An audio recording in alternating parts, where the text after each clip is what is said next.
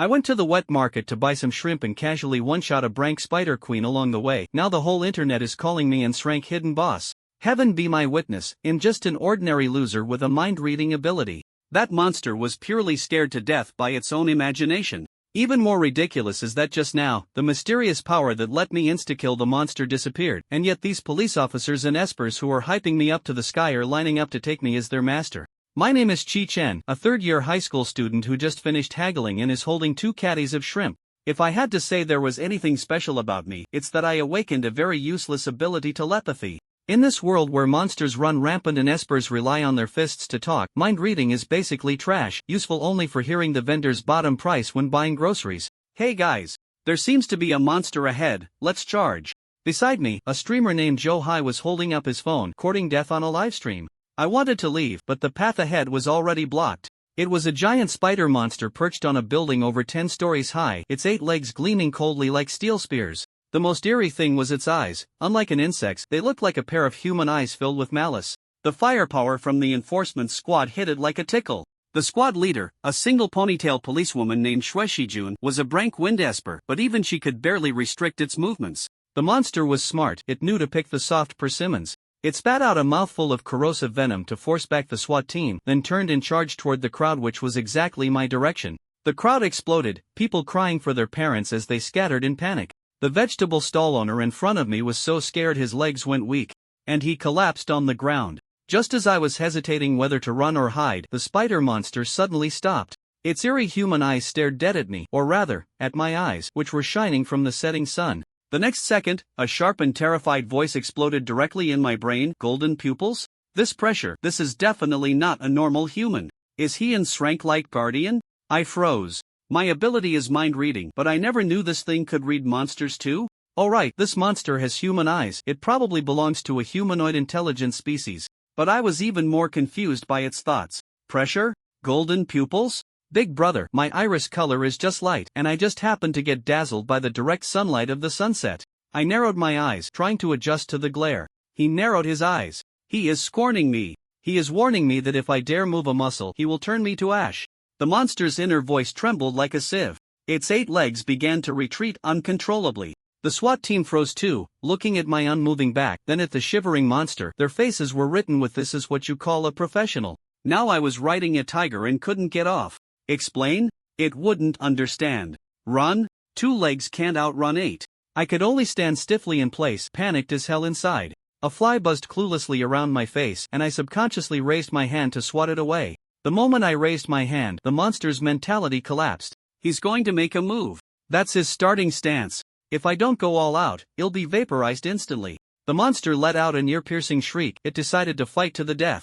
It opened its giant mouth, its venom glands wriggling madly, and its body turned into a blur, actually charging toward me with reckless abandon. It's over, MBBQD. That was the only thought in my head. But just then, an inexplicable scorching sensation rose from my dantian. That was power? As if responding to the extremely detailed mental image of being insta-killed by a light ability in the monster's mind, my body actually resonated with some kind of rule in that instant. My palm opened uncontrollably, and countless dazzling spheres of light condensed in my palm. Boom! No incantation, no wind-up. The light spheres shot out like a pear blossom storm, accurately penetrating every single joint of the monster. That spider monster, which had been so arrogant just a moment ago, didn't even have time to scream before turning into sky-filling ash in midair. The light faded, and I maintained the fly-swatting pose, still holding 2 caddies of shrimp in my hand. The entire scene was deathly silent. The livestream comments went crazy, and the SWAT team's jaws dropped, and I felt physically hollowed out. That power came fast and left fast, vanishing without a trace instantly. I glanced at the dead fly on the ground, with only one thought in my mind: since I'm so strong, why didn't I even hit a fly? The monster turned to ash, and I turned into a god. But I knew very well that right now I was a weakling with 0 attack power. To not blow my cover, I could only brace myself, pick up the change the terrified stall owner gave me from the ground, lift my groceries, and turn to leave with a calm gait that said, I just casually swatted a mosquito. A master. This is a true master. Behind me came the streamer's lung-tearing shout. Back home, I thought I could get some peace and quiet. Result, the moment I entered, my stupid elementary school brother Chiao crashed into me like a cannonball. Bro! Mom said you saved the world. I looked at my mom watching soap operas on the sofa. She calmly cut fruit. Oh, if I didn't say that. This kid wouldn't do his homework. Thank God there's a normal person in the house. But the school side wasn't so easy to fool. That night, the class group chat exploded. I knew something was off about Chi-chan. Usually so aloof, turns out he was cultivating immortality. Begging the big boss to carry me. Link, mysterious golden pupil youth insta-kills Brank demon, suspected dragon country guardian deity. I watched the replay of that video with over 1 million views, my toes digging a 3-bedroom apartment into the floor. In the video, my gaze was indifferent, golden light flowing, and with a wave of my hand, things turned to ash. Don't say anymore, I'm almost believing it myself. I tried to explain it was special effects, a coincidence, but it was useless. In this world, as long as you are strong, even your shit smells good. The next day after school, a black special ops vehicle blocked my way. The window rolled down, revealing that strikingly heroic face Shue Shijun. Yesterday's female SWAT captain. Mr. Chi, there are some details we need your cooperation to investigate. Is it convenient? Although it was a question, the tone was filled with awe for the strong. In the interrogation room, oh no, the VIP reception room, Shue Shijun poured me a cup of the best tea. Sitting opposite me, the hand holding her pen was actually trembling slightly. Regarding the rank of that monster, what is your opinion? She asked cautiously. What's my opinion? I looked with my eyes. I don't even know if it was male or female. I don't know. I told the truth. Shue Shijun froze for a moment, then I heard her inner voice, disdain to evaluate? Makes sense. To a powerhouse of this level, there really is no difference between Crank and Brank, they are all like ants. Masters indeed hate red tape. She solemnly wrote in her notebook, monster too weak, target unable to sense specific intensity. Me, alright then. Then regarding your ability. Our preliminary judgment is light element. She looked at me probingly. My heart skipped a beat. That power is gone now. If I admit it, what if they ask me to demonstrate later? I looked at her and activated my mind reading. He's not speaking, his gaze is profound. Did I guess wrong? Is light just the appearance? True, that ability to instantly vaporize matter looks more like a rule-based erasure. Heavens, could it be the mystery element above Shrank? I put down my teacup and said profoundly, what you see is not necessarily true. Shue Shijun's pupils quaked. Exactly. I knew it wasn't that simple. He is enlightening me. He is telling me not to be confused by appearances. She took a deep breath, closed the notebook, her attitude even more respectful. I understand. Given your special circumstances, we will process a Class 2 Esper license for you. You will have the authority to access internal data and enter restricted areas. But you do not need to report your specific whereabouts and abilities to us. Class 2 license? That's a privilege card reserved for top-tier bosses who don't want to reveal their identities. Resisting the urge to laugh, I nodded, acceptable. Walking out of the enforcement bureau, I looked at the ID in my hand with mixed feelings. A powerhouse created by bluffing with mind dreading. How long can I keep this up? Facts prove that acting cool comes with a price. My deskmate Sher Jangwen, a master of courting death keen on various urban legends. After learning I was a hidden boss, he shamelessly dragged me to go exploring. Location, Nanwu Orphanage. That is a famous haunted place in the city.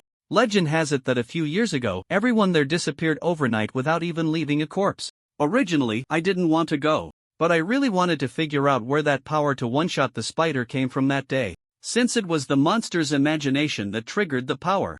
Did that mean as long as a monster was present, I could borrow power again? To verify this hypothesis, I agreed. 3 others went along, Sher Jangwen and my childhood friend Ran Yang, who is now studying in the combat department's senior year. Also his 2 teammates Muscleman Zhaozhen and the cute girl Jianwening carrying a huge hammer. Zhaozhen didn't like me at all. Some people clearly have some skill but hide their heads and tails. Zhaozhen spoke sarcastically while climbing over the rusty gate of the orphanage. Don't think just because your family has some background you can play us for fools. He obviously thought I was the type of rich second generation who was actually strong but pretended to be weak to humiliate them. I couldn't be bothered to explain. For this kind of person who convinces themselves, explaining is just covering up. The orphanage was overgrown with weeds and lifeless. Just as we entered the main hall, the surrounding air suddenly became thick. Something's wrong. Ran Yang's face changed. Fog is rising. Not ordinary fog. The mist seemed alive, rapidly swallowing the sunlight outside the window. The originally dilapidated walls began to twist as if something was squeezing out from the cracks. It's a fusion domain, Jiang Wenyin exclaimed. Damn it, how is our luck so good to run right into the formation phase of a new domain? A fusion domain is a monster's lair. Once formed, it becomes an independent small world. Unless you kill all the monsters or wait for the fusion to end, no one can get out. Don't panic, Zhaozhen roared, wanting to show his leadership. Split up. Chi-chan and I will be a team, you 3 be a team. Just survive the initial fusion phase and we'll be fine. I glanced at him. Although this guy has a foul mouth, he actually wants to protect me at a critical moment? No. He wants to observe my strength up close to expose my disguise. Fine. I agreed. The two of us walked toward the third floor. The stairwell was terrifyingly quiet, with only the sound of our footsteps. The fog grew thicker and thicker, so thick that face-to-face we could barely see each other. Hey, Chi-Chen. Zhao Jin walked in front, his voice trembling slightly. At a time like this, can you stop pretending? If there really is a monster. Before he could finish, the stairs ahead suddenly broke off. Not collapsed, but vanished into thin air. Like someone used an eraser to wipe that section of space away. Zhao Jin stepped on empty air, and his entire person was instantly swallowed by the mist below. Zhao Jin. I reached out to grab him but caught nothing. The surrounding space began to distort madly. Clearly I was on the third floor, but when I turned around, I found myself standing in a closed utility room. Rustling sounds came from outside the door, like countless feet crawling on the ground. I gripped my only weapon, a broom broken in half, me heart pounding like thunder. This is a fusion domain, the monster's home turf. And right now, I am just a high school student holding a broom. Can my mind reading hear the monster's voice? Will that borrowed power appear again? If it doesn't, am I going to die here? Suddenly, the doorknob turned. Creaked, door opened. Standing at the door wasn't a monster. Instead, it was a pale-faced female streamer holding a selfie stick and a young policeman in a special ops uniform but with a very childish face. Seeing me, the policeman froze, then as if seeing a savior, looked so excited he was about to cry. You are that golden pupil boss from the video? Great! We are saved. I looked at his hopeful eyes, then at the formless black shadow condensing behind him. That shadow was emitting a nauseating malice, and, is this a human powerhouse? Such a fragrant soul, if I eat him, I can evolve. Its inner voice was filled with greed, completely lacking the fear of that spider. This is bad. This monster is a hothead, it doesn't know who I am. My hands holding the broom were sweating slightly, but I had to force a calm expression on my face, coldly spitting out one word, scram. I don't ask for it to understand, I only ask that it can be like its predecessor and think a little too much. You must overthink this. I beg you. Wait a minute. Before the two could step in, a sound came from the door of the adjacent room. Just as they were about to turn their heads to check, a whooshing sound pierced through the dim room. A ghostly hand shot out from inside, lunging at Zhuang Hong. Zhuang Hong was startled, his eyes wide open. Ultimately, relying on his combat instincts, he narrowly dodged the attack of the ghostly hand. The hand, having failed its sneak attack, waved a few times in the air before retracting back into the room. After evading the ghostly hand, Zhuang Hong took several steps back, distancing himself from its attack range. As a graduate of a combat-oriented university, he recognized it at a glance. This was a class monster, a spirit bound to the earth. Despite having the strength level of a class, the spirit was unable to leave its birthplace due to its binding, thus classified as class. Although monsters can enhance their strength to break through levels, the classification is of significant importance for the patrol teams in the clearing field, as newly born monsters find it difficult to break through in a short time. The appearance of the earthbound spirit in the room clearly indicated that their time estimation was off. The initial fusion had already concluded. Meow Meow Rabbit let out a long breath, patting her chest to ease her fright. The two who had narrowly escaped turned their gaze towards the position of their savior. The door next door creaked open, and a figure emerged from the similarly dim room. Meow Meow Rabbit quickly shone her flashlight towards the newcomer to get a better look. Chi-Chan, who had just stepped out, was nearly blinded by the beam of Meow Meow Rabbit's flashlight. He squinted his eyes and tilted his head to avoid it. However, the instinct to be cautious made him unconsciously keep an eye on the other's movements. Although if it came to a real fight, two ability users could easily overpower him. So being on guard didn't seem to matter. Sighing, the rookie thought. Meow Meow Rabbit's mouth slightly opened, astonished by Chi-Chan's aura. His face was as handsome as a model's, slightly tilted down, with his sword-like eyebrows raised and a pair of bright, platinum-colored eyes scrutinizing them like cold stars. It seemed he was sighing at their lack of reaction, as if lamenting their intelligence. The silent mockery made Meow Meow Rabbit want to find a crack in the ground to hide in. She unconsciously tightened her grip on her phone, the screen filled with scrolling comments. Hiss, this aura, clearly not simple. Did Meow Meow Rabbit get lucky? First of all, I'm not a male idol, I don't want a duel, and secondly, this guy is really damn handsome. Got it. Male idol Zhuang Hong was the first to react. Sorry, we've caused you trouble. Ha! Although he had countless questions in his mind, Chi-Chan decided to deal with the flashlight first. Could you not shine that at me anymore? Meow Meow Rabbit, who was directly addressed, stared at him blankly, and after a few seconds, she hurriedly turned off the flashlight. She revealed an awkward yet polite smile, repeatedly apologizing. I'm sorry, I didn't notice. It's fine. His sudden voice startled them. Using a flashlight to check for abnormalities was a perfectly normal action. Shi-chin didn't take it to heart and turned to look at Zhuang Heng. He had noticed earlier that this promising young man's uniform looked so familiar, like a ray of sunlight cast into the abyss, illuminating his lifeline. He spoke bashfully, hinting to the patrol officer, "It's very dangerous here." Social death aside, having been praised by everyone for so long, Shi-chin didn't have much of an idle burden, but there was still a little. Zhuang Heng cautiously surveyed the surroundings and nodded seriously. "Yes, you're right. Well, seeking help from a big shot. Pretending to be cool would indeed invite divine retribution." Shi-chin shrugged off that little idle burden. "I want to act with you." Meow Meow Rabbit, who had been drifting outside the conversation, felt as if a heavenly sound struck her heart with those words. She immediately rushed in front of Shi-chin, nodding vigorously. Okay. It's easier to talk to girls," Shi-chin sighed in relief. He was really worried about being left behind. Now that he thought about it, having a male mom wasn't so bad after all. Unexpectedly, Shi-chin was willing to accompany them, and Zhuang Heng's slow reaction seemed to Shi-chin like he didn't want to bring him along. As the three moved together, Shi-chin didn't realize he was also expected to take the rear position, but thought the rookie was being protected behind the big shot. This was the Ganges. The preliminary fusion had ended, and Zhuang Heng's real work began. Eager to reunite with his companions to clear out the monsters, he was also concerned about how to settle Meow Meow Rabbit, but now he felt at ease.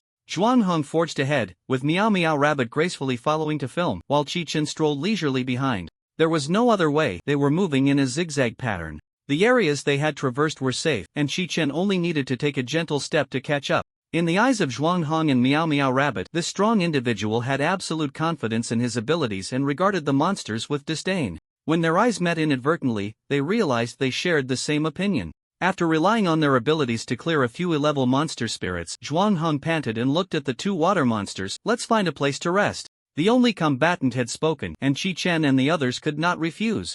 As Shi-chin discovered that Meow Meow Rabbit was only slightly better than him, he also realized that this big shot was strong but too laid back. She even suspected that the big shot had chosen to team up with them just to find someone to clear the small monsters. As for Zhuang Heng, the only one who could fight, he would not let any monster escape as long as he could defeat it. Even an A-level monster could pose a life-threatening danger to an ordinary person. Having learned from the last lesson, Zhuang Heng and Meow Meow Rabbit were well prepared, confirming with their peripheral vision that Shi-chin did not stop them before cautiously entering the room. The room was well furnished. The first thing that caught the eye was a desk with paper and pens on it, and beside the desk stood a tumter-high bookshelf filled with various books. Even the storage room had been cleared out. How could there be so many things in this room? Shi-chin stepped forward in confusion and leaned closer to the bookshelf. How to communicate with children, 108 recipes for baby food.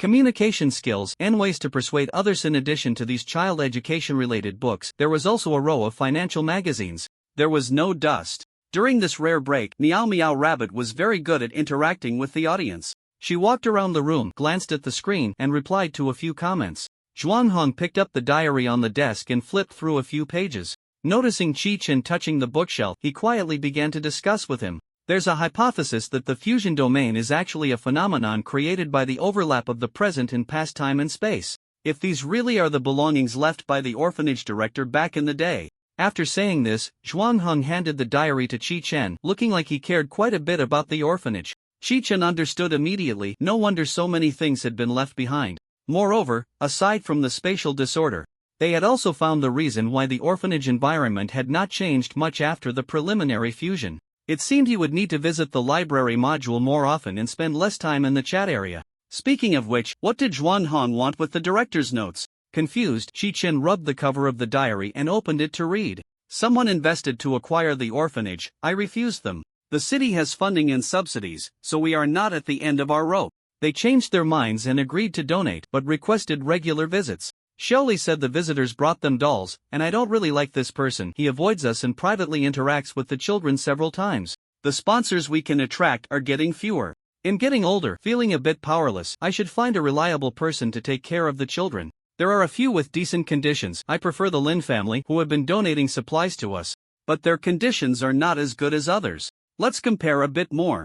Shi-chin flipped through the last few pages, which were all about comparisons, entangled comparisons in a loop. In the end, it seemed he had chosen one family to move forward with. Shi-chin speculated. Although there was still plenty of paper left, the latter half of the diary was blank. Just to pass the time, he didn't read carefully, and although he felt something was off about the later entries, he didn't pay it much mind. As he turned the pages, the last page had only one line of text. "Do you like reading my diary so much?" Shi Chen's scalp tingled, a chill creeping up from his heart, and he almost tossed the notebook away. If this were an infinite flow dungeon, Shi Chen would ponder for a moment and analyze rationally. Unfortunately, it is not. One of the rules of ordinary life is that if you shouldn't know something, then don't. Shi Chen placed the notebook back on the table, preparing to inform the patrol team about the situation later. This action seemed to trigger a switch in Zhuang Heng, who immediately stood up and asked, "Are we leaving?" Pressing on why Shi Chen was so concerned about the orphanage, Zhuang Heng planned to wait until they were outside to examine the notes in detail. Right now, the more important task was to clear the monsters in the fusion area. Having rested well and waiting for Shi Chen's command, Zhuang Heng could no longer sit still. "Alright, let's go." Shi Chen, as a weak fighter, cooperated well with the patrol team's orders. The three of them stepped out of the room and found the scene in the corridor completely different from before. Shi Chen looked around and quickly found the door number. The spatial distortion had sent them to the corridor on the first floor. Zhuang Heng touched a certain spot on the wall and said, "This is a signal left by my teammate, I want to check it out." After saying that, he moved forward. Shi Chen immediately followed his pace, and with 2 against 1, Meow Meow Rabbit had no choice but to follow as well. Zhuang Heng's speed increased, and he gradually distanced himself from Meow Meow Rabbit. The corridor they walked through was partly new and partly old, covered in cobwebs, resembling a patchwork house.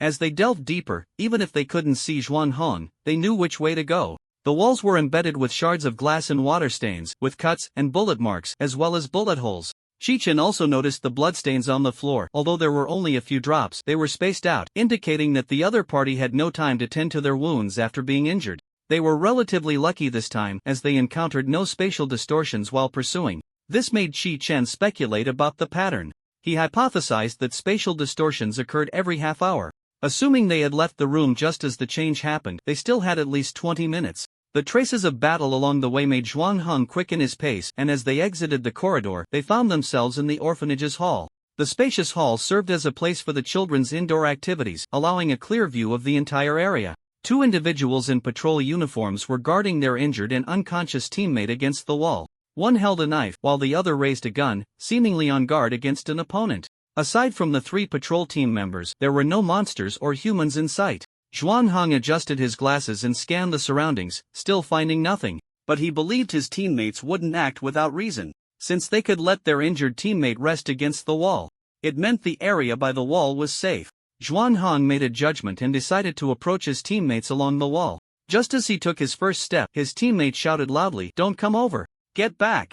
However, it was too late. A figure emerged from the ground, swinging its hands transformed into blades towards Zhuang Heng. Clang like shards of a broken mirror, the mirror blade struck the metal shield, leaving a white mark. The figure, seeing its attack fail, quickly retreated. Zhuang Heng retracted the metal shield and noticed a thin layer of water on the ground. In the opposite corridor, a water pipe lay quietly on the smooth floor, trickling water. "It's a class monster, Mirror Ghost. Get back and throw away any reflective items on you." Each of the 2 team members made a statement, clarifying the focus, and Zhuang Heng trusted his senior's judgment as he stepped back. Hee, the ghostly laughter was close at hand. And Zhuang Heng reflexively used his ability to control the metal he carried, raising the metal shield to protect himself, but unexpectedly, the mirror ghost did not attack. Where? Zhuang Heng quickly scanned himself, checking for anything that could reflect light. Hee, this time the sound was even closer. Zhuang Heng looked up, and the mirror ghost emerged from the metal shield he had raised, its mirror blade aimed directly at his head. The metal on his glasses extended, blocking the mirror ghost's blade, and Zhuang Heng hurriedly retracted the metal shield. The mirror ghost lost its support and fell to the ground. Bang bang bang! The armed officer reacted extremely quickly, seizing the opportunity to fire several shots. Just as the mirror ghost was about to meet its end from the enhanced bullets, a pair of ghostly hands reached out and pulled the mirror ghost away. The bullets struck the ground, shattering the floor tiles. While the bullets were deflected by the solid concrete, the vengeful ghost has appeared. The knife-wielding officer immediately stepped forward to slash and pursue, while another officer aimed his gun at the vengeful ghost. Once the mirror ghost was pulled out of the bullet's attack range, the vengeful ghost let it go. It seemed the vengeful ghost knew it would be the focus of fire and fled rapidly, not allowing the knife-wielding officer to catch up to it. The mirror ghost submerged into the water, disappearing from everyone's sight, only to reappear at the feet of the armed officer moments later. The prepared officer drew his dagger to block the mirror ghost's attack, while also distractedly directing his teammates, "Don't mind me, kill the vengeful ghost first." This was an order directed at Zhuang Heng, as he had already coordinated with the knife-wielding officer. Unfortunately, the monster's physical abilities were always superior to those of humans, and the knife-wielding officer failed to catch the vengeful ghost in time, missing the opportunity. The vengeful ghost activated its supernatural ability, ghostly veil vanishing from their sight. Seeing the vengeful ghost escape, the mirror ghost also submerged into the water. Everything returned to square one. When Zhuanghang stopped, Shi-Chen, who was about to follow, was halted in his tracks by a "Don't come over here." From a distance, seeing Zhuanghang being ambushed twice in quick succession, Shi-Chen quietly found cover and checked for any reflective objects on him. It was too dangerous to rush in and give away his life. He decided to observe the situation first. If he could land a blow at a critical moment, it would be a way to repay the officer for protecting him for so long. Miao Miao too glanced at the phone that was live streaming, hesitated for a moment but didn't discard it, reasoning that the screen lit up from the ongoing stream wasn't reflective. And since it was in a phone case, it should be fine. The knife-wielding officer protected Zhuanghang as they moved to join the armed officer. The three formed a fan shape, shielding their injured teammate in the center. "Brother Zhang, brotherly, be careful of my metal," Zhuanghang reminded his teammates, knowing that the metal on him would reflect light. The officer known as Brother Zhang waved his knife and said proudly, "You give me the metal and I'll enhance its mat ability for you. Be careful, don't get ambushed while enhancing it again," brotherly warned his teammate. "Got it, aren't you here with me?" Brother Zhang waved his hand dismissively, feeling relieved by Zhuanghang's arrival, which eased the tension he had been under. The two monsters clearly had no intention of giving them enough time to adjust. Just as Brother Zhang touched the metal, a new wave of attacks came. Brotherly reacted quickly, blocking the attack while rapidly providing Zhuanghang with information. The mirror ghost must extend its head first when it emerges from the mirror. Dealing with a single mirror ghost isn't difficult, but the vengeful ghost's illusionary abilities combined with its attacks make it hard for us to defend ourselves. Understood. Wearing the enhanced glasses, Zhuanghang took the metal thrown back by Brother Zhang and transformed it into a metal bracelet to wear on his wrist. "Brother Zhang, brotherly, you two bandage your wounds first, I'll hold the line." Zhuanghang noticed that both of them had some knife wounds, and it wasn't a solution to keep bleeding like this. "What are you talking about? These little wounds are nothing," brotherly said, covering Brother Zhang's mouth from behind. "No, you need to." The simple treatment of the wounds didn't take long, and after Zhuanghang blocked a few attacks, he felt his teammates standing beside him again. Zhuanghang thought he could sound the horn for an attack, but things were not as he had imagined. It seemed the vengeful ghost had adjusted its state. Under the influence of the ghostly veil, they failed to notice the mirror ghost emerging several times, barely escaping thanks to their teammates' cooperation. Meanwhile, the mirror ghost could rest any time it submerged into the mirror, while they needed to remain vigilant against the mirror ghost's ambushes. The vengeful ghost's ghostly veil caused them significant trouble. If they let their guard down for even a moment, they could be injured by the mirror ghost. The situation was extremely unfavorable. Shi-Chen shared the same thoughts as the three on the field. Don't even mention finishing off the kill. The three of them have been facing the monster for so long that the mirror ghost has only sustained minor injuries, and the grudge ghost has barely shown itself once. Meow Meow Rabbit's phone diligently relayed this scene to the viewers in the live stream. "I don't understand what this guy is still waiting for. Zhuanghang has been working for him for so long. Why isn't he going in? Have you considered that he might be a colorful pan? And done, then he's just pretending. Not really. The orphanage has been empty for so many years. He must at least be an ability user to enter the fusion field. Are the only options for emotional choices the big shot and the colorful pen?" Brotherly analyzed the situation and shared his thoughts. "Xiao Zhuan, hold the line for a bit, we'll carry the person, and Lao Zhang, act according to the situation. Well, stick to the wall as we go out. This terrain is not in our favor. Before, we couldn't move Xiao Zhao out, which is why we stayed here. Now that we have 3 people, there's no need to fight it out here." "Okay." Brother Zhang and Zhuanghang immediately sprang into action, covering Brotherly as he picked up the injured teammate. The two monsters noticed their movements and stopped passively, wearing down their will and stamina, launching wave after wave of fierce attacks. Unable to defend well, Brotherly became their primary target. Noticing that Xiao Zhao was injured and unconscious, Brotherly reluctantly set him down and resorted to dragging him to counter the mirror ghost's attacks. The slippery ground made it easier for Brotherly to drag Xiao Zhao, significantly increasing their speed. However, the attack range on Xiao Zhao increased, and the mirror ghost changed its target. With Xiao Zhao lying low, the three had to bend down to protect him, which was even more uncomfortable than before. Brotherly had no choice but to change his mind and let the strong and sturdy Brother Zhang carry Xiao Zhao. Brother Zhang, tall and robust, could better mitigate the risk of Xiao Zhao's wounds tearing further from the movement. A monster that feeds on humans would not let a meal slip away.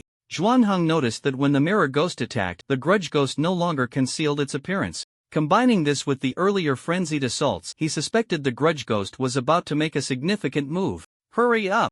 Brotherly shared the same suspicion as Zhuanghang. Without the Grudge Ghost's assistance, despite the terrain advantage, a class monster acting alone would find it utterly impossible to completely block 3 quasi-class and class ability users. All 3 were well-trained members of the patrol team. While they might not match some civilian expert ability users in unknown combat, their teamwork was top-notch. During their running and defending, they managed to maintain their formation, advancing and retreating together. In the heat of battle, they didn't realize they had been running for so long without leaving the hall. In the corridor not far from the hall, the 2 watched helplessly as the 3 circled around the hall, ultimately ending up in the middle of the hall, the farthest point from the exit.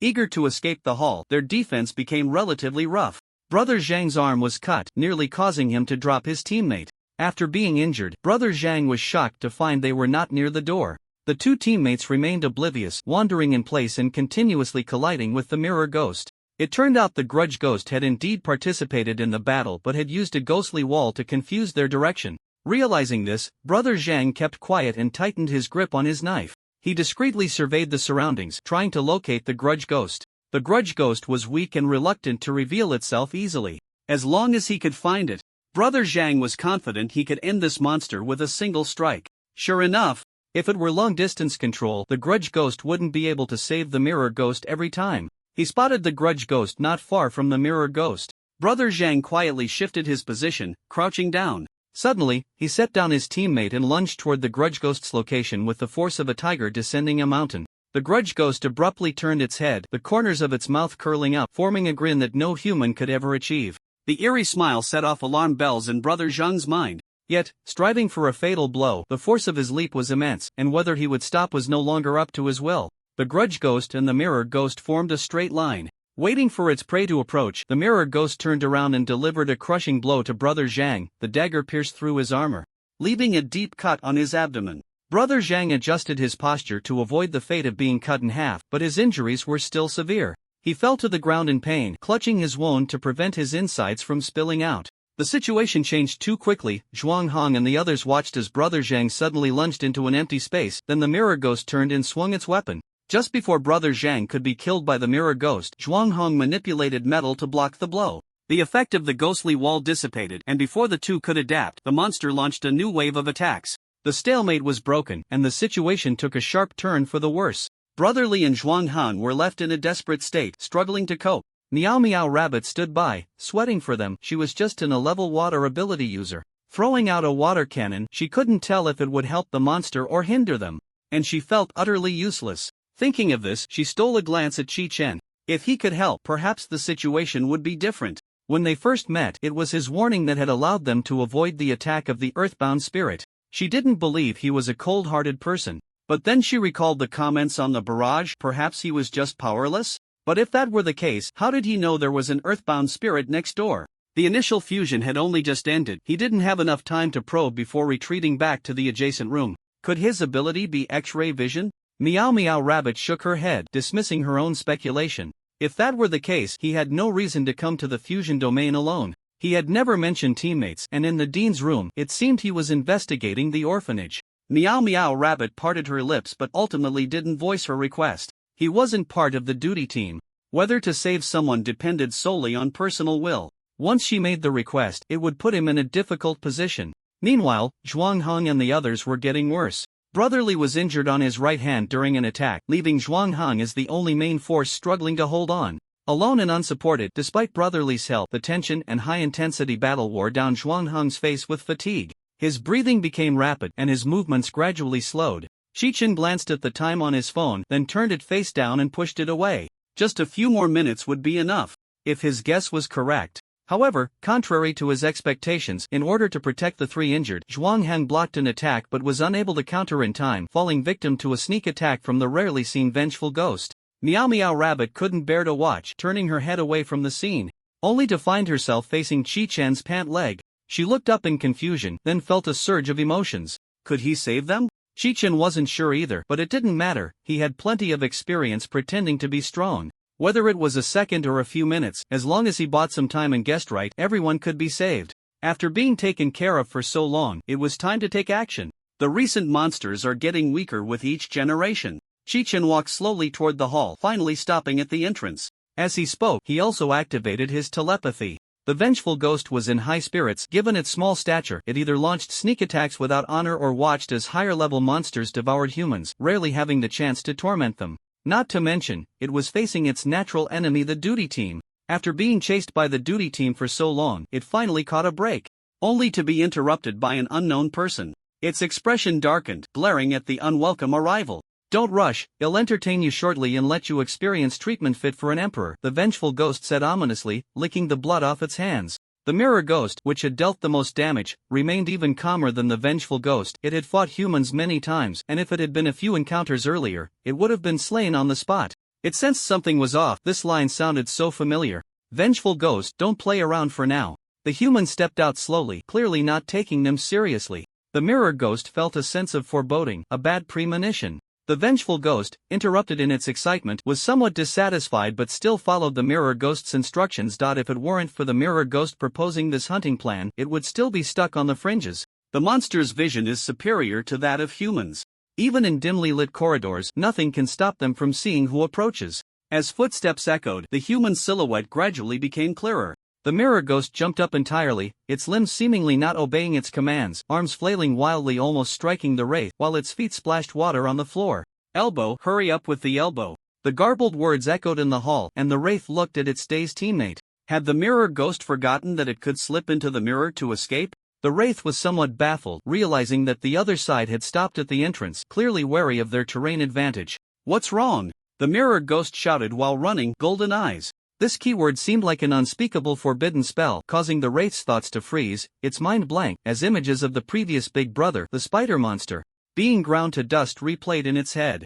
The figure before it overlapped with that of the golden-eyed human, except for a pair of eyes. But the wraith knew that once the attack commenced, those eyes would transform into dazzling golden eyes, reaping the lives of monsters. "Wait for me, mirror ghost." The wraith stretched out its right hand, grasping at the void, but couldn't call the mirror ghost back. It mimicked the earlier helplessness of the mirror ghost, scrambling and rolling as it ran. Neither monster dared to stop. They clearly remembered that last time, this human had let the previous big brother run 40 meters first, only for the big brother to instantly turn to ashes and vanish. Meow Meow Rabbit stared in disbelief. Just moments ago, these two imposing monsters had fled in disarray after a single encounter, lacking even the courage to engage directly. She tiptoed over to Chi Chen and quietly asked, "Aren't we going to chase?" "Mirror ghost, wraith, is this woman a devil?" Zhuan Heng and Brotherly, fearing they would become hostages and dragged Chi Chen down, pulled their teammates closer as the monsters left. Hearing Meow Meow Rabbit's words, they also looked at Chi Chen. Chi Chen hadn't expected these two monsters to know about that incident. He felt a sense of relief while continuing to play along. He brushed his bangs back, his expression indifferent. "Let them run a bit further, otherwise, it's too easy." The monsters hadn't left yet. They couldn't reveal their true forms. The two monsters, still running while eavesdropping, felt invigorated by his words, and they sprinted off at full speed. Meanwhile, Chi Chen, exuding an air of authority, silently chanted in his heart, "Hurry up with the spatial disruption, otherwise, I can't keep this up." As if responding to his expectations, a strange wave surged, and the two monsters vanished from sight. "Ah, this damned spatial disruption." Everyone present sighed in regret, lamenting the missed opportunity. The viewers in the livestream felt the same way. After a flurry of question marks in the comments, they began to compete in speed and perception. "Can someone explain who this big shot is? I've learned my lesson. Next time I'll act like a monster too." Does the monster pats its full belly. "Don't order takeout yet. Someone will come to act." Found it. The source of the golden eyes. The streamer is Haibushi's video came back after watching. "Letting you run 40 meters isn't just talk, turtle. That spider ran more than 40 meters. If these two aren't lucky, they'll be done too." Zhuang Heng and Brotherly, having narrowly escaped death, unceremoniously plopped down on the floor. Brother Zhang weakly smiled, having almost sent everyone away with his reckless actions. Brotherly gave him a light smack on the head before opening the medical kit to tend to his wounds. Fortunately, the physical condition of ability users is better than that of ordinary people. Although Brother Zhang was injured, luckily, his organs were unharmed. After bandaging up, they would be sent to the hospital for treatment once the complete fusion ended, and there would be no life-threatening danger. As Brother Zhang was being bandaged, he chatted, "Little brother, where are you from?" "Xipan City." Chi Chen was somewhat puzzled as to why he was asking this. In places unseen by humans, the number of powerful monsters is unknown. In an era where ordinary people risk their lives just to cross a city, there are few outsiders. Brother Zhang was amused by him, laughing so hard that it pulled at the wound on his stomach, causing him to gasp in pain. "I'm asking if you're a combat major or from the Ability Association?" The Ability Association is the official way to manage civilian ability users and also serves as a channel for high-level ability users to register and form teams. Qualified high-level ability users can register and form their own teams at the Ability Association. One of the conditions for forming a team is that when level or higher monsters appear at the city's edge, they must participate in the cleanup operations. The Class 2 Ability Certificate was partly established for these ability users. With this explanation, Chi-chan understood and shook his head in response, neither. The people around were surprised. How could someone so young not even be a combat major? Did they graduate so early? Chi-chan, having a deep understanding of the assumptions being made, could see through what they were thinking at a glance and proactively explained, I'm a student, just not in the combat major. Meow Meow Rabbit showed an expression of I see now. Then realized how deep this was and immediately fell silent. Hearing that the country secretly had plans to support the growth of talents so they wouldn't become targets for monsters, was it really true? Those rumors about the first and second seats Zhuang Hang and Brotherly thought of a certain rumor in unison. The only one who didn't have any assumptions, Brother Zhang, laughed heartily and gave him a thumbs up. You're pretty impressive, being this strong without being in the combat major. Shut up, can't you see we're still live streaming? Brother Zhang's bold statement shocked the three of them. But the live stream was never short of old timers and schemers. TSK, just a pure student, I can only say those who understand what's going on. Is he the one from the national rumors? Those in front, wait for the expedited listy wonder why I've never heard of such an impressive guy before. Meow Meow Rabbit also didn't want to turn off the live stream. That would only make the news spread faster. It was better to shift the topic elsewhere to let the audience forget about this matter. How did you encounter the monster? Brotherly silently gave Meow Meow Rabbit a thumbs up and replied, we encountered a Blevel monster, the lizard man, while following Captain Pang. Xiao Zhao was seriously injured while covering our retreat, so old Zhang and I stayed behind to take care of him, and then we were teleported near the monster due to spatial turbulence. Blevel monster! Meow Meow Rabbit exclaimed in shock, her tone rising. She had only wanted to find a small piece of gossip to change the topic, but unexpectedly stumbled upon a big scoop. Could that patrol team even handle it? The average strength of the team leader was only Clevel. Brotherly noticed what she was thinking and continued to explain, the captain has already requested support from higher-ups. Given that so much time has passed, I believe the Blevel ability users still in the city should have arrived by now. Hearing that help was on the way, Meow Meow Rabbit felt her heart settle, no longer as panicked as before. You were in such danger back then. Zhuang Heng had a different perspective from Meow Meow Rabbit. Facing a Blevel monster, there would be no shortage of injuries within the team. Brother Zhang recalled that escape with lingering fear. Yeah, luckily we survived. Feeling lucky to have come to this hellish place, Chi-chen nodded in agreement. It was fortunate that his luck hadn't been at its worst. Mainly, the people around were too imaginative. Even a salted fish would want to try hard just in case it worked out. Seeing everyone's worried expressions, Brotherly smiled and said, don't worry, maybe the Blevel monster has already been cleared out. We small fries just need to wait for good news. This flag can't be planted. Meow Meow Rabbit remembered the flag she had planted before entering. She hadn't been worried at first, but Brotherly's words made her anxious again. She quickly interrupted the flag planting behavior. Was the cameraman's mood back then really like this? This counts as planting a flag too. Seeing everyone looking even more worried, Brotherly had no choice but to change the subject. What are your plans next? I can take care of them alone. Xiao Zhuang, you should also go and clear the monsters. Zhuang Heng took the initiative to speak up. I think I should stay and take care of you all. This fusion area is more dangerous than imagined, and whether they can find each other after separating is a question. Brotherly taking care of two patients alone seems unreliable. Young people shouldn't be so unmotivated. Brotherly winked at him, raising his eyebrows towards Chi-chen's direction. Zhuang Heng understood this was a signal for him to take Chi-chen to rescue the other teammates. Compared to the teammates whose lives were uncertain, Brotherly and the others had a slightly lower priority. With this thought, Zhuang Heng stopped being stubborn. Ah, okay. Chi-chen didn't want to go, knowing that there were Blevel monsters still running around. What was the difference from seeking death? Moreover, he had just finished this round, and jumping into the Yellow River wouldn't wash away his guilt. If he ran out and encountered a monster, how would he explain to Zhuang Han why he didn't go? It's better to stay and look out for each other.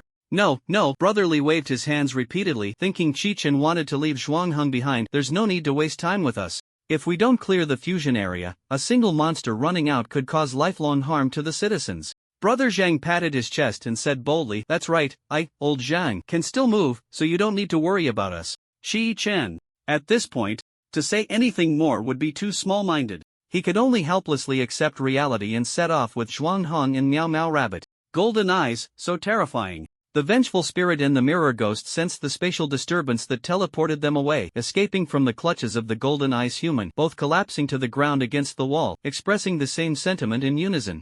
The vengeful spirit complained, "Why didn't you take me with you when you ran away? I told you to run fast, but you dawdled. Whose problem is that?" The mirror ghost also had grievances. If the vengeful spirit had trusted it, it wouldn't have had to explain so much and could have just run off. "What you just said, Golden Eyes, is he strong?" "It's not a matter of whether he's strong or not, he's the kind that's very rare." As the vengeful spirit spoke, it felt something was off and turned back to look. "Boss. Big brother. No. It's sir." It had called him too many names and mixed them up. The creature was covered in small scales, presenting a brown-green color, with a head resembling that of a lizard and a flat skull. Although it walked upright, it dragged a long, slender tail behind it. "Continue talking about that Golden Eyes kid." The lizard man stared at the vengeful spirit with its narrow pupils and brown-green eyes that closely matched its body color. "It's just..." The vengeful spirit vividly described what it had seen and heard earlier, with the mirror ghost constantly adding details. Of course, it omitted the fact that it had once been a subordinate of a spider monster. Recently, it had been hiding in an orphanage, planning to find a new boss, and then the fusion area was born, and the new boss came knocking. They were calculating their chances. They had only recognized this boss for a day. They couldn't leave a bad impression. "That Golden Eyes kid will definitely not be your opponent." The vengeful spirit and the mirror ghost wore flattering smiles, trying to please their new superior. The new superior was harder to read than the old one. He had a gloomy face and waved his hand impatiently. "I have other matters, you may leave." The two ghosts nodded and left the room. After the two subordinates left, the lizard man got down on all fours and began to turn in circles. The judgment of Dlevel is somewhat mixed. What can be confirmed is that the opponent possesses the ability to instantaneously match Klevel, but that may not be his limit. He looked at his slender tail, lost in thought. Dlevel and Klevel belong to the mid-tier, and the gap between the same tier is not so great that it cannot be crossed. Slevel and a level are exceptions. More preparation is needed to deal with the encirclement of ability users. Relying solely on that group of useless subordinates will not wear down the strong ability users' state at all. I also need to join the fight, otherwise, if humans attract more ability users to surround me, I can only wait to die. Emergency message: 4th Patrol Team Leader Pang Shou requests reinforcements. A female liaison officer in a uniform skirt sat at the control panel, skillfully operating numerous buttons. Upon receiving a message, she immediately contacted the head of the Chipon City Patrol Team to report to the director of the Chipon City Superpower Patrol Bureau. A deep, resonant male voice echoed in the communication room. "Haven't we already sent reinforcements?" "Yes, Blevel Wood-type superpower user Lin Song has confirmed injuries and is unable to clear the monsters. Pang Shou requests a second round of reinforcements. Contact the Superpower Association and have them send 2 people, and also call Chang Yizhou to meet at the Superpower Association." "Understood, Director." The white walls were smeared with large amounts of blood, and a foul smell of blood permeated the air. Chi-Chen avoided the chunks of flesh and pools of blood on the floor, finally stopping in place, faced with numerous monster corpses and flesh chunks, unsure where to step. This should be Yingjia's superpower. It seems this area has already been cleared. Zhuang Hong squatted down, coating his hand with a layer of metal, fiddling with the mixed flesh, analyzing. Chi-Chen responded absently, glancing around. He didn't know what else he could do besides having a pendant function, idly hanging around. Zhuang Hong, who had been paying attention to Chi-Chen's actions, also scanned the surroundings. What was this strong person looking for? Finally, he found his target. "Look, this is a group photo from the orphanage." "Ah, okay." Chi-Chen was puzzled but politely glanced at it. There were many photos on the wall, most of which were group shots of children holding donated supplies alongside the donors, nothing particularly special. Although he didn't know why he was asked to look, Chi-Chen roughly scanned the area and nodded, indicating he had seen it. The sound of hurried footsteps came from the entrance, which was very rare in the area. Generally, whether monsters were lurking to prey on humans or humans were exploring, they all concealed their actions. The newcomer was either extremely confident or was indicating they meant no harm. Zhuang Hong assumed a combat stance, while Meow Meow Rabbit and Chi-Chen found a spot to hide. "Zhuang Hong, are you in there?" The door was not closed, and 2 men in patrol uniforms appeared at the entrance. As an intern, Zhuang Hong was always referred to as Xiao Zhuang by his teammates, but these two were different, and Zhuang Hong didn't bother with pleasantries. "How did you know I was here?" Unclear about his teammates' situation, Zhuang Hong hadn't contacted them. He was quite surprised by their arrival. "You think you can hide from my keen eyes?" Team Pang said the wounds on the monsters should have been caused by you. The two had completely different accounts, and Zhuang Hong didn't hold back, punching the boastful teammate on the shoulder. "Stop fooling me." The patrol officer pretended to be hurt, shouting at the other officer, "Why are you undermining me? You didn't clear it with me first. The other patrol officer shrugged and turned to Zhuang Hong, saying, let's go. We need to find you before the next spatial disturbance. We have to hurry back to meet Team Pang. Zhuang Hong was about to agree when he remembered Chi Chen and turned to look at him. Team Pang is my captain. Are you coming with us? Chi Chen's lazy eyes suddenly lit up. Why hesitate for such a good opportunity? Sure. After asking Chi Chen, he felt it was also inappropriate to leave Meow Meow Rabbit out. So Zhuang Hong looked at her for her consent. The two patrol officers exchanged glances subtly, and out of trust in Zhuang Hong, they did not oppose him bringing them alone. The three of them, led by the two patrol officers, joined the 4th patrol team. Team leader Pang Shua of the 4th team saw that besides Zhuang Hong, there were two others, one of whom was still holding up a phone, raising an eyebrow. A young person doing a live stream must not embarrass themselves in front of the crowd. Pang Shua tidied his messy hair and stepped forward. You're back. Everyone has been very worried about you. Zhuang Hong felt deeply moved upon hearing this. Yes, Captain. Such a good pin seedling must not be let loose by that group of old hands. Pang Shua felt a surge of emotion and then said to Chi Chen and the other person, who are you two? Chi Chen. Meow Meow 2 from Da You Live. You can just call me Little Rabbit, Meow Meow 2, or Meow Meow, whatever you like. Indeed. They were into live streaming. Pang Shua introduced himself with a charming demeanor. Pang Shua, the captain of the 4th patrol team. You can call me Brother Pang or Captain Pang. Feel free. Alright, Captain Pang. Meow Meow 2 immediately sweetly called out, giving him face. In the corner, a man whose upper body was wrapped in bandages turned to the petite woman sitting beside him and said, so Captain Pang is actually such an interesting person privately? The petite woman, uncomfortable as she moved her leg which was fixed with sticks and bandages, internally scoffed at what Blevel ability user Lin Song had said. Interesting? You mean funny, right? He's really good at lightening the mood. Lin Sung observed the teammates of the 4th patrol team and gave an honest evaluation. Indeed, everyone was downcast just now, and now it's completely different. After saying that, he showed a sympathetic expression. Being a captain is not easy at critical moments. One has to sacrifice their own image to amuse teammates and uplift the atmosphere.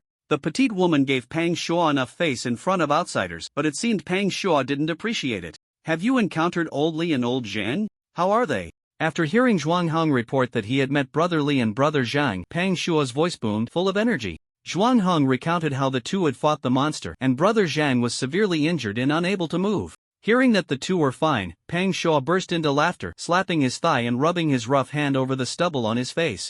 They've finally met their match. Let's see if I can make him laugh when I get back. The petite woman's face darkened as she softly asked, is it really that funny? Not funny. Usually, the petite woman would directly confront him, but Pang Shua didn't realize her true intention and continued to joke. As a steady captain, no matter how funny it is, I won't laugh unless I can't help it. Hearing this old joke, her expression changed from a frown to a bright smile. The injured and lightly wounded patrol members all gasped. Sister Ing, calm down, yeah, we're still in the fusion area. Lu Ying smiled with her lips but not with her eyes, suppressing her anger with reason. Captain Pang, have you forgotten what the lizard man said? It's good to keep the atmosphere lively, but don't forget the important matters. She didn't oppose having fun during breaks, but what time was it now? Ignoring the main issues to mock teammates made Lu Ying feel her blood pressure rising. Seeing Lu Ying's classic sarcastic face, Captain Pang finally reacted and slapped his forehead. Almost forgot, did you just say those two monsters called Cheech and Goldeneye? Hearing the key phrase, Chi Chen, who had been zoning out, perked up and straightened his back. Is this related to me? Yes. Zhuang Hong nodded, answering affirmatively. That lizard man said the next target is the Goldeneye human. I was wondering who that was? The target is me? Chi Chen frowned. It didn't make sense to leave a Blevel ability user in turn to kill a Clevel one, right? Even if it's a coward a cautious monster, it should start from a level. Could it be that the Blevel ability user didn't arrive for some reason, so this monster targeted him? I heard the Blevel ability users have arrived? Pang Shua was carefree and didn't catch Chi Chan's underlying meaning. Yes. Compared to the unreliable captain, Lu Ying picked up on his implication and took the initiative to explain. Blevel ability user Lin Song was ambushed by the monster, severely injured, and can no longer continue hunting monsters. How did he escape a disaster? Monsters eating humans is instinct. Humans and monsters can only reconcile when one side disappears. After making a big meal, not eating it, and then specifically naming someone for the next meal. What kind of chef hobby is that? Chi Chen was even more puzzled. Let me explain this to you. When the topic was brought up, Lin Sung couldn't avoid the embarrassing process, so he decided to speak for himself, at least to appear more dignified. In Lin Sung's introduction, he discovered a suspicious level monster, so he followed it and successfully found the lizard man. At that time, it was commanding its subordinates to set traps, seemingly searching for a human with golden eyes. Wait until I deal with the big rat that sneaked in, then I'll look for the golden-eyed one. After saying this, the lizard man launched an attack on him. I was locked in a stalemate with it, and suddenly I accidentally slipped, so. Lin Song smiled to mask his embarrassment. If he could, he wouldn't want to say it, but the 4th patrol team heard the commotion and quickly arrived, witnessing his entire defeat. If he didn't say it, it would be even more awkward if the seemingly unreliable Pang Shuo brought it up. It used spatial blades and spatial jumps. Whether it has more skills, I cannot know. Then I was saved by Team Pang, and we all fled together until we encountered spatial turbulence and successfully escaped. Chi Chen, this way of defeat is really sloppy. By the way, I was just about to ask, why are you called the golden-eyed one? After a long string of words, Lin Song's mouth was dry, and he twisted open his water bottle while asking the question. I know this. Meow Meow Rabbit raised her hand to answer. With her distant personality, she would never boast about herself. She might just throw out a I don't know and leave it at that, so this had to be handled by a professional. She pulled out another phone from her backpack. The live streaming phone and the one she used daily were two different devices, which was more convenient. Based on historical records, she easily found the video of Chi Chen instantly defeating the spider monster and clicked play. The curious crowd quickly surrounded that phone. The video only edited the moment of the instant kill, and it was less than a couple of minutes long. Exclamations of wow and holy crap echoed among the circle of people. This is a Clevel monster. Blevel and Clevel are different. With solid evidence, his hard explanation would only earn him really?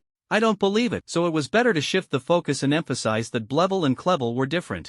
In short, Chi Chen wanted to say that even if he had the strength shown in the video, he still needed protection. Sure enough, Luing picked up on his words. Indeed, Clevel and Blevel monsters are still different. Pang Shuo chuckled, mocking, you guys must not have faced a Clevel to say such things. Luing frowned in dissatisfaction, feeling mocked by the fool for her lack of experience. As if her IQ was even lower than his. Clevel and Blevel both belong to the mid-tier. Some powerful Clevel abilities can even kill weak Blevel monsters across levels. We usually include Blevel monsters in the high-tier monster alert range because some Blevel monsters can break through on the spot or borrow a level strength at a cost.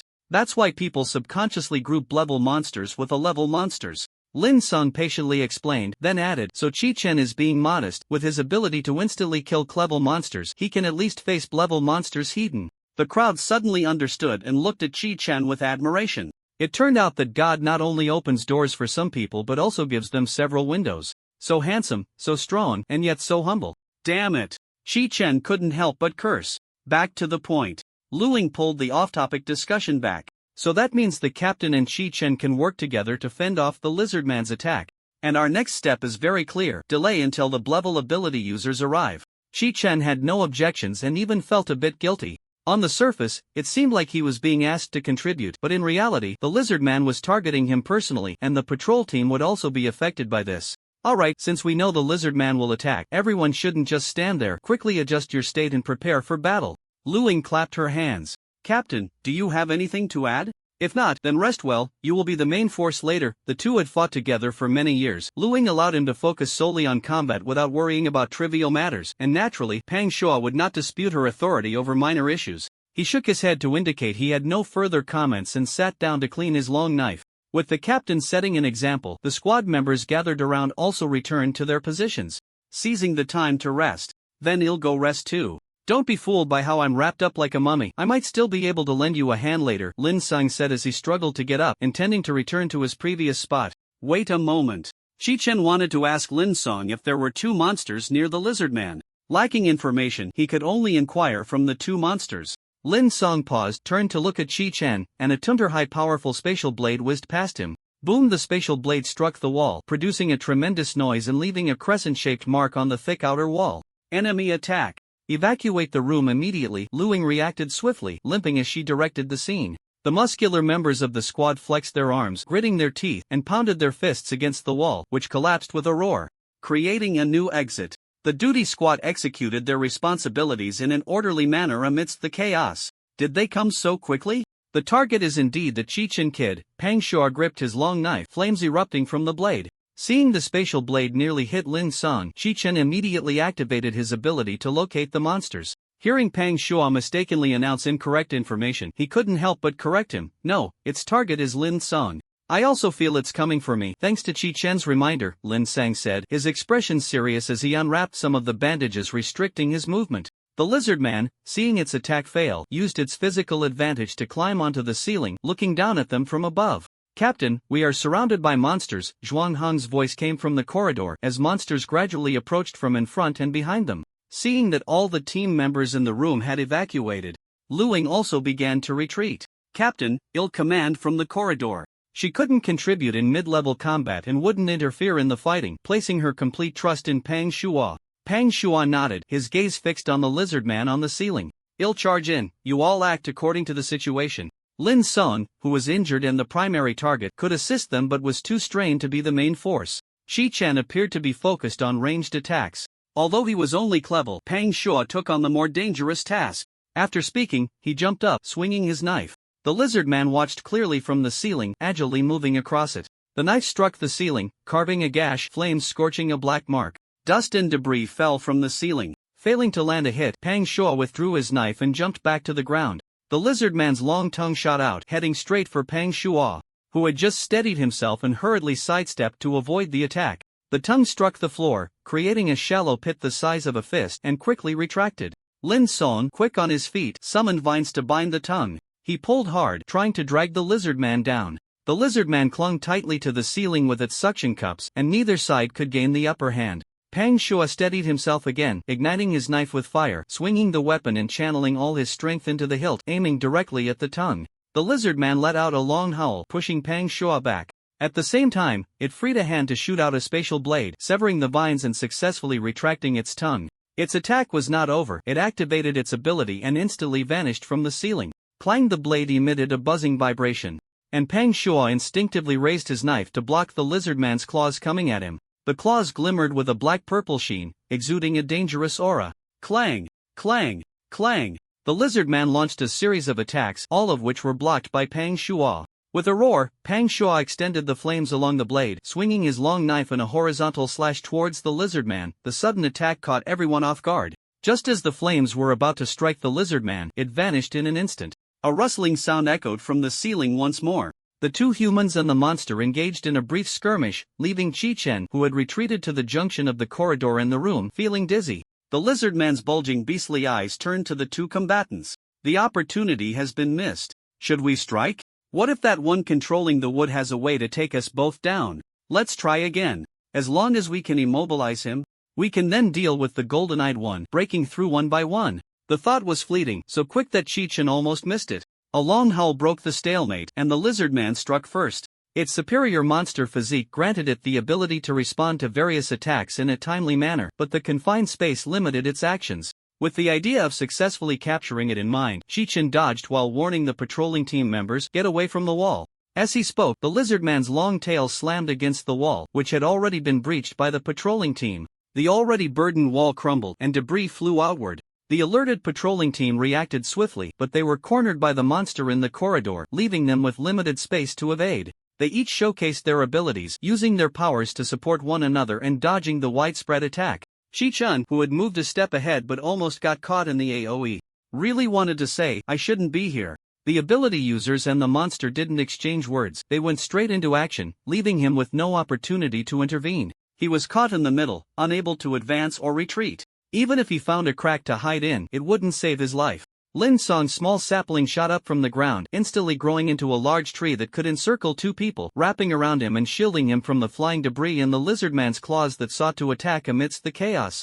Don't think about escaping. The branches quickly extended, aiming to pierce the lizard man and pin it to the floor. The lizard man activated its spatial jump again, disappearing into thin air. After battling it twice, Lin Song was all too familiar with its spatial jumps. Countless branches shot out, landing within a few meters of where the lizard man had vanished. Given the lizard man's level, the distance it could jump was limited, and without charging up, it could only leap a few meters. Sure enough, the lizard man reappeared within the range of Lin Song's branches. A smirk crept onto Lin Song's lips as he sharpened the branches with his control ability. Those who looked down on him for falling in battle would soon regret it. He would take the lead this time, he wouldn't fall again. Suddenly, an unexpected change occurred. A harsh scraping sound rang out, and the space around the lizard man trembled, creating visible ripples in the void centered around it. The branches of the trees within the ripples twisted as well. In just a second, the spatial tremor ended, and the distorted space returned to normal while the twisted branches shattered into segments and fell to the ground. Pang Shua, shocked, touched the long knife in his hand, feeling a chill run through him. If he had lunged at the lizard man just now, a single hit from it would have been fatal. Chi Chen's eyes widened in shock. Unlike Pang Shua, he read the lizard man's thoughts. That was close, so close. If I hadn't hidden 5, 6, 7, or 8 trump cards, I would have been dead. This move was prepared for dealing with golden-eyed humans. It seems he'll have to use another trump card. I'm at a loss. Chi golden-eyed human Yuan, I see you want me dead. Lin Song's expression turned serious as he and Pang Shua conspired loudly. Don't get close to it. Try to attack from a distance and use your abilities to protect yourselves. Abilities counter each other, and using ability energy for protection can mitigate damage from other abilities. This is also why telepathy is ineffective against ability users. Ordinary telepathic ability users have no chance to upgrade to a level that can break through the protective abilities of others. Got it. Pang Shua unleashed flames, enveloping himself in fire. After revealing his trump card, the lizard man no longer held back, attaching spatial shock to his claws. One claw pierced through the tree defenses surrounding Lin Song. If Lin Song hadn't been quick-witted enough to use his powers to protect himself, he would have had a hole gouged in him. The collision of powers sent Lin Song flying. He crashed heavily against the wall, the shock and impact damaging his internal organs, and as he opened his mouth, blood surged from his throat. Old Lin, are you okay? Cough cough. The spatial system is indeed hard to deal with. Lin Song wiped the blood from the corner of his mouth with the back of his hand. Damn it, we're risking our lives here, and they're still dawdling over there. Pang Shua spat, cursing the delayed reinforcements. Hiding behind the crumbling walls, Chi Chen shrank his neck. Although he truly couldn't provide support, he felt somewhat implicated. Pang Shua didn't waste more time cursing the reinforcements as the lizard man launched another round of attacks. It vanished from its original spot, darting close with several quick movements. Having learned from Lin Song's earlier experience, Pang Shua dared not take it heeding. He grabbed Lin Song and threw him outside the door, while he himself rolled away to dodge the attack. The claw left a neat, smooth round hole where they had just been, to avoid prolonged troubles. Better to keep my distance and finish it off, just in case it tries to resurrect. Aren't you being too cautious? After mocking the monster, he turned his gaze to the sweating Pang Shua. The monster's physical prowess was far superior to that of humans, and Pang Shua had failed to completely evade several times, relying on his powers to protect himself. Although he wasn't seriously injured, his stamina and energy were greatly depleted, and he looked like he couldn't hold on much longer. He had to do something to give Lin Song and Pang Shua time to recover their strength and stand up to hold off the spatial turmoil that would come in 11 minutes. Fortunately, this monster was overly cautious, which backfired on it. If it didn't use all its hidden cards and just killed them, no one would know its true capabilities. And he could just take advantage of that. Time was of the essence. If he waited any longer, even Pang Shua would be seriously injured. The effectiveness of buying time for the two injured would be greatly reduced. So, you were looking for me? Chi Chen stood up, stepping out from his hiding place where he had been lurking since the battle began. The lizard man and Pang Shua both pulled away, looking at Chi Chen.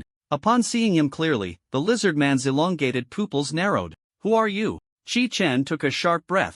This script was wrong. The director needed to rewind. However, reality couldn't rewind, and Chi Chen steeled himself to awkwardly play alone. The guy lying on the floor told me you were looking for a golden-eyed human? What does that have to do with you? Chi Chen stood before the lizard man, completely unguarded and full of holes, yet the lizard man was even more cautious than when facing the two ability users before. Something unusual must be afoot, for a cautious monster.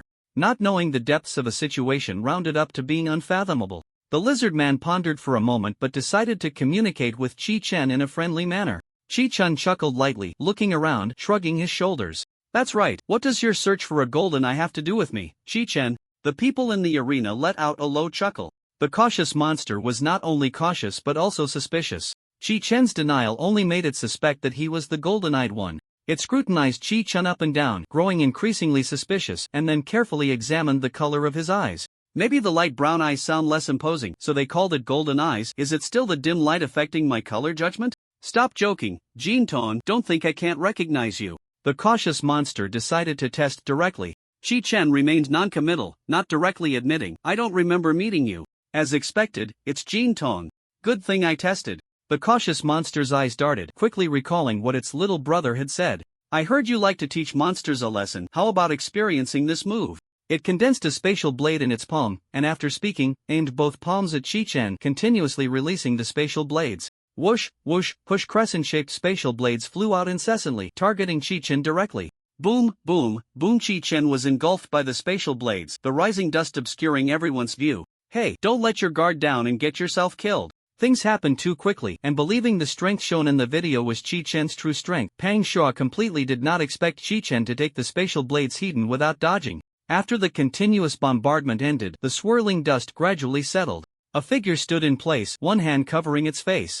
Meow Meow Rabbit was protected in the middle of the corridor, secretly live-streaming the scene. Seeing the situation, her heart skipped a beat. Could it be that he got hurt on his face? No, such a handsome face can't just disappear like that. Just as everyone was worried, suddenly, laughter erupted from the crowd, as if they had hit a funny bone and couldn't stop. They laughed for a good 10 seconds before finally speaking with delight. You're quite clever, just not using your wits in the right place. Completely seen through. Nothing scared the cautious monster more than having all its trump cards exposed. If there was, it was having its thoughts seen through by the opponent. The lizard man felt its scales itching all over, wanting to quickly leave and scratch its scales to calm down. But no, the cautious monster could never turn its back on the enemy and run away. It let out a ha-ha laugh, trying to sound fierce, and said, "It seems you can bring me a more wonderful battle experience.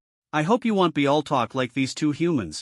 Having read the lizardman's thoughts, as the overwhelming spatial blades came crashing down, Chi-Chen stood stiffly in place, not daring to breathe. When a person gets nervous to a certain extent, they release pressure through laughter. After a hearty laugh, Chi-Chen's internal pressure drastically decreased, and his thoughts became clear. The more he deviated from the norm, the less the lizardman dared to act. And with the lizardman being so cautious, its rationality wouldn't collapse unless absolutely necessary. This meant he could always grasp the opponent's thoughts. A wonderful battle experience? Chi-Chen's expression was relaxed, as if he were saying something trivial like, "Have you eaten today? Indeed, you still have a few trump cards left, why not share them with me?" The lizardman was taken aback, its scaly face, difficult to read, showed clear signs of shock. How does he know I still have spatial movement, spatial shackles, and tail regeneration? Chi-Chen, I didn't know before, but I do now. The lizardman forced itself to remain calm, but its words lacked any persuasive power. You're too young to try to trick me. The smooth delay in action greatly boosted Chi-Chen's confidence. He nodded in response to the lizardman's hopeful gaze and spoke. All right, I'm tricking you. After a pause of a second, he continued, you definitely don't have spatial movement, spatial shackles, or tail regeneration. With each item he listed, the lizardman's face, which had just shown a hint of joy, dimmed a little more. Its hopes were completely extinguished. This human has connections everywhere, unfathomable. He has completely seen through me, but I still know very little about him. His abilities cannot possibly be just the light-type abilities those two useless ones mentioned. It barely regained its composure, realizing it was urgent to figure out the opponent's reliance and then leave this place. Or delay until the spatial chaos. Taking the opportunity to escape. Suddenly, a bold thought flashed through its mind. Since he let the vengeful spirits go, does that mean he doesn't have the ability to deal with spatial powers? One must know that it can leave behind humans who escape through spatial disturbances. If it weren't for the concern that the wood-type ability user would perish alongside it, consuming too much energy and being unable to deal with other ability users, the wood-type ability user would never have slipped away from its grasp. While focusing on eavesdropping on the lizardman's thoughts, Chi-Chen suddenly recalled those two ghosts. And this matter, he had been careless. How could he turn this around? The lizardman, having found a flaw in Chi-Chen, felt that the human before him was no longer insurmountable, his eyes glinting with malice. Even if you know the ability, you can't deal with it, can you? Otherwise, you would have acted by now. The crowd, immersed in the conversation, suddenly awoke from their daze. Zhuanheng and Miao Miao too immediately remembered the scene of the two monsters escaping from Chi-Chen. Indeed, how could a light-type ability deal with skills like spatial movement? Seeing the lizardman poised to act, Chi-Chen's mind raced. His previously relaxed demeanor shifted, his starry eyes filled with authority, his face displaying the displeasure of a superior provoked by a subordinate. Since you've discovered me, there's nothing I can do. Miao Miao too and the patrol team thought to themselves that it was bad news, their hearts sinking. The strongest combat power was actually helpless against spatial abilities, and now it had been discovered to be bluffing. This was truly the worst news possible. Pang Shua scratched his rough head. After all this time, this guy couldn't even defeat the opponent? Regaining the initiative, the lizardman let out a sigh of relief, although it had been tricked by this kid. The best news was that its life was not in danger. Its cautious nature continuously replayed the conversation in its mind. After recalling it once, it furrowed its brow, feeling a sense of incongruity but unable to pinpoint what the problem was. It scrutinized Chi-Chen carefully, a storm of thoughts rising within. This cunning human almost tricked me. Upon re-evaluating the opponent, it discovered a blind spot. The expressions and tone were fine, but the key point was that his defensive actions were too casual. If it weren't for his obvious phishing intent, it might have really believed that the other party had no way to deal with it. Thinking of this, the lizard man couldn't help but feel a chill. What a cunning human, it seems you really enjoy this kind of wicked fun. Finally managing to get through, Chi-Chen wiped the cold sweat off his brow. It's okay, you're much better than those boring monsters, worth my time to play a little longer. The situation reversed again. Just as everyone was ready to fight to the death, they found things were completely different from what they had imagined. Stop playing around, let's get to the point. If it were their captain, Lu Ling would have immediately arranged various packages for him. Unfortunately, it wasn't. She could only grumble a bit, and even Pang Shua seemed a bit more endearing. The human before them once again became as unfathomable as the abyss. The lizard man felt unprecedented pressure threatening to crush it. The consequence of rashly fleeing would be the spiders its two subordinates had mentioned, but facing the opponent directly, a suffocating feeling surged in its heart. It could only cautiously probe. Wouldn't it be more fun if you gave me some hints? What fun! If it weren't for losing face, I could pull out my phone right now to check how long until the spatial disturbance. In just a few minutes. Chi-Chen felt as if his brain had been emptied. The other party took the initiative to bring up a topic. He couldn't let it slip, succinctly spitting out a word, eyes. Sure enough. The cautious monster wore a face of master, I understand. A scene emerged in its mind. In the brilliant golden pupils, its own figure was reflected, past, future, and present. The light that killed the spider monster was not true light but light imbued with the power of time. The spider, pierced by the light, did not turn to ash from burning but rapidly regressed to before its birth or accelerated to death, turning to dust under the influence of time. It can't be wrong, he possesses time abilities. Through my abilities, he saw my future and discerned my hidden cards. As the lizard man vividly imagined his specific powers, Chi-Chen once again felt the long-desired strength. Unlike the power from before, which was like the blazing sun of summer, this time the power carried the profound force of time, transforming the world in an instant. A moment is eternity. The time-based abilities, the end of time and the eye of time, surfaced in his mind. Chi-Chen closed his eyes and then slowly opened them, his brilliant golden eyes shining in the dim environment.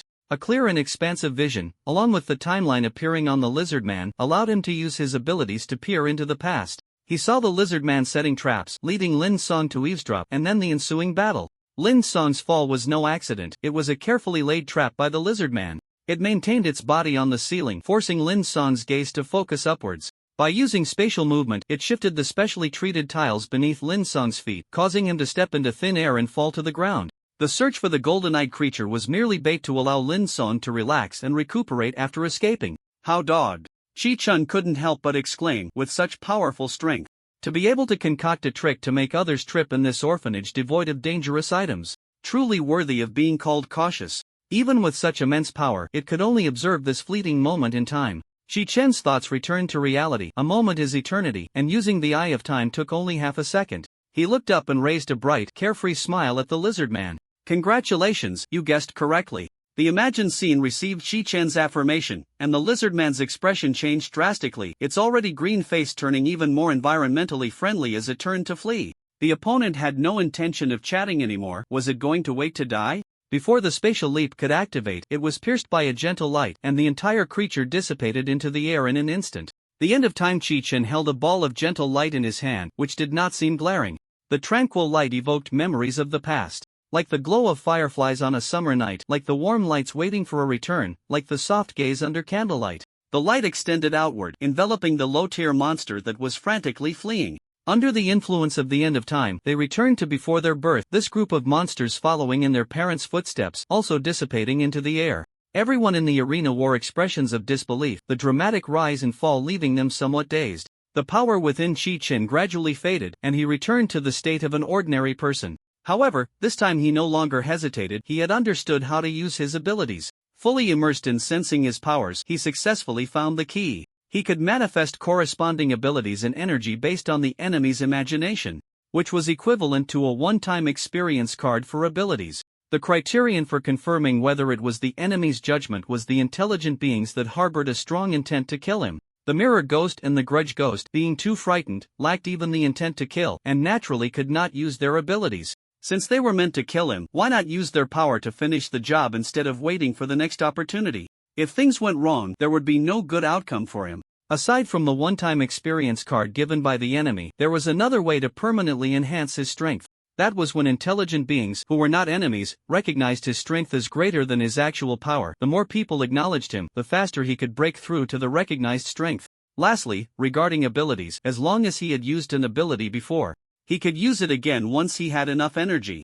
Although this journey was not entirely satisfactory, he ultimately achieved his goal. Chi-Chen's previously terrible mood instantly blossomed with joy. He tried to calm his emotions as much as possible, not wanting to risk revealing his true strength. How could a true strong person feel smug just because they stepped on an ant? As he thought, the live stream of Meow Meow Rabbit stirred up a wave of comments for his performance. Oh my, this is what I can watch without paying him. Really curious. What did that lizard man guess? Isn't it a light type ability? Clearly not. Otherwise, why would we need to guess? Is there a big shot from the science popularization area around? I've already recorded a video and posted it on Douyin, just waiting for Brother Dong to reply. Did no one notice that he killed Blevel and Clevel monsters the same way? Could he be in a level?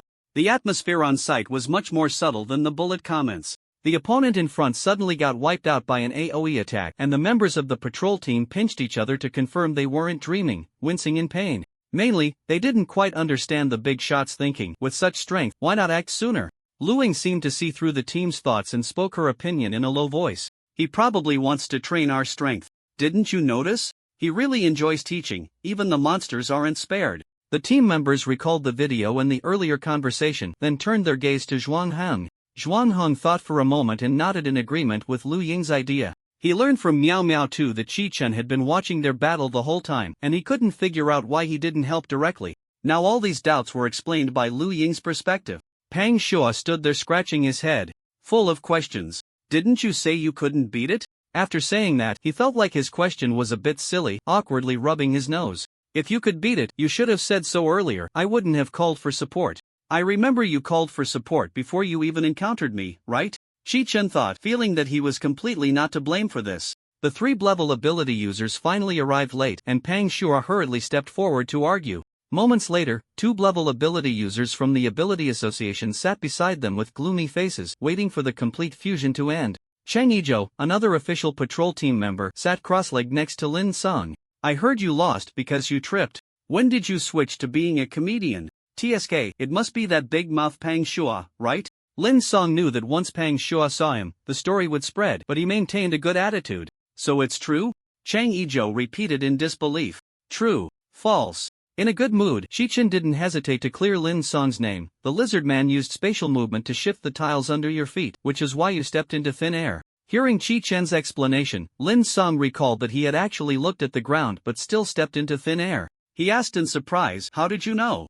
Chi-Chen didn't reply. It was also because it didn't matter whether he replied or not that Lin Sang boldly opened his mouth. Lin Song truly didn't care, he was just casually asking, and if it involved ability secrets, he wouldn't dig deeper. After a brief rest, the patrol team swept through the fusion area, clearing out the remaining monsters before the complete fusion. Finally remembering his companions, Chi-Chen thought of them. Yuan Gu, you really didn't think of us at all, did you? Sure, Zhang Wen's exploration had yielded an unexpectedly intense experience. And he was extremely resentful that Jean Dachui had never shown up. The 3 of them had acted together, and when the fusion area descended, they hadn't gotten separated. Soon after, they encountered the lone Zhaojin. The 4 found a room and quietly waited for the complete fusion to end. They had originally worried that Chi-Chen might encounter danger alone until they saw the trending topic in the city. What kind of ability is this? Clicking the link led directly to Chi-Chen's face, and after watching, the 4 fell silent. Following the clues, Shi Jiangwen stated that he had ample evidence to condemn Chi-Chen. The guilty Chi-Chen remained silent, searching for mommy with his eyes, hoping for rescue. Zhaojin curled his large body into a corner, completely ignoring the thoughts of good son. Lost again. Leaning his head against the wall, Zhaojin recalled the 3-year plan he had set, feeling gloomy once more. Since kindergarten, Zhaojin had always been the class flower. But upon entering high school, he encountered his first formidable rival Chi-Chen. Chi-Chen effortlessly took away his title of class flowered. I thought that by switching to the combat department, I wouldn't have to face Chi-Chen anymore, but I didn't expect my crush to evaluate me like this. Hey, is that Zhaojin Shuai? Ever since I saw Chi-Chen, I feel like all other guys look pretty much the same. Since then, Zhaojin transformed his sorrow and anger into strength, working out frantically, trying to surpass Chi-Chen, that pretty boy, with his physique. However, the confident Zhaojin didn't realize a profound truth. Moderate fitness attracts the opposite sex, while excessive fitness attracts the same sex. Immersed in the sense of achievement from working out, Zhaojin unknowingly developed a body full of muscles, opening the door to a new world. Not only was he rejected again by his crush, earning himself a nice guy card, but he also received constant confessions from other guys. Tracing it all back, it was all because of Chi-chen. Coming to this realization, Zhaozhen had secretly vowed to make Chi-chen feel pain. Yet now, while Chi-chen felt no pain, Zhaozhen was the one suffering. What a huge gap. Is it even worth it to keep playing? If he continued to strengthen his abilities through exercise, he would just receive more confessions from guys. Most importantly, he had even mocked Chi-chen. Just thinking about his previous actions made him want to bury his head in the wall, unwilling to face his social death. It seemed he couldn't rely on his male mom, and Chi-chen sighed and shook his head. What's wrong with him?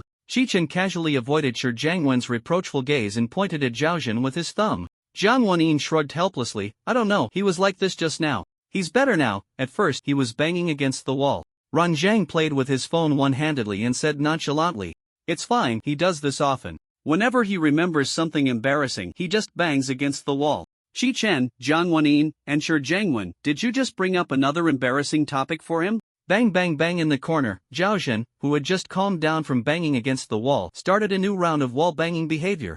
Has the Manhwa orphanage confirmed that the fusion field is a phenomenon created by the overlap of the present and past time and space? Ever since he could log onto the superpower website, Chi-chen had been browsing it every night before bed. Spending more time in the library module was ultimately just talk. He couldn't help but switch to the forum after browsing for just a few minutes. Seeing the title about the Manhwa orphanage, Chi-chen clicked in to check the comments from netizens. Lightly place your jade, but in the front row, a big shot commented, kick me, isn't that peach blossom source so myths and legends are actually history? I'm studying this major, so we'll give you the conclusion first. No, they'll post the rest once I finish typing. Get your sunflower seeds ready for the big shots explanation. Scrolling with the mouse, Chi-chen skipped over the meaningless spam posts and flipped to the reply from the science popularization layer master. First, it's uncertain whether the source of the fusion field is unique or multiple. Secondly, other hypotheses can explain this, such as parallel time and space overlapping with ours, or the fusion not being time and space but rather a time reversal power, and there are also hypothetical realities, etc. So there are so many speculations. With a towel covering his hair, Chi-chen reached up to rub his hair with the towel. Once it stopped dripping, he placed the towel aside and picked up his phone from the bedside table, which was lit up with a breathing light indicating a new message. Then it's settled. We'll meet in the suburbs this weekend. A few days had passed since he accidentally entered the fusion field, and Chi-chen found a post on the superpower forum about forming a team in the suburbs. He chatted privately with the poster for a bit and successfully joined the small group. Not every monster is as cautious as a lizard man, so improving his strength was essential. After finally figuring out how to use his powers, he planned to find a place to practice his current abilities. However, finding people he knew around would ruin his image. With such a strange superpower, Chi-chen, who originally cared a bit about his image as an expert, was forced to join the face-saving project. Chi-chen sent a no-problem message and then closed the chat group, opened a pink app, and clicked on Meow Meow Tu's D-Station account. Before leaving the fusion field, Meow Meow 2 asked him if he could edit it into a video to post on D-Station. Naturally, Chi-chen, who desperately needed public recognition, nodded in agreement. When he got home, he silently gave Meow Meow Rabbit a wave of follows on D-Station. After a few days of fermentation, there should be quite a few bullet comments and reviews. Suspected wild a level ability user appears. Even with all the flags planted, they're all pulled out? The title's a level ability user attracted a crowd of onlookers, and the view count had more than doubled compared to before. The dense screen was too obstructive, so Chi-chen adjusted the bullet comments to half screen to see what they were saying. At the beginning was a conversation between Meow Meow Rabbit and the cameraman. Suspected? Don't tell me it's another clout chaser. The uploader is still a bit green, not as good as the neighbor who stacked all the buffs. The neighbor is raising a curse, there's no comparison. Chi-chen dragged the progress bar forward a bit, and the video page spun a few times before loading. His single wait a minute saved Zhuang Hong and Meow Meow Rabbit's lives. It turned out there was this matter he didn't know about. No wonder they easily let him join. The video cut out the mundane parts of the journey, but he was still spotted by sharp-eyed netizens while slacking off on the way. Someone is slacking off, but I won't say who. Which commander gave such a bad drop point? Where's the level ability user? I just finished watching. The commander is fine. I won't say who to avoid spoilers with what you said. I've already guessed it. These comments were meaningless. Chi-chen saw that the loading bar at the bottom of the video was almost done, so he directly dragged it to the back. They were sitting together chatting, and his face appeared on the screen. Blevel and Clevel are different. Several bullet comments floated by. Remember this line, there will be a test later.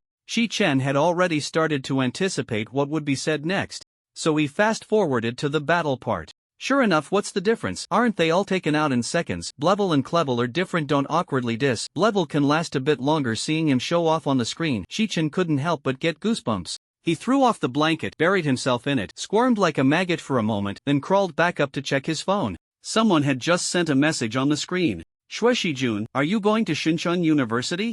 Shichin snapped out of his embarrassment and entered a serious mode. Earlier, he had messaged Shueshijun asking what preparations were needed for Shinshan University. Although taking a special route wasn't quite appropriate, with his record of having cleared a Blevel monster, he was definitely qualified to apply to any school.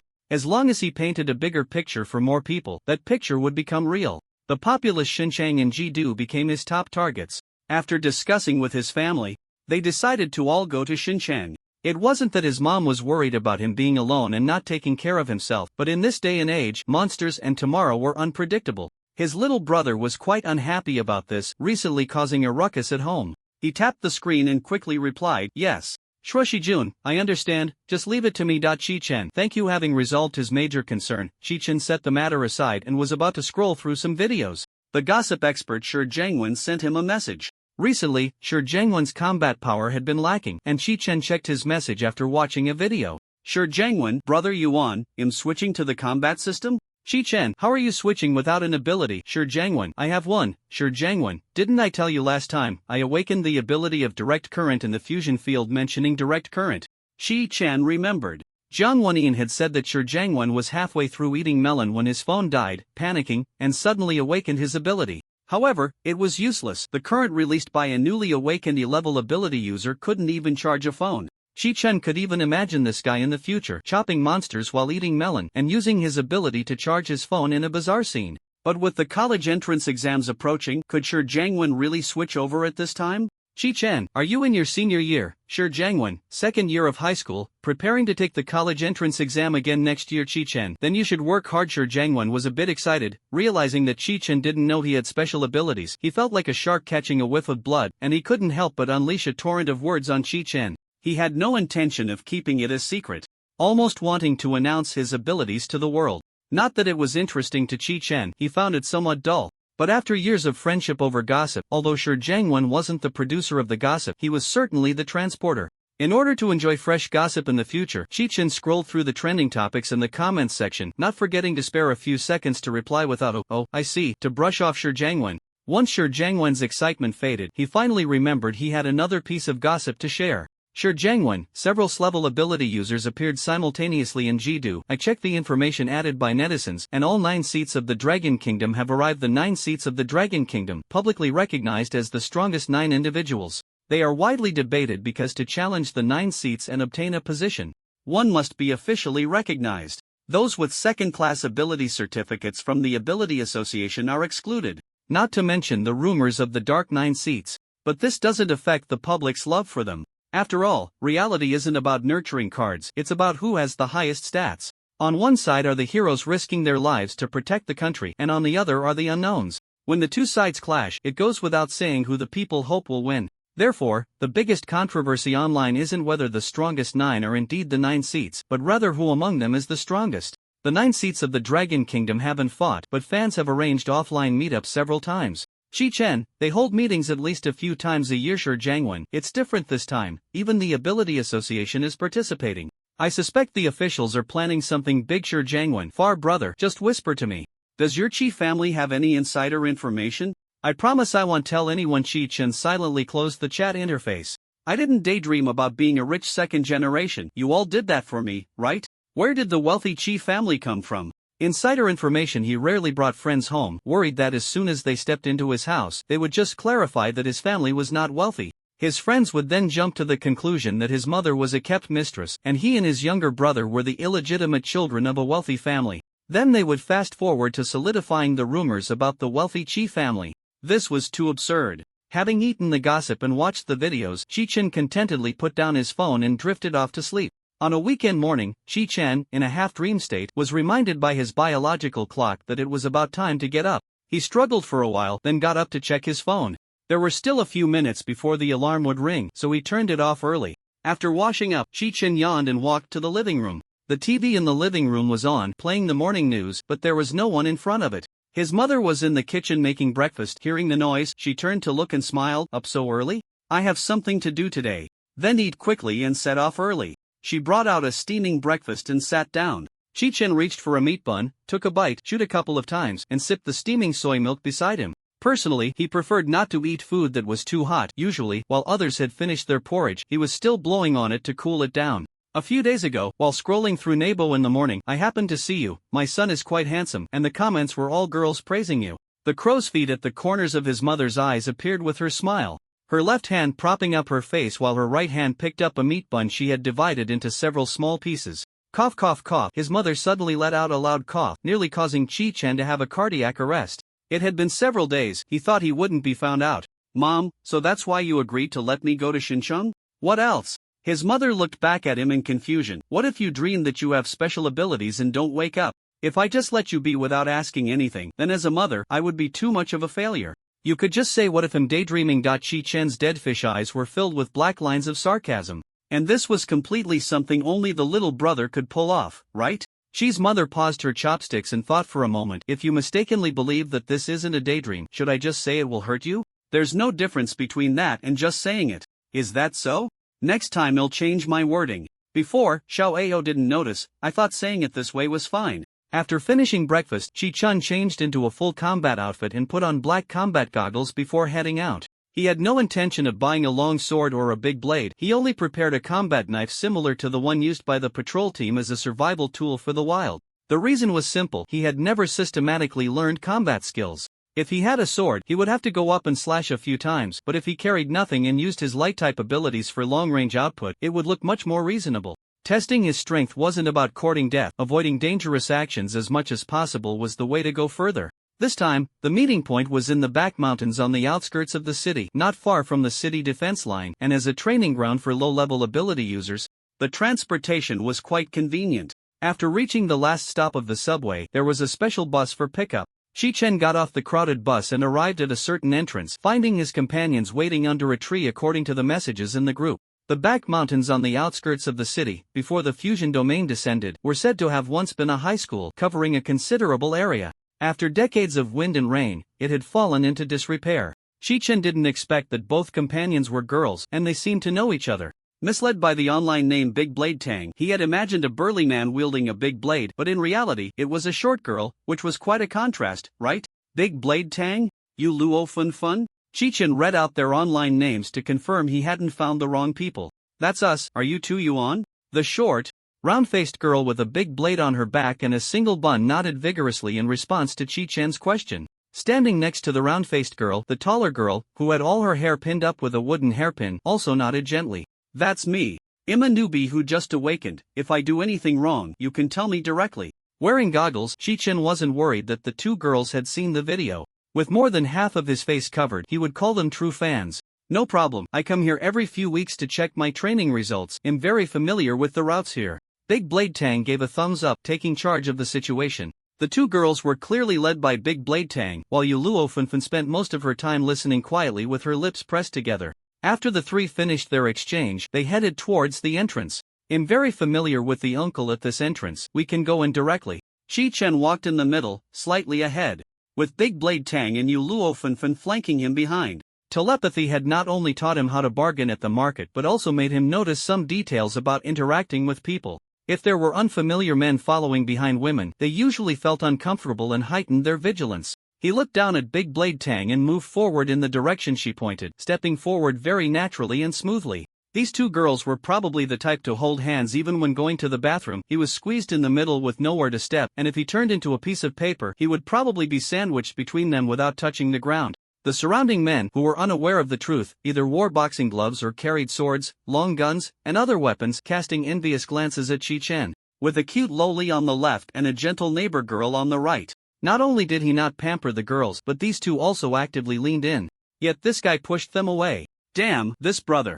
I've made up my mind. Brother, I don't want anything else. I just want the big brother to teach me a few moves. Get out of the way, don't block the path here. The uncle pointed out by Big Blade Tang had a face full of impatience, driving away the oddly dressed youth beside him. The youth, dressed in a modified version of ancient-style black attire with a half-mask covering his face, pushed the uncle aside, seemingly saying something in discontent. The uncle ignored them, and when he saw them approaching, his eyes lit up. "Xiao Tang, you're here again? Just go in directly, I have things to take care of." Dao Tang peeked out from behind Qichen, revealing a big smile, and waved, "Uncle," then well head in first. "Alright, be careful." The uncle, not young anymore, noticed that Dao Tang looked about the same age as his daughter, and he smiled knowingly. It seemed he couldn't stand to see the uncle doing well. The young man jumped out, pointing at them and shouting loudly, "Why can they go in without their documents checked, while I have mine and still can't enter? I see you're looking down on people. 30 years in the west of the river, 30 years in the east, don't bully." The uncle's broad palm landed on the back of the young man's head. "Don't you recognize your grandpa?" The young man, caught off guard by the sudden attack, felt dizzy and instinctively retorted, "I'm still your cow grandpa. Lu Chang, you brat, I really am your grandpa and am coming over to your house for dinner tonight." "Ah, you really are my grandpa?" The uncle's square face turned round with anger, and he gave him a few hard slaps. "Don't you dare bully the middle-aged and poor. Get back home honestly." "Grandpa, stop hitting me, stop." The young man covered his head and fled. "I just moved here, I haven't seen you before." "I'll leave right now." The uncle's expression softened slightly, just as he was about to let this little brat off. A girl with an oval face, long black hair cascading down her shoulders, and delicate features rushed out, shielding the young man behind her. "What right do you have to hit someone? Changge, are you okay?" The girl helped Lu Chang up, gently stroking the wounds on his face. "Hiss." The uncle gasped. How could this kid attract such a pretty girl? It was rare to see such a foolish girl. Xiao Tang had sharp eyes, and the young man beside her had a strong presence. TSK. The uncle cleared his throat and put on a fierce face. "If you can't join the team, get out of here. Don't be a hindrance. Chang boy, I can only help you this much." Lu Chang didn't appreciate the uncle's good intentions and reached out his hand, trying to stop the girl. "Wait." The girl pulled him behind her, righteous and imposing, her aura impressive. "Although the Xia family isn't a wealthy family, we still have a say in Xipan City. I, Xia Muling, demand you apologize to Lu Chang." "Wait. This is my grandpa." Lu Chang regretted it immensely, wishing he could travel back in time and punch the version of himself that came up with this terrible idea. The girl paused at his words, turning her head to confirm again. "Your relative? Yeah, hurry up and stop. The experienced life search for inspiration plan is over." Lu Chang waved his hands frantically. Tonight, their family was gathering with Grandpa, and if he pulled another stunt, his dad would definitely give him a hard time. Qichen noticed that the nearby Yu Luo had taken a couple of steps forward, confirming repeatedly before softly speaking. Xian, you're actually this lively in private." The girl who called herself Xia Muling, upon seeing Yu Luo, had her pupils shake. Her face instantly flushed red, even her ears turned bright, and she stumbled over her words. "Yufan, how are you here?" "I came to train my practical skills." With Xiao Tang, the scene fell into silence. The two who were socially dead finally escaped the awkward vortex at Dao Tang's invitation. The five of them walked together deeper into the back mountain. With the monster balancing the ecosystem bushy, the environment of the back mountain gradually returned to a forest. Apart from a small path trampled by combat students who often came to explore, there were no signs of human activity. Dense trees covered them overhead, and sunlight filtered through the gaps, casting patches of light on the ground littered with fallen leaves. Qichen brushed off a caterpillar from his shoulder and reached out to sweep away a small red spider hanging from the brim of his hat. "Closer now." The light ball in his hand charged up. Qichen squinted his eyes, aimed carefully, and released the light ball. The light ball drew a golden line in the air, hitting a mutated rabbit still gnawing on weeds. The dazzling golden light burst forth on the rabbit, which didn't even have time to let out a scream before it fell dead on the spot. Qichen got up and squatted next to the rabbit, poking at the charred remains with his finger. The rabbit crumbled into dust under the poke. The mutated rabbit relied on instinct to use its powers, and it didn't react in time. Its defense was no different from that of an ordinary rabbit. After being live-streamed twice, he had gained quite a bit of fame and recognition, and his strength was steadily increasing. Now, he was roughly at the Drank level. After assessing his own strength, Qichen looked around, noticing that the other four had not appeared, which puzzled him. Just moments ago, they had heard Dao Tang say he was a newbie, and they wanted to test his strength before deciding what mutated animals to hunt. Now that he had killed the rabbit, the others were nowhere to be seen. Qichen took a couple of steps outside and seemed to hear voices. Following the sound, he found Dao Tang and the others confronting a few people. "Hand over your phone, kid." "Mature for your age," said a chubby man dressed in designer brands, extending his thick hand adorned with several gold rings towards Lu Chang. "Why would I give you my phone when you're asking me out of the blue?" Lu Chang shook his head. The chubby man looked well off, and it would be better to resolve things peacefully. With big waves in her hair, styled to perfection, the woman, wearing inconvenient high heels in such a dangerous place, swayed forward a couple of steps, her red lips parting slightly. "You're a paparazzo, right? I was just with my darling. Who knows what you might have captured? You're too scared to hand over your phone, aren't you?" Lu Cheng wore a face of disbelief, laced with sarcasm. "What a joke. I didn't even know you were a celebrity. Why would I take pictures of you?" "Exactly, I haven't even seen you in gossip columns. You're probably not even a third-tier star, right?" Mentioning celebrities sparked delight in Xia Xian's eyes. Having spent years in the women's restroom, she certainly knew who was trending lately. The two of them teamed up to deliver a critical blow, and the woman's delicate face twisted in anger, glaring at them as she took a deep breath, clearly furious. She shook the chubby man's sleeve, leaning half her body against him, and trying to reason with them nicely. "And these two are still making me angry." The bowtie's coquetry made the chubby man feel a bit more heroic. He puffed up his flesh. "You better not be asking for trouble. Don't bite the hand that feeds you." The bodyguard behind the chubby man stepped forward, ready to act, his aura fully unleashed. Lu Cheng and the others felt the pressure of the aura, their expressions changing. This was a crank ability user. Their group of students was at most rank, not to mention the vast chasm between mid-tier and low-tier. "Wait a minute." Lu Cheng quickly backed down, raising his right hand to stop. "Let's talk this out. Don't get angry just because we spoke the truth, auntie." Xia Shen looked at him in shock, unable to tell if he was being intentional or just careless. Being called auntie nearly made the woman lose her professional composure, almost showing a displeased expression. In the end, she held back, brewing a few tears, and began to sob softly. "We go. It's fine if I suffer a little, but look at how he completely disregards you. How can I stand that?" The beauty shed tears, adding a touch of fragile dependence that made the chubby man, referred to as Hui-gu, feel a bit soft in the ears, straightening his back. "You two brothers help me teach that blind kid a lesson, and we'll have a big meal when we get back." Xia Xian rolled her eyes. "What's Xia family? Do you take the setting of experience novels seriously? Our family has at most a bit of money. I can't compare to having two crank ability users as bodyguards. Let's fight." "I've never experienced the gap between crank and me. It's a good opportunity to gain some insight." Dao Dao Tang's cat ears perked up, beginning to fully transform, her skeletal muscles reshaping, and soon, her body was covered in light orange cat fur, her head morphing into that of a cat. The transformed skeletal muscles allowed her to easily walk on all fours, looking like a giant cat dressed in human clothes. The cat-eared girl instantly morphed into a cat monster, delivering a huge shock to Lu Cheng. In a short time, he felt he had developed a shadow over cat-eared girls. Yu Luo gently touched the wooden hairpin in her hair and said softly, "Tang Tang makes a good point. It's usually hard to get Klevels to fight us. But this is a great opportunity delivered right to our doorstep." The two bodyguards, both with faces full of flesh, scoffed dismissively. The difference between mid-tier and low-tier was like heaven and earth. This group of people was so narrow-minded that it couldn't be explained by youth alone. Their horizons were simply too limited. What kind of big shots could they recognize? They could easily muster the courage to fight. The fat man laughed heartily, his flesh jiggling. "You're not even as gutsy as the little beauty." "Beauty, don't bother with him. Can that little frame of his satisfy you?" Xia Xian's face turned red again, this time not from embarrassment, but from anger. She assumed a fighting stance, glaring at the two bodyguards, making her intentions very clear. If there was to be a fight, then let it be. Lu Cheng stared blankly at the imminent clash, scratching his head. With 3 against 1, it didn't matter whether he voiced his opinion or not. Since that was the case, he could only. "What are you doing, taking so long?"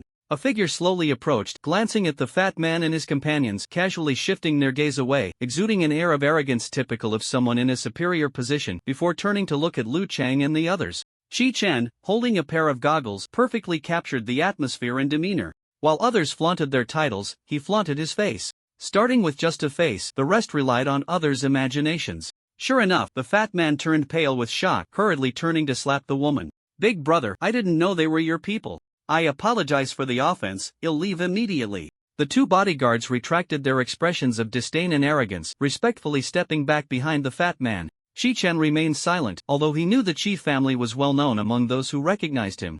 He was unaware that it had such an effect on strangers. He clearly heard the fat man's inner thoughts, and the corner of his mouth twitched. "You don't even know who I am, yet you're backing down so quickly?" He said nothing, while the fat man broke into a nervous sweat. Having just bullied Lu Cheng and the others with classic villain lines, now his mind was racing faster than anyone else's. The fat man slapped his forehead and forced a smile. "Look at my memory, little brother. Ladies, I apologize for offending you just now." Lu Cheng and the others exchanged glances, observing each other closely. If they pushed the fat man's limits any further, it would end badly. Everyone has their pride. Shi Chen lifted his chin, signaling them to leave quickly. Given permission, the fat man fled the scene like a scared rabbit, and although the two bodyguards still maintained an air of expertise, their retreat was quite awkward. The woman in high heels, unable to run fast, limped along behind, not daring to complain. Their conversation faintly drifted from afar. Hui Gu, is this young master someone important? Can't you tell? With my years of experience running rampant in Chipan City, he's at least from a prestigious family, and there might even be high-level ability users backing him. You really have bad luck, just go away and don't bother me. Chi-Chin fell into deep thought. If his abilities were real based on others' imaginations, the Chi family would have already dominated the globe, and they could even look forward to planetary power. Alright, Yuan Gu, for the sake of brotherhood, you're being straightforward. Lu Chang stepped forward and lightly punched Chi-Chan on the shoulder. They'll treat you to a meal when we get back, though the restaurant might not be that fancy, hope you don't mind. Chi-Chan glanced at him, shook his head, and said in a deep voice, no need. Coming out to play a small role, the disguise was gone, so there wouldn't be a next time. The three girls also came up, repeatedly expressing their thanks. The exposure of their identities made them less relaxed than before. They hastily found a few mutated dogs to fight and ended the day's practical adventure. Just thinking about Tu Yuan's significant background made them involuntarily protective of him, creating a sense that they were the little brothers, which greatly reduced their training efficiency. On the way down the mountain, Lu Chang rummaged through his pockets, shouting and calling out, "My key seems to be lost. It must have fallen when the fat guy pushed me." Yu Luo glanced at Chi-Chen before speaking, "Let's go back and look for it." The five of them returned to the spot they had just been at and began searching separately. Before long, Xiaoxian emerged holding the key, slapping it hard into Lu Chang's palm. "Keep it safe, dog pigeon, you're having a bad day today, hurry back and update your luck." Lu Chang tucked the key away, not forgetting to complain, "What does this have to do with updating?" Updating was impossible, only Gugugu could bring happiness. As they left the back mountain area, Lu Chang's uncle shot him a disapproving look, but seeing the backs of the five of them, he felt that Chang was doing well. Always comparing himself to the handsome guy next to him, even a silly girl couldn't resist the urge to compare goods. It was better to leave early. Completely unaware that his uncle had already imagined a love-hate relationship between him, Xiaoxian, and Chi-Chen, Lu Chang began to chatter as they left the back mountain. "In a novel, we are the chosen ones. There are classic cannon fodder provoking me on the mountain, and three beautiful girls as teammates." Chi-Chen shot him a death glare. He was starting to show off again. Feeling Chi-Chen's gaze, Lu Chang realized he had forgotten to assign him a role and added, "You can be a rich second-generation little brother, alright? I didn't make you the cannon fodder who gets the first hit, that's fair, right?" Xiaoxian wore a cold expression and retorted, "What if I'm the female lead? You'd definitely be the cannon fodder." The group parted ways at the bus station. Chi-Chen took the subway, while the remaining four took different bus routes home. After getting off the bus, it was still before the rush hour, and the alley was deserted. The sound of their footsteps echoed on the solid concrete ground. The phone vibrated lightly, and a waiting ringtone played in the earpiece. After a while, the call was answered. "Hello, Master, you guessed it right, there are indeed people raising monsters in Chipan City." The person on the other end said something, and Lu Chang pulled the earpiece away a bit before replying, "Working so efficiently without any rewards, and you still doubt if it's true? Am I that unreliable? Little brat, stop thinking about my special items. Besides, when have you ever been reliable? You didn't leave any traces, did you? Don't let me get to Su Province and find you in trouble. Hee hee."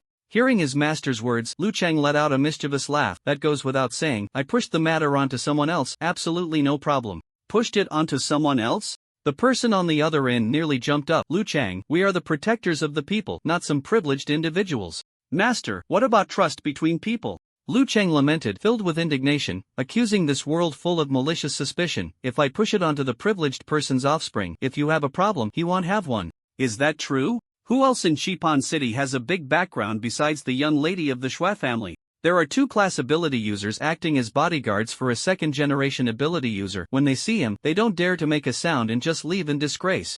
Isn't that enough?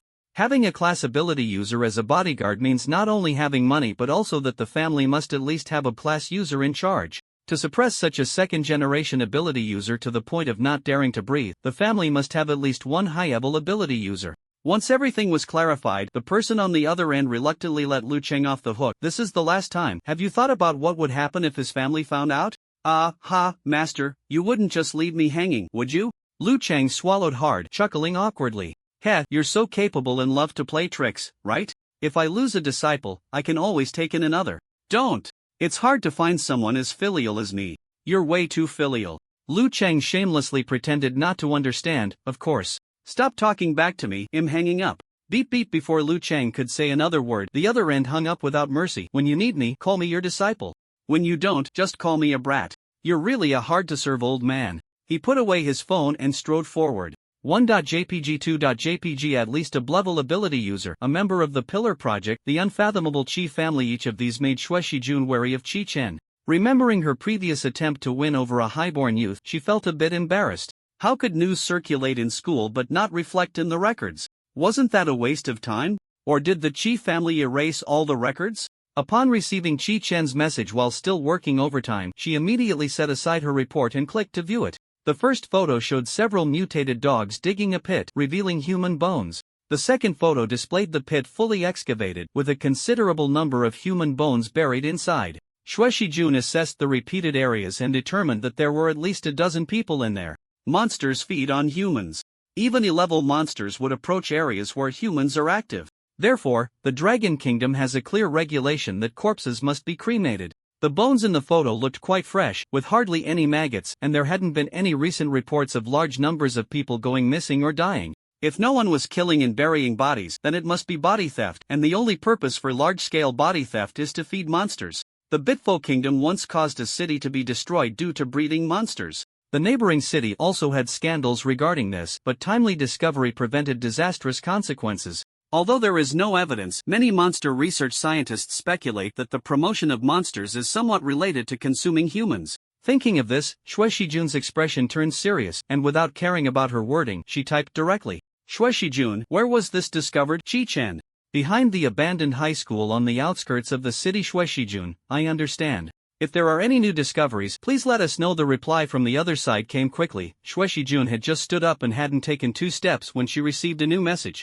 Chi Chen, there's someone named Lu Chang. He seems to know something and specifically led me to check it out. Chi Chen, he's the nephew of the uncle guarding entrance number 2 today. He really does know something. No wonder he reached Blevel at such a young age. Xue Shijun's face lit up with joy. This self-important kid, who knows where he came from, is showing off in front of Guan Gong. The name sounded somewhat familiar. She furrowed her brows and thought, where had she seen it? Unable to recall at the moment, Xue Shijun set it aside. The most important thing now was to report to her superiors and catch the people raising monsters. On the other end of the phone, after sending the message, Chi Chen put his phone back in his pocket. With a living person standing in front of him, there was only what he wanted to know and what he didn't want to know. This guy really didn't treat him as an outsider. One moment he was calling him bro affectionately, and the next he was using him as a shield. What a beautiful thought. The outside world is treacherous. It's easier to bully a naive little brother. Looking down at the little brother who was all sticky with the little girl, Chi Chen couldn't help but laugh while taking out his phone to take pictures. No wonder there was such a commotion at home, adamantly refusing to go to Xinjiang. It turned out there was this going on. You've noticed too, huh? Little Ao has been playing with that little girl until dark before going home. Shimu had unknowingly walked close to Chi Chen, sipping from a cup of flower tea. Laughing without any decorum, but actually wanting to keep it a secret for her little brother, Chi Chen was startled. Mom, how come you walk so quietly? Really? I walked over naturally, not tiptoeing at all.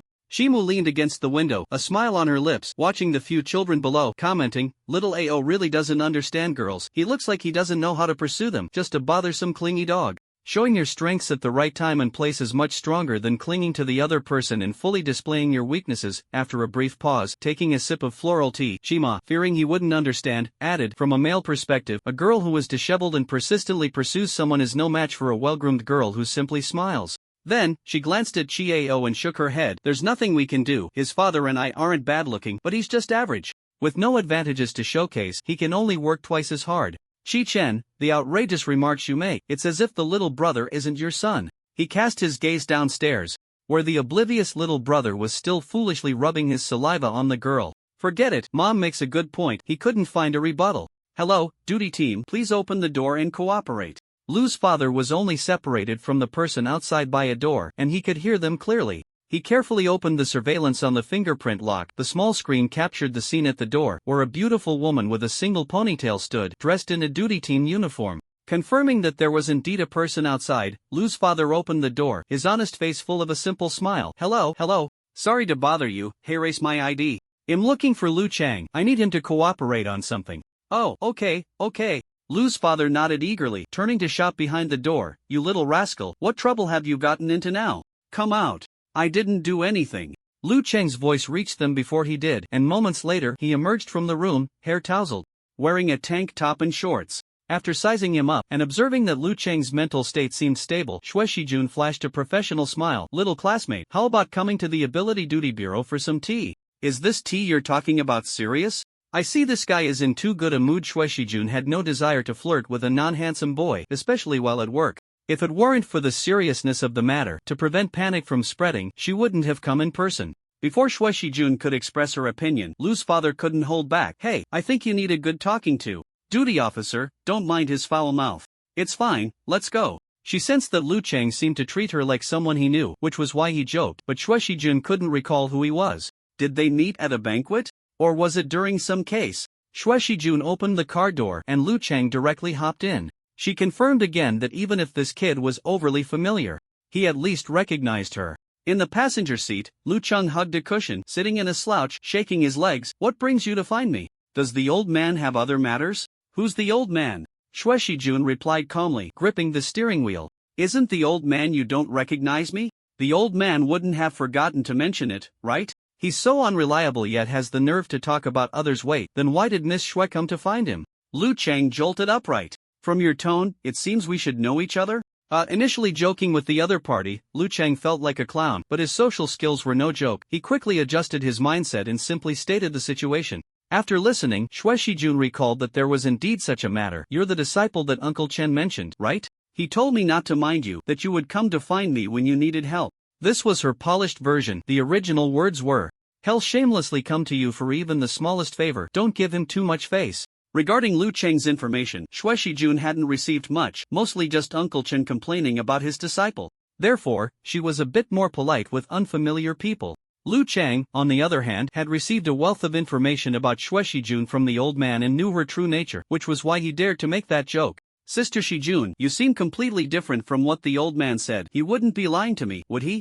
Xue Shijun shot him a glance. Uncle Chen was so close to him that he even said these things. Are you afraid this kid is just talking big, or are you worried she might take action against Lu Cheng? That's quite an insult to her taste. Work and personal matters are of course separate. This isn't the time for reminiscing. What else do you know about the human bones on the back mountain? Lu Cheng was taken aback, not expecting this topic. How do you know I went to the back mountain and found human bones? Since Uncle Chen had mentioned her affairs, Xue Shijun didn't hold back her personality. She spoke in a lazy tone. Who did you want to trick yesterday? Don't you have a clue? Lu Cheng reacted quickly, immediately associating it with Tu Yuan. Damn, he knows everything? He figured out your little scheme clearly. He sent me a message that same day. After saying that, Xue Shijun realized something and frowned. I was wondering why he didn't send it to team leader Pang, since he's clearly closer to the first team responsible for the back mountain. Turns out you and I have this connection. Xue Shijun's analysis left Lu Cheng speechless, incredulously asking, what background does Tu Yuan have? Tu Yuan? The name he told you is a pseudonym. His real name is Qi Chen, a scion of the wealthy Qi family. What does the Qi family do? It's hard to find out. Some hidden families are very difficult to trace. The Qi family's accounts were impeccable, and strangely, his classmates all had the same story. His family was well off, with different luxury car brands picking him up. Information can be erased, but memories cannot. With the Qi family being so influential, the backstory must be significant, which is why the Xue family unanimously decided to postpone the investigation. Lu Cheng leaned back in his chair, feeling hopeless. So I've offended him. Is there any way to salvage this? Since he handed you over to me, it means he's letting you off the hook, otherwise, you probably would have disappeared last night. Sigh, you wealthy families are so convoluted. Did you not think of this when you were trying to trick others? You still think you're very clever, right? Yes, take a day off today. The voice of the homeroom teacher came through the receiver as Qi Chen walked out of the community while holding his phone. Okay, thank you. Teacher. He hung up and sighed. Team Xue said she had already submitted the qualification application for Xincheng University, and someone from the special admissions office was coming today, but she couldn't leave because she was too busy, so she asked Lu Cheng to take him to meet them. So why is it Lu Cheng? Qi Chen was extremely frustrated. He had cleared monsters twice already, yet no one had invited him to join the organization. Lu Cheng not only had some confidential tasks behind the scenes but also had connections with the patrol team. Logically, there should be an old man shouting a prodigy and crying to take him as a disciple, right? Otherwise, it's also popular now to join official organizations, having the backing of the authorities for support. But it felt like he had been forgotten by the world, not even anyone trying to bully him into joining as a lowly worker. Ordinary people were one thing, even those in high positions, no matter how much they imagined, could still find out he had no background if they looked into it. Could it be that he was too high-level and they were afraid he would ask for too much, so they simply didn't come? Chi-Chen recalled what the teacher had said in history class. Before the emergence of abilities, some companies only wanted undergraduates and not master's students because their positions couldn't offer what master's students desired. Rather than letting someone intern for a day and then leave, wasting manpower and resources, it was better to filter them out directly. He glanced at Lu Chang, who was running towards him with a flattering smile, and couldn't help but sigh. Truly, fools have their own blessings. Chi-Chen's gaze made Lu Chang uneasy. He raised his arm and looked around, not finding anything wrong. What's wrong? Just looking at a lucky goose. This answer left Lu Chang confused, as he couldn't make heads or tails of it. Riddle makers were really annoying. Sister Shijun asked me to take you to meet the admissions office people. Yuan-gu, you're also going to Shinchun University? Chi-Chen was a bit surprised. Wasn't he supposed to be just right to be selected to join the patrol team? How was he still a top student at Shinchun University? Also, you too? Lu Chang shook his eyebrows, showing no sign of humility, proudly thumping his chest with a loud sound. I'm still your senior. I can give you some military training tips when the time comes. Oh, this guy is purely a troublemaker, either messing with others or himself, and Chi-Chen had little interest in the so-called tips. Lu Chang was indeed a social terrorist, chattering away the whole way until they reached their destination. Upon seeing the building, Chi-Chen couldn't help but breathe a sigh of relief. If Lu Chang kept talking like that, he would also develop social anxiety. But it would be in a completely opposite direction to Lu Chang's. Lu Chang led Chi-Chen to the interview room, watched him go in, and then found a place to sit down. The interview would probably take a while, so he might as well play a game to pass the time. Just as the game interface finished loading, the door to the room creaked open. Chi-Chen walked out, and the admissions officer smiled so broadly that the wrinkles on her face resembled a blooming chrysanthemum, as kind as could be. Lu Chang stared in disbelief as Chi-Chen bowed slightly to the teacher and rubbed his eyes to confirm he wasn't seeing things. You came out so quickly?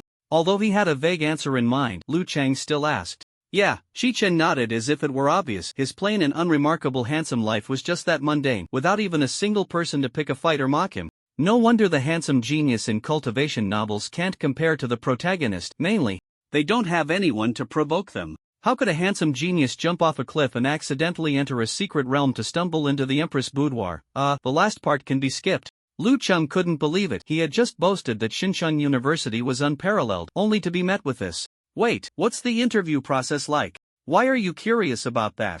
Chi-Chen looked at Lu Chang suspiciously. Was he really a student of Shinchun University? I want to gather some insights to create a guide for the younger students. Did he forget that I'm also a junior? Chi-Chen slowly typed a question mark in his mind but ultimately satisfied Lu Chang's curiosity, mainly because he didn't want to become socially anxious. I went in, bowed, sat down, handed the prepared materials to the teacher, and then introduced myself, and that was it. So simple? Lu Chang seized on the key point. How did you introduce yourself? I said, I am Chi-Chen. That's it? Lu Chang thought to himself. Even elementary school students are more elaborate. Why not mention what business my family does or who I have connections with? I originally wanted to say which high school and department I was from, but the teacher said that was enough. Lu Chang took a deep breath, trying to contribute more to global warming. This must have been arranged by the Chi family, right? It must be. The rumored strongest abilities: money power and influence power. Fortunately, Chi-Chen didn't hold his actions against him, otherwise his master might have tied him up and sold him off. Yuan-gu, you must live well. After causing all this trouble, if something happened to Chi-Chen, the Chi family would hold him accountable and he wouldn't be able to handle it. Chi-Chen shook off Lu Chang's hands that were trying to cling to him and took a few steps forward, creating some distance. Another abnormal person had joined the mix. Sometimes, words just slip out. Chi-Chen had just thought to himself that the daily life of a handsome guy was so unremarkable, and he was immediately slapped in the face. You guys, don't come over, this is my boyfriend.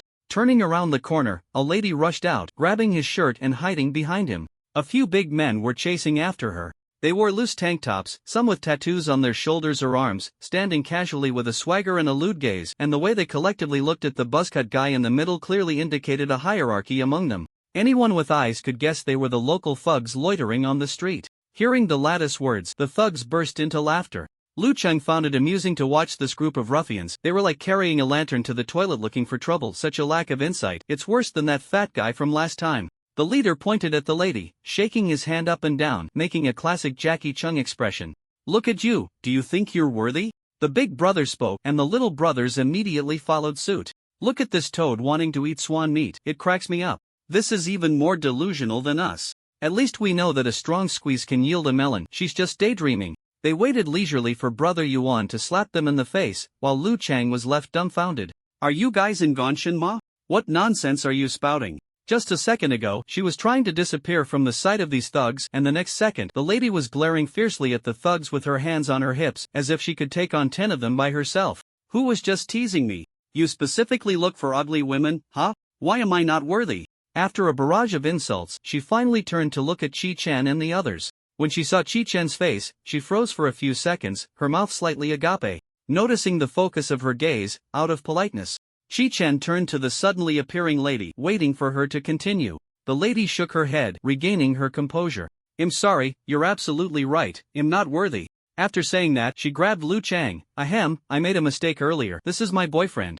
Lu Chang had a lot of curses he wanted to unleash, but seeing the lady blink several times with a pleased expression, he held back and said nothing. With her long black curls and a perfectly fitting mature-style dress that accentuated her delicate face, the faint scent of women's perfume wafting from her stirred Lu Chang's youthful heart. The mature and beautiful lady was simply too alluring, he couldn't refuse her request. Alright, it's me. The buzzcut guy rested his stick on his shoulder, tilting his chin, and immediately a little brother understood. A sharp-nosed little brother stepped out from behind the big brother, approaching Lu Chang with a swagger. He sized him up and grinned. You little brat want to steal my big brother's girl? Have you looked in the mirror? Lu Chang, how is this different from just now? Why am I suddenly unworthy? The long-haired lady linked her arm with his, leaning slightly against him without direct contact. No matter what he looks like, he's still my boyfriend. I appreciate your big brother's good intentions. Let's go. Wait, this is different from just now too? With a stiff cracking sound from his neck, Lu Chang found it hard to believe that everyone except Chi Chen was showing a look of pity, like a flower stuck in cow dung. This farce had gone on for a bit too long. Chi Chen realized he shouldn't expect Lu Chang to solve the problem. After all, Lu Chang was just a lucky goose. He had to speak up helplessly. Didn't you see she's not interested? Should I call the nearby security? The little brothers looked at the big brother, seeing him looking fierce, as if he was about to start a fight. They all rushed in. Some covered their mouths. Some hugged their arms, and others hung onto their legs. Big brother, let it go. There are plenty of fish in the sea. Yeah, big brother, no need to hang yourself on one tree. If you look closely, she's just average. The big brother was dragged a few meters away by the little brothers before he broke free from their grasp. What are you guys doing? I didn't even get to say anything. The buzzcut guy shouted from a few meters away, Little brother, you're so handsome and haven't caused any trouble. What right do I have to be a scoundrel? After today, I'm done with this life. Upon hearing this, the little brothers couldn't hold back their tears. This harsh truth hit hard. Big brother, we're in this together. Alright, we're brothers for life. A few big guys hugged each other, crying and moving slowly towards the nearby security office. Chi Chen felt his head buzzing. Was there no normal person left in this world? He reached up to cover his forehead, pressing down on the throbbing veins. Suddenly, a phone rang. It was his mobile. An unfamiliar number. Chi Chen answered the call. I am Zhuang Heng from the 4th Patrol Team, and I appreciate your care while I was in the integration area of the South Wu Orphanage. The patrol officer, who was managing both him and the Meow Meow rabbit, felt a surge of joy at this thought. Was the official finally going to recruit him? It's just a small matter. Do you have anything else to say? Zhuang Heng's voice was somewhat distorted over the phone, but it didn't prevent Chi Chen from hearing him raise his tone. You already know that the second elementary school in Xipan City has entered the integration area? Then I won't disturb you any longer. After saying this, Zhuang Heng didn't give Chi Chen a chance to respond and directly hung up the phone. Chi Chen placed his phone in front of him, switched to the AI Xipan app, opened the city map, and saw that the second elementary school in Xipan City was marked in red. What's wrong? Lu Chang leaned over, noticing Chi Chen's unusual expression, and quickly asked. The integration area has descended upon my brother's school, and I need to rush over. Your brother is my brother. I'm going with you. Well, thanks, but a brother like that is not needed. Lu Chang's joke only added to the already strained worries. Zhuang Heng had notified him in a timely manner. The moment the integration area descended, he was informed. The AI Xipan map indicated that the preliminary integration would end in 25 minutes. Schools, being places that gather a large number of the nation's flowers, would definitely have a patrol bureau within a 10-minute walking distance. This meant that as long as the children listened to their teachers and quietly waited in the classroom, the patrol team would arrive in 10 minutes to take them to the gym for protection. Within 10 minutes, even if they integrated into the most dangerous forest, as long as they weren't unlucky enough to end up in extreme environments like swamps, they would be basically safe. As for whether the children would listen to their teachers, others might not be sure, but the little brother, who was quick to panic, would definitely comply. He sent a message to his mother, telling her he would go in to find his brother and that his return time was uncertain. After sending the message, the family group received a message from the little brother looking for his older brother, indicating that he had once again sneakily brought his phone to school. Stupid-a-doo-doo, voice. The voice message lasted for several seconds, enough for the voice-to-text to go through several rounds. Bro, the teacher said there are monsters outside and won't let us go out. Xiao Xiaopang said his brother will come to save him and I should ask him to take me out. I said my brother is super strong, definitely stronger than your brother. Bro, you will come to save me, right? I don't want to stay here, Mom. When did you steal the phone, Mom, Yuan? I received the message. Great. It turns out he was the most anxious one in the family. Lu Chang watched as Qi Chen typed and sent messages, then received a reply, his furrowed brow relaxing, looking not too worried about his brother's life. If their relationship wasn't good, he wouldn't be worried from the start. Was it that? The rumored dark guard who protects the master from the shadows. Yuan sent a message to the dark guard inquiring about his brother's situation, and the dark guard replied, young master, please rest assured, the second young master is currently safe. So after receiving the message, Yuan wasn't worried about his brother's safety. Lu Cheng nodded, recalling everything again to confirm his guess. Everything made sense now. He shifted his gaze back to Qi Chen and suddenly realized a blind spot. Why don't you take on a new apprentice? The second elementary school in Qipan City wasn't too far or too close. It would take about 10 minutes by taxi. The patrol team had already entered the integration area, and a crowd of parents who had received the news gathered at the entrance. A host from the local TV station was also recording a program at the gate, speaking confidently in front of the camera. Suddenly, a cheer erupted from the crowd of parents as a group of middle-aged uncles and aunts were surrounded by the crowd, raising their arms to signal everyone to be quiet. We are also parents and understand your feelings very well. I, Wang, will save as many as I can. Let us in first. Every moment we delay means one less child saved to right. Don't block the way, let them in. Go for it, you are heroes. Amidst the shouts, the crowd surged, parting to create a small path. They quickly passed through and entered the fusion area. The scattered streamers who had hurried over, eager to help or to enhance their abilities through practical experience, upon seeing the imposing front gate, chose to take a detour and climb over the wall. Qi Chen and his companion also opted to climb over. After checking their ability certificates and handing them back, the security officer muttered to himself, wondering what was wrong with being surrounded like a hero. Why did everyone act like thieves? This was Qi Chen's first time passing through the mist of the fusion area. His vision was filled with a white haze, with the shadowy outlines of large buildings faintly visible in the distance. The outlines of the large buildings were far from that of the second primary school of Qipan City. Seeing this, Qi Chen couldn't help but frown. A significant change meant that the routes in his memory were all rendered useless. Unless he got lucky, there was no way to find his little brother in a short time. As they passed through the mist, a gate appeared before them, inscribed with several large characters in an unfamiliar language. Under the gray sky, rows of paper lanterns hung high without a hint of swaying, and a large stone tablet stood at the entrance of the street, with a wooden cart carelessly placed on the road. On both sides of the street, tall buildings with green tiles and red eaves stood, with various small stalls like tea shops and meat vendors lining the way, shop banners flying high, resembling a large film city. Streetlights, trash bins, and well-trimmed bushes appeared sporadically in the blank corners. Moreover, the buildings on both sides of the street were clearly made of concrete with glass windows, topped with some flying eaves and wooden carvings. Through the first-floor windows, rows of student desks could still be glimpsed. At present, it seemed there was neither a dangerous environment nor a threat from mutated plants and animals. The once plain teaching building had suddenly transformed.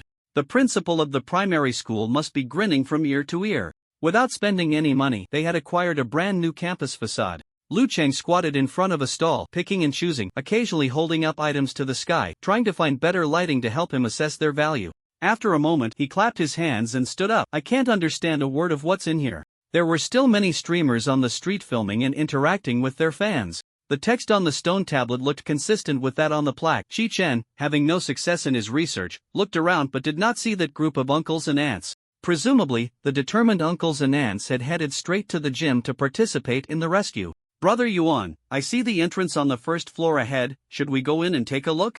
Qi Chen ignored Lu Cheng's words and hurriedly ran, making a circle on the street. It was too strange. Lu Cheng quickly followed. What's wrong? The initial fusion should have ended by now, so where are the monsters? Qi Chen's question left Lu Cheng momentarily speechless. Yes, where are the monsters? Lu Cheng belatedly realized, looking around but finding no trace of any monsters. Could they all be hunting those kids? Monsters have intelligence, it's normal for them to pick on the weak. Qi Chen did not comment on Lu Cheng's speculation. They had entered at a critical moment, and the monster birth locations were random. Even if they were looking for easy targets, it was impossible for none to appear. Moreover, if all the monsters were gathered near the elementary school students, the patrol team would definitely be fighting the monsters, and that commotion wouldn't be small. After Lu Chang finished speaking, he also found his speculation ridiculous and fell silent. Let's go first find the gym. The absence of monsters was indeed strange, but it also facilitated their movements. Along the way, they saw some buildings that combined ancient and modern styles, as well as purely ancient structures like temples, tea houses, and inns. The gym, as a short and stout building among the structures, although its shape and location had changed, could still be recognized at a glance. The two pushed open the gym's door, and it was bustling inside. A group of elementary school students gathered together, and one shouldn't expect them to stay quiet.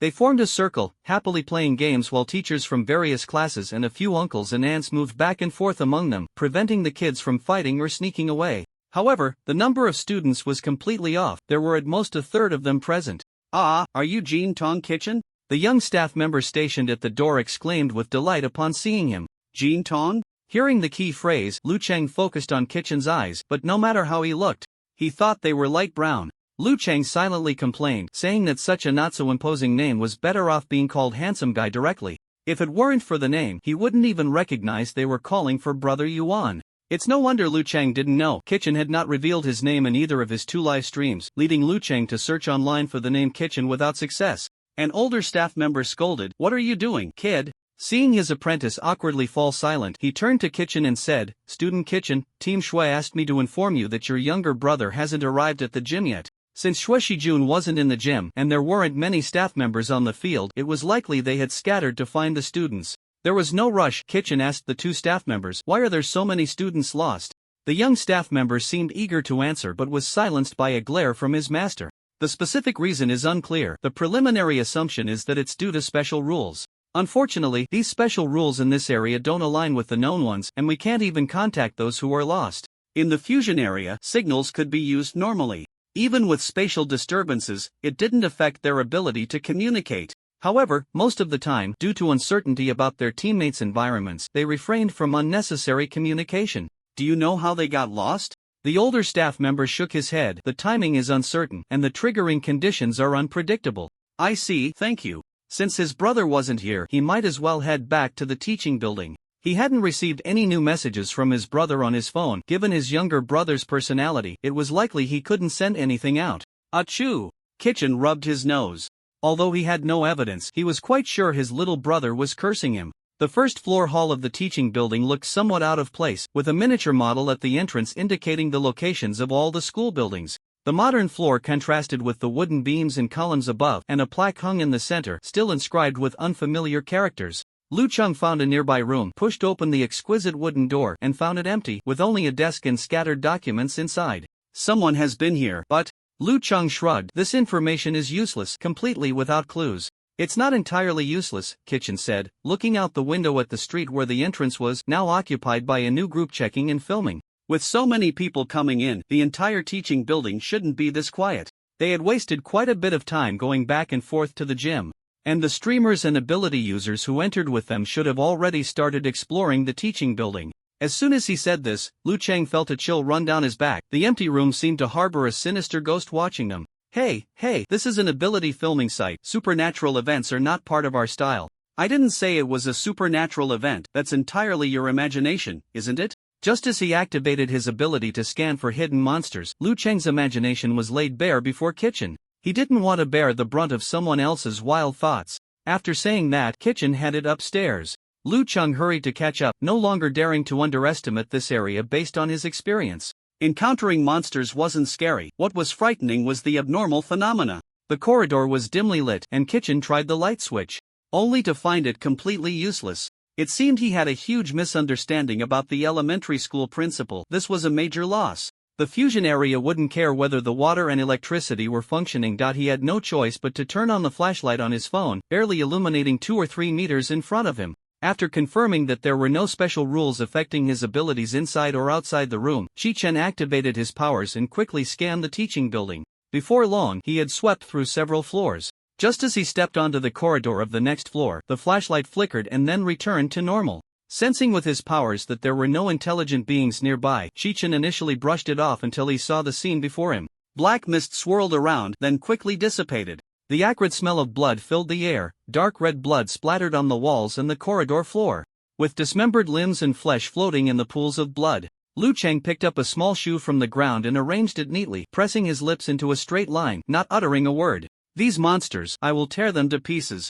Putting down the book that had stirred the blood, Chichen looked at this rare, serious, justice-filled young man, unsure whether to tell him that these were the limbs of monsters. So, when will Xiao Ming's brother come to save us? Will we be eaten by the monsters? A girl with a mushroom haircut, wearing a small floral dress, about 6 or 7 years old, clutched her skirt, her voice trembling as she spoke. He will definitely come. My brother fights many monsters every day, and soon we will be saved. The chubby boy confidently patted his chest, his expression serious. Stop bragging. Yesterday, you were boasting that your brother was clearing monsters in another city. How could he possibly come back now? I think you're just lying. You all wait for my brother to save you. Xiao, who had been crouching in the corner trembling, momentarily forgot his fear upon hearing Xiao Ming's words and jumped out to retort. After speaking, he stole a glance at the girl's reaction. Seeing her still shivering in fear and not noticing his imposing figure, Xiao felt a bit disappointed. I'm not lying. Xiao Ming stammered at first, unable to articulate, then suddenly shouted, My brother will fly back in a flash, very soon. You just wait, your brother will be knocked away by the monsters out. Your brother will be knocked away out. Impossible, your brother isn't as strong as mine. You're talking nonsense. My brother fights hundreds of monsters a day. Can your brother do that? Then my brother fights thousands of monsters every day. Then my brother fights tens of thousands, and my brother dares to eat monsters. My brother dares too. Xiao's last words came out a bit weak, feeling a pang of guilt. His eyes darting around, fearing his older brother might suddenly appear and give him a scare. With the goddess before him, he could only stubbornly hold his ground against the other. Humph. As Qiao and Xiao Ming both struggled to think of what to say next, only able to make huffing sounds to bluff, the mushroom-haired girl, with tears in her eyes, said in a thin voice, I think I heard a sound outside. Through the glass window, Chichen confirmed that the sky outside the teaching building had darkened, and now the entire area was in a state of night. Lu Cheng, who had been full of bravado, scanned the surroundings with a murderous intent, trying to find the monsters to vent his anger. Perhaps heaven truly favored foolish children. Chichen looked expressionlessly at the reflection on the glass window, which, sensing his gaze, twisted into a sinister curve. A yellow talisman flew in and stuck to the glass window. Chichen's reflection let out a piercing wail, then touched his forehead, finding everything fine except for a round scar that had formed on his forehead. You are humans, the reflection rasped in a harsh voice, then revealed its fangs again, lunging at them. Lu Cheng covered his head and fled. Isn't this the vengeful spirit of a class monster? Why isn't my yellow talisman working? Do you even deserve to be called a yellow talisman? Chichen looked at a piece of white paper on the ground at his feet, on which the words yellow talisman were written. It seemed that he had explained too much. As Lu Cheng was fleeing, he did not forget to defend Huang Fu. My ability is drawing talismans. As long as I write the corresponding spell, no matter what the characters are, it can produce an effect. The vengeful spirit's sharp claws were about to pierce Lu Cheng's shoulder when Chichen was just about to use a light wall to block the attack. A figure burst out from behind the door and pushed Lu Cheng aside. Gaining a moment to breathe, Lu Cheng immediately wrote a ghost restraining talisman on a piece of paper. He rolled to dodge the vengeful spirit's attack and stuck the talisman onto the spirit. Before he could catch his breath, the person who had just saved him grabbed Lu Cheng and ran. Humans. There are humans. A group of ghosts and monsters gathered from all directions, as if they had caught the scent of food, crawling out from various dark corners. Thanks to their timely escape, under the path cleared by Chichen's light wall, they quickly broke through the encirclement and shook off the group of monsters. The three of them hid in a room, and as Lu Cheng was about to lock the door, he was stopped by the person. Don't, the monsters can pass through walls, locking the door will only trap yourself. After saying this, he sat down on the floor, panting heavily, resting without any regard for his image. Lu Cheng waited for him to catch his breath before asking, what's going on? Chi-chan also looked at him, waiting for his reply. In the chaos, he could only grasp some keywords like rules, stone tablets, and ghost markets, along with the monsters repeatedly emphasizing that they were humans, which made him somewhat concerned. The stone tablet at the entrance says that fighting is prohibited in the ghost market. If you had insisted that you were ghosts and not humans, as long as you could justify it, the monsters wouldn't have been able to do anything to you. What is the ghost market? Why isn't my Huang Fu working? Although he had only used a fraction of his strength because he judged the opponent to be a level monster, Lu Cheng still felt uneasy about it. This was a significant weakening for him.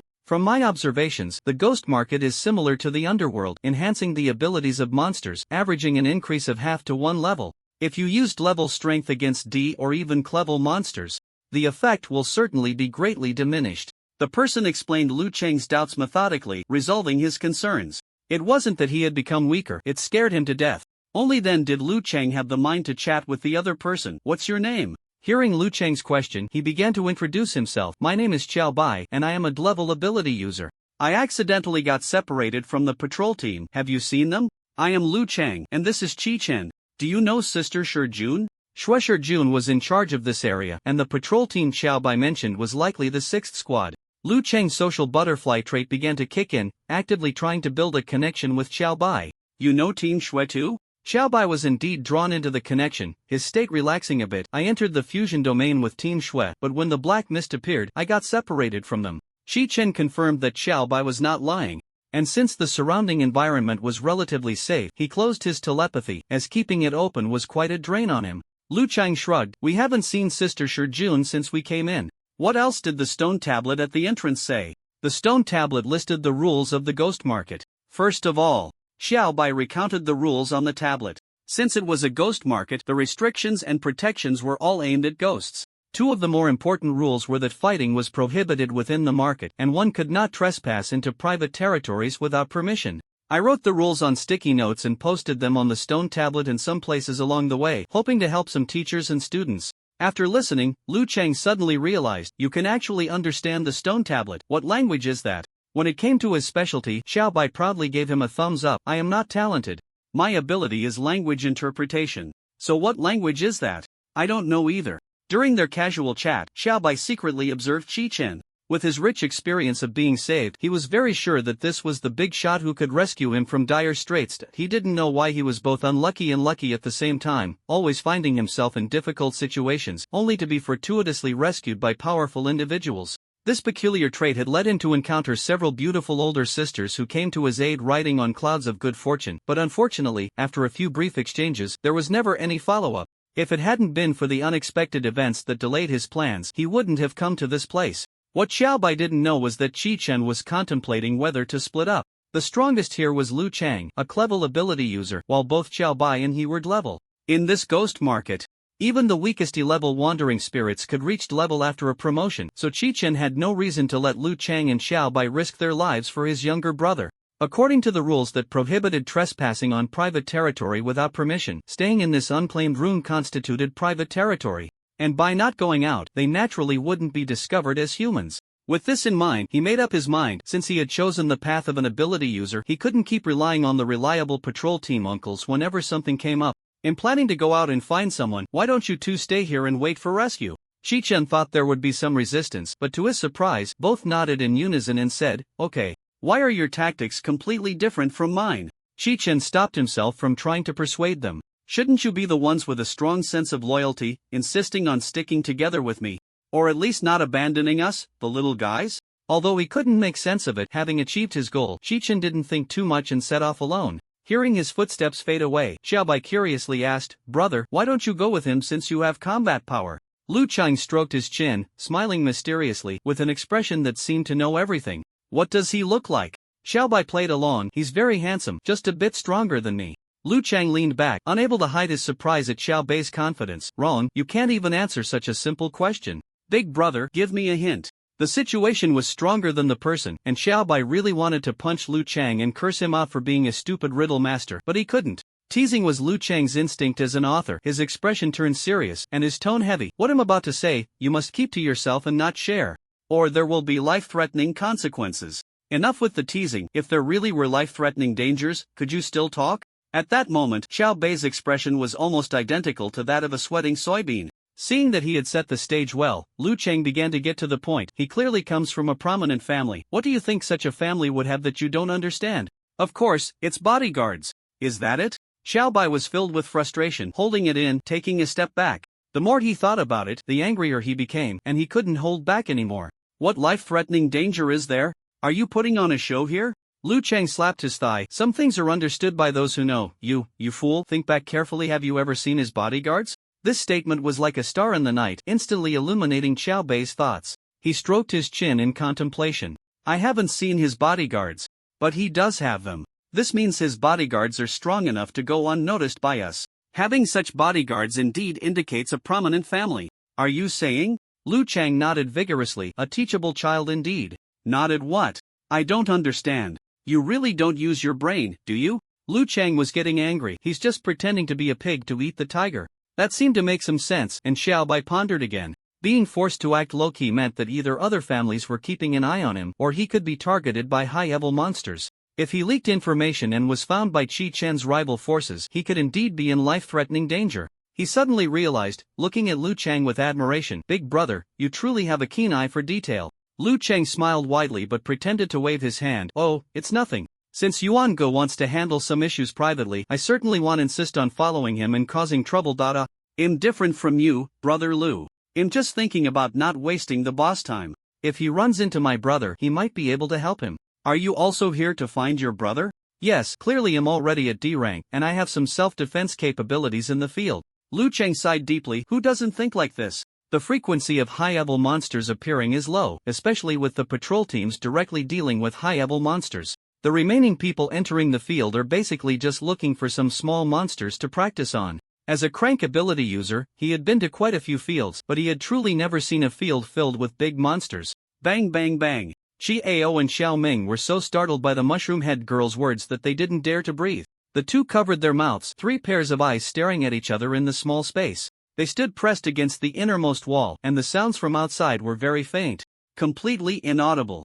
Chi Ao pouted, signaling to the mushroom head and Xiaoming with his eyebrows to go take a look together. The result was a frantic head-shaking mushroom head and a vigorously waving Xiao Xiaopang. Chi Ao felt the voice was somewhat familiar, but he was also afraid that the monster might imitate others like the wolf grandmother, hesitating repeatedly while still holding onto a glimmer of hope. If he got saved, Xiao Qian would definitely look at him with admiration and never pay attention to Xiao Xiaopang again. He mustered his courage and approached the iron door, where the voice outside was clear. "Is anyone inside?" It was really familiar.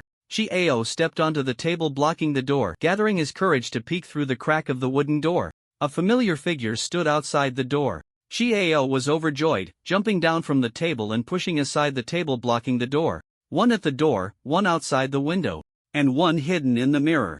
Chi-Chen strolled through the teaching building, occasionally activating his telepathy to scan the surroundings. He adjusted his walking frequency based on the monster's heartbeats and opened the Eye of Time. Although his speed slowed down, the number of monsters that considered him a strong opponent increased, and almost no monster dared to approach him. The overall exploration speed not only did not decrease but increased. However, maintaining a face that could be described as either world-weary or seem-face was somewhat uncomfortable. In the room ahead, a group of monsters surrounded, making strange sounds to deceive the people inside. Seeing Chi-Chen walking slowly, some of the monsters were unwilling to give up, attempting to find their companions to drive this human away. However, their companions did not think so. In the blink of an eye, only a few slow-reacting monsters remained at the door.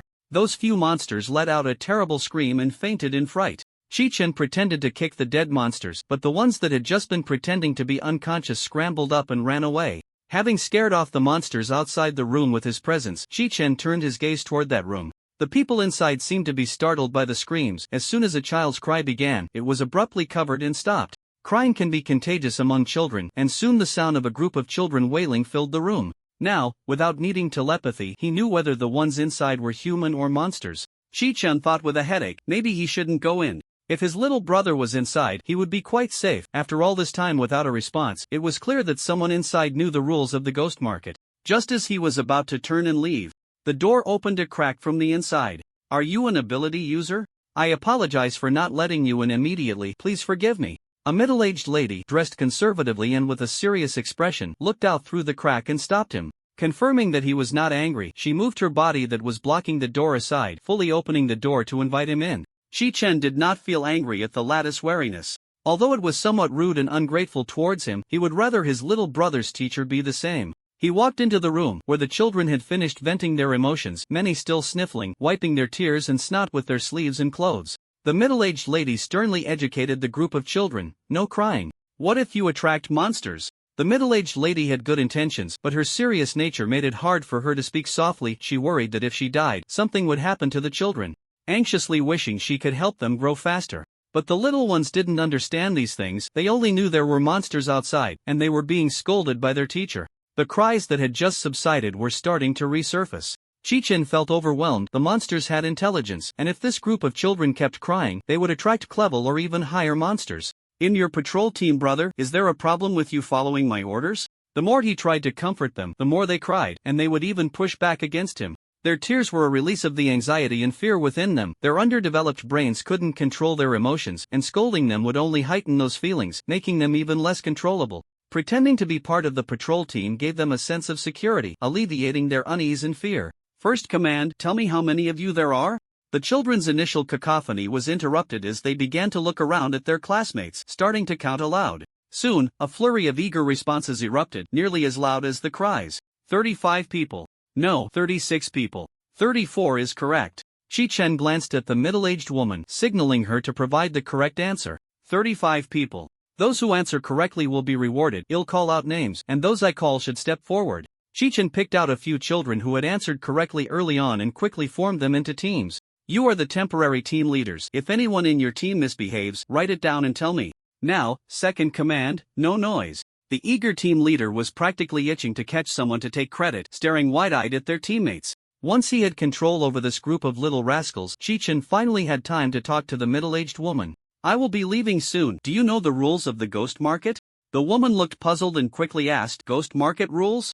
Chi-Chen explained the ghost market rules in detail. "I saw you all not responding outside and thought you knew." The middle-aged woman smiled awkwardly. "I'm a bit superstitious. The older generation says you must never respond to ghosts, so she had initially wanted to advocate for the children to keep this ability user around, but upon hearing the ghost market rules, she dropped that thought. There were still many students outside, and it was more important for this ability user to relay the information. "If you have something to do," then a rapid knocking came from the door, each knock almost identical in interval, sounding very eerie. The middle-aged woman instantly felt anxious and looked at Chi-Chen. Chi-Chen lowered his voice and said, "Just follow the rules." After a long time without anyone coming out, the monsters outside were losing their patience. The wooden door, which had been swaying but not yet fallen, was suddenly blown open by a gust of wind. The female ghost at the door, dressed in a dark red wedding gown, billowed in the wind, her long black hair thrashing about in the air, her red veil obscuring her face, and a pair of exquisite red embroidered shoes dripped with blood, yet strangely, those shoes did not touch the ground. This was a clever monster, the ghost bride. The ghost bride slowly opened her mouth and sang in a haunting tone, "Who is my groom?" At this, all the men present gasped in shock. Chi-Chen's expression turned grave, and the little boy was so frightened he began to wail. This had he ever heard of a ghost bride being male. The ghost bride was broad-shouldered and stout, with a rough appearance, but the most striking feature was the dense stubble on her chin. Even through the veil, they could feel the ghost bride's gaze. Those who were caught in her sight were inexplicably filled with a chill and a fear of facing the darkness. It was hard to tell whether the fear stemmed from the ghost bride's eerie presence or from a psychological dread. Her gaze finally landed on Chi-Chen, radiating intense malice. "I hate males who are more attractive than me the most. Hurry up and marry me." The anger in her heart ultimately could not surpass the instinct for survival. She did not act, merely fixating on Chi-Chen. Chi-Chen stood his ground, unwavering. The moment he decided to grow stronger, he was no longer a protected citizen but a combatant. He could not always rely on the monster across from him to fill in the blanks. He had to devise a strategy that would prompt the other side to do so. Just as he was about to speak, trying to follow his previous line of thought, the audacious little elementary school kids began their performance again. Many adults thought children were forgetful, but in reality, kids were quite perceptive of the atmosphere. Although they couldn't articulate it accurately, they sensed that this monster was afraid of the patrol uncle. With over 30 kids, there were bound to be a few brave ones leading the trouble. "Patrol uncle, go. I don't want such an ugly bride. Kill it." The words Chi-Chen had been preparing got stuck in his throat, unable to rise or fall. And what was with the uncle? How outrageous. "Don't let me find out who said that." The children's remarks were not only harmful to Chi-Chen but also to the ghost bride. She couldn't understand why it couldn't be a ghost groom instead of a bride. It was a wound that should not be touched, yet the elementary school students were pouring salt on it. The ghost bride's rationality began to slip. Her black hair started to swirl, showing signs of aggression. "Why am I the ghost bride? I don't want a male partner." The middle-aged woman looked at Chi-Chen with concern, unsure if this young ability user could handle it.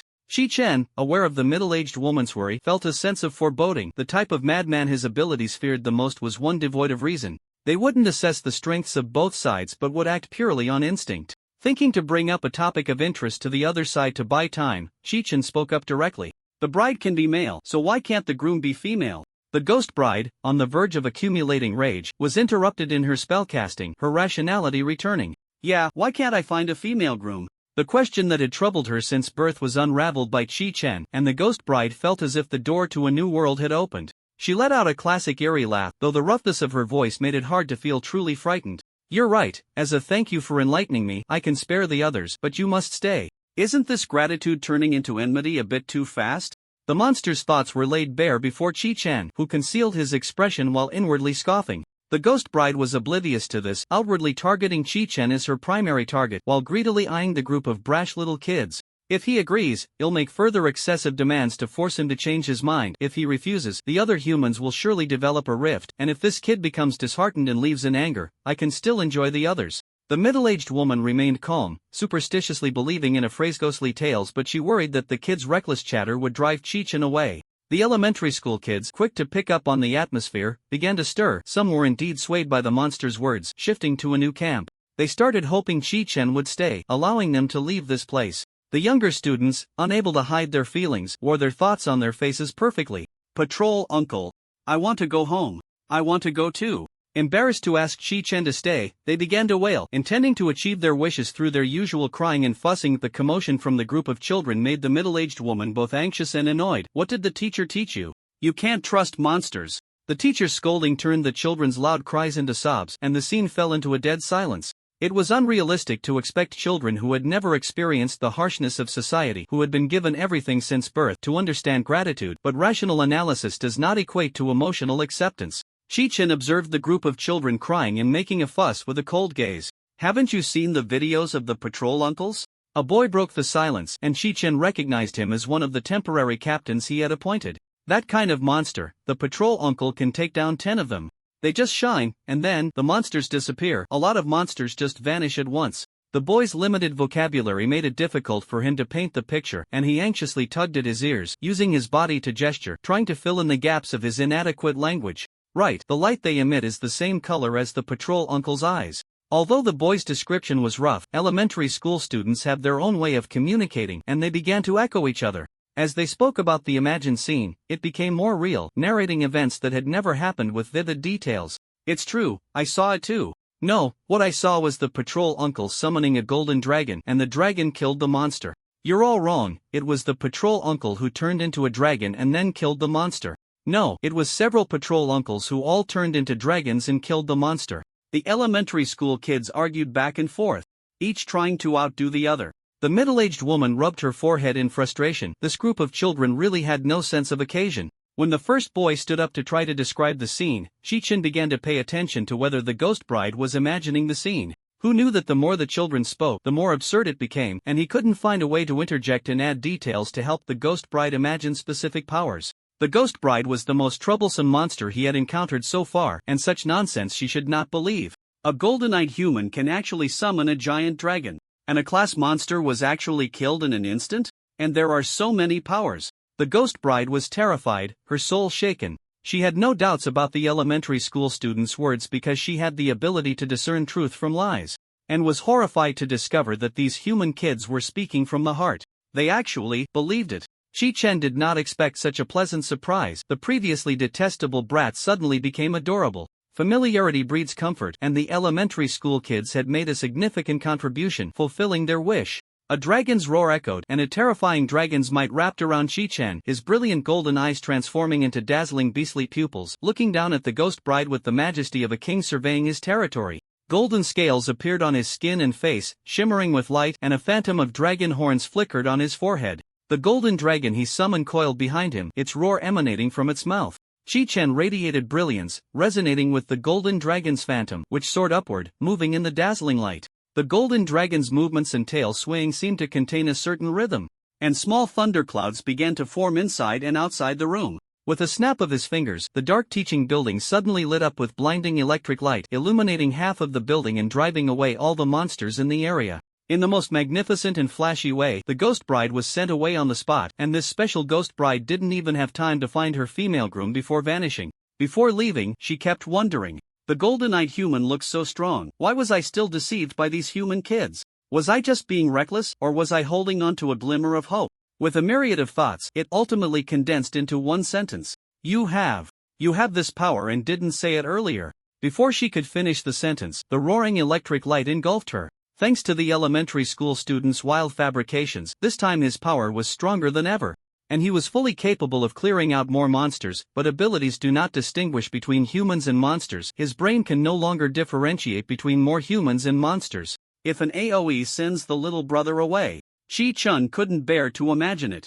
Anyway, there was no danger around anymore, and he could close his abilities to take a break. The stunned elementary school students were in a state of being unable to process information, all frozen like deer in headlights, unable to regain their senses for a long time. Once Chi-chun adjusted his breath, the middle-aged lady handed him the mineral water she had been reluctant to drink, and only then did the children start to scream. Even real ghosts would have to bow down to them. They rushed towards Chi-chun, shouting how amazing the uncle from the patrol team was, even though the middle-aged lattice authoritative teacher's demeanor couldn't suppress their mischief. Chi-chun had no choice but to put on a stern face. Second order, did the captain note down who broke the rules just now? As soon as these words were spoken, they silenced all the elementary school kids. There must be humans inside. The vengeful ghost floated in the air. The ghost market's environment made it feel euphoric, intoxicated by its own powerful strength. The mirror ghost licked its lips, grinning with its jagged sharp teeth, excitedly saying, "It'll go trick a human into opening the door, you just cooperate." Because they were too afraid of the golden-eyed humans, they escaped the adults' assembly order, thus saving their lives. Relying on the two strong concealment abilities, they avoided the patrol team's search, with the little dog hiding sneakily in a household. The two ghosts reminded each other, even though drool was dripping, they held back from eating. Without any dead bodies, the patrol team wouldn't take notice. Eventually, they followed the little girl of that household's mirror, hiding inside the school. Now their only request of the big brother was don't die too quickly. Every time Big Brother unexpectedly met his end, they didn't have time to find another job. Life without Big Brother's protection was so hard to endure. The two hungry ghosts lamented in such a way. The vengeful ghost placed the mirror taken from the dance room at the door, directly facing it. As long as it saw the mirror ghost could transform into the person that humans most wanted to see.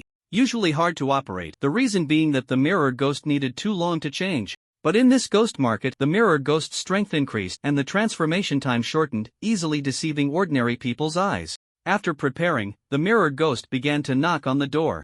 Bang bang bang, sounds of rustling came from behind the door. The humans thought they were being stealthy, but to them, it was crystal clear. The vengeful ghost activated its ability, granting its own voice an illusion, making those who heard it feel the voice was familiar. Is anyone inside? The vengeful ghost suppressed its excitement and asked the humans inside in a calm tone. As long as they answered yes or no, it would be an acknowledgement of their human identity and they could directly barge in. If they failed, the humans who heard the familiar voice would also look outside to see if they recognized anyone. Sure enough, the humans inside did not respond, hiding behind the door and peeking outside. The mirror ghost sensed someone looking at the mirror and activated its ability to change its appearance. The familiar outline indeed made the person behind the door lower their guard, and the table was pushed aside by the human. Teeth grinding, the mirror ghost's gaze was fixed on the wooden door like a hunting beast. It wanted to rush in for a feast. The mirror ghost impatiently swatted away the vengeful ghost's interference.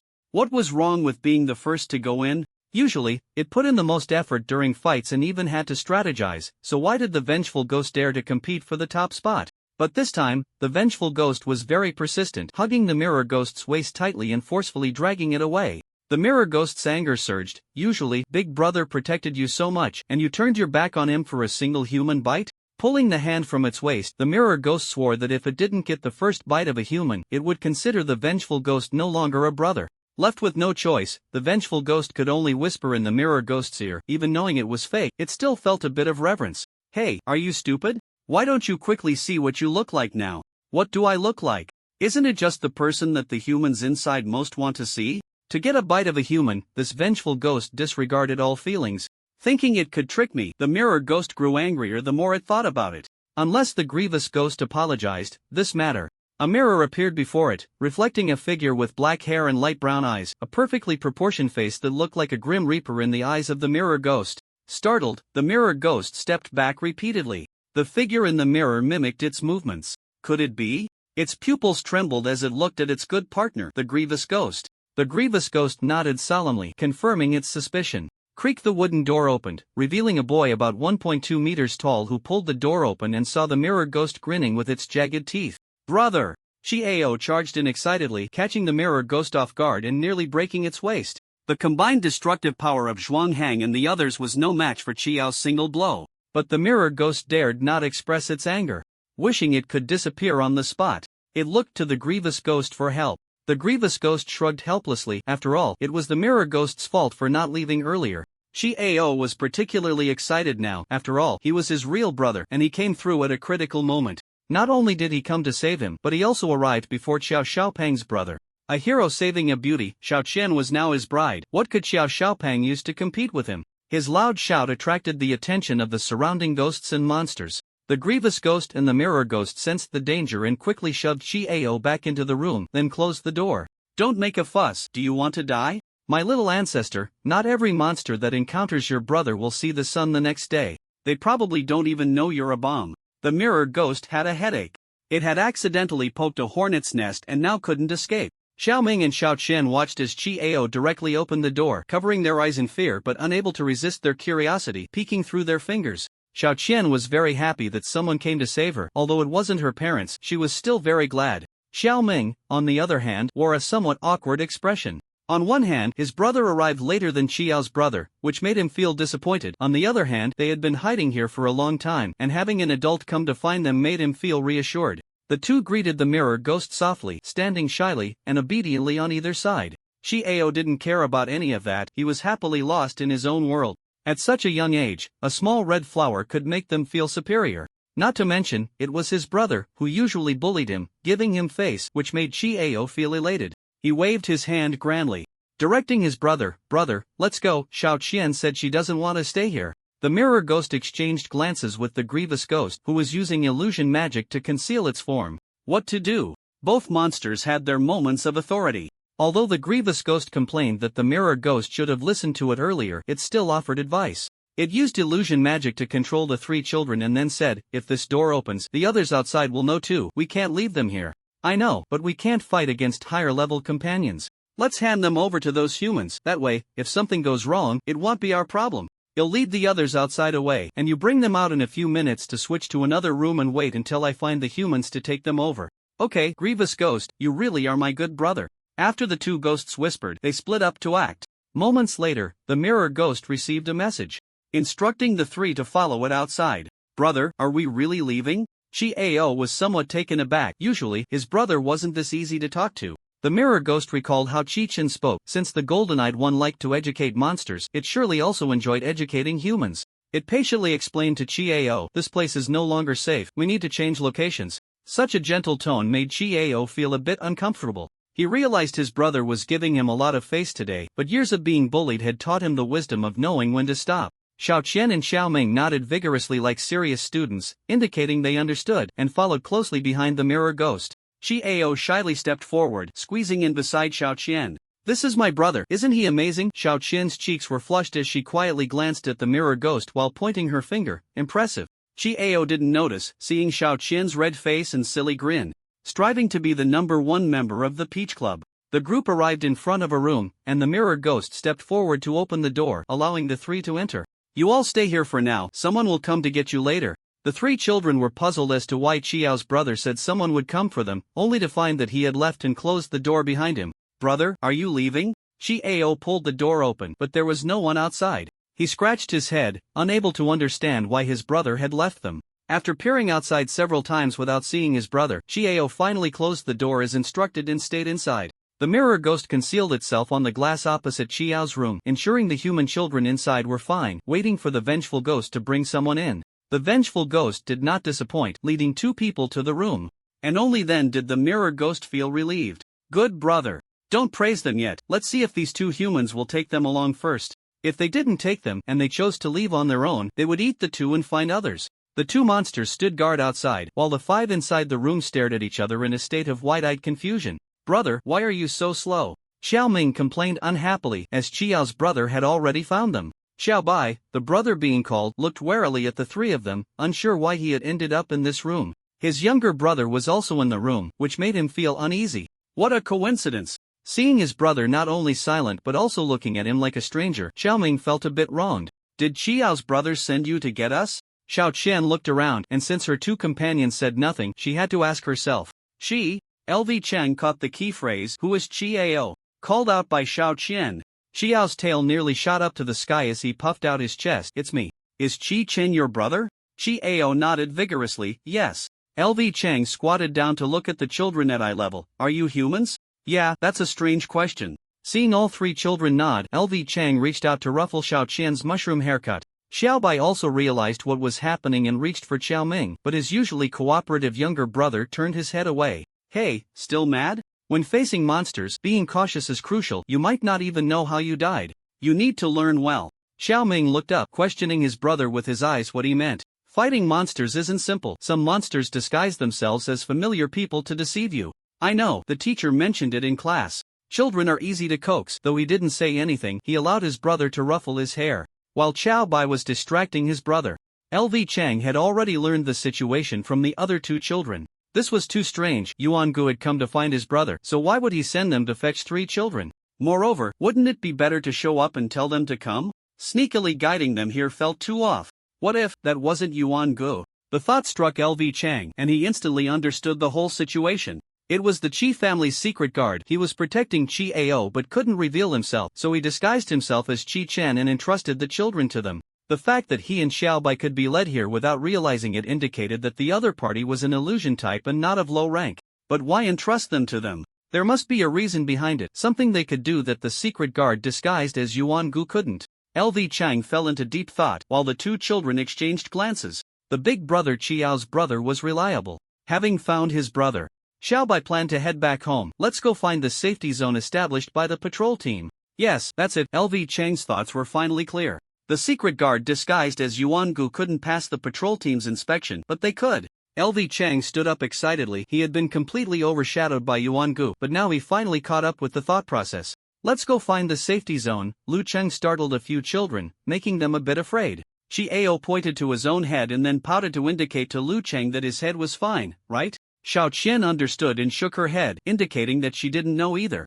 The wooden door was destroyed by the ghost bride, and their commotion attracted the attention of others. They noticed a flash of lightning, and then the monster behind them disappeared. Following the noise, they found a group of elementary school students sitting obediently around a 17 or 18-year-old boy. Without needing to say anything, they knew that the boy in front of them was not to be underestimated. The broadcaster raised the equipment to capture footage for a video. The corridor echoed with hurried footsteps again as a group in duty uniforms rushed in. People quickly made way for them. Xue Shijun entered the room, revealing an expression of expectation. She smiled and turned to the person beside her, saying, Captain Chang, this is the powerful ability user Qichen who lives in our district. He has helped us a lot. Although both were captains, their responsibilities and statuses were different.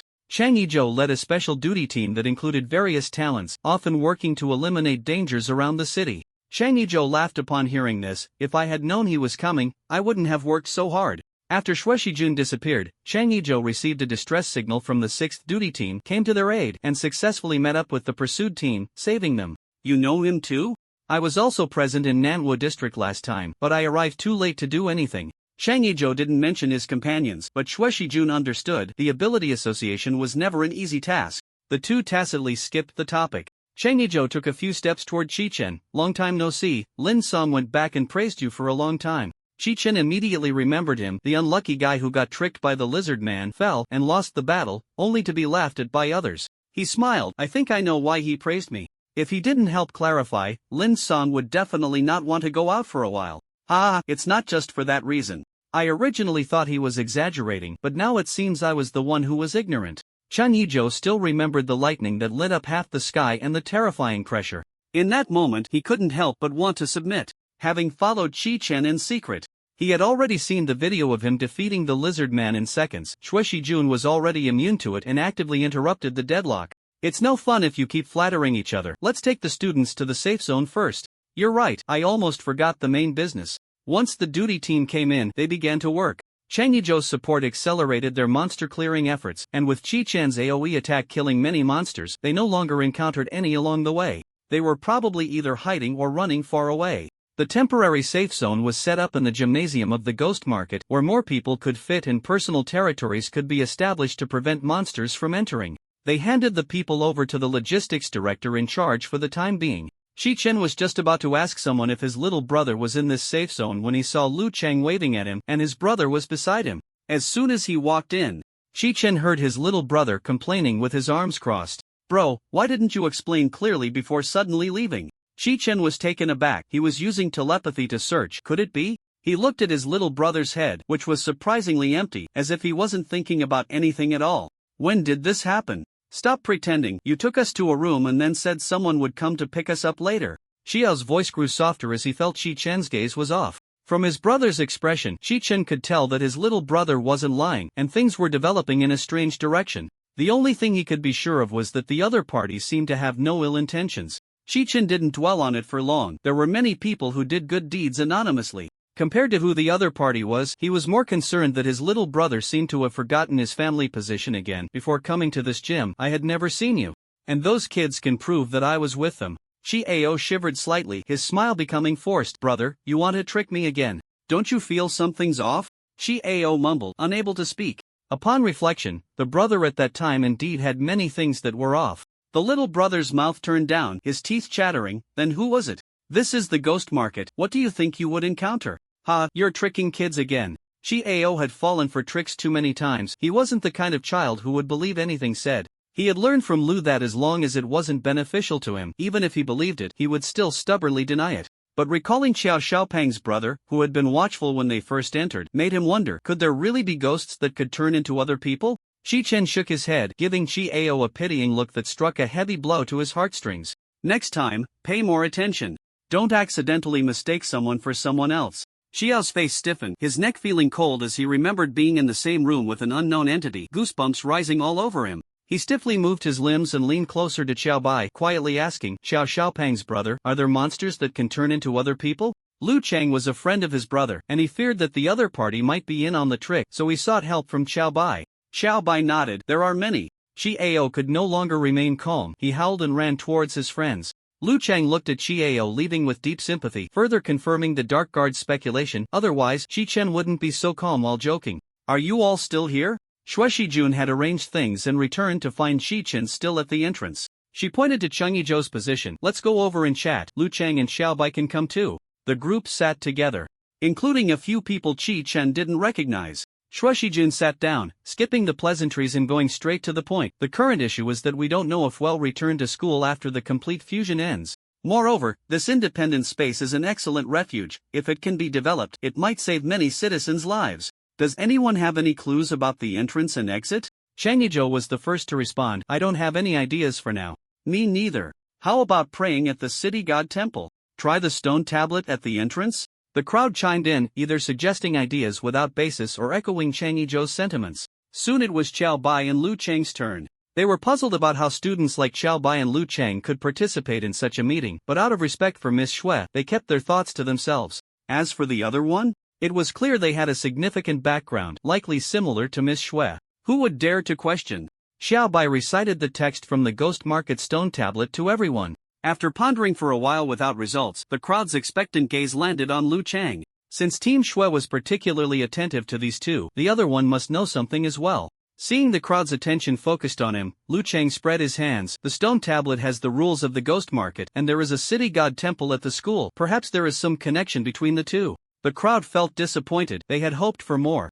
Anyone from the Dragon Kingdom could guess the relationship, and the earlier suggestion to visit the city god temple was based on this reasoning. Then they turned their gaze to Shi-chen. Lacking information, Shi-chen couldn't provide any clarity. He could only say something vague, trying to muddle through. "Why don't we go check out the city god temple?"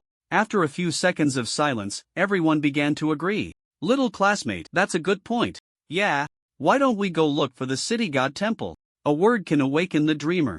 It was all so awkward. Were they sure they weren't just pretending? Shi-chen felt a bit melancholic. Lu Chang looked at the group, confused as they decided to leave, with 100,000 question marks in his mind. Hadn't the patrol team already searched the city god temple? The information was still in hand. Why didn't they take a look? He and Yuan Ge were just talking nonsense, so why was the outcome different? In the end, Lu Chang followed the others in a daze, and they quickly arrived at the city god temple. At the entrance of the temple stood a pair of stone lions, and the crimson doors were wide open, the plaque illuminated by a flashlight, still bearing that unfamiliar script. Stepping over the threshold, the front courtyard of the city god temple came into view. The temple structure, made of brick and wood, was ancient and elegant, grand and magnificent, with countless bamboo sticks burnt to ashes inserted into the large cauldron in the center of the courtyard. The main hall was majestic, adorned in golden splendor, housing a statue of the deity. As everyone entered the main hall, Shue Yun pointed at the mural and said, "This is why we suspect it's the city god temple." The mural depicted the city god protecting the region, eliminating evil, and managing spirits. After she finished speaking, she asked Xiao Bai, "Is there any discrepancy between our understanding and the text?" "Shue team, how many times do I have to say it? Don't call me Bai." Xiao Bai ruffled his hair, quietly protesting before answering the question. "There's no discrepancy. The text I saw at the entrance is indeed from the city god temple. If Xiao Bai doesn't allow it, and Bai doesn't allow it, what else can I call you?" Shue Yun shrugged. "That's probably it. Are there any other discoveries to add?" Seeing that the others were silent, Xiao Bai asked, "Where is the wall with the inscriptions? I want to take a look, maybe you'll find something." Shue Yun pointed in a direction. "It's in the corridor near the side hall." The others circled around the main hall. People from Longwa were always inclined to believe in the existence of the supernatural, so they casually offered prayers, returning if they found it effective, and not returning if it wasn't. Thus, it was often joked that there were no useless gods in Longwa. Someone tried once, found it ineffective, and then stood up to poke around, searching for clues. All the places that could be explored were explored, and Chi-Chen found himself doing nothing. Seeing incense offerings on the table, he lit 5 sticks and casually placed them in the incense burner. As for why 5 sticks instead of 3, it was because he wasn't sure how many were appropriate, but recalling the saying about 3 long and 2 short, he did it this way. The moment the incense was inserted, Chi-Chen was about to join the poking group when he heard someone shouting. The mural that Shue Yun had just introduced rapidly faded in color, replaced by rows of golden text. This golden text was different from the incomprehensible script. It resembled ancient texts from a certain dynasty of Longwa. Although the people present didn't recognize ancient texts well, they could guess the general meaning by finding similar characters. The golden text seemed specially prepared for those who had wandered into the ghost market, skipping over the meaningless praises for the visitor's piety. The remaining content essentially stated that if one wished to leave, they needed to sincerely worship the city god, invoking the spirits with incense of yin, yang, and the 5 elements. The city god would then judge whether the person could return to the realm of the living. If the judgment was passed, the city god would grant a pass, and holding the pass, the person could enter and exit the ghost market 7 times to return to the human world. It was important to note that when entering and exiting at the entrance, one must not look back, no matter what they heard. After the people in the main hall finished reading the golden text, they turned to look at the offering table, where 5 sticks of incense were rising in curling smoke, and that extraordinarily handsome young man stood beside the table. It seemed he was the one who suggested coming to the city god temple to take a look earlier. This boy must not be neglected. After a moment, Changizhou reacted and laughed. "Chi-Chun, you little rascal, clearly having ideas but keeping them to yourself, planning to surprise us, right?" The others had also offered incense before coming, but they had only lit 3 sticks. He lit 5 sticks right away, and Changizhou didn't believe it was an accident. Chi-Chen was also a bit confused. Is this even allowed? He saw everyone revealing expectant expressions, waiting for his next move. Shue Yun took a couple of steps forward, walking to the offering table. "Next, what should we do?" Chi-Chen, having learned from experience, honestly replied, "I don't know, maybe if we just follow what it says above, we can get out. Take on as much work as you can handle. If someone is boasting about their abilities, they'll act all mysterious and accept everything, because after all, even lies can become truths. But with something so uncertain, what if he leads everyone into a pit, using a group of people's lives just to show off? Should we do it according to what he said?"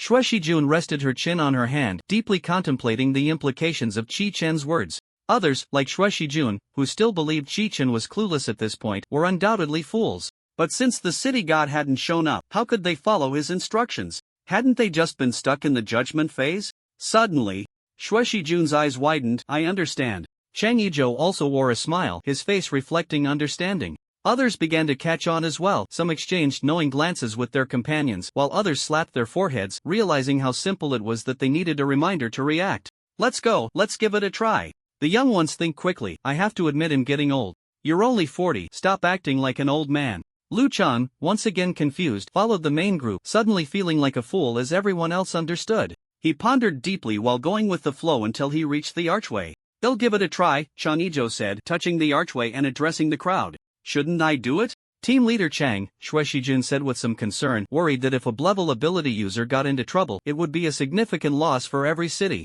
especially since Chang Yizhou was part of the duty team.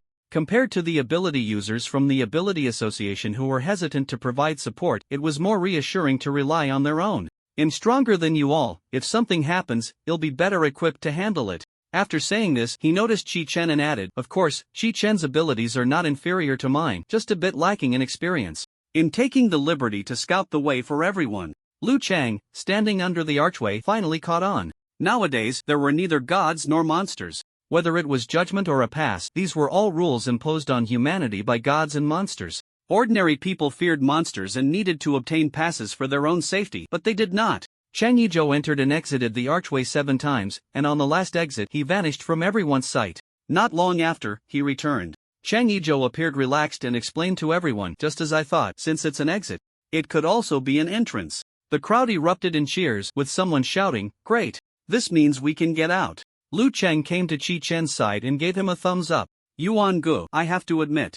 Lu Chang acknowledged that he had been too hasty and hadn't grasped the underlying meaning, previously thinking Yuan Gu was just talking nonsense like him. This reminded him of that day when Qi Chen had so casually toyed with him. When the two returned to the gym inside the ghost market, they realized Xiaobai had been left behind at the city god temple. Xiaobai looked at the two with reproach, trying to awaken their conscience. But unfortunately, they had none. Qi Chen and Lu Chang pretended not to see and called the 3 children to prepare to leave the ghost market. Shueshijun led the duty team to help the students and teachers trapped in the ghost market evacuate in an orderly manner. The crowd was buzzing. Some 6th grade students had already entered their adolescent phase and couldn't help but steal glances at Qi Chen. A few girls huddled together, whispering about something, occasionally bursting into laughter and playfully hitting their friend's shoulder.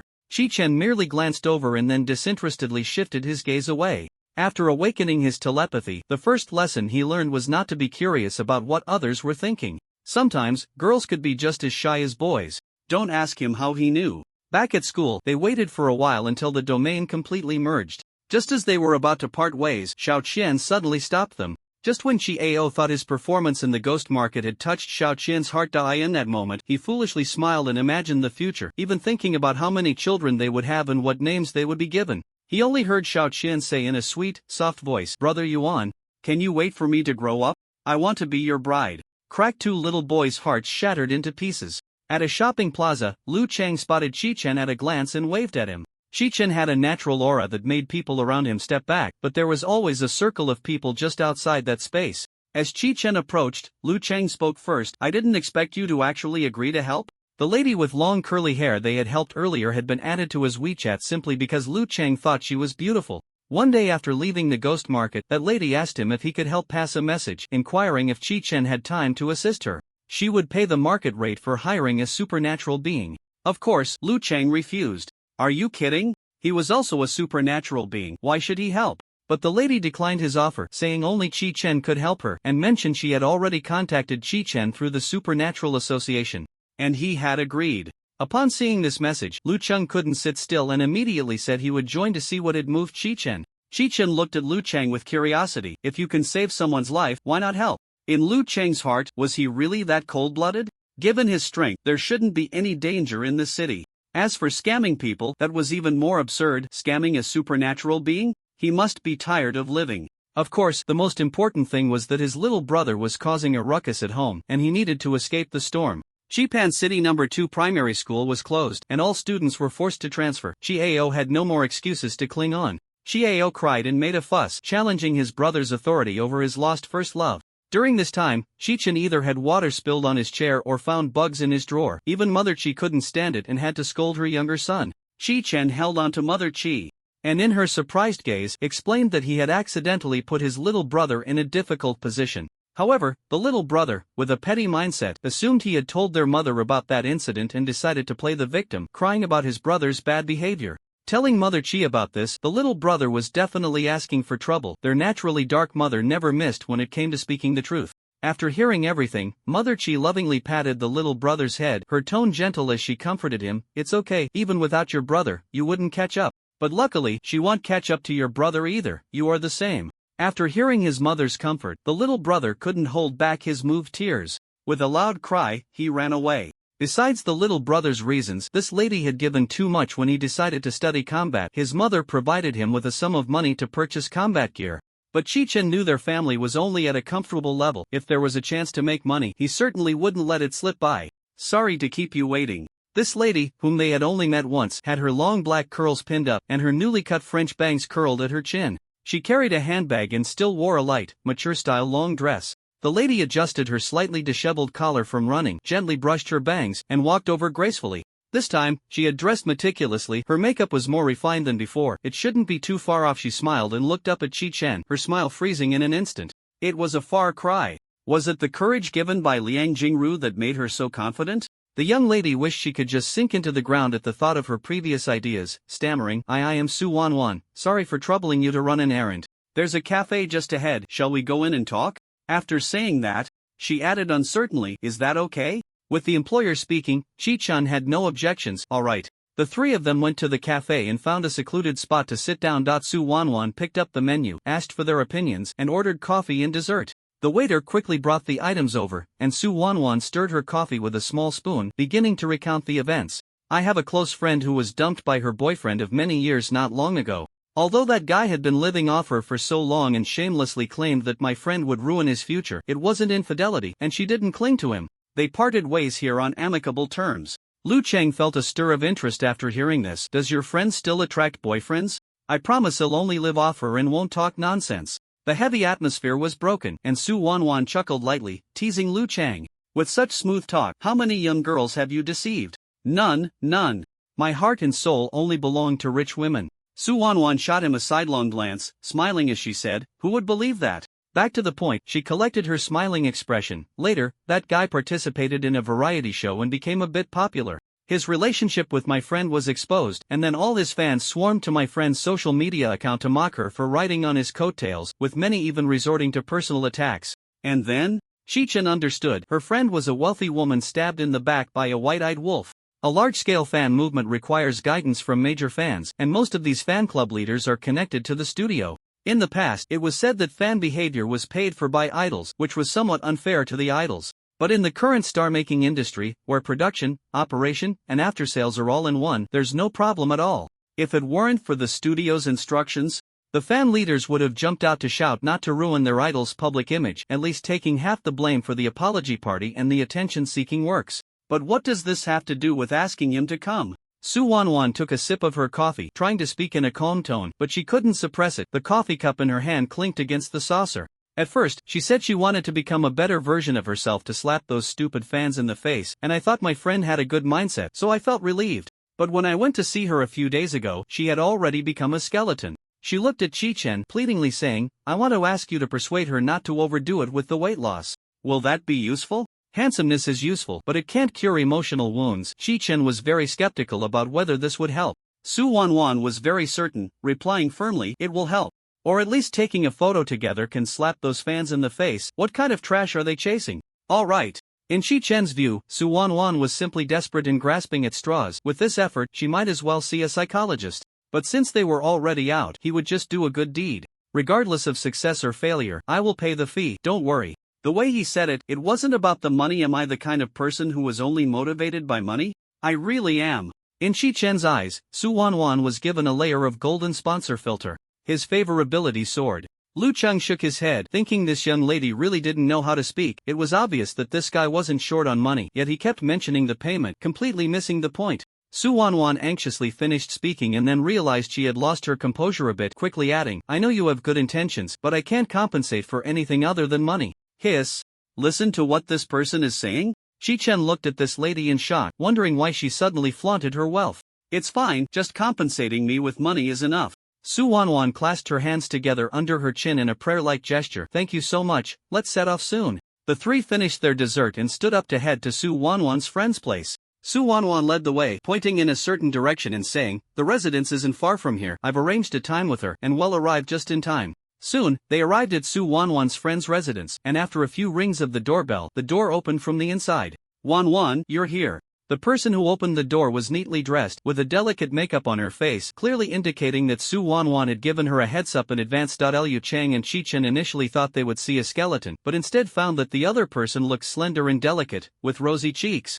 completely different from those who had become malnourished from excessive dieting. And this is my new boyfriend, Su Wanwan said, linking her arm with Lu Chang's, her smile radiant. Before coming, they had rehearsed their lines, with Lu Chang pretending to be her boyfriend, using the excuse of having her best friend vet him. Su Wanwan had even hinted to Fo Min before coming that she would bring a handsome guy, encouraging her to dress up nicely. However, Fo Min could no longer recall her numerous probing plans. Her mind was filled with just one thought.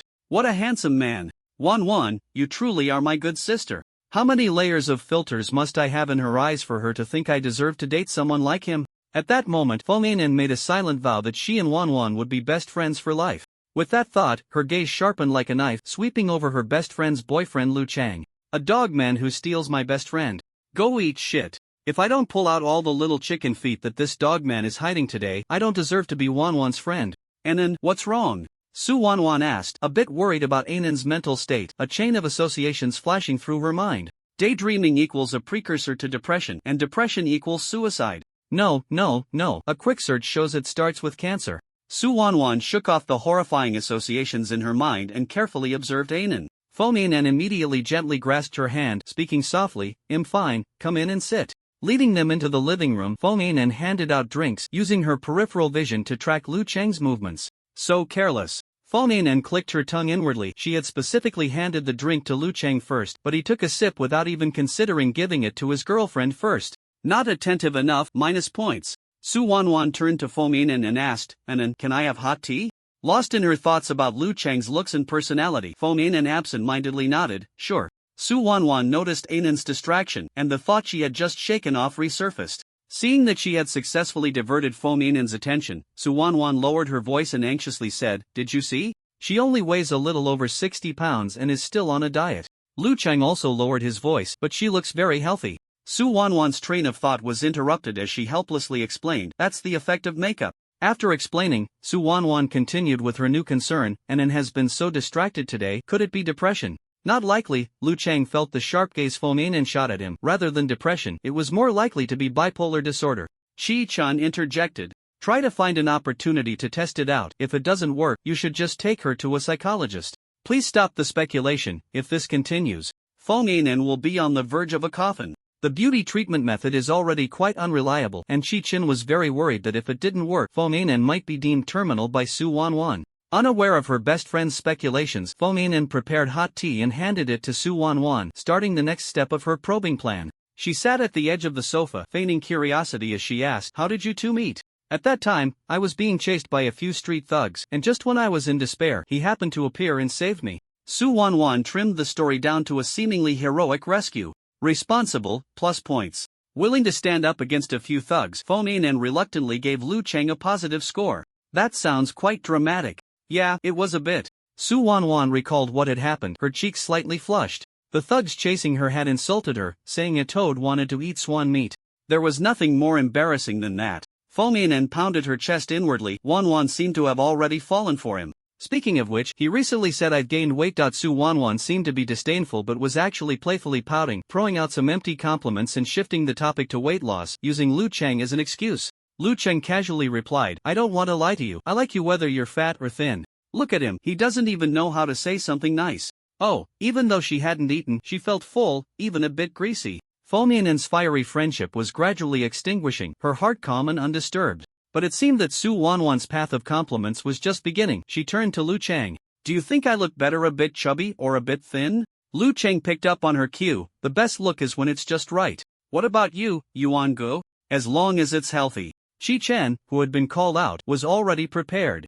He looked at Fo Min and casually added, "Like her, it's too thin." "Nice." Su Wanwan suppressed a smile. They had a great synergy. While listening to her best friend's gossip, Fo Min was caught off guard when suddenly called out. Although she hadn't really thought about dating Chi-chan, it's like buying a lottery ticket you might not win, but you can't stop me from buying one. If I can't buy a lottery ticket, it's like not even being allowed to daydream. That's too cruel. It's decided, I'm going to gain weight tonight. Fo Min forced a smile. "I also think it's too thin. I've been trying to gain weight recently. Oh ho ho." "Does it really work?" Lu Chang was greatly shocked. Being from out of town, he had never seen such a thing. Su Wanwan smiled with satisfaction. How could she not guess her best friend's thoughts? A scumbag could read her like a book, relying on nothing but his face. But things weren't over yet. She couldn't just rely on Chi Chen's compassion to morally bind him for life. She had to figure out Ainan's heartache. Was it the scumbag who had hurt her, or was it the issue of online bullying? Only then could she prescribe the right remedy. Ainan, do you think I should lose weight? I saw your weight loss was quite effective before, share some tips. Mentioning this topic made Ainan wide awake. I strongly suggest you buy a pot of hibiscus noodles. Hibiscus noodles? Su Wanwan chewed on the term. She knew hibiscus was used to describe beautiful women, but could it be described as a pot? Could it be a new type of weight loss product made into noodle-like things? Earlier, she had strongly urged Ainan to eat more, which had caused her best friend's rejection, and Su Wanwan was also unclear about what hibiscus noodles were.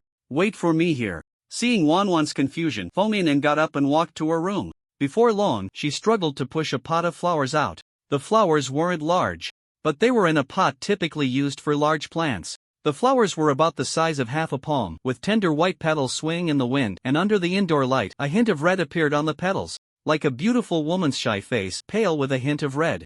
Chi Chen didn't know much about plants and couldn't recognize what kind of flower it was. Su Wanwan, who had a good relationship with Ainan, was less polite. She directly asked, "What kind of flower is this? I've never seen it before." Hibiscus noodles, a new type of plant developed specifically for beauty.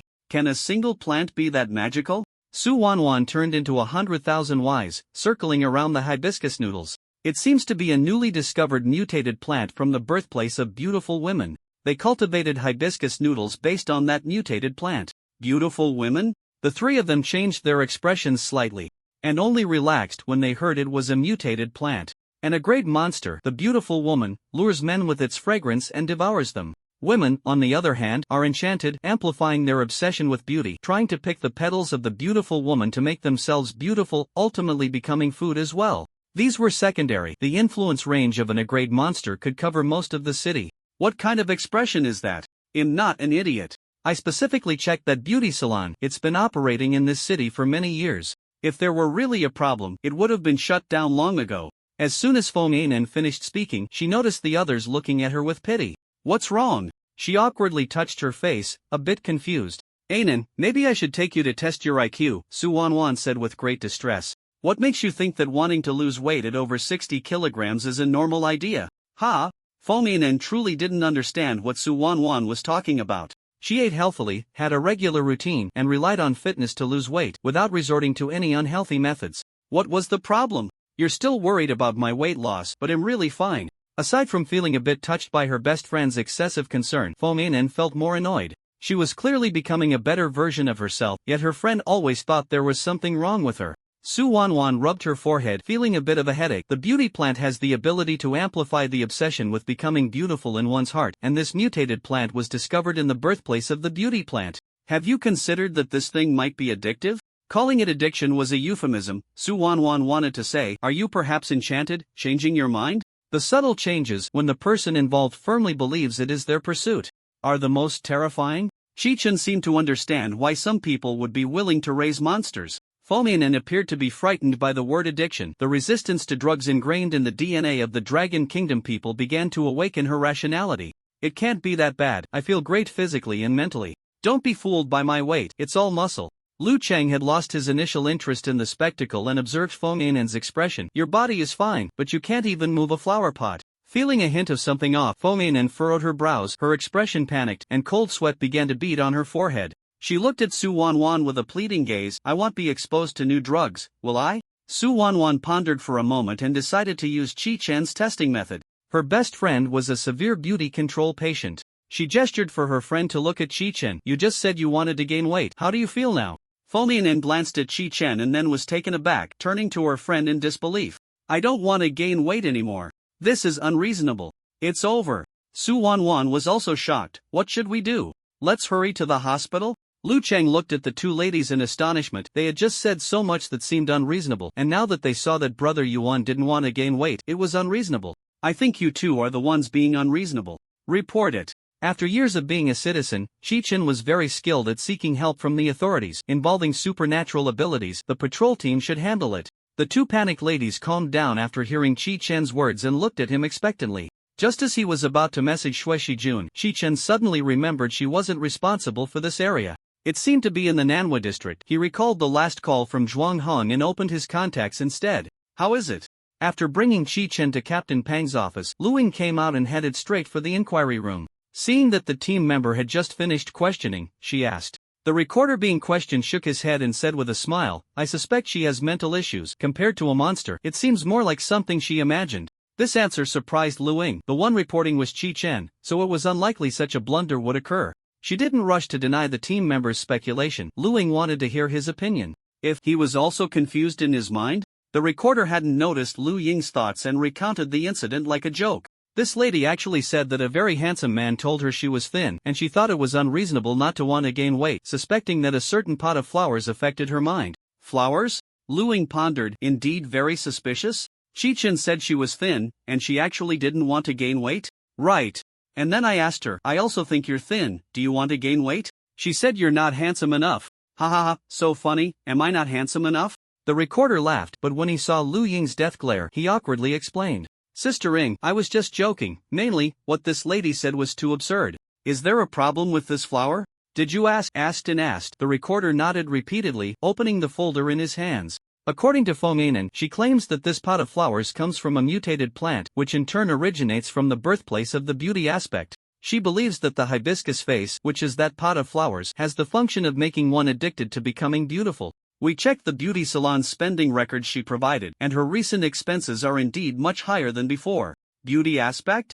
Involving an A-level monster, Lu Ying couldn't help but take a deep breath, pressing her lips tightly. This description of becoming addicted to beauty is very similar to the abilities of the beauty aspect. Right, if it were a level monster, Chi Chen wouldn't need to notify them, he could handle it himself. There's definitely a problem.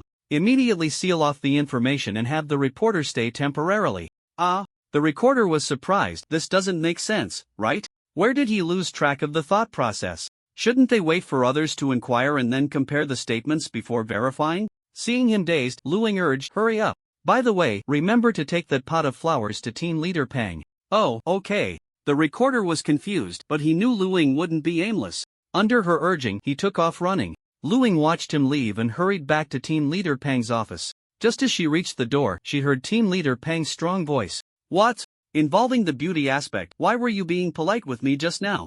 Just say it directly." "I wasn't being polite with you?" Chi Chen was baffled. He came to take a statement, and team leader Pang insisted on inviting him for tea. So he thought maybe they would ask others first, and team leader Pang just wanted to catch up with him. Unable to refuse such hospitality, he had to sit there and wait for Lu Chang and the others to finish their statements. The mutated plant from the birthplace of the beauty aspect is not the beauty aspect.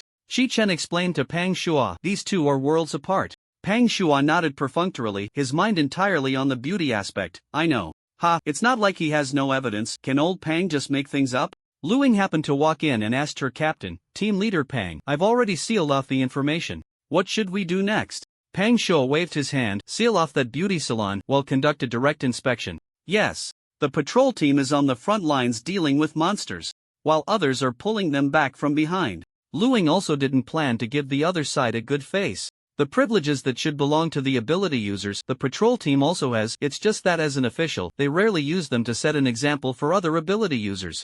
In the patrol division where the 4th patrol team of Chipan City is located, the telephone on Pang Shua's desk was on speaker, and the voice of the director of the Chipan City Ability Patrol Bureau came through. "You didn't even tell me before taking action. We're walking on the edge of life and death here. Being timid and afraid to act is ridiculous. But at least come up with a reasonable excuse." Pang Shua, though not entirely right, was emboldened. "It's very reasonable. I deduced it based on the facts." The voice on the other end laughed in anger, followed by the sound of paper rustling, as the director of the Ability Patrol Bureau read word for word. The reporter Fomanen said a very handsome man told her she was too thin, but she doesn't want to gain weight, which is very unreasonable. Suspecting that a certain pot of flowers affected her mentality. "You're handling a case like this? Did a donkey kick your brain? Isn't that very unreasonable? It's clear that pot of flowers has a problem." There was a long silence on the other end before the voice softened. "Old Pang, how about I give you a break? You can take a look when you have time?" "Director Gua, what do you mean? I'm serious." "Ah, right, you've worked hard recently. Starting today, take a break and rest." Pang Shua was just slow, not stupid, and realizing he was being blatantly brushed off, he hurriedly said, "Hey Director Gua, this involves an A-level monster. We can't delay." Mentioning the A-level monster, Director Gua had to listen. "What evidence have you found?" "None. I'm applying to investigate the Tiger Club." Director Gua responded coldly, "No. The Tiger Club is the largest private ability group in Xipan City. I have to treat this cautiously. They don't have high-level ability users. This is an illegal gathering. And then, last time, they sent one person for support, and counting further back, they had quite a few support instances. 3-level ability users, how many people can they save? Do the math. Pang Shua was getting anxious. He shouted loudly, if they really raise a level monsters, the death toll will be even higher. So I ask you for evidence. As Guiju spoke, his anger also flared up. Old Pang, get it clear, without evidence, are you trying to scare all the ability users in Xipan City away? Pang Shua fell silent. No matter how fast the patrol team was, they couldn't match the speed of ability users spread throughout the city. Nothing to say now, right? Director Feng vented his frustration at Pang Shua, and he finally warned him. I don't care how you investigate privately. Just don't drop the ball in public. You'll cover for you today. Remember to take a break for yourself. Goodbye. With a slight click, the other side hung up the phone, and the landline emitted a busy tone. Pang Shua irritably kicked his shoes aside, leaned back in his chair, and propped his feet up on the table. He emptied his mind, letting the frustration dissipate. Once the anger was spent, the work still had to be done. Pang Shua crossed his arms and began to think about how to handle the situation with the Tiger Club. After a while, he dialed the internal line. Have Zhuang Hong come to my office. At the entrance of Xipan City High School, although the teachers didn't pay much attention to them anymore, staying at home meant facing his little brother's sulky face, so Chi-Chun unhesitatingly chose to go to school. Students who don't want to go to school mostly want to play. The senior year teachers didn't care, letting students play however they wanted.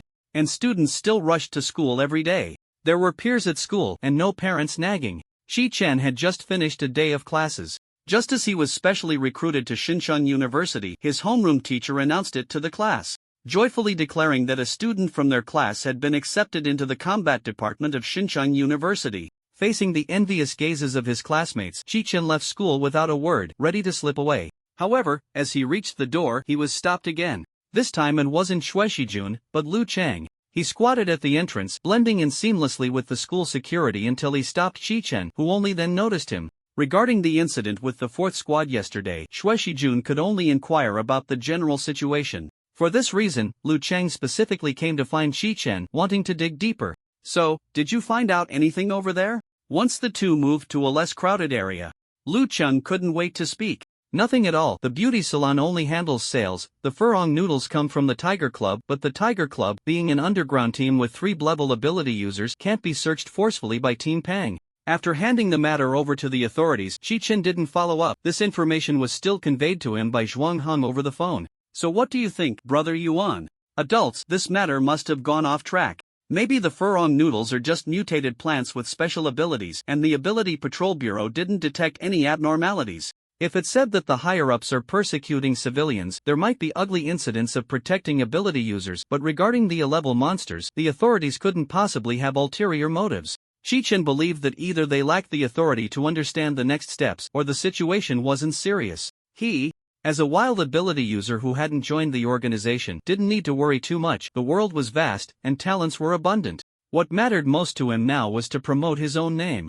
Ever since experiencing the ghost market, Chi-Chen deeply realized that his own boasting was not as effective as others' boasting. He hadn't yet figured out how to operate specifically. Live streaming was too easy to flop. Many of his matters couldn't withstand scrutiny. If he could pick up a big leak, he wouldn't have to think so much. Lu Chang saw Chi-Chen finish that sentence and stopped talking, but the other party frowned in thought, seemingly contemplating something significant. He also kept silent, and after a long pause, finally made up his mind. Brother Yuan, are you planning to handle this alone? Chi-Chen looked at Lu Chang and started to imagine again. He remained calm, quietly watching what kind of trouble Lu Chang would conjure up. Seeing him silent, Lu Chang thought Chi-Chen was tacitly agreeing and said, actually, I was sent by my master to investigate the breeding of monsters, so you don't need to worry about being implicated. Feel free to give me any orders. I, Lu Chang, will not refuse. Last time, Chi-Chen heard that Lu Chang was sent by his master to carry out a task, but he didn't know the specifics. Chi-Chen remained calm and tried to extract information from him. How did your master predict that there would be someone raising monsters in Xipan City? Just as he was about to show off to prove he wasn't a hindrance, Lu Chang, upon hearing Chi-Chen's question, replied honestly. In the neighboring city, what was it called? The city next to ours where they raise monsters. Jebi City, Chi-Chen quickly filled in. Right, that city whose name I can't remember. After reading, Chi-Chen realized something was off and explained to Lu Chang, it's called Jebi City, with gu meaning to stop and bai meaning green. Lu Chang was speechless. No wonder he only remembered it as the neighboring city with such a peculiar name. A pun, big points deducted. The person who raised the monsters in that case once said that his monsters were very well behaved and didn't eat living people, they were all fed with corpses he obtained through his work. Was there a problem with that? Chi-Chen felt a bit confused. Lu Chang seemed to understand Chi-Chen's question and cleared his throat to continue. My master said that under the country's strong propaganda, the people of Longwa all know that even monsters born in the fusion field will hunt humans. Some people cooperate with monsters to gain power, while others try to tame them for their own use, but these people are all aware that monsters can be deceptive. However, the Razor in Jebi City believed that his monsters had never hunted living people. My master had encountered a similar situation before. He once saw an underground organization selling monsters in the black market. Those selling monsters claimed that they had completely erased the monsters' minds, leaving only instincts, and that the monsters for sale were no different from mutated animals, so they could be purchased with confidence. At this point, Lu Chang paused to give Chi-Chen time to ask questions. Chi-Chen indeed had some questions and curiously asked, "Where is the black market?" Lu Chang was at a loss for words. He had never asked his master and truly didn't know. Seeing his reaction, Chi-Chen understood the answer and clicked his tongue in regret. Every time he read a novel, the protagonist could easily find the black market and gain something from it, which made Chi-Chen yearn for it. He also wanted to try his luck in the black market. Noticing Lu Chang's eager expression for him to ask questions, Chi-Chen thought for a moment and changed the subject. "How do you erase a monster's mind?" "Lu Chang, how would I know? Why don't you know anything?" Chi-Chen's silence spoke volumes, and Lu Chang felt a chill in his heart. "I have no more questions, you can continue." Not only did he fail to show off, but he also seemed more like a hindrance, and Lu Chang weakly added the final content. Capturing monsters is quite difficult, and the distance from Xincheng to Qipan City is not short. We suspect that the underground organization behind this is quite powerful. My master sent the clever and intelligent me to investigate the situation in Qipan City to avoid alarming the snake. Chi-Chen ignored Lu Chang's personal remarks, connecting the erasure of the monster's rationality with the thing Lu Chang was concerned about, the Furong Mian, and quickly drew a conclusion. "So you think Furong Mian is related to them?" Lu Chang showed an approving expression. "Exactly. If they captured the Merenxiang and erased its mind, selling it to unsuspecting people, and those unsuspecting individuals then researched Furong Mian based on that. Then, Lu Chang added, of course, this is just a guess. Can minds really be erased? Chi-Chen was very skeptical about the reliability of this. This thing is not easy to put on the surface, but it could work as a secret weapon behind the scenes. Dead people can never compare to living ones. And as a secret weapon, being sealed by the state makes it hard to leak out. Of course not. My master specifically pulled out the case files from Jebi City, which showed that this monster hunted humans while carrying its razor, but the razor didn't know. This proves that even if the mind is truly erased, the monster will gradually awaken. As expected, Chi-Chen sighed. "I understand. So what is your next plan?" Lu Cheng eagerly rubbed his hands together, knowing that there might be a time bomb beneath his feet. He really couldn't just stand by and watch. He had already reported the matter to the authorities. And reporting it again would be of no use. However, his options were limited. How to help was still a question. He pondered for a moment. "I haven't figured it out yet, but I have a general direction." Lu Chang was delighted. He knew Chi-Chen must have a plan, and fortunately, he had arrived early. On a dark night with a sparse moon, the bustling and vibrant streets, the colorful neon lights attracted the attention of passers-by, and the aroma of various street snacks stimulated people's taste buds. This was clearly a commercial center. Lu Chang walked on the street, feeling somewhat dazed and unreal. A few hours ago, Chi-Chen had told him, "There's no time to waste, I plan to take action directly." He had followed Chi-Chen all the way here. As the sky darkened, Lu Chang guessed that Chi-Chen intended to act under the cover of night, infiltrating the Tiger Club to investigate the ins and outs. He was stealthily hiding his figure when unexpectedly, Chi-Chen directly crossed the bustling street and arrived at the front desk of the entertainment city. He politely inquired, "Hello, can I make an appointment to meet with Mr. Wu Xiong?" So this was how it was resolved? Lu Chang was dumbfounded. He hadn't expected the so-called plan was to directly kick down the door. Chi-Chen paid no mind to Lu Chang's thoughts. He had found out that the Tiger Club often frequented this place at night, and it was also one of their properties. He was very clear that the risk of him and Lu Chang infiltrating the Tiger Club was high, not to mention it was against the law. But if he directly requested to meet the other party, under the mental connection, the other party's thoughts would be laid bare. Most importantly, he was going in openly. If anything happened, the patrol team could still come to his aid. Aside from the possibility that the Tiger Club might not meet him, this plan was simple, efficient, effective, and low risk. The receptionist was momentarily taken aback by Chi Chen's handsomeness, and after understanding his words, her cheeks flushed slightly as she asked in a gentle tone, "May I ask what you need to see Mr. Wu about?" The more one says, the more mistakes one makes. It was better to first listen to the other party's thoughts and then adjust accordingly.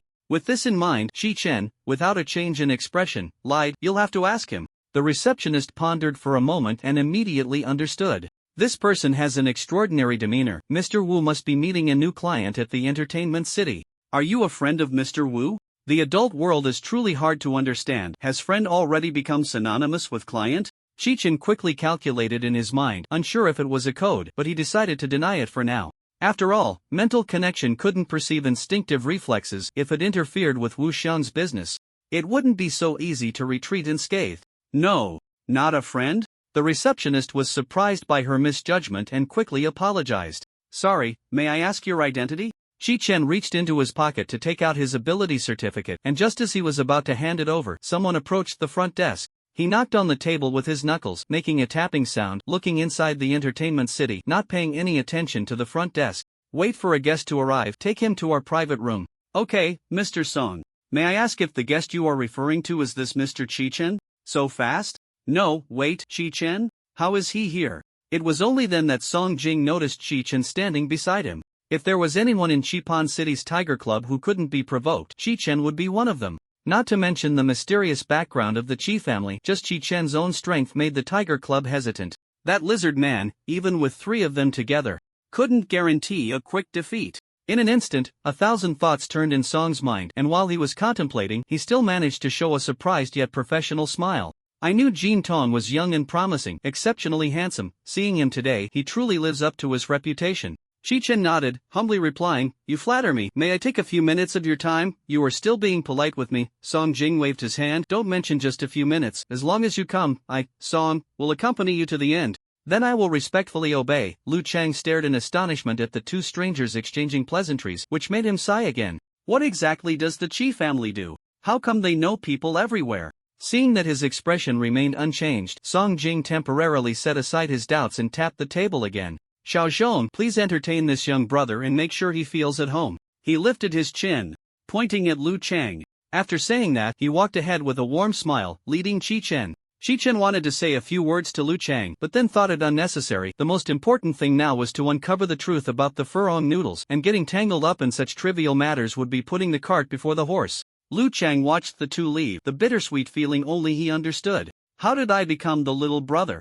I am also a student at Xinshun University, a member of the Pillar Plan. Although I can't compare to Brother Yuan, I shouldn't have fallen to the level of a little brother, right? Don't you have any friends? This way, please." President Song led Chi Chen deeper into the corridor, then pushed open the last private room. "Brother Xiong, Asia, come see what a good day it is today. We have a distinguished guest." Wu Xiong and Kong Anji put down their wineglasses and stood up to greet him. When they turned around and saw who it was, their expressions froze for a moment. "This is truly a rare guest. Why is it Jin Tong? I've heard of your great deeds. Finally, I get to meet you today. Fortunately, I didn't mention any specifics. How did Chi Chen come to find them?" The mouth of an adult can deceive. Chi Chen nodded calmly, indicating, "Sorry to interrupt you too." "Not at all." The two smiled brightly, but their gazes drifted towards President Song. "Old Song, what's going on?" Song Jing shook his head and beckoned. "Let's sit down and talk." I wouldn't dare to refuse. The three were well informed, and things were going more smoothly than expected. Chi Chen didn't want to waste time and delay their business.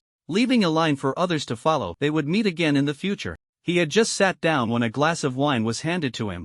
Chi Chen quickly waved his hand. "No need, I only need a few minutes of your time. You'll leave after I finish." A family doesn't have two different personalities. Even if Chi Chen's emotional intelligence was a bit higher than his family's, it wasn't by much. He could say polite words, but his on-the-spot reactions were lacking. Otherwise, he wouldn't have to resort to quoting his homeroom teacher. Moreover, he always believed in a truth: moderate socializing is beneficial, while excessive socializing is harmful. He could make others more comfortable, but why should he exhaust himself? He was caught in the delicate balance of face-saving. That was enough. The three were also quick to react. Being local big shots, they knew how to respond to different personalities. Jin Tong wanted to keep it brief, and they weren't eager to annoy him, all putting on a listening expression. Wu Xiong, as the representative of the three, said, "Please, go ahead." "Thank you. May I ask if furong noodles are a product of your research or if someone sold them to you?" Chi Chen got straight to the point. "This The three's faces turned grim. The beauty salon had just been sealed by the enforcement team, and Chi-Chin showed up right after. Anyone could guess the connection. They respected the strong, but that didn't mean they would welcome a slap in the face with a smile. Wu Xiong slammed his glass heavily on the table, his tone unfriendly. This is a commercial secret and we cannot disclose it. If you wish to continue discussing this topic, we will have to be rude. Chi-Chen was not intimidated by this show of force, even if he wasn't an ability user. Hearing how they were calculating how to appear tough without offending anyone didn't scare him. He rested his arms on his legs, fingers interlaced, his gaze indifferent. It'll be straightforward. A large number of human corpses have been found around Xipan City. I don't need to make it clearer, do I? As soon as these words were spoken, the three were shocked and pale, but they quickly adjusted their demeanor. This time, they truly lost their composure.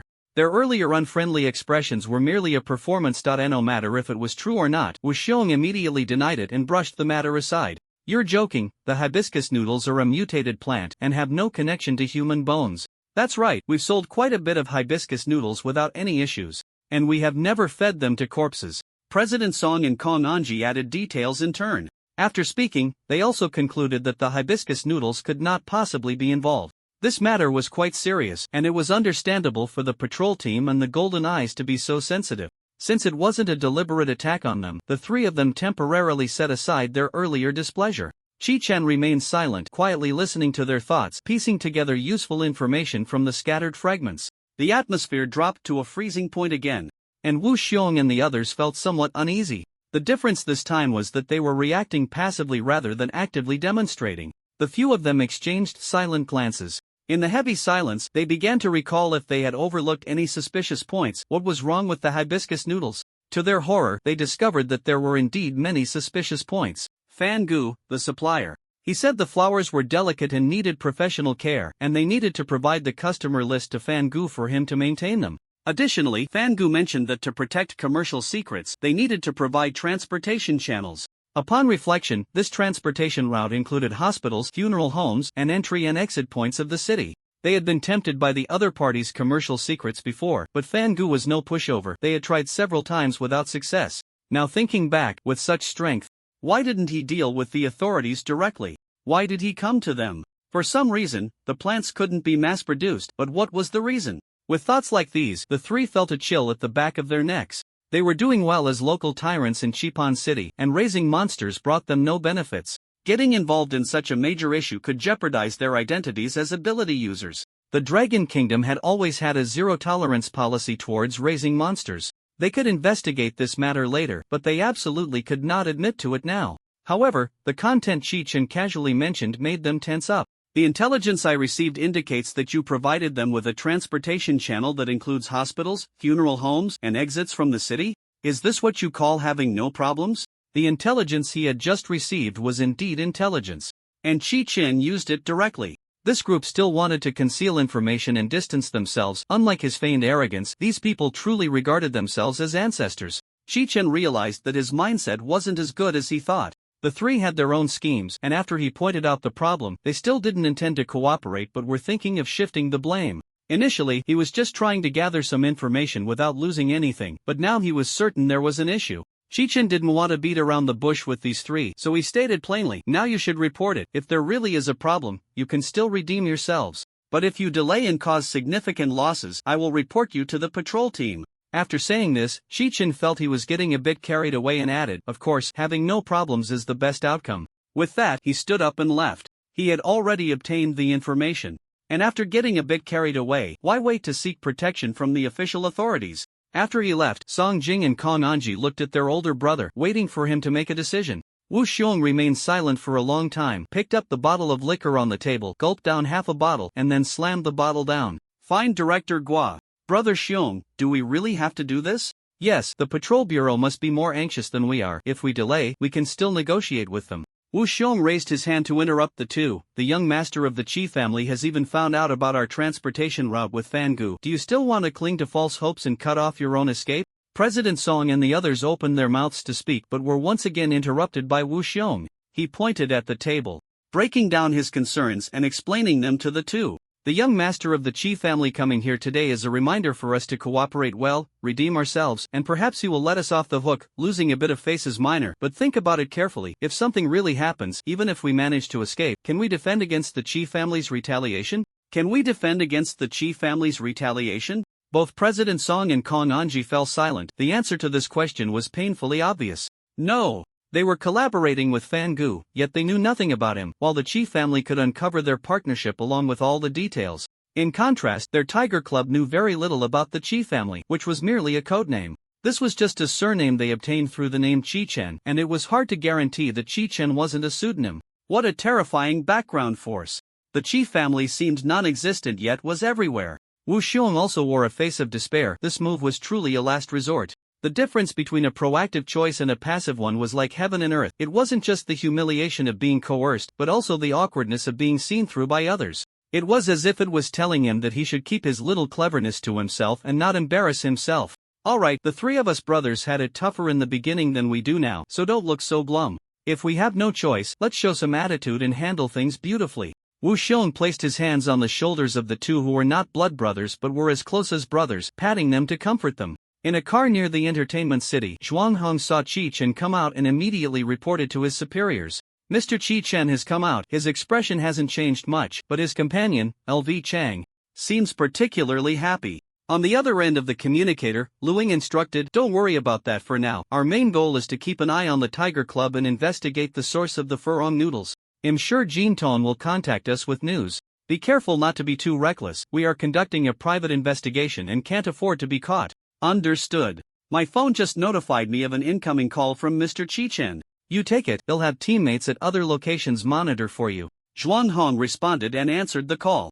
The call connected on the other end. Chi-chen pushed the carefree LV Chang aside and dialed the number. "Good evening, Mr. Chi-chen." Chi-chen could hear the excitement mixed in Zhuang Hong's voice, and there was only joy, not surprise. He seemed to have anticipated what he was going to say. A guess floated in his mind. "Are you watching the Tiger Club?"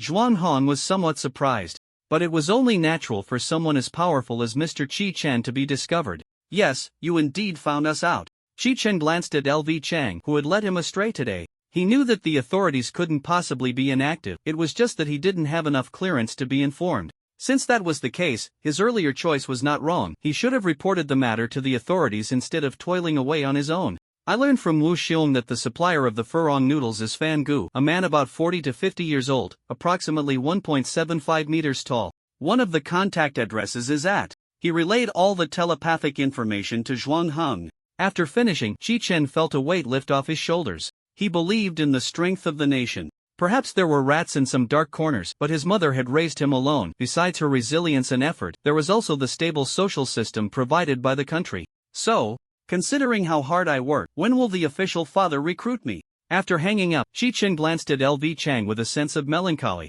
Indeed, one cannot be too high or too low in life. LV Chang had been hesitant to speak since the call, and now seizing the opportunity, he immediately asked the doubts in his heart.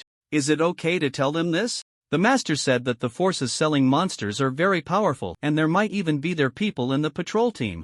Chi-chen stared at him for a long moment, shaking his head. This person's imagination was running wild. "Do you think they would offer after-sales service for monsters that haven't completely erased their minds?" LV Cheng's mind, filled with conspiracy theories, came to a halt at that moment. Had he been battling wits with thin air all this time? But why would they do that? With their strength, raising funds to rob is faster than selling monsters. "I don't know.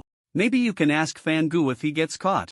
Chi-chen shrugged. This organization was something Lu Cheng had told him about, and Lu Cheng had turned around to ask him where he learned the answer to this question. "Yuan Gu, where are you going?" Lu Cheng called out to Chi-chen as he walked further away. "Aren't you going home? Is this going home?" Lu Cheng exclaimed in surprise. "Do you have any other plans?" The information gathering went even smoother than he expected, and Chi-chen couldn't think of anything else to do. Lu Cheng rubbed his forehead. It seemed like he had done something today, yet it also felt like he had done nothing at all. In his imagination, gathering intelligence involved sneaking into the Tiger Club under the cover of night, defeating the underlings to extract clues, and then deducing the next lead, one link leading to another.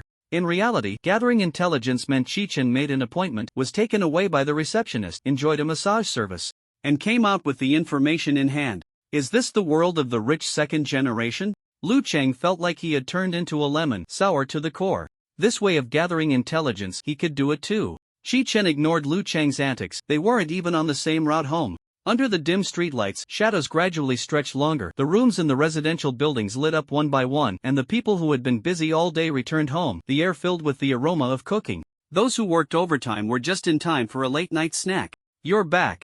Shi's mother was still watching a soap opera, and upon hearing the sound of the door, she greeted Shi Chen without turning her head. "Mom, something might happen tonight," Shi Chen said thoughtfully. "There's no way around it. Anyway, it's death wherever we go. At least we can die together." Shi's mother, as always, hit the nail on the head. It sounded like comfort but was actually heart-wrenching. "Mom, you really are a master at ruining the mood, aren't you?" Seeing the human warmth of the community upon returning and thinking that a beautiful person might disrupt such a peaceful life, Shi Chen felt a tug at his heartstrings. After what his mother said, he just wanted to wash up and sleep. After hanging up the phone, Zhuang Heng immediately contacted team leader Pang to report the situation. "I knew that kid would definitely have a way." Zhuang Heng could hear the sound of a table breaking on the other end of the communicator. Team leader Pang shouted with his rough voice, "Gather the team, and go arrest Fan Gu immediately." "No!" Lu Ying interrupted him right away. She rarely contradicted the captain after he gave an order. Therefore, Pang Shuo wasn't angry at being interrupted and waited for Lu Ying to explain.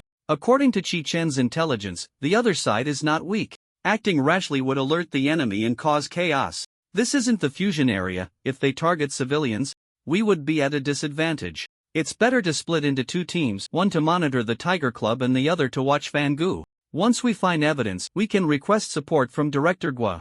Lu Ying, living up to Pang Shua's expectations, laid out her concerns clearly. Pang Shua stroked his unshaven stubble. Although it didn't align with his character, he understood the urgency of the situation. Finally, he nodded, "Let's do it your way." Just as Pang Shua was about to give the order, the conference room door was pushed open. "Not bad, Lao Pang. If you thought like this more often, I wouldn't have such a headache." "Director Gua, what do you mean?" Pang Shua didn't turn around but recognized the visitor by voice. The duty officer outside the conference room peeked in. Behind Director Gui were three others. Pang Shua recognized them as Wu Xiong and his two companions who controlled the Tiger Club.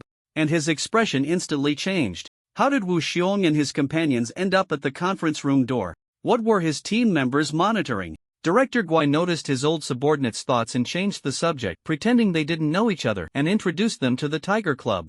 "This is Wu Xiong, Song Jing, and Kong Anji, three heroes who have helped us a lot in Xipan City." Lu Ying kicked Pang Shua from behind, bringing him back to his senses, and he forced a smile. "Nice to meet you." Wu Xiong stepped forward and clasped his hands, saying, "Not at all. Captain Pang is doing so much for the country and the people, we feel ashamed. We are here today not for anything else, but to provide some leads regarding the search for furong noodles." This revelation surprised those in the conference room, and Pang Shua and Lu Ying exchanged a subtle glance. The two decided to see what the other was up to first. "Everyone, no need to stand. Let's sit down and talk."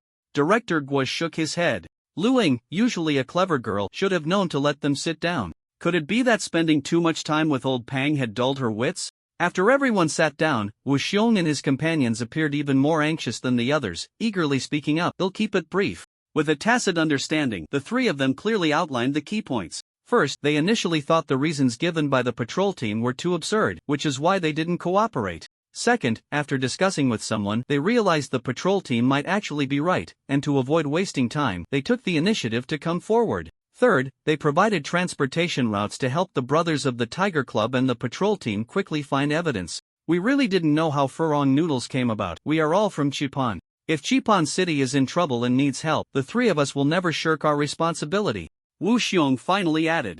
Lu Ying and Pang Shua were somewhat skeptical of their intentions, but since the information they provided was largely consistent with what Qi Chen had said, they no longer dwelled on the purpose of Wu Xiong and his companions' visit. Pang Shua immediately assembled the fourth squad, and under the cooperation of the Tiger Club, they set off late at night. The patrol vehicle, without its sirens or flashing lights, sped down the deserted road, followed closely by luxury cars from the Tiger Club. Before long, the testimonies from the bribed individuals at the funeral home and hospital, along with numerous photos of human bones from the outskirts of the city, were laid out before Director Gua. The director of the Xipan City Supernatural Patrol Bureau had a grim expression. He discovered that the number of bones was even greater than in the case from Jebi City. Although he had anticipated this when Wu Xiong and the others arrived, it still exceeded his psychological expectations. While the purpose of furong noodles remained unclear, it was certain that Fan Gu was breeding monsters, which was enough. He pondered for a moment and issued orders. Immediately request a level supernatural support. Let Chang Yizhou lead a team to monitor Fan Gu. Also, dispatch the patrol team to recover furong noodles. Finally, have the entire city's patrol team on standby, ready to evacuate the crowd at any time. If anyone asks, inform them that there will be a large-scale drill and request the public's cooperation. The group stood at attention, heels together, saluting. Yes. The people in the conference room filed out in an orderly manner, heading to their respective posts. Wu Xiong and his companions did not leave. If they were only providing leads, it wouldn't mean much. They wanted to handle the matter beautifully, and there was more to be done. Director Gua, this is somewhat related to us as well, so feel free to ask for our help. Until this matter is resolved, we will wait right here. Director Gui was genuinely surprised. There was a world of difference between waiting here and going back to wait. The former was on site, truly unable to shirk responsibility. The latter was at home, with plenty of excuses to evade. The Tiger Club had truly invested heavily, earning Director Gua's respect. At this moment, he sincerely believed that the Tiger Club was a representative of an excellent underground team in Qipan City. Director Gua took a deep breath and said solemnly, "You three are truly righteous. I, Gua, admire you." Team Chang, an emergency task in the middle of the night? The young man with dyed yellow hair yawned, wearing the patrol uniform loosely. Chang Yizhou was succinct. "Hurry up, a level mission." The young man immediately opened the car door, jumped in, and closed it in one smooth motion. The teammate responsible for intelligence in the car focused on the screen, fingers flying over the keyboard, continuously feeding them information.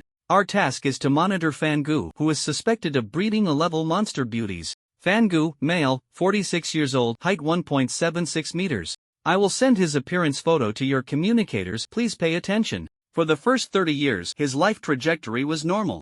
At 34, he was suppressed by a certain supernatural group in Jebi City, leading to his business bankruptcy and family breakdown. Since then, he joined the anti-superpower cult. Later, something went wrong with that cult, and they collectively disappeared. Initial suspicions pointed to Fangu. After that, Fangu made his way to our city. He collaborated with the Tiger Gang to sell a flower called hibiscus noodles. A while ago, the 4th Patrol Team received a report from a woman. The intelligence officer stumbled over the words, doubting his own eyes, his eyes wide open, rubbing them in disbelief. "Old Wang, are you okay?" The blonde guy placed his hands behind his head, mocking him. Old Wang scoffed, pushing the screen in front of him. "If you're so capable, you do it." The blonde laughed. He might not be good at much, but he could certainly talk. "Fine, I'll do it." He stared at the screen, finding the spot where Old Wang had cut off, quickly scrolling down.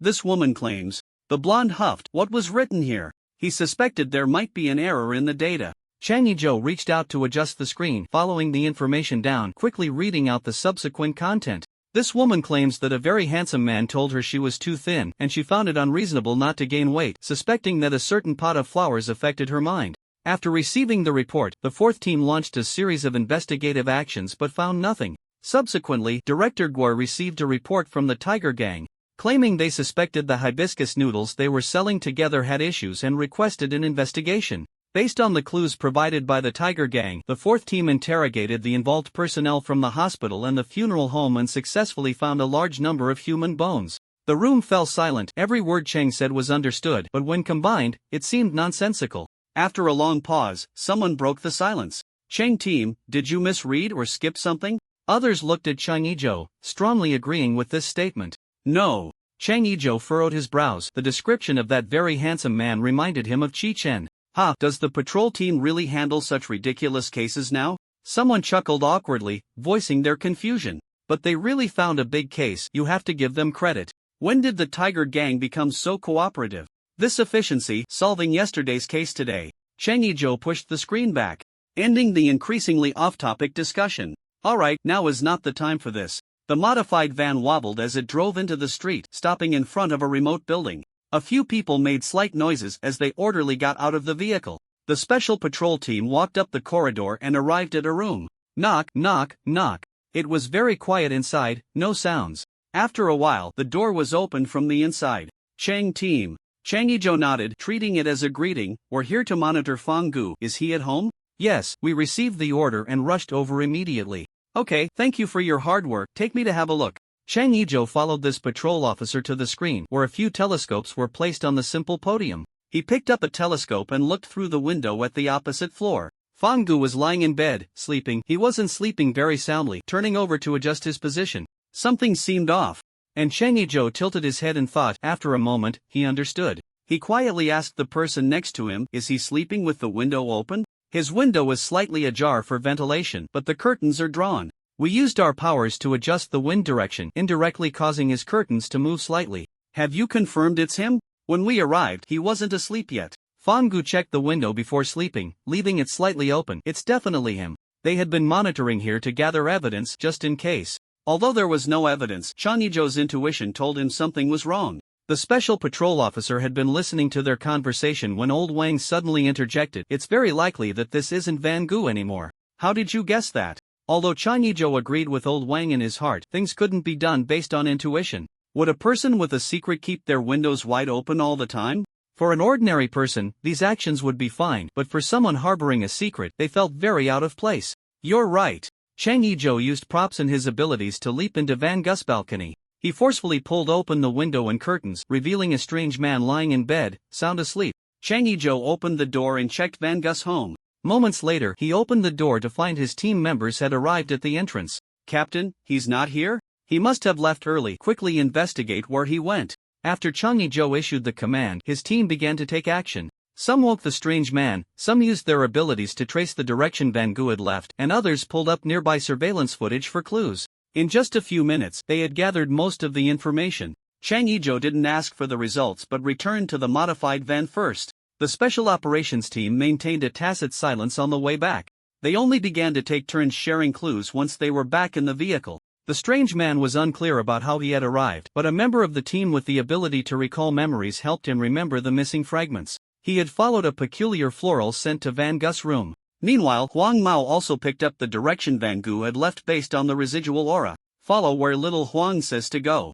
After understanding all the information, Chang Yizhou reported the situation to Director Gua. Signs of things spiraling out of control emerged, and Chang Yizhou furrowed his brows, preparing himself for a fight that could cost him his life. This time, they didn't hold back and sped towards the direction where Van Gu was located. On the rooftop of a certain residential building. Do you have enough energy? If not, there's more. Van Gu was obsessively caressing the petals of the beautiful flower. The translucent petals shimmered under the moonlight, resembling finely crafted artifacts, with the base of the petals tinted a light pink, concealing half a person at the center of the flower. He would never have met, known, and stayed with Xiao Rue. He had been looking forward to this day for a long time. Xiao Rue had once said that when it bloomed and returned to a level, they would be able to marry and never be separated.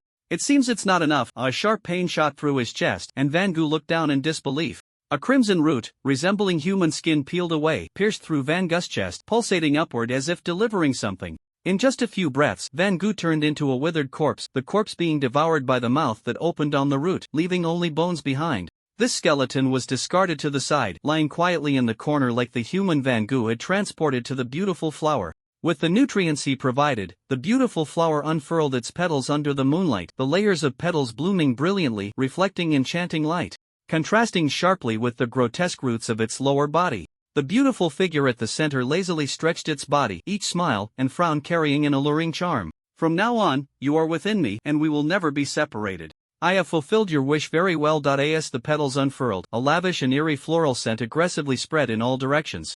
The humans inside the residential building, in a state of unconsciousness, crawled up in strange postures. They approached the beauty with the same pace and rhythm, kneeling around it. The beauty graciously accepted their worship, binding them to it forever. It was unclear why it had been downgraded to Class B, but it successfully manipulated humans into mutual slaughter with its special abilities, making Van Gu its puppet to gather food for it. Since it could remember, it rarely had the chance to stop devouring. Rationality told it that after finally rising back to Class A, it should retreat and escape.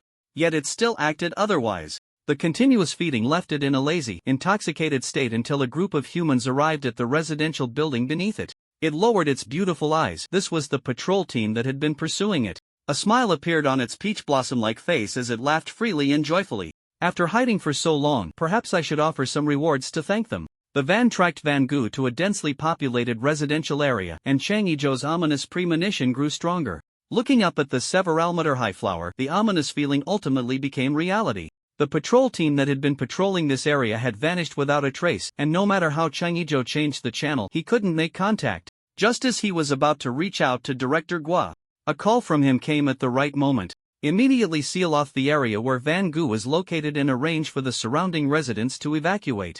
When our team arrived to recover the hibiscus, we found that all the citizens raising hibiscus had vanished. The monster has struck. seal off that building and arrange for the surrounding residents to evacuate immediately. The top priority is to get the residents out. There's no need to rush to clear the monster. This was different from clearing monsters in the wild. Chang Yizhou instructed his team while he headed towards the residential building. He needed to deal with the floral scent first, otherwise, the residents couldn't evacuate. Chang Yizhou climbed the outer wall of the residential building, getting a bit closer to the beauty. He raised his right hand and grasped the air, activating his ability Solidify. The drifting floral scent solidified into liquid, falling like a fragrant rain. The special patrol team, which unconditionally obeyed the captain's orders, immediately seized the opportunity to evacuate the crowd. Old Wang connected the prepared broadcast to the community's broadcasting system and began continuous announcements. Each team member stood downstairs, directing the crowd to evacuate the scene. The quiet and peaceful community at midnight awakened from the lavish and eerie floral scent, erupting like a frying pan. The panicked crowd fled like headless flies, ultimately relying on their long-standing instincts to evacuate in a chaotic yet orderly manner under the special patrol team's guidance. The remote command and dispatch of the patrol team also began to take effect, quickly taking over the evacuation of the crowd arranged by the special patrol team, directing them to retreat further away. The large-scale evacuation caused unrest among the surrounding residents, waking more and more people who then frantically joined the fleeing crowd, increasing the workload of the patrol team. Shuo Shijun directed the team to control the scene, anxiously glancing towards the special patrol team. It was too early. The requested support from Class A ability users wouldn't arrive that quickly. According to the information collected by the special patrol team, the patrol bureau had tracked Van Gu's whereabouts from yesterday, deducing its movement patterns and behaviors. No one expected that since being persecuted by ability users, Van Gu had become extremely vigilant at the slightest disturbance. The beauty salon that was suddenly sealed off yesterday prompted Van Gu to immediately arrange an escape route. Director Gua had already issued an immediate support order to all Class B ability users in the city, but aside from Wu Xiong and the other two who could arrive quickly, it was uncertain when the remaining ability users would show up. At this moment, Pang Shua felt deeply ashamed for previously looking down on Wu Xiong and the others. Unbeknownst to him, the three praised in Pang Shua's heart were trembling, their lips turning pale. Brother Xiong, don't shout, Soul. I don't want to either. The three of them stood at the bottom of the residential building with the members of the patrol team. Although Wu Xiong felt uneasy, he was used to taking risks for rewards. He had long been accustomed to reaching into the fire for chestnuts. If they didn't pull off this job, they could forget about staying in Chipan City afterward. Normally, running away might be shameful but effective, but unfortunately, the escape route had been sealed off by Qi Chen. Compared to the unfathomable Qi family, fighting a monster at least had the potential for a decent outcome, with a level ability users coming to provide support. A level ability user from the patrol team spoke up to explain the arrangements. Our task is to first harass the enemy, drawing their attack focus to our vicinity. The blocking team will enter afterward to mitigate the damage from the Meirenxiang. As personnel withdraw, our operational range will also expand. After he finished speaking, Lin Song stepped forward and said, "My ability is wood-based and I have a parasitic skill that can restrain plant-type monsters like Meirenxiang. I hope everyone can provide cover." After saying this, Lin Song didn't insist on a response from others and returned to the crowd. The special patrol team's situation was not optimistic and they hurriedly climbed the high building. Boom! Chang Yizhou crashed into the building again, breaking several bones in his body. His movements became increasingly sluggish, leading to more hits, and this time he even broke a rib, injuring his internal organs. He couldn't suppress the blood surging in his throat and spat out a mouthful of blood, gasping for air as darkness clouded his vision. There was a world of difference between high-level and mid-level monsters, and Chang Yizhou was now deeply aware of this. Their team could clear multiple level monsters in the wild, but when faced with Meirenxiang, they were completely defeated in less than 15 minutes.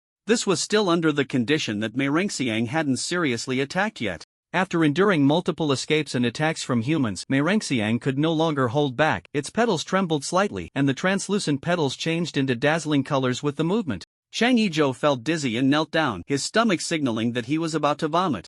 Seizing this opportunity, Meirenxiang's roots shot toward Chang Yizhou with lightning speed. This human had just spoiled its appetite. He had to die here. "Captain, get out of the way!" A member of the special patrol team shouted in panic. They were already too exhausted to act. But since Meirenxiang's target was the captain, they managed to escape death.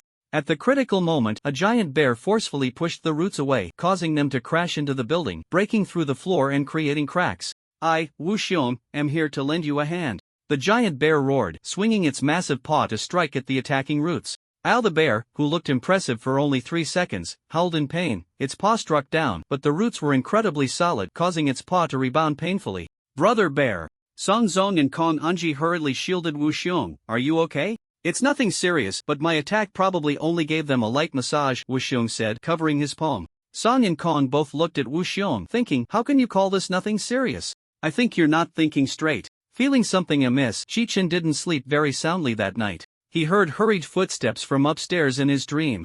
So he woke up to check his phone. Opening the door, he found the living room lights were on. A female reporter on the television was reporting the news at a leisurely pace. The patrol team has arrived promptly and evacuated the crowd. Citizens are advised not to panic, remain calm, and follow the guidance for an orderly evacuation. This is a report from Chipan News.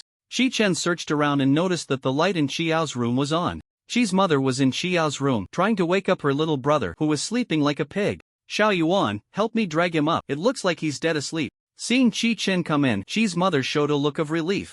Chi-Chen reached out to pull his little brother's upper body up, but Chi-Ao sat for a moment before toppling over to the left again. He thought for a moment, leaned close to his little brother's ear, and whispered like a demon, Xiao-Chen said she wants to be my bride. After saying that, he pulled back a few steps with his mother. Suddenly, Chi-Ao jumped up, filled with rage and confusion.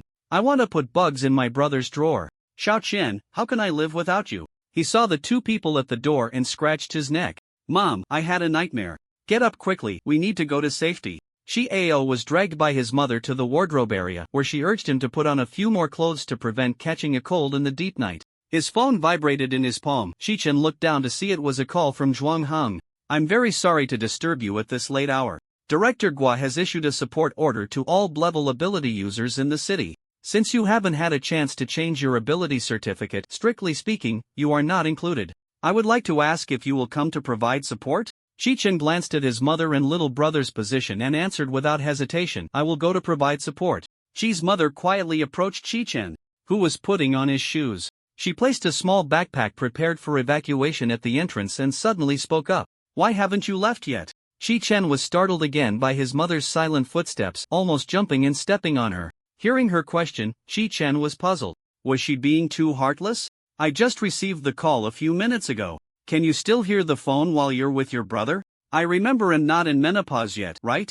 Chi-Chen finished putting on his shoes and stood up, seizing the chance to complain as he slipped away. Stop looking at those 100 ways to communicate with people. The more you listen, the more it sounds like sarcasm. All right. Chi's mother smoothly shifted to a familiar direct approach. There are many people in this city who take care of us. Let's say a proper goodbye before we leave. Chi-Chen nodded seriously and turned back to his mother, saying, don't worry. Chang Yizhou was rescued by Wu Xiong and the others.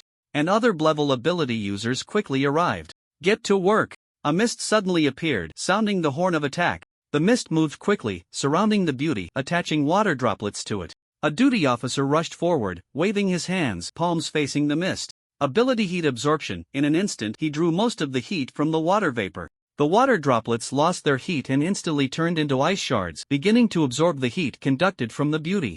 The beauty moved its branches, and the ice shards seemed to slow its speed. Everyone on the scene felt a surge of joy. It works! A-level monsters aren't as powerful as imagine seeing a teammate successfully slow down the beauty indirectly. A duty officer sprayed a water cannon at the bowtie's roots. The water cannon hit the roots without causing damage but successfully covered the ground beneath it with a thick layer of water. The water-type officer nodded to his partner, who stepped forward. Focusing and closing his eyes, he activated his ability. Ability Venom. He transformed the water into a highly corrosive liquid. The liquid made a hissing sound upon contact with the bowtie's roots, but unfortunately, it only managed to clean the surface stains. The beauty remained unfazed, toying with its food. Having stayed in Chipan City for so long, it knew the strength of the entire city inside out.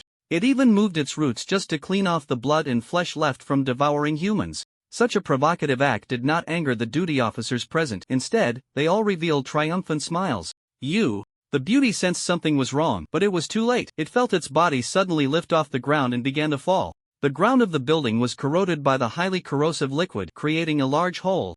And all the roots of the beauty had no support beneath it. It fell halfway to the next floor. Boom boom boom, the preset bomb traps and enhanced ability users were already in position. Once the beauty fell into the net, the bombardment began. This was the plan they had discussed early in the morning. With their strength, wanting to penetrate the protective abilities to cause damage was no different from dreaming, but if the harm is indirect like this, the effect entirely depends on physics and chemistry. The bomb, enhanced by reactions and infused with heat, produces a power several times stronger than ordinary explosives. "Run, a secondary explosion is about to happen," a well-known officer commanded his teammates. Hearing the warning, several level ability users took the special task force and evacuated. The beautiful figure, which had taken the attacks from several ability users without a scratch, let out a wail amidst the smoke. This monstrous howl mixed with the unique hallucination of the beautiful figure caused several ability users to pause, nearly being knocked over by the shockwave of the explosives. Next, we're in a hurry. Wu Xiong and his two companions tossed Cheng Yizhou towards the blockade team and returned to the battlefield. Once they saw the condition of the beautiful figure, Wu Xiong and his companions wished they could turn and run. The wailing beautiful figure reappeared as the smoke cleared. Its roots had been severed in several places, with drops of sap falling down, quickly regenerating. Its ethereal and stunning face displayed a poignant beauty, accusing them of their violent actions. Was it a bit excessive?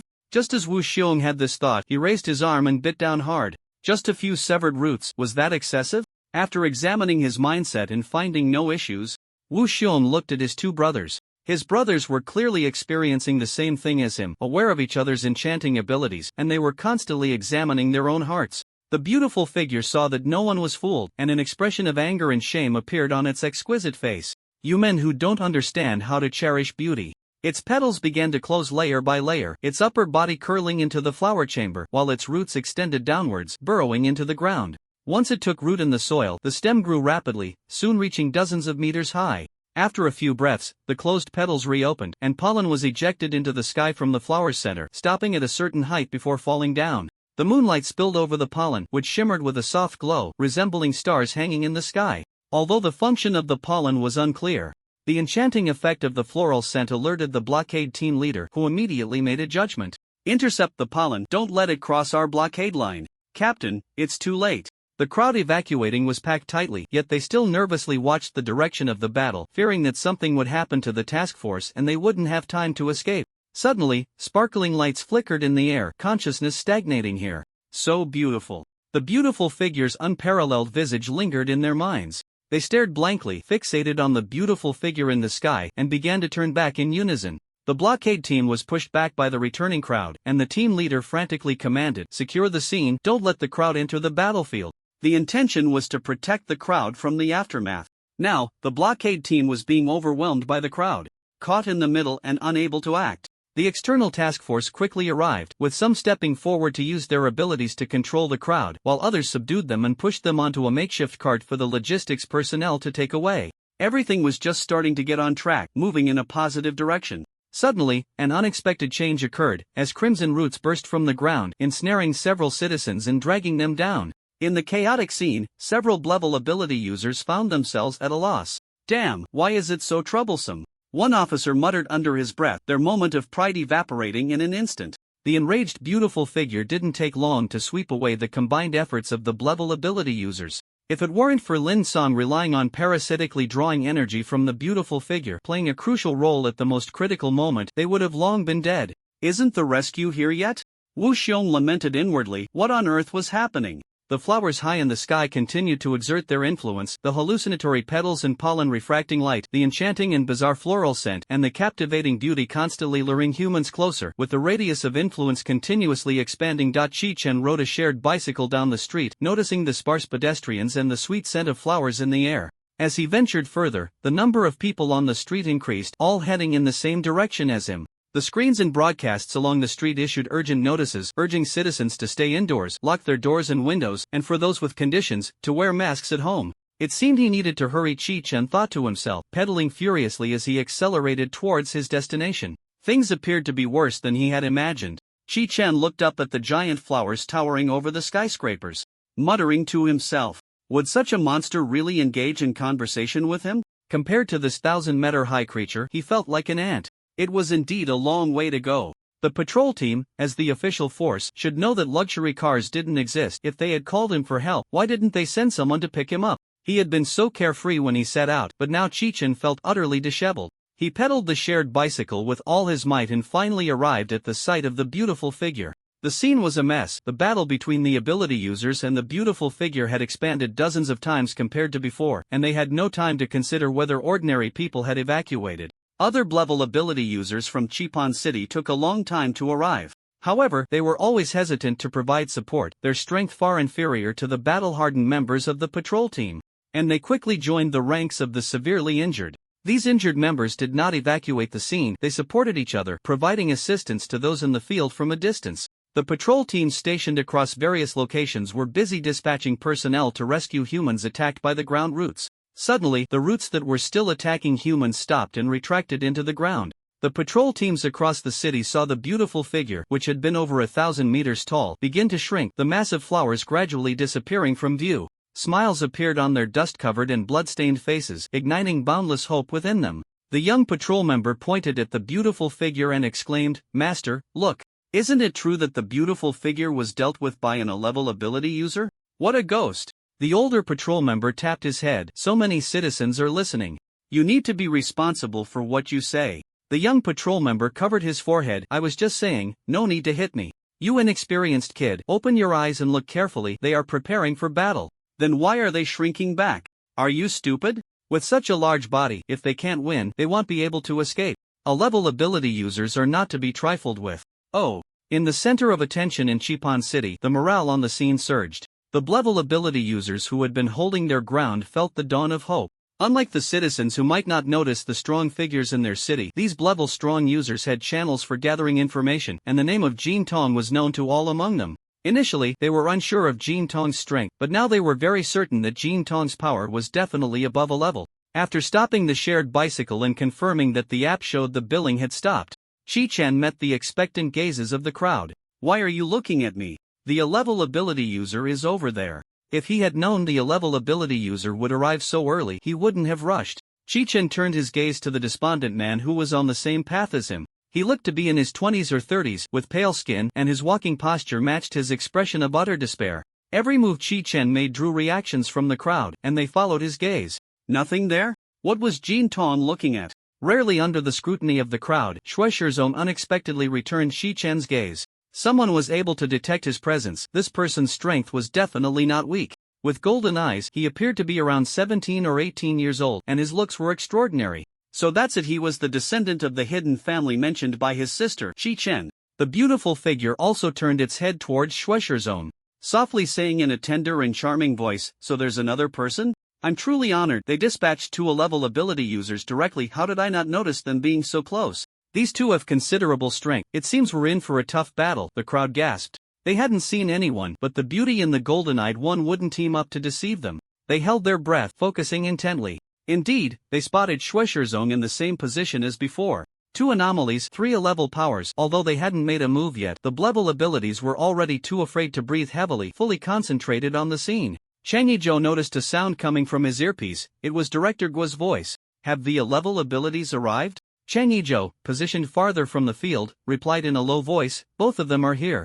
"Both?" Director Guo sounded puzzled. He could only request 1 A-level ability for support. After all, they couldn't confirm if it was really the beauty. They had only deduced it from Furong's expression. "Yes, Shi-chun from our city has also arrived." Now Director Gui was even more surprised. Our city has A-level abilities? Why hadn't anyone sent him that information? He would dock his assistant's pay when he got back. "I just found out myself. Old Chang, the Chipan City TV station, just requested to report live from the battle scene. I refused, but now I'm letting them in. Remember, the TV station is responsible for their own safety. You don't need to worry about them." "Understood." Chang Yizhou grasped Director Guo's intention, with the public in a state of panic. Allowing the TV station to broadcast live and spread the news of 2 A-level abilities could calm the citizens and prevent riots. If there were only 1 A-level, Director Guo wouldn't have done this, but with 2, they were more than enough to handle the beauty. After finishing the communication with Director Guo, Chang Yizhou looked back at the scene, still seeing the 3 in a standoff.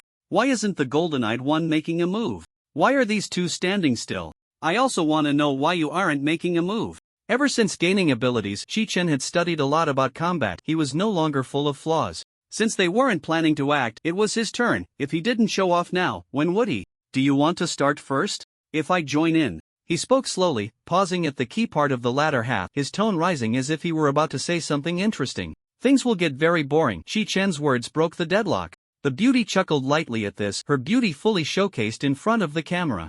I know your strength, but it seems you've misunderstood a bit. I'm not the kind of small fry like a lizard man. His saying this means he's quite confident in his own strength.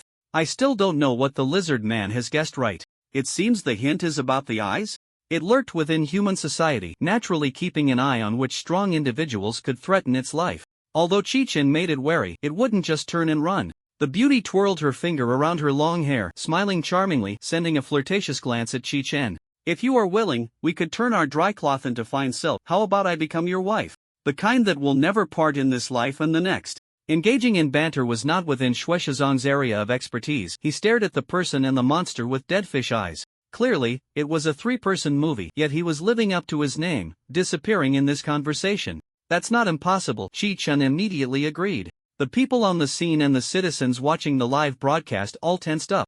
This ability user wouldn't be swayed by the beauty, would he? If even A-level abilities could be manipulated, Shipon City was surely doomed. Just as they were feeling anxious, Chi-Chen's next words shattered their thoughts. But humans and monsters can't get a marriage certificate and am not of marriage age yet. So you only have one choice left, to become my paper doll wife. What do you think?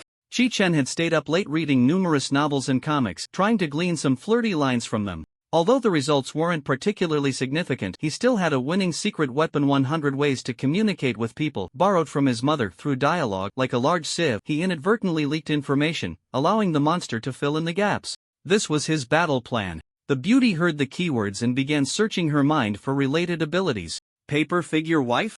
A fictional character from human fantasy works. Is it to erase me, so I can only appear in fantasies from now on? Or a hardcore paper figure, flattened like paper? It shouldn't be that simple. The eye that perceives abilities, the paper figure, and the light, what connects these three? The connections were fruitless, but the human before her was confident to the point of arrogance, and the beauty felt she could extract more information. She wore a demure expression, a stark contrast to her previous bloodthirsty, man-eating image, and asked in a soft, sticky voice, how can I become a paper figure wife? She had only encountered monsters that filled in the gaps, and suddenly facing one that didn't like to do so made Chi-Chen feel a bit unaccustomed. The spider monsters could conjure up 100 or 80 ways just by seeing eyes, but with the monster before him, even after giving clues, it still couldn't come up with anything.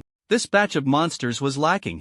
1-star review. Of course. Chi-Chen elongated his tone. This pretense was not his intention, but he had been so focused on making flirtatious remarks that when questioned, he couldn't think of specific content for a moment. Moreover, his ability had limitless potential. If he confined it to a certain category, he would be at a great loss. So, he provided an ambiguous understanding of paper figures. Those without self-awareness, existing in two-dimensional space, can be called paper figures. Foolish and arrogant male human, you exposed information to me with just a flick of your finger. The beauty greedily licked her lips, eyeing the human's body. Someone so strong must taste delicious, right? She already knew what the human's ability was. The eye that perceives everything could create paper figures. It couldn't be wrong. The ability was reconstruction. The eye perceives the structure of all things, and the light is the process of dismemberment and reconstruction. That's why he mentioned making her a paper figure wife. Wait. The beauty frowned, realizing things weren't that simple. The analysis was done, but how to kill the opponent? No matter how she thought about it, this ability seemed unsolvable at the same level.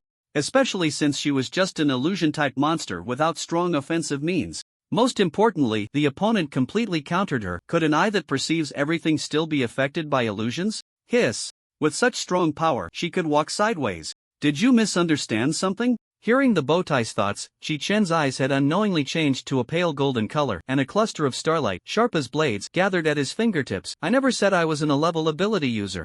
Chi-Chen didn't know how strong A-level monsters were. Of course, the stronger he was, the better. If he could finish a fight in an instant, why would he want to engage in a back and forth? The legendary S-level. Why would an S-level ability user be holed up in such a small city? The beauty had no doubt about the truth of Chi-Chen's words, for no matter how she thought about it, he could firmly suppress her, making it unnecessary to tell such lies. No wonder this human said that if he joined, things would become very boring. Despite her height allowing her to look down on the human before her, she felt he was as high as a cliff, and her fighting spirit was completely gone. Run! I must escape. She cautiously watched the light on Chi-Chen's fingertip and shyly said, I think I shouldn't let you get too bored. So? I was mostly ready to start. Isn't it a bit excessive to interrupt the spellcasting? Chi-Chen was somewhat reluctant. Anyone would want a pause when they were in the spotlight. Just pretend he didn't hear. He summoned more power, planning to strike the beauty with a thunderous blow. I want to fight that inconspicuous human first. Before Chi-Chen could say anything, Shueishaozong made the biggest reaction so far. Shueishaozong lifted his eyelids, barely managing to widen his dead fish eyes. Fight if you want, but how can you sully someone's reputation out of thin air? What do you mean by an inconspicuous human? I'm just polite and don't want to disturb others. It's not that I lack presence. Shueishaoyun laughed out loud when she saw this scene on the television in the street. Her brother hated it the most when others said he had no presence. For everyone who said that, her brother wouldn't just let it slide. He certainly wouldn't give them what they wanted. Even when the siblings had friction, she wouldn't dare to touch that nerve. Shueishaozong was indeed as his sister thought. His tone was almost monotone when he spoke. Even an AI had more emotion than him. I don't want to fight. He had a blank expression, rejecting the proposal of the beauty.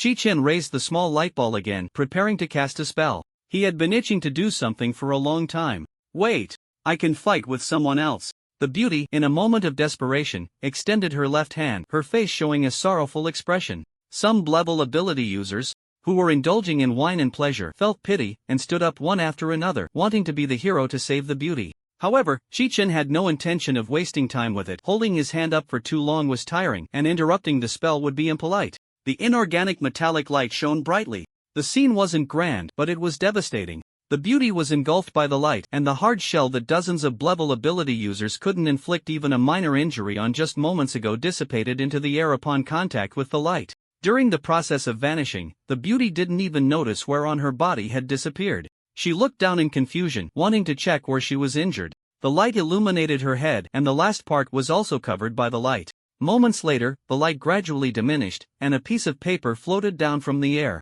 The paper landed at Chi-Chen's feet, and he stepped on it, causing the paper to vanish under his toes. There were so many beautiful paper doll wives, but this one was better off forgotten. He turned around and searched the crowd for his target, but couldn't find his old acquaintances Shueishaoyun and Zhuang Han, so he had to settle for Chang Yizhou instead. As Chi-Chen walked towards Chang Yizhou, the long silent scene suddenly erupted in cheers. This cheer ignited everyone's desire to vent. They raised their arms and shouted, releasing all their worries, fears, and the exhilaration of being saved from the entire night. The television station recorded this scene and transmitted it to all the citizens of Chipan City. Then the citizens of Chipan City, just like these ability users, stepped out of their shelters, either shouting or embracing and crying. This disaster made them remember each and every duty team that sacrificed to protect them, and they thoroughly remembered one person: the golden-eyed, young level ability user Chi-Chen. In the Chi family, because Chi-Ao was sleeping in, his head was in a half-dream state, and he was dragging his feet, they missed the time to go out. The television played the announcement prohibiting going outside again, and Chi's mother and Chi-Ao could only close the doors and windows and hide at home watching TV. Chi-Ao and Chi-Chen were still in a one-sided Cold War phase. When he saw Chi-Chen's achievements, his first reaction was that his brother had tricked him again. He angrily pointed at the TV. "Mom, you and brother tricked me again. You said brother was out fighting monsters, but that's not true?" Chi's mother looked at him innocently. "I didn't trick you. He wasn't fighting monsters before, but now he is." "Then why didn't I know?" Although Chi-Ao had once asked his brother to save him, it was just his instinct to rely on his older brother. He didn't really understand how big the gap was between ability users and ordinary people. "Yeah, why didn't you know?" Chi's mother was equally puzzled. She didn't understand what her younger son was thinking. "Otherwise, why would we go to Xinjiang? Isn't it because your brother is in the combat department at Xinjiang University?" The combat department, for someone Chi-Ao's age, was equivalent to superheroes.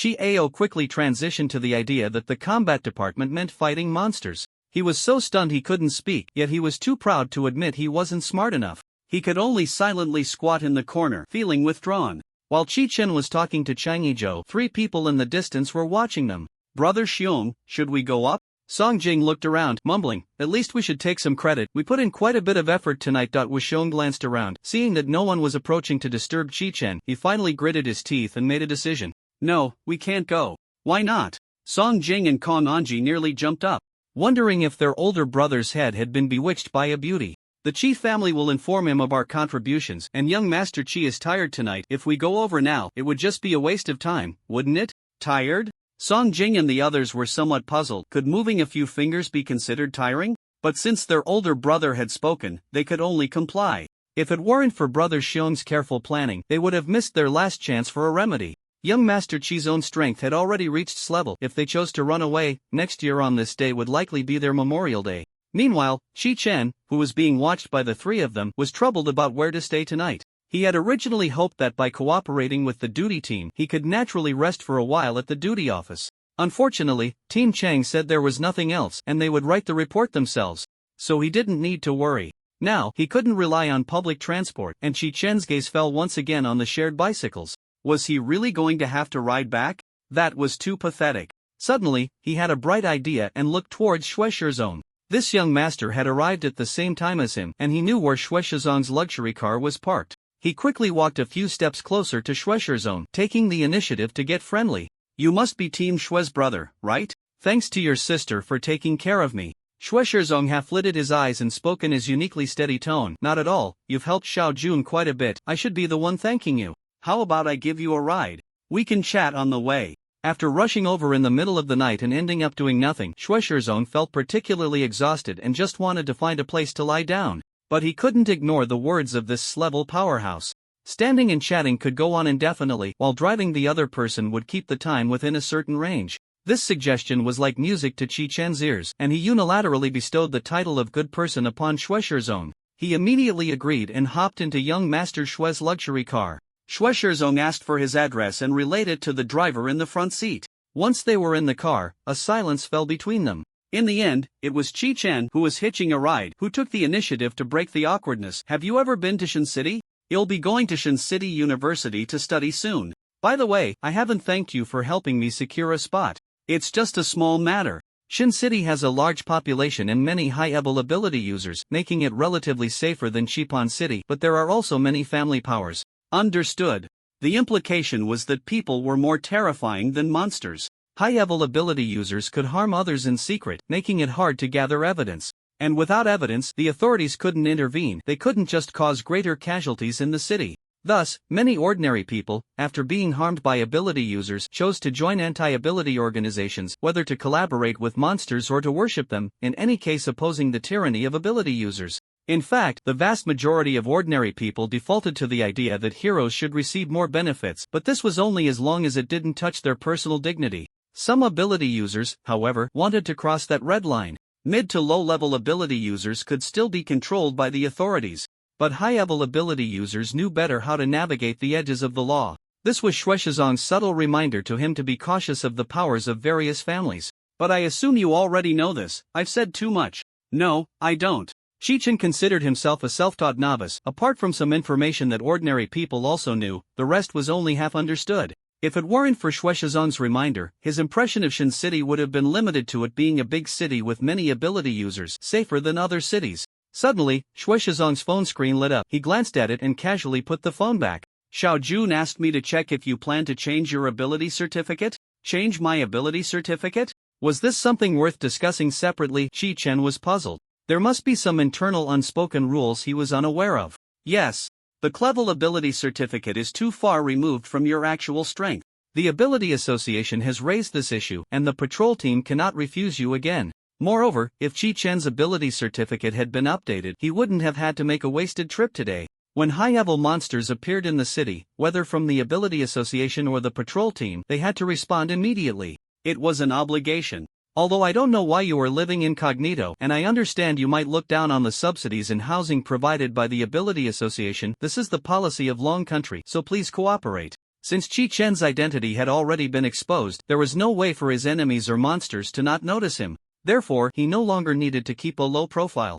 Xue Shizong, as an official member, also did not want to see such a waste of combat power. If the earlier words were conveyed on behalf of Xue Shiyun, the latter words came from his heart. Hearing about the subsidies in housing, Chi Chen couldn't hesitate for even a second when it came to money. He immediately agreed. Then let's change it. Why did the matter of money have to be spoken of so heavily? The housing prices in Shin City were too high, and he and his mother were worried about the difficulties of renting. Now, all their problems were solved. There were not many pedestrians on the street, and the entire road was clear. In the short time they chatted, they had already arrived at the Chi family home. Chi Chen waved goodbye. The Xue family was truly kind-hearted. His sister solved the problem of going to college, and his brother helped him with his financial issues. A month later, at the airport in Shipon City, Chi Ao was running around the spacious hall with a backpack, curiously looking around. At his age, he was full of energy, and the wide hall provided ample space for him to express himself. Chi Chen had switched to an A-level ability certificate and successfully received this year's million subsidy. He had specifically inquired with the Chipan City branch of the Ability Association about applying for housing in Shin City. The lady responsible for answering his questions patiently explained to him. Each place had different policies. In Shin City, for example, once he applied, he could move in directly and make any modifications he wanted, but if his contributions were insufficient to purchase a house when he left Shin City, his house would be reclaimed and redistributed. There was no limit to the number of times he could apply for residency. Contributions could accumulate, but there was a limit on purchasing houses. This meant that as long as he came, he would have a place to stay, but buying a house would require his own effort. Upon learning that he was about to leave Chipan City, the lady from the Ability Association recommended that he convert his contributions in Chipan City into cash. Your house will be reserved, and Chipan City welcomes you to come back anytime, she added with a smile. It turned out that the Ability Association had bought their house. Chi-chen had suggested to his mother not to sell the house after receiving the million subsidy, but his mother insisted on selling it, saying their house was very close to the Chipan City second primary school shelter, and selling it could earn them a good sum, perhaps even save a family's life. No need, after we move, let's give it to someone in need, Chi-chen said. Their trip this time was to secure their residence first and then help Chi-ao with his transfer. Although there were patrol teams clearing the wilderness between cities, the danger level was still considerable. Monsters changing tracks, train derailments were not uncommon, and airplanes had become the best choice for long-distance intercity travel. With the assistance of enhanced ability users in terms of materials, not only were they more robust and lightweight, but the costs had also decreased significantly. An airplane equipped with aircraft cannons, combined with ability users capable of flight to handle emergencies, was sufficient to deal with monster attacks. It was precisely because of the considerable danger outside the city that the population mobility was not high. Not to mention foreigners, who were a rare sight. Not every country could maintain the apparent social stability like Long Country. With an invisible gun barrel, some countries and regions had already self-destructed before the monsters even made a move. There were even many areas that worshipped monsters. Using sacrificial methods to seek the monsters' protection, some monsters cannot break through in the Dragon Kingdom and choose to leave for other regions in search of opportunities. So don't say that Chi-ao looks like someone who has never seen the world. Chi-chen is the same. Chi's mother, however, remained very calm, leading them through the boarding process. There weren't many people, and they quickly passed through security and entered the waiting area. The security check could be described as quite hasty. What they brought didn't matter, whether they were the right person didn't matter, what mattered was whether their mental state was problematic. The staff asked a few simple questions and let them through. Chi-chen thought for a moment and understood, with so many strange abilities, what good would it do to prevent bombs and knives? If something was going to happen, it would happen. It was better to check the mental state. As long as they weren't thinking about taking everyone down with them, the airline would do its best to meet any requests. As for those that couldn't be met, sorry, family members, please read the disclaimer yourself. They rested in the waiting area for about half an hour when the screen and announcements began to report that their flight was about to arrive. The little brother could no longer sit still, and even their mother couldn't tolerate him, sending him off to entertain himself. Hearing that the plane was about to arrive, Chi-ao cheered and dragged them to board quickly. With its smooth body lines, the plane glided slowly along the track and stopped at the boarding gate. A passageway was set up directly to the plane's interior. They handed their tickets to the staff, who tore off the stubs and returned them. In the passageway leading to the plane, Chi-chen saw a familiar figure. Lu Chang was carrying a bag over one shoulder, his thumbs rapidly tapping on the screen, seemingly sending something before he shoved his phone back into his pocket. At the moment he sent it, Chi-chen's phone notification sound rang. Chi-chen took out his phone and saw that it was indeed a message from Lu Chang. Lu Chang, brother Yuan, I'm back in Shangcheng for my final exams. Remember to call me when you arrive in Shangcheng, and I'll show you around. At that moment, Chi-chen remembered that Lu Chang was a college student. So you still have final exams? He lowered his head to type and sent it out. Chi-chen, I'm on the same flight as you. Lu Chang, who was ahead, glanced at the message, looked up, and quickly found Chi-chen waving at him. He hurried over in 3 steps. Hello, Auntie, I'm Chi-chen's friend, Lu Chang. I was just thinking, to have such a handsome son, Auntie must be very beautiful. Seeing you today, you truly are an elegant lady. Chi's mother was amused by his flattery, covering her mouth and chuckling. This young man speaks so nicely. Lu Chang had a knack for making elders happy, charming Chi's mother comfortably. She even forgot about her 2 sons and walked forward with Lu Chang. Chi-ao and Chi-chen, the 2 brothers, exchanged glances. Chi-ao, being younger and forgetful, had persistently annoyed Chi-chen with bugs for a while, but after he forgot one day, he could never remember again. When the boarding was completed, the plane slowly moved to the designated track, accelerating smoothly down the runway and taking off in one go. With his phone turned off, Chi-Chen leaned back in his seat, doing nothing. The little brother quietly lay against the window, watching the clouds. Although he was a bit rowdy, he wasn't noisy enough to disturb anyone. At least Chi's mother wouldn't allow him to do that. Just as Chi-Chen, feeling a bit drowsy, was about to take a short nap, the plane suddenly became noisy. Robbery! Cooperate and hand over your valuables, and we will leave. A few masked strongmen stood up, blocking the doorway, casually grabbing a running child as a hostage. The ability user blocked outside the door didn't dare to act rashly, stopping at the entrance, but from his expression, it was clear he was used to such things. One of the robbers pointed a knife at everyone and said, "Ability users and their family and friends don't need to hand anything over, everyone else, hand over your belongings. If you don't have anything, transfer 5,000 to this account." Lu Chang raised an eyebrow. It seemed they were robbers who understood the rules. He pressed the tip of his ballpoint pen back down without doing much else. These robbers were indeed despicable, but everything is relative. Catching them might feel satisfying for a moment, but the ones who bear the consequences are the ordinary citizens. Robberies of small amounts won't keep them locked up for long. When they sense the risks are rising after getting out of prison, they will only become more ruthless in amassing wealth. If that's the case, it might be better to let them go. At least some robbers might help out when faced with more vicious criminals. However, Lu Chang glanced in Chi-Chen's direction. He worried that Chi-Chen would choose to eliminate the threat to the people. After all, the young master from a prominent family might not tolerate any wrongdoing and might not understand the compromises that ordinary citizens have to make. In reality, Lu Chang was overthinking. It was true that Chi-Chen didn't understand the internal rules on his first flight, but he had connections. So not only did Chi-Chen understand, but he understood even more. For instance, sitting in the last row, that woman who seemed scared but was actually monitoring the entire scene, one of the flight attendants standing outside the door was an insider for this group of robbers. The ability user outside had no intention of intervening. And there was another group of robbers, 2 groups of robbers on one plane. What terrible luck! The good news was that these 2 groups of robbers were not from the same faction. The other group was about to take action. The burly robber who had just threatened everyone with a knife was holding a snakeskin bag, opening its round mouth for the passengers to toss their valuables inside. He also had a QR code for transfers hanging around his neck. The burly robber approached a man with a thick beard, extended the snakeskin bag, seemingly realizing that the other party was not someone to mess with, and reminded him, "If you're an ability user, just show your ability certificate or use your powers." The bearded man wiped his nose with his hand and retaliated with a punch to the burly robber. The punch landed solidly on the burly robber's face, knocking his mask off and misaligning his nose. The burly robber rolled on the ground a few times, got up, spat, and ejected a tooth that had fallen out. "You bastard, I'm going to make you pay for this today." The bearded man shot him a disdainful glance and laughed heartily. After laughing, he pushed off with his right foot and in the blink of an eye appeared in front of the burly robber, lifting him up with just one arm.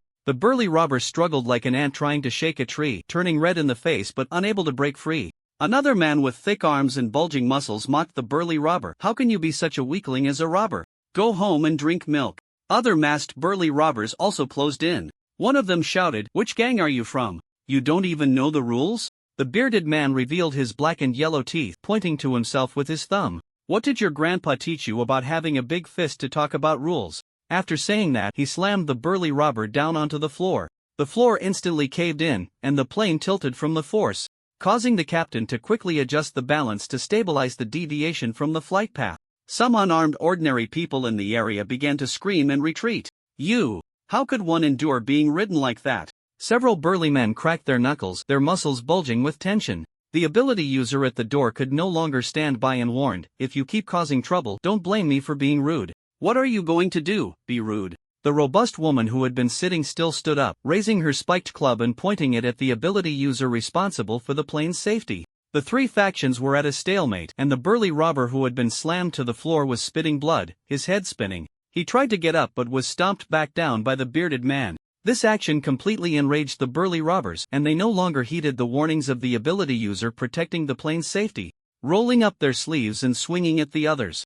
Using their abilities to enhance their fists and the power of cold-hot weapons, they each activated their powers. The only woman, the robust lady, became their first target for attack. With a fierce shout, she swung her spiked club, not only blocking the attacks from the burly robbers but also sending them flying. Some passengers, unable to dodge in time, were caught directly under the weight of the burly robbers. Chi-Chen lowered his gaze to the burly man at his feet. This farce had gone a bit overboard, and Chi-Chen was unsure whether he should intervene. His abilities were all lethal. Chi-Chen's lips twitched. "Even in such a dire situation, you want to just watch? Are you a disciple of Buddhism?" The only hope left was Chi-Chen looked at Lu Chang and found he was also looking back. Lu Chang mouthed, "Brother Yuan, are you going up? If you're not, I will." So Chi-Chan replied with a gesture, "Go ahead." The muscular woman was still unscathed, brandishing a spiked club against a burly man who let out a wail and fainted. She stood on a chair, surveying the surroundings. "Listen, everyone, hand over all your valuables or you'll end up like these burly men." She was fed up with this nonsense about rules. She grinned maliciously as she approached a beautiful lady, a face she had long wanted to tear apart. The burly man and the muscle guy also moved closer to their targets, deriving pleasure from tormenting others. At least a few passengers had to die on the planes they had robbed. Suddenly, a voice rang out. "I give you two choices. Either stop now and turn yourselves into the Ability Enforcement Bureau after disembarking, or die here." Lu Chang slowly stood up, his expression calm, showing no signs of tension, exuding the demeanor of a master. With a different reference point, he could be considered somewhat handsome. In that moment, his image loomed large in the passengers' minds. The muscular woman curled her lips, mocking, "3 of us, and you think you can take us out in an instant? If you miss even one, this plane is done for." The burly man snickered. "Look at that coward over there, do you know why he doesn't dare to act? You have to choose between a few deaths and the entire flight, right? No." The beautiful girl targeted by the muscular woman realized she might be abandoned and broke down in tears. "I know young people are hot-headed, but you wouldn't want the entire flight to die because of you, would you?" The muscle guy spoke sarcastically, trying to sow discord between the other passengers and these few. Soon, some passengers' eyes darkened and sinister thoughts began to rise. As long as those few died, they would be safe. Heh, Lu Chang smirked, his expression inscrutable. "A high-level ability user can't take out 3 level ability users? You? Don't kid me," the muscular woman scoffed, her facial fat quivering, completely disbelieving Lu Chang's words. "I never said it was me." Seeing the 3 of them focus their attention on him, Lu Chang snapped his fingers stylishly and pointed in Chi-Chen's direction. "Look, it's him." The 3 of them turned their heads and were immediately horrified. Binding talisman. Thud, all 3 knelt down simultaneously as 3 pieces of notepaper flew over their heads. Lu Chang's eyes widened and his mouth fell open involuntarily. "How could you 3, looking so fierce, do something so cowardly? How am I supposed to wrap this up? I was supposed to go up." The 3 muscular women didn't notice Lu Chang's small movements. They were weeping and begging on the ground. "We were just being mouthy, we had no intention of acting, please spare our lives. When you were beating the burly robber earlier, you certainly didn't seem to have any intention of holding back. You bind your own hands, and after disembarking, you'll confess all your crimes to the Enforcement Bureau. Any other questions?" Successfully reading their thoughts, knowing that ability users could directly kill wanted ability criminals, Chi-Chen truly no longer regarded them as a threat. Killing a beauty was quite the night. Under the circumstances where the entire city believed him to be an S-level ability user, his true strength had skyrocketed, reaching a level. There was a thick wall between S-level and a level. Chi-Chen pondered that even if the population of Chipan City doubled, it might not be enough for him to reach S-level. It seemed he could only fleece the citizens of Shin City. No problem. The 3 were overjoyed and quickly agreed, fearing Chi-Chen would change his mind. They got to work immediately, binding their hands together, hoping to finalize things as soon as possible. After they were tied up, they realized they had forgotten to call the duty office. Just as they were about to make an unethical phone call on the plane, the flight attendant reminded them. "Ladies and gentlemen, please do not turn on your phones." "All right, well, call once the plane lands." The 3 of them sat in a row at the back of the cabin, smiling at everyone, completely different from their earlier demeanor. After a while, the other passengers gradually came to their senses, and under the lead of one passenger, thunderous applause erupted. Because they dared not get too close to Chi-Chen, Lu Chang received a lot of thanks from people, shaking hands with a forced smile that gradually became strained. "Thank you, little brother. You really helped a lot. We owe it all to you this time." The tumultuous flight journey finally came to an end after landing. The trio of robbers hurriedly turned themselves in the moment the plane touched down, fearing that if they delayed even a moment, they might end up dead on the spot. Although they felt it was more likely they would be ground to dust. After all, they recognized that this guy was a powerful figure who had taken down a beauty a month ago. "Aren't we waiting for that Taoist friend?" Lu Chang's earlier immobilization spell had been seen by Chi-Chen's mother, who took hold of the errant Chiao and asked. "No need." Chi-Chen glanced at Lu Chang, who was surrounded by the crowd, and ruthlessly abandoned him. According to the plan, they headed to the reserved hotel for check-in, where the hotel manager received them with great trepidation. They had booked 2 rooms, with Chi-Chan and Chiao staying together. After sending the little brother off to find their mother, Chi-Chen lay on the bed and browsed the supernatural forum of Shin City. New messages came in, and as soon as Chi-Chen saw the avatar, he retracted his hand that was about to click, realizing it was a message from Lu Chang. He didn't need to look to know it was a complaint about him. He continued to browse the forum. Today, two groups of robbers collided on a certain flight, and the outcome was unexpected. Are you the legendary editor of the shock department? Shi-chan scoffed, but his body honestly clicked to open it. What a retro opening from the editor. Robbers turned on each other. Both sides suffered. I know this one. Two groups of robbers were smashed by a certain big shot and then all went to prison. The original poster replied under the last comment. Close, but the process was different. As soon as this reply came out, it was met with a chorus of boos. Let's disperse. This is not surprising at all. Experience 3. Farewell. Standard ending. The original poster might have been intimidated by the response, as they posted the content within a minute. Don't go. These robbers weren't beaten, they tied themselves up and then turned themselves into the duty office. According to fellow passengers, the robbers saw the big shot and immediately knelt down, not even putting up a fight. Aren't you curious which big shot returned to Shin City? Shi-chan saw that the reply was only a minute or two after the original poster's message, and it seemed the original poster had been baited. Big shot? Bailey from the 9th seat. My goddess, Bailey hasn't appeared in a long time. Don't guess randomly. If it were Bailey, the forum would probably be flooded with her posts by now. Original poster replied, it's a man, not Bailey. Bailey hasn't appeared in a long time? Speaking of which, the last time Shi Jiangwen gossiped, he mentioned that Long Country was likely to make a big move. And it seemed that one should not underestimate the instincts of gossip carriers. Unfortunately, the gossip carrier was currently busy moving his own gossip, otherwise, he could have asked Shi Jiangwen. Although he had a thick skin and could keep talking about himself, the thought of casually sending a couple of messages only to be misinterpreted by Shi Jiangwen and then spread around made him reconsider. The biggest difference between the forums of Shin City and Shipon City was that, as their horizons broadened, even if their supernatural ability levels were not impressive, they would still type away on the keyboard, merely blabble. This atmosphere also influenced the supernatural beings. Unlike those in Shipon City who enjoyed life, they were constantly chasing the peak of power. Scrolling through the forum, he didn't realize it was already time for bed, and his mother sent him back. Shi-chan turned off the light and fell into a dream. The next day, after finishing breakfast at the hotel, Shi-chan set off for the Ability Association. He and his mother went their separate ways. He was in charge of house hunting while his mother handled his younger brother's transfer paperwork. He thought he had gained some understanding of the city from browsing the forum yesterday, but once he stepped outside, he was still amazed by many things. A high-end protective clothing advertisement was playing on a big screen, claiming that their soft armor incorporated silk threads produced by insect-like monsters, making it lighter and sturdier. Posters on the street declared a ban on adding parts of the human-faced Afulong to food. There were also promotions for the Monster Museum. The number of patrol team members was much higher than in Shipon City. On the bus, he saw several patrol pods. After getting off the bus, Shi-chan walked along the roadside. Ah, someone is being robbed. A sharp female voice rang out. A young man wearing a hat came running towards him, holding a woman's handbag. Behind this robber was a sunny young man who quickly took him down. He smiled brightly at the camera. I can't believe someone dared to rob in Xinjiang. He must be a newcomer from out of town. She, the local, was furious. He was clearly a local. You can live stream your scripted drama, but why drag outsiders into it? The woman arrived just in time and hurriedly thanked the sunny young man. Just when they thought everything would end happily as per the script, a hand patted the sunny young man's shoulder.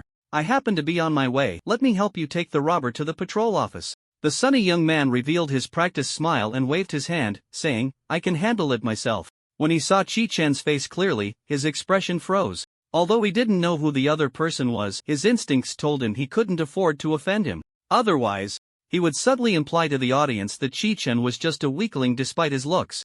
That face was a lethal weapon in the eyes of the audience. If he didn't do something, his hard-earned fans would end up supporting the other guy. However, he dared not act. No need to be polite. I just arrived in Xinjiang and also want to contribute to this city. Really, no need. It would take up too much of your time. Shi-chan didn't give them an easy way out. I have no plans today, so don't worry. He stared at the two hesitant individuals, knowingly asking, are you worried he'll let him go halfway? The sunny young man couldn't explain himself, so he could only grit his teeth and cut off the live stream. He lamented how competitive the streaming industry was and how hard it was for him, wrapping up with a vague reference to their scripted drama. The three of them cautiously observed Chi-chan's expression, trying to slip past unnoticed. I won't make it hard for you. Just mention the script in the live stream. The three showed distressed expressions, especially the sunny young man, who looked miserable and wanted to play the victim again. However, Chi-chan had already walked away. Can we skip writing it? After all, he doesn't even know what number my livestream is. The sunny young man asked his companions with a glimmer of hope. This is your problem. Settle the payment. Yeah. The sunny young man's anger flared up instantly. You still have the face to ask for money after messing things up like this? The woman among the three retorted sarcastically, "You chose this location, can you still blame us if something goes wrong?" The robber was no longer in a good mood, his tone ominous and threatening. "You don't really think you can take me on, do you?" The sunny young man met the threatening gaze of the robber and felt compelled to transfer the money. Once the robber received the payment, he let the sunny young man go. But not before giving a friendly reminder. "You'd better send it soon, otherwise, they'll send it for you in a few days, and my wording might not be to your liking." When it came to food, the sunny young man wasn't backing down either, confronting him directly. "Is this your professional conduct?" The robber found his lack of clarity amusing, laughing at the good-hearted reminder that was turned against him. The only woman on the scene, seeing how unfortunate the sunny young man was, patiently explained, "You don't know what his ability is, and you dare not act. Have you never seen contract and curse-type abilities?" Thinking of the peculiarities of these two abilities, the sunny young man shivered, no longer daring to procrastinate, and trudged home to edit an apology letter. As you expected, Chi-Chen has already arrived in Shin City. A document lay on the desk, and the top right corner of the first page bore Chi-Chen's photo. However, the densely packed text on the document looked like Chi-Chen but also not like him. Suspected to be adopted, real name unknown, strength level S or above, a member of the Pillar Plan, suspected member of the Dark Nine, closely associated with the patrol team, presumed to be an official, previously investigated the C-005 fusion field test site, terminated subject code B0079. The person sitting behind the desk clasped his hands on the table and asked in a deep voice, "Have you not yet investigated his family background?" "I'm very sorry, no." "Set it aside for now, having one more person to investigate doesn't make a difference." The information of important personnel was stored in a heavily guarded archive in paper form. "Who is this Chi-Chen? When did he become a member of our Pillar Plan?" The newcomer carefully recalled the name Chi-Chen, confirming he had never heard it before. "Not a member of our Pillar Plan? Then how does he say he is?" The old man was somewhat puzzled. The newcomer adjusted his glasses and calmly analyzed. "Perhaps he reported our name because it was inconvenient to disclose information." The old man suddenly realized, recalling the legendary Dark Nine who lurked in the shadows to guard the peace of Long Country. Well, the old buddy kept it a secret even from him. Just a few days ago, he was pretending to sigh dramatically. He had tested several times but remained tight-lipped. It was a shame Oscar didn't award the old buddy, as it wasted his superb acting skills. No wonder he dared to boldly implement the plan.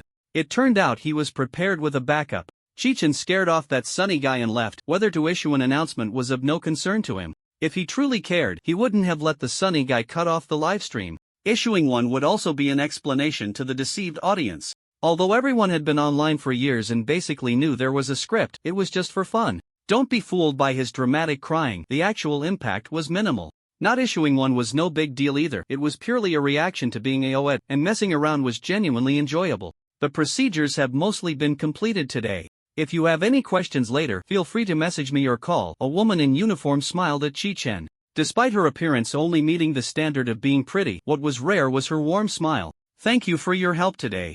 Chi-Chen politely expressed his gratitude. "You're welcome." The staff member slightly bowed and took out an invitation from her folder, handing it to Chi-Chen. "In a few days, there will be a high-level ability user exchange meeting in Shin City. If you're interested, you can come and take a look."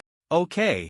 Chi-Chen accepted the invitation, tucked it into his pocket, and then left the Ability Association. Things were progressing even faster than he had imagined. Perhaps considering the formation of teams by a-level ability users, the houses prepared for them were quite impressive. Since there were only 3 people in his family, Chi-Chen had limited options for housing. If he chose a house far exceeding their population, it would not only be difficult to clean but also easy for unknown creatures to infiltrate. After starting university, he couldn't always stay at home. The safety of his mother and younger brother was the top priority. It was still early, and he planned to take a detour to check out the environment of Shin City University. He opened his phone and began navigating to Shin City University. University is different from high school. It has a large number of combat-oriented students and teachers, and the establishment of the school no longer needs to consider student safety. Shinshan University is located on the outskirts of the city, with its campuses and battlefields totaling tens of thousands of acres. In fact, if it weren't for the relatively small number of university students, making it difficult for the logistics staff to survive, the university campus could be even larger.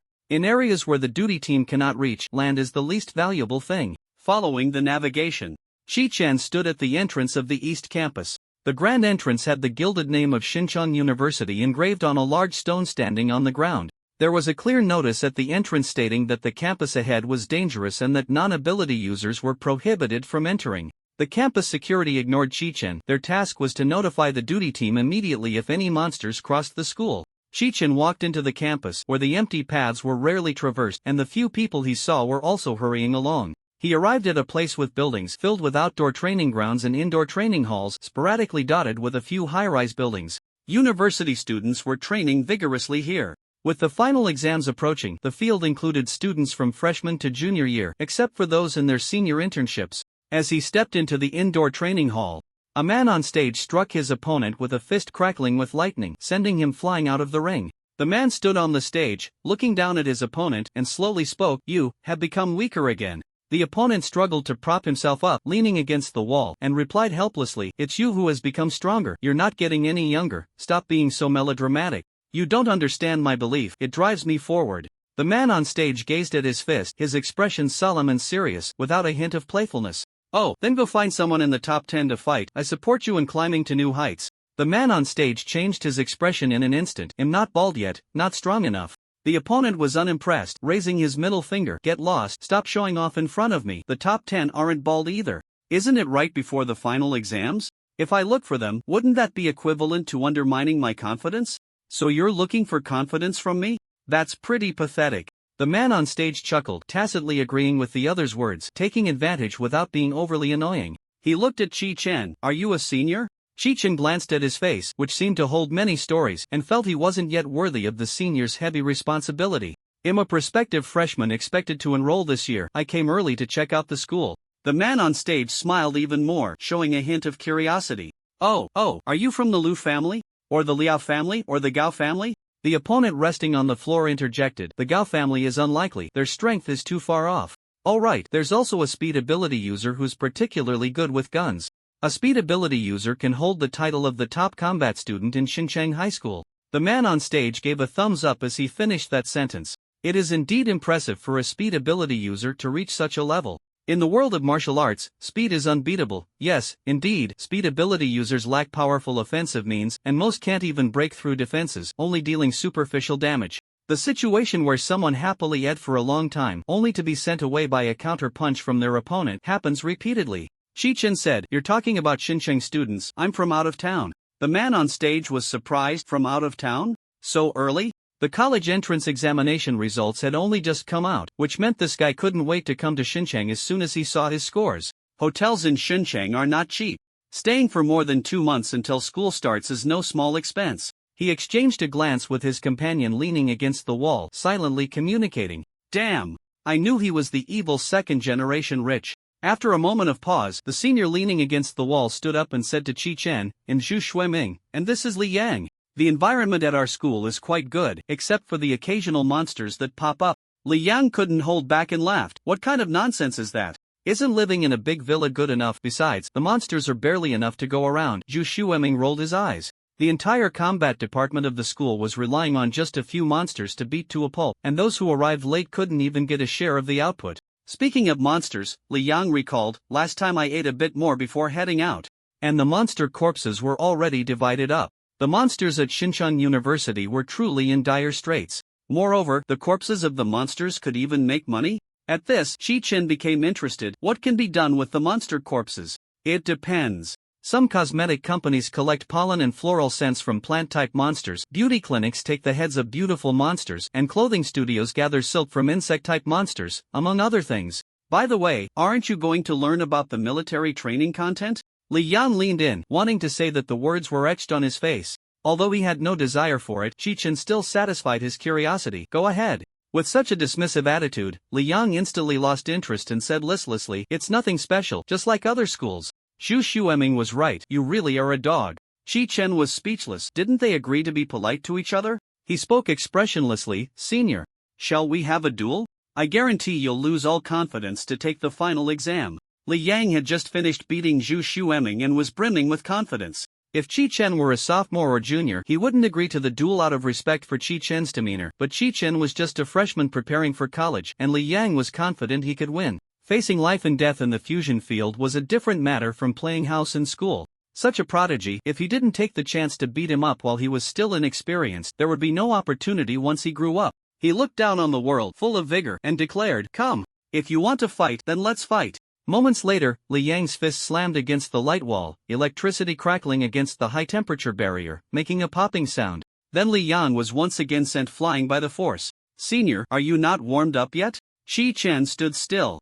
A circle of light walls erected around him, several light orbs swirling nearby. Then he'll attack. With a wave of his hand, the light orbs split into countless small swords aimed at Li Yang. Li Yang was shocked, his jaw nearly dropping. "Are you serious, bro? Anyone could see I was just putting on a brave face." Qi Chen ignored his exaggerated expressions, looking serious and focused. "There was once a polite opportunity placed before you, but you didn't cherish it. Now I won't be polite with you. I concede." Li Yang raised his hand in surrender, fearing he might not get another chance to speak. Once he surrendered, Qi Chen retracted the light orbs. If he insisted on being stubborn, Qi Chen wouldn't be able to do anything about it. All he could do was admire the fact that even after being burned, he still had the nerve to talk. Xu Xueming patted his shoulder, seemingly pained but actually reveling in his misfortune, saying, "Li Yang, you've gotten weaker again." Li Yang lay on the floor, staring blankly, feeling defeated. "I'm really stupid, I truly am. I only knew that geniuses would be unimaginably perverse, I didn't know it could be this impressive." Seeing his friend genuinely affected, Xu Xueming consoled him while still enjoying the moment. "Alright, I lost, but it's not a big deal." Suddenly, Li Yang thought of something and jumped up. "Which department and class are you in? I absolutely do not want to be assigned to your class as a teaching assistant." Just the thought of others impressively beating up freshmen while he was being beaten by them sent a shiver down his spine. He would definitely be nailed to the pillar of shame for old students to mock. Moreover, with the rising fame of the prodigy, it could even be brought up in old student conversations. "Combat department, but I don't know which class." The combat department in high school and that in college are two different concepts. The high school combat department is similar to the regular academic divisions, while the college combat department consists of elite fighters selected from various places. Besides the combat department, there are also some majors related to special abilities, such as blockade studies, battlefield medical professions, and fusion field journalism, among others. These professions enter the battlefield and inevitably encounter monsters, requiring a certain level of self-defense capability. Therefore, regardless of the major, the freshman courses will focus heavily on the combat module. Li Yang felt his head swell. He was also in the combat department, and the probability of being assigned to the same class as Qi Chen was not low. "What are you thinking?" Xu Xueming said. "If this level isn't from the combat department, wouldn't we be even more embarrassed?" Li Yang didn't want to linger in this sorrowful place and proactively offered to lead the way. "Come on, I'll show you around the school. Our school is so large for other purposes as well. Some ability users come here to train, and we have the chance to receive their guidance." Next, they took Qi Chen on a tour of the school, mainly stopping at the training area, cafeteria, and dormitories. After Qi Chen learned about the university, they exchanged contact information and he headed home. The venue for the high-level ability user exchange meeting in Xinjiang was not far from the hotel where they were staying. As usual, Qi Chen rode a shared bicycle out, only to realize he hadn't prepared a suit. He deeply reflected on whether his sudden wealth and both power and money had made him a bit arrogant, forgetting even basic courtesies. This was not a good omen. When heaven wants to destroy someone, it first makes them mad. He could pretend to be confident and arrogant, but he couldn't truly be so. Qi Chen took out his phone to check the time. Fortunately, he was in the habit of leaving extra time to prevent being late due to unexpected situations. There was still some time before the exchange meeting, and he could buy a suit at the nearby mall before heading over. It was the peak of the night, and the mall was brightly lit, bustling with families out shopping. Qi Chen found the sign at the stairway and headed straight for his target. Soon, he emerged from the mall in a black suit, feeling somewhat uncomfortable as he adjusted his tie. He felt more like a salesman than a successful person. Not far from the mall, Qi Chen noticed someone approaching him, and then his pant leg felt heavy. A little girl was clinging to his leg, looking up with tear-filled eyes. Qi Chen grabbed the waistband of his pants and looked down at her, saying, "Get down." The little girl ignored his words and clung tighter to his calf. "No, a strange uncle is chasing me. Xan is very scared. You need to get down first. He'll take you to the duty team." If it weren't for the fact that she was a child, Qi Chen would have just dropped her. "The strange uncle is coming," Xan shouted, burying her head into his pant leg, still not letting go. Qi Chen turned to look, and a man in an ill-fitting suit was rushing towards him with a dagger. As the suited man was about to reach them, a layer of dark purple sheen appeared on the sharp dagger. However, Qi Chen did not rush to deal with the attacker. Instead, he bent down and grabbed Xan by the nape of her neck, lifting her off his leg. The man's target was clearly Xan, and the moment Qi Chen lifted her, he immediately changed his attack target, aiming the dagger at her. Swish! A blade of air sliced through the air, severing the man's arm. Before he could react, the arm holding the dagger fell to the ground, blood splattering everywhere. Ah! There's a murder! Quick, call the duty team! The originally cheerful atmosphere was drowned out by the rising screams, and people screamed and retreated, starting to flee in panic. The crowd pushed and trampled each other, cries of pain erupting, and the scene became chaotic. Having lost a head, Shichen immediately caught sight of the attacker, but he blended into the shadows in the distance, mixing in with the crowd's turmoil. At that moment, Shichen had no time to chase after him. He noticed the knife-wielding man a few meters away letting out a howl of agony, and soon a sound like tearing fabric echoed. The man in front of him hunched over, his face contorted in pain. Although his right hand was severed, he used his remaining left hand to cover his back. In that motion, Shichen noticed a bulge on his back, as if something alive was writhing beneath his clothing. The man suddenly let out a loud scream and then fell straight forward to the ground. The sound of tearing fabric echoed as a pair of antennae emerged, followed by a head, thorax, wings, and abdomen. Paired appendages pushed open the man's back, allowing other parts to crawl out of his body. This was unmistakably a corpse-eating worker bee. The suited man was brutally torn apart by the emerging bee, lying bloodied and mangled on the floor. After it crawled out of the man's body, it extended its mouthparts into him, sucking his blood. Nearby, the patrol team heard the crowd's shouts and rushed over, witnessing the process of the bee crawling out of the man's body. They immediately killed the worker bee. Strangely, despite having sucked a large amount of blood, no blood flowed out when it was slain. After resolving the situation, Shichen heard someone in the patrol team talking to a teammate. The Anti-Evolution Association? Not sure, not everyone who is parasitized by monsters opposes evolutionists. Someone interjected into their conversation. Anyway, once parasitized, they all become puppets of the corpse-eating queen bee. What does their identity matter? You have a point. They no longer dwelled on the identity of the suited man and began to clean up the scene. A female patrol officer approached Shichen, squatting down to meet Xin Zin's gaze. Little cutie, are you scared? Xin shook her head, timidly clutching Shichen's pant leg. Not scared. Big brother helped me chase away the scary uncle. The female officer cooed in an exaggerated tone. You're really brave. Not scared at all. That's amazing. Hearing the little girl's words, Shichen explained to the team leader. It wasn't me. A kind person just released a blade of energy and then left. Besides not wanting to take credit, Shichen was also worried that the person was a member of an illegal organization, so he immediately reported it to the patrol team. The team leader hadn't spoken yet when the short little girl immediately piped up. Big brother chased away the monster all by himself. He's even better than Xin. Shichen glanced down at the little girl, feeling that she was a bit of a troublemaker. It's normal for kids to misunderstand the situation. It really wasn't me. I have no reason to lie. In Shichen's view, if he had to choose between believing a child and himself, he thought his own words were more reliable, so he didn't elaborate further. Upon hearing this, both the female officer and the team leader seemed to ponder, as if searching for someone who matched his description. Seeing that no one believed her, Xin puffed up her cheeks. Xin didn't lie. It was Big Brother who chased it away. After saying this, she stomped on Shichen's foot. Liar, Big Brother, it was clearly you. Why are you lying? This little brat. Shichen moved his foot away. This mischievous child didn't care about gender.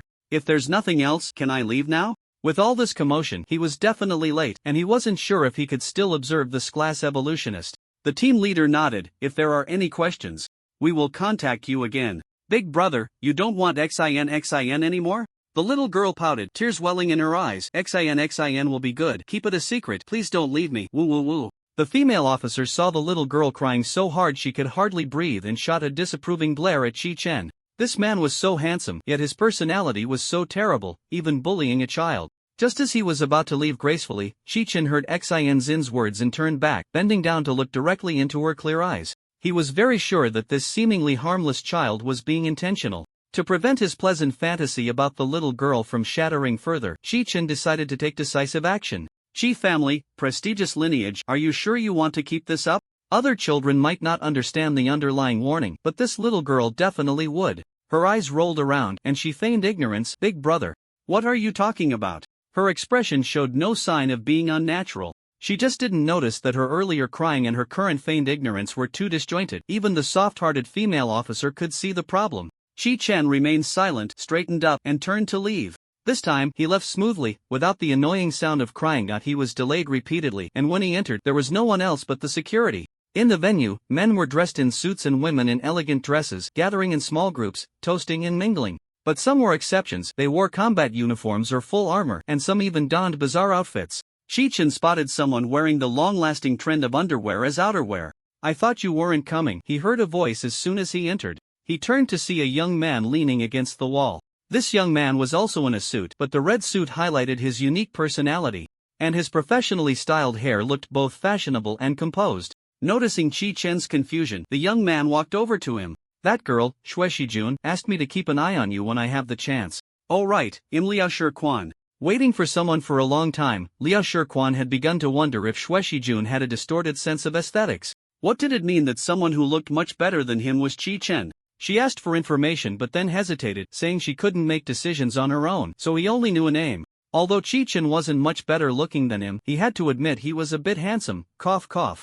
Team Shui? Settling in a new city and still hearing a familiar name made Chi Chen, who had just left not long ago, feel a bit nostalgic. Team Shui's good-natured reputation was still in full effect. "Just call me Chi Chen. Are all these high-level ability users?" Chi Chen asked, voicing his biggest doubt. Even in Shenzhen, it couldn't be that levels were everywhere and slevels were common. "Of course not, those in combat uniforms and armor are the real ones," Liao Shirquan explained, though he found Chi Chen's question strange. "We, who are in formal wear, are the family members and team members of high-level ability users. As for high-level ability users, they can wear whatever they want. A type of plant." No wonder the staff who handed him the invitation didn't mention what to wear. Was it still possible to change back into casual clothes now? Chi Chen thought for a moment and decided not to bother. Blending in with the family members wouldn't affect his observation and information gathering. His purpose for coming here was solely to learn and imitate S-level ability users. Who here is an S-level ability user? There are no S-level ability users. They wouldn't have the time to attend this exchange meeting. Clearly, if they could attend a high-level ability user exchange meeting, the elders at home should have informed him of some precautions. Liao Shirquan was somewhat puzzled as to why Chi Chen didn't know this information. This news hit Chi Chen like a bolt from the blue. Having just stepped into the venue, he wanted to tidy up and leave. What kind of high-level ability user exchange meeting was this? Wouldn't it be better to just call it an A-level ability user exchange meeting? But according to a certain iron rule of the Dragon Kingdom, since he was already here, Chi Chen decided to stay. It was good to broaden his horizons. Based on Chi Chen's earlier performance, Liao Shirquan stayed by his side, introducing him to the content of the exchange meeting. This area is the ability item trading zone. If you find something you like, you can contact the seller using the information below. Usually, we wouldn't dare to display items so casually, but with all the powerful figures present, there's no need to worry about losing items. Ability items are objects with special powers, also sourced from the fusion domain. These special items are rare and are held by teams and official entities.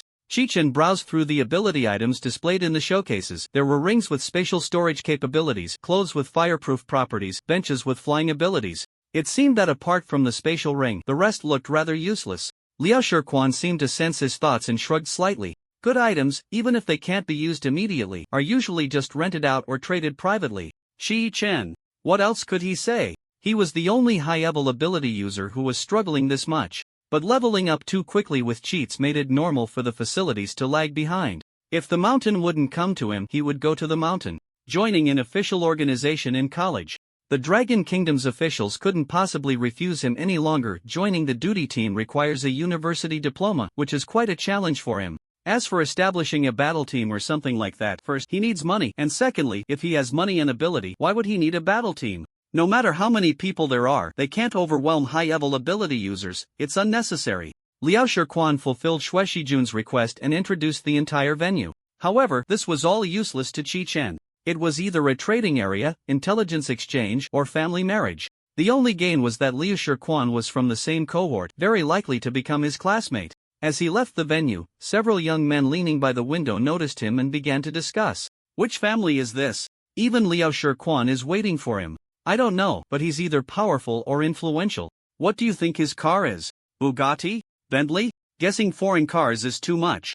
How many can be that luxurious? One of them exclaimed, after all, even foreigners are rare, let alone long-distance transport vehicles. How about Neo? Hongqi? Looks like he's almost at the intersection. Let's see which car he gets into. Where?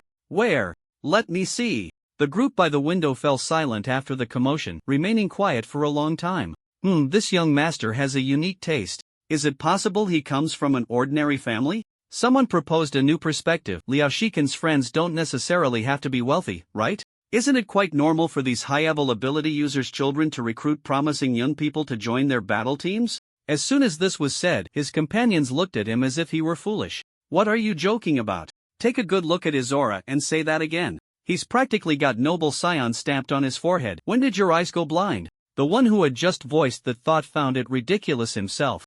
But after being ridiculed by his companions, his rebellious emotions flared up. Why is it impossible? There are families that have fallen from grace, aren't there? The others exchanged glances. What he said wasn't without reason. Seeing his companion silent, the person confidently pointed out another suspicious aspect. Think about it, would you be willing to take a taxi? These few were all spoiled brats, and since they either had abilities or were lacking in them, in short, they hadn't really suffered. He believed his companions were just like him. However, he miscalculated. His companions immediately spoke up. Why not? Taxis are so convenient. Yeah, and you don't have to find a parking space. Seeing he was still planning to argue, they jumped in first. Do you dare to provoke him? Just as he was about to engage in a fierce debate, the argumentative expert immediately fell silent. He awkwardly said, taxis are good, very convenient. And you don't have to find a parking space. Hissed. The others collectively hissed. In front of a little girl who called herself Shinshin, a shadow stretched under the streetlight. She blinked her innocent big eyes at the newcomer, trying to play innocent with her fingers. I just want to join you for the exchange meeting. The owner of the shadow, troubled, rubbed his forehead, seemingly talking to himself. Otherwise, just let her off the hook? No way. A cold female voice rang out, and the owner of the shadow had green patterns crawling all over her hands, the patterns seeping out from her skin. Soon, the patterns disappeared from her hands, and a woman gathered beside her. If you keep indulging her, it will lead to disaster. After saying that, the woman looked at the little girl. Yun, starting today, your homework will be doubled until you perform well. Yun puffed up her cheeks in anger. I didn't perform poorly, it was fine before, you all had to meddle. Double it again. No way. Yun shouted defiantly, I won't write. Snacks confiscated. Then I won't either. Others bully me, and you bully me too. Yun put her hands on her hips and stomped her feet, arguing with the woman. Who? Hearing that the girl was being bullied, the woman's tone turned icy. Yun huffed, crossing her arms. Who else? Just that uncle in black clothes. The woman looked at her companion beside her. Is that the person who received Liao Quan? Yes, I don't know if he recognized me. Her companion scratched the back of his head in distress. He had a moment of eye contact with the other party. But compared to that, I think we need to hear how he was bullied first. After all, what Yun said. The unspoken words of her companion were caught by Yun, who immediately tugged at his pant leg. Hey, what do you mean by that? The woman agreed with his words, looking down at Yun. What exactly is going on? You better tell me everything, or it won't just be snacks that are confiscated. At the beginning of September, the gates of Shinshan University opened, welcoming waves of new students coming to register. Senior students in uniforms with student council armbands, armed with weapons or carrying them at their waists, stood fully equipped waiting for the newcomers. Some parents of the new students were so intimidated by this scene that they took 2 steps back, anxiously asking the new students beside them, is this school or prison? Why is it so scary? The new students scratched their heads, speculating, maybe they're afraid we'll start fighting? Young and impulsive boys, when they bumped into each other, wanted to show off a bit, deciding their dormitory status. This has been the case for years, and the school was well prepared for it. Suddenly, there was a commotion at the school gate, which quickly turned into silence. The new students and their parents all looked towards the source of the noise. A young man with short black hair walked through the gate with a backpack. He stood tall and had a calm expression. It is said that he was handsome and charming, and such flattering words could easily be piled onto this young man. If it were just about looks, the crowd wouldn't have lost their composure. What truly caught their attention was his extraordinary aura of strength. After a moment of restlessness, they quietly watched as he walked away. Once he left, the new students and parents began to whisper among themselves, afraid of disturbing something. Son, it seems like being first in the grade is out of the question. You should work hard to aim for second place, and he'll give you a little more pocket money then. Dad, even in broad daylight, don't just daydream. I don't need your pocket money to get second place. If others can do it, why can't you? If I could, I wouldn't be your son. You little brat, looking for a fight, huh? Aside from these family-destroying dialogues, some people were staring at Chi Chen's back with fighting spirit. They had a premonition that he would be their strong competitor for the top spot in the grade. After filling out forms and collecting materials, Chi Chen headed to the dormitory building arranged by the school. It was more like a large villa than a student dormitory. Each villa housed 10 students, each with their own room, and also equipped with a kitchen, indoor fitness equipment, a media room, and other public facilities. If one joined the school team, they could apply for independent living. Aside from utility fees, there were no additional costs. Of course, being part of the school team, the pinnacle of the university's strength, was not something just anyone could join. Although the safety in the school was lower than in the city center, The school had carefully calculated to achieve a balance that both protected students' safety and did not hinder their growth. Chechen placed his backpack in his room and went to the package storage point to collect the items he had sent in advance to move back to the dormitory. Soon, daily necessities were arranged in the dormitory, and half of his home for the next 4 years was initially completed. Knock, knock, knock. The door was knocked on. The door had a peephole, allowing those inside to see whether the visitor was a monster or a person. But Chechen had no intention of checking who it was. He simply opened the door. He thought it was a classmate dropping by, but to his surprise, he saw the reserve of old Wang next door. "Excuse me, miss, have you ever been married?" Liao Shirquan leaned against the wall, presenting a half-leaning posture, and said affectionately. This lady had a good figure. She leaned against the wall with her arms crossed, her long legs crossed elegantly, and her full, crimson lips parted to utter a single word. "Get lost." Sensing the threat in the woman's eyes, Liao Shirquan obediently withdrew his hand, but his words continued to climb up the pole. "Sister, my name is Liao Shirquan. I've been single for a long time, so there's no need to worry. I keep myself in good shape." "Oh right, have you ever been married? If you haven't, then I won't pursue it." The lady scoffed. "What? Are you still a Minotaur warrior? Specializing in being the neighbor's Mr. Wang?" Liao Shirquan smiled broadly. If one didn't listen to his lewd words, he could still pass off as a well-dressed gentleman, capable of deceiving some young girls. "Of course not, but I can act as one for you. It would be even better if you were divorced." The latter's calm expression faltered, shocked by his shameless words. "You lunatic! If you're not married, don't come looking for me." Liao Shirquan immediately performed a Peking opera face change, reverting back to the dandy image he had when he first met Chechen, brushing off the dust from his hands. "If you haven't been married, you should have said so earlier. You're wasting my time." After saying that, he remembered his purpose here and turned to see Chechen sitting in a chair, still holding sunflower seeds. Was he observing something? Liao Shirquan pondered, scanning the surroundings but found nothing amiss. Although Chechen looked like he was just snacking, he definitely wasn't. There must be something I missed. He swept his sharp gaze around again. The shadow in the corner was off. "Found you, eavesdropper." Liao Shirquan directed his voice cold as frost towards the eavesdropper. "Aren't you planning to come out?" As soon as he spoke, the eavesdropper's voice rang out. Sorry, I didn't mean to. Wait, let me bring my luggage up first." Then came the sound of a suitcase bumping against the stairs. A person walked up from the stairway, dragging a suitcase and looking quite embarrassed. "What a coincidence to run into you. I thought I'd better not disturb you guys during your flirting." Liao Shirquan couldn't refute this reason, and besides, he recognized the newcomer. Gao Changza, long time no see. They graduated from the same high school, so they had some connection. Gao Changza greeted, "Long time no see. My room is upstairs. I won't disturb you." "Okay." After he left, Liao Shirquan looked back at Chechen. Seeing there were no more seeds, Chechen had already put away his snacking gear. "Your skills are quite impressive. It seems getting the top spot in the grade won't be an easy task." Liao Shikan's sudden topic caught Chechen off guard. He realized that students at Xinjiang University all had a strong heart of a warrior. In high school, most people wouldn't say such things in front of him. And today, Chechen felt many scrutinizing gazes, and Liao Shirquan wasn't the only one issuing challenges. Unfortunately, his passionate direction was no longer about beating college students. So Chechen calmly replied, "It's fine, if it's you guys, I have no problem." This was the truth. Chechen didn't think he was being arrogant. He had properly assessed his opponent's strengths. Such a bold tone? Liao Shirquan raised an eyebrow. "Just don't end up flipping the script later." "You're right." Chechen didn't refute. He indeed hadn't seen all the freshmen in the grade, so he couldn't judge if there were any super geniuses hidden among them. The woman who had just been wall-slammed by Liao Shirquan said in a lazy tone, "Little handsome guy, I believe in you. My useless brother is next door. Please be tolerant of him." The useless brother next door responded immediately, wearing glasses, with slightly oily hair sticking together on his head. He poked his head out and shouted, "Why haven't you left yet? What does it matter to you whether I leave or not? Aren't you harassing my classmate? How is that not my business?" "Oh, when your classmate was harassing me, why didn't you say anything? Someone with poor eyesight has a crush on you. I'm just happy about it." The woman sneered, "Heh, you wait at home, I will train you well."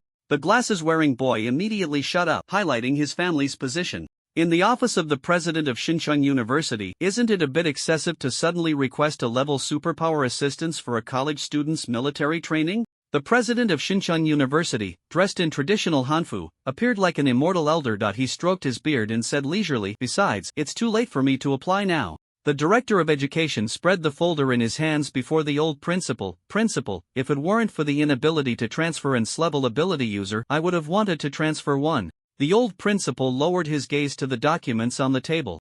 which contained information about a new student. He put on his reading glasses to look at the data. Is there a problem with this? The young man is quite handsome and has potential. Aside from some signs of fabricated family background, there are no issues. He pondered for a moment and slowly spoke. Whose son is this big shot? Otherwise, the old principal really couldn't understand why an S-level ability user was needed to oversee things. The director of education. This is the superior. I can't get angry. Look at his ability level.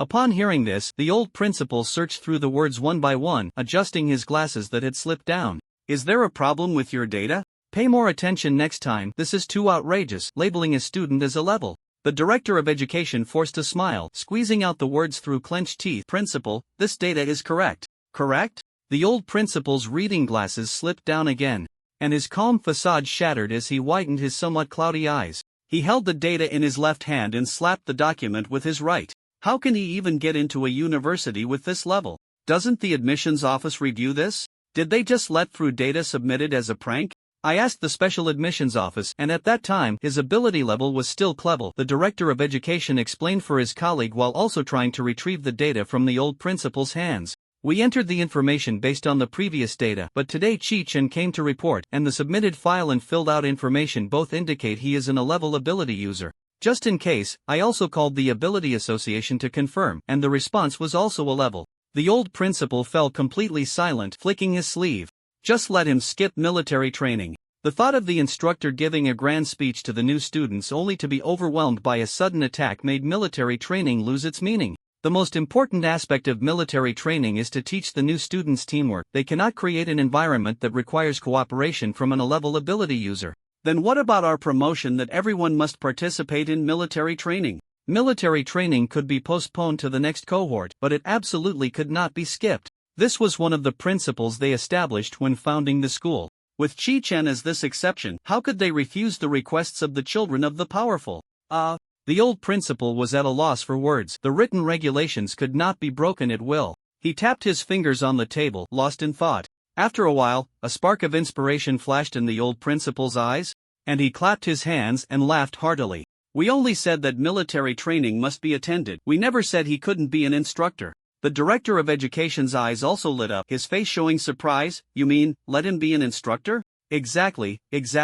The old principal returned to his ethereal demeanor, nodding. The director of education suddenly understood. That's right, we never said he couldn't be an instructor. Teaching assistants only participate in part of the military training, which doesn't count as true participation, but instructors are different. They are involved throughout the entire military training, with multiple instructors assigned to a class to ensure student safety. Chi-Chen blending in wouldn't require any special skills. Indeed, the old ways are the best. Cough cough. This is a brilliant move, principal. Your stroke of genius is marvelous. The director of education flattered repeatedly. The old principal waved his hand, his expression mysterious, a smile playing at the corners of his mouth. This made the director of education admire him even more. After the director of education left, the old principal slapped the table and laughed heartily. After the woman left with a victorious stride, the bespectacled man adjusted his sliding glasses and awkwardly nodded towards Chi-Chen and the other person. I am Zhou Zi, nice to meet you both. Chi-Chen and Liao Shiquan also introduced themselves. Zhou Zi's eyes were vacant as he quietly said, I still need to tidy up my room, so let's not chat for now. After saying this, he closed the door once Chi-Chen and the other indicated they were fine. Liao Shiquan stroked his chin and slowly spoke. I didn't expect the top of the combat department at Xincheng High School to be someone like this. Aren't you in the same high school? Xincheng High School, just hearing the name, one knows it's the prestigious high school of this city. Liao Shiquan had no reason to think his high school wasn't the best. I attend a private high school, Chi-Chen replied with a cold expression. Damn, I knew he was the dreaded rich second generation. As if private gatherings weren't enough, he even had to independently run a school. After chatting for a bit, Liao Shiquan also stood up to take his leave. Because he was stuck registering on the last day of enrollment, there would be a class meeting in the afternoon. It was about time, and after tidying up his room, Chi-Chen headed towards the teaching building. The classroom for Class 1 of the combat department stood in stark contrast to the other freshman classrooms. Zhou Zi sat in the corner, cleaning his firearm. Liao Shiquan leaned against his seat, lost in thought. Li Gaochangza propped his chin up with one hand, gazing out the window. Jiang Wenin, aside from waving at Chi-Chen when he entered, spent the rest of the time quietly talking with the girl next to her who was picking at her nails. Some people silently assessed the strength of their classmates. The atmosphere of silence was contagious, just like when the homeroom teacher wasn't around and the class suddenly fell silent enough to hear a pin drop. Unexpectedly, Jiang Wenyin was attending the same university as him, and they were even in the same class. Although they had only met once, Shi-chan remembered her considerable strength. He didn't break the silence, quietly sitting in his chair playing on his phone, sharing the news of Jiang Wenyin being in his class with Shi Jiangwen. The counselor walked into the classroom, and just as he was about to shout quiet, the word got stuck in his throat. This newly appointed counselor was baffled. It was his first time seeing such a quiet classroom. Everyone, since you're all seated, I'll briefly go over the arrangements. Please add the class group that has been established. The counselor went on to list a bunch of school regulations, graduation requirements, and so on. Then he distributed the booklet he was holding to everyone. The already silent atmosphere grew even more subdued as the counselor read aloud. The key points I just mentioned can all be found in here. If you have any questions, you can look them up in the booklet. And then there's the military training starting tomorrow.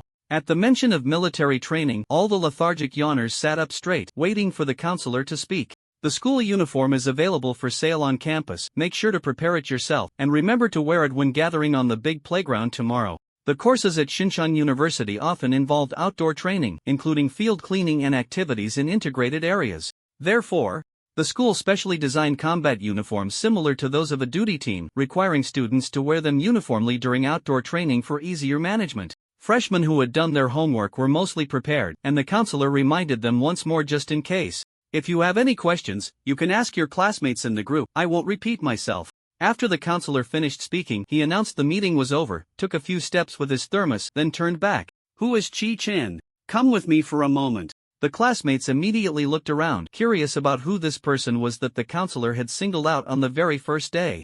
Chi-chen stood up from his seat and raised his hand to indicate. Let's go, I need to talk to you. Under everyone's gaze, Chi-chen followed the counselor out of the classroom. The counselor didn't lead him far, stopping at a secluded corner. During military training tomorrow, your role will be that of an instructor. Remember to find the chief instructor and our class leading instructor. He then handed Chi-chen an armband. This is the assistant instructor identification mark. Normally, you should wear the same uniform as them, but there's her military clothes, which I can't lend you. So you'll have to make do with this. Make do? What the hell? And why suddenly make him an instructor? If the counselor hadn't just held a class meeting, he would even suspect that this counselor was some shape-shifting classmate playing a prank on him. Chi-chen took the armband, puzzled, and asked, Counselor, why am I the instructor? The counselor shot him a resentful glance. You came to hit people, or to show off? Is that even a question? The military training content is too simple for you, so to give you a sense of participation, we've arranged for you to be an instructor. The instructor's words left Chi-chen stunned, and he could only nod in agreement. It made sense.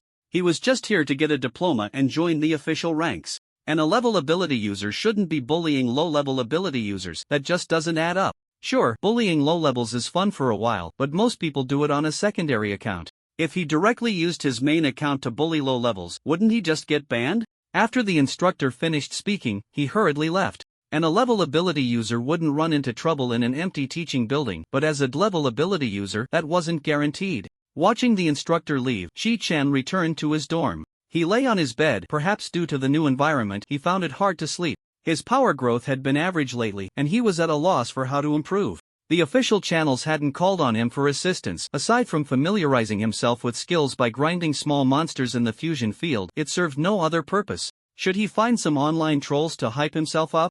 Or collaborate with an agency for promotion? No, that wouldn't work. Blowing hot air without solid proof would only annoy people. Moreover, if a monk stopped sweeping the floor and switched to being a martial monk, his strength would be laid bare. Similarly, once he stopped being mysterious, his opponents would estimate his strength within a certain range. Indeed, he had to maintain an air of mystery and not reveal himself until the last moment.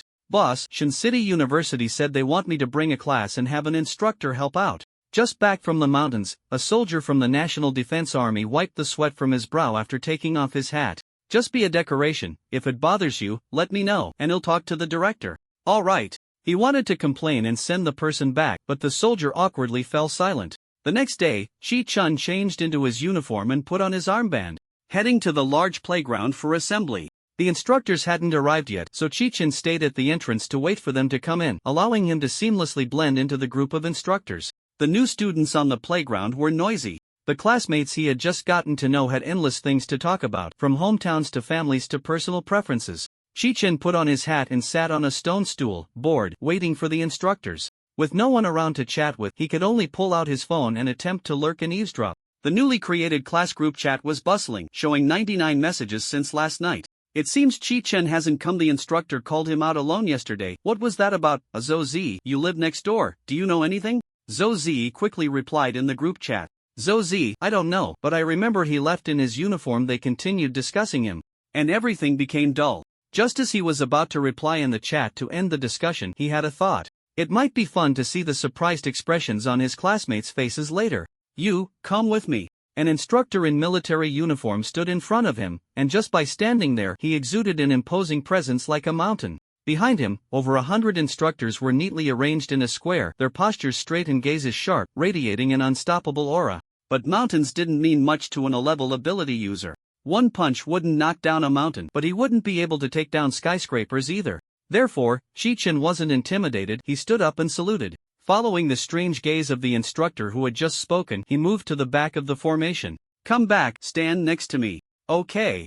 Chi-Chen quickly returned to the side of this instructor, who seemed to be the chief instructor. He followed the instructor onto the large playground, where the new students were sluggishly returning to their positions. Chi-Chen could see clearly from the stage that the formation of the new students was no match for the instructor's square formation. Not only were they standing crookedly, but their stances were also all over the place. The chief instructor took the microphone, his voice booming with authority. At ease. Stand at attention. The sound system emitted a piercing buzz, and the new students were jolted, their scalps tingling from the loud noise. Based on years of accumulated reflexes, they immediately stood up straight with their heels together. This group of freshmen quickly shed their lazy demeanor, and the chief instructor, considering it was the first day, decided to let it slide lightly. Everyone, sit. The freshmen, who had just shown a hint of discipline, revealed their true colors under the command to sit, with some being quick and others lagging behind by half to 2 seconds. What's wrong with you? Are you deaf? Again. Stand. Sit. They repeated the commands, and on the surface, it seemed acceptable. The chief instructor then began to get to the point. I am very dissatisfied with your performance just now. From now on, I expect you to adopt a combat-ready attitude towards military training. Do you understand? Understood. Louder, haven't you eaten? Understood. After issuing several commands, the chief instructor established his absolute leadership and began his real show of authority. I know what you young ones are thinking, The chief instructor paced, his piercing remarks continued. Do you think you will be imposing high-level ability users for the 9 seats in the future?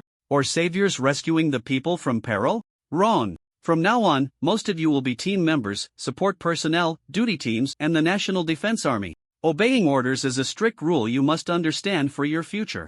After finishing this statement, the chief instructor held the microphone in one hand and placed the other behind his back. He directed his focus at Chi-Chen, his gaze sharp, and questioned sternly. You, why weren't you waiting on the playground just now, but hanging around outside? Didn't you receive the school's notice?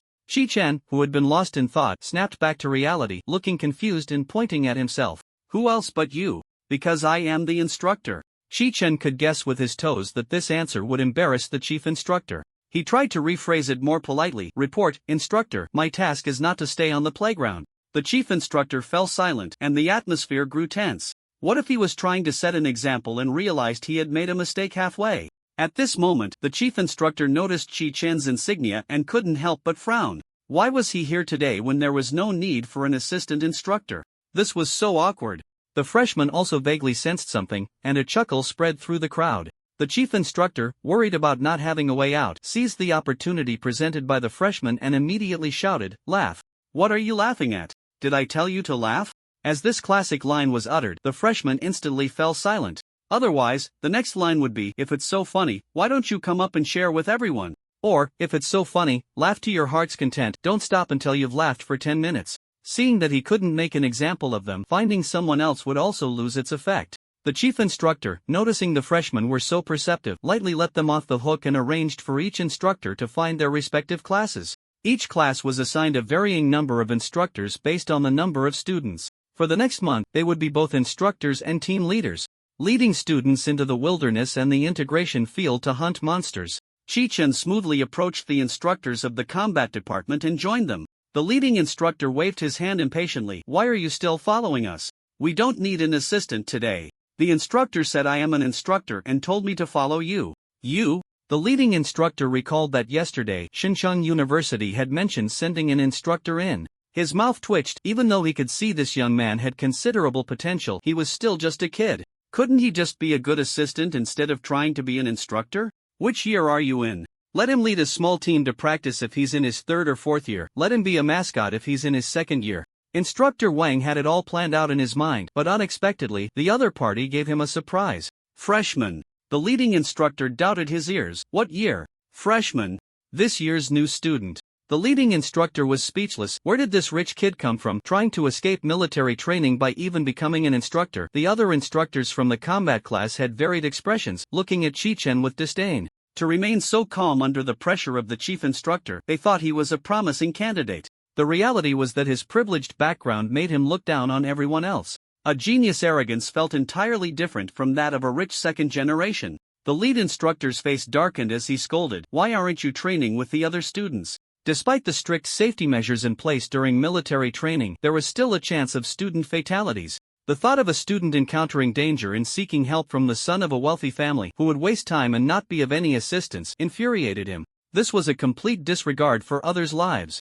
Seeing the instructor's expression and hearing his tone, Chi-Chen understood perfectly. It was highly likely that the non-existent Chi family had been conjured up in the imaginations of these instructors. He immediately replied, "The school said my ability level is too high and am not suitable for bullying weaklings." Frying fish? The group of instructors was speechless. It would have been better not to explain at all. How much higher could his abilities be? If he were a graduate, they might have had a different response. Freshmen generally hovered around E-level, while the more talented ones were at D-level. They could classify him as a top genius at C-level, which would still be manageable for them. The lead instructor licked his dry lips and sneered, "What level are you?" "A level." "Here is my ability certificate." Chi-Chen wasn't blind. He could see their skeptical gazes and directly handed over the document. It was rare to be questioned. And this feeling was quite refreshing. His mood was somewhat nuanced. The instructors paused, awkwardly taking turns to examine the certificate. After a thorough check, they found no signs of forgery, leaving them stunned. "You have this level of ability." The lead instructor wanted to say something but closed his mouth instead. The members of the Pillar Project were terrifying. No wonder the Dragon Kingdom's officials were expending manpower and resources to find promising candidates everywhere. Was the gap between people really this vast? The school assigning him as an instructor was likely to prevent them from embarrassing themselves. The lead instructor returned the certificate to Chi-Chen and said in a negotiating tone, "How about you watch from the side while we train the freshmen?" "No problem. I'll follow your lead." Chi-Chen was more than happy to be a slacker. The instructors wasted no more time and headed to the area where the combat class was located. When Chi-Chen's figure appeared in the combat class, it instantly ignited the atmosphere. Even with the imposing instructor standing right in front of them, it was impossible to silence the murmurs of the freshmen for a short while. "What's going on? The rich kid? Doesn't he have to train with us?"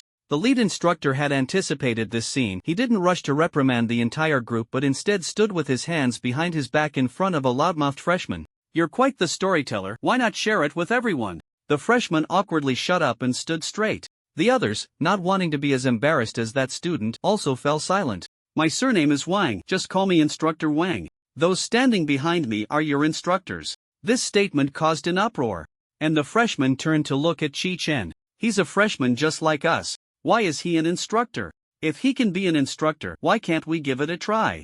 "I refuse to accept this." Most freshmen acknowledged that Chi-Chen was strong, but suddenly transforming into an instructor made them somewhat resentful. "If I can't do it, I won't participate. Even if he's stronger than me, he shouldn't be able to." They were at an age where they were idealistic and cynical. Money and power couldn't convince the freshmen. They began to feel rebellious. Some scions of wealthy families were also murmuring to themselves, wondering what kind of background the Chi family had that even Shincheon University had to yield. "Listen, I don't care whether you accept this or not. If you don't, just bear with it. In life and death situations, there's no time for you to squabble over who gets to be the boss." Instructor Wang ignored their words and sternly reprimanded, "Obeying orders is what you should do." Sometimes, the captain would appoint a member as a temporary captain in times of crisis. If other team members were dissatisfied with this or that, they would be unable to continue executing the mission.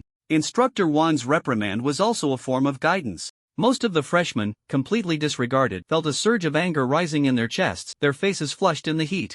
Instructor Wang understood the freshmen's thoughts well, and when their anger reached its peak, he calmly said, "Who among you is the top student from Shincheon High School? Step forward." It was time to find a representative to temper the enthusiasm of this group of freshmen. Zhou Zi lowered his head and stepped forward. Are you dissatisfied?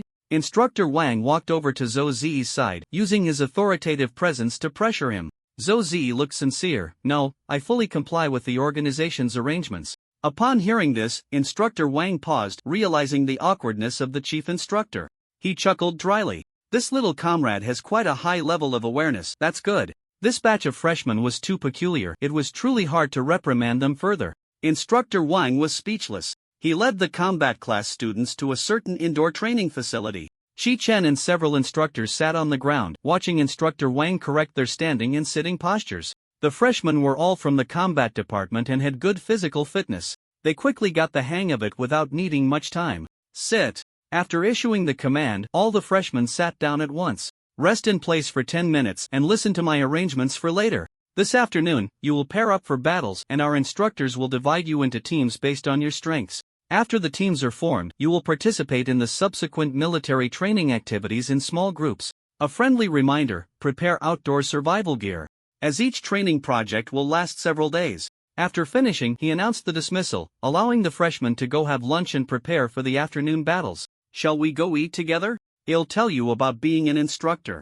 Qi Chen nodded, happily agreeing to Instructor Wang's invitation. The instructor's cafeteria was separate from the students, and as soon as he entered, he drew everyone's attention. For the military training freshmen, the Xinhua army was like a small holiday. They were just ordinary people in private, sharing yellow jokes with their companions, trying to establish a father-son relationship with their teammates. The chief instructor still remembered this peculiar assistant. Why was he still around? Squad leader, this is Qi Chen, the instructor mentioned by Xincheng University yesterday. Instructor Wang, fearing the chief instructor would reprimand Qi Chen, hurriedly explained, this year's freshman. He is an A-level ability user. The crowd gasped in unison, taking a sharp breath.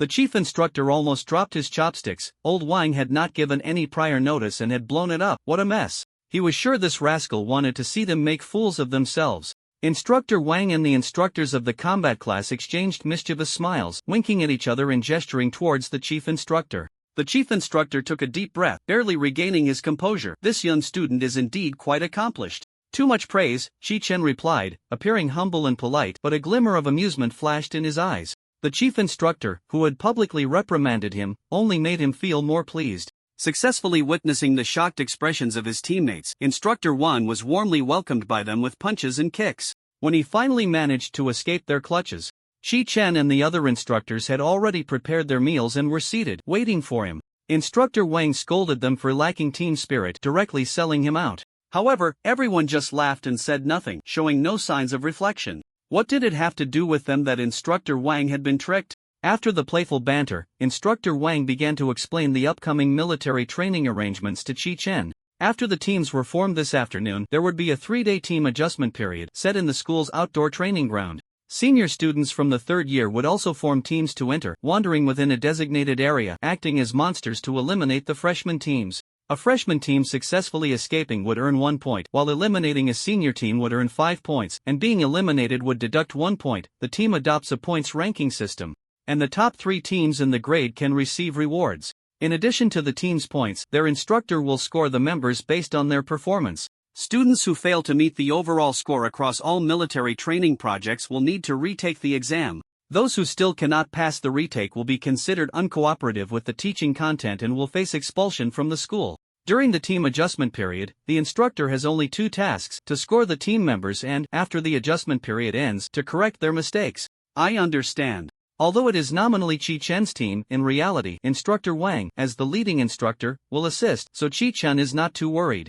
After a meal, they returned to the indoor training hall. The freshmen were already full of fighting spirit, ready to go, and the smell of gunpowder filled the entire training hall. They fought fiercely on the field, while Qi Chen sat bored on the sidelines, nearly dozing off. Even though his combat and fighting skills were not as good as those on the field, he had the advantage of physical fitness that allowed him to clearly see all attacks and respond with evasive and counterattacking moves in time. On the field, Jiang Wenyin was battling Gao Changze. Jiang Wenyin was a power ability user, effortlessly lifting a heavy hammer that weighed hundreds of pounds as if it were a child's toy. When the hammer struck the ground, it made a loud bang, and everyone realized the true weight of the weapon. As Jiang Wenyin's opponent, Gao Changze narrowly dodged her attack, a bead of cold sweat forming on his forehead. Did this woman eat spinach? Such strength. After a probing strike missed, Jiang Wenyin remained unfazed. This was within her expectations. She gripped the hammer with both hands and swept it horizontally at Gao Chang's lower body. The giant hammer left a trail in the air, and Gao Chang's sidestepped to avoid the attack. Jumping back a few steps to create distance, he pulled out a pistol enhanced by an ability user from his pocket, his gaze sharpening. Ability multiplier. Bang bang bang. Gao Chang's fired several bullets in quick succession, doubling their speed. This was the highest coefficient he could currently use. So fast. Jiang Wenyin bit her lip, quickly thinking of a countermeasure. She couldn't see the bullets clearly, but she could see Gao Chang's movements, allowing her to predict the bullet's direction based on his actions and the gun's muzzle. The bullets whizzed through the air, ultimately colliding with the giant hammer and sparking, unable to penetrate it, changing trajectory and scattering in all directions. At the same time he fired the bullets, Gao Chang's lunged at Jiang Wenyin with a short knife, pushing off with his right foot. Double speed. It was already a struggle to block the bullets, and the giant hammer in her hands couldn't be raised in time for defense. Seeing Gao Chang's about to succeed and end the match, Jiang Wenyin remained calm, releasing her grip on the giant hammer and bending backward to evade Gao Chang's advance. Then, with a surge of strength, she kicked Gao Chang's, who had lost his balance from the failed advance, sending him flying. Only then did Jiang Wenyin pick up the giant hammer again, assuming a defensive stance. Ouch, I'm going. Gao Chang's stood up, holding his waist. That kick nearly knocked his kidneys out. Double speed was still too much for him. He couldn't perfectly control his body to react. However, it wasn't without gains. He turned his gaze to Jiang Wenyin's weapon, likely already realizing. Jiang Wenyin weighed the giant hammer in her hands, frowning. The suddenly heavier weapon made her feel uncomfortable. Was it then? Jiang Wenyin recalled that when Gao Chang's was sent flying, his fingertips had touched the giant hammer. Her ability worked on herself, and she was somewhat helpless against abilities that affected objects. They were still in combat, leaving her little time to think of a countermeasure.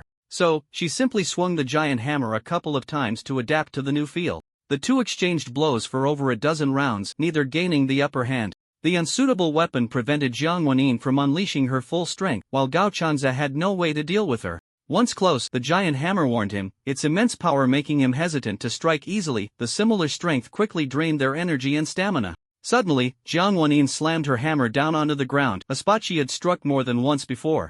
Gao Chang's, caught off guard, stepped onto the cracked floor. Unsteady on his feet, he hurriedly adjusted his body to maintain balance. A shadow fell over him as Jiang Wenyin rushed towards him with the giant hammer. Swish! Gao Chang's suddenly vanished from Jiang Wenyin's sight. Just as she was about to search for her opponent, she felt a chill at her neck. A short knife was pressed against her throat. I lost. Although she was unclear how her opponent had approached, it was only natural to keep a trump card hidden. The situation was settled, and Jiang Wenyin readily admitted defeat. Ha! Shi Chen, outside the ring, sat up straight, surprised by the unexpected turn of events. Gao Chang's last move was at least several times faster. Their previous battle level was merely mid-tier in the combat class, but Gao Chang's burst of speed could definitely rank among the top. Was everyone just pretending to be a pig to eat the tiger? Jiang Wenyin's blunder made the subsequent battles more cautious. It was either careful probing or long-range attacks, fearing to repeat the same mistake. After a long deliberation, they finally decided the outcome. After watching the battle, the instructors had a clear understanding of the class' overall strength and discussed before releasing the list.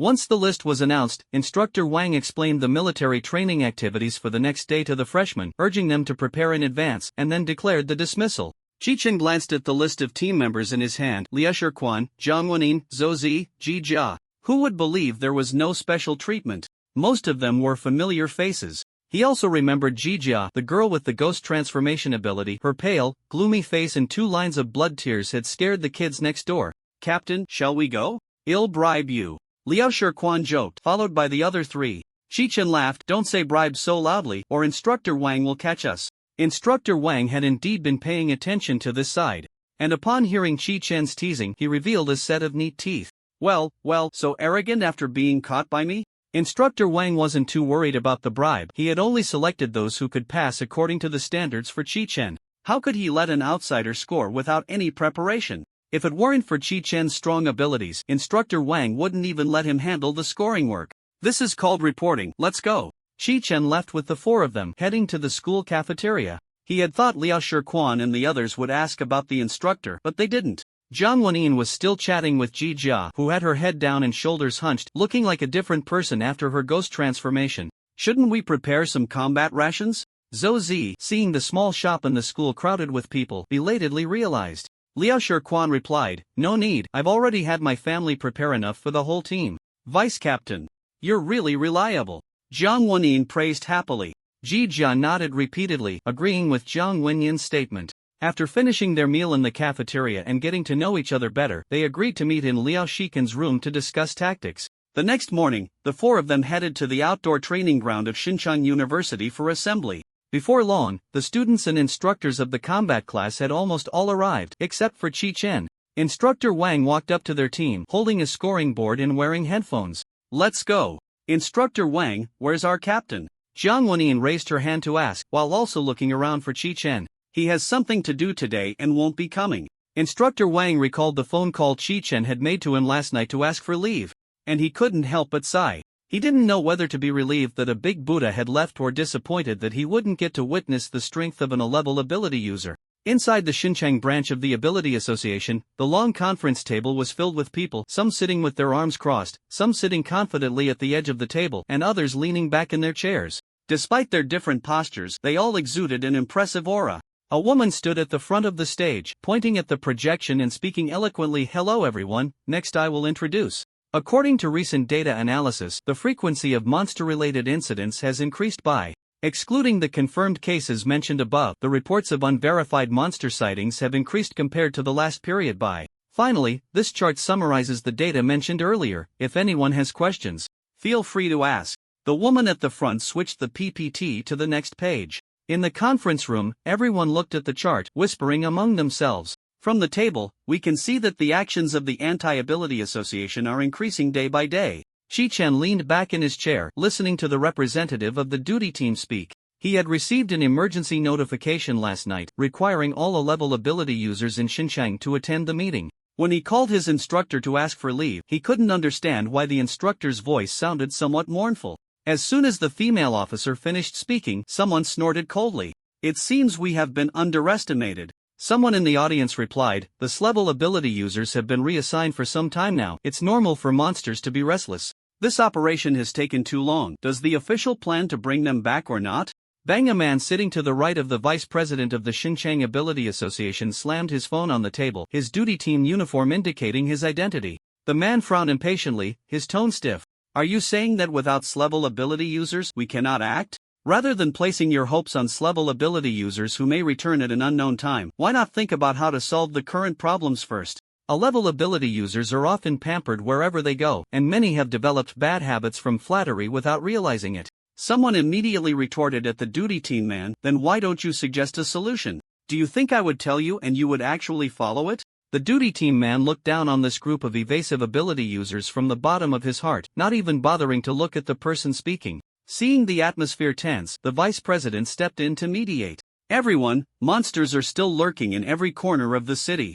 Let's not turn on each other just yet." "Humph." A man over 2 meters tall slammed his hand on the table, facing the vice president, pointing at Qi Chen. "Before Qi Chen apologizes to me, I absolutely will not cooperate with him." Qi Chen was taken aback. "What does this have to do with me? Who are you?" "Heh, the eldest son of the Qi family really has a lot of forgetfulness." The tall man glared, his brows furrowed. "A month and a half ago, your subordinate injured my second son, and you don't even remember the victim's name? Qi Chen. You can accuse me of many things, but how could he have injured your son when he doesn't even have subordinates?" However, he couldn't say that. If others suspect you have a weapon, it's best to actually have one. Even if he clarified that he had no subordinates, this man might still suspect he was covering up or think he had connections with non-existent subordinates. He wouldn't gamble with his family's lives on whether the other party had any morals. The best solution was to make the other party afraid to act. "Who cares what subordinates do?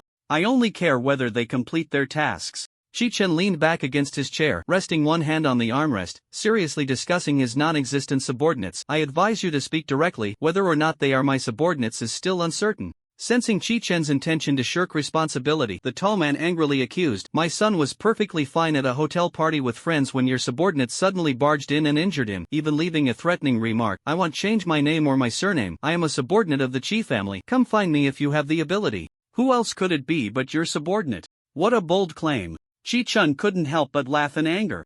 Who is this guy trying to frame? But, well done. Through mental resonance, Chi-Chen clearly understood the parts the tall man left unsaid, silently applauding his non-existent subordinate. Did the idiot who tried to force women to take turns playing games think he could just wait until next year for him to burn paper? The appearance of this non-existent subordinate coincided with the time he arrived in Xinjiang. At that time, he had just come to Xinjiang and had not gained much fame. Chi-Chen's eyelids drooped slightly, his gaze flickering. Could it be someone who knows him? Anyway, the big man had already sentenced him to death in his heart. Further explanations would be useless and would only lower his status. This silent grievance he could only accept. Chi-Chen closed his eyes and opened them again, his pale golden irises emotionlessly staring at the big man. What? Do you think the injury isn't enough and you want me to take action myself? The big man was drenched in cold sweat, hurriedly looking at the vice president. After getting the clue about the wealthy Qi family from the second son, he had secretly investigated Chi-Chen, fully aware of what a ruthless character he was. If he really dared to act, why wait until today to make a move?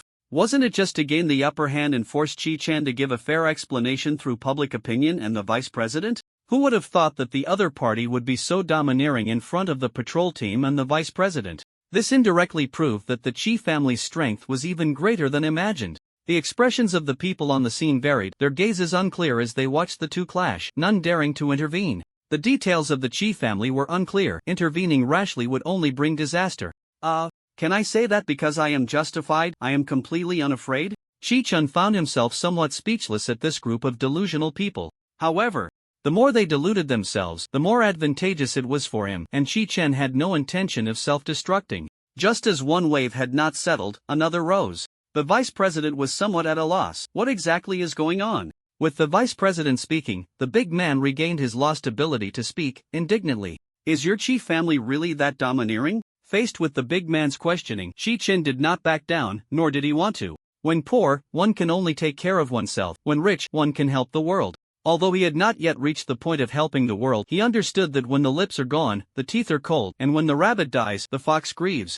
At this moment, Chi-Chen deeply realized the confidence that a leap in strength brought him. It was the power to say no to unreasonable people without hesitation. Did this dog want to save face? Want a way out? Get lost. He waved his finger, and a point of starlight shot out, landing on the table in front of the big man. The table was engulfed by this point of starlight, turning to dust that fell down in a flurry. Go on, why not talk about what your son did? Chi-Chen's expression was emotionless, his tone chilling. In terms of being domineering, I am not as good as your son.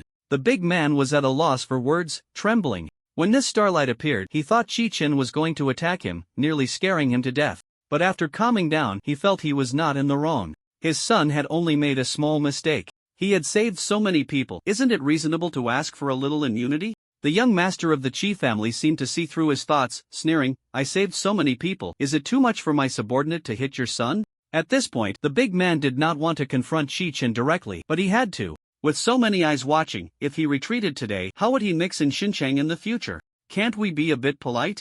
The big man lamented. How could he have been blinded by greed, thinking that in front of so many people, the young master of the Qi family would show some leniency? Now it was good. Not only had he been laughed at for being a coward, but he would also become a laughingstock in the future. Your son makes a mistake, and you want to personally teach him a lesson without a second thought, but you send your subordinate to slap my face. Although he had to confront him, the big man still felt a pang of regret, using the harshest tone to say the most cowardly words. Fine, after the meeting, I will personally take action. Such a good thing? Chi-Chen nearly couldn't hold back, laughing out loud. Wait, no. The big man was somewhat confused. How did it turn into hitting his son again? He recalled Chi-Chen's words, what, do you think the injury isn't enough and you want me to take action myself? And suddenly felt a chill run down his spine. His mind was filled with images of his son being left with not even a trace of ash. Sweat beads fell from his forehead, and he hurriedly waved his hands. No. You don't need to take action. I will personally teach this ungrateful child a lesson. After saying the latter part, he seemed to find the source of his anger. That's right, it was all this ungrateful child's fault. Spending so much money and still unable to find a partner? Always looking for something thrilling, the big man seemed to resonate with Chi-Chen, patting his chest and solemnly assuring, don't worry, they'll break that ungrateful brat's legs. Chi-Chen was choked by his sudden change in tone. He could sense that the big man truly intended to give his son a good beating. Is this the power of wanting to open a window but first smashing a door? The vice president was also dumbfounded. If you want to hit your child, just do it. Why announce it at the meeting? It made him think the two level ability users were about to fight. I'm not here to listen to your family gossip. The outcome of Chi Chen's confrontation with the big man was already clear, and a man from the patrol team immediately spoke up to remind them. We received intel that anti-ability forces are planning a large-scale operation soon, and this is one of the reasons for the urgent gathering. As soon as he finished speaking, someone in the crowd cursed angrily. I say just kill them all. Why bother considering social impact? Are you out of your mind? Want to create more opposing forces? They should go abroad and see. Even like this, they're still not satisfied? The patrol team man clenched his fists, his back teeth grinding. The moment misfortune befalls them, all probabilities and ratios are mere talk. This group of A-level ability users was increasingly good at playing dumb. As soon as a problem was mentioned, they started spouting nonsense. It truly made him furious. A woman at the front quickly stepped up to host the meeting. What we from the patrol team mean is that to curb the growing monster incidents, we should work together to get through this tough time. As soon as these words fell, the previously agitated individuals who seemed to have left their brains behind instantly fell silent, all shutting their mouths. What should we do? A voice broke the silence. The patrol team man looked over. It was the recently arrived Jin Tong Chi Chen. He had witnessed the earlier confrontation and, given Chi Chen's willingness to stand up for ordinary people, he had a good impression of him. Indeed, it's easier to work with one's own kind. He wondered when the higher-ups would bring Chi Chen into the open. Everyone knew what they needed to know. Why not mobilize him? Other A-level ability users turned to Chi Chen. A traitor had emerged among us. With such dedication to the country and the people, why not join the patrol team instead of coming to their ability association? The woman at the front reacted quickly, fearing that if she delayed even a second, things would cool down. Assist in clearing monsters and follow up on some suspected high-level monster cases. Our patrol team will share case leads. The difficulty of the cases varies, and to ensure fairness, we will allocate them by drawing lots. Upon hearing this, the faces of the A-level ability users changed drastically. If they were given cases to track high-level monsters or directly fight them, they wouldn't have reacted so dramatically. In the minds of ordinary people, A-level and S-level are both considered high-level and not much different, but in reality, information about S-level monsters is heavily restricted by the Dragon Kingdom's authorities. A key condition for an A-level monster to advance to S-level is to utilize the unstable spatial state of the fusion domain to assimilate and construct a monster domain, establishing a new dimension above the fusion domain. Although the monster domain cannot move, it possesses spatial rules. Once an ordinary person inadvertently comes into contact with it and establishes a connection, they could disappear in any corner of the city. Every year, a large number of missing persons cases stem from this. This is why the Anti-Ability Association garners so much attention. The reason is that they have many offerings to high-level monsters, serving as important channels for spreading connections. No matter how strong an A-level monster is, there are traces to follow. Suspected high-level monster cases equate to the patrol team being unable to gather enough clues, which is roughly equivalent to the probability of encountering an S-level monster. Although this probability is not high, it aligns with what the patrol team man just said. If misfortune strikes, all probabilities are mere talk. It becomes a certainty. At that moment, someone couldn't sit still and slammed the table. What a joke! If we poke a hornet's nest, who can clean it up? One person after another immediately shouted, there's no need to rush. Even if we find it, we can't handle it. Yeah, we might as well deal with what we can manage first. The irritable person on the field transformed into a mediator, trying to persuade the duty team not to act too impulsively. The conference room became a chaotic mess, reminiscent of a morning vegetable market. The woman at the front appeared somewhat flustered, while the man from the duty team observed coldly. He already knew what kind of people this group was. The vice president, who had been mostly silent, cleared his throat twice and raised his hands in a downward motion. The noise ceased, and all eyes focused on the vice president. He scanned the room, his gaze lingering on Chi Chen for a moment before he spoke. This is an order from above. If there are no further questions, let's draw lots. The order from above could not be changed. If they wanted to stay in Longwa, they had to comply. The A-level ability users no longer spoke, each stepping forward to draw numbers and receive sealed envelopes. The most important objective had been achieved, and the vice president announced the meeting adjourned. Chi Chen left with the envelope, watching helplessly as the A-level ability users tossed the envelopes to their subordinates and left in a huff. He felt a bit melancholic. He hadn't expected Longwei to have A-level ability users support battle teams and assist in investigations. 2 months later, the boomerang had ultimately struck back at him. A battle team still needed to have a battle team. It was essential. So the question arose, where could he find team members who would support themselves without pay? If someone could provide him with an address, he would go pick them up immediately. Chi Chen wore a face full of sorrow. Even capitalists would shed tears upon seeing him. Someone gently patted his shoulder, a burly man rubbing his hands together, smiling apologetically. I'm going home to beat my rebellious son, do you want to come watch? Forget it, I have things to do later. Watching the second-generation ability users get beaten was quite enjoyable, but the thought of having to engage in pleasantries with the burly man dampened his spirits. Shi-Chen thought it would be better to return to school. Not long after, a young man who had healed from his injuries was dragged up by his father and given a thorough beating. The sounds of his painful cries echoed throughout the mansion. "Dad, why are you hitting me? I'm punishing you for your reckless behavior outside." "Ouch. If you hit me again, something bad will happen." "Perfect, I still need to break your legs." In the outdoor training ground of Shinchan University, Liao Shiquan and his 3 companions sat huddled in a concealed spot.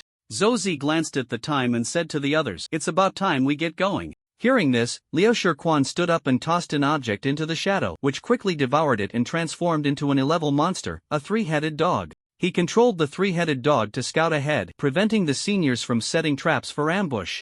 The other 3 followed closely behind him, fully alert for any sudden situations. Suddenly, Liao Shiquan stopped, raised his left hand, and held up his index finger. This was their agreed-upon signal for retreat. Without a word, the 3 quietly began to back away. As they retreated, the bushes ahead suddenly shook violently, causing a rustling sound. Realizing that their prey intended to escape, several raggedly dressed individuals armed with sharp blades chased after them. "Run!" Liao Shiquan shouted loudly to remind his teammates as the enemies pursued. The seniors from the same school would not sacrifice so much just for a prank on the newcomers. More importantly, the 3-headed dog had caught the scent of blood in the air. Unable to ascertain the combat strength of the unknown individuals, the best course of action was to relay the information rather than recklessly engage in a fight. The 4 of them didn't care whether the commotion would attract attention, they immediately took off running. Zhou Zi pulled a communicator from his jacket pocket and contacted Instructor Wang. The communicator quickly relayed Instructor Wang's voice. "Hello. Report, Instructor, there are unidentified individuals armed with blades in the outdoor training ground. Cease training and evacuate as quickly as possible." Describe the characteristics of the unidentified individuals. Hearing Instructor Wang's words, Zhou Shuai turned back to glance at the pursuers and nearly retched. This group of people had antennae growing from their eye sockets, their eyeballs bulging and extending upward like snail eyes. Their limbs hung weakly at their sides, their bodies swollen, with their skin appearing semi-transparent and red, continuously oozing slime, and some spots covering their skin. The posture of the chase resembled that of a crawling mollusk. Liao Shiquan noticed Zhou Zi's reaction and couldn't help but glance back. Curiosity killed the cat, he shouldn't have looked. Describe the characteristics of the unidentified individuals. Can you hear me? Jiang Wenyin, seeing that Zhou Zi had not responded for a long time, took the communicator and said loudly, "Instructor, they've all turned into mollusks." Instructor Wang's voice immediately came through the communicator. "I understand. I've sent someone over. You all stay safe." Jiang Wenyin was about to reply when a scream suddenly erupted from their left front. "Ah!" A girl in a school uniform collapsed to her knees, her face pale, trembling as she pointed at the people chasing them. 1 or 2 of the pursuers broke away from the group and headed straight for the girl. Her eyes were filled with terror as she looked to them for help. "Help me. I can't move." The 4 of them only glanced at her before looking away. Not only did they not stop to help, but they also ran even faster. What a joke! Forget about being alone during military training. Even a girl from the combat department, let alone one studying battlefield medicine, wouldn't be this weak. They weren't out of their minds. "Help! Please save me!" The girls' cries were heart-wrenching, but they couldn't bring back the 4 of them. Seeing their indifference, her expression gradually hardened, becoming blank, her mouth muttering nervously, "Damn ability users! Damn ability users!" As her mutterings increased, her face began to contort, revealing a look of madness. A shrill scream escaped her throat. Her hair transformed into writhing long worms, lunging at Liao Shiquan and the others. "Just keep going, leave it to me," Liao Shiquan said quietly. He took out a new monster limb from his spatial ring and tossed it into the shadow. The shadow spat out the medium for a 3-headed dog, wrapping the new limb and transforming again. A black wall rose up, blocking the girl's attack. Jiang Wenyin asked while running, "What on earth is this? If it were a shapeshifting ability user, why gather so many of the same kind?" Monster parasites. Some people pursue power by allowing monsters to parasitize them, borrowing the monster's strength, Liao Shiquan explained. This new term made Jiang Wenyin pause slightly, repeating, "Monster parasite?" "Yes, but not every monster can parasitize." Liao Shiquan's expression was somewhat complex. Xinjiang had a large population. Being the bustling city second only to Jidu, and where there are many people, there is a world of its own. These ragged individuals were likely those deliberately forgotten by the city, lurking as avengers in the abyss. Attention all students, Entrance 4 is currently engaged in combat. Please exit the outdoor training ground through other entrances. The announcement at the outdoor training ground rang out repeatedly, urging the students present to leave quickly. Entrance 4? Isn't that where they are? At entrance 4, several instructors, longtime teammates, worked closely together and quickly dealt with the group of monster parasites. One instructor stood atop a tree, holding a gun in both hands. Finally finished, he let out a sigh of relief and began to boast, "This is really underestimating our National Defense Army.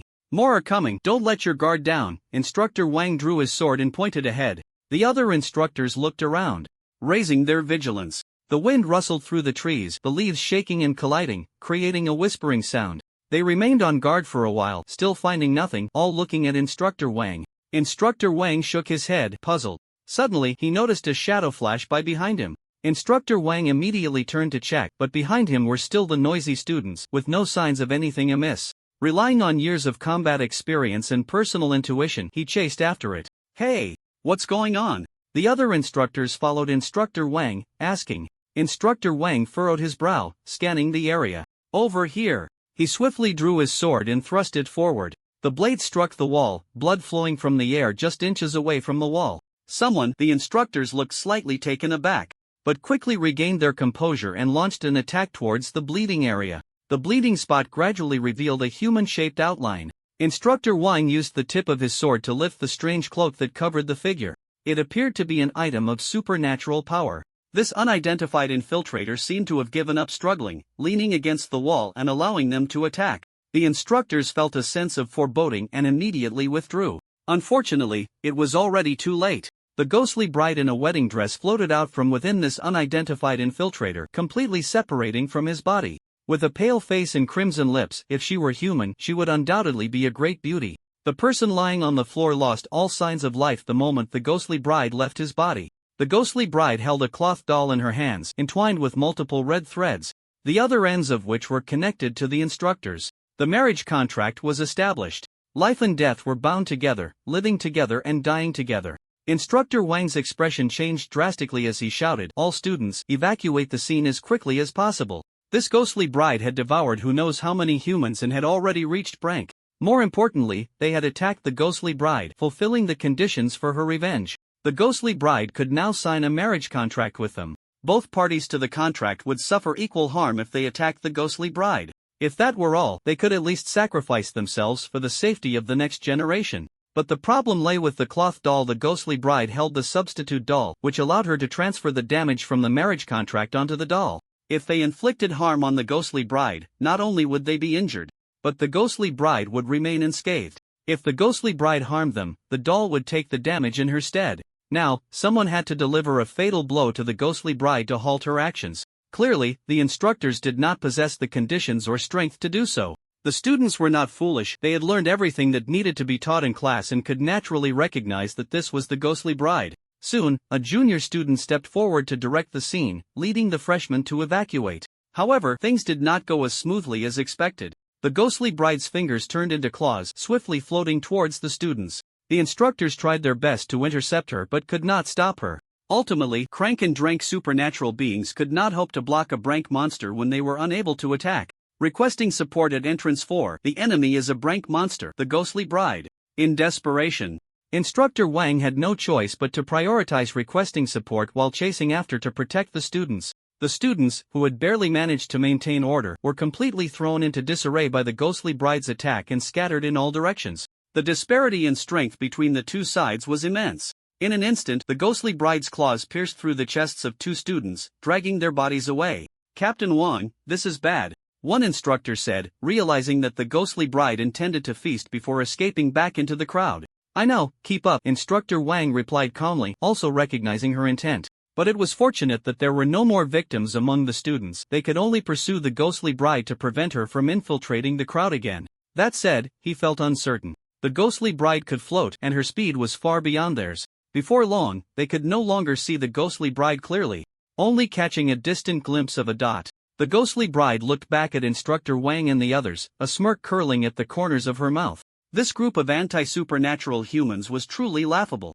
They merely wanted her to parasitize them, yet expected her to serve them while slaughtering at the school. Who would devour all their food at once? Wouldn't that be a waste of resources? Moreover, she wasn't brainless. Why not run now and wait for high-level supernatural beings to come and kill her? Swallowing the body she was carrying, the ghostly bride felt quite pleased, murmuring softly, "They'll find humans to parasitize again when I go back." She had tasted the sweetness of parasitizing humans. Suddenly, she noticed someone ahead, cloaked in black, wearing a hood, and with a wooden mask covering their face.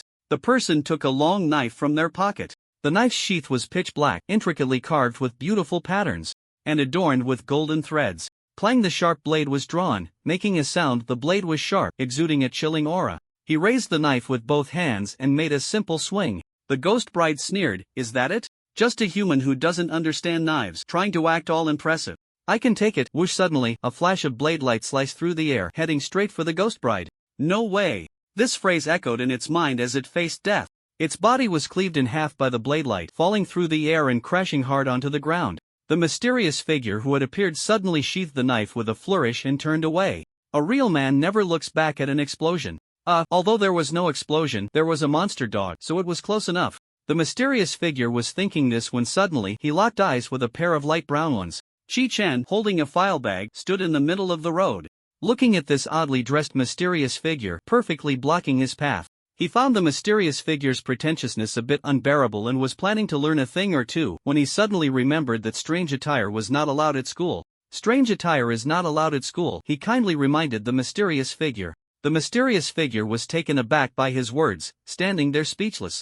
A gust of autumn wind blew by, and the ghost bride's body lay quietly on the ground as the two stood facing each other, their clothes fluttering. When the instructors arrived, they saw this scene. Seeing Chi-chen and the mysterious figure in a standoff, Instructor Wang questioned sternly, "Who are you? What business do you have infiltrating the school?" Under Instructor Wang's questioning, the mysterious figure first froze, then took a step back and bowed to Chi-chen. "Young master, I have slain this monster, and I shall take my leave." After saying this, the mysterious figure quickly slipped away. The instructors did not stop the mysterious figure this time, all showing expressions of sudden realization. Instructor Wang's face showed an apologetic look as he apologized to Chi-chen. "Sorry, I thought you were an intruder." "No need."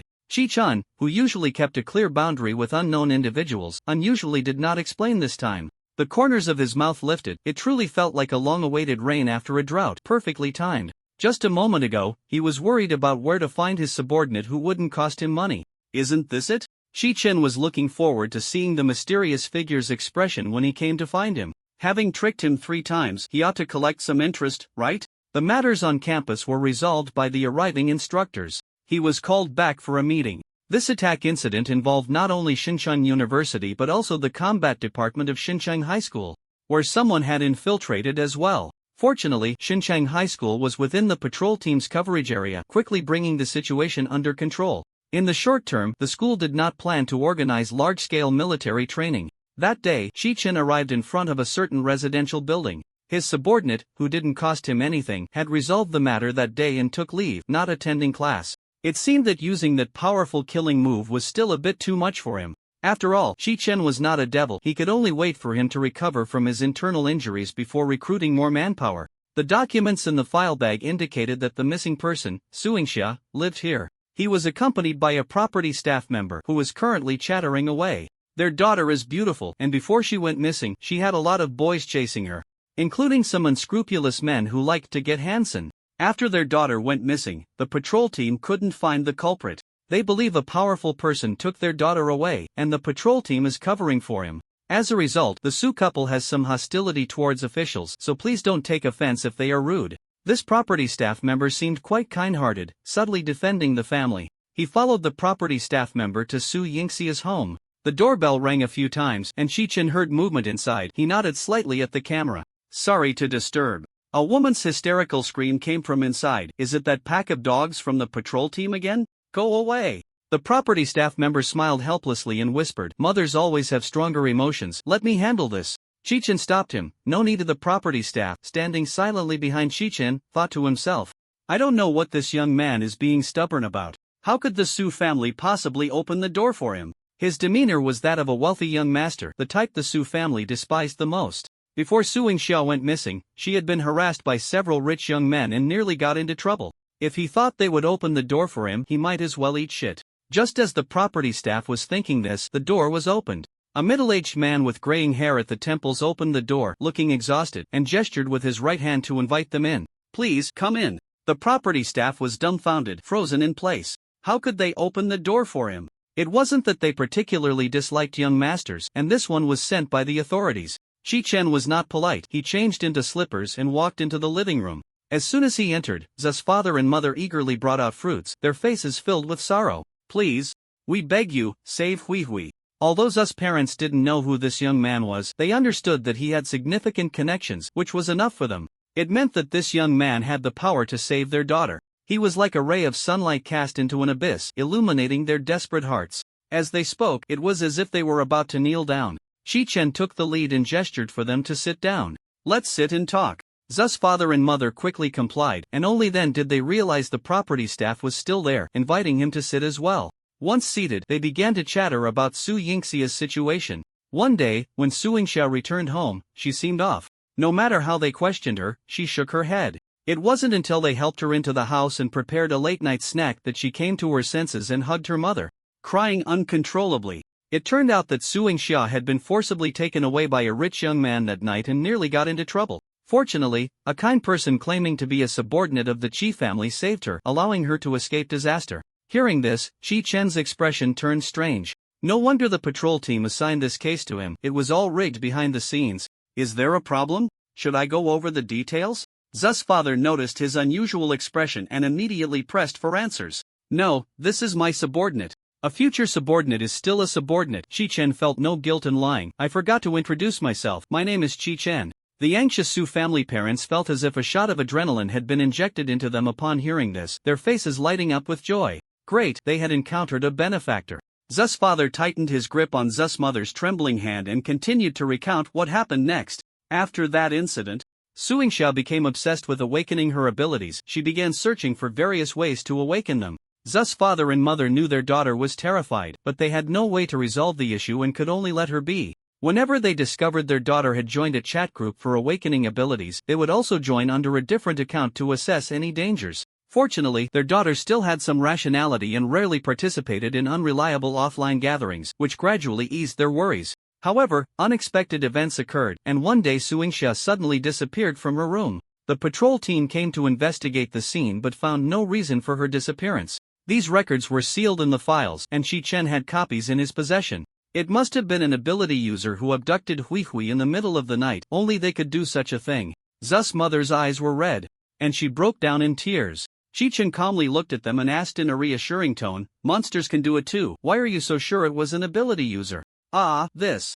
Z's father and mother exchanged bewildered glances, their eyes filled with confusion. Right, monsters can do it too. Why must it be an ability user? They recalled the comfort sent by friends in the Awakening Abilities group. It must have been done by an ability user, right? They always say the fusion field is dangerous. Are they afraid we awaken abilities that are hard to control? There are so many ability users in the world, yet they can't eliminate all the monsters. I think it's intentional, to better control ordinary people, but isn't the patrol team supposed to be on duty? How could there be monsters they don't know about? And since it's a monster, how could the patrol team not find out? Z's father stammered. Sensing that Z's parents suspected he was trying to shift the blame onto the monsters, Chi-Chen said no more and borrowed Su Yingxia's account from them. After successfully obtaining the account and chat records, Chi-Chen chatted a bit without any new discoveries and then stood up to take his leave. He had originally wanted to let his subordinates rest for a few days due to their internal injuries. Now, rest? Get up and get to work. In a small villa, Chi-Chen rang the doorbell and positioned his face in front of the camera. The villa's owner was lying on the sofa recuperating from internal injuries. Hearing the doorbell, he got up to check the display screen. The sight startled him so much that he jumped up as if a vengeful spirit had come to collect his life. What should we do? The Qi family has found us? A woman leaning by the window immediately came over and pressed down on the villa owner's shoulder. Don't panic. He's your classmate. Maybe the teacher asked him to visit you on behalf of the whole class. An old man, chuckling as he watched a little girl playing with a teddy bear on the floor, looked up and stroked his beard slowly, saying, as long as our origins are not discovered, what does it matter if we are known? That's easy for you to say. The villa owner ruffled his hair, mumbling, I've shifted the blame to him twice. What if he comes to settle the score with me? It was 3 times, the old man corrected. Yun also shifted the blame once. I'm already so sad and you're adding insult to injury? The villa owner was left speechless.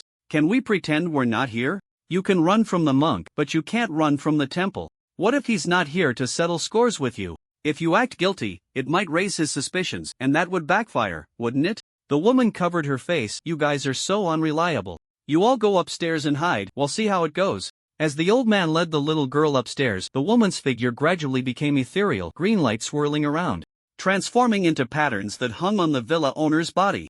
Chi-Chen waited outside for a while, but the door remained closed for a long time. If it weren't for the moral and legal implications of trespassing, he would have gone in directly. Open the door, don't think I don't know you're home. After a long wait, the door finally opened a crack, revealing Gao Chang's face. Chi-Chen, what do you want? Gao Chang's wore an unnatural smile, trying hard to appear nonchalant. Of course, it was very likely that Chi-Chen knew his inner thoughts, so he felt uneasy. No matter how Gao Chang's acted, it felt very unnatural. Aren't you going to let me in for a bit? Gao Chang's body firmly blocked the door, clearly on guard against him. Chi-Chen thoughtfully requested a private chat. After all, if his subordinate's disguise fell off, how could he continue to have them work for him for free? Gao Changza, you wouldn't want others to know. Chi-Chen actively interrupted his own thoughts. If he kept thinking, it would turn into a horror story. Hearing Chi-Chen's words, Gao Changza awkwardly smiled and stepped aside. Come in. Once Chi-Chen sat on the sofa, Gao Changza picked up the laptop from the sofa and set it aside, sitting down as well. Did the teacher send you to visit me? My injuries are almost healed, they'll be back in class in a few days. Of course, Gao Changza wouldn't say he had internal injuries. Instead, he presented a fake certificate claiming he was injured by a monster during outdoor training and needed to rest. Chi-Chen casually took out a file bag and handed it to Gao Changza. Gao Changza took the file bag with a puzzled expression and opened it to check. As long as he wasn't here to cause trouble. This thought only lasted a moment before being replaced by a new one. He was definitely here to settle scores. The girl in the photo looked so familiar. She was his middle school classmate, Su Yingxia. This girl was also the reason he had harmed Chi-Chen. He had coincidentally encountered her being forcibly taken away by several rich kids, and he had saved her on a whim. However, he could save her once or twice, but he couldn't keep an eye on Su Yingxia all the time. Don't say it was inconvenient to expose his identity while wearing a disguise. Even without it, he couldn't intimidate this group of rich kids. After all, since his stepmother married his father, his identity as the eldest son of the Gao family had become meaningless. He thought this would protect her. It must have been done by that group of second-generation superpowered individuals. With a suspicion forming in his heart, Gao Changza asked coldly, who did it? Su Yingxia had nothing to do with him, but as a person, it was hard not to feel anger towards the dark side of things. Chi-Chen answered straightforwardly, I don't know, that's your job. My job? Gao Changza was filled with question marks, his anger dissipating in an instant. What did this have to do with him? At that moment, an ominous premonition rose in Gao Changza's heart, his intuition telling him that Chi-Chen would reveal something he would find hard to accept. He saw Chi-Chen next to him wearing a strange smile, his tone rising. You consider yourself a subordinate of the Chi family, and I agree. Now I'm handing the job over to you. Sure enough, he knew. But, Gao Changza looked at him in shock, wanting to check if his head was messed up. Brother, I'm just passing the buck. How could the dignified eldest son of the Gao family agree to be your subordinate? Are you out of your mind? Gao Changza was about to refuse Chi-Chen with righteous indignation when Chi-Chen made two gestures, pointing upstairs, and then at Gao Changza. Gao Changza immediately caved. Of course, I can. Faced with Chi-Chen's threatening gaze, Gao Changza quickly knelt down, realizing it was his own mind that was messed up. All right. Please be sure to hand it over to me. Seeing Gao Changza sensibly accept the job, he ran upstairs to discuss with his accomplices. Chi-Chen nodded in satisfaction and took out his phone to browse the Awakening Superpower discussion group. The discussions in the group were bizarre, some even conflicting, but each one was presented with conviction.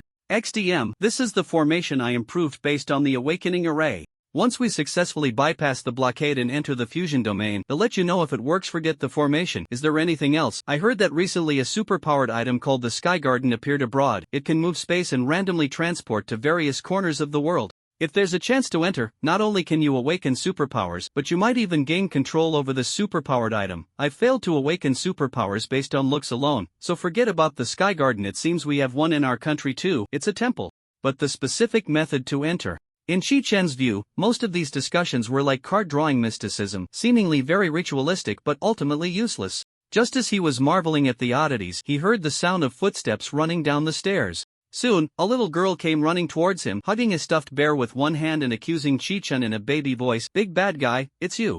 Chi-Chen glanced at her and waved his hand. The little girl trotted closer, and before she could show her triumphant smile, she suddenly cried out, "Ouch!" She touched her forehead with both hands, looking at Chi-Chen with teary eyes. Chi-Chen retracted his hand that had just flicked her forehead. "Your little schemes are too easy to guess. If you keep playing tricks, I won't let you have any snacks today. Sister Qingran, he's bullying me again. The little girl rolled her eyes, plotting her next move. If you don't eat the cute act, someone else will. Qingran also came down the stairs. Her eyes filled with vigilance as she stared at Qi Chen, speaking coldly. She's still just a child.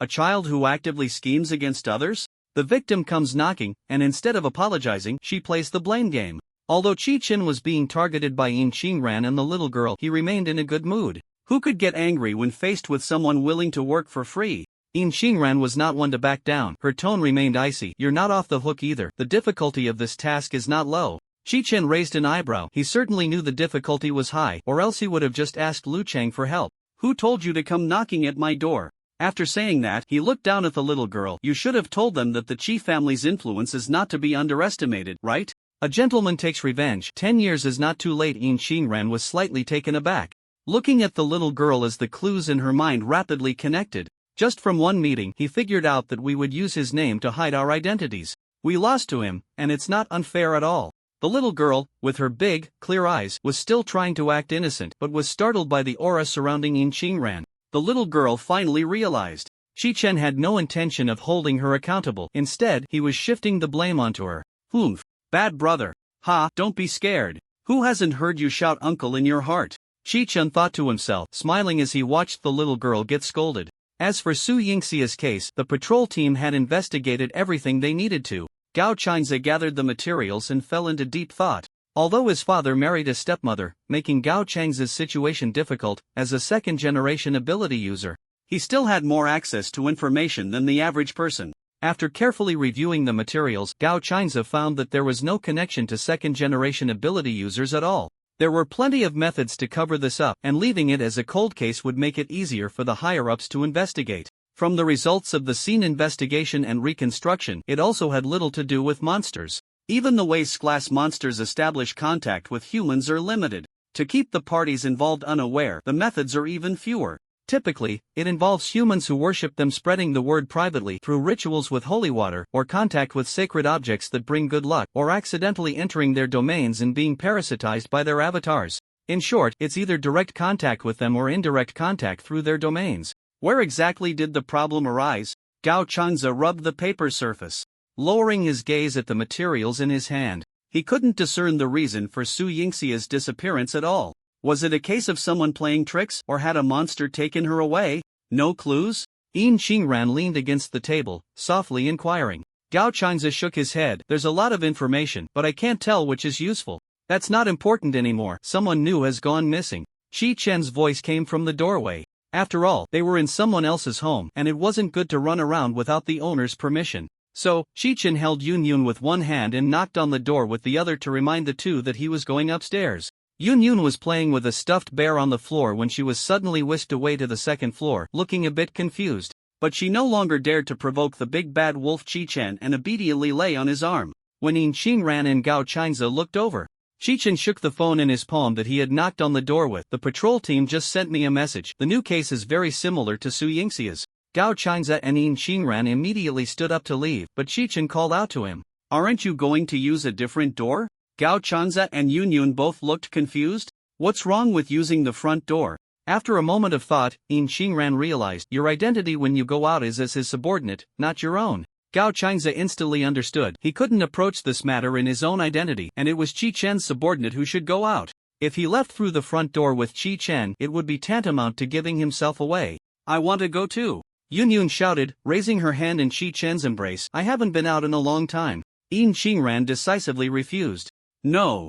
The little girl cast an expectant look at Qi Chen. Gao Changze felt helpless. She had already been tricked into her grandmother's house, and now she was looking for Qi Chen. Was she stupid? He absolutely wouldn't admit that the little girl's betrayal had broken his heart. This time, however, Qi Chen did not disappoint the little girl's expectations. He nodded. It's not impossible. Before Yun could cheer, Qingran spoke up to refuse first. Our identities are not suitable for being out in public, especially since Yun is young and has obvious features. What I mean is, there can be more than one subordinate. Let her possess Gao Changze, and you can follow along, right?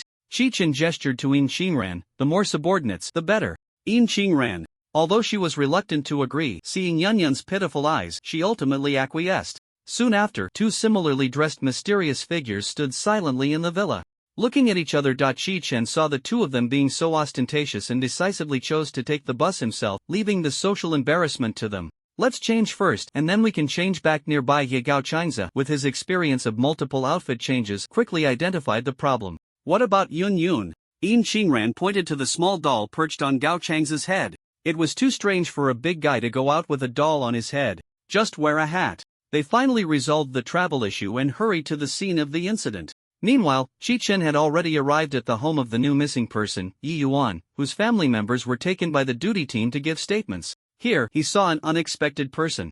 Ji Jia was holding a bottle of mineral water, quietly describing things to the recorder. It was clear that the recorder was having difficulty hearing, constantly leaning closer to Ji Jia. As soon as Ji Jia felt the other person getting closer, she raised her voice slightly, leaned back a bit, and then unconsciously returned to her original volume. The recorder still couldn't hear clearly and had to keep asking her. Not to mention the recorder, even Chi-Chen, with his high-level ability, could barely make out what she was saying. A few days ago, I arranged to meet her today. Since she didn't show up and didn't reply to my messages, I went to find her. Was there anything unusual before she went missing? Ji Jia nervously picked at her fingers, looking down to recall.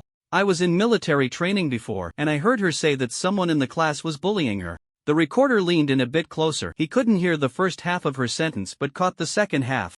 Bullying? Yes. Ji Jia lowered her head, using her bangs to cover her eyes, took out her phone from her pocket, scrolled to the chat about the bullying, and handed it to the recorder, then waited quietly.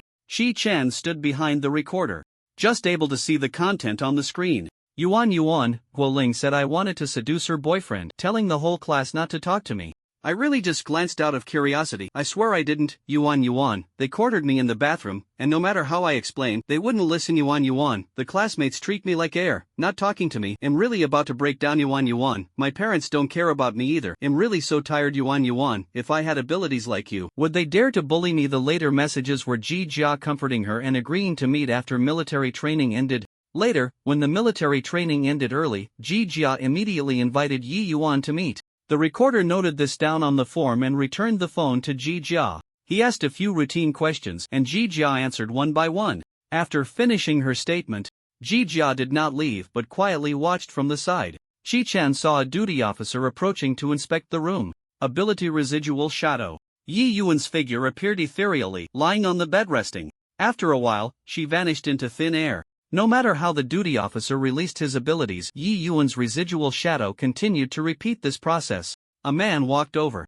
This is why we think her case is similar to Su Yingxia's. Both disappeared into thin air while lying in bed.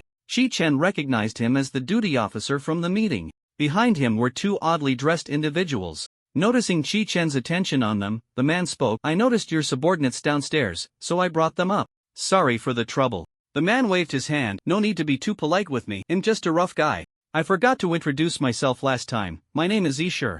Yishur, as he said, didn't care much for etiquette. A polite remark was already his limit. After saying that, he got straight to the point. If this case is confirmed to be the work of an class monster, you must inform us. The higher-ups said it must be reported immediately. Shouldn't such matters be kept confidential? Chi-Chen couldn't understand Yishur's approach. Is it really okay to say that so openly? Sure didn't take it seriously. Hey, do you think that group of A-level ability users can keep it a secret? They go out with long faces, afraid that others won't know. It made sense, and Chi-Chen deeply agreed. After they finished speaking, the two refocused their attention on Yi Yuan's case. Chi-Chen didn't understand how to investigate. He wanted to flip through things here and there, but it was impossible for the glasses to reflect the truth that there was only one. But at least he knew to look for commonalities. Both missing individuals hoped to awaken their abilities, so investigating in that direction would surely be correct. After understanding the situation, the three of them left the residential building. Chi-Chen noticed the sky was getting darker and, feeling generous, said, let's call it a day. You two pay attention to the chat group that Su Yingxia and Yi Yuan added. Gao Chanza was confused. Aren't we going to find Go Muling to understand the situation? That, Yin Xingran said flatly, Go Muling is just the source of Yi Yuan's desire to awaken her abilities, but not the reason for her disappearance. Can you take me along? At least it's a clue, better than us fishing for needles in the chat group. Gao Changza shrugged, then looked around. Did something just make a sound? It's me, classmate Gao. Ji Jia's voice was as faint as a mosquito, but it sounded like she was shouting with all her might. So it was Ji Jia. Gao Changza was about to greet her as usual but then realized something was off. How did she know who I was? A chill ran down his spine and he felt a bit numb. Why had he been dropping his disguise all day? Or did everyone know, but just didn't say it? The thought of this possibility made Gao Changza want to find a hole to bury himself in. Yin Xingran was surprised. If Qichen noticing them was expected, it was surprising that this girl knew too. Gao Changza was a bit reluctant and wanted to struggle a bit more, trying to save his disguise. But Qichen didn't give him face, directly tearing away the cover. How do you know he's Gao Changza? Jijia's fingers lightly covered her mouth, tugging at the hem of her clothes, making her already quiet voice even softer. Intuition, and classmate Gao can't possess a ghost. Although the sentence was short, it completely sentenced Gao Changza to death. He couldn't argue this point. Ever since he met Yin Xingran and the others, he had been carrying someone with him every time he went out. Who goes out without a burden? What if a fight broke out? He couldn't just shout, "Wait for me to grab my burden and then come back to fight you. Let's go. We should talk somewhere else." Although it was Gao Chang's disguise that was dropped, Yin Xingran felt a bit uneasy and suggested changing the location for their chat. Jijia touched her bangs. Okay. The four found a secluded corner, and with 8 eyes looking at each other, not a single one took the initiative to speak, and finally, all gazes focused on Qichen. "Isn't this what you wanted to talk about?" Qichen was baffled. It wasn't a solution to remain in this stalemate. After a moment of thought, he said, "Do you want to investigate Yi Yuan's case?" Seeing Jijia nod, Qichen added, "You heard Ishi's words, the danger is not low." She continued to nod, but the amplitude of her nodding increased, representing Jijia's determination. "Then let's do it together." Anyway, it wouldn't matter if she disagreed, she would investigate on her own, so it was better to have an extra pair of hands. Qichen didn't hesitate. After resolving this matter, the atmosphere fell into silence again. Yin Xingran and Gao Changza were caught off guard by Jijia's sudden classmate Gao, and the two were like an author stuck in a writer's block, pondering for a long time without speaking. Jijia vaguely sensed this but wasn't very good at chatting, so she also became entangled. Just as Qichen was about to forcefully end their six-way stare. "Hey! This is our territory." The little gangsters, holding steel pipes and with cigarettes in their mouths, looked like they were just missing a big gold chain around their necks. When they saw the situation in the alley, they couldn't help but open their mouths wide, and cigarettes fell all over the ground. In the alley, a young man with an extraordinary demeanor was protecting a girl, confronting two mysterious individuals. When the mysterious individuals turned to look at them, a strong killing intent rushed toward them. Words like transaction, mysterious organization, assassination, two sides fighting flashed quickly in their minds. "Oh no, we have to leave. Sorry to bother you, big brother and sister, we'll be on our way." By this time, it was already too late to leave. They quickly crawled into the police station, becoming the punching bags. "Comrade security officer, I surrender." "What the hell?" After a collaborative beating of a small thug, the three of them no longer hesitated. Gao Changza got straight to the point, asking Jijia for help and keeping it a secret. Jijia nodded vigorously in response, then hesitated to speak. "My intuition tells me I should find her." My intuition has always been quite accurate. Ultimately, under Jijia's insistence, the four of them decided to look for Go Muling. After all, they had no leads, so it wouldn't hurt to check. They immediately decided to go find Go Muling. It was nearing night when they knocked on the door of Go Muling's house. The woman who opened the door looked very sleepy, and the sound of mahjong tiles clashing could be heard from inside. "She's not home. She might be out having fun. Do you know where she went?" The woman's expression was impatient, but when she saw Qichen's face, she calmed down. "She hasn't been back for a few days." "How would I know?" "Hasn't been back for a few days and she doesn't even ask?" Qichen doubted whether the woman in front of him was really Go Muling's relative. It seemed like Go Muling's life or death had nothing to do with her. "May I ask who you are?" "I'm her mother, if there's nothing else. I'm going back to play mahjong." "Okay." The four of them exchanged glances, unsure of what to say. Gao Changza tentatively suggested, "Should we go to her school tomorrow? I guess that's the only option." Yin Xingran crossed her arms, showing little enthusiasm for the matter. Hearing them, Qichen deleted the half-edited message about gathering people. With Qichen's extensive reporting experience, he had added Ishur on a certain app that afternoon. It really wasn't fair to make others work overtime to find information for him. Jijia raised her hand, her arm hovering as if unsure whether to lower it. "Maybe I can find Go Muling by intuition." Having never seen this method of finding someone, the three of them looked confused. With a mindset of wanting to see how it goes, they followed Jijia as she turned left and right, eventually arriving in front of a KTV room. When they opened the door, Go Muling was passionately singing a duet with a boy while holding a microphone. Qichen, who had always made others contribute to global warming, gasped in shock. "Is this what you call intuition? What's the difference from using a cheat?" Suddenly, a few strange people barged in. causing the students in the room to panic reflexively.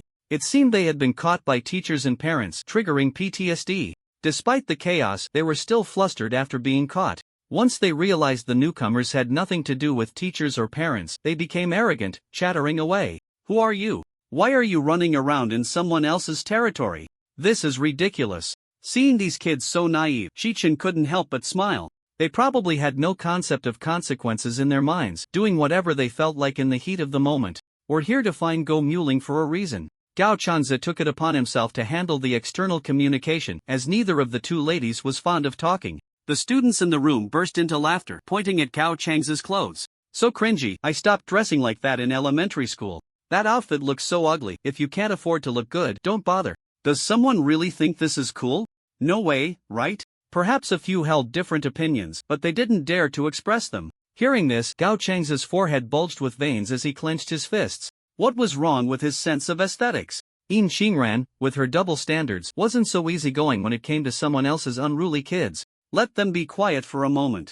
As soon as she spoke, the stuffed toy on Gao Chang's head let out a strange laugh, and fine threads shot out from his fingertips, quickly sticking to the students in the room. The students panicked and tugged at the thin thread, only to find that it seemed to be growing out of their bodies. Gao Chang's fingers moved slightly, and the thin thread undulated with his movements. This group of students finally realized something was wrong. They were both frightened and confused, wanting to scream for help but finding their actions beyond their control. Behind Gao Chanze, Shichen opened his pale golden eyes. Under the reconstructed vision, the doll-like Yun and Gao Chang's energy cycle were connected, resembling a symbiotic entity.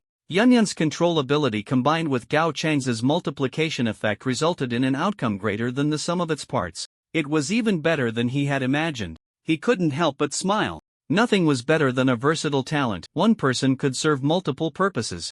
No wonder the bosses liked composite talents.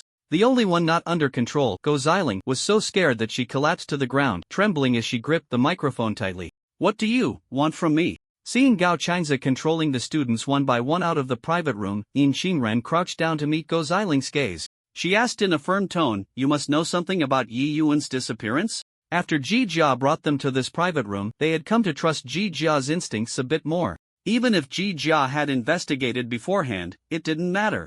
At least it proved they weren't making a trip for nothing. She disappeared? Go Xiling reacted strongly, leaning forward to grab Yin Qingran's hand, only to have Yin Xingran subtly evade her. Yes, you know something, don't you? I am not sure. You will save me, right?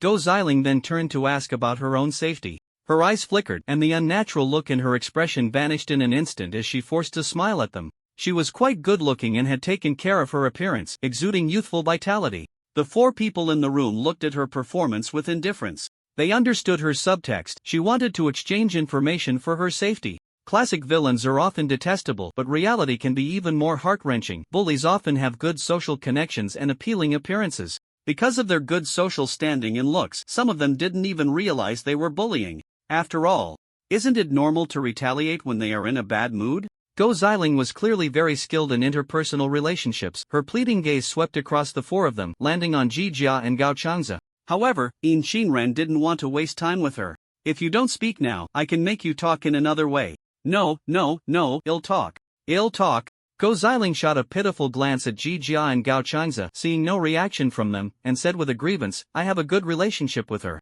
The day before yesterday, she invited me to watch the live stream of the Awakening abilities, but I only caught the second half because I was busy. Gao Changze didn't know whether to praise her courage or to curse her for being foolish. Bargaining in front of a supernatural being was asking for trouble. Yin Xingran had completely lost her patience. She stood up and coldly looked down at Go Xiling. Then wait to die. Wait. Go Xiling quickly hugged Yin Qingran's long legs. Sobbing and confessing, I had a little conflict with her. That day I bumped into her while she was watching the livestream, so my friends and I also watched the livestream. Yin Xingran could no longer hold back. She lifted Go Xiling with one hand, staring intently into her eyes. Do you think him a fool, easily deceived? Generally, trained supernatural beings wouldn't resort to violence against ordinary people unless they couldn't help it. Shi Chun and the others pretended that nothing had happened earlier, waiting for Yin Xingran to extract the truth. The afternoon of the day before yesterday, after school, Go Xiling had teamed up to trouble Yi Yuan, locking her in the bathroom and mocking her. They had been watching Yi Yuan's attempts to awaken her abilities over the past few days. Besides the fact that Yi Yuan dared to resist them, they felt a twinge of panic. If Yi Yuan really awakened her abilities, they would all be doomed. So, they forced Yi Yuan to hand over her phone and successfully found Yi Yuan's plan for awakening her abilities on it. Go Xiling and her friends had Yi Yuan try to awaken her abilities in front of them, confirming there was no danger before they attempted it themselves. What's the method for awakening abilities? Under Yin Qingren's pressing, Go Xiling, having learned from her previous mistakes, answered honestly, "It's nothing special, we wouldn't dare try anything too dangerous. It's just that the streamer told us about some mental awakening method." What? A fantasy where there's a door in your mind and the door is locked, representing that your potential hasn't been developed yet? Then it goes on to, describe what the door looks like and how we can find the key in our hearts to open it. After hearing this, the four exchanged glances, their expressions surprisingly in sync. The left eye said just, the right eye said this. And there was a big question mark on their foreheads. Go Xiling had been hesitant earlier, and they thought something significant was going on. If watching a live stream could establish a connection, then how many humans would be insufficient? Go Xiling, skilled in reading the room, asked hopefully, "Is it that Yi Yuan secretly met some shady people? Fine, right? If you're not an ordinary person, do you believe I would hit you?" The three students on the scene looked coldly at Yin Qingren, giving Go Xiling some tough love. They also wanted to show some care for this poor girl. Before leaving, Chen didn't forget to express concern. Yi Yuan hasn't met anyone unfamiliar privately recently. No one can say for sure what caused her disappearance. He said this just to keep Go Xiling living in a state of anxious fantasy. Little did he know, his words would come true. A few days later, Chen learned from Yishur that Go Xiling and her friends had collectively gone missing. Yishur was still rambling on the other end of the phone. Besides them, there are other people missing too. But the methods of disappearance are different, so it's hard to judge. The cases taken over by others have also revealed many issues. It seems I have my work cut out for me. Before hanging up, Yishur rarely repeated his advice. "I still say the same old thing. Make sure it's in class monster before rushing in. Report to us first." Got it. After hanging up, Chen sat at his desk in the dorm room and opened the live stream. The live stream showed that the streamer was offline. Go Xiling's disappearance once again proved Jijia's intuition was accurate. Whether to investigate the case became secondary. Wouldn't he be a fool not to use a cheat? Unfortunately, intuition isn't really intuition. After I turned into a ghost, I can choose to transform into a pen fairy. It's the pen fairy's ability that helps me foresee and calculate worldly matters, but the effectiveness in calculating abilities in monsters is quite poor. The next day, Chen asked Jijia, and she stammered, "I just wanted to explain less. Talking to unfamiliar people is harder than losing my life." Chen couldn't say he was disappointed. He just knew who doesn't get banned after using cheats. Gao Chinza was holding a laptop in the live stream room that Go Xiling had watched, and it still showed as offline. Hearing their conversation, he helped Jijia out. "At least we know the live stream is up to something, and if we follow the clues, we should be able to find something." Yin Qingren rested her chin on one hand, her gaze unfocused. "Not necessarily, the official investigation is so strict. If it were me, I would go quiet for a while." "What you say is quite possible." Gao Chang's head felt heavy. "There's also a chance they might escalate things, make a quick profit, and then leave. The patrol team told me that the number of recent cases has increased." Chen's speculation wasn't baseless. Yishur had no reason to bring up matters unrelated to his case. This patrol brother seemed hot-tempered at first glance, leaking everything, but in reality he wouldn't say a word about things he didn't want to discuss. Having warned him twice not to act rashly, it definitely wasn't without reason. Moreover, the higher-ups had reassigned class ability users and required them to investigate suspected high-level monster cases, which was strange in itself. "It seems you hit the nail on the head." Gao Changza stared blankly at the computer screen. "Am I going crazy?" Chen noticed that his phone screen had automatically lit up, displaying a live stream. "I stand here today to expose something to everyone. Perhaps in a few days, the uproar I cause will vanish without a trace, but I still choose to stand up. Because I believe that in this life, one should have some beliefs and ideals that transcend our very existence." The person on the screen spoke eloquently, unmasked and standing confidently in front of the camera. Whether forced to watch or willingly tuning in, people began typing in the comments section. "What's going on? Why can't I open anything else on my phone? Great, add me to the urgent list one. So what do you want to say? I haven't finished my work yet. Do you all think awakening superpowers is difficult? Well, let me tell you today, the only ones who find it hard are us ordinary people. Everyone has the chance to become a superpowered individual, but this opportunity has been obliterated by the enforcement teams and high-level superpowered individuals." As he spoke passionately, he clenched his fist and raised his arm, his provocative and enticing words stirring the audience. "Don't rush to deny it. Think about it. Why do they risk their lives to protect us? One or two are heroes, people we admire, but are all superpowered individuals heroes? If they were all heroes, why do they form cliques in the city to exert power? And a level superpowered individual can live comfortably anywhere, so why should they risk their lives for us ordinary folks? Why is it so chaotic abroad with superpowered factions everywhere, while our dragon country has none? Have you ever thought about this? Chi-Chen noticed that the number of comments in the livestream was gradually decreasing, and the meme master in the film seller had also stopped spamming. He knew this wasn't because fewer people were watching, but because they were stirred by the content of the livestream. Due to the laws and regulations of Dragon Country, they dared not post inappropriate comments. All of this is because if everyone awakens, they can no longer maintain their superior status and enjoy their privileges. They are afraid, so they want to restrict us. I could have, like them, naturally trampled on your heads, drained your blood, and occasionally let monsters disturb your peaceful lives, leaving you to pray for my protection. But I have also suffered such pain. How could I persecute others without burden? I do not seek for you to elevate me to a pedestal, but I ask for a clear conscience. Clang. The three watching the livestream were startled by the sound, turning towards its source. In Shinran had kicked the table over, her expression dark, as if the person on the screen owed her 8 million. The person on the screen continued speaking. Whether you believe it or not, according to tests from many of our companions, as long as you stay in the fusion field for a long time, the probability of awakening superpowers will gradually increase. So here is the question. The fusion field is controlled by the enforcement team. How do we get in? This question troubled me for a long time, until a few years ago I discovered a fusion field with special rules. As long as you meditate, clearly construct the door on this map, and then use a strong desire to enter the field to unlock the door, you can enter the special fusion field. An image was placed in the center of the screen, depicting a door. This door was entirely black, adorned with intricate patterns that resembled a formation, with a lock hanging in the center. This was different from what Go Ling had said, but the operation was similar. Chi-Chen glanced at it, and the door seemed to imprint itself in his mind. As long as he thought about it, it would clearly appear in his mind.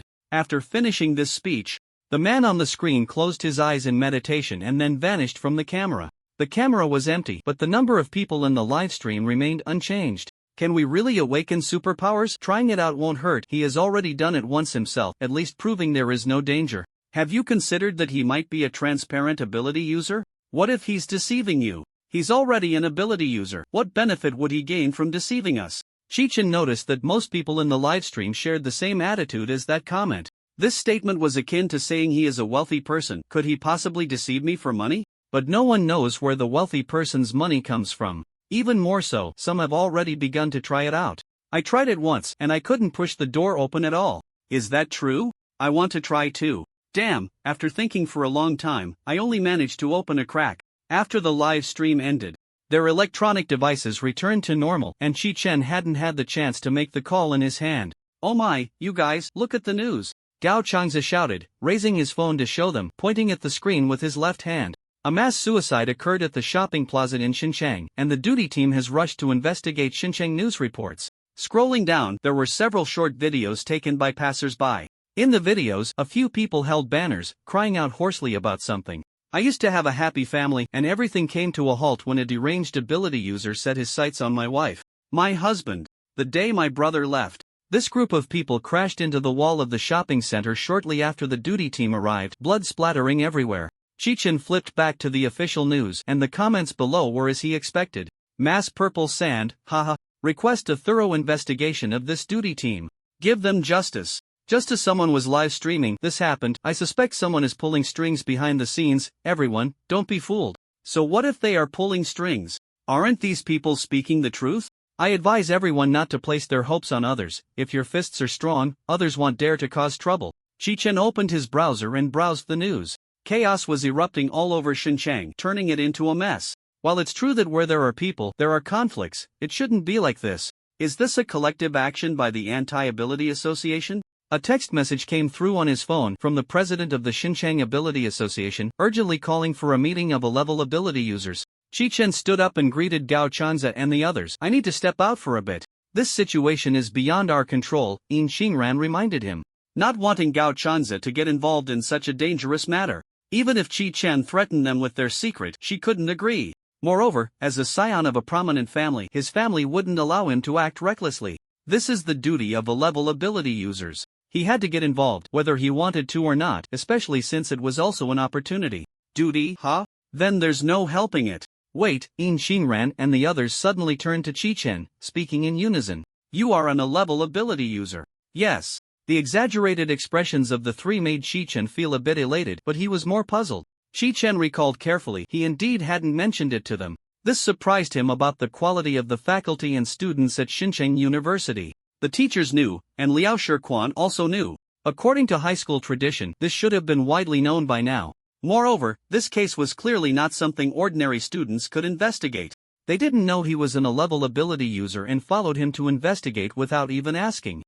Should he say they are carefree? Or have they imagined something strange? Yuan Gu, why didn't you say you had this strength earlier?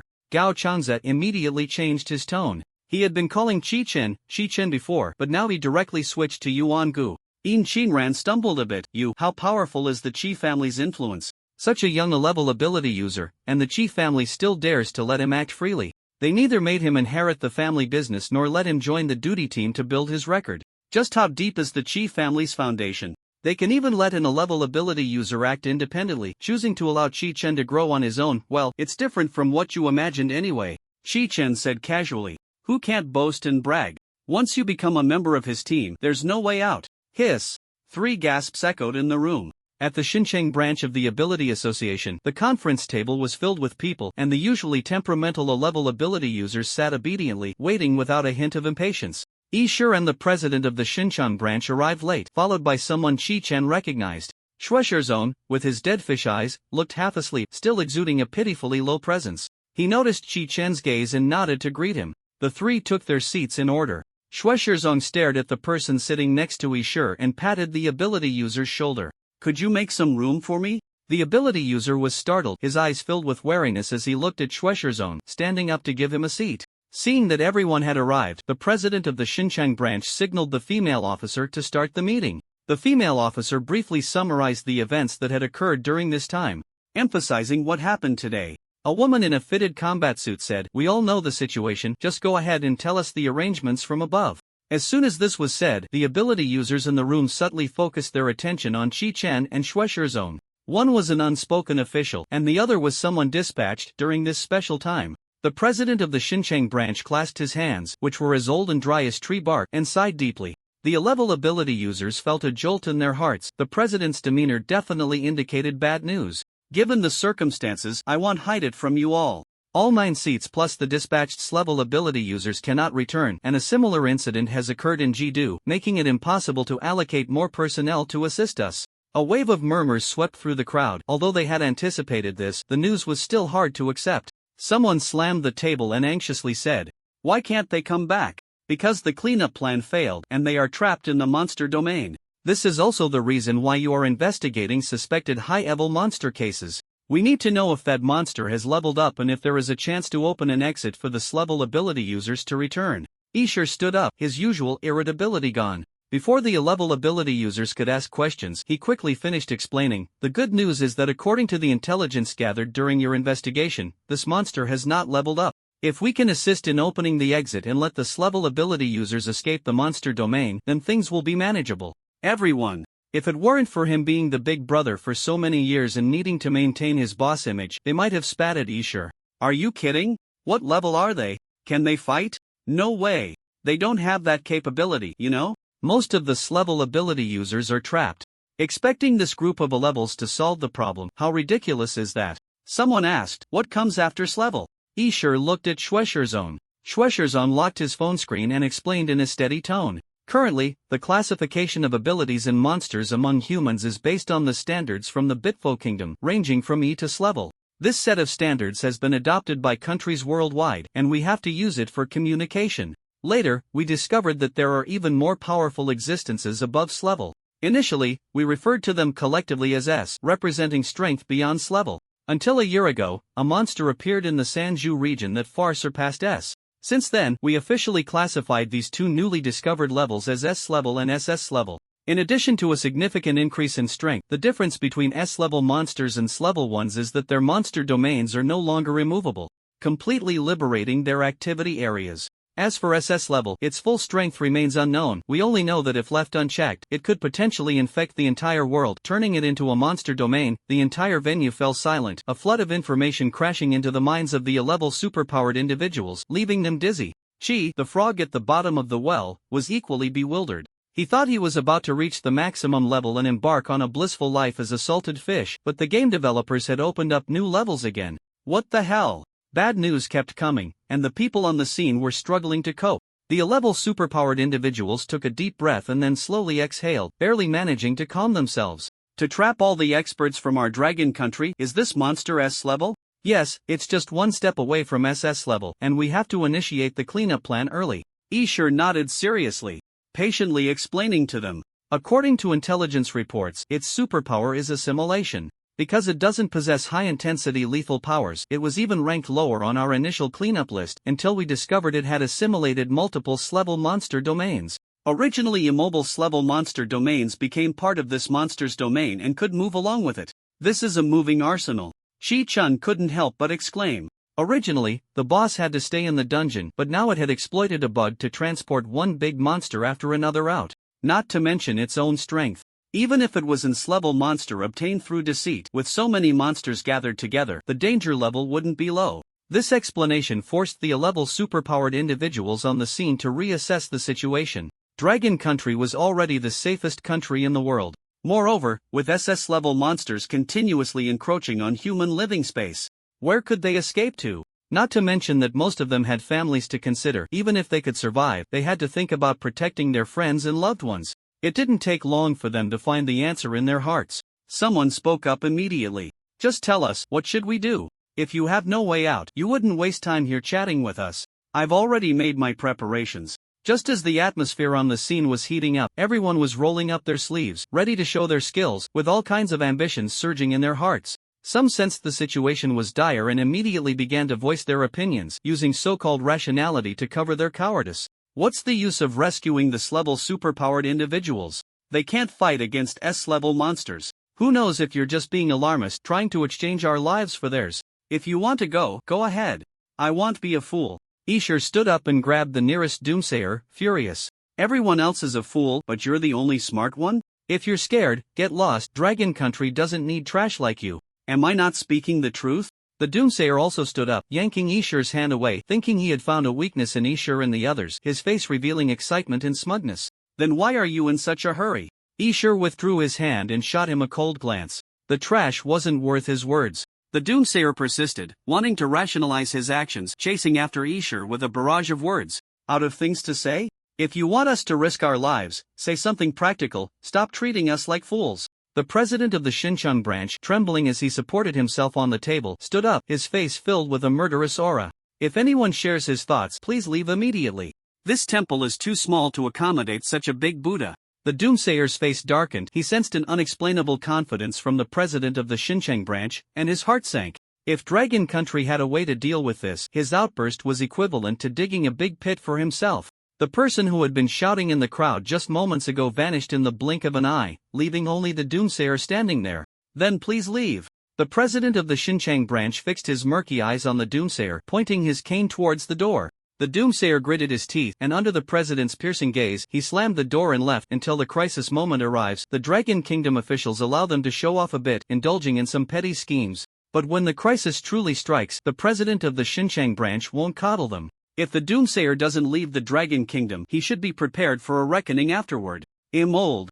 My skin is thick with wrinkles, and he'll say something shamelessly. That's right, we need you to risk your lives to bring back the S-level superhumans, but it's not an empty promise that bringing them back will solve the problem. Among those trapped are S-level superhumans. As long as they can leave the monster domain, even if they can't eliminate the monsters, at least they can make the monsters retreat. Upon hearing the last sentence, excitement spread across everyone's faces. After a barrage of bad news, finally, there was a piece of good news. Those who had just been shouting alongside the doomsayer also showed relief, thankful they had made the right choice. Shui kid, you take it from here. Seeing no objections from the remaining people, the branch president handed the floor to Shui Shizong. Shui Shizong's habit of slacking off and looking at his phone was discovered again. He stood up and placed an item on the table. It was a worn bronze key. This key can be used to unlock once, regardless of the method of unlocking. We need you to take turns entering the monster domain to find the S-level superhumans. After that, use the key to unlock the domain and I will re-enter the space to assist the S-level superhumans in coming out.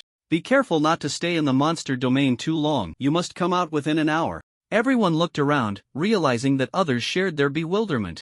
Whether it was the assimilated S-level or S-level, these monster domains were no longer in the real dimension. How could they enter? How do we get in? The person who spoke voiced everyone's thoughts. A chair creaked as Ishur pushed it back, gesturing towards the outside. Follow me. The group followed Ishur to a room. Inside the room were several glass display cases, with the most eye-catching being the door in the center. Chi-Chen, like the others, looked around. He saw various strange items displayed in the glass cases. Skin shed by unknown creatures, scales shimmering with metallic luster, and red liquid contained in ornate vessels. Seeing his curiosity, Shueishirzong explained to Chi-Chen, "These are all related evidence collected from the cases you investigated." Ishur clapped his hands to regain everyone's attention. "Our technicians have combined different superhuman items to create this door.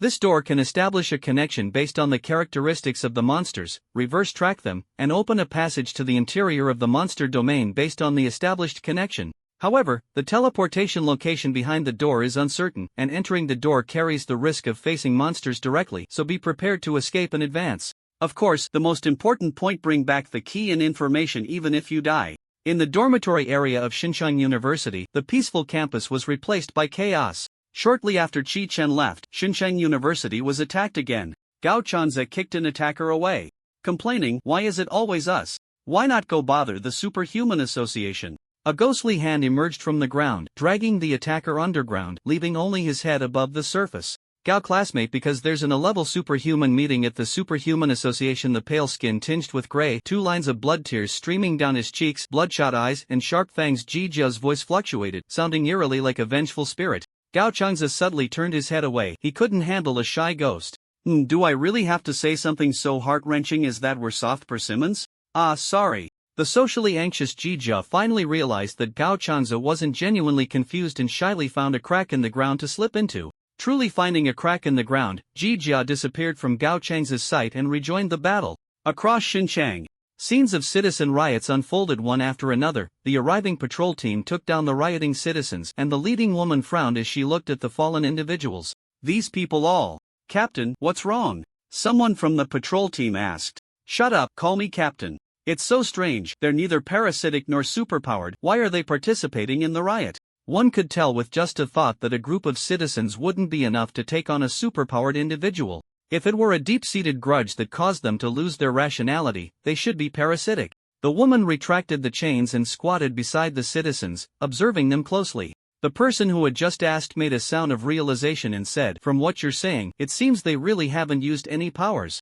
Could someone be controlling them from behind?" Others in the team speculated. The woman shook her head, not clear. "In any case, let's first deal with the riots in other areas." She took out her communicator, massaging her temples in frustration. The screen was filled with red dots, each representing an unresolved incident. What was wrong with this group of citizens? Had they gone mad? And she looked up towards the direction of the Superpower Association. When would they send someone to calm the crowd? "Captain, something's happened," someone in the team shouted, pulling the woman from her thoughts. Her pupils suddenly constricted. She didn't need to ask the person who had just spoken. She already knew what had happened. A massive phantom blotted out the sun, as if it were about to descend upon the ground at any moment. Centered around a dark, terrifying, and boundless sea of black trees, various strange landscapes appeared in the phantom. An ancient and mysterious castle, vegetation wildly growing in every crevice, silhouettes in the windows resembling a woman's figure.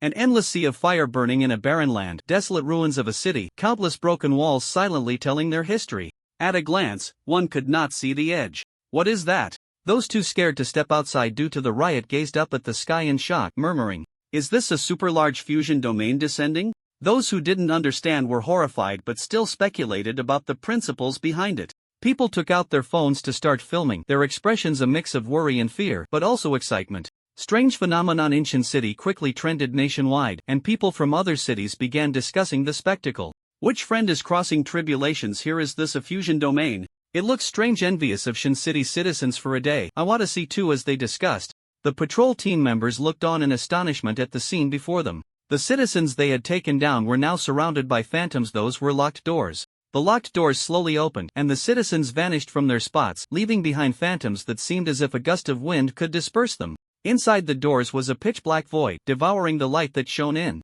"Look up!" they heard someone exclaim, reflexively looking upwards. The citizens who had just disappeared appeared in the illusion, sprawled haphazardly on the ground. After a few more minutes, they all got up, wandering like zombies in various corners of the illusions. The woman pressed her lips into a straight line, gripping the communicator tightly. "This is bad, I need to report this to the higher-ups." Knock knock knock. The urgent knocking startled the superpowered individuals, who swallowed hard, feeling as if they had been granted amnesty. Collectively turning to look at the source of the sound, they spoke boldly, but when it came to facing Glass Monster, they felt a bit intimidated. That was Glass Monster. Running around in its domain was not much different from seeking death. "Come in." Ishur frowned. The chaos in Shin City was to be handled by the patrol team. He had instructed them not to disturb him no matter what happened. "Captain E, look outside, something's happened." The newcomer panted, offering no further explanation. Trusting his subordinate, Ishur strode directly to the window. Others gathered at the window, taking in the scene outside. Doors floated in various places, and the eerily quiet streets had curtains tightly drawn in the residence rooms. "What on earth is going on?" someone asked, panic creeping into their voice. Just as they realized the situation was serious, it took a turn for the worse. Was there any hope left? Wait, are those level superhumans? Following his gaze, everyone looked over to see a patch of black forest that had been abruptly cleared, like a pencil drawing erased with an eraser, looking extremely unnatural. In this clearing, a dozen level superhumans were either sitting or standing, with some lying injured on the ground. "Do we still need to go in?" "Yeah, didn't we just say we only needed to find the level superhumans?" When it came to life and death, this group of people was quick to connect the dots. But Ishur did not give them the answer they wanted, firmly stating, "Go in. If we don't, we can only wait to die." He took a deep breath and managed to utter, "It might be leveling up." As if in response to his words, the phantom hovering high above slowly descended, getting closer to them. Leveling up? The crowd was thrown into chaos, their minds turning to mush. The implications behind the term sent chills down their spines, making their hair stand on end. "There's no time left." Shueshizong's previously lazy expression vanished, replaced by seriousness. The president of Xinjiang leaned on his cane, his expression equally grave. The SS-level monster from Sanju has also appeared in densely populated cities, so for now, we will focus our investigation on Xinjiang and Jidu. They had thought they had time to prepare with that person around, but the situation had turned dire. They needed to make this group of level superhumans quickly understand the severity of the situation. "There's no time to ensure your safety. You need to enter these doors and find out where they lead. Get the level superhumans out immediately, or the entire Xinjiang will suffer." Only level superhumans capable of attacking the dimensional nodes could resolve this issue. Chichen gazed at the dozens level superhumans, focusing on the injured person lying on the ground. An SS level was already troublesome enough, and now it was leveling up. He reached for the key, saying under Shueshizong's slightly widened eyes, "I'll go ahead and scout the way for you." With everyone's eyes on him, Chichen leaped out of the window. Others exchanged glances, unsure. Someone going ahead to scout should have been a relief, but for some reason, they felt something was off. What exactly was it? While everyone was puzzled, the moment Chichen entered the illusory door, he suddenly realized he had unconsciously made a reckless move. The branch president had seemingly said for them all to enter directly, disregarding their safety. And he had taken the only key that could exit the illusion.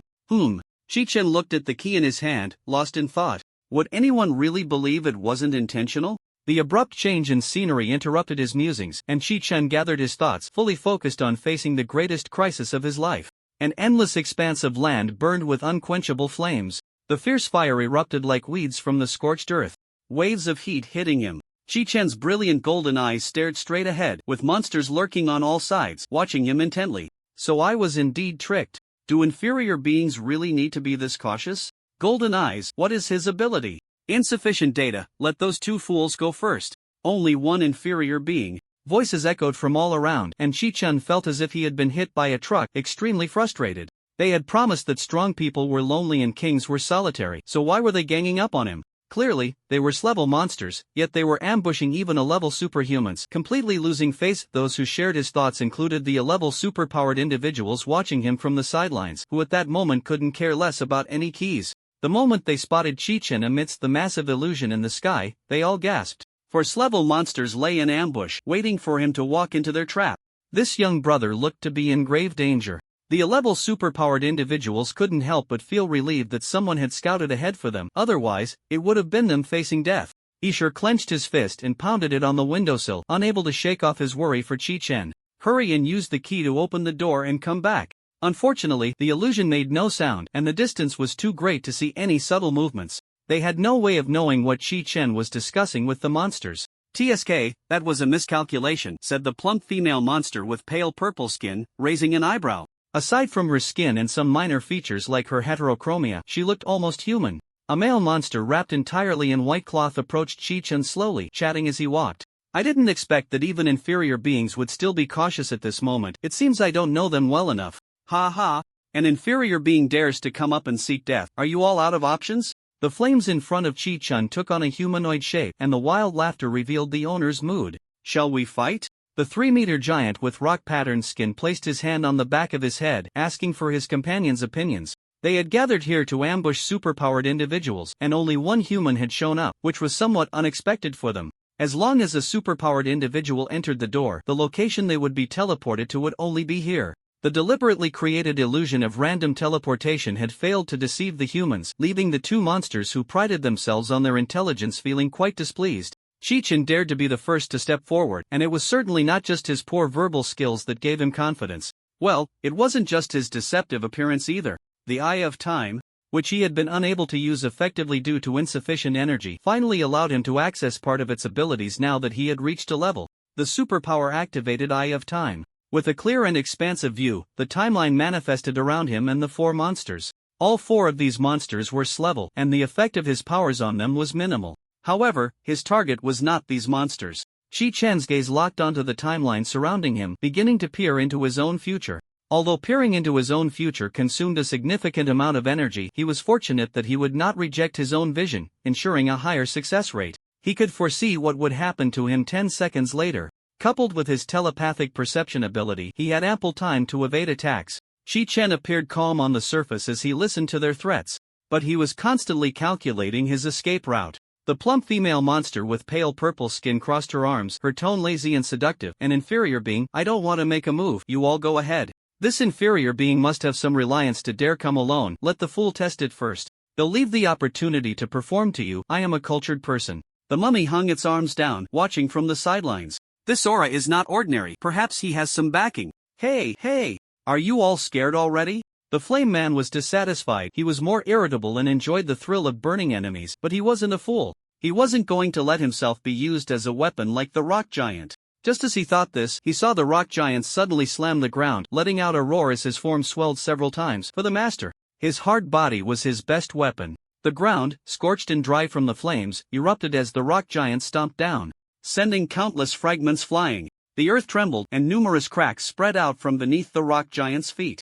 The damaged ground began to collapse in large sections, as if the entire area was about to shatter. You fool, why are you causing collateral damage to us? The plump female monster with pale purple skin was forced to extend her body, sprouting pairs of legs and transforming into a half-human, half-centipede form. She moved nimbly across the rugged terrain. The flame man and the mummy floated in the air, observing Chi-chan's every move. Chi-chan calmly took 2 steps forward, reconstructing and decomposing the scattered stones that flew around him. He then stepped left to avoid a crack in the ground, and finally took a step back to evade the collapsing ground. He moved like a dancer on the edge of a blade, timing each step perfectly, with no unnecessary movements. The corners of the flame man's mouth curled up, his eyes filled with battle intent. Indeed, a formidable opponent. No wonder he remains unfazed in front of the 4 of us. The centipede woman, whose body stretched for dozens of meters, narrowed her beautiful eyes, her deep purple lips parting slightly as she muttered to herself, I didn't expect such an inferior being to hide in class ability user. A mental type ability? Calculating results through enhanced mental power? Or is it precognition? The possibility of enhanced calculation is higher. He seemed to use his ability to destroy the stones just now, and the mental fluctuations were undetectable to the naked eye, which fits perfectly. The mummy, tightly wrapped in white cloth with only its eyes visible, slightly clenched the papyrus in its hand. Its gaze shifted, taking the opponent more seriously, as it quickly analyzed the information in its mind. Mental type ability? No, mental enhancement affects the brain, not the eyes. The information is still insufficient. I need to try to record his ability for further analysis. Hey, let's attack together. This human shouldn't be underestimated. The flame man suggested gravely to the other 2. Of course, I know. The centipede woman and the mummy showed no signs of carelessness, surrounding Chi-chan warily. Seeing the 4 monsters encircle him, Chi-chan remained unperturbed. He kept his gaze steady, creating the illusion that he didn't regard them at all. Successfully avoiding their first wave of probing, in the minds of these monsters, his strength was at least class. Chi-chan didn't believe these creatures would act without listening to him first. Since ancient times, whether human or monster, only the strong are respected. Having all four of you come at once suits me just fine. Facing you one by one is simply too easy to pique my interest.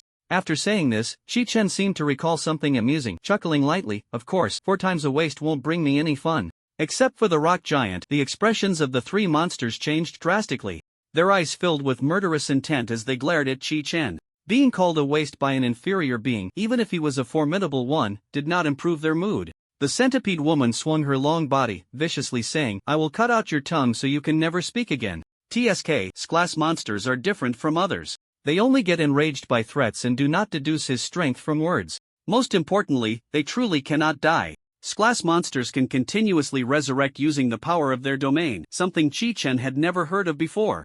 And class ability users can destroy domain nodes, causing the domain to collapse, which would completely declare the class monster dead. That's why the division president said only class ability users can save Shin City. Facing the 4 monsters attacking him simultaneously, Chi-Chen's heart surged with waves of excitement. The tension of dancing on the edge of a blade stimulated his heart. And adrenaline surged through him. It's okay, there's still a chance to save himself. Thanks to the centipede woman for the mental type ability and class powerhouse experience card. Ability mental power manipulation. With the boost of class strength, the Eye of Time can predict events 15 seconds into the future, combined with the concentrated mental power for enhanced calculation effects. The movements of the 4 monsters and the environmental chain reactions caused by their abilities were all within his calculations. Unfortunately, due to the increase in strength, the Eye of Time only extended by 5 seconds, otherwise, he wouldn't even need to use enhanced calculations. Chi-Chen moved as if strolling through a garden, easily dodging the magma and flames that erupted from the ground. The Flame Man and the Rock Giant's coordination failed to achieve their goal, which did not surprise them, successfully blocking Chi-Chen's movements. It was enough to force him toward the centipede woman. The centipede woman emerged from the ground, her upper body stretching out with a pair of arms, her venomous claws reaching for Chi-Chen. Chi-Chen elegantly tilted his head to evade the centipede woman's attack. Undeterred by her failed strike, the centipede woman took a deep breath and exhaled a thick cloud of toxic mist, her long body swaying as she attempted to encircle Chi-Chen within it. Chi-Chen used his psychic energy to shield himself, preventing the toxic mist from seeping through his skin and mucous membranes. If he were to withstand this with his flesh alone, he estimated he would turn to ash in an instant. Stepping onto the light wall, Chi-Chen leaped several times to escape the centipede woman's encirclement. He looked at the centipede woman's head, which was now within arm's reach, suppressing the urge to strike. It wasn't the right time yet, he needed stronger power. First impressions were crucial, and the initial attack would serve as a reference for them to gauge his combat strength. A move that wasn't strong enough was better left unmade. Just as he jumped out of the encirclement, he collided head-on with the mummy's attack. The mummy held a bundle of papyrus that coalesced into a massive energy ball aimed directly at him. Boom! The energy ball transformed into a black storm rushing towards him.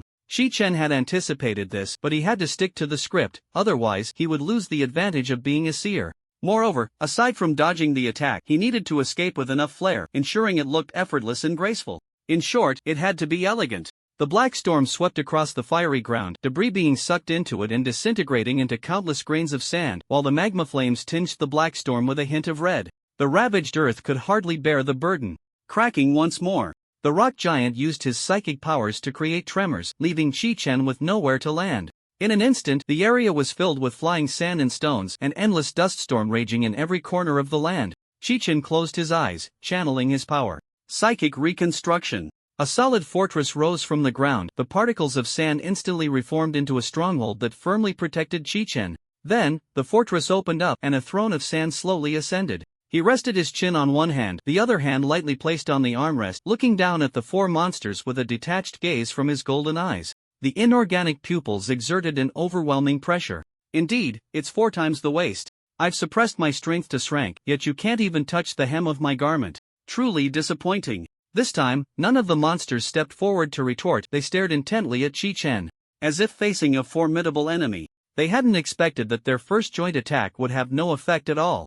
Although they hadn't used their full strength, the 4 monsters began to doubt whether they truly had the ability to kill him here. The fireman asked in a stiff tone, "Do you know what his psychic ability is?" The mummy switched to a new piece of papyrus, holding it in her left hand while placing her right hand on its surface, closing her eyes to sense it. A terrifying aura of destruction, fragmentation, and reconstruction. The mummy infused her psychic energy into the papyrus, which began to glow faintly, releasing a surge of power. She directed this power at a stone at her feet, which instantly transformed into sand, only to be reshaped back into its original form in the blink of an eye. Such a powerful psychic ability. Seeing this scene, the four monsters felt a sinking sensation in their hearts, expressing the same sentiment. This psychic ability was entirely born for destruction. While protective abilities could mitigate damage, if the opponent's power surpassed their defenses, they would dissipate in an instant. The four monsters saw their own fearful and disheveled reflections in each other's eyes, forcing awkward yet polite smiles. You go first. I've recorded his psychic ability and can use it against him in kind.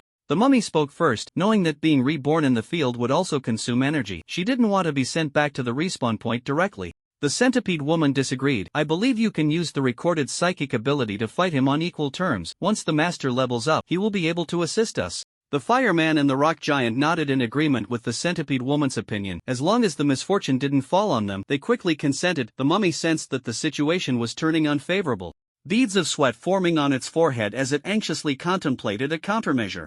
Did you not hear what he said? Suddenly, a flash of insight struck the mummy, and it immediately spoke up. He said to suppress his strength to Shrank, but in reality, his power must exceed Shrank. I can't match his skills. Shi-Chen sat on the high throne, which was a bit uncomfortable, and the wind was slightly chilly. He had truly gone to great lengths to put on a show. Below, the four monsters were still chattering away, discussing strategies, but they just couldn't think outside the box. He had no choice but to step in and steer the conversation back. Seeing how troubled you all are, let me share some good news to lighten the mood. A person can possess more than one supernatural ability. This is a conclusion I have personally verified. What kind of good news was this? The first reaction of the four monsters was shock, followed by disbelief. Impossible. Absolutely impossible. The centipede woman's dual pupils constricted sharply. Was this a smokescreen to confuse them? Yet, no matter how hard she racked her brain, she couldn't figure out what use such a smokescreen would serve. After all, once they made a move, it would be exposed. Using this method to conceal supernatural abilities was rather clumsy. If it were true, the centipede woman frantically denied this possibility as it clashed violently with her understanding. If there are multiple supernatural abilities, could his domain also be multiple? Impossible. Shi-Chen wanted to retort with how is that impossible? But from the intense psychological turmoil of the four monsters, he silently chose to keep his mouth shut. Domains repel and devour each other, and Shrank supernatural beings exploit this to destroy Shrank monster domains. Shi-Chen felt this deeply. Lack of education is a hindrance everywhere. He had accidentally put on the wrong act again. Now the question arose. He had to find a way to smooth things over. The more one speaks, the more mistakes one makes. Shi-Chen learned from his missteps and tossed the question back to the four monsters. Isn't that mummy the one most qualified to speak on the truth of this matter? Shi-Chen pointed in the direction of the mummy. Just copy it again. The four monsters were stunned. Recording it again was indeed a method, but for it to be suggested by the other side meant that what he said was likely true. How is that possible? How did this happen? The mummy feigned disbelief, having deceived its companions with a not-so-skillful performance. Even though I don't understand the principle, I should find a chance to escape. After all, this isn't my domain. The domain master, the fireman, a foolish companion, continued along its line of thought. Unless your supernatural ability is to create abilities or to strip them away, how could you possibly have multiple abilities? Ah, yes. Shi-Chen was invigorated and hoped this good teammate would say a bit more. The centipede woman rolled her eyes and agreed, yes, unless your ability is to create abilities. She said this without thinking, only wanting to slip away, with no feedback energy at all. But the mummy and the centipede woman completely disregarded their teammates' feelings. The rock giant remained silent. Its mind wasn't as quick as its teammates, usually opting to follow their lead. The three monsters on the field came to the same conclusion, and it continued to think along that line. Creating abilities, stripping abilities. What are supernatural domains like? Such abilities cannot possibly exist. Wouldn't that be on par with the divine? The centipede woman's agreement did not please the fireman. Instead, it led to self-doubt. Divine. The rock giant's mind began to shape the concept of a supernatural domain. Sea of clouds, temple, mist, holy light, deities ruling the divine realm. The centipede woman and the mummy completely ignored the fireman's words, planning to betray their teammate and call for help to gang up on him. Both were half-heartedly going through the motions. Perhaps supernatural abilities are divine.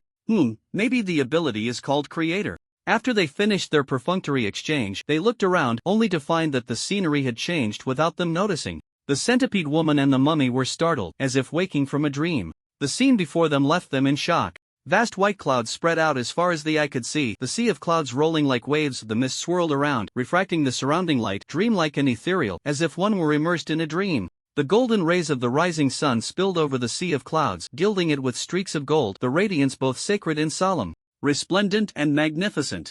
The towering divine palace of the 9 heavens floated in the air. The palace exuded a grand and imposing aura, swirling with colorful divine light, while layers of mist added a touch of mystery to its presence. Faintly, it seemed there were celestial melodies in the air, but upon closer listening, there was no sound at all. The 4 monsters were so astonished they could not speak, unable to move as they witnessed the grand palace doors slowly opening. When they regained their senses, they found themselves standing in the open space before the great hall, the long stone steps carved with exquisite and luxurious patterns. Clearly, they could not see Chi-Chin in their line of sight, only endless steps and the grand hall above. Yet, images vividly surfaced in their minds. Chi-Chin sat atop the high hall, his golden eyes gazing down upon them like a deity, looking down upon all beings, supreme and unparalleled. Exterminate evil. As these 2 words left his mouth, divine light shone brightly, an endless radiance continuously eroding the monster's domain. Under the illumination of the divine light, the monster's domain trembled, showing signs of collapse. Within seconds, the earth ablaze with flames shook violently, the entire monster domain unable to bear the burden shattered into glowing fragments that fell like scattered stars. The fireman had no time to scream before he vanished into the air along with the monster domain. Chi-Chin closed his eyes, unable to bear to look, shedding 2 crocodile tears. Farewell, my good teammate. Witnessing the tragic death of the fireman, the mummy and the centipede woman finally regained their senses from their daze, desperately fleeing. But in the next moment, they looked incredulously towards the direction of the sea of trees. Their monster domain had been released from its assimilated state by that esteemed figure. The centipede woman could hardly believe it, her desperate scream echoed.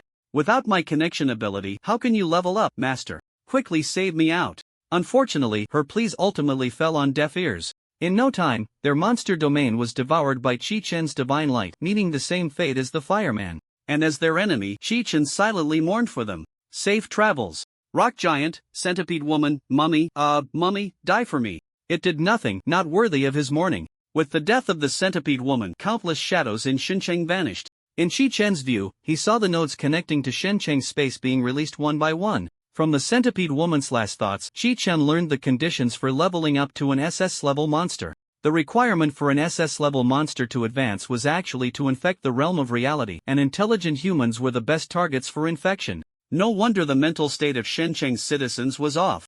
They had been affected by her. With the loss of the centipede woman's connection ability, this shortcut-seeking SS-level monster's plan to infect Xincheng was naturally declared a failure. It gazed at Chi-Chun from afar through the mist, casting out the S-level ability users and humans within its domain, retreating from Xincheng with its incomplete domain. The edges of this SS-level monster's domain still held many S-level monsters. Chi-Chen did not blindly pursue. To recklessly engage in battle above Xincheng would be to disregard the lives of its citizens. Even a simple skirmish was beyond what ordinary people could endure. The A-level ability users who had been watching from the window were all dumbfounded, including Schweischerzone. Even if his reaction was not as pronounced as others, his dead fish eyes were wide open in disbelief. The A-level ability users clutched their chests, their hearts racing from the day's ups and downs. First, the patrol team and the vice president told them that things were serious and that they needed to risk their lives. After finally preparing themselves mentally, ready to fight for their families, Chi-Chen suddenly appeared and sent the enemy away directly. They recalled Chi-Chen saying he would scout the way for them. Is this how young people scout the way? Being low-key and humble is fine, but can it not be this low-key and humble? In the Chi family villa, Chi-Chen lay sprawled in the living room on the first floor, relishing the long-lost feeling of being at home. His little brother wielded a broomstick, performing a chaotic display of stick techniques, the words hum and ha constantly on his lips. He lifted his eyelids, unable to discern any trace of the hum and ha generals in his little brother. After dealing with the monster yesterday, he had wrapped the affected citizens in his domain and returned to the surface, handing the key back to Schweischerzone before heading home. Before arriving, Chi-Chen had worried whether his mother and little brother would be affected. Upon returning home, he found all the curtains drawn, and his mother happily making desserts. Meanwhile, his little brother was deeply engrossed in his homework, squirming in his chair as if it were prickly. He couldn't sit still for more than 2 seconds before changing positions. Seeing him come home, their mother poked her head out from the kitchen. "You're back. There was a monster outside, so I made a dessert to pass the time. Xiao Yuan, come try it." Chi-Chen thought, another day of worrying about his family's carefree nature. Bang! A stick lightly tapped on the seat beside Chi-Chen, pulling his scattered thoughts back. He looked up to see his little brother, who was sweating profusely and waving the broom with excitement. Bro, come see my stick techniques, let's spar. Chi-Chen glanced at him, raising an eyebrow. Was he the type to bully children? Of course he was. His little brother was utterly defeated by Chi-Chen, who sat on the sofa with one hand, leaving him in tears, curled up in a corner, sulking. Ding messages flooded in on his phone, but none were the ones Chi-Chen wanted to see. Sure, Jiang told me, Brother Yuan, can you secretly tell me, are you an S-level ability user? Sure, Jiangwen, are you a member of the Dark Nine? Sure, Jiangwen, I promise not to leak it. It absolutely won't affect your hidden identity. I believe you, you ghost. Chi-Chen once again glanced at the old man's expression on his phone. If he dared to make up stories, tomorrow's headlines would be about him. The member of the Dark Nine is actually him. Count the big shots around you. Maybe they are members of the Dark Nine. Chi-Chen casually sent a meme in response, resolutely not replying a single word. Denying it would conceal his identity, while admitting it would be laying his cards on the table. Either way, it was wrong. After sending that, he opened another message from someone else. LV Chang, Brother Yuan? I just went out to Xincheng, Gao Changza. Brother Yuan, what are we doing next? Shuesher Yun, sorry to bother you, my brother asked me to check if you would be willing to upgrade your ability certificate to S-level. Chi-Chen couldn't help but silently complain upon seeing the last message. What was wrong with these two siblings? Why was the brother asking for the sister and the sister asking for the brother? Is upgrading the ability certificate such a difficult topic to bring up? Complaints aside, he had a good impression of the kind-hearted Shui siblings, so he replied, I have no problem. Xincheng branch president, we plan to hold a celebration banquet. Will you come? Chi-Chen, no, thank you. Being surrounded by a group of people showering him with compliments was akin to dying socially, comparable to celebrating a birthday at Haidileo. He had already experienced that deeply yesterday. Sigh. The principal had no plans to let him graduate early, nor were any entrepreneurs crying out for his protection with money. The officials hadn't contacted him either. Was the world going mad, or were the citizens of Xincheng just staying indoors, causing the news not to spread? Chi-Chen found this speculation quite reasonable, as his ability level was stuck at the peak of a level without any movement. The effect of performing a silent play was too poor. It was nowhere near as shocking as a live broadcast from Chipan City. And what did ordinary people know about S-level, S-level? Just as Chi-Chen was considering joining Chiao's corner sulking group, a message from Yishur popped up. Yishur, the higher-ups plan to send someone to communicate with you. Would you be willing to meet? Chi-Chen's pupils dilated, and he sat up straight like a carp leaping out of water. Finally, it had come. His fingers flew across the screen, fearing that if he was a second late, it would be retracted. Chi-Chen, I'm available anytime. Yishur seemed to be waiting by the phone for a reply, responding quickly. Yishur, alright, they'll report to the higher-ups. A few minutes later, new information came through. Yishur, is it convenient tomorrow at 2 p.m.? Chi-Chen, that works. Chi-Chen hesitated for 2 seconds and sent another message.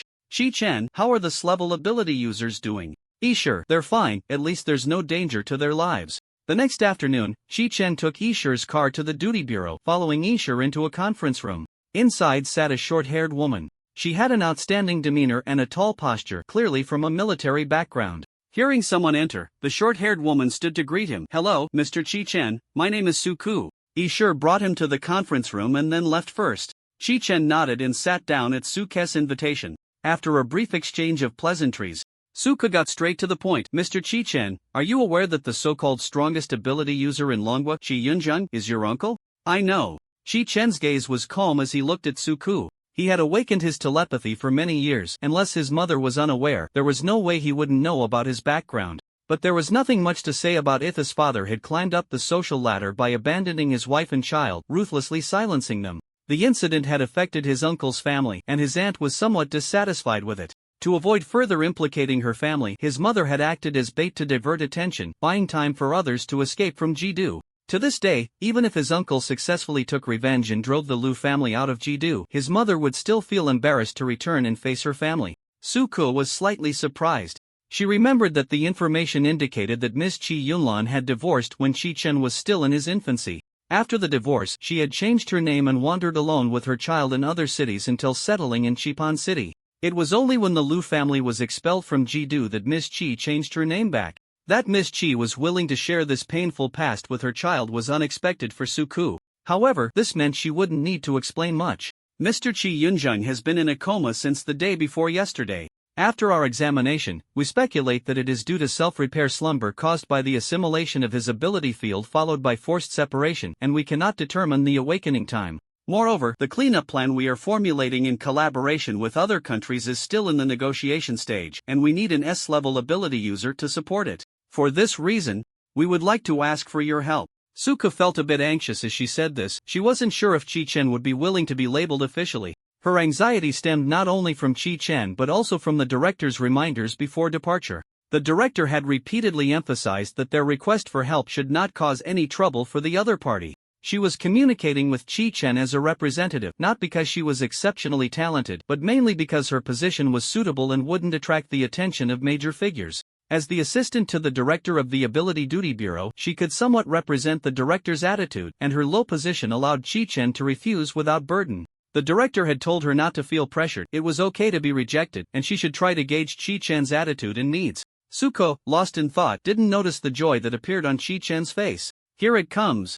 Chi-Chen rubbed his hands together in excitement. He had been waiting for this day for a long time. If it weren't for joining the official organization, who would want to stay in school? To leave a good impression on Suko, he said with righteous fervor, "It is my honor to contribute to Longwa." The sudden surprise hit Suko, and she was somewhat incredulous. Suka steadied her mind, suppressing her excitement, and her smile became even more sincere. At Chi-Chen's level of strength, he no longer needed to cater to anyone. To say such words represented his heartfelt recognition of being a Longwa citizen. On behalf of the people of Longwa, I thank you for your help. Being sent to communicate with high expectations from above, Suka still had some skills. Her smile was genuinely healing, and her approachability was at its peak. Next, I would like to give you a rough overview of our planned arrangements. If you have any inconveniences, please be sure to let me know.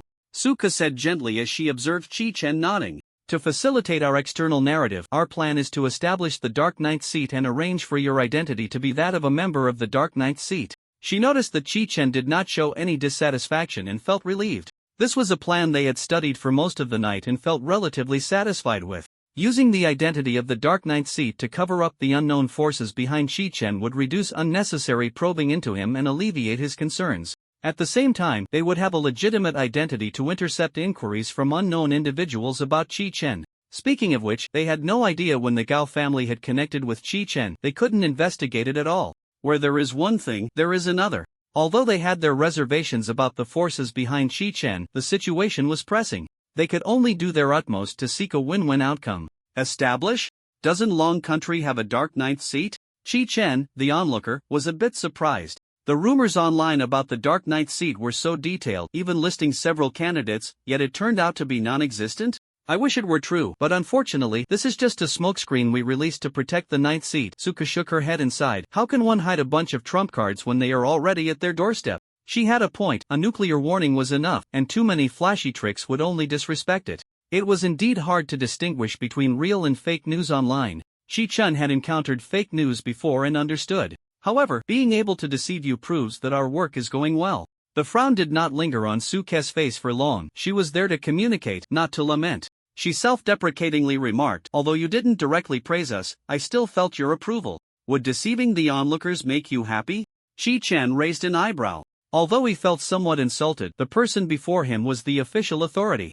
Chi-Chen reluctantly praised, well, it's quite good. Thank you for your compliment. Suka smiled as she accepted Chi-Chen's praise and moved on to the main topic. In the future, we may appropriately disclose some information about your abilities to deter and warn off monsters and foreign forces. Do you have any suggestions regarding this? Of course, to avoid affecting your daily life, we will block information on the internet. For instance, during the recent incident in Shin City, we promptly blocked the news. We are already quite adept at this, so you can rest assured.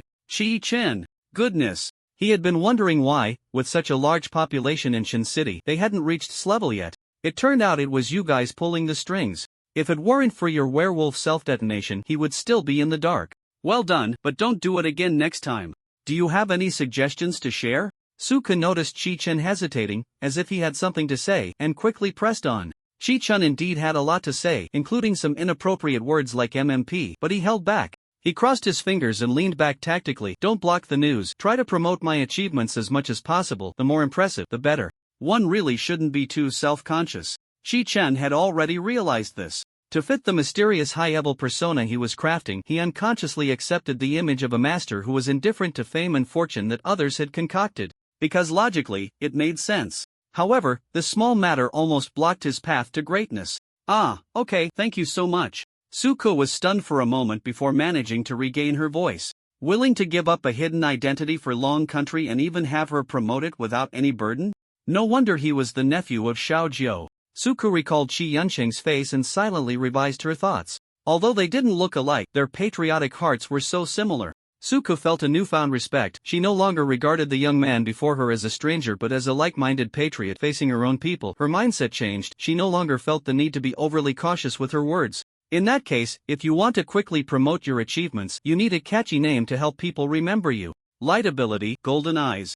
Chi-Chen watched her fall into deep thought, then suddenly snapped back to reality, her eyes brightening, and he felt an ominous premonition arise within him. What good name could she come up with in such a short time? How about we call you Golden Flash? Chi-Chen? Did you just mix things up? If it weren't for his earlier intuition, he might have performed the human fountain for Suku. Forget it, one should have some dignity. Thank you. Just golden eyes will do.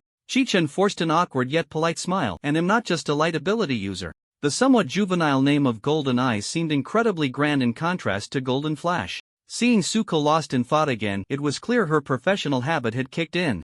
Chi-Chen's mind raced as he organized his words, fearing that if he took too long, this lady would come up with some task for him. There's no need to overly introduce my abilities and rank. The unknown enemy is the most terrifying. We just need to promote my achievements vigorously. If you don't know how to do it, I can recommend someone for you to consider. Suka nodded seriously. I understand. Can you introduce that master of public opinion? I'd like to learn from him. He's not really a master, just very good at catching whispers and spreading gossip.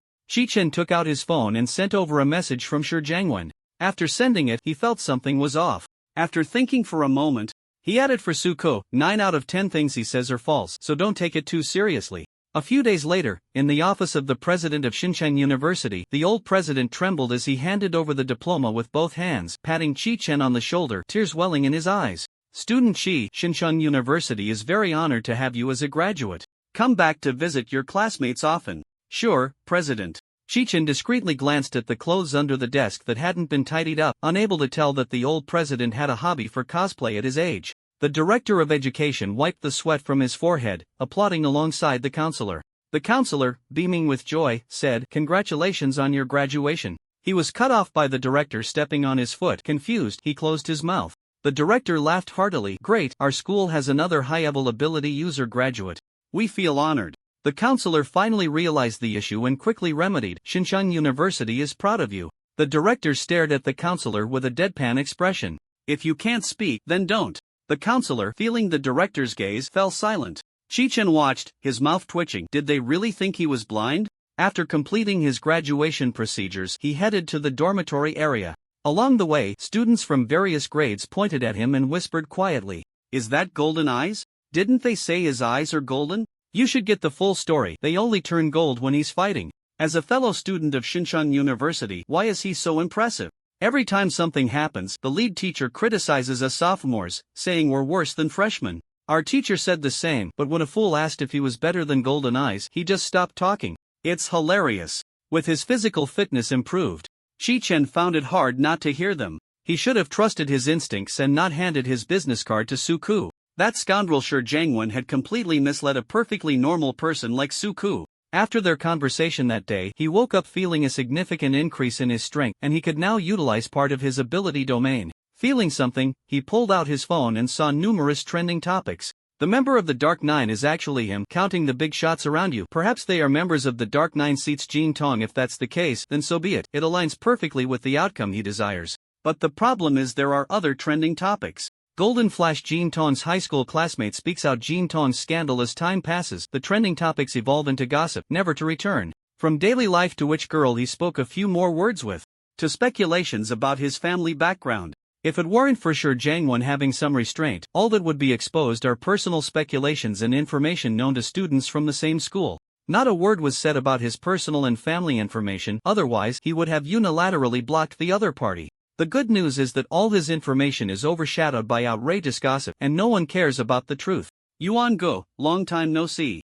Chi-Chen, feeling annoyed, was walking down the road when a familiar voice called out to him. The caller was Liao Shirquan, who had been busy with this and that lately, and indeed hadn't seen him for a while. Liao Shirquan had always called him Chi-Chen, but suddenly switching to Yuan Gu almost made him not recognize him. The two walked together towards the dormitory area. Chen noticed that Liao Shirquan seemed to have something to say, stammering the whole way. He wasn't in a hurry. If Liao Shirquan wanted to say something, he would naturally speak up. Just as they were about to reach the dormitory area, Liao Shirquan finally managed to squeeze out a sentence. Yuan Gu, you're not dating that woman Shui Yun, are you? I saw the trending topics. It seems there are rumors about you and her. Ninefold? Chen's first reaction was that Liao Shirquan couldn't possibly like Shui Yun, right? But recalling his title as a lover of married women, it seemed unlikely. Wait, it's not impossible. If Liao Shirquan was misled by the trending topics into thinking he and Shui Yun were a couple, then the conditions for NTR would be met. His Chen gasped, looking at Liao Shirquan in shock.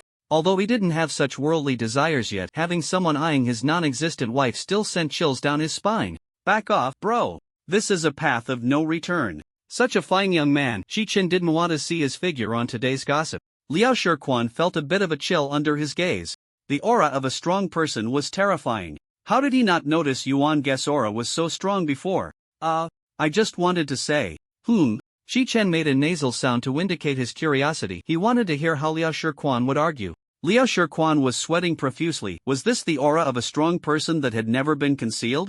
It turned out he still had a long way to go to become strong. He clearly just wanted to give a kind reminder. There was no need to be so nervous. Thinking this in his heart, his mouth, however, wouldn't listen. Just don't date Shui Yun, that woman, absolutely don't. As he spoke, he waved his hands frantically, his whole body radiating a vibe of rejection. If he didn't want NTR, then it was fine. Chen, the onlooker, was quite interested. Why? Now it was Liao Shikin's turn to fall silent, too embarrassed to speak. It's good if you haven't dated. If you have, break up quickly. I haven't, but why? Halfway through his sentence, the riddle maker rolled out of Shin City. Chen wore a cold expression. That's good. Liao Shirquan stammered. Do you know where my problem of liking married women comes from? It's because of her. Chen was speechless. What on earth was he talking about? He could choose not to be a bystander, but he couldn't just eat half the story. So you like being a riddle maker, huh? In front of a mind reader. Being a riddle maker, I see you're showing off in front of Guangong. Let me hear what the gossip is all about? Just as he activated his mind-reading ability, Chen quickly shut down his powers. Chen.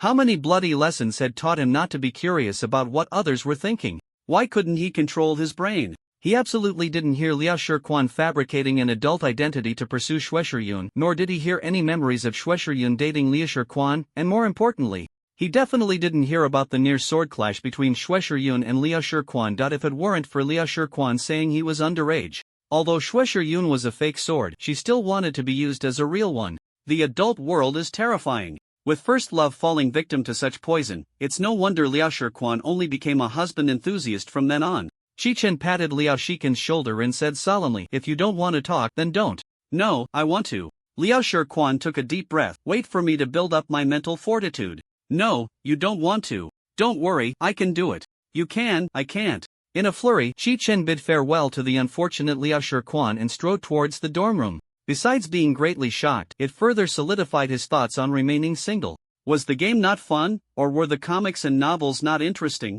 Wasn't a paper wife appealing? He hadn't even become the strongest in the world yet, and at his age, sleeping was so sweet. It was like cheating, not embarrassing at all. He returned to the dorm today to pack his things to take home. His mom and little brother didn't plan to go to Jidu, so it was enough for him to transport his belongings back to the villa. Anyway, becoming the Dark Ninth Seat would probably mean running around the world like the Ninth Seat, and no matter what, he wouldn't be able to return in time. There was no difference between his family being in Jidu or Xincheng. Before leaving, he just needed to ask the president of the Xincheng Ability Branch and Ishur to take care of the two of them. Just as Chen took out his keys to unlock the door, Gao Changze came rushing out of the stairwell. Chen silently looked down at Ji Jia's feet. He suspected Ji Jia had floated over. How could she make no sound at all? Did all women hide an assassin trait? His mother was like that too.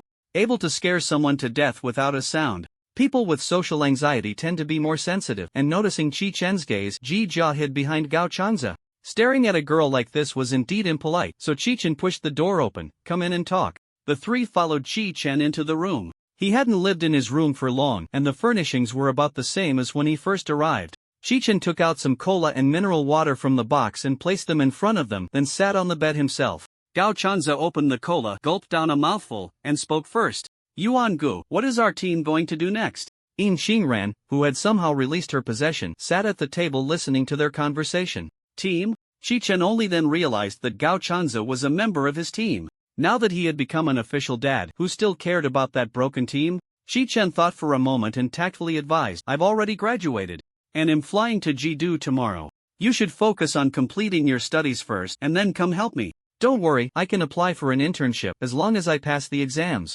Gao Chanza gave a thumbs up, revealing 8 teeth. The problem was that the team was just a shell. The Ability Association wasn't issuing tasks, so he had nothing to assign to Gao Chanza, and it was unclear whether he could hand things over to unofficial people on the dark ninth seat side. Gao Chanza had good potential. It wasn't his place to delay someone else's life. Can freshmen intern? It wasn't allowed originally, but exceptions are made for internships that involve S-level ability users. Gao Chanza had also dug up some regulation from a corner. "Aren't you afraid of being exposed?" "What's there to be afraid of? You're already an S-level ability user. Protecting me is a small matter. I still have duties with the patrol team and can't focus on the team. So you'd better think it over before replying." Shi-chen told him the truth. Just as he finished speaking, In Qingran raised her hand. "Ji Jia and I choose to join." Gao Chanza hesitated for a moment but was instantly crushed by his companion's betrayal. "Why is it you and Ji Jia? What about me? I was the one who came first." Yet In Qingran coldly didn't even look at him. "You decide for yourself whether to go. It has nothing to do with us."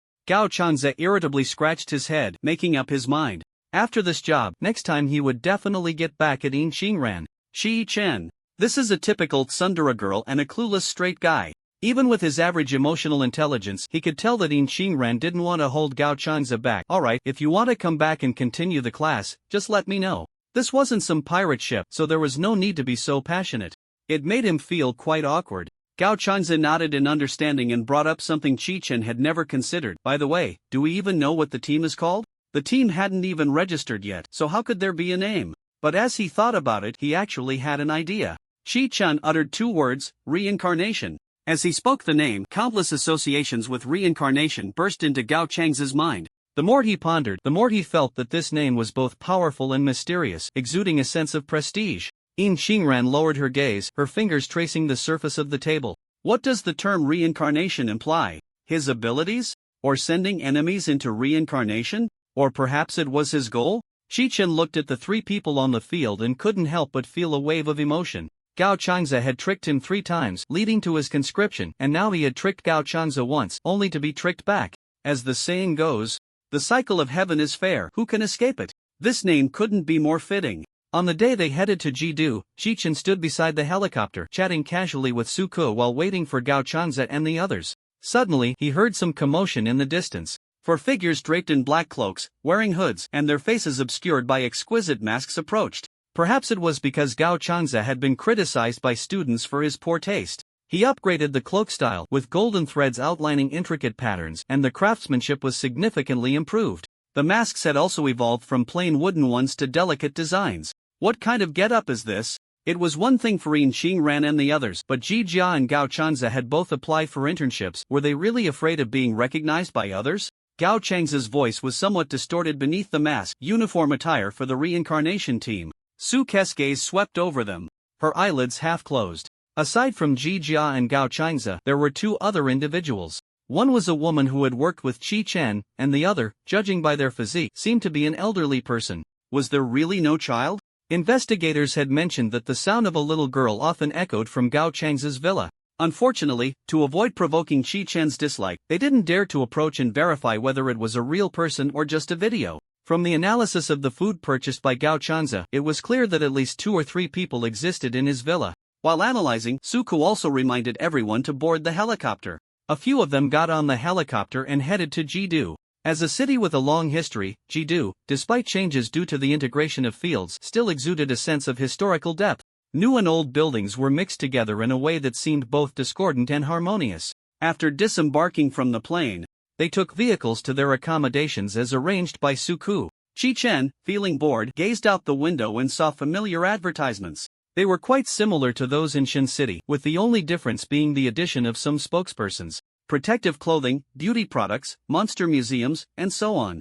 This monster museum is owned by the former captain of the top 9 seats. Public officials like us can enter the museum without paying, Suku noted, seeing his interest in the advertisement and seizing the opportunity to start a conversation. But I appreciate the captain's goodwill. I'm already busy fighting monsters every day. I can't avoid them. Large enterprises were more or less connected to class ability users, either they were relatives or friends, or class ability users held shares in these companies. Allowing the patrol team to view monster specimens for free was indeed a bit outrageous. One could reasonably suspect that this captain came up with this ridiculous idea to prevent team members from sneaking in for free food and drinks. This captain is quite imaginative. Yeah, Suko replied, looking at the street scene outside, which was similar to what she had seen when she left. I wonder when this situation will pass.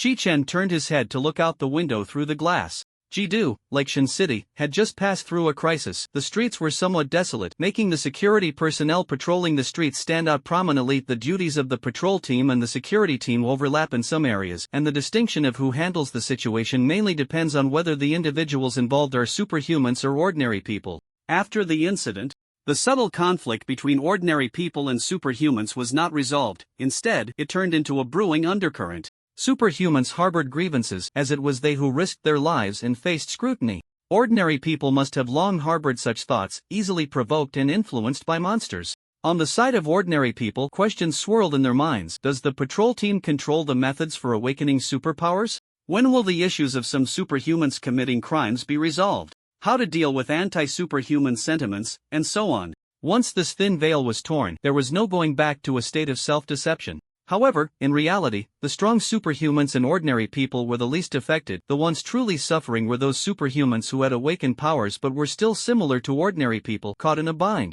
But Ji-do was somewhat better off than Shinchang. At least there were no young people from above parading through the streets. Time will smooth everything over.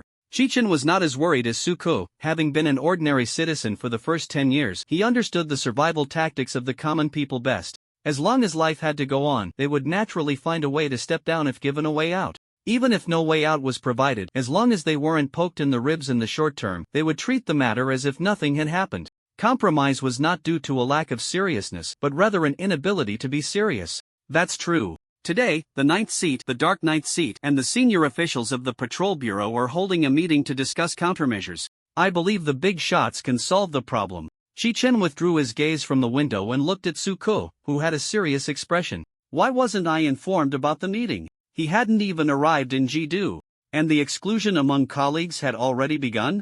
Suko was taken aback by the question. Your plan was to arrive in Ji-do today. In non-urgent situations, we prioritize ensuring your daily life is not affected. This, Chi-chen thought to himself, you are too considerate. No need to be so formal. Whatever event the Dark Ninth Seat attends, I will follow along. Okay, I will notify you as soon as there is an event next time. Suko immediately agreed, feeling ashamed of her mistake. From start to finish, Chi-chen's intention was clear. He was willing to fully cooperate with their work. Yet she consistently made the wrong choices. Just as Suko was feeling frustrated, Chi-chen's voice rang out in the car. Pull over, stop. Suko suddenly looked up, her heart tightening. Could it be that she had angered him enough to get out? She was a sinner of the entire long country. The vehicle gradually came to a stop by the roadside, and Chi-chen pressed a button to roll down the window. On the side of the road, a man and a woman were tugging at each other. The man was tall, with a buzz cut, holding a 3 or 4-year-old child high, furious. The woman had food scattered all around her feet, looking flustered, tiptoeing to reach for the child. Put the child down. What do you want to do? What can I do? What do you think I can do? The buzzcut man was enraged by this question, his arm bulging with veins. Your child ran into my leg, and you ask me what I did? I did nothing. Why should I be ostracized just because I have a lousy superpower? You. Just put the child down first. The woman was at her wit's end, nearly in tears, the child's heart-wrenching cries piercing her heart. The argument drew countless onlookers, who stood at a distance pointing and whispering. A few people were drawn over by the spectacle, intending to help, but were stopped by their companions. Why are you stopping me? We need to help. If he were an ordinary person, you might get in trouble for hitting him. The person who asked fell silent, not taking another step forward. Such conversations occurred several times around them, and no one stepped up to help. Among the crowd of ordinary people, someone began to mutter curses. Superhumans are so unreliable, no one has helped for so long. If I had superpowers, you could go up now. What if that man is a superhuman? How could I possibly take him on? The number of people surrounding the woman kept increasing, yet not a single one stepped forward to help. After pleading in vain, she shouted hysterically, if my child loses even a hair, I won't let this go. You're determined to pin this on me, aren't you? The buzzcut man flexed his arms, glaring fiercely. If that's the case, I might as well make this accusation stick. With that, he lifted the child high above his head. ready to slam him down onto the ground. The ability creation. The power provided by the rock giant was used for the first time. A soft, elastic, invisible barrier was created, pressing the child against it, too scared to even cry. The woman nearly choked on her breath, kneeling on the ground. After the emotional outburst, the buzzcut man's anger gradually dissipated, and reason returned. They looked towards the car that had abruptly stopped beside them, the window slowly rolling down, revealing the scene inside. Black hair, eyes shimmering with a golden glow. Golden eyes. The buzzcut man recognized the newcomer at a glance and took 2 hurried steps back. Accompanied by his panicked words, the crowd erupted in commotion. Golden eyes? Oh my, I'm seeing a living class ability user. Holy crap, that's the Dark 9 seat. What the hell? Chi-Chen rested one hand on the car window, tilting his head to look at them. The woman tightly hugged her child, who had been returned to her, and cried out, "Mr. Golden Eyes, this man is unreasonable and almost killed my child." The buzzcut man immediately retorted, "Why don't you mention that your child has deliberately bumped into me multiple times? What's wrong with saying it directly? Do I have to choke the child to talk? I told you to keep an eye on this brat, did you listen? You came up cursing at my child, and you expect me to talk nicely with you?" The two began to argue again, and Chi-Chen felt a headache coming on. They were both speaking the truth, but each side had its exaggerations. Take it to the security office to discuss. He wasn't a judge and couldn't pass sentence. Professional matters should be handled by professionals. He could certainly pass a death sentence him not going. He just claimed to be an ability user, and the security office will definitely side with him. The woman was dissatisfied. Her son had nearly lost his life, and it was clearly the other party's fault. "Hey, I'm not going either. The security office is full of ordinary people, and you all love to sell sob stories to bully ability users. You, let everyone judge. He almost killed my son. That brat deserved to die." The buzzcut man scoffed disdainfully. The onlookers began to discuss, caught between the annoying brat and the ability user. The public's feelings towards both sides were about equal. Someone shouted, "Let Golden Eyes judge, we're all witnesses." This statement was met with a round of applause. Both the buzzcut man and the woman looked at him with hopeful eyes. "A certain plant, which pitfall is it that has ensnared me?" Chi-Chen maintained a blank expression, pretending to ponder. Surely no one would actually follow the other's line of thought. With his rich experience of being set up, Chi-Chen was very certain that no matter how they chose today, something would go wrong. Everyone was at fault, no matter who was judged. The other side would seize on the mistakes. Compromising or splitting the blame wouldn't work either, for the same reason. It would only turn one person's dissatisfaction into both sides being unsatisfied. Moreover, even if he stubbornly made a choice, there would be people online saying things like, "He really thinks he's a security officer, how amusing. So our laws no longer exist?" It was easy to shift the conflict. Their common goal was the security office. He only needed to ask, "If you all don't trust the security office, then it's the security office that has a problem," and he could lightly shift the topic to the security office. But the diligent security officers patrolling were merely victims of circumstance. Those who gather firewood for the people must not be allowed to freeze in the wind and snow. It couldn't be said that any of them were wrong. The security office wasn't wrong either. So who was at fault? Of course, it was society as a whole. No, it was me. The best way to defeat magic is to join it. If you can't beat it.by joining the ranks of sinners himself, he would no longer be the judge and would not have to face this century-old dilemma. It's my fault. I wish I could have resolved this matter sooner. Chi-Chen did not specify which matter he was referring to, but those who understood knew. As soon as these words were spoken, the excited crowd, which had been eagerly watching the spectacle, felt as if a bucket of cold water had been thrown over them, their overheated brains gradually cooling down. Heavy social issues cannot be changed with just a few words. Chi-Chen was satisfied to see that everyone had fallen silent, pressed the button next to him to close the car window, and turned to the driver, saying, "Let's go." What a mess. Truly, some people just love to stir up trouble. He could have chosen from countless solutions. But Chi-Chen deliberately opted for the one that would make others the most uncomfortable. He neither resolved the issue nor allowed the onlookers to have a topic to discuss. Stop with the tricks. The vehicle returned to its predetermined route, and Suko glanced at him, hesitating to speak.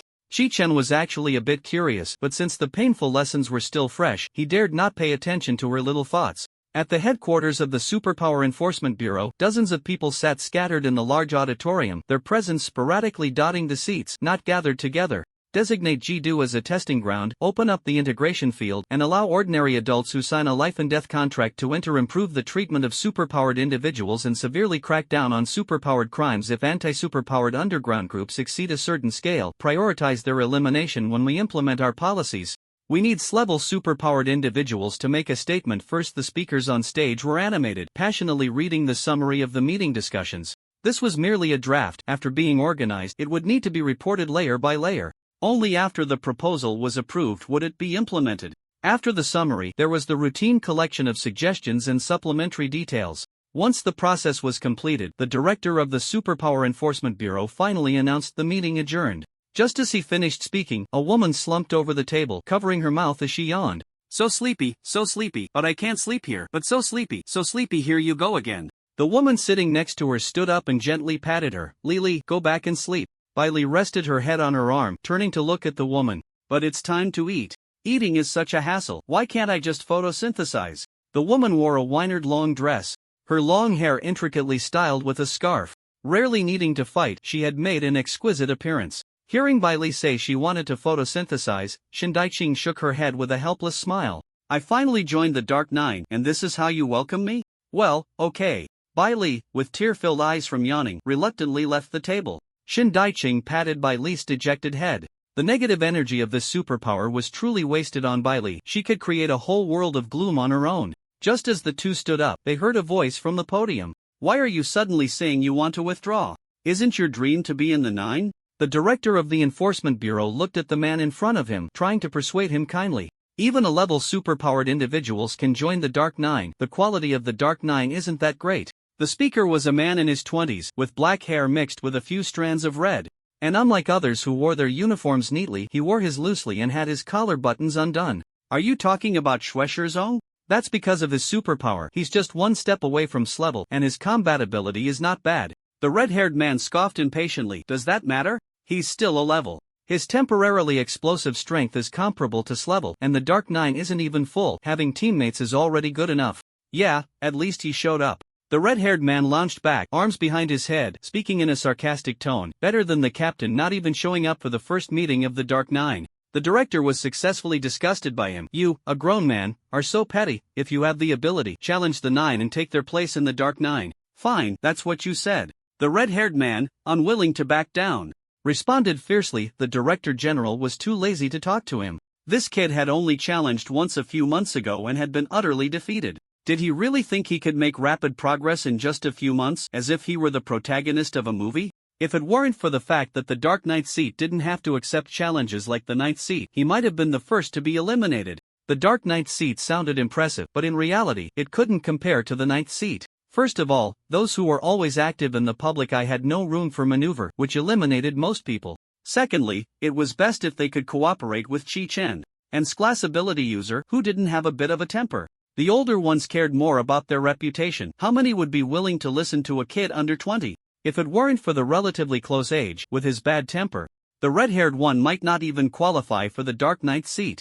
The director general shook his head, watching the red-haired one leave in a huff, feeling a headache coming on with a group of older problem children. Director General Jin Tong has arrived in Jidu and is trending on social media. Trending? The director general, who was about to step away, abruptly halted his movement. He leaned in to look at the speaker's phone. What's trending? The speaker adjusted their position to make it easier for the director general to see the content on the screen. It was a long image covering the trending lists across major platforms with similar content. Jin Tong appears in Jidu. Jin Tong appears in Jidu, and it seems there might be policy changes. Hello everyone, this is Langu. From Jin Tong's attitude towards this matter, we can see the official stance. I boldly predict that the officials are also thinking about how to balance the conflict between the two sides. The editor feels that Jin Tong taking on unrelated issues represents his responsibility. The officials definitely want to solve the problem, so let's be a bit more accommodating and support the officials. What do you think about this matter? In short, Chi Chen, as a third party, actively stepped forward to take on the issue. The public saw his attitude and began to believe that the officials, like him, wanted to resolve the matter.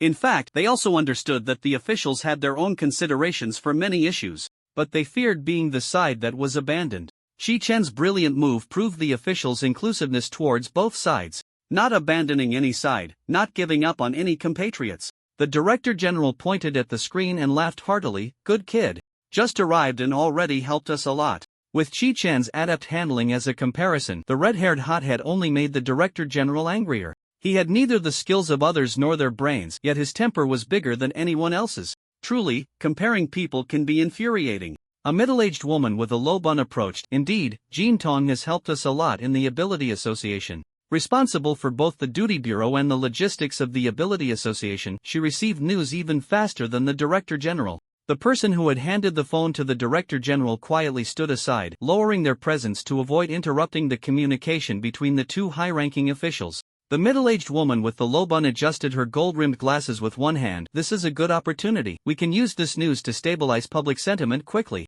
If the promises made can't be fulfilled, it will backfire, the Director General reminded. The middle-aged woman with the low bun understood the Director General's meaning. The plan was beautiful, but it might not necessarily pass. Allowing ordinary people into the integration field would inevitably affect the population, and a sufficient population was needed to produce more ability users. Moreover, trying to reduce crimes committed by ability users through improving their treatment and cracking down on crime simultaneously was not a simple task. Offering too little was worse than offering nothing at all, and offering too much would also provoke the finance department. The key issue was that even if they offered benefits, it wouldn't necessarily curb the occurrence of problems. When the time came, retracting the benefits given would not be an easy task. However, the middle-aged woman with the low bun still insisted. The negotiation representatives from Bitfo Kingdom will visit us soon.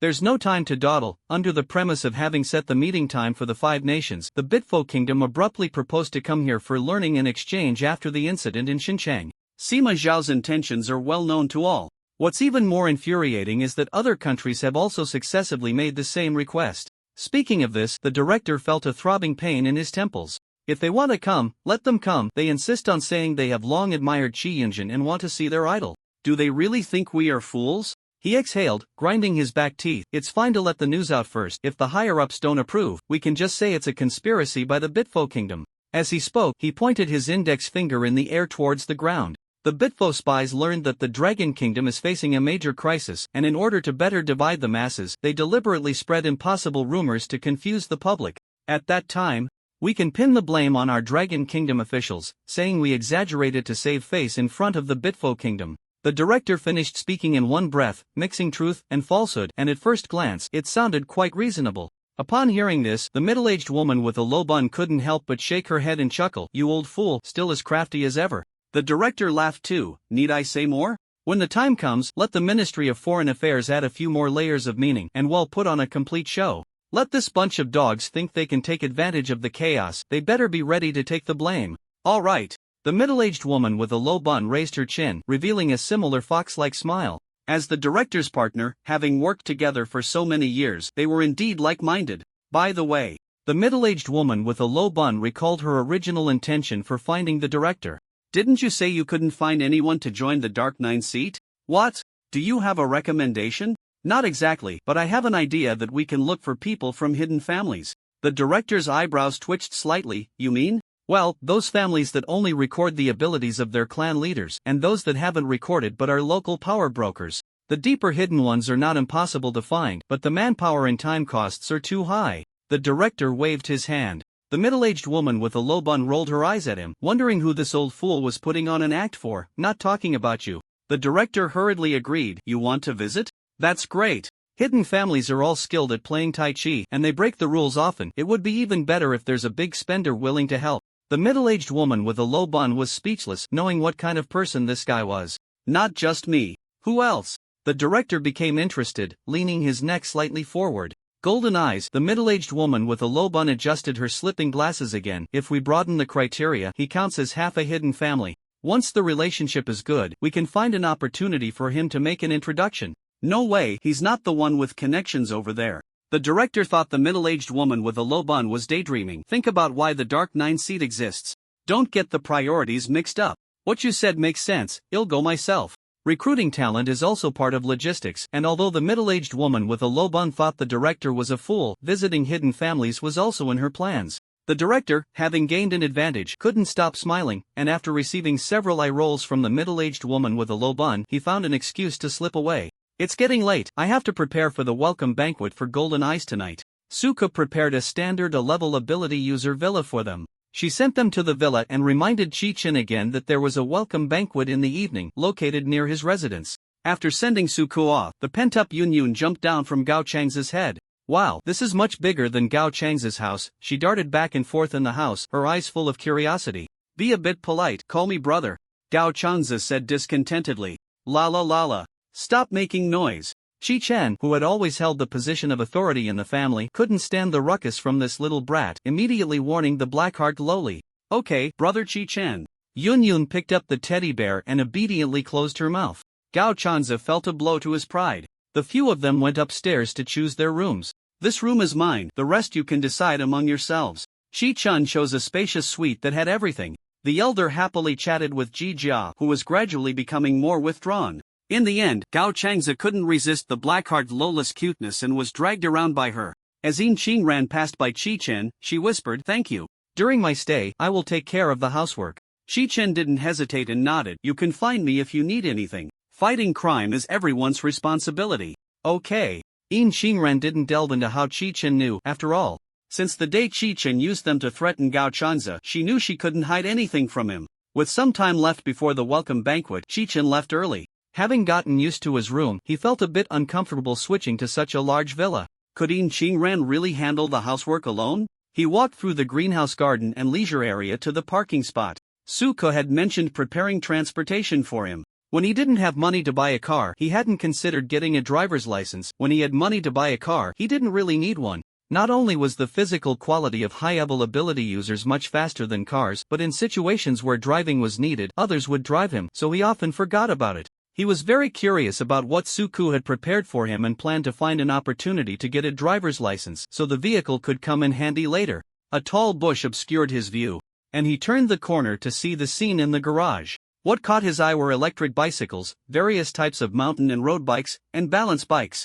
Chi Chen, it wasn't entirely unexpected. After all, Suko was a public servant, knowing the law and not breaking it. Since he was here, he planned to try out the difference between high-end bicycles and shared bikes. He casually picked a bicycle and headed out. The hotel for the welcome banquet was nestled between the residences of various high-level ability users. Chi Chen rode his bike out, seeing very few people along the way, but several cars passed by. He watched in disbelief as these cars made way, turning the spacious road into a narrow path. It was just a bicycle. 3 people could easily fit side by side. What was the point of having such a wide road? He rode smoothly to the hotel entrance and asked the security guard and valet, "Excuse me, where is it appropriate to park the bicycle?" Chi Chen glanced at the drunken man in the luxury car next to the security guard and valet, who seemed to be having a dispute. The valet paused for a few seconds and stammered, You can just leave it here, they'll park it for you." "Okay." Chi Chen readily handed over the bicycle and walked directly into the hotel. A few seconds later, the drunken man finally came to his senses, wrapping his arm around the woman beside him, reeking of alcohol. "If that piece of junk bicycle can get in, why can't my luxury car?" "Sir, you're mistaken," the valet explained with a smile. "It has nothing to do with whether it's a luxury car or not. Our establishment only serves guests with reservations." The drunken man waved his hand impatiently. "Stop with the reservation nonsense. Last time my brother-in-law came without a reservation. Who are you fooling? A poor bastard who can't even afford a luxury car. How could he be on this restaurant's reservation list?" "What reservation list? Isn't it just to shut up those lowly commoners? A bunch of lowly commoners thinking they can stand on equal footing with us ability users?" Under the influence of alcohol, he became more and more agitated, cursing the valet and security guard as dog bastards who looked down on others. The woman said she wanted to eat at this hotel, and not being able to get in made him feel embarrassed. The expressions of the valet and the security guard grew increasingly unpleasant, their gazes turning disdainful. The security guard pulled out his walkie-talkie. "Boss, there's someone drunk causing a scene at the entrance, and he's insulting an class ability user." "Is the troublemaker also in class?" "No, just an ordinary person. He should be a relative of a class ability user Li Si." The security guard cast a contemptuous glance at the man in the luxury car. After spending so long with ability users, did he really think he was one of them? What's there to discuss? If he dares to insult an class ability user, just beat him up and throw him out. Got it. Before the drunken man realized something was wrong, the security guard grinned and approached him. Meanwhile, Chi Chen, guided by the staff, arrived at the reserved private room. As soon as he stepped into the room, everyone inside stood up to greet him. Suka stepped forward to introduce him. A familiar yet unfamiliar middle-aged man approached and praised. "Truly, heroes emerge from youth. Hello, Director Yu. Yu Anha, Director of the Ability Enforcement General Bureau." Having seen this middle-aged man on television for years, Chi Chen recognized him immediately. "You can call me Uncle Yu or Director Yu. Are you adapting well to Jidu? If you need anything, just let Xiaosu know. It's pretty good, she's helped me a lot." The guests were all high-ranking officials from the General Bureau, and Chi Chen exchanged simple greetings with them. Yu Anha, smiling, tested the waters with a few remarks and found that Chi-Chun wasn't very interested in the formalities of the drinking party. So, he cheerfully shifted the topic to the upcoming work arrangements, chatting while eating. Your uncle's situation is still the same. I estimate there's no major issue, just waiting for him to wake up. In a while, a delegation from the Bitfo Kingdom will come here for learning and exchange. We'll be relying on you then. Of course. Chi-Chen nodded. Yuanha, with a Maitreya Buddha demeanor, was surprised. He had learned from Suko about Chi-Chen's temperament but hadn't expected him to be so easygoing. This was good. It reduced the oily formalities of adults and freed up more time to solve problems. Once he grasped Chi-Chen's character, Yuanha dropped the pleasantries and got straight to the point. Our Dark Nine's operational mode references the 9. Usually, it's 2 or 3 people in a group. I think if you can gang up, don't go solo. And ensure your safety as much as possible. Do you have any other requests? Seeing Chi-Chen nod, Yuanha understood. Even the most agreeable person has their own habits. Analyzing Chi-Chen's usual combat style, he leaned more towards solo fighting. I want to participate in all operations of the Dark Nine. Chi-Chun understood. Because he was external support, they usually regarded him as someone there to help, not one of their own. Since that was the case, he could only strive for opportunities to be officially recognized sooner. Also, I want to check the research materials related to class monsters and high-level ability users. How much contribution value do I need?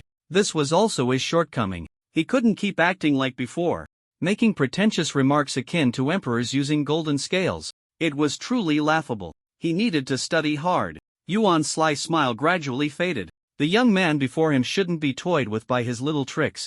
Although it said that too much courtesy is unwelcome, the person in front of him never cared about that. He hadn't given the hero enough respect and had brought the same tactics used to deal with the Ability Association and hidden families. As a result, Jin Ton, to reassure him, specifically requested unimportant materials in exchange for help. At Jin Ton's level of power, he didn't need the information on class monsters and ability users. It was his own narrow-mindedness. Yuanha genuinely reflected.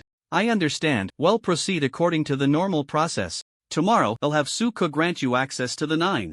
If you need anything, you can browse the materials in the archive room. Our archive room is managed by someone with data-based abilities. If you don't see anyone in the archive room, it means he's datafied and entered the computer. If you need help finding materials, just call him and he will come out. Chi-Chen also revealed a satisfied smile. Indeed, everything depends on human effort. After a meal, both hosts and guests were delighted. Both sides felt they had made a great profit. In the data room of the Supernatural Duty Bureau, bright lights illuminated numerous paper documents, and Chi-Chen sat in front of a computer. He was the only one in the entire data room. According to Suko, this data room manager, who possessed data-based supernatural abilities, often navigated through data to ensure the security of the information. At the same time, the person in charge would undergo regular inspections to prevent contamination by S-level monsters. During this time, whenever he had free time, he would come to the data room to hang out. He understood why Long Country would rather let its citizens unknowingly come into contact with S-level monsters than disclose information. The realm of S-level monsters is an independent space. It can exist in the virtual world and invade the realm of consciousness. Knowing too much makes one more susceptible to contamination. Some special S-level monsters have a probability of possessing similar abilities, such as the connection ability of the centipede woman. Based on the data of S-level and S-level monsters in the data room, along with the SS-level intelligence brought by the centipede woman, the inference that can be made is that within the same city, if contamination reaches a certain level and the monster's realm overlaps with reality to meet the promotion conditions, that monster can be promoted to SS level. To put it simply, the realm of S-level monsters is like a new layer built on the reality, which can influence reality through overlaying but cannot change the reality layer. The realm of S-level monsters is an independent layer, but the original layer is already filled. It either maintains the S-level overlapping state or exists above other spaces. The SS level, on the other hand, continuously distorts and changes the original reality layer to achieve a replacement effect. As intelligent beings, humans can distort and change much more easily than inanimate objects and plants and animals. Chi-Chen propped his chin up with one hand, lightly tapping on the table with the other. Aside from being more solid, the feeling of promotion in the monster realm didn't seem particularly special. In contrast, the strength of monsters at each level of promotion seemed more terrifying. But he always felt like he was overlooking something. What could the realm bring to the monsters? Chi-Chen closed his eyes in meditation. Different keywords flashing in his mind.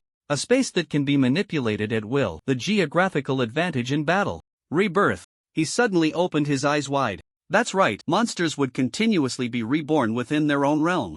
S-level and S-level can destroy the monster realm, but whether the SS level can defeat them is another matter. How to destroy the realm and what consequences would follow remain unknown. Thinking of this, Chi-chan recalled that Sanju had already given birth to an SS-level monster, making him restless. Study.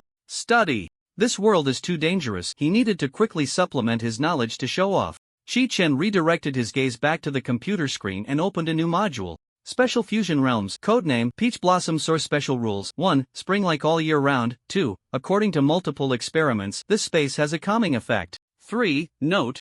There is no other way to enter the Peach Blossom Source except through the mountain path. Verified by opening up the mountain range. Codename Tomb. Special Rules. 1. The entrance has an illusion array effect. 2. The tomb chamber cannot be entered, and approaching it will result in a curse, with no current solution. 3. Note. There are many mechanisms inside the tomb. Attachment Mechanism Data. Codename Ghost Market. Special Rules. 1. Entering and exiting the entrance 7 times at the archway allows entry into the Ghost Market. 2. Inside the Ghost Market, there is an amplification effect on ghosts and monsters, with an average strength increase of half to 1 level. 3. Ghosts and monsters must follow the rules of the Ghost Market attachment. Ghost Market Rules. 4. In the area of Chipon City's second primary school, in a dim environment, there is a probability of entering the Ghost Market. Note. It is currently impossible to determine whether the realization channel of the Ghost Market rules is caused by contract-type supernatural items steal or by contract-type rules. If it is the latter, the Ghost Market would be the first special fusion realm of the contract type that we have discovered. Seeing Chipon City here, I felt an unexpected sense of familiarity.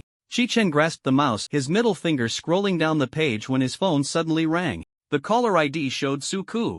Mr. Chi, please come to the main conference room. There is urgent news. Okay, they'll be there right away. After hanging up, Chi-chen exited the data room and took the elevator to the conference room floor. Ding. Chi-chen glanced at the people in the conference room, most of whom were familiar faces from the welcome banquet that day. At Yuan's gesture, Chi-chen sat beside him. One by one, people took their seats. And the meeting began. The reason for this urgent gathering is that Sakura Island has sent out a distress signal to the 5 major countries. Please watch this video. Suka stood on stage, succinctly explaining the situation while controlling the computer to play the video. In the video, a middle-aged man faced the camera, speaking in Sakura Island language. Subtitles in Biriton language appeared at the bottom of the screen. Above that, subtitles in Lon language were added. The gist of the earlier content was that an S-level monster had appeared in a city on Sakura Island. The S-level monster had become a city urban legend, and by the time the Sakura Island government discovered it, many people had already been infected. They immediately isolated the city and attempted to block the spread of the legend. However, the situation did not improve. It is very regrettable that we are unable to handle this monster with our capabilities. Therefore, we announce the abandonment of this city. I apologize for the trouble caused to everyone. After saying this, the man bowed deeply to the camera. After watching the video, Chi-chen could only think one thing. Never have I seen such shamelessness. You call this a distress signal? Not a single word was mentioned about compensation, nor was there a clear request for help. Isn't this a blatant threat? If you don't help me solve it, I won't solve it either. The crowd clearly shared his view, and there was a stir throughout the room. Ha, what a damn joke. To announce abandonment and specifically show it to us, do they think we're fools? Who are they putting on a show for? After everyone had vented their emotions, the director stood up to regain control. Everyone, quiet down, it's not time for discussion yet. Suka paused the video and opened the PPT. The screen displayed a series of intelligence reports, and Suka began to interpret them line by line. According to the intelligence investigation, the top-ranked ability user on Sakura Island has not gone missing. They were still seen in front of the media a couple of days ago. Sakura Island has a penchant for rankings and loves to give exaggerated nicknames. After interpreting all the information, Suka summarized, currently, there is no news proving that Sakura Island is doing everything possible to deal with the monster. It is now time for comments. Please raise your hands to speak in an orderly manner. Soon, someone raised their hand and stood up to say, my suggestion is to ignore them. The reasons are as follows. First, the aftermath of the Xincheng incident has not yet been resolved. Second, Sakura Island has not paid enough to ask for our help. Third, the 5-country conference is approaching, and we have no energy to deal with this. Fourth, anyway, the SS-level monster has already been born, and if something is going to happen, it will likely be on the Sanju side first. As soon as the person finished speaking, they were met with applause, and many others gradually expressed their agreement. I agree. I think so too. Once we open this door, other regions will follow suit. Throughout the process, Yuanha did not express any opinions, simply listening quietly. Once everyone had shared their views, he turned to Chi-chen. This matter requires your involvement, what do you think? Chi-chen also turned to Yuanha, countering with a question. Didn't you already have a plan? It was obvious where Suke's remarks had come from at the beginning of the meeting. He. Yuanha rubbed his stubble, smiling kindly. No wonder you, the golden pupil who helped us so much right after arriving, can see through everything. I don't really like to speculate about others, because I hear directly. However, this time he did not hear Yuan's thoughts. The two simply thought along the same lines. Chi-chen continued to speak the truth. Sakurajima is just lifting a stone to smash its own foot. Yuanha smiled, the wrinkles on his face deepening, clearly in a good mood. This is an opportunity they brought to our doorstep. It would be a shame to miss it. The conversation between the two left everyone else puzzled, except for a certain lady with gold-rimmed glasses and a low bun. She adjusted her glasses and thought to herself, these two foxes. The lady with the low bun didn't give them a chance to continue their riddle and directly revealed the answer. We must go, and not just us. This answer was unexpected, and people in the room began to whisper among themselves. Must go? Not just us? What does that mean? Why? The lady with the low bun crossed her arms, her tone rising. Sakurajima has called for aid from our 5 nations. We are helping them out of humanitarianism, aren't we? Others were puzzled. Wasn't the video filled with threats against them? What did that have to do with asking for help? Just as they were trying to make sense of it, the lattice next sentence cleared their confusion. Sakurajima probably wouldn't want to know the consequences of owing 5 countries their rewards, would they? What the? It can be played like this. Everyone suddenly understood, clenching their fists to suppress their excitement, their eyebrows dancing in unspoken agreement. This was a threat. A blatant threat. They could not only take advantage of a practice opportunity but also reap a substantial reward. Something without a clear price tag is essentially priceless. As for which priceless item would prevail, it depended on whose fist was stronger. Which was stronger, it or the 5 nations? That answer was obvious. Sakurajima's actions this time could be described as tying its own hands and inviting the wolf into the house. With their thoughts aligned, everyone began to add to the parts the lady with the low bun hadn't said. We can totally withdraw if we can't handle it, and we can also gather some information. Right. I just thought we could also conveniently delay the visit from the Bit Buddha Kingdom, giving us more time. With the 5-nation alliance coming up, we were worried about not having an excuse to enter other countries. This is like a pillow being sent when you're sleepy. The cleanup plan discussed by the 5 nations would, of course, not be limited to just their 5 countries but would encompass the whole world. However, the 5 great nations were not fools. They wouldn't work for free. In a moment crucial to human survival, strong-arm tactics could be understood, right? They could easily package this incident as a case study. If you can't handle the monsters, that's fine. To protect the beautiful future of humanity, let us solve it for you. Afterwards, to ensure information could be relayed to us in a timely manner, it would be quite normal for the 5 great nations to send a permanent team, right? And that protection, let's settle the service fee. Thank you. As they imagined this, their gazes towards Chi-chen and Yuanha became somewhat strange. They would have to be careful in the future. They mustn't offend these two, or they wouldn't know how they died. Our Dragon Kingdom is committed to maintaining world peace. We must help with this task from Sakurajima. I express my support out of humanitarianism. Yes, we have a friendly neighborhood relationship with Sakurajima. When our neighbors are in trouble, we must lend a hand. You all said it, what can I say? Soon, the dispatch of personnel to Sakurajima for rescue received unanimous approval from everyone present. With the general direction set, the remaining task was to refine the plan and deploy personnel. They were already familiar with these processes, and soon a preliminary plan took shape. Later, I will communicate with the other 4 countries. Do you want to come? After the meeting, Yuanha stopped Chi-chen. The more he looked at this guy, the more he found him displeasing. But this displeasure wasn't genuine. How could there be such a strong, clear-headed, not bad character, and quick-witted handsome guy? Was this guy born to tell others that they were trash? Chi-chen shook his head. I won't go. Find me if you need me. He had always wanted to join the official ranks to gain more information and opportunities. The level his personal team could access was always lower than that of the national level. Only by experiencing a broader world can he become stronger. Now that the goal has been achieved, he should focus on improving himself. Unnecessary activities can be skipped. Alright, then wait for my good news. Yuanha casually asked, relying entirely on Chi-chen. He might as well go home and farm. In Sakurajima East City, the Shrank superpowers and high-ranking members of the monster cleanup team gathered together. Before the meeting host could speak, someone jumped in. What's going on? You called us here in the middle of the night. A middle-aged man with a pompadour propped his feet on the table, his expression unfriendly. They must have something to discuss. Only a fool would ask such a question. The suited elite across from him spoke disdainfully, pushing up his glasses with the back of his hand. What do you mean by that, you pretentious jerk? If you want a fight, just say it. I'm being direct, and you still can't tell? Are you a single-celled organism? The two Shrank superpowers began to argue, leaving the meeting host at a loss, wanting to say something but too afraid. Here we go again. Boring. Everyone, calm down and let's hear the content first. The last sentence was spoken by a black-haired woman in a red and white shrine maiden outfit, wearing a smile reminiscent of Yamato Nadeshiko. The meeting host cast her a grateful glance. Truly, she was a goddess, so gentle. Go ahead, don't waste time. The suited elite said coldly. Yes. The meeting host stood at attention and began to read aloud. The 5 major countries have jointly expressed their willingness to assist us in dealing with S-rank monsters. Is that true? All of them? When are they coming? A high-ranking member of the monster cleanup team leaned back in his chair. Yes, all 5 countries have agreed. We confirmed the timing with them. They said they would arrive as soon as possible, no later than 3 days. The pompadour man couldn't believe his ears. He fumbled. Huh? Why would they help us? Can the single-celled organism stop talking? You bastard.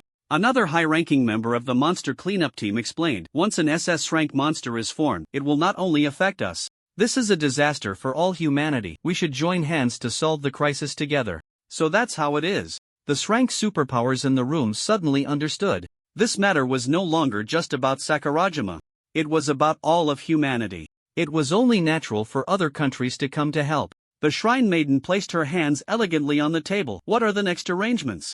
You shouldn't have called us just to announce this good news, right? The high-ranking leader of the monster cleanup team clapped his hands. The Shrine Maiden is truly all-knowing. With the 5 major countries coming to help, we should also show a bit of hospitality. This was said subtly, but everyone present was from Sakurajima, and except for the pompadour man, they quickly understood the meaning. They were to keep close to the people from the other countries under the guise of hospitality, paying attention to the movements of the 5 major countries and gathering intelligence. According to recent information, the 5 major countries had been in frequent contact. The suited elite immediately agreed. I understand. In his view, collecting intelligence was a task that required high IQ talents. And there was no one more suitable than him. With a role model, the others in the room gradually agreed as well. The pompadour man was still confused, looking around for answers. Since everyone has no objections, let's assign personnel. The high-ranking member of the monster cleanup team completed the personnel assignments and bowed solemnly before the meeting adjourned. Please, the future of Sakurajima is in your hands. Having orchestrated the alliance of the 5 countries, Yuanha was in high spirits, humming a little tune and shaking his head. Just thinking about the expression of the head of the Superpower Association from Bitfu Kingdom eating shit made him particularly happy. Hey, you little brat, you still want to compete with me? It's just that you think the Dragon Kingdom is affected by the Xinjiang incident and can't spare the time to host the meeting, wanting to take the lead. Have the cult and terrorist organization from Bitfu Kingdom been dealt with every day? They racked their brains watching the Dragon Kingdom, while their own house was not even clean, just fixated on them. You brat, pretending to be blind, huh? Yuanha called out to a red-haired guy who casually walked past the corner of the stairs. The red-haired guy, feeling guilty, touched his nose. Uncle Yu, I really didn't see anything. Ha! Yuanha sneered inwardly. Now he knows to call him Uncle Yu. Where was that before? Wasn't it just getting beaten up by the 9th seat again? The 9th seat could stand firm, naturally not something a rookie like Hong Fei-hung, who had just been promoted to S-level, could compare to. Yet he always chose to solo against the strong. Last time it was Qi Yunzheng, this time it was Bai Li. It would be a miracle if he didn't lose. Get lost. Hong Fei-hung, who do you think you're fooling? As one of the top members of the first batch of pillars, Hong Fei-hang's growth was rapid. And Yuanha was naturally very satisfied. But ever since he became an S-level ability user, he had become a bit arrogant. One moment he looked down on this teammate, the next he disdained that leader. Yuanha thought it was normal for young people to be unstable, just a matter of maturing over a few years to become the backbone of the nation. But the worst thing is having a reference point. The way Yuanha looked at Hong Fei-hung now was filled with disappointment. Hong Fei-hung admitted that his voice was a bit loud that day, trying to play dead. How dare I? The director had witnessed his growth, and Hong Fei-hung regarded him as both a teacher and a father figure. Yuanha exhaled, looked around to ensure no one was watching, and then pulled Hong Fei-hung aside for a serious talk. I warn you, this time when we go to Sakura Island, behave and listen, don't pull any tricks. Got it. Hong Fei-hung reluctantly agreed, then stubbornly added, if that outsider doesn't operate correctly, I won't listen to him. Yuanha laughed upon hearing this. If you had half of his brains, I'd be grateful. I can't expect you to surpass him. Let's go, don't keep people waiting. The authority of the elder made Hong Fei-hung dare not show off, especially since he had just done something embarrassing not long ago. The two arrived at the helicopter, where the duty team, researchers, and logistics team were already in place. As expected, Yuanha found Chi Chen in the center of the crowd and Bai Li in a corner. Chi Chen was not sitting in the exact center, but others had formed a circle around him. Officially, Bai Li was the overall leader of this operation, but in reality, it was Chi Chen who was in charge. When Chi Chen judged that they could not continue, the entire team had to evacuate Sakura Island immediately. As for Hong Fei-hung, that was just Yuanha trying to make the Dark Knight seat seem more serious, putting on a show. The Dark Knight seat couldn't always have just Chi Chen. It was time to reveal some information to divert attention. After all, the red-haired guy was easy to recognize. Before leaving, Yuanha reminded the team, Sakura Island will probably claim that their strongest ability user is injured to avoid us demanding he join the fight. We don't need to pay too much attention, just maintain cooperation with the other 4 countries. The helicopter took off, carrying a team of dozens away from the Dragon Kingdom to Sakura Island. Being high in the sky didn't mean safety. The duty team took turns on guard. After a long flight of over 10 hours, Chi Chen took out a book to pass the time. Suddenly, someone spoke up in the cramped space of the helicopter. "Long time no see, Chi Dilao, in Xiaobai. I wonder if you still remember me?" Chi Chen turned to look in the direction of the voice and recognized the person at a glance. It was none other than the little brother who had caused a ruckus for love for a month. Chi Chen found it hard to forget. Wasn't this the chubby guy who had broken up with his brother? If he remembered correctly, his ability seemed to be language interpretation, and he had even told him the rules of the ghost market back then. What was he doing here? Long time no see. Xiaobai didn't expect that the big shot he had met once would actually remember him, and he was pleasantly surprised, chattering happily. "Our leader told me that this time I could go out without worry. It turns out it's because Chi Dilao is here." "What?" Chi Chen frowned. He understood every word Xiaobai said, but he couldn't make sense of them when put together. "Ah," Xiaobai slapped his forehead, remembering that the big boss had no idea about his accident-prone nature. Unlike Boss Bai Li, who had saved him several times and was well aware that he was bound to encounter trouble whenever he stepped outside, Boss Chi was completely in the dark. But how should he introduce himself? It felt a bit strange to bring up his accident-prone nature, as if admitting it would mean he had already lost. "I've heard a bit about this guy," Hong Fei-hung said awkwardly, but out of respect for Yuan's advice, he began to explain to Chi Chen. "He seems to frequently encounter unexpected accidents, but somehow, there are always strong individuals passing by who conveniently save him. He's somewhat well known in our class ability user circle. Not to mention others." Hong Fei-hung recalled that he had saved Xiaobai 2 or 3 times in a row. After hearing the explanation, Chi Chen felt even more confused. "Was Director Yu trying to set them up? They didn't have any deep-seated grudges, then why do you want to go out?" Although his question was essentially the same as a direct statement, Xiaobai was already used to being asked. He scratched his forehead with his fingers and awkwardly smiled. "If I don't go out, I might accidentally step into a monster's territory one day when I open my door." He had been keeping an eye on the movements of each big boss. Boss Chi was still in the hospital, while Boss Chi Chen hadn't left his place in Jidu. Xiaobai didn't dare gamble on whether his accident-prone nature could summon a powerful savior across countries. Seeing the strange expressions on the others' faces, as if they had a lot to say, Xiaobai quickly added, wanting to dispel their concerns. "Don't worry, even if something happens, there are basic laws to follow. It's just that the probability is amplified. Things that don't exist won't just appear out of nowhere. And there's no need for monsters that can't pose a life threat to me to show up. With so many strong individuals around, unless an SS-class monster from Sanju comes over, how could anything go wrong?" After saying this, he looked at everyone, seeking their agreement. Others, "Shut your crow's mouth. Stop jinxing things." It turned out that Xiaobai's summarized rule was quite accurate. They encountered no unexpected situations during their flight and smoothly arrived at the airspace above the waters surrounding Sakura Island. The pilot had contacted Sakura Island in advance, and according to instructions, they landed at the designated spot. Chi Chen gazed down at Sakura Island. This was his first time going abroad. Besides the 5 major countries, Sakura Island and Sanju, relying on their population advantage, had nurtured quite a few powerful ability users, qualifying them as one of the strong nations. Previously, Sanju had been trying to join the 5 major countries, but all their applications had been rejected. The reason was that, like Sakura Island, they had no S-class ability users. The so-called strongest ability user in Sakura Island was merely close to S-class. This was also one of the reasons why Sakura Island decisively gave up resistance. After landing, the cabin door opened. And led by Bai Li, everyone began to disembark from the helicopter one after another. The reception staff from Sakura Island had been waiting at the airport.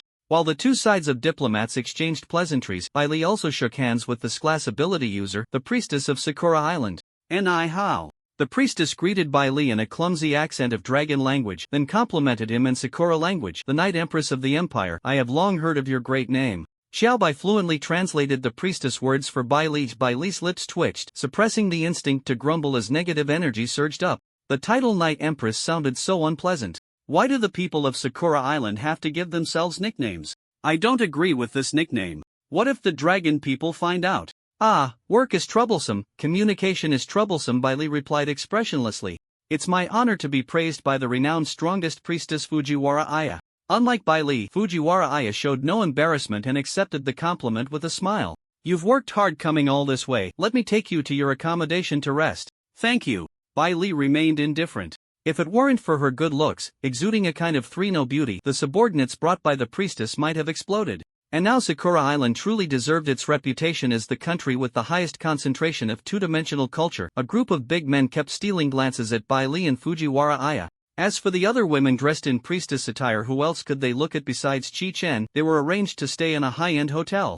Bai Li had a room to himself, while Chi Chen and Hong Fei-hong were placed in the same suite. Hong Fei-hong dropped his backpack, and the female staff from Sakurajima outside were chattering about something, making quite a noise. He's really handsome. Although he doesn't look very gentle, he's cool and very attractive. The cold ones are more reliable.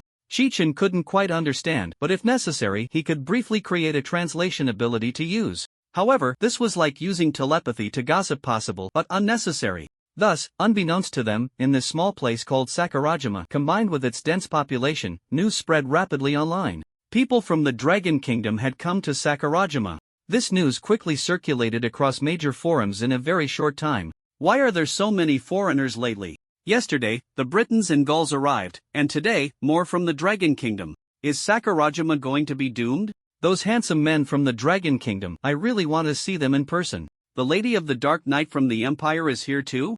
I'm her fan. She's really beautiful. Why do you like the Dark Knight Lady? Isn't the priestess more gentle? It's different. The priestess and the Dark Knight Lady have two different styles, lol. I want to go out for a walk.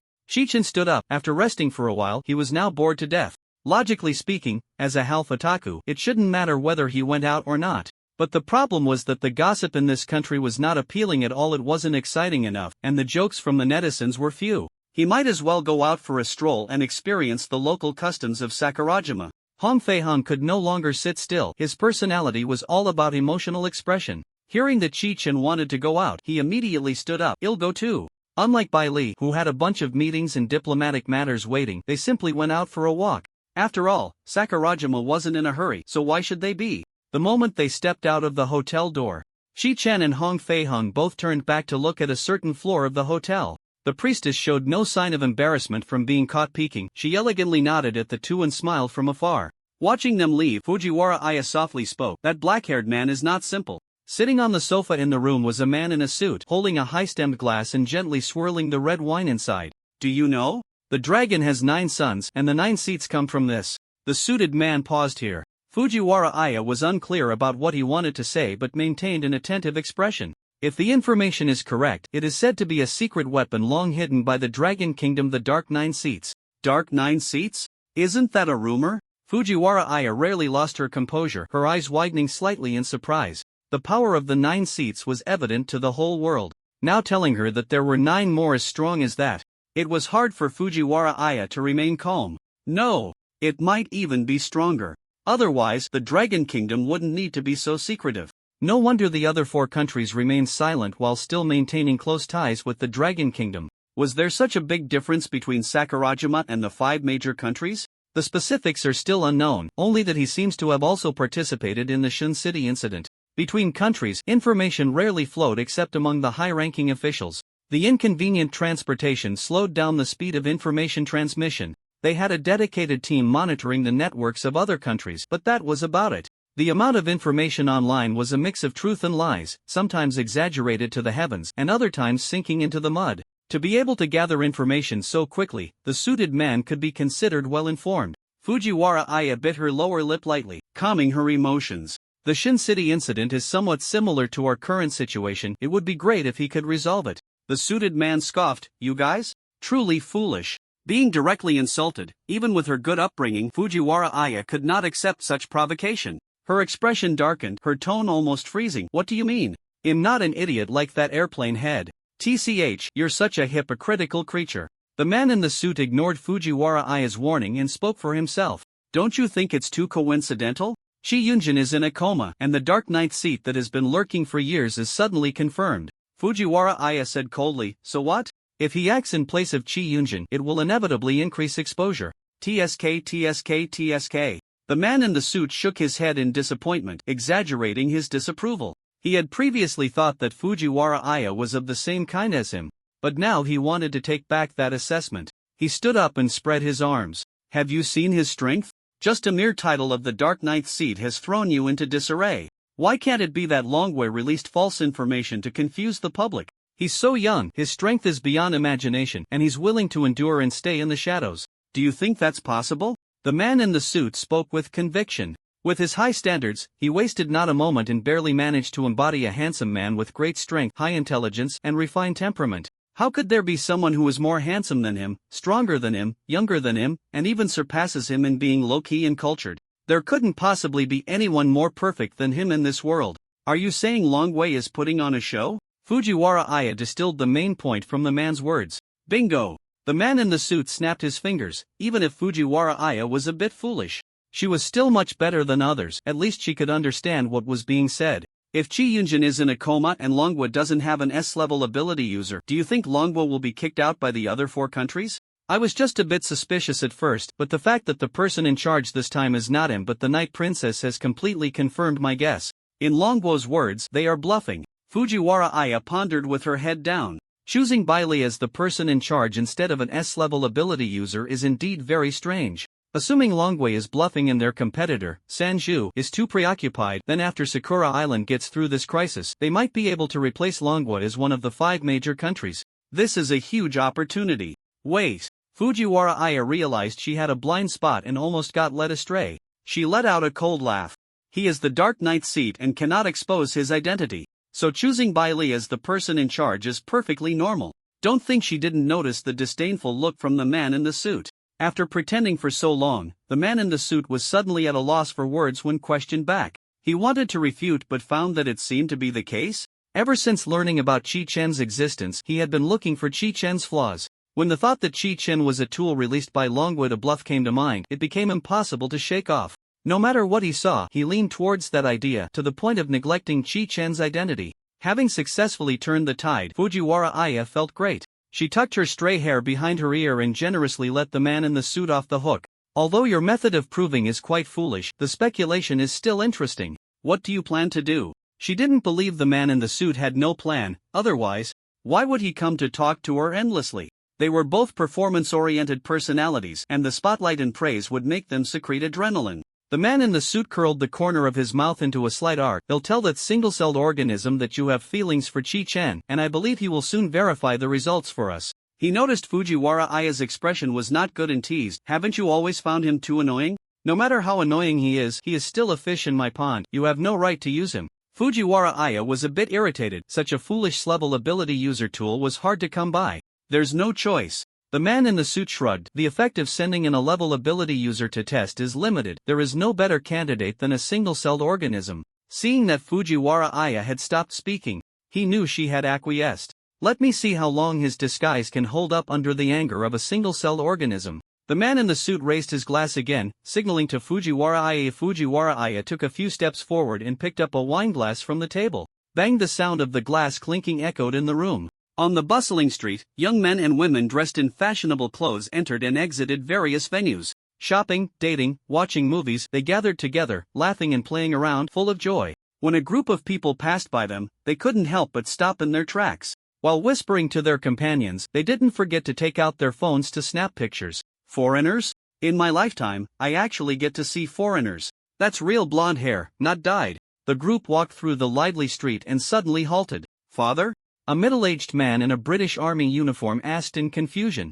The person he referred to as father had the typical features of a Brit: blonde hair, blue eyes, and fair skin with a hint of redness. Dressed in clerical attire, with a cross around his neck and a Bible in hand, the priest was nearing middle age, his hairline receding like many other Brits. The middle-aged man in uniform received no response. Seeing the priest gazing intently ahead, he looked in that direction as well. Ahead was a crowd surrounding two young men. The crowd held baseball bats and nail sticks, led by a middle-aged man with a pompadour hairstyle. Among the two young men, one had a few strands of red hair that looked like burning flames, distinct from ordinary highlights. A powerful ability manifested in appearance. This red-haired individual was definitely not simple. As the middle-aged man thought this, he became unsettled upon seeing the man next to the redhead. Compared to the striking feature of the red hair, the other man seemed rather ordinary.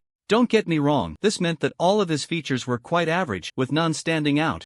Everything was maxed out, so of course, it was very average. The unremarkable handsomeness and the unremarkable powerful aura effortlessly drew the attention of everyone present. He spoke softly, uttering a single sentence. The middle-aged man couldn't understand, but a translator stepped forward to clarify for them. What do you want with me? In Chi-Chen's more than 10 years of experience, he had never encountered a small-time thug looking for trouble. Therefore, Chi-Chen decided to hold off on judging by appearances and inquire about the other party's intentions before making any plans. In response to Chi-Chen's question, the pompadour man stared at him in shock, speechless. The pompadour man's lackeys also tightened their expressions, burying their heads in sorrow. If you have something to say, just say it, why drag it out?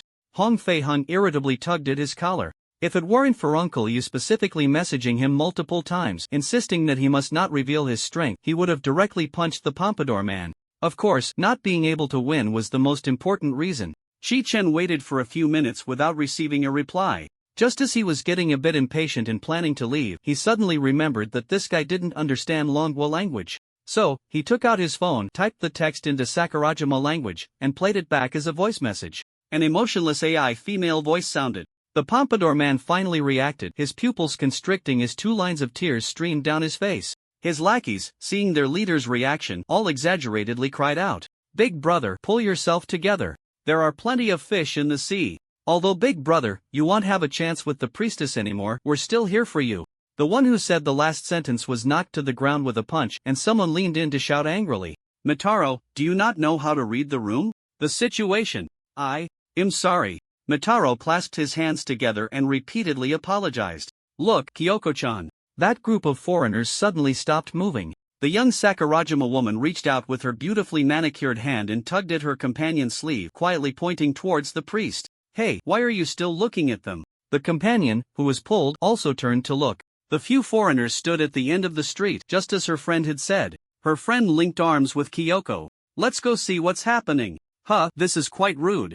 Come on, aren't you curious about what's happening?" Despite the words, Kyoko was gently nudged by her companion and followed along, her steps unceasing as they headed toward the end of the street. If the people of Sakurajima didn't have a habit of gathering to watch, there wouldn't be so many background panels in manga. The conversations of others were quite similar to that of Kyoko and her companion. Unbeknownst to them, a large crowd began to gather, moving toward the end of the street. Those unaware of the truth saw a group heading that way and followed suit. When the first batch of onlookers reached the end of the street and saw what was happening, someone exclaimed immediately, "What a handsome man!" "Oh no! It's the second-ranked delinquent king!" The people behind, unable to see what was happening in front, heard the shout of Delinquent King and joined in. "Delinquent King! Delinquent King!" The crowd's cheers roused the pompadour, who clutched his head in pain and knelt on the ground, crying out, "I lost, completely defeated. Fujiwara-san, I can't give you happiness." The enthusiastic crowd fell silent in an instant, their mouths agape in disbelief. The weight of those 2 sentences was so heavy that they forgot to even say it. After a long while, their stunned brains finally began to process the shock. "I can't believe the delinquent king actually lost. Who is that handsome man? Is Fujiwara-san the shrine maiden? I remember now, they say a very handsome man from the Dragon Kingdom came to Sakurajima. Could it be him? Is this for real? The second-ranked delinquent king lost to someone who isn't even in the top 9? Is Sakurajima really that pathetic?" Chi-Chen rubbed his forehead, feeling utterly helpless at the sight of the kneeling pompadour. There was no need for such formalities among strangers. "How could I ignore you like this? So what happened?" Chi-Chen synthesized a voice using software and played it. Before the pompadour could speak, the surrounding lackeys began to accuse him. "You took away the shrine maiden, and you don't allow our big brother to be sad? Don't you feel even a little guilty?" "Our big brother loves the shrine maiden with all his heart." The onlookers gasped. Their goddess was about to be taken away. This was big news. Despicable Dragon Kingdom people using the beauty trap. Just as Chi-Chen was feeling confused, Mingtai stood up. "Everyone calm down, he doesn't understand. The excited lackeys suddenly fell silent. They didn't understand the dragon language either. In that moment, the atmosphere became somewhat awkward. A person squeezed out from the crowd, sweating profusely, bowing and nodding. "Delinquent king, why didn't you bring me along?" Before he could finish, he was pulled back by the lackeys. This translator arrived just in time. Amidst the barking of the lackeys, the translator struggled to analyze the content. What? The shrine maiden was taken away by this Dragon Kingdom person. He clutched his heart, nearly gasping for breath. Qi Chen and Hong Fei-hong watched the farce with indifference. The excitement was all theirs, we had nothing. Suddenly, the delinquent king sprang up, his eyes glistening with tears, staring intently at Qi Chen. "For Miss Fujiwara Aya, let's have a duel between men. Prove to me that you can take care of her." The translator felt a pang in his heart, truly empathizing with the sentiment. The shrine maiden, is she really going to leave Sakurajima? He quickly translated the content, filled with emotion but lacking in technique. Qi Chen and Hong Fei-hong frowned as they listened for a long time, finally understanding what was being said. The more Hong Fei-hong listened, the more his mouth twitched. Wasn't this guy always with him? Where did he go to flirt with the shrine maiden? Qi Chen was also confused. This was different from the patterns he had seen before. In high school, he often encountered situations like this, but those boys would ultimately say, "Good bro, we'll go back and tell that girl not to dream." "Sorry, can I ask why?" Qi Chen reflected sincerely, unable to find anything different from before. The two of them had barely exchanged a few words. So how did Fujiwara Aya quickly come to entrust herself to him? He thought back and forth, unable to find any behavior of his that could have led to such a misunderstanding. As soon as he said this, the translator once again clutched his chest. He felt the pain of 1,000 arrows piercing his heart. Lord Fujiwara Aya was actually in unrequited love. The translator, with tears streaming down his face, conveyed the content to the delinquent king, while the onlookers all perked up their ears to eavesdrop. "Oh my gosh! Lady Priestess boo-hoo, how could this be?" After hearing this, the delinquent king flew into a rage, clenching his fists. Seeing this, his underlings rushed to hold on to his limbs, trying to calm him down. Even if Miss Fujiwara Aya truly loves someone, you can't insult her feelings like this. Didn't you feel her overwhelming and passionate love at all? Miss Fujiwara Aya specifically came to the airport to welcome you. That pretentious suit guy told me all about it. The delinquent king shouted hoarsely, the veins on his temples bulging. How tragic. Everyone in the audience heard these shouts, and they wept for the goddess humility, all casting reproachful glances at Qi Chen. No way. Qi Chen's dead fish eyes showed that he was numb. He once thought that this guy with the airplane head was here to perform for him, only to discover through mental resonance that the other party truly believed this. Moreover, the guy with the airplane head was also internally sympathizing with Fujiwara Aya for the things she had done for him, proving that it was indeed true. How strange. Before coming to Sakurajima, he didn't even know who Fujiwara Aya was. Unless Fujiwara Aya was a face control type, this didn't make sense. The case was solved. It turned out there had been contact before. Hong Fei-hong raised an eyebrow, his irritated mood turning into curiosity. And he was in no hurry to leave. The essence of people is to gossip, especially when the gossip is about someone they know. He leisurely waited for Qi Chen's reaction. Qi Chen's expression remained unchanged. This matter was not difficult to resolve. However, he had never liked to be at a disadvantage, and some things had to be clarified. To clarify, I hadn't met her before today, so I couldn't possibly like her. The long-sought-after crush being evaluated like this made the guy with the airplane head grit his teeth. Bastard, you're saying? But upon hearing Qi Chen's next sentence, he reluctantly closed his mouth. It's not that she's not good enough, but one of my criteria for a partner is that she should not be inferior to me in appearance. In the end, Qi Chen still left some dignity for the unfortunate Fujiwara Aya. Having his feelings exposed by the guy with the airplane head in public was truly mortifying, especially since Fujiwara Aya seemed to be a well-known figure. It was a double tragedy. This guy with the airplane head had no regard for face, nor did he consider whether others wanted to save face. Is my request too much? The translator diligently translated, his brain a chaotic mess, reduced to instinct. His soul was almost about to float out of his mouth. Without the translator's embellishment, Qi Chen's meaning was conveyed directly to the surrounding people. The onlookers all fell silent. Initially, they felt that this guy was somewhat ungrateful. If he didn't choose the lady priestess, who else could he possibly want? But after being questioned by him, they couldn't help but ponder. Was it too much?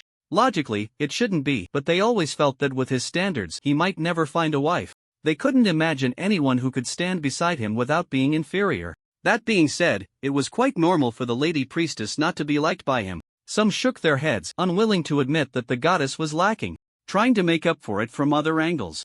No, although the lady priestess isn't that good looking, she is very gentle and capable. Exactly, appearance isn't important, the Lady Priestess is powerful. As long as you can get by in life, it's fine. The Lady Priestess has a gentle personality, like a Yamato Nadeshiko. Do you want to listen to what you're saying? A pretty little girl is being described as if she's unsightly, and Chi-Chen felt completely out of place. The guy with the airplane head was equally shocked by Chi-Chen's words. He transformed into a master of reciting poetry, frantically going after stammering for a long time. He still couldn't find a point to refute, and finally scratched his head in confusion. Your request isn't unreasonable, so do I have a chance now? Chi-Chen nodded, outwardly affirming his words, but inwardly he thought, where would this fool find a chance? You let her suffer such social death.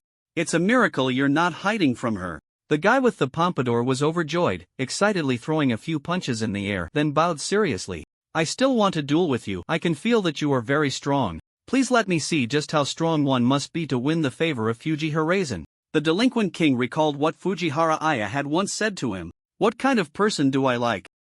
A gentleman who can provide a sense of security. For me, looks and family background don't matter. The delinquent king was very confident. He was sure he could surpass Chi-Chen in gentleness. The only thing he hadn't experienced was strength. Completely hearing the delinquent king's heartfelt words, Chi-Chen didn't know what to say. Brother, that's definitely a lie. If it were true, you wouldn't be here causing me trouble. You should know, he had only met Fujihara Aya once. Whether he had ulterior motives or was just attracted to her looks, it was definitely unrelated to gentleness or strength. I refuse. Chi-Chen rejected him without hesitation. A contest where the risks and rewards are not proportional? He would have to be a fool to do that. His true strength was at S rank, and so was this pompadour guy. The pompadour guy didn't even feel murderous when his goddess was taken away, so a spar was even less likely. If he accidentally messed up, all the effort he had put in would be wasted. Even if there was only a 1 in 10,000 chance of failure, he had no reason to take that risk. The reward was too low. Why? The delinquent king pressed for answers, looking directly at Chi-Chen, trying to make him see his determination. Then, he met a pair of cold, azure gold eyes. Killing intent. Such strong killing intent. However, as the second-ranked delinquent king, he was not to be underestimated. Sakurajima's strength was formidable. Aura, let me see your strength. The endless hell. Countless evil spirits crawled up from the ground, the surrounding ground covered by the ability field. A volcano erupted, lava flowing in deep ravines. The sky darkened, thunder roared, and bolts of lightning struck down. The sky and ground were completely covered by the field, endless killing intent brewing within. This was a fully formed ability field. This guy was an S-ranked ability user. Too powerful. At this moment, the pompadour guy felt unprecedented pressure. His body was torn apart by evil spirits, melted by lava, pierced by lightning. It felt like dying and resurrecting in endless killing intent, repeating this process. Helpless. A power he could not resist at all. Fuji Horizon, will I really be able to win your favor in this lifetime? No. Imagining things is a sickness. It needs to be cured. Even if you subconsciously know that pursuing the goddess is hopeless, you don't need to imagine yourself being tortured to death. Chi-Chen watched the pompadour guy, who was lost in thought, battling wits with the air. Just as he was about to say something, he swallowed it back and sighed deeply. He hadn't done anything yet. He just wanted to add some special effects for himself to impress his opponent. This pompadour guy didn't know what was going on. He hadn't said anything, yet he was already imagining things. If this were a monster, Chi-Chen could harvest a bunch of ability fields. He knew the truth of the situation, but the people around him did not. They only saw Chi-Chen closing his eyes and then opening them, the color of his pupils changing instantly. Then the delinquent king was completely frozen in place, unable to regain his senses for a long time. What else could it be? It must be that man with the azure gold eyes who was pulling the strings. Hiss! A rare illusion-type ability user. Despicable Dragon Kingdom people. Refusing on the surface, yet secretly launching a sneak attack. If it were a fair fight, the delinquent king would definitely not lose. But they didn't dare to speak. The delinquent king was under control, and anyone who spoke carelessly would only bring death upon themselves. The priest, who had been watching the movements over here, narrowed his eyes slightly. His kindly face gradually turned serious. This young man is very strong. He couldn't perceive when the young man made his move, completely devoid of any psychic energy fluctuations. The Dark Nine of the Dragon Kingdom. If all of them possessed such a level of strength. The priest scanned Hong Fei Hong with a probing gaze. This red-haired one had been acting alone with the golden-eyed individual. Under scrutiny, Hong Fei Hong was also shocked as he looked towards Chi-Chen. As far as he knew, Chi-Chen was a light-type psychic, so how had he turned into an illusion type? The joys and sorrows of humanity do not resonate with one another. Chi-Chen only felt their noise as a disturbance. The little brothers of the Bad King. Seeing Chi Chen's eyes return to a light brown, timidly flocked around the Bad King. "Big brother, wake up. It's over, big brother, please wake up. You must pull yourself together, think of Lady Shaman." Some of the little brothers pinched his acupoints, others slapped his face vigorously, and some even took off their shoes and placed them under the Bad King's nose. It was evident that the Bad King had a good relationship with them. What a stench! How many years of ancestral shoes was that? Chi Chen and Hong Fei Hun stepped back several paces to avoid the chemical weapon. Physical attacks were far inferior to magical ones. The Bad King, after being slapped several times with no response, immediately woke up upon catching a whiff of the stinky shoes. In his dazed state, his first reaction was to kick the shoes away and vomit on the spot. This showed the lethal power of those stinky shoes. No one could withstand it. The little brothers sighed in relief as their big brother finally woke up. The Bad King continued to vomit, trembling as he raised his hand, his lips moving. "Big brother, what do you want to say?" One little brother leaned in closer. "The duel is over, you were despicably." The word slipped out inadvertently, and the little brother instinctively shrank his neck. Then he remembered that Chi Chen couldn't understand, and hurriedly waved to the translator. The translator understood and quietly made an okay gesture. Both of their actions were captured by Chi Chen's eyes. He just couldn't understand, not that he was foolish, these two had definitely spoken ill of him. "No need to say anything, I know." The crew cut waved his hand, regaining his composure, and said fiercely, "What I care about more is whose stinky shoes they are." As soon as he finished speaking, the little brother who had leaned in began to quietly back away. The crew cut noticed he was only wearing socks and, even if he was foolish, he understood. "Time, yeah." The crew cut shoved his hand in his pocket and grabbed the back of the kid's collar. "I lost." He turned to Chi Chen and said, "I've died a million times in your illusion, I am no match for you now. Just wait, one day I will surpass you." After saying that, he turned to the onlookers. "Hey, you guys! This guy refused to face me Hedon for your sake. Although it's frustrating, this kid can easily defeat me. Did you understand?" The Bad King's words made the onlookers' expressions shift from resentment to complexity as they looked at Chi Chen. It turned out he was trying to avoid involving them, and yet they were still cursing each other in their hearts.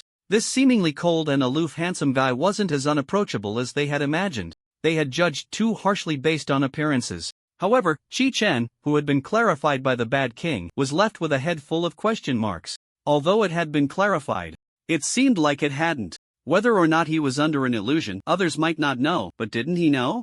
After handling the matter, Bai Li left the headquarters of the monster cleanup team with the logistics personnel.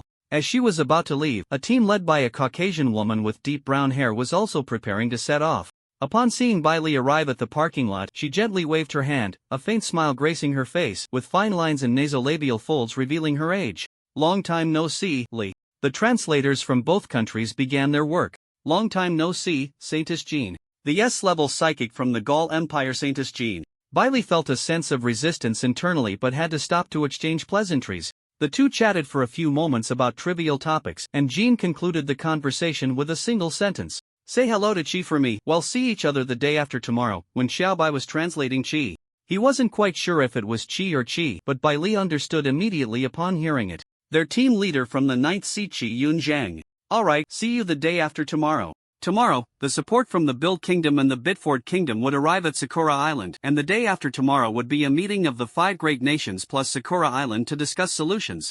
Jean watched Bai Li leave. The female official beside her immediately spoke up. "Saintess, the intelligence department has sent news. The Dark Knight seat of the Dragon Kingdom clashed with the Bad King of Sakura Island, and the Dragon Kingdom won decisively." Jean had heard of the Bad King's name. His strength was among the upper tier of class ability users. To achieve a complete victory over him, the Dark Knight seat of the Dragon Kingdom must have revealed some information. She tilted her head and asked, "How strong is that Dark Knight seat?" "Very strong. He is an illusion-type ability user." The Bad King was controlled just by a glance into his eyes. An S-class ability user. After hearing this, Jean was lost in thought for a few seconds before saying, "Is there any other information?" This answer was surprising yet not surprising. If the Dragon Kingdom didn't have some strength, how could they organize them to come to Sakura Island? Besides using the Sakura Island incident to train their skills, they likely also had intentions of demonstrating their power. The previous probing by various countries must have left the Dragon Kingdom quite dissatisfied. There is also a suspected Dark Knight seat. His characteristic is a few strands of red hair. Red hair. Jean's fingers rested on her chin, her expression thoughtful. Is it an ability related to flames? Just thinking about it is useless. Let's see if the Sakura Island incident can provoke them into action. Jean opened the car door. "Let's go." Knock, knock. Not the door was knocked violently, and the suited man raised an eyebrow at Fujiwara Aya upon hearing the sound. It seems the single-celled organism has already acted. Come in with permission from the person inside. The one knocking at the door quickly pushed it open. The door was slammed against the wall with a loud bang, causing Fujiwara Aya and the suited man to frown. It was simply too ungraceful. Fujiwara Aya shot him a sidelong glance. Your people are too rude. The suited man was at a loss for words but quickly noticed that the person who entered was wearing a shrine maiden outfit. Don't get it wrong, it's your people who are uncouth. Fujiwara Aya's expression was somewhat awkward, but she maintained her image in front of her subordinates. As long as her true identity wasn't discovered, everyone was her audience. She stood up and handed the shrine maiden a handkerchief, asking with concern, what major event has happened? You look so flustered. I'm sorry. The shrine maiden realized her own disarray, tucked her sleeves, and straightened her appearance, lowering her head in shame. Lord Fujiwara is so gentle. Even if her appearance doesn't meet the standard, she should at least try to pursue a relationship before making a decision. The appearance association is really too annoying. Do you have something to say? The suited man interrupted them, getting straight to the point. He was eager to hear good news, which made him a bit flustered. The shrine maiden was at a loss for words, recalling what the bad king had said in the video. It turned out that Lord Fujiwara sought the young master to express her unrequited love, and they, her subordinates, were too useless to relieve her worries. The bad king went to trouble Lord Chichen and then made it known all over Sakura Island that Lord Fujiwara has a crush on Lord Chichen. Ha! Fujiwara Aya's expression stiffened and she made an ungraceful sound. What did you say? Ah, yes. The shrine maiden's gaze darted around, struggling with how to convey that Lord Fujiwara had been rejected. She repeated her earlier words slowly, then closed her eyes and steeled her heart. Lord Chichen's reply is that he likes people whose appearance is not inferior to his own. Thank you for your kindness. Fujiwara Aya completely froze, her body stiff as a statue. What a joke, a man actually rejected her. Is there a woman in this world more perfect than her? In terms of strength, she only loses to the Night Princess and Saintess Jean. And that Night Princess, with her lack of femininity, can she communicate as well as she does? That old woman, Saint Jean, with her age showing, isn't even as good looking as her. What do the other women have to compare with her? Oh, he said he wanted someone whose looks were not inferior to his, so that's settled. Under the smiling mask of Fujiwara Aya, there was a surge of murderous intent. Oh ho ho, he better stay single for life. Isn't that beside the point? Who won? The man in the suit, detached from the matter, focused only on what he wanted to know. Fujiwara Aya shot him a cold glance, her gentle tone and gaze creating a stark contrast. That is the point. What are people saying online? How many know about it? The priestess hesitated for a moment before choosing to obey her superior. This matter is still trending on Sakurajima. Probably everyone on the island knows about it. Everyone feels sorry for you. Thinking that Lord Chichen's rejection based solely on looks is a bit excessive. After she finished answering, she was surprised to see Lord Fujiwara take out his phone, scrolling through the screen in a manner that resembled browsing social media. But didn't Lord Fujiwara not use social media? Even her account was managed by them. Perhaps he was looking at official documents. One must keep scrolling even when reviewing materials. Lord Fujiwara, rejected yet still working, looked so sad. He must be feeling quite hurt inside. It was truly heartbreaking. While working, Fujiwara Aya scrolled through social media, her face pale. Her perfect image was ruined in an instant. Although she could clarify the matter by saying it was a misunderstanding by the unruly king, rumors are not something that can be easily clarified. Moreover, she was clarifying after Chichen's rejection, and no matter how she clarified, it would seem like a stubborn denial. Fujiwara Aya bit her finger, extremely frustrated. That group of otaku must think she is vain, only liking the strong. And the jealous ugly women would surely mock her for this. How infuriating. The man in the suit waited a long time without a reply, so he picked up his phone to scroll as well. He inwardly cursed his unreliable subordinate. He had specifically instructed them to notify him immediately.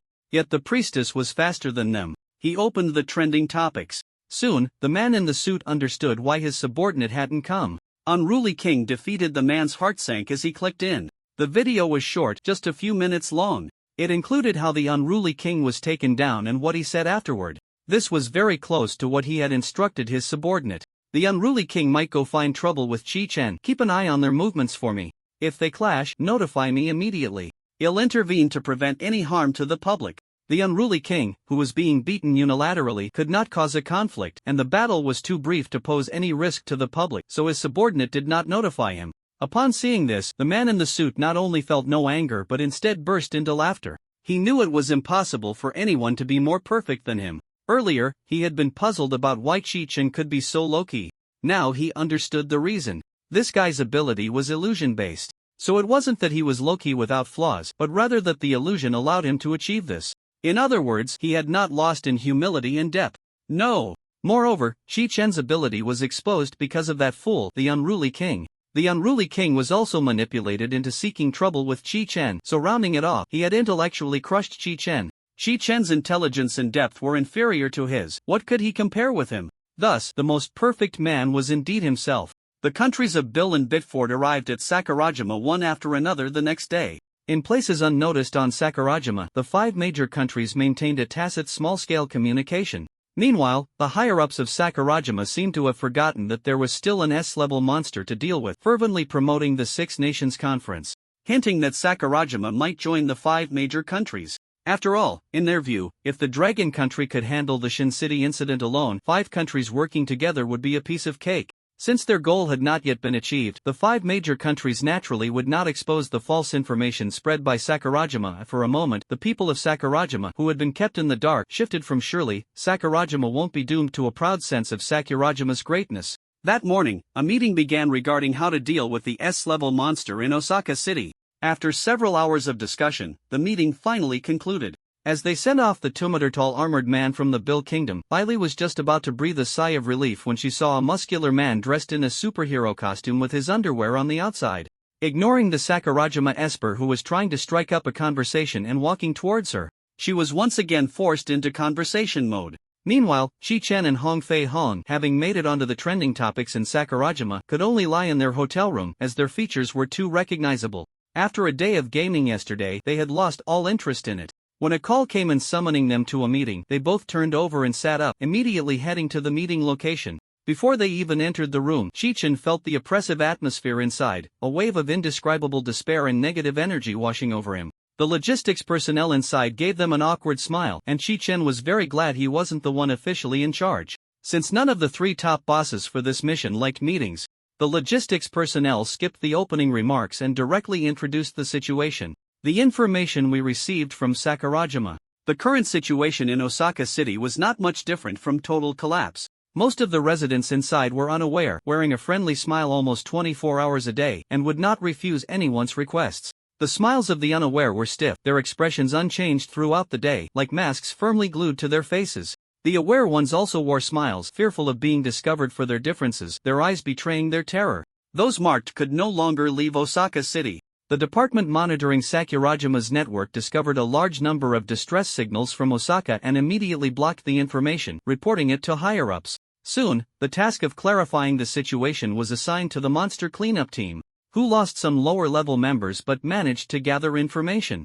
They determined it was an S-level monster, and the cleanup team quickly convened all S-level espers from Sakurajima for discussion. What transpired in between is unknown, but after several days of discussion, they chose to abandon the task and attempt to shift the responsibility to the 5 major nations. This meant that the information they currently had was at least a week old. In a certain boarding school in Osaka City, bright sunlight streamed through the glass windows onto the floor, making it a perfect day to go out. The people inside seemed to be scorched by the sunlight, slightly retracting their feet.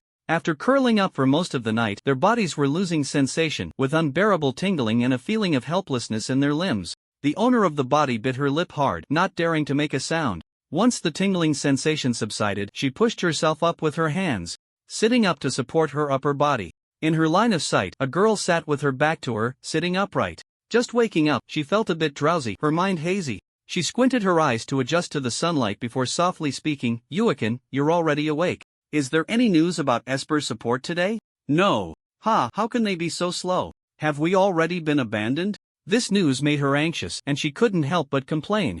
"Yumi, that's not a very friendly way to speak, it will make the espers very sad." Hearing Yui say this, Yuma's pupils suddenly constricted, her hands instinctively gripping her skirt tighter, her body unconsciously leaning towards the door. Facing the blinding sunlight, Yumi felt as if she had fallen into an ice cave, her back and fingertips growing cold, breaking out in a cold sweat. The entire space was so silent that one could hear a pin drop. She suddenly held her breath, yet couldn't hear the other person, Yui, breathing. Sweat trickled down her cheek, dripping onto the back of her hand, and Yumi forced a smile, her tone gentle and soothing. That's true." Fear filled Yuma's eyes, her voice trembling slightly. "What you said makes me a bit sad.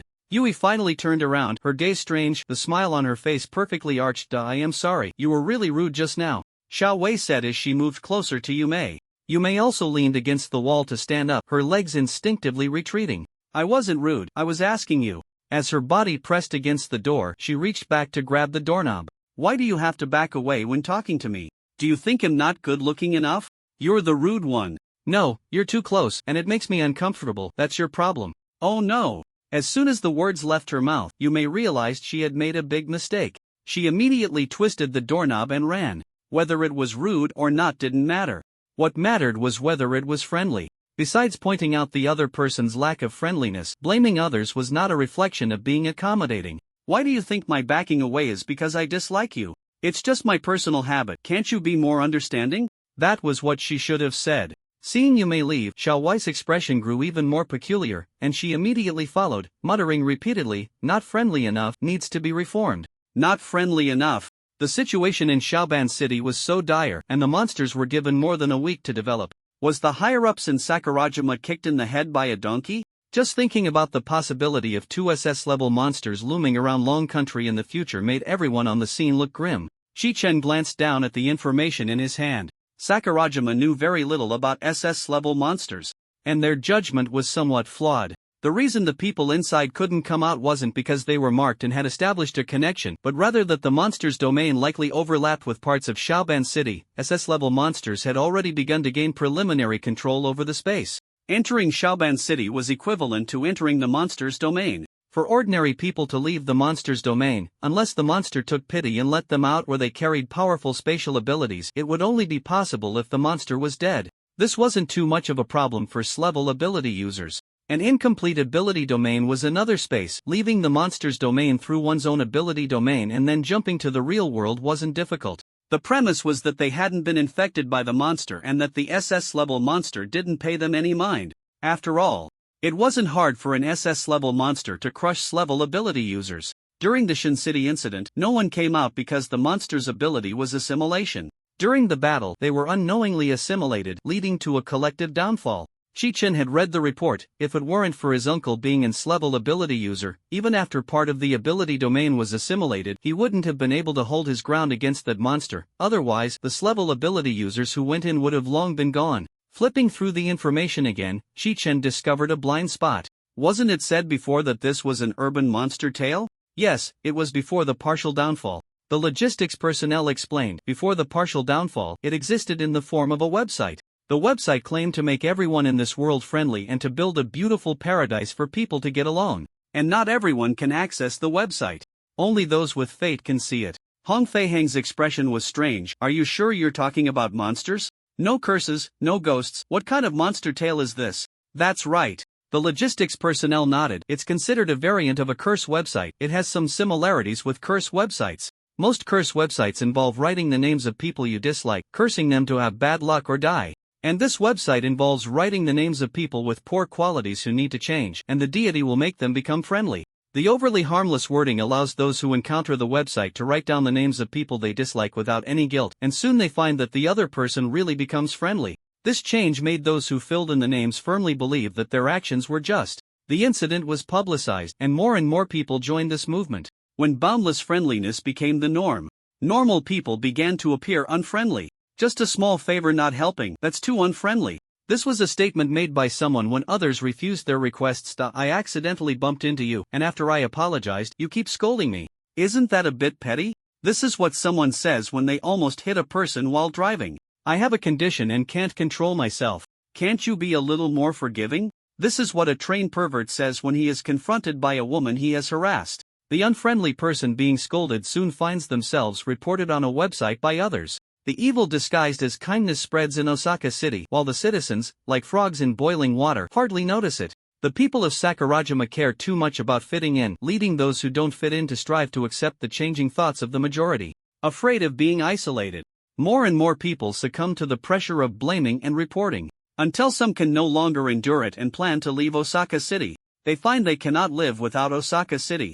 After that, their pleas for help on the website are discovered by the Sakurajima government. Suddenly becoming friendly, this is already within the scope of supernatural incidents. Why not report it to the monster cleanup team? Hong Fei Hong couldn't understand. With so many people in the world, the awakened supernatural abilities are all kinds of strange. He remembers there's even a supernatural ability named after Cinderella in foreign lands. This ability manifests as the wealthier a man or woman is, the more likely they are to fall in love with the possessor of this ability. When this ability was announced, many wealthy businessmen and women secretly rushed to the Enforcement Bureau to check if they had been affected. Compared to Longbo's attitude of better to believe than not, the Sakurajima people's complete indifference is quite strange. It's very normal. Baile's right cheek was resting on the table and felt a bit numb, so she lifted her head to rest her left cheek instead. From the perspective of ordinary people, since no one has died or gone missing, it's not a monster incident, and that's enough.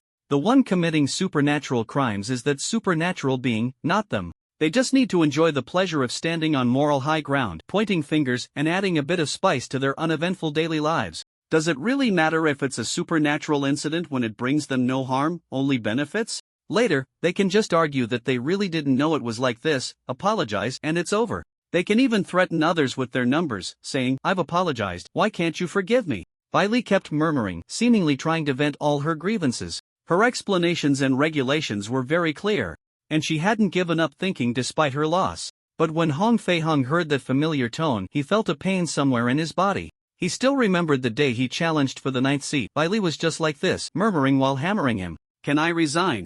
Why does the 9th seat have to accept the challenge? Why is it disrespectful to others to fight while sitting? Clearly, I can manipulate energy without standing up." Hong Fei-hung admitted that he had raised his voice a bit when he told Baile to stand up and fight him, and he didn't need to go all out to beat him to death. Although he could be a bit reckless, he was never stubborn. If he couldn't win, he would remember it and wait until he could before confronting them. Baile vented her emotions, and he wisely didn't interrupt. Once she finished, the logistics personnel brought the topic back on track. Today, the meeting decided to send someone from Sakurajima to scout ahead, while our technical staff will follow up. Tomorrow, support from various countries will arrive on site to understand the situation. Director, you said the news from the other 4 countries is that the plan will be temporarily followed up.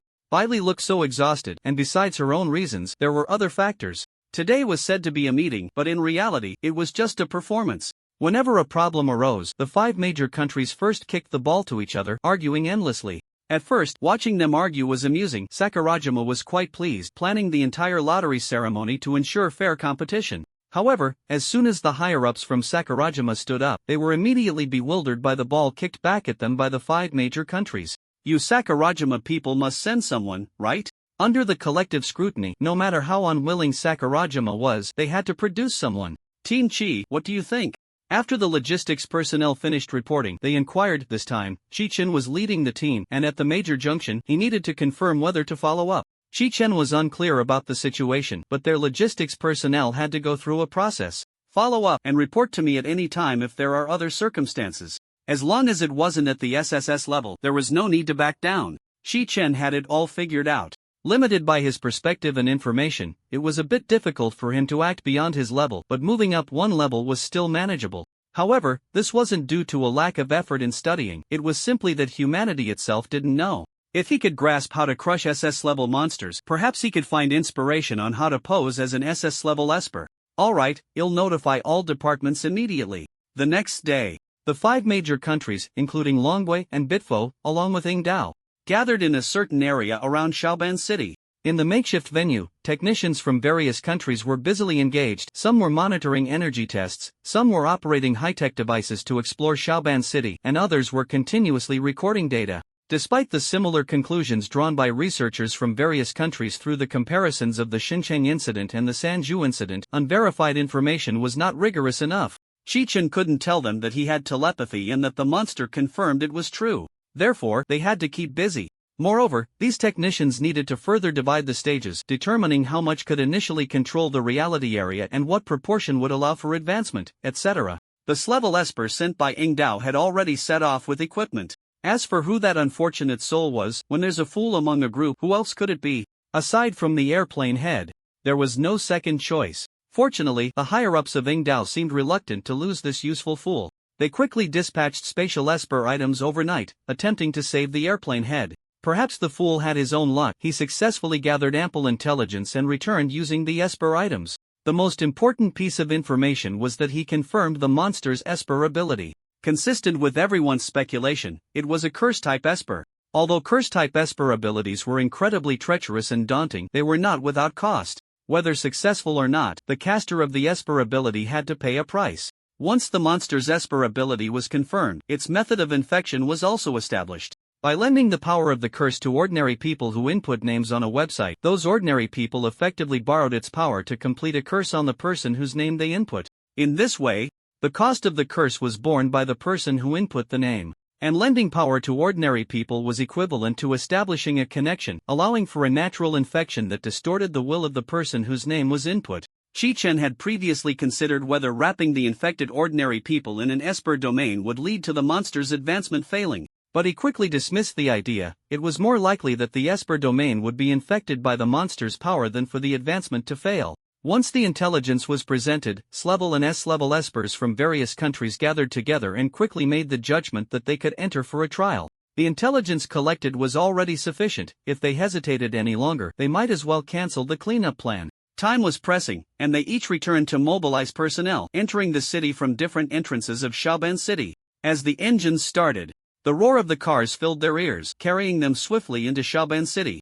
The chaotic scenes within Shaoban City gradually unfolded before them. Shaoban City consistently ranked among the top few prosperous cities in Yingdao, with a considerable scale and well-developed urban construction. The once congested lanes were now incredibly spacious, with only their vehicles racing down the road. Many people with strange smiles wandered the streets. After a while in the empty city, a sense of oppression gradually emerged. The tightly drawn curtains and closed doors indicated that there were still traces of living people in Shaoban City. Although it was a cooperative relationship, the 5 major countries had no plans to gather together. Everyone is not alone. Behind them is a whole logistics team, and collecting intelligence and information is essential. Sometimes, intelligence and information can further enhance a country's strength and are not easily shared. Moreover, with their lackluster coordination skills, 1 + 1 is less than 2 when they come together. It's better to wait until they each enter the monster domain and act according to the situation. The 5 countries agreed to meet in the monster domain 1 hour after entering Osaka City. The monster domain here refers to the actual location of the monsters, not the area of Osaka City that has not yet been fully infected. As they drove into Osaka City, the vehicles continued to head in a certain direction. Hong Fei-hung noticed that the team was not driving aimlessly, and he couldn't help but ask, "Where are we going?" "There's a girls' boarding school nearby." "A boarding school? What does that have to do with us exterminating monsters?" Hong Fei-hung looked puzzled. "Why are we going here? Shouldn't we be looking for the connection point between the monster domain and reality?" Finding the connection point allows entry into the monster domain through the ability domain or items. Monsters would rush to the scene immediately to prevent being robbed. This is the normal killing process. The connection points are generally the routes of monster infection. If it were another S-level monster, they might cut off the connection point, but this particular monster, during its advancement, would not be able to close it. Our public high schools in Longwa include both ordinary people and ability users. Most countries, unlike us, set up separate schools for ability users, managing them apart from ordinary people. Sakurajima is like this too. This means that this girls' boarding school has gathered the 3 major elements of a curious population, with plenty of friction in their lives, consisting mostly of ordinary people. With this explanation, Hong Fei-hung understood. Simply put, this school is a gathering place for the target population of monster infection. And their chances of finding the connection point here are very high. While they were heading to the girls' boarding school, other countries were also searching for connection points in suitable locations. The vehicle stopped at the school gate, and what greeted them was a vast expanse of cherry blossom trees. This school is a well-known private high school in the area, and the students it enrolls are not just wealthy, at the very least, they are above middle class. The architectural style is quite different from that of the public high school in Sakurajima, with Gothic buildings standing in the center of a flourishing garden. The students wore exquisitely crafted British-style uniforms, complementing the school's architectural style, provided that they didn't stare at them with strange smiles on their faces. Chi-Chen looked through the car window and saw a group of girls in uniforms, their bodies moving stiffly like marionettes, approaching them. But that wasn't the main reason for his attention. What he truly cared about was the masks on the girls' faces. Indeed, masks need to be put in quotes. Their faces seemed to have undergone some kind of change, reflecting the sheen of hard objects. Each face bore the same expression, with a circle of seams around the edges, looking as if they were wearing masks. He had seen the Naengmyeon from Sakurajima online before. A mask that, when viewed from different angles, displayed different emotions of joy, anger, sorrow, and happiness. Therefore, the expressions of the Naengmyeon looked quite eerie. These people's masks were the opposite of the Nengmian. No matter the angle, all that could be seen was a smile. The similarity between the two is that both are very strange. It seems that once monsters infect to a certain extent, not only human thought something ethereal but also matter undergoes changes. If this scene were placed on any ordinary person, they would scream and run away. Yet they did not. Someone got out of the car, climbed through the door, and unlocked it. Thanks to the spacious avenue built for this private high school, the car slowly drove into the center of the campus road and stopped under the dormitory building. The car door opened, and everyone got out one after another. Danger, come back. As soon as they got out of the car, they heard several girls shouting loudly from across the dormitory. Seeing that they were unmoved, they shouted, "There are many strange people over there, come back quickly." Although they couldn't understand anything except for Chi Chen and his group saw the source of danger. Countless girls poured out, their faces smiling yet their actions were bizarre, just like the people they encountered outside. A group of girls surrounded Chi Chen and the others. At this moment, the role of having subordinates became evident. Someone immediately stepped forward and activated their ability forced hibernation. Whether living or inanimate, everything had to enter a state of hibernation. This ability was quite effective against the group of girls surrounding them, causing many to fall. He reported to Chi Chen, "Captain Chi, these people seem to have been enhanced. The energy they consume is far greater than that of ordinary people." Chi Chen nodded in understanding. He squatted down and tapped the face of the nearest girl. His knuckles knocked against her face, producing a dull thud. Consistent with what they had seen, her face had truly transformed into something like a mask. Hong Fei Hung also scrutinized this group of mutated individuals. "I wonder if they will revert back after we deal with the monsters, or if they are beyond saving." "Don't kill them." The few girls who had spoken earlier shouted something as they ran towards them, but were halted by the guns pointed at them. Xiaobai relayed what they had said to everyone, and they lowered their weapons, their gazes towards the girls becoming less wary. The girls, hearing their conversation, finally realized that the others couldn't understand their words. Foreigners? Seeing the matching uniforms, they had thought they were members of some high-level ability user studio, not realizing they were foreigners. The girls exchanged glances, feeling somewhat at a loss. Xiaobai, as the all-purpose translator, took on the task of communication. "We are from Manhwa, sent to assisting Dao." They were here to save them, which was great. A few girls exchanged looks, and finally, one girl stepped forward as a representative to communicate. "I am Maikawa Yumi. I just awakened my ability not long ago, so I can be considered an ability user. We came out to look for survivors and seek help. Now everyone is gathered in the gym waiting for rescue." Maikawa Yumi looked at Xiaobai with hope. She was truly fed up with this place. Xiaobai was all too familiar with that look. It was the same look he had whenever he was in trouble, hoping someone would come to save him. Unfortunately, they had not learned the correct way to cling to a strong ally. "If nothing is wrong, please wait in a safe place until we deal with the monsters, then you can come out to seek help." Xiaobai unhesitatingly extinguished their unreasonable hopes. If they wanted to cling to a strong ally, they needed to prove their worth and not add trouble. "Why are you like this? Even if you are foreigners, you came to help, right?" One of the girls said, her expression somewhat broken. "Are you some kind of princess? Are we supposed to protect just you?" If a gentle refusal didn't work, Xiaobai spoke plainly. "A few lives are not lives? That would be too cruel for us." Maikawa Yumi could no longer hold back and interjected, "They have more important matters, we will be fine waiting." "Is she an ability user?" Chi Chen suddenly asked. It was a random question, and although Xiaobai had doubts in his heart, he still translated it. Maikawa Yumi was taken aback for a moment before nodding. Did it matter if she was an ability user? Those who could appear here were either newly awakened or had weak abilities. If they could get into an ability school, who wouldn't want to? Ordinary people and ability users were two different worlds. She keenly sensed that this exceptionally handsome boy in front of her wanted to confirm something through her words. What's wrong with her?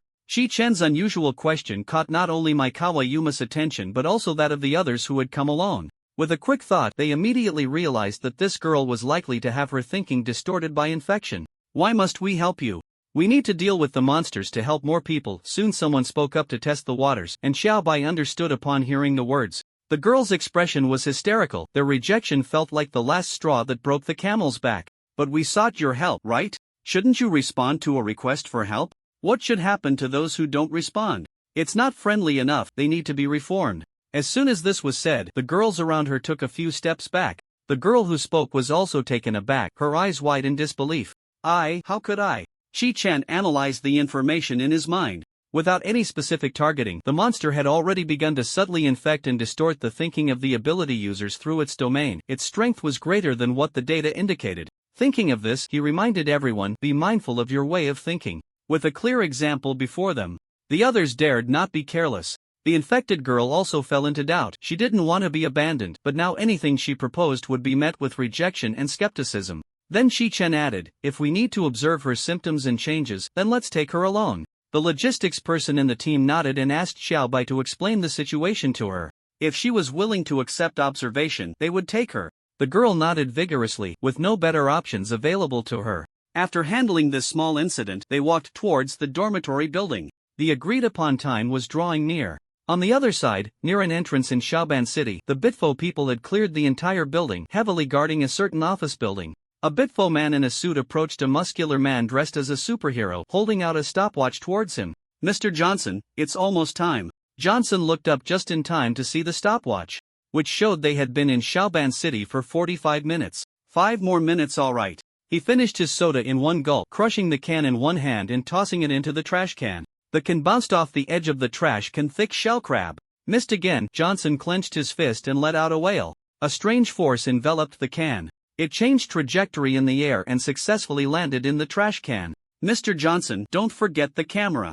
Their company collaborated with Johnson to promote his superhero status in the Bitfo nation, gaining fans worldwide. Although the footage from this shoot couldn't be shared with fans, it was still valuable as research material. Johnson waved his hand at him, holding a pinhole camera.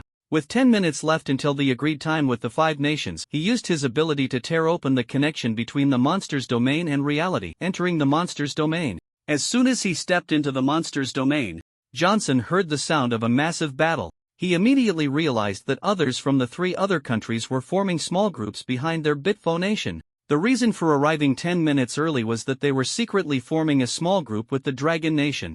The rationale was based on the information they had gathered, indicating that the strength of Chi-Chun from the Dark Nine seat was unfathomable and the battle time was very short. There was a small chance they wouldn't even touch the monster before it was resolved. The Dragon Nation had already gathered enough information from the Shin City incident, and if their strength allowed, it was highly likely they would do something like that. Given the Dragon Nation's eagerness to organize support from various nations to Sakurajima, it was hard to say that the speculation wouldn't come true. If that were the case, they would have made the trip for nothing. When it came time to divide the spoils, a statement like the monster was killed by our Dragon Nation would naturally allow them to take the lion's share. At that point, they would end up with little to no spoils, having gathered no information, and would have inadvertently helped the Dragon Nation. The 4 nations would end up looking like fools. But Johnson never expected that there were other nations wary of their Bitfo nation. His strength was evident. It was impossible to resolve the monster immediately. So the only answer was that they did not trust the Bitfo nation, and thus they would not act according to the time set by Bitfo. Shit, he muttered curses under his breath and hurried towards the battlefield. Johnson encountered the armored man rushing to the battlefield, and the 2 burly men exchanged glances. It was obvious which 2 countries were forming a small alliance. A thick, dark purple mist spread across the monster domain, shrouding the situation within like a curtain. Boom! The cursed energy collided with the shield, producing a tremendous roar. St. Joan stood atop a massive war chariot, the clash occurring above her head, yet she showed no fear. Behind her were countless holy knights. The bodies of the holy knights were a mass of gentle light, with only the warhorses in ancient armor appearing truly real. Beneath the area covered by the holy knights lay a battlefield. St. Joan waved her banner, and they obeyed her command, shooting a rain of arrows into the sky. Countless arrows filled the air, the golden-hued arrows distinct from ordinary ones, not following a parabolic trajectory but shooting straight towards the monsters in the sky. The monsters floated above, appearing as a youthful figure indistinguishable in gender. At first glance, it wore a black hooded robe, its body composed of lines of floating text, truly hollow in nature. The hollow part was filled with dark purple mist, writhing and rolling within. Upon closer inspection, one would find that the black hooded robe was also made up of dense lines of text. Its eyes were 2 clusters of black-purple flames. Faced with the countless arrows, it did not move. Instead, the mist within its body extended outward, the text outlining its form swelling and distorting. Soon, it transformed into a spherical object, with countless lines of text circling around it like rings around a planet, spiraling around the dark purple mist sphere. The surrounding dark purple mist was suddenly drawn away, coalescing into a solid shield in the center. As the mist dispersed, an empty little town revealed itself. The 2 figures on the ground also became visible, the priest and St. Joan. The shockwave from the energy impact devastated the town within the monster domain, countless rooftops being torn away like rootless floating weeds, colliding and shattering into rubble in the gale. But the priest and Joan knew that this was inconsequential to the monster before them. The monster domain, utilizing the spatial peculiarities of the fusion domain, constructed a new dimension. Many of its buildings and objects were unimportant, merely trivial things from its initial construction. Their method of constructing a domain differed from that of the ability users. The ability users typically built their domains with a large framework, then filled in details to form a complete domain. Thus, a complete ability domain symbolized whether the ability user had advanced to SS rank. The two different methods of domain construction led to the differences between the two domains. The monster domain was vast and energy dispersed, with a stable structure that consumed little energy. The ability domain, in contrast, was smaller and energy dense, consuming much energy. Joan had always believed that the monster domain was weaker than that of the ability users precisely because they had taken shortcuts. What is borrowed must eventually be returned. When they reached SS rank, they needed to continuously strengthen and optimize their domain. Her high ponytail fluttered in the wind as her gaze fixed ahead. The upcoming confrontation would no longer be a childish test. She had to be fully alert. Ability Army. She activated her ability, summoning an army within her battlefield domain, each person representing a unit. Tens of thousands of holy knights materialized within her ability domain, their long swords radiating with holy light, their ethereal forms flickering. The horses beneath the holy knights sprouted pure white wings and soared into the sky.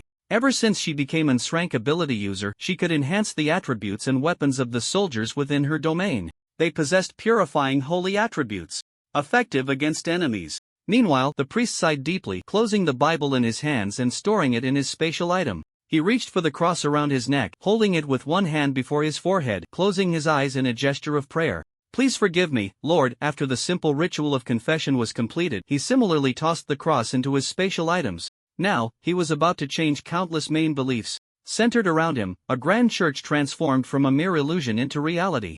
The towering spire seemed capable of piercing the clouds, tearing through space. The dome was adorned with intricate patterns, and the Virgin Mary in the dome looked compassionately at the priest in the center of the church. The solemn and majestic church resonated with the sound of bells. This bell toll could strike deep into the heart, bringing calmness. The two stood ready, and their vigilance was not in vain.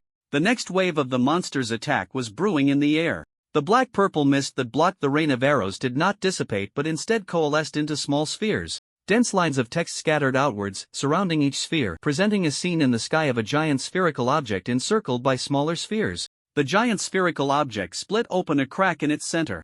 A small sphere floated before the giant spherical monster, its crack opening and closing. I curse your souls to be burned by the fires of hell. A voice, devoid of emotion like an AI, recited the curse, carrying an eerie sense of schadenfreude upon closer inspection. Once the curse was completed, the small sphere was engulfed by an ethereal black flame. The side that cast the curse had to pay a price. The closer the price was to the content of the curse, the stronger the curse's effect.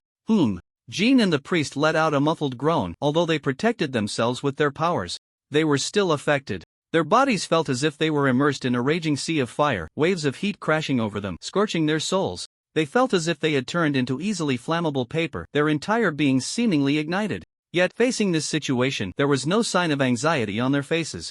The priest closed his eyes in prayer, using his power forgiveness. Please forgive me. The target of the activated power was the curse, and the priest was pleading for the curse's forgiveness. The church bells rang, and the power successfully activated. The curse responded to the priest's prayer and forgave him. The burning sensation on the priest faded, and he took the initiative to attack the airborne monster.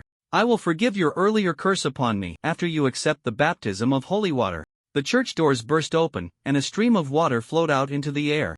The water shimmered with a golden hue, appearing to be merely a shallow stream yet crashing forward like a raging tide, advancing towards the monster with an irresistible force. The monster manipulated the small spheres to block the water flow. The water struck the small spheres, producing a sizzling sound. The black-purple mist was purified, transforming into white mist that dissipated into the air. Meanwhile, the Saint Jean endured the burning sensation and waved the flag in her hand. The paladins, under command, formed a complex formation. They drew their long swords, infusing them with holy power.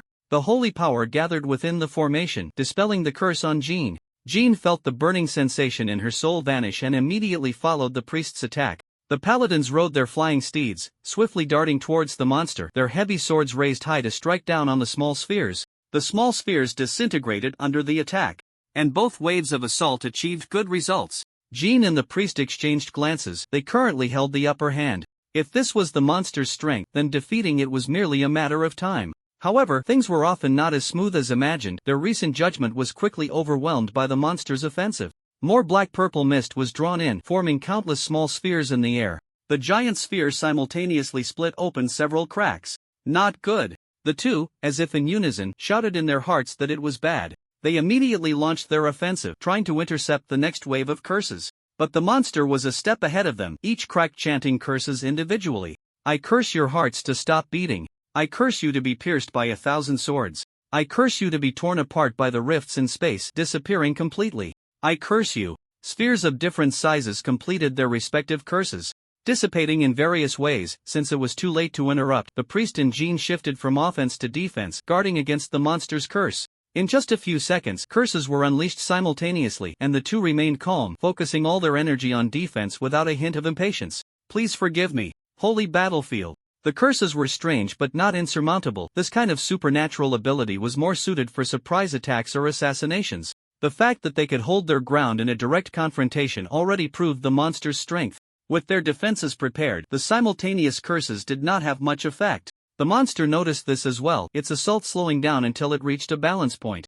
Both sides fell into a stalemate. The priest and Jean could not spare more energy for an attack, while the monster's strikes could not break through their defenses for the time being. However, both the priest and Jean knew clearly that if it were just the two of them in Osaka City, they would undoubtedly be overwhelmed. The monster's power was far greater than what the data suggested, and they could hardly imagine how strong the upgraded three-headed monster truly was.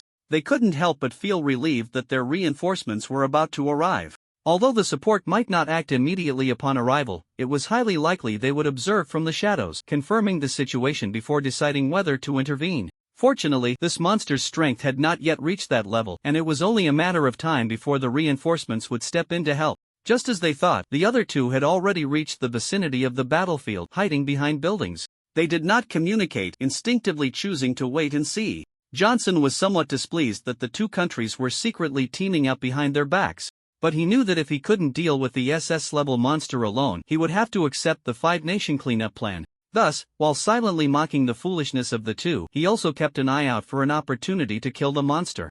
The monster's attention was focused on these two, which meant they had a chance for a sneak attack. The priest and Jean on the battlefield were well aware of this. Several minutes had passed since the agreed-upon time, yet there was still no sign of support from the Bitford Kingdom and the Bill Kingdom. With a formidable enemy at hand, it was unlikely they would break their promise. It could only mean that Johnson and his team were hiding away, with no intention of alleviating their pressure.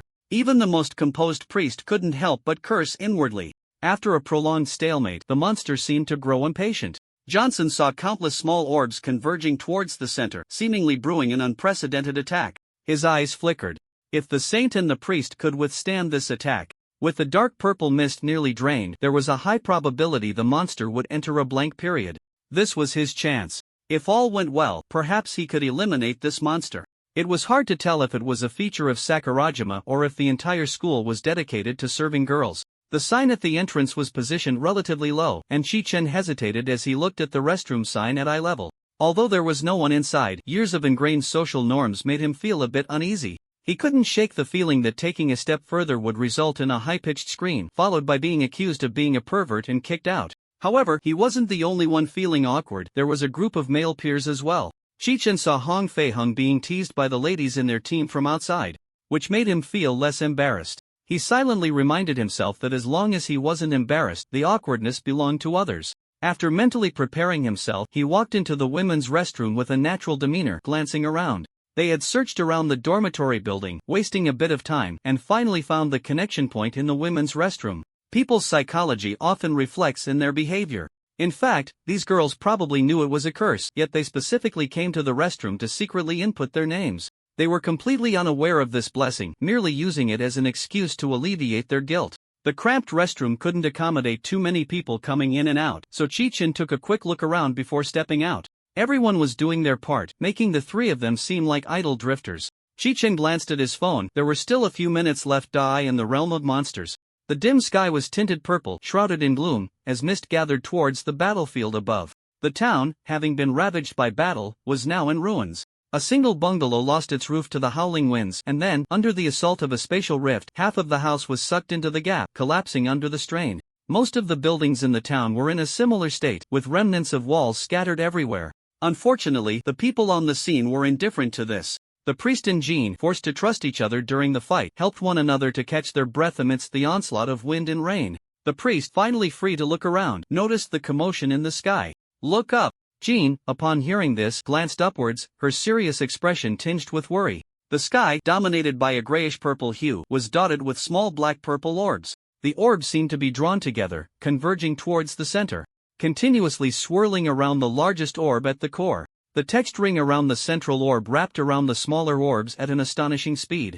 With a dark backdrop, the various sizes of spheres in the air resembled a fantastical cosmic map. As all the small orbs began to move, Jean felt a surge of anxiety. Were they about to detonate all at once? She was uncertain if they could withstand all the curses, knowing the possibility was slim. They had been on the defensive since earlier because support was nearby. Enduring more damage while waiting for teammates to find an opportunity was the right approach. But this attack seemed overwhelmingly massive. For the first time, Jean realized the importance of a cleanup plan. With such immense energy before fully advancing to SSS rank, she could hardly imagine how powerful the monsters from the three zoos were. She steadied her mind, calming her rising emotions. Jean could not entrust her life to others.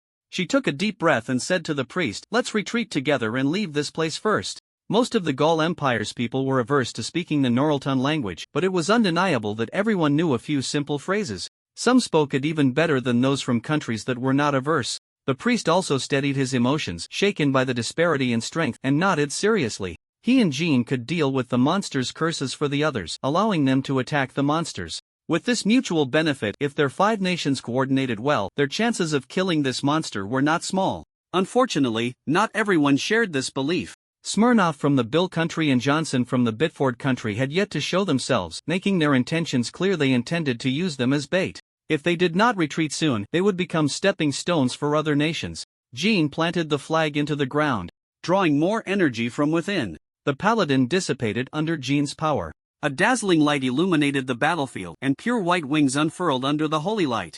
In Jean's battlefield domain, an angel floated in the center. Its expression was indifferent, yet it radiated a divine glow, holding a finely crafted bow. Its 6 wings flapped vigorously, drawing a white line through the air. As the angel took form, Jean's face turned pale, her strength seemingly drained, and her body swayed slightly. The priest rushed to her side, supporting her as they retreated to safety. They needed to leave this area first. After this attack, the other 2 would surely seize the opportunity to strike.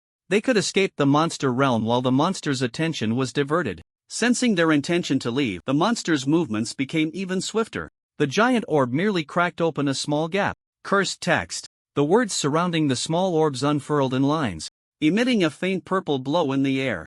As the text appeared, the small orbs shattered, disappearing in various forms. Countless curses were unleashed. However, most of the curses were intercepted by the angel with all its might midway. The angel left Jean's domain, soaring into the sky. It drew its bow in midair, a blinding white light coalescing on the bow. As the light grew brighter, the angel's form became ethereal. The arrow was aimed at the giant sphere, and a dazzling white light streaked across the sky, illuminating much of it. This forced the monster to retract most of its cursed energy, guarding it closely. Boom! The collision of energy in the air stirred up a violent windstorm once again, this time more intense than ever, completely obliterating the entire town, leaving not even a remnant of walls. The priest helped Jean to rise, using this force to quickly leave the battlefield. The shadow of the church protected them from the energy shock. A small portion of the curse that had not been retracted precisely crossed space, transforming into reality upon them. The priest used his powers to dissolve them one by one. He held a spatial artifact in his hand, calculating the distance. It wasn't too far, just a little longer. The priest was unsure if Jean and he had been tainted, so just in case, he kept the spatial artifact in hand. Chi Yun had almost fallen during the Shin City incident. They, as S-level ability users, had to take seriously the ability items that could cross space. They wanted to leave, but the monster was not willing to let them go so easily. Its hatred was firmly locked onto them, seemingly oblivious to the 2 lurking in the shadows. The massive spherical monster floated in the air, closely following them, its shadow enveloping the 2. Sensing that they were at the end of their rope, the monster did not launch a second powerful attack but instead fired off small balls. The cursed energy balls came crashing down on them like hailstones flying at high speed, leaving trails in the air. The priest, supporting Jean, could not evade the widespread assault and had to open a field to protect them. Boom boom boom! The energy balls collided with the field, producing a continuous roar of explosions. This wave of attack seemed grand but had little effect. The priest keenly sensed that the angel gene had just condensed with all her might had indeed caused some damage to it. It was now in a state of recovering energy, unwilling to let them go, hence the forced pursuit. Coming to this conclusion, the priest felt much more at ease. It seemed that the monster's overwhelming power had clouded its judgment. It was enraged by prey it couldn't handle for the time being, losing its rationality and not considering the consequences of missing its strike. He had thought such a grand attack could at least be unleashed twice. If that were the case, they need not rush to escape. If they couldn't deal with such a weakened monster, Bitfo and the Kingdom of Bill would enter the blacklist of Britain. This performance was too obvious. The priest adjusted his supporting posture and took the opportunity to move outward during the attack's lull. Sure enough, the monster followed. He employed the same trick again, pretending to be on the verge of collapse. As he had anticipated, the monster eagerly launched an attack. This time, the force was stronger than before, but only slightly so. Both probing attempts yielded the same result. They should be able to relax now. If it didn't act soon, the monster would recover. The priest thought of this and faced the monster, launching an attack, putting on a desperate show. "I will forgive you." The monster was drawn to him, focusing on his assault, maneuvering the few remaining small balls to block his attack. With all the small balls diverted, its massive body became a giant target. When it sensed someone attacking from behind, it was already struck hard by a large blade. Clang! The blade collided with its hard body, sparking off its surface, difficult to penetrate. The armored man gripped the hilt with both hands and struck down forcefully. His eyes were blood-red, his expression twisted and frenzied. The red-black violent energy clung to his body and the large blade. The violent energy on the blade took effect, eroding the monster's surface. Crack! A crisp sound echoed as fine cracks appeared on the sphere's surface, black-purple mist escaping. The monster let out a roar, the pain evident in its voice. It finally reacted and began to counterattack. The small ball changed direction and charged straight at the armored man, the cursed energy inside it swelling and contracting, brewing an explosion. In the face of the monster's warning, the armored man did not let go of the hilt. He wedged the blade into the crack, adjusted his stance to steady himself, and swung again. The nearly man-sized sword was covered in frenzied energy, whipping up the wind and striking the giant sphere with a force like a battering ram. The already cracked surface of the sphere was hit again, producing a sound of cracking. At the same time, the armored man opened his domain, which was filled only with red and black frenzied energy. Countless particles of red and black frenzied energy moved erratically, creating waves of energy collisions within the domain. The small ball entered the frenzied domain, detonated, and was instantly engulfed. The frenzy of the domain stripped the armored man of his last shred of sanity, and he swung his sword relentlessly at the monster. A gap was carved into the monster, which continuously oozed black-purple mist, its body beginning to fall. The armored man gripped the monster's wound tightly, shards piercing his palm, blood dripping from his hand. During the fall, the armored man continued to inflict new wounds on it, the gap growing larger. Things happened too quickly. The armored man, without any sense of martial ethics, took the initiative, prompting Johnson to quickly fly over using telekinesis. Johnson did not expect the monster to be so greedily furious that it lost its mind, leaving no defense at all, and was directly severely injured by the armored man. Among the four on the field, he was the only one not engaged in battle. If he didn't act soon, he would be left out. The monster fell from the sky, crashing heavily around the priest. The ground was smashed into a huge pit, sending dust flying everywhere. The priest raised his hand to shield himself from the flying sand and looked into the giant pit. A large portion of the giant sphere's body had been shattered. Thick black-purple mist seeping out from the cracks. Johnson finally arrived and immediately launched an attack on the sphere. However, as he got closer, the armored man's sword was aimed at him. Just as Johnson thought the armored man wanted to take all the credit, he saw his blood-red eyes and frenzied expression. He cursed under his breath, "Fuck." There was no other explanation. Johnson remembered that his ability was frenzied. Once in a frenzied state, he would attack anyone who approached him. Perhaps in his desire to deliver a fatal blow, he had maxed out his frenzy level. Even if Johnson wanted to share some credit, he wouldn't engage with someone who had lost their mind. He could only wait for the armored man to expend some of the frenzied energy within him, hoping he would regain his sanity before they could help. The priest and his companion could take this time to recover their strength. Once the monster was dead, they would need to quickly destroy its domain to prevent it from reviving. The giant sphere had captured their attention, and they had not noticed the lingering black-purple mist. Or rather, even if they had noticed, they didn't take it to heart, as the environment had been like this upon entry. When the giant sphere uttered a word, their expressions changed drastically, realizing that cursed energy had unknowingly seeped into their bodies. Cursed, thick black-purple mist permeated their bodies, and as the curse activated, a massive amount of cursed energy flooded in, overwhelming the protective barrier of their abilities that they had just managed to maintain. Their life force was rapidly draining, while a large amount of cursed energy filled their bodies, suppressing their powers. They could not use their abilities to remove the curse. This was bad. The monster wanted to drag them all down with it as it neared death. This was the immediate thought of the four. But they quickly remembered that one person had not entered. The time they had agreed upon with the 5 nations was about to arrive. Unfortunately, this great opportunity was wasted, allowing the monster enough time to revive. They couldn't help but sigh in regret. However, their thoughts were soon overturned. A few meters away from them floated a youth draped in a black hooded robe. Its form was much smaller than before, resembling a doll-like toy with long arms. The harmless appearance made the 4 people on the scene feel a sinking sensation in their hearts, silently praying for the arrival of the Dark Nine from the Dragon Kingdom. Regardless of whether its size had shrunk due to excessive consumption, as long as it could still wield its powers, it could easily kill them. However, Shi-chan, whom they had high hopes for, was unaware of this and suddenly remembered something he had forgotten before leaving. Wait a moment. Shi-chan suddenly stopped. And Bai Li and Hong Fei-han looked at him in confusion. Don't worry, it won't take long. A minute or 2 late is fine. For S-level ability users couldn't last even a minute or 2 inside. Was that reasonable? Shi-chan felt reassured. They weren't ordinary people who would perish if they were half a second late in rescue. Hong Fei-hung and Bai Li thought about it too. Being a little late was no problem. Since Shi-chan called for a stop at this moment, he must have something important to attend to. If there was something they hadn't noticed, urging Shi-chan could end up being counterproductive.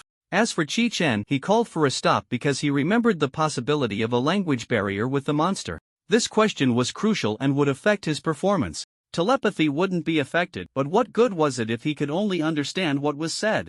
After showing off for so long, if the monster couldn't understand anything, what was the point? Wait for me a moment. Shi-chan took 2 steps out, leaving the encirclement of the crowd. Although he didn't need to explain, being watched felt strange. He left the crowd to create a translation ability for himself. As long as he spoke, it would sound like his native language to the other party, and what others said would also sound like their native language to him. Creating such an ability consumed a massive amount of energy. A small ability cost him a quarter of his energy, and this ability needed to continuously consume energy to maintain, or else he would have to recreate it. It sounded impressive but was somewhat impractical in use, which was why he rarely employed it. After buffing himself up, he returned to the crowd, where Bai Li and Hong Fei-hung were waiting at the entrance. He initially wanted to go back to his previous position, but seeing a connection point at the entrance, he simply signaled for Hong Fei-hung to get to work. Hong Fei-hung pointed to his own nose. And seeing Shi-chan nod, he had no choice but to step forward and get to work. Authority comes with rank. Once he was stronger than Bai Li and Shi-chan, he would be able to command them. The connection point was broken open, and they entered the monster's domain. The 4 priests watched in horror as the monster raised its arm, a ball of black-purple mist forming in its palm. Earlier, the mist had been squandered, and the speed of the ball's formation was very slow. However, the priests were unable to interrupt its spellcasting. They were already exerting all their strength just to slow down the loss of life force. At this moment, a single thought occupied their minds. Why hadn't Shi-chan arrived yet? They couldn't help but feel resentful. Had they known he would be late, why had they come early? They hadn't expected that the Dragon Kingdom not only had martial arts but also adhered to martial ethics, deliberately giving them time to gather information. As for whether it was possible that the other side was hiding like Johnson, they could only say it was impossible. The monster was too weak to hide, unless this Dark Nine from the Dragon Kingdom was a fool. The small ball in its palm gradually took shape, and the 4 priests felt a deep sense of despair. Don't leave us so much time to gather information. A minute is enough, 2 minutes is too much.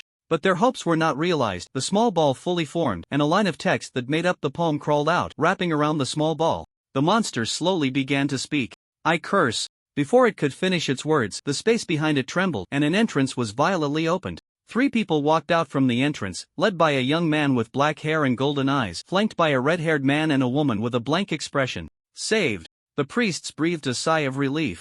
Fearing that the Dragon Kingdom would leave them with 10 minutes, if the Dragon Kingdom's people came in, they would be thoroughly dead.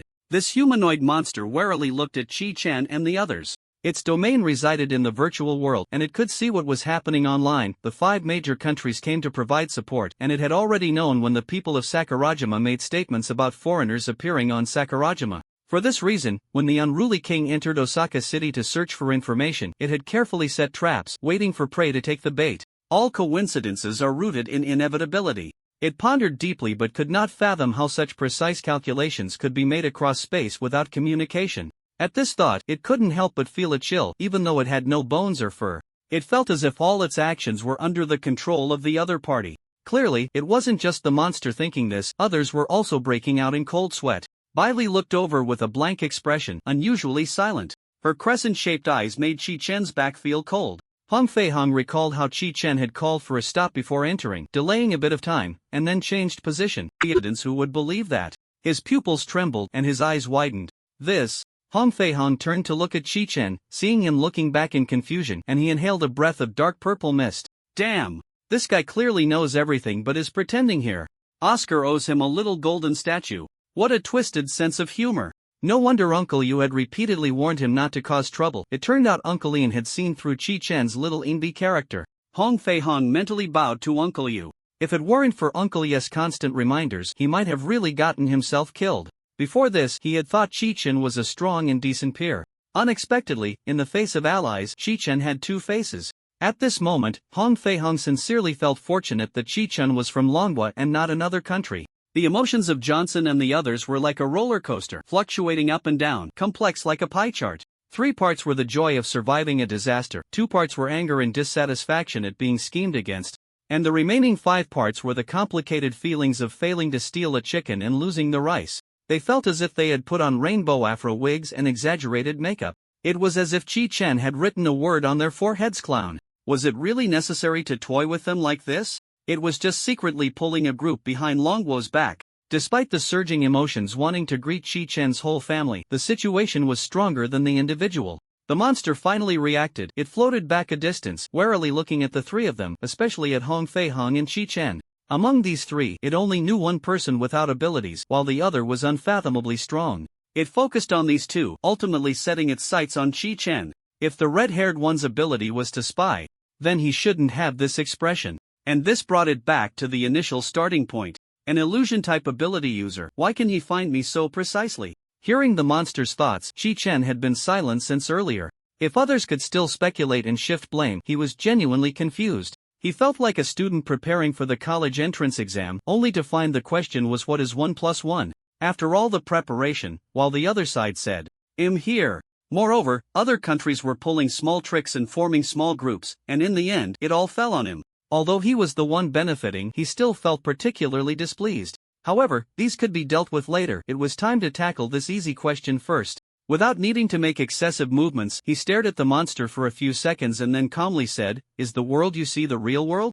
Chi-Chen suppressed the smile at the corner of his mouth, appearing to others as a riddle-like figure with a half-smile. They glared at him, and sure enough, it was this guy causing trouble. The monster was startled. Compared to the meaning of Chi-Chen's words, it was more concerned about another point. How does he know what I'm thinking? This new doubt arose, and it heard Chi-Chen speak again. In my domain, what is it that I cannot accomplish? For instance, right now, you all understand what I am saying. This statement jolted the priests from their stupor, leaving them speechless. Although they were not arrogant enough to believe they had seen everything in the world, they considered themselves well acquainted with many great storms. Yet now, everything exceeded their imagination. They fought fiercely here, only to be told in the end that it was all fake, an illusion. Who could withstand that? His domain. The cursed monster, while astonished, also felt a connection between the domain and itself. The connection is still there. But why is it his domain? Could it be? It stared blankly at its palm, chaotic thoughts flooding its mind. This sensation, this power, and the weakness after battle were all so vivid. Yet the brain, based on the dialogue and the coincidence, analyzed another answer. I am trapped in an illusion, this world is fake? It fell into a battle of wits, the physical sensations and mental thoughts splitting apart. It can't be fake. Why? But, there's no but, otherwise, how to explain all the anomalies? If I am truly in his illusion, he should be able to hear me now, right? When did I fall into this illusion? Even now, the monster remained skeptical, probing again. At the very beginning, Chi-Chen replied enigmatically, his brilliant golden eyes gazing at the ants as if all secrets were laid bare. Beneath his radiant exterior, however, lay a heart full of sarcasm. How would I know when it was? You can think it was whenever you want. After hearing this, the monster began to attribute all unreasonable behaviors to Chi-Chen. Indeed, I must be under an illusion. No wonder I knew there were 5 people, yet I still felt murderous intent even with only 4 present. No, this is your own delusion. It has nothing to do with me. Don't pin everything on me. At the moment the cursed monster genuinely believed it was under an illusion, Chi-Chen felt a surge of power rising within him. Is this the power of an SS-level ability user? No, this is an enhanced version of SS-level power. Chi-Chen savored the sensation this power brought, feeling it still lacked something. With this power, he might be able to kill an SS level, but it would definitely not be enough to handle the domain. This power is merely strong, it cannot provide him with more information. This indicates that the monster does not truly understand what an SS level is like, just as it imagines it out of thin air. Since no more value could be extracted, this easy question was no longer useful. Better to resolve the matter quickly. He extended his power, silently pulling them into the illusion, replacing the real scene, while the others, lost in their thoughts, remained completely unaware. In their view, only Chi-Chen was speaking, and judging by the monster's reaction, he was not talking to himself. In my domain, what is it that I cannot accomplish? This phrase flashed through their minds, shattering their worldview like a thunderclap. Surely now they think Chi-Chen knows everything they are thinking, right? Without the monster's half of the statement, Chi-Chen's final remark at the very beginning was completely unexplainable. They scratched their heads, six faces bewildered. There was no longer any need to speculate whether this monster would live or die. They were more concerned about the content of the encrypted conversation. With information, they could prepare for Chi-Chen next time. Otherwise, they would always feel a chill down their spines, not knowing when they would again become his fleeting amusement. The monster had no mind to care about these things. It searched its memory for which part contained the illusion, so it could find a way to unravel it. It had tried every method it could think of, even some from human virtual works, but nothing worked. Until it recalled the first time it saw Chi-Chen through the screen. Chi-Chen casually glanced towards the camera in the video, his gaze devoid of warmth yet not as hollow as a virtual puppet, as if he could see the beings behind the screen through the lens. At first, is it really this early? It didn't notice at all. The emotional tone in his AI-like voice was no longer one of schadenfreude, but rather one of desolation. Am I just hallucinating the moment I saw you in the video?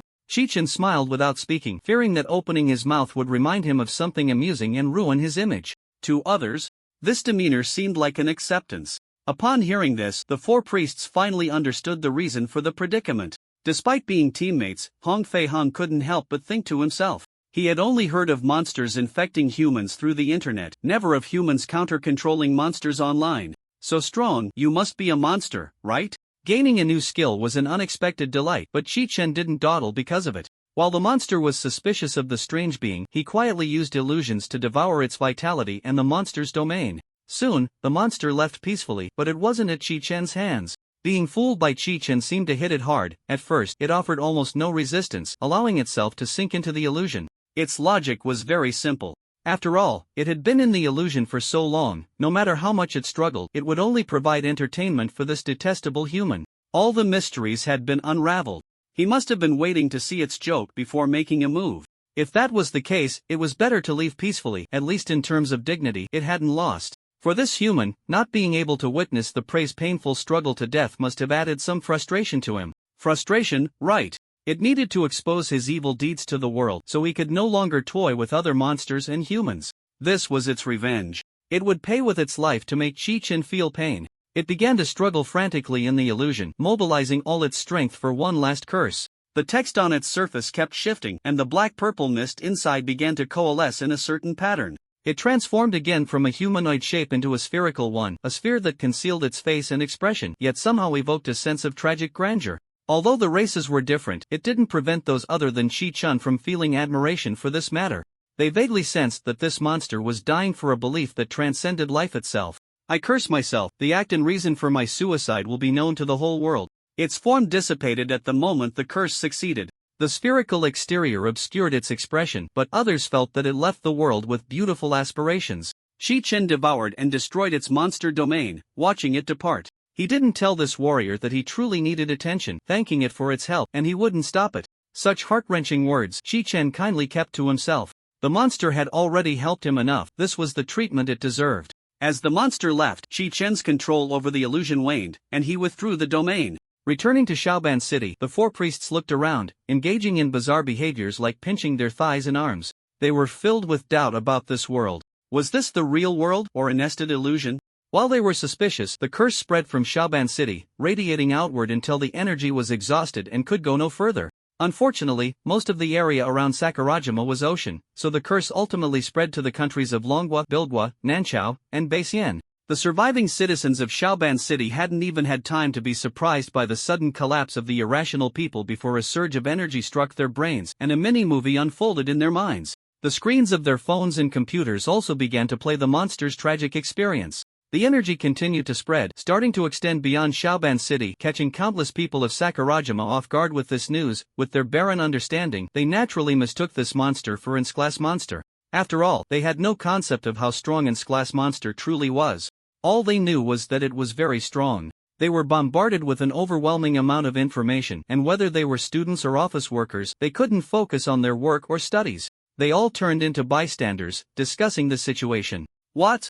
A major crisis in Osaka City? The other 5 major countries are here to help, but isn't Sakurajima able to join the 5 major countries? During the battle, they didn't even see any of Sakurajima's superhumans? In the end, this powerful figure from the Dragon Kingdom was just too strong, playing everyone like puppets and forcing the monster to commit suicide. As for the monster's expectation to reveal Chi Chen's true identity to the world, no one really cared. To put it bluntly, they were neither monsters nor strong individuals. They didn't even have the qualifications to be toyed with and couldn't empathize. Sakurajima's forums and social media quickly flooded with posts, rapidly trending. Some condemned the Sakurajima government for inaction, while a small number of haters mocked the superhumans they disliked, mentioning figures like the Bad King and the Priestess. The vast majority of posts, however, were about Chi Chen alone. People love to create idols and enjoy watching them fall. Chi Chen, stepping on a few gods, made a strong entrance, satisfying both desires, and he was quickly pushed onto a new pedestal. But these gods and Sakurajima's class superhumans still had many supporters, and online, some sour comments targeting Chi Chen sprang up like mushrooms after rain. However, after they were posted, they didn't receive harsh words. Instead, there were many encouraging responses. You're right, I'm waiting for Mr. GoldenEye to come find you. LOL warrior, have you forgotten how the monster died? Don't delete it. I want to know if Mr. GoldenEye will read the comments. Those who posted sour comments were left dumbfounded after seeing the replies. Panicking. The comments kept provoking him. No malice, I just want to know if the post's owner is still alive. Is the flower on the other side of the Sanzu River beautiful? Maybe he is already sunk into the illusion. Don't say it so frighteningly. Mr. GoldenEye saved our Osaka City. He's a good person. The poster probably just had a nightmare, yeah, like the Bad King. By the time later commenters wanted to add their thoughts, they found the post had disappeared. They couldn't help but sigh. Another warrior had fallen. But soon they found a new topic, circling around like sharks smelling blood. Why do other countries' class superhumans seem much stronger than ours? Only Mr. GoldenEye is much stronger. Our strongest superhuman from Sakurajima hasn't even appeared, then why didn't he go? So many people in Osaka City. Have you ever thought that class is just a human classification? Reality isn't a game. There's no level cap. I understand what the person above means. Since class is the top tier defined by humans, he is class, but in reality, he far exceeds other class superhumans. Then let's add a level, S-class. That day, the celebration online wasn't just in Sakurajima, the Dragon Kingdom was also in an uproar. XDM, Dark 9 is really awesome. This is our senior from Chippon City High School. The old teacher brags about him every day. I ran into a classmate. I thought the senior had bribed the old teacher, just like he brags about him, but it turns out he's really impressive. Is that red-haired guy a member of Dark 9? I want to know how strong he is. Sakurajima announced that Chi Chen is S. Who's in favor and who's against? In a heavily guarded single-patient room in a hospital in Jidu, Dragon Kingdom, the air was filled with the scent of disinfectant.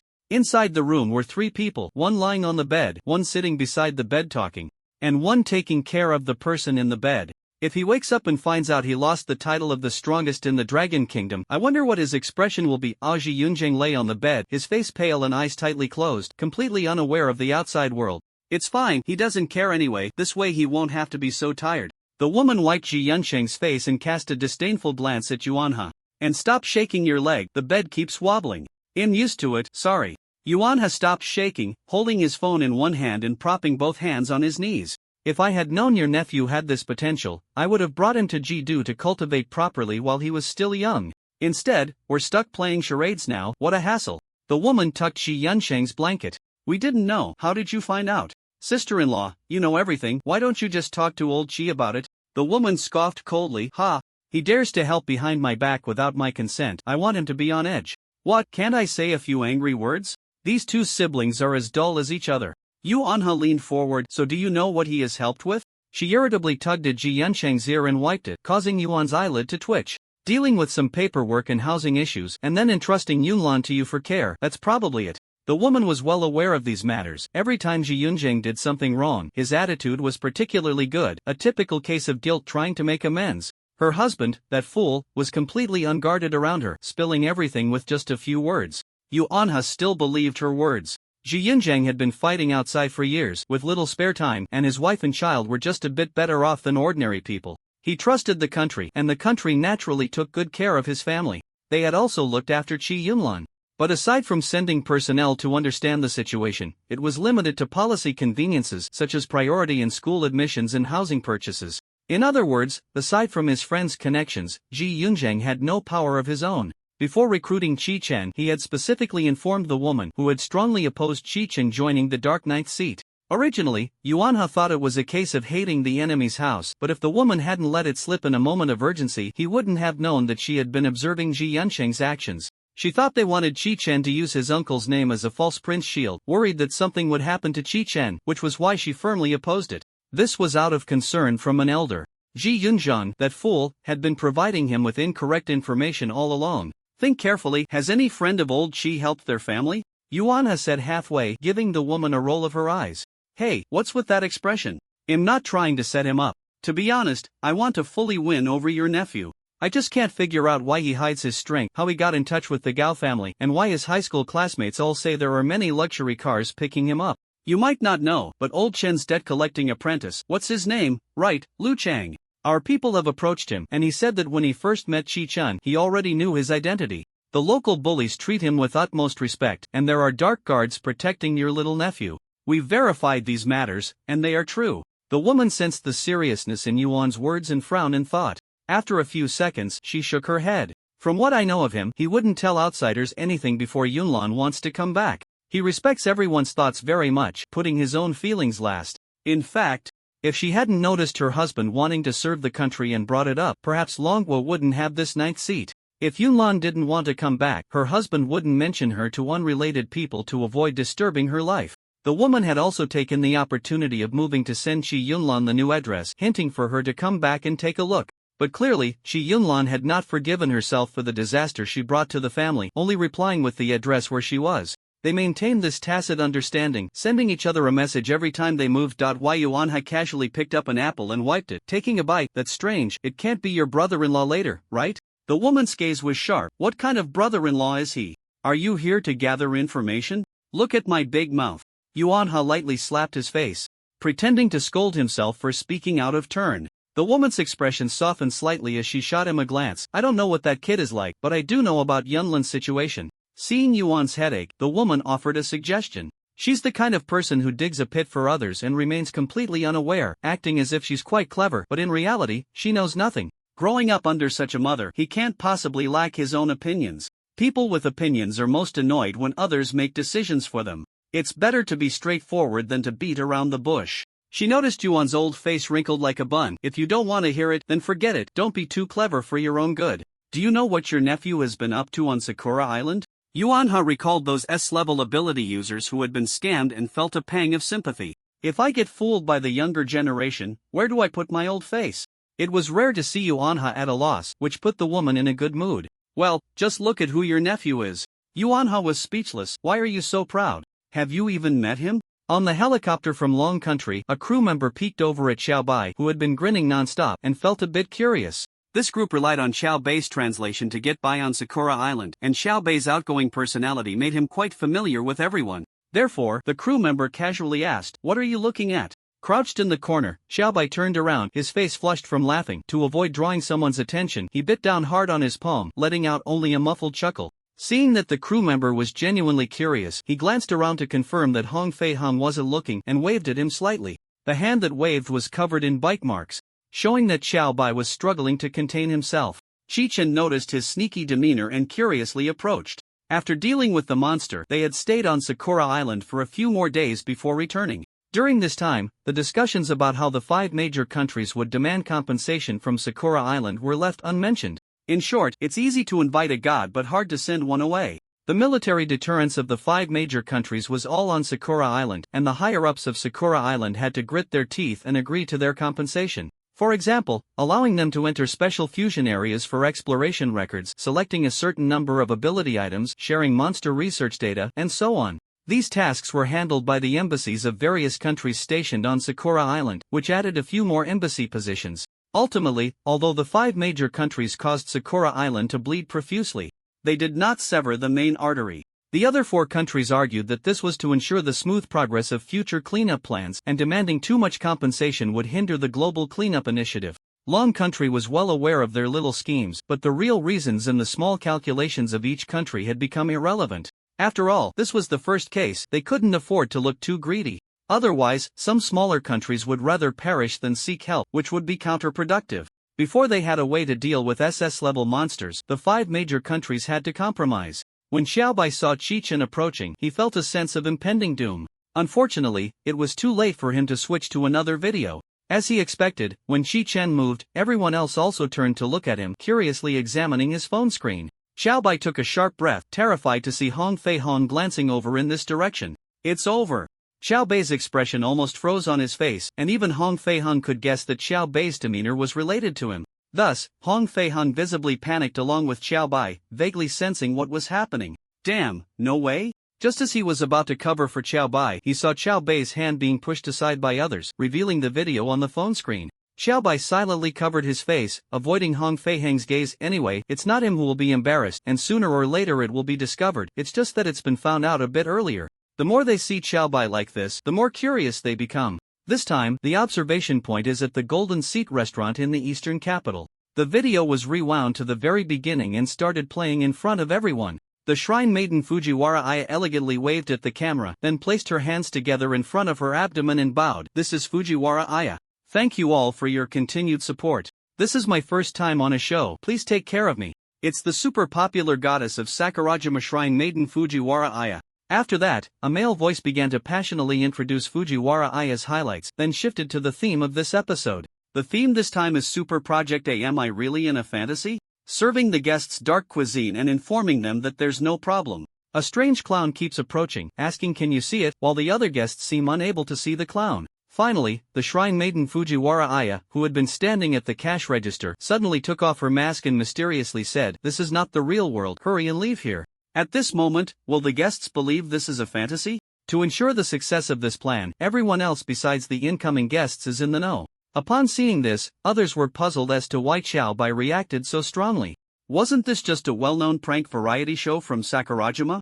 However, after more than 10 hours of tedious flight, they continued watching to pass the time. The observation begins. The first target is the build-up of the show was well done, and the incoming guests, amidst a series of unusual behaviors and scenes, began to doubt whether something was wrong with them. Finally, when Fujiwara Aya made her appearance, they quickly fled the restaurant. Clearly, they did not believe that Fujiwara Aya would appear here as a waitress and cooperate with the prank. The show's effect was maximized, and many people laughed out loud. Why would a shrine maiden participate in such a show? Someone couldn't help but ask. Bailey shrank in the corner, secretly watching. She enjoys the spotlight. It's not surprising. Soon, their smiles abruptly stopped. The next target is those 2 gentlemen wearing masks. The people in the helicopter turned to look at Qi-Chen and Hong Fei-hong as they saw the 2 on the screen. In the video, Qi-Chen was wearing a mask and dressed in casual clothes, while Hong Fei-hong not only wore a mask but also a hat. During this time, their team had been together, and in the blink of an eye, they recognized that the people in the video were definitely the 2 of them and not someone with a similar build. Welcome! The 2 were guided to their seats by the waiter and did not take off their masks. The narration appropriately chimed in. These 2 gentlemen seem a bit shy. I wonder how they will behave in unusual circumstances?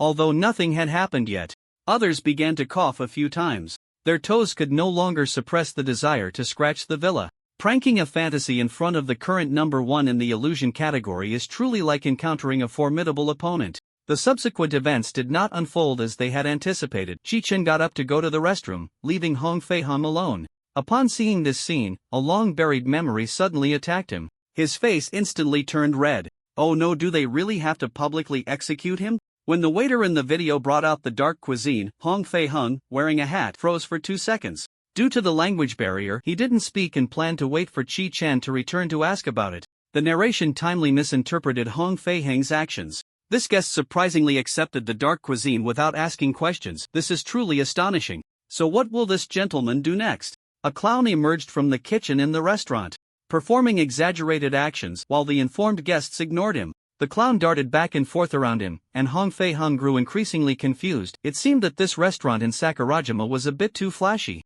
There were too many extravagant antics, making it unsuitable for dining, but the other guests seemed oblivious to it all. In the video, it was clear that Hong Fei-hong was very uncomfortable, fidgeting in his seat. Under the narrator's interpretation, it turned into a sense of fear. Next came a series of absurd actions. Hong Fei-hong was so dazed that he began to wonder if Chi-chun had fallen into the toilet, having not come out for so long. The narration continued. Although this guest is very scared, he still waits in his seat for his friend to return. This is true friendship. After feeling guilty for just 2 seconds, Xiaobai pointed at the screen and asked Hong Fei-hong, "What are you thinking right now?" On the screen, Hong Fei-hong started looking around.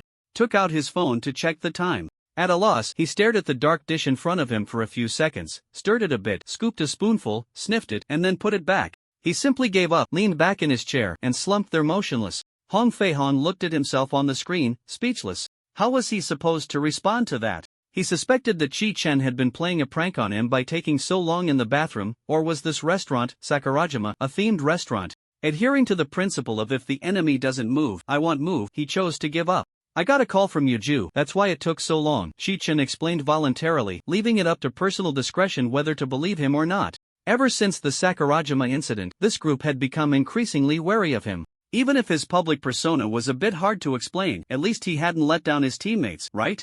Was it really necessary to overthink it?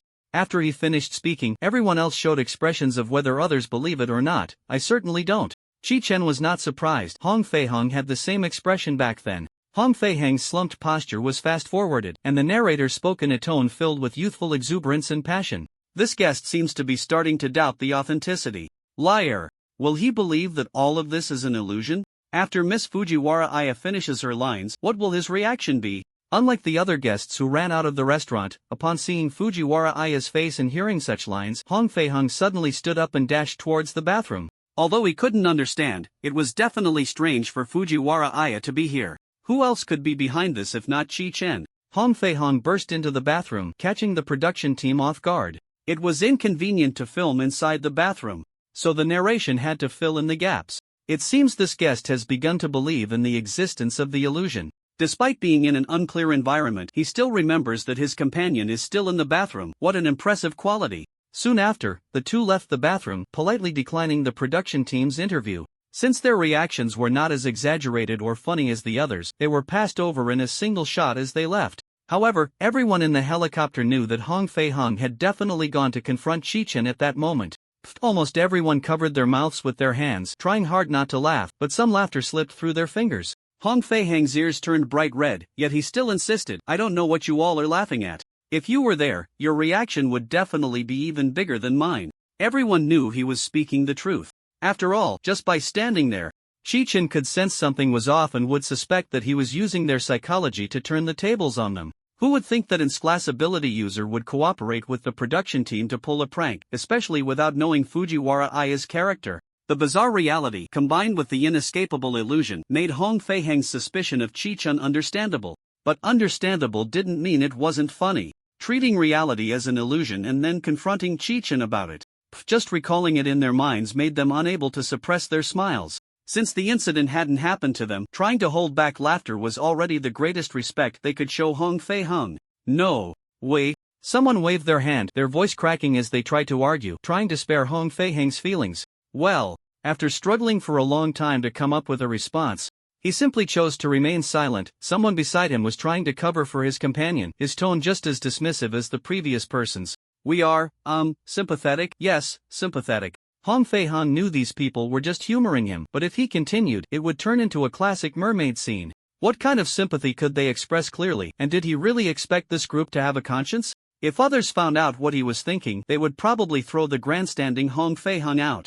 Off you go. He didn't even dare to confront Chi-chen after being tricked himself. They could laugh at him for being fooled by Chi-chen without any consequences. Hong Fei-hong crossed his arms over his chest, spreading his long legs apart, encroaching on others' space. Taking advantage of their high tolerance for him, he enjoyed a comfortable sitting posture. Chi-chen watched them laugh at Hong Fei-hong, and he couldn't help but chuckle a bit himself. Not at Hong Fei-hong, but at them.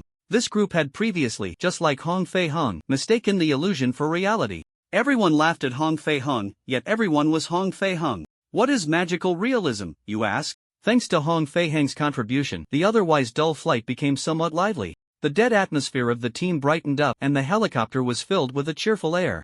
Just as they were in high spirits, the pilot's voice came through, sounding somewhat anxious. "Boss Chi, we have limited fuel. If we keep circling, we won't have enough to fly back to Jidu. In an instant, all eyes were on Chi Chen. Chi Chen was speechless. Why did they think everything unusual was his doing? He shot a black line of frustration at the pilot. Am I really that unreliable? Before the pilot could respond, someone else spoke up for him. Everyone, look out the window, it's all fog. Thick fog appeared in the stratosphere. An unreasonable sight. They immediately understood why the pilot had said that. Hong Fei Hung straightened up, suggesting, is there a wind-type ability user who can blow this fog away? Chi Chen glanced out the window, his eyelids twitching. Have you all been outside too long? This is a fusion domain. This group of people, who had been on the move for years, finally recalled. The dense fog that lingered was indeed a characteristic of the fusion domain. So, are we landing? The mystery of the fog was unraveled, and they began to focus on how to respond. The duration of complete fusion in the fusion domain varies, and flying continuously in the air was not a viable option. The pilot's voice sounded troubled. They'll try to fly into the domain. Descending through the fog is too dangerous. Naturally, the others had no objections and followed the professional's guidance. Entering the domain required no navigation, they just needed to keep flying. And the fog would lead them back inside. After a period of flight, the fog began to thin, and the environment within the fusion domain gradually revealed itself before them. The helicopter roared loudly, and everyone quietly watched the scene ahead. The moon in the sky resembled a silver plate, bright and luminous. The soft moonlight poured over the sea of clouds, laying a layer of silver gauze over the world, making everything ethereal and illusory.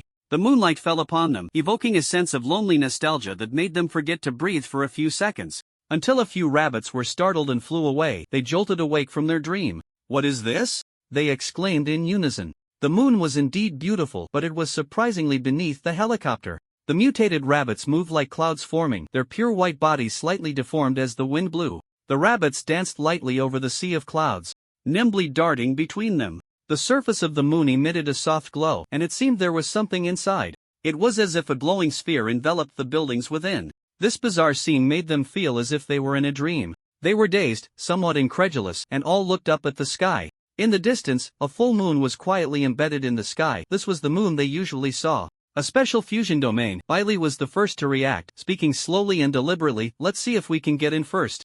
Chi Chen reminded the driver to wait before driving further inside. Okay. The hatch opened, and Bailey stopped the duty officer who was about to go out to scout, using negative energy to lift herself and fly towards the suddenly appearing moon. People either looked out the window or crowded around the hatch to watch. From a distance, it didn't seem much, but as they flew closer, they felt the ample light, which was not blinding. Bailey's movements were submerged in the light, making it hard for them to see the details. After a while, Bailey flew back. She stepped onto the hatch, drawing everyone's attention, and nodded to the others. We can enter. I first tried with an energy ball, then passed an object through the thin barrier. Both worked fine. The only concern is that once we enter, we might not be able to come out, so I came up to let you know. If I don't come out in 3 minutes, it means there are special rules. After saying this in one breath, she turned and left. This time, she returned more quickly, easing everyone's worries. The driver maneuvered the helicopter inside and found a clearing to land. They jumped off the helicopter one by one. Aside from being a bit cold, the environment here was not much different from the ground. Standing on the ground, Chi Chen felt a sense of reality. He had heard about aerial gardens abroad within the Awakened Abilities community, but he never expected a moon to appear domestically. Looking around, there was a patch of forest, with some weeds and common shrubs on the ground, all withering at an astonishing speed. Someone exhaled a puff of mist. This must be a fusion of the forest on the ground, right? So it rises from the ground? Someone speculated irresponsibly. The almost frost-like moonlight fell on the ground, seemingly laying a thick layer of cold frost over it. Everyone looked around, observing their surroundings. Why is it withering so quickly?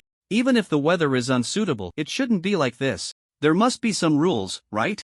These special fusion areas often have several rules combined. Hong Fei Heng's focus was elsewhere. What kind of monsters are birthed here? Not sure, but thankfully it's a forest. Otherwise, the duty team wouldn't be able to get in for a while, and how many ordinary people would perish? Xiaobai analyzed everything reasonably from a survival perspective.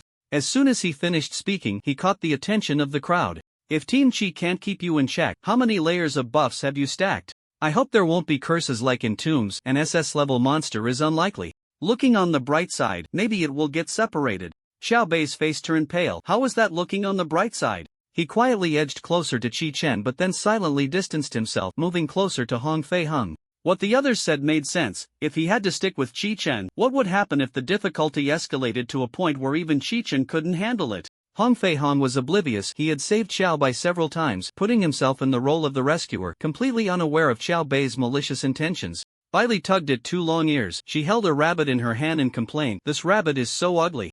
Shi Chen turned to look. The rabbit in Bai Li's hand looked like a bizarre mix of a chicken and a rabbit. It was covered in pure white short fur, with a tiny chicken head topped with two long ears, bright red eyes, and stubbornly flapping chicken wings trying to escape Bai Li's grasp. Can this even be called a rabbit? Hong Fei-han leaned in and tugged at the rabbit's ears, then touched its wings. It's actually real. This mutation is so strange. Mutated animals generally evolve towards their ability direction. A chicken's ability turning into a rabbit, or a rabbit's ability turning into a chicken, is quite odd. Let's take it back for research. It's quite interesting, someone suggested, and Bai Li handed the rabbit over to him.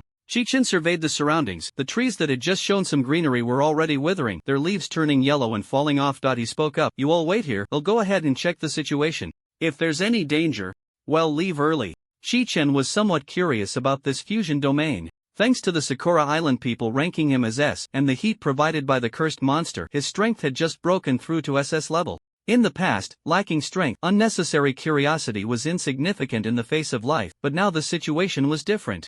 I'll go too. Having been cautious on Sakura Island and unable to take action, Hong Fei-han was feeling stifled. Finally seizing the opportunity, he needed to prove himself. Shi Chen glanced at him and then shifted his gaze away. Hong Fei-han's eyes followed his gaze, landing on Xiao Bai.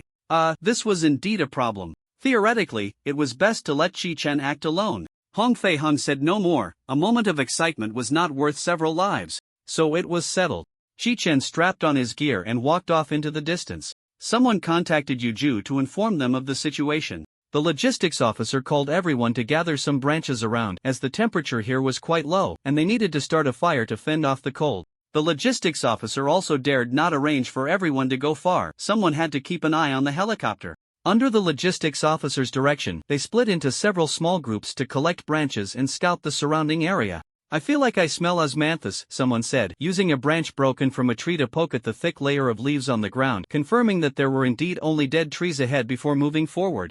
"Really? I don't smell anything." One of his companions picked up leaves and dead branches from the ground, taking a deep breath of the air, only inhaling a bunch of cold air.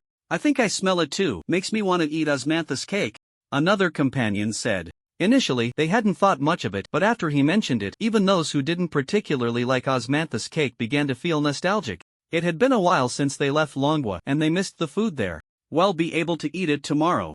Someone looked around, surveying the area. "Aren't you curious about this fusion domain?" "A bit. I'm not that curious, it's just a relatively special fusion domain. There are places like Peach Blossom Spring in the country and Sky Gardens abroad. This isn't the first instance." Someone picked up a pile of dead leaves from the ground, and a few bugs scurried out in a panic. This person didn't pay much attention. He stuffed the dead leaves into a bag and caught up with his teammates. "I'm actually quite interested in mutated animals. The cloud rabbits outside and the chicken rabbit inside are both species that have never appeared before." The person who caught up with his teammates stopped in his tracks and immediately turned to look at the spot where the dead leaves were. "Wait, I think I saw a bug that looks like a rabbit. The most crucial thing is, when I first saw it, I actually thought it was fine. Something is definitely off here. You all hurry back with me to report to Bai Shi." There was no movement behind him, so he turned back to look at his companions. A few giant rabbits were staring at him, and his mind went blank. He saw the giant rabbits' three-part mouths opening and closing, unable to understand what they were saying.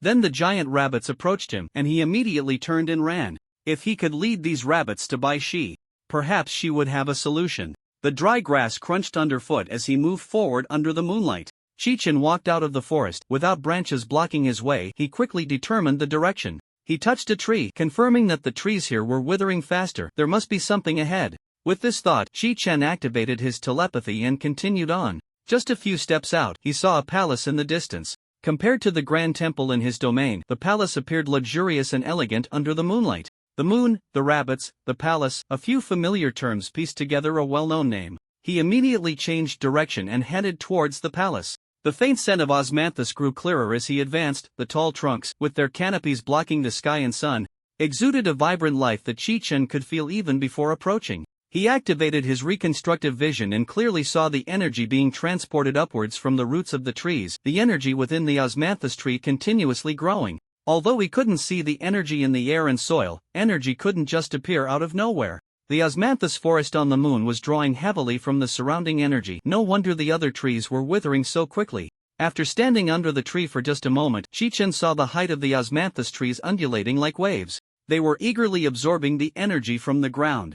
Chi-Chen took out a small knife and casually made a cut on the nearest osmanthus tree. Sap flowed from the wound in the bark, and the cut healed and closed at an astonishing speed. He noticed that the growth rate of this rapidly growing tree slowed for a second. It seemed the wound did have an effect on this tree. Chi-Chen looked at the forest before him, many thoughts flashing through his mind. If living beings were buried in the ground, would they be absorbed? When energy was insufficient, would they devour each other? With such a powerful self-healing ability, could its branches and leaves be used for medicine? A faint breeze brushed by, causing the osmanthus flowers at the tips of the branches to sway gently, the moonlight casting a cold glow upon them. The falling golden osmanthus resembled gold leaf dancing in the air, like golden butterflies flitting through the forest, adding fresh colors to the desolate ground. The strong floral scent made Chi-Chen uncomfortable. He had always rejected strong fragrances. A light, fresh scent was all he could tolerate. Passing through this osmanthus forest, he soon came upon an ancient and elegant palace. The exquisite building, with its carved railings and jade-like structures, was perfectly described by those two phrases. The cold moonlight spilled over the palace, the chill almost solidifying, a faint frost mist swirling around it. The grand and imposing structure might radiate brilliance and majesty, but if the question was which one was the celestial palace, he would choose this one without hesitation. Standing before this building felt like a myth manifesting before his eyes. The sense of awe was indescribable.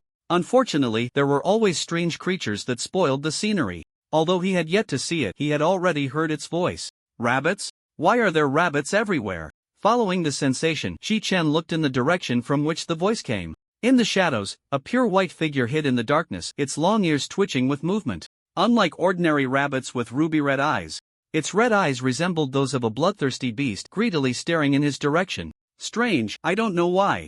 I just feel this rabbit has a strong aura. Although he couldn't see clearly in the shadows, a creature resembling a rabbit claimed to be a rabbit. Chi-Chen couldn't help but feel puzzled deep down. He looked at his own palm, still the same as before. Could it be that apart from similar beings, all other creatures would appear as rabbits? So, the chicken-rabbit scenario wasn't how they looked but how they appeared in their eyes? Then excluding humans, who were similar to him, the only intelligent beings before him could only be monsters. Chi-Chen turned his direction and headed towards the rabbit monster. He made no effort to conceal his intentions, ensuring it couldn't escape his attack range of 40 meters. The rabbit monster noticed him approaching, took 2 steps back, and then stopped. Just a rabbit, why should I hide? It gathered its courage, attempting to take a couple of steps forward, but its feet involuntarily retreated a step. Is this the Rabbit King? How could a mutated animal have such a strong aura?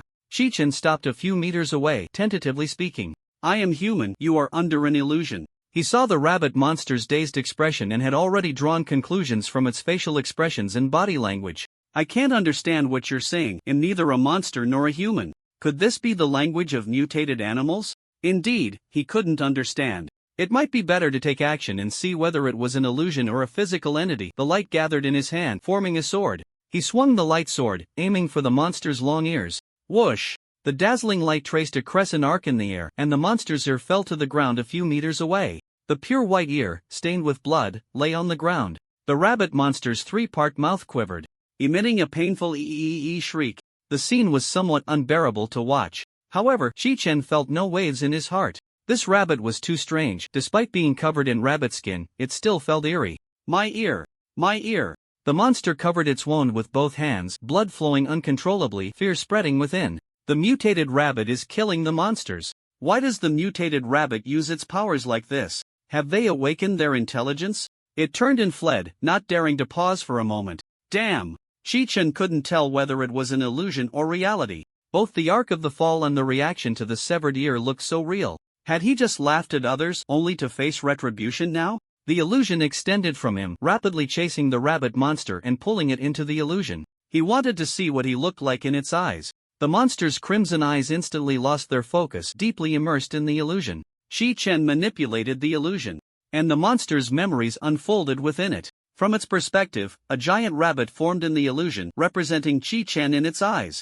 Chi-Chen saw a rabbit filtered through 18 layers, the image of a majestic and fierce rabbit king vividly appearing in the illusion. With such a filter, even a pig would be the king of pigs. He thought for a moment and made the monster present more memories. Since it had memory, it had been somewhere in the forest. Instinct drove it to venture out in search of humans, witnessing the trees transition from lush green to yellowing leaves and the fleeing animal species gradually dwindling to just rabbits. Then, Chi-chan saw many species of animals again. He repeatedly watched this segment of memory several times, confirming that there were no disjointed parts in its memory. Like Chi-chan, the monster saw the palace from afar. It deduced that this was a human dwelling and ran over to find humans. The monster roughly searched around the palace, initially encountering a few strange rabbits. After that, it lay in wait on the road for humans to take the bait, leading to its encounter with him. The monster's memory differed from his assumptions.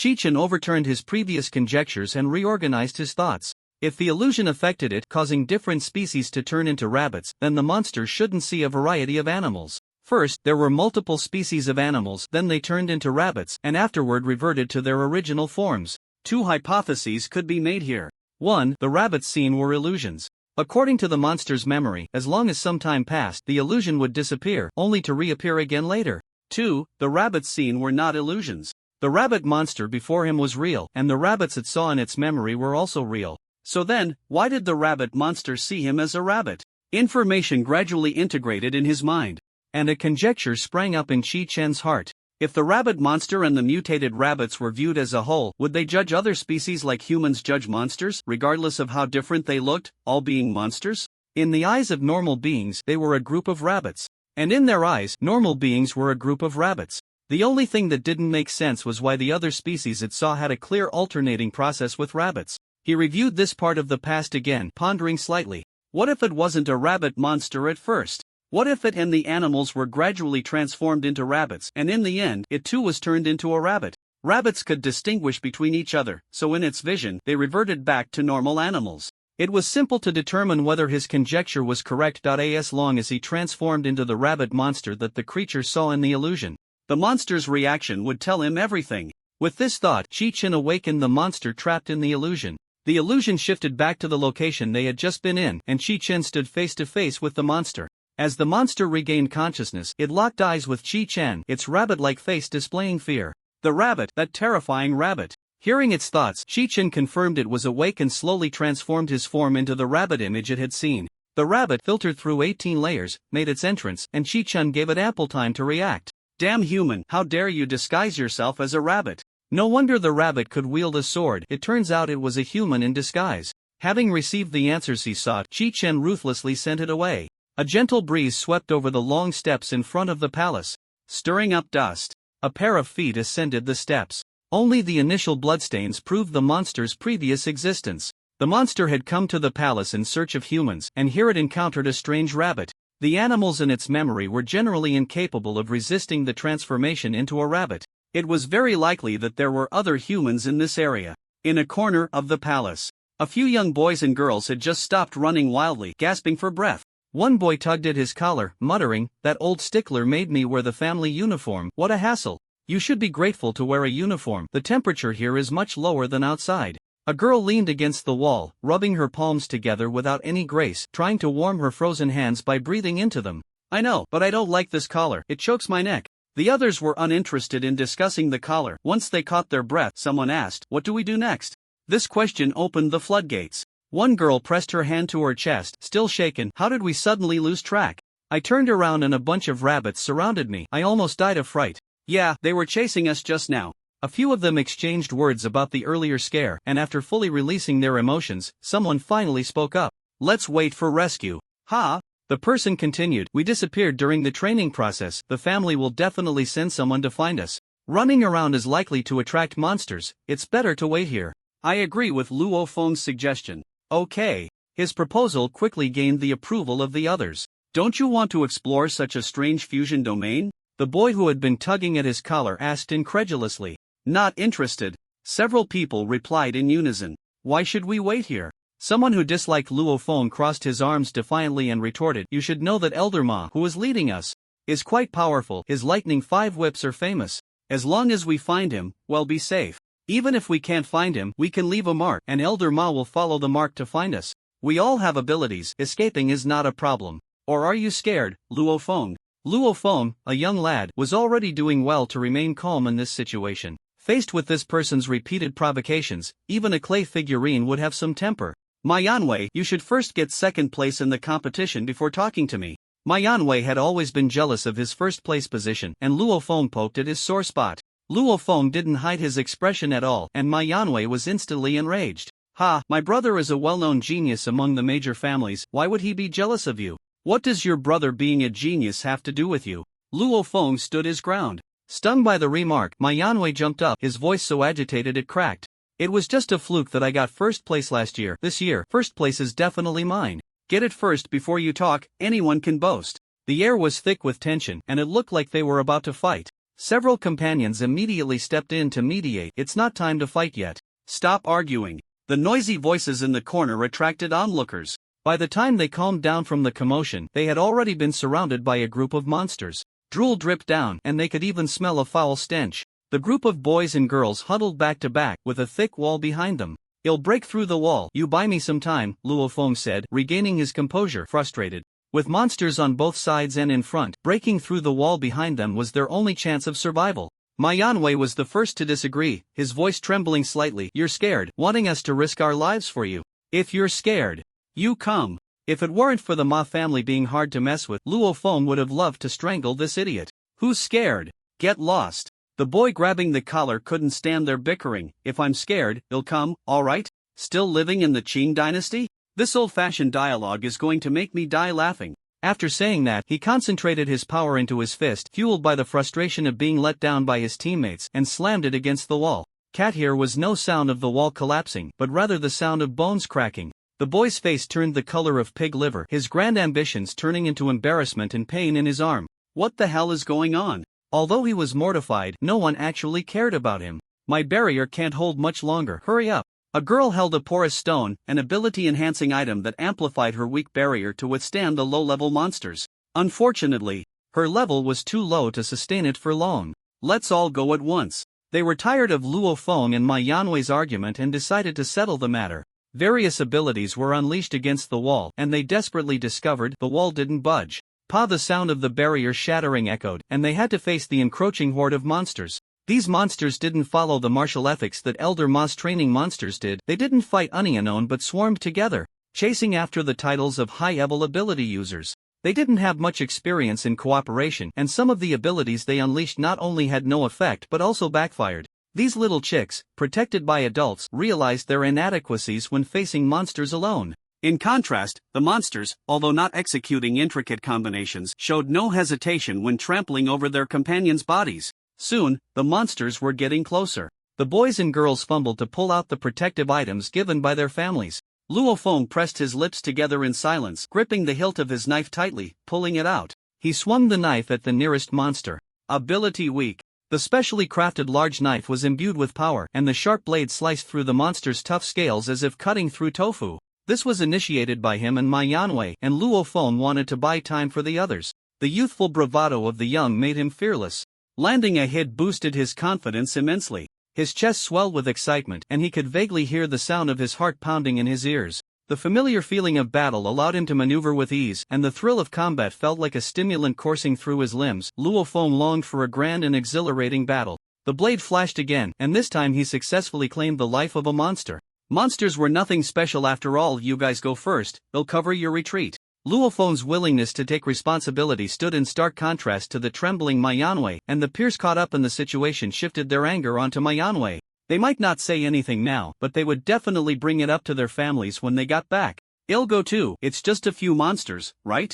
Luo Feng's brave demeanor ignited a competitive spirit in one of the boys. At this age, boys are full of youthful fervor. In a moment of excitement, he forgot the fear he had just felt. Watch my thunder strike. He threw a concealed weapon attached to iron wire into the crowd of monsters. Suddenly, a brilliant flash of lightning erupted from his palm, the electricity traveling along the iron wire. Crackle crackle crackle, the sound of thunder quickly echoed from the corner. The noise was loud, but the effect was poor.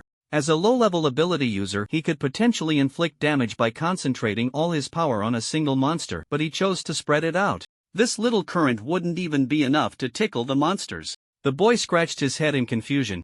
This script isn't right. He saw Luo Feng handling the situation as easily as chopping vegetables, so why was his experience so different? Don't dawdle. Luo Feng shouted at him, causing the boy to shudder, and he could no longer hold the iron wire steady. The wire was yanked hard.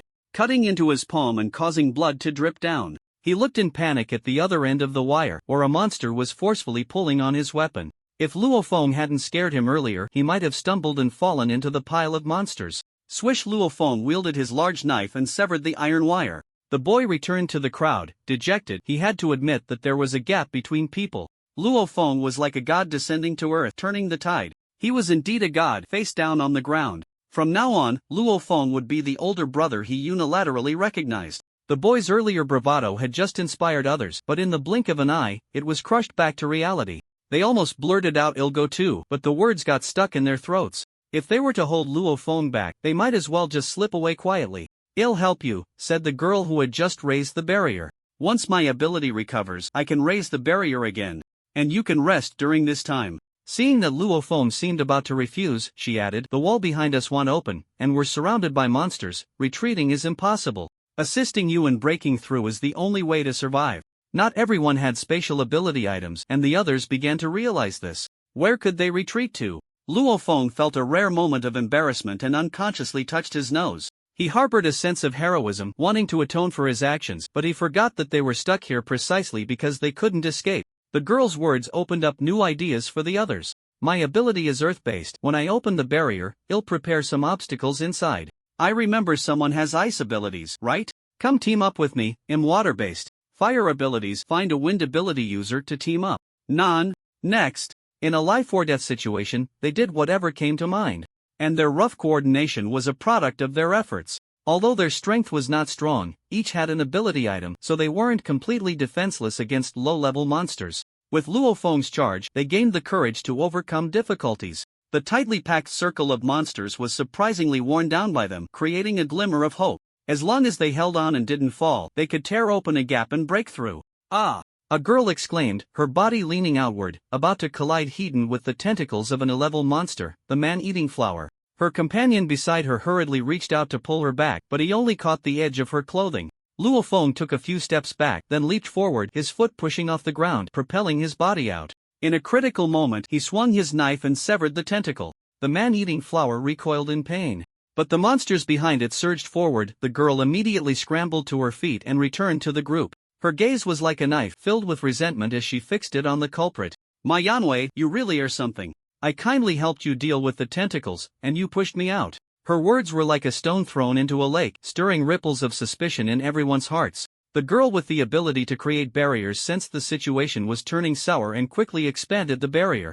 The briefly united team, twisted together by Luo Feng, instantly fell apart. They distanced themselves from each other, all pointing their accusations at the source of their distrust. "My Yanwei, what do you want to do? Kick him out. Disgusting, acting all high and mighty, just a coward." Regardless of whether they could cooperate afterward, they chose to prioritize driving out the troublemaker. However, they were gravely mistaken to think that mere words would make Ma Yanwei leave obediently. His face flushed red as he excitedly argued, "What does it have to do with me if you accidentally fell out?" The still youthful group was shocked by Ma Yanwei's shamelessness in turning the tables. When the girl gasped, everyone turned their attention that way, clearly seeing that she had lunged outward. "Oh, so you dare to do it but not take responsibility?" The girl laughed in anger, her smile not reaching her eyes as she threatened, "If you want to cling here, you better be careful." Her implication was clear to everyone. Seeing that the others pretended not to hear, Ma Yanwei felt resentment brewing within him. His gaze was like a venomous snake lurking in the shadows, dark and vicious yet unable to show itself openly.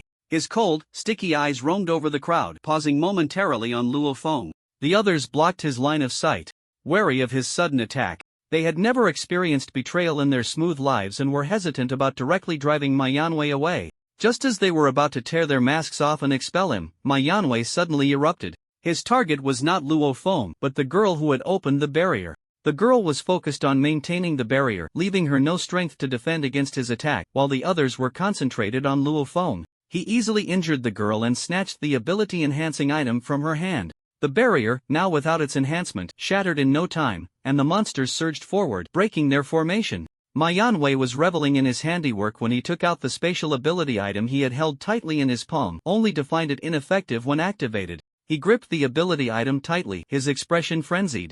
Hurry! Hurry! Why isn't it working?" Isolated and helpless, he became the best target for the monsters to feast upon, and even as he was devoured, he clung desperately to the spatial ability item. Manhwa diverted some of the monsters' attention, giving the others a chance to regroup. They were barely able to protect themselves and had no time to care about Manhwa's fate. If they had the energy, they might even have cursed, "Good riddance, follow me." They had almost charged out of the encirclement, and Luo Feng decisively chose the breakout plan. While others still had reservations about each other, Luo Feng's actions earned their trust. Centered around Luo Feng, the others quickly gathered around him, following him to break out. Almost there, everyone, just a bit more effort. From the seemingly endless horde of monsters to the visible open ground, Luo Feng saw hope and encouraged everyone. Covered in blood, he exerted all his strength to tear through the last barrier. His body sank and he fell forward. Two boys caught him, one with a broken hand and the other with blood in his palm.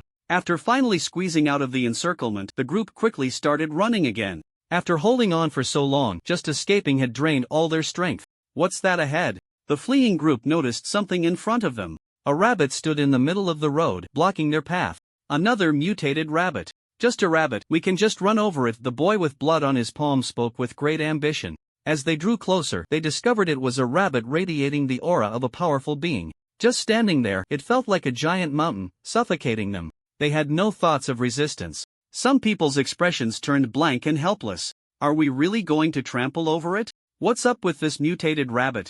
Why do I feel like we can't beat the rabbit? What do we do? If we don't get past the rabbit, we'll die here. The monster drew closer, and in panic, they ran towards the mutated rabbit. The rabbit might not eat humans, but the monster definitely would. Bang! Several sounds echoed within the palace. Chi-Chen listened intently, determining that the source of the noise was not far from him. It seemed there were restrictions within this palace. Without opening a domain, trying to forcefully destroy it was a fool's dream. He circled around a few times and spotted a rabbit monster, then followed it. The rabbit monster ahead shook its body, as if being watched by an unknown creature. It looked around cautiously but found nothing unusual. Strange. After searching in vain, it classified this as an illusion and hopped off in a certain direction. One in front, one behind, one bright, one dark, a person and a monster arrived at a corner, trying hard to break through their defensive line.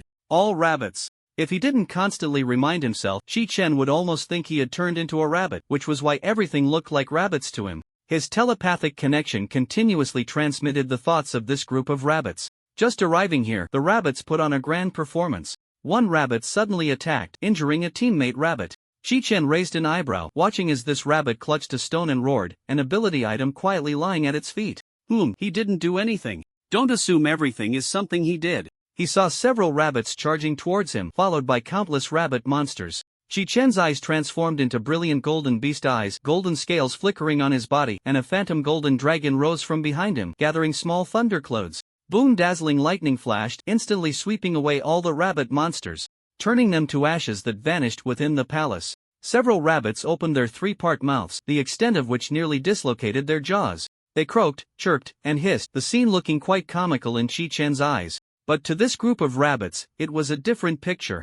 They watched this rabbit glowing with golden light and surrounded by a swirling golden dragon, as if it were a rabbit of special effects. Thunderclouds formed in the blink of an eye, and bolts of lightning as thick as barrels struck down from the small thundercloud. Countless monsters were swept away. A phrase swirled in their minds. Is this a mutated rabbit? It was as if the mutated rabbit was telling them, humans, the times have changed. The boy with the broken bone was still in a daze, weakly saying, look at the rabbit.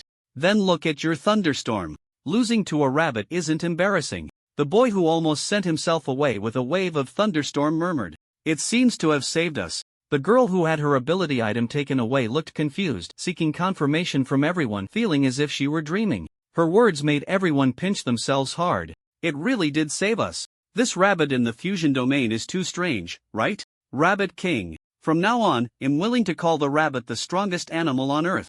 Mutated animals lack intelligence, they are loyal helpers that won't betray. Some people's minds turned quickly, starting to think wildly. Do you think I can lure it away with a carrot? If I have it, why bother training? Such a rabbit is too dangerous, let me handle it. Just as Chi-Chen had recreated a translation ability and was about to communicate with them, he heard their attempts to become members of the Peach Bao. Chi-Chen, from their conversation and tone, Chi-Chen judged that they were still quite young. At such a young age, wanting to lie flat and live off pet allowances, can you even sleep at your age? Back then, he also used to sleep until the sun was high in the sky. Well, that's nothing. Why are these students not staying properly in the city and running out to the wild to seek death? Isn't the word survive no longer in vogue? He thought he had stumbled into a patrol team clearing monsters in the wild, which is why he strolled over so leisurely.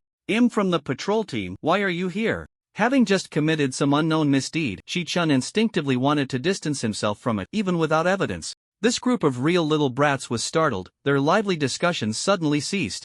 After a few seconds, they shifted to discussing something else. I said, how could there be such an amazing mutated rabbit? Turns out it's a supernatural being. Ahem, we were rude just now. Sorry. Thank you for saving us. A few of them awkwardly echoed, having just boasted about capturing a divine beast. Someone nodded halfway, then suddenly exclaimed, wait, if he's a supernatural being that transforms into a rabbit, then what about the lightning just now? Their expressions changed, and the steps they had taken towards Chi-chun froze in place. A rabbit that has supernatural powers and can talk, and not even a transformation type ability. The conditions for this situation are, a monster. A monster that looks like a rabbit. Given its ability to easily defeat many low-level monsters, this rabbit monster is at least a mid-level monster. The air became stagnant as they stood frozen in place. This group of boys and girls didn't know whether to try to smooth things over and cooperate with the rabbit monster's act or to turn and run. With their strength, the probability of successfully escaping was too low. Just when they were at a loss, a voice rang out. The owner of this voice was Luo Feng, and they seemed to have found their anchor. Thank you very much for saving us, but why do we see you as a rabbit? This rabbit could easily kill them, and Luo Feng leaned more towards it being a supernatural being. Chi-chun's act of saving them was merely a matter of convenience. It would be even better if he could gather some information about the palace in the process. Their earlier silly rabbit appearance only added to the absurdity of the situation. He almost thought this group had their brains short-circuit from fear and wanted to turn and leave. Now that there was a normal person chatting with him, Chi-chun was still willing to communicate. Because this fusion domain has special rules. Explaining in detail would be too troublesome. This involves whether the rabbit I see is not a rabbit and whether the rabbit you see must be a rabbit. Not only is it convoluted, but it also wastes time. It's better to brush it off with a vague statement. Did we fall under an illusion? Luo Feng immediately recalled how they inexplicably lost track of their teammates, surrounded by rabbits. Perhaps they hadn't actually lost their way, but had fallen under an illusion, believing that everyone around them was a rabbit. So when they turned to run, their companions had followed with concern. That made sense. No, your companions just wanted to catch a suddenly appearing rabbit. Chi-chun thought to himself while replying, no, this rule is a transformation type rule. As for who transformed, that's for them to figure out. He was now curious if they could revert back once they left the domain.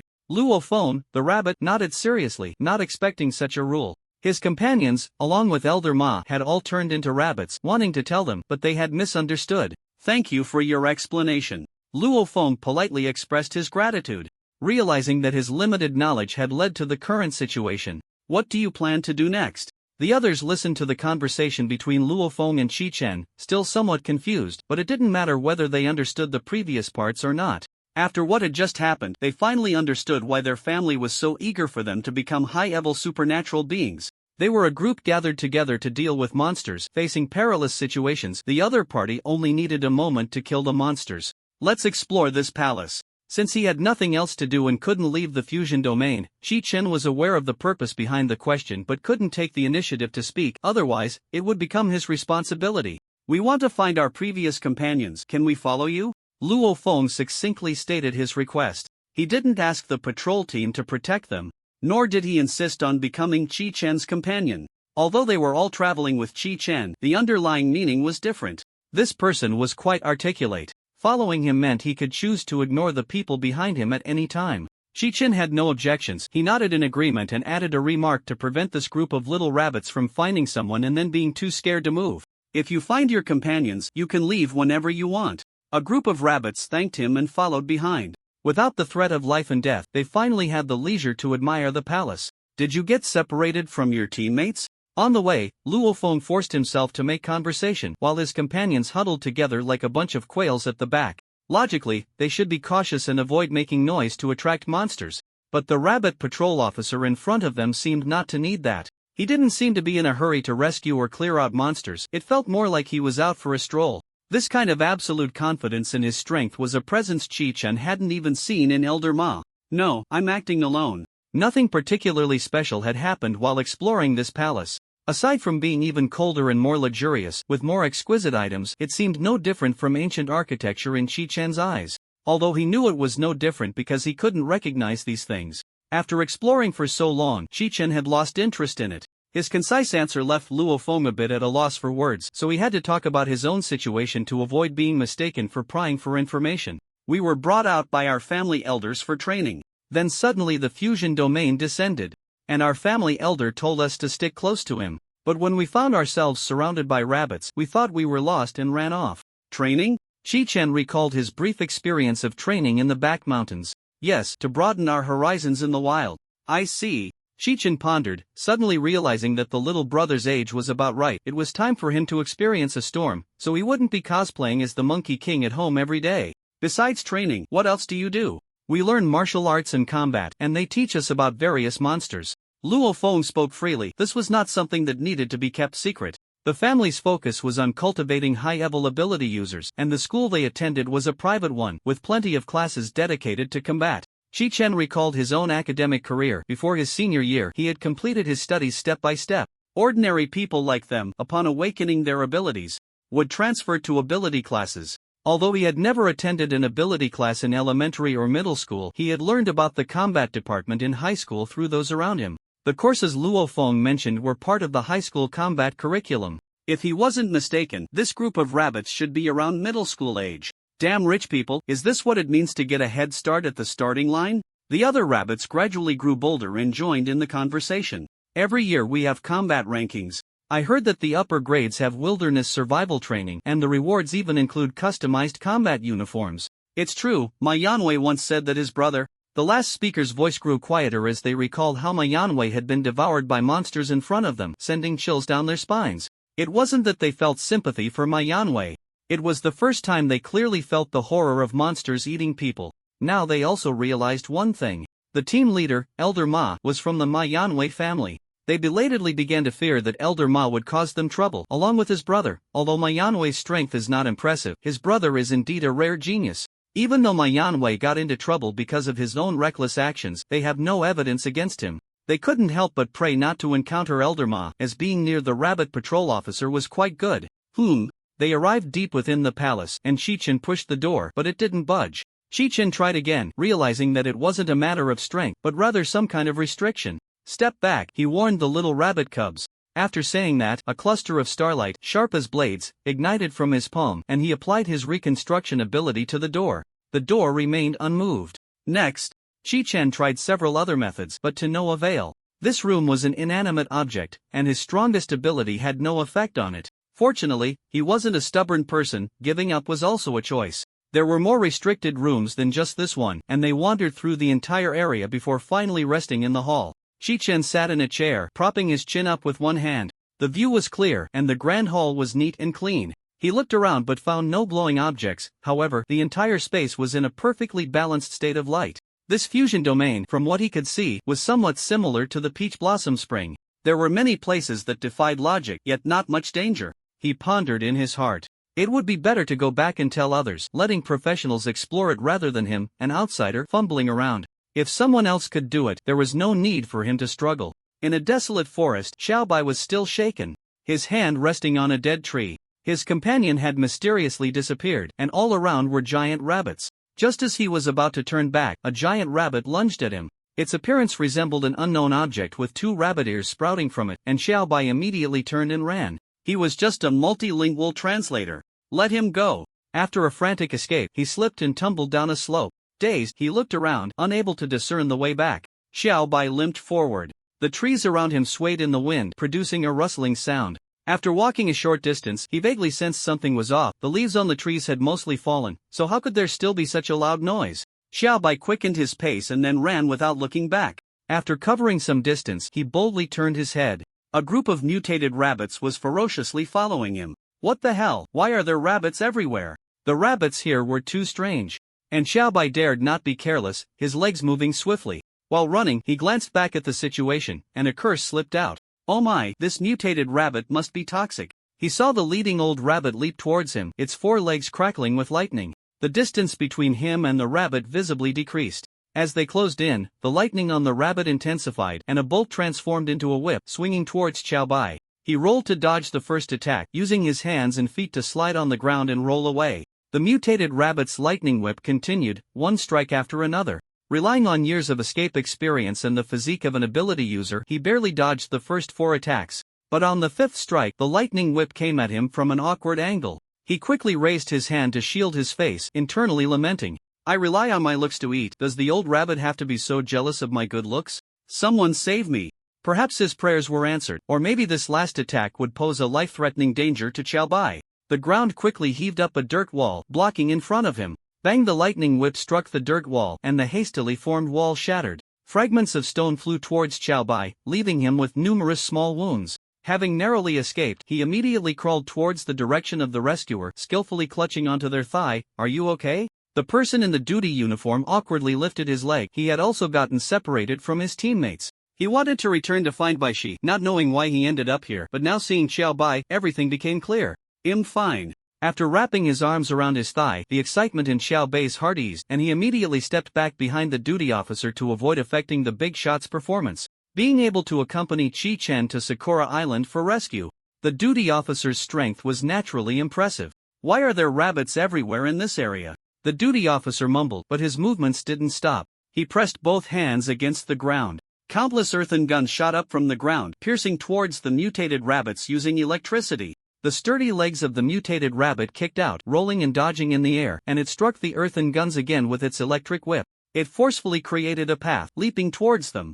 Boom! A section of the area behind the old rabbit collapsed, and a group of small rabbits following it fell into the pit. Xiao Bai doubted whether he was seeing things. He saw panic and anger on the rabbit's face. It hurriedly turned around, heading towards the pit. In that instant of changing direction, it crashed hard into the suddenly rising earthen wall. Bang! A muffled sound of impact echoed, and the rabbit, dazed, slid down from the wall. Its 3-part mouth opened and closed, emitting a goo-goo-goo sizzle sound, as if it were accusing something. The duty officer turned to Xiao Bai for confirmation. "I always feel like this rabbit seems to have the ability to think." He trapped the small rabbits to prevent them from escaping, and although the old rabbit was very close to him, he wasn't actually afraid of this mutated rabbit. The rising earthen wall was meant to cut off its retreat. However, he didn't expect that this rabbit would actually turn back to save the small rabbits. Just as the duty officer finished speaking, he saw Xiao Bai pounce towards him. His body was knocked to the ground, and a giant fireball soared over them, creating a massive pit in the ground not far away. After dodging the attack, Xiao Bai and the duty officer looked towards the direction of the attacker. Their eyes nearly popped out. Another rabbit. Not far away, on a branch, stood a rabbit with pure white fur and a streak of red hair. Hong Fei Hong leaned against the branch with one hand, standing on the tree. Seeing another mutated rabbit take down the Earth-type mutated rabbit, he frowned. This rabbit looked so human-like. Could it be a monster? Forget it, he could handle it anyway. "Are you all okay?" Hong Fei Hong shouted towards the pit. "I'm fine, young man." An old man climbed up from the ground, one hand on his waist and the other covering his nose, mumbling something. No martial ethics came to deceive. Came to ambush rat tail juice. The boys and girls in the pit were also busy. Upon hearing the unfamiliar voice, they helped each other climb out. Someone saw Elder Ma supporting his waist inside, stepping forward to help him, asking with concern, "Elder Ma, how are you?" But more people, upon seeing that iconic red hair, couldn't help but exclaim, "Holy crap! Red hair!" After saying that, he immediately covered his mouth and crouched down to blend into the crowd. "It's Red's class ability user. It really is Red Fei Hong. But what about my goddess Bai Li? Aren't they acting together? And the great god Qi?" This group of young people talked freely. As the pillar of Longwa, saying they were the fantasies of their childhood wouldn't be an exaggeration. Now that the real person stood in front of them, how could they not be excited? Bai Li, being the youngest member of the 9 seats, was also exquisite and beautiful, naturally becoming the most popular one. And the Sakura Island incident with Chi Chen had just happened not long ago. Although it was still a bit unfamiliar to them, there were quite a few discussions. As for the rabbits, with the presence of the dark 9 seats red hair, it was no longer within their scope of thought. They just needed to strike a good pose and hit 666. Hong Fei Hang's eyelids twitched. What kind of dog name was Red Hair? Wasn't Red Hair better sounding than this? At least this time it was him who was in the spotlight, rather than just a decorative ornament. In a great mood, he didn't pay much attention to the kid's remarks. He shifted his gaze back to the 2 mutated rabbits. If he kept showing off, those 2 rabbits would run away. He saw the Earth-type mutated rabbit being dragged by the other rabbit, both sprinting at an incredible speed. Hong Fei Hang's lips curled into a wide arc. He casually raised his right hand, his fingertips level with his ear. In that moment, several fireballs formed behind him, the blazing flames scorching the land like the sun. Then, with a wave of his right hand, the fireballs transformed into fire dragons, roaring towards the 2 rabbits. Hong Fei Hung smiled confidently, jumping down from the tree without even looking. A real man never looks back at explosions. But it would be a bit strange if he suddenly turned around, so Hong Fei Hung cleverly changed his move to leap down from the tree. This display of power to kill 2 rabbits was a bit of overkill. But he couldn't resist the long-lost thrill of showing off. The first half of Sakurajima was suppressed by Bailey and the second half by Chi-Chen, leaving him with no room to showcase his skills. It made him question his life for a moment. How could he still act so proud when he was this weak? Later, he realized that compared to Chi-Chen, not only was he weak but everyone else was too. With his feet firmly planted on the ground, Hong Fei Hong walked towards Elder Ma and the group of kids with his hands in his pockets. "It's too dangerous here, you should move with me." After all, he was a well-cultivated seedling from a proper country and most of the time, Hong Fei Hong positioned himself as a protector. After he spoke, however, no one responded. Hong Fei Hang's ears began to turn red. "Guys, I saved you, can't you at least acknowledge that?" Just as he was feeling awkward, people started to respond one after another. "You're right. It's too dangerous here. What kind of rabbits are those? So impressive? Awesome. No wonder they're rabbits that have ascended to the heavens." Elder Ma and the group of boys and girls stared wide-eyed, stretching their necks forward trying to see clearly, shocked as they looked towards the direction where the 2 rabbits had just fled. "No way?" Hong Fei Hang's heart sank. He turned to look in the direction of the rabbits. Flames stirred up thick clouds of smoke. As time passed, the smoke thinned, revealing the silhouettes of 3 rabbits. Not only did the 2 rabbits follow the rule of no harm when there's smoke, standing there unscathed, but there was also an additional one. The new rabbit was surrounded by a black energy, protecting the previous 2 rabbits. Now Hong Fei Hong was no longer calm. He stared intently at the direction of the rabbits, his body now facing them. Had he really become so weak that he couldn't even defeat rabbits? I refuse to believe it. Hong Fei Hong squinted his eyes, his expression becoming serious. Red flames ignited around him, gradually turning a deep crimson. Clusters of flames circled around him. The temperature around him instantly soared to a level unsuitable for human survival. Elder Ma and the boys and girls quickly retreated, grumbling in their hearts. The young ones were too unreliable, completely disregarding the fact that there were others around. Whoosh! Hong Fei Hong sprang forward several meters. After a few steps of running start, he forcefully pushed off a tree trunk and leaped towards the 3 rabbits at high speed. The withered trees collapsed under his force. Hong Fei Hang's fists were enveloped in deep red flames as he closed in. The new rabbit kicked the other 2 rabbits away, then ducked to avoid Hong Fei Hang's punch. His fist grazed the rabbit's fur, slightly scorching its pure white coat. Hong Fei Hong was filled with questions, utterly confused. Did this mutated rabbit possess intelligence? Just as he was about to ask, the rabbit launched a fierce attack. The black energy on the rabbit's body reached out towards him like tentacles. His fist struck the black energy, but surprisingly, it failed to ignite the black energy in flames. A scene flashed through his mind, and Hong Fei Hong felt that this moment was eerily familiar. He actually felt like he had fought with rabbits before, but now was not the time for careful thought. As the tentacles came at him again, a circle of fire surrounded Hong Fei Hong, the blazing flames shooting up into the sky, casting the soft moonlit sky in a vivid red. The rolling heat waves scorched the earth, as if the flames could burn everything to ashes. He drew a small knife and stabbed it into his palm, blood splattering everywhere. The splattered blood ignited in the air, tiny flames the size of rice grains mingling with the ominous black red of the firewall. Hong Fei Hong tilted his mouth to one side, watching with a smile as the black energy made contact with the firewall. Superpower burning. He was already using his ultimate move. Unless this rabbit was from Boruto or Bai Li, it was impossible for it not to ignite. But how could the rabbit possibly be Bai Li? His delighted expression didn't last a few seconds before it quickly turned stiff. The black energy surged through the deep red firewall like a hot knife through butter. The part of the firewall it touched not only didn't ignite but instead froze solid. It showed no signs of stopping, piercing straight through the firewall and charging towards him. Are you also Bai Li? Ah no, are you also a negative energy superpower?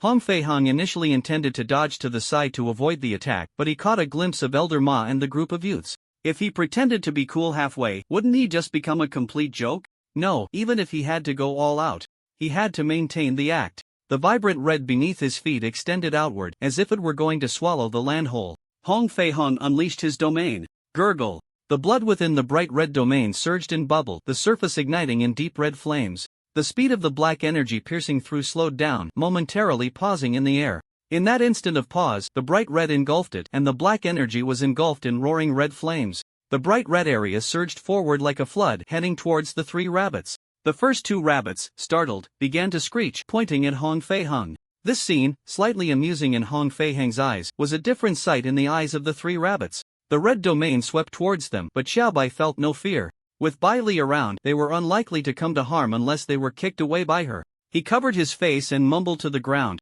This rabbit's superpower feels a lot like Boss Hong's. The officer covered his rear, the impact on his tailbone painful. Have you seen him use his superpower?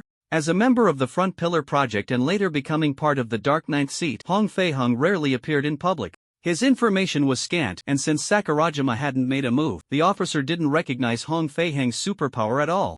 Xiaobai replied straightforwardly, "He saved me." The officer didn't doubt him and instead asked, "Are you saying he's Brother Hong? Should we remind Bai Seat?" Although everyone tacitly understood that he and Chi Chen were both part of the Dark Ninth Seat, they didn't have official titles, and they usually expressed their respect for him in a brotherly manner. "I'm not sure either." Xiaobei's gaze remained fixed on the battlefield. Bai Seat must know much more about Boss Hong's superpower than we do. While they were conversing, Bai Li manipulated the black energy. Without a moment's hesitation, she unleashed her domain, the darkness spreading around her. And Splash Superpower's domain is incomplete. The coverage of the red domain only extends to the ground. The dark energy quietly crept above the burning blood water domain. If the superpowers and domains could possibly be the same, then the completeness of the domains was also identical. This red-haired rabbit could only be Hong Fei-hang's. But Hong Fei-hang hadn't realized this yet, and Bai Li couldn't just passively take hits. In any case, she would first release her domain to see if he could recognize it. If not, she would just beat him up. The two incomplete domains clashed in the same space. The deep red flames leaped high, as if to burn everything that was not flammable. The darkness pressed down heavily from the sky, making it hard to breathe just by looking at it.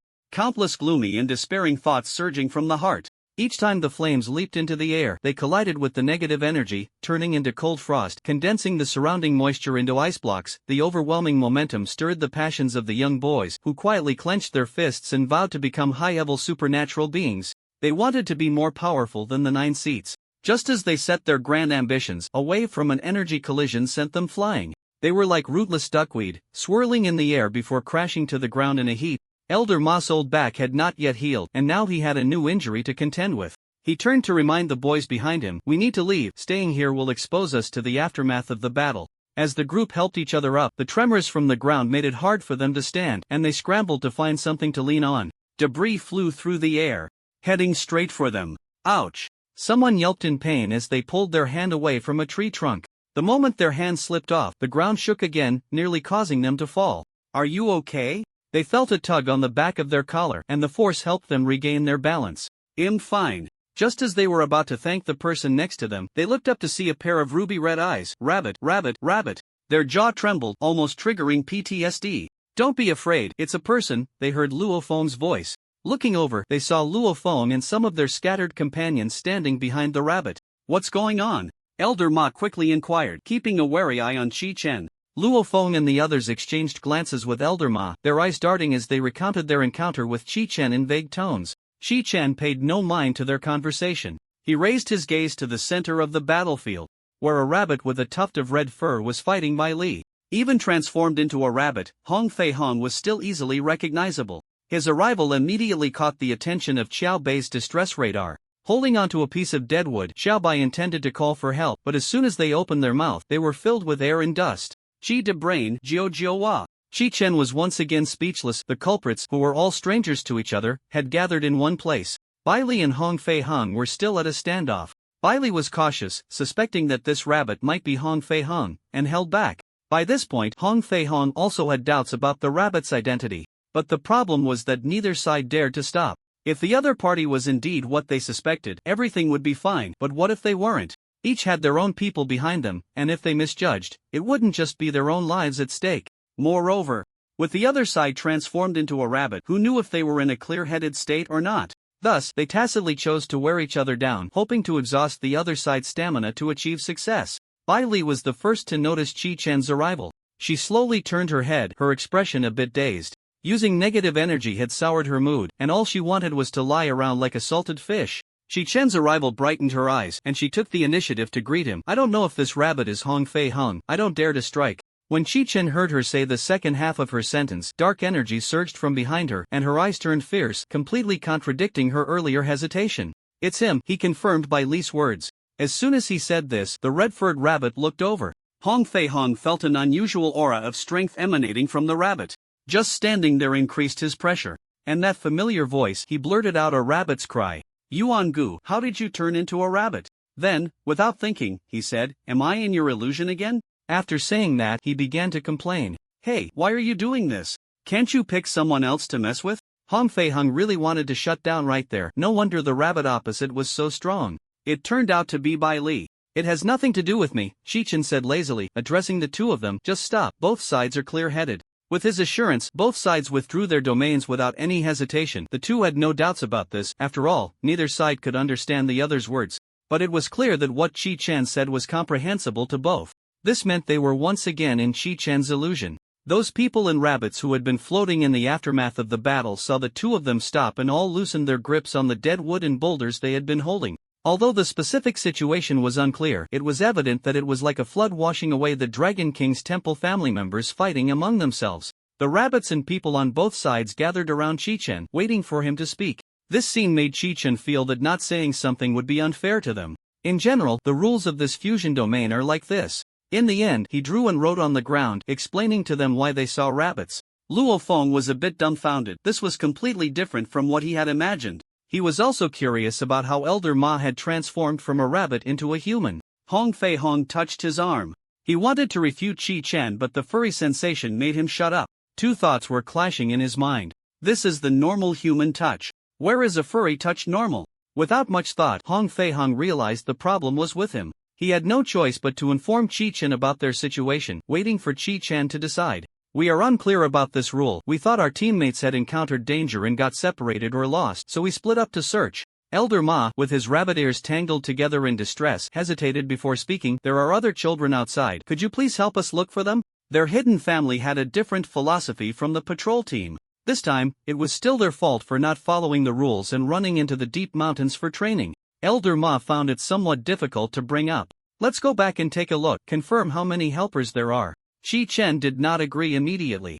If their team members had all scattered, the highest priority would naturally be to find the people in their team. Then, letting the patrol team conduct a large-scale search would be much faster than looking for them themselves. He didn't have the patience to explain to each little rabbit one by one. A group of people and rabbits set off, heading towards the location where the helicopter was parked. On the way to the helicopter, they picked up several stragglers, both people and rabbits. Xiao Bai, fluent in multiple languages, took on the responsibility of explaining after understanding the principles. When they returned to the helicopter, they found that the person guarding it was still by the plane but had transformed into a rabbit. Shichen counted the number of people, grouped the humans and rabbits together, and then dispatched personnel to find the stragglers. He stayed in place, ready to provide support if any urgent situation arose. Soon after, the team members supporting Ying Island and those in training were found, and they also located people who had come to assist in searching for Elder Ma and the others. With plenty of time, the patrol team even let the group of little rabbits led by Elder Ma try their skills, and the monsters were swept away by the patrol team. They were busy all night. By the time dawn broke, the thick fog had cleared, and the domain had completely fused. The driver had turned into a rabbit, although he repeatedly stated that it didn't affect him. Those who hadn't transformed into rabbits still felt it was strange. With his short legs, reaching for the buttons felt quite strenuous. So, they decided to wait for official rescue to arrive. Among those who came to assist, there was a familiar face. Shueshizong had already started working while everyone else was still exchanging pleasantries, and no one noticed him. His ability none. His ability acted on the rabbit-transformed driver, reverting him back to his original form. In front of everyone, the driver didn't even realize it, he just transformed back. He reflexively exclaimed, "Everyone, look. It seems like it will change back when the time comes." This statement was equivalent to him not noticing Shueshizong at all, which meant Shueshizong's presence was quite low. Shichen clearly saw that Shueshizong's expression dimmed a bit. Fortunately, the driver didn't directly point out Shueshizong's low presence, otherwise he would have been resented by Shueshizong. Shichen couldn't help but complain inwardly, "With your ability, don't make things difficult for others." The driver's loud shouting attracted a crowd's attention, which included a red-haired rabbit. Where did this person come from? Shueshizong turned his head slowly, his expressionless face revealing a smile towards the red-haired rabbit, his eyes blinking without pause, fully embodying the meaning of a smile that doesn't reach the eyes. "I can't understand what it's saying." After saying this, he looked around and said in a flat tone, "Where's Hong Fei Hung?" Class ability user shouldn't be caught off guard. With his elusive nature and ability to undo transformations, the red-haired rabbit squinted, guessing that the rabbit in Shueshizong's eyes might be Hong Fei-hung. Although it was unclear what Shueshizong had said, it certainly wasn't anything good. After all, they had met just when he was feeling high and mighty. Yuan-gu, hurry, and let him help me undo the transformation. Hong Fei-hong felt he couldn't just sit back and wait. If Shueshizong had said something to tarnish his reputation, he needed to clarify it quickly. If it weren't for knowing that the two couldn't understand each other, Chi-chen would have thought they were deliberately hopping around in each other's minefields. What had Hong Fei-hong done to earn Shueshizong's grudge to this day? As for Chi-chen's choice, it wasn't a matter of choice for him at all. On one side was a useless red-haired rabbit that liked to pin the blame on him, and on the other was the helpful young master of the Shui family. What was there to think about? He chose to turn a blind eye. After all, in the end, Shueshizong would have to help Hong Fei-hong undo the transformation. But Shueshizong was also determined to delay helping Hong Fei-hong break the curse. He first undid the transformation on Elder Ma's side, then said he needed to rest. After resting, he cleared another batch and then said leisurely, "If we stay here too long, we might turn into rabbits again. Let's leave this place first." The people Shueshizong brought had already set up detection equipment, waiting for the researchers to come for on-site investigation. Upon returning to the surface, they found that the giant building above had no effect on the sunlight hitting the ground. Looking up from the ground, the palace and the moon were completely invisible. "Has it moved?" Shueshizong asked the person beside him. The person, sitting next to the instrument and observing the position, confidently replied, "No. Add a note to the report suggesting an investigation in the air. Perhaps we can find more special fusion areas." Okay. As Elder Ma and the others landed, they were greeted by a group of people, the families of those youths. Many faces were filled with relief, but some did not see the familiar figures, their expressions changing drastically. "I failed to protect him, resulting in the young master's incident. Please punish me." The concerns of Luo Feng and the others did not come to pass, as Elder Ma took full responsibility for the situation. This bad news did not affect the head of the Ma family, but the young people around him were filled with sadness and anger, supporting a woman who was nearly fainting. "There are risks in training. It is not your fault." This time, it wasn't just the Ma family that had issues. If the head of the Ma family insisted on holding Elder Ma accountable, it would be like handing over a handle to others. Later, the head of the Ma family discussed with members of other families, and a group of them approached Chi-chen and bowed deeply. "Shishi, I've long heard of your great name. We have an unreasonable request. Please allow us to enter the special fusion area for further investigation." His expression was pained, his voice choked. "Only in this way can we completely let go." The person in front had red-rimmed eyes, restrained yet polite, wearing an expression of a father's deep love for his son. It was somewhat moving, making some of the duty personnel think of their sons or parents, lamenting the heart of all parents in the world. "Emotionally, I support you." Chi-chen looked down at them, seeing that they seemed to misunderstand his meaning, and quickly added the latter part. "But this matter is not under my jurisdiction." The gratitude or joy that had just appeared on their faces froze. Chi-chen shook his head slightly. He just felt that outright refusal would seem unkind, so he chose to be more tactful, not knowing it would be misunderstood as agreement.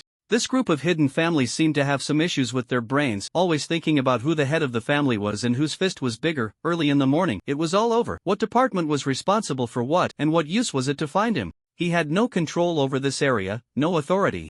Sympathy was one thing, but disrupting others' normal work was another. The team members following Chi-chen sighed helplessly. Captain Shi was at it again. It was hard to understand why he had such a twisted sense of humor. "Kid, don't." The head of the Ma family looked grim. After being rejected by Chi-chen, he could still say, "Everyone disperse. Don't make things difficult for Chi." But Chi-chen giving people hope only to reject them again, was there any difference from playing with them? Yet when he met Chi-chen's calm gaze, the head of the Ma family was instantly rendered speechless, unable to utter a word. It wasn't a teasing look meant to toy with them, but rather a serene gaze that seemed to see through everything. Rumor had it that the golden-eyed could read hearts and manipulate others at will. He had thought that a young punk would be, at most, a bit smarter than his peers, and that others had elevated him too high. He never expected to be the one out of his depth. Taking this opportunity to learn some confidential plans from the duty team had fallen through, and the head of the Ma family felt a bit regretful.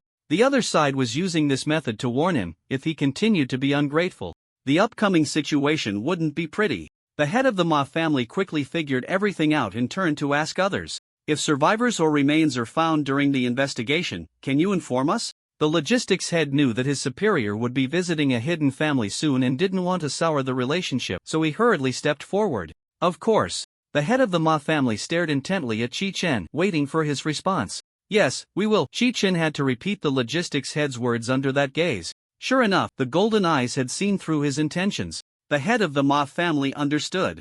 As long as they didn't enter the fusion field, he agreed to his request. This indirectly proved that what was above was very important. Thank you. After receiving a definite reply, he turned to reassure the parents behind him. Shi Chenzi's in making the head of the Ma family give up truly shocked the logistics head. He had heard his superior and colleagues complain. These families might not be unreasonable, but relying on the official rules, each one was a master of Tai Chi, not saying anything directly but extremely skilled at evading and deflecting. Not pulling a few strings before giving up was completely different from their usual style. He carefully pondered the conversation between Shi Chen and the head of the Ma family and discovered a clue. Captain Shi's refusal of the head of the Ma family's request was for a reason, and he was warning him not to harbor delusions by playing with him, which led the head of the Ma family to retreat. The logistics head clenched his fist. His sympathy had ultimately been misplaced. No wonder Captain Shi wanted to toy with him, that cold-hearted old man. Captain Shi, well done. After the head of the Ma family and others left, the logistics head gave Shi Chen a thumbs up. His exclamation drew the attention of others. Shi Chen was puzzled, frowning. Seeing him frown, the logistics head quickly pondered why Shi Chen was frowning, then suddenly realized. I understand. Although Captain Shi also looked down on that old man, he still had to give him the face that was due, seeing through it without saying it. Seeing him startled and acting as if he understood, Shi Chen furrowed his brow even tighter. The logistics head, noticing this, was completely convinced of his guess. Since Captain Shi had figured out the underlying meaning and was acting so dramatically, he felt dissatisfied. Sorry, my mistake. After saying that, he immediately returned to the team. His teammates curiously gathered around, wanting to ask what had happened, but he remained tight-lipped. It wasn't until their team arrived in Jidu by helicopter that Yuju pulled Shi Chen aside to talk, and the logistics head mysteriously said to his friends, "I'll tell you, but you mustn't spread it." His friends patted their chests in assurance. Am I the kind of person who can't keep a secret?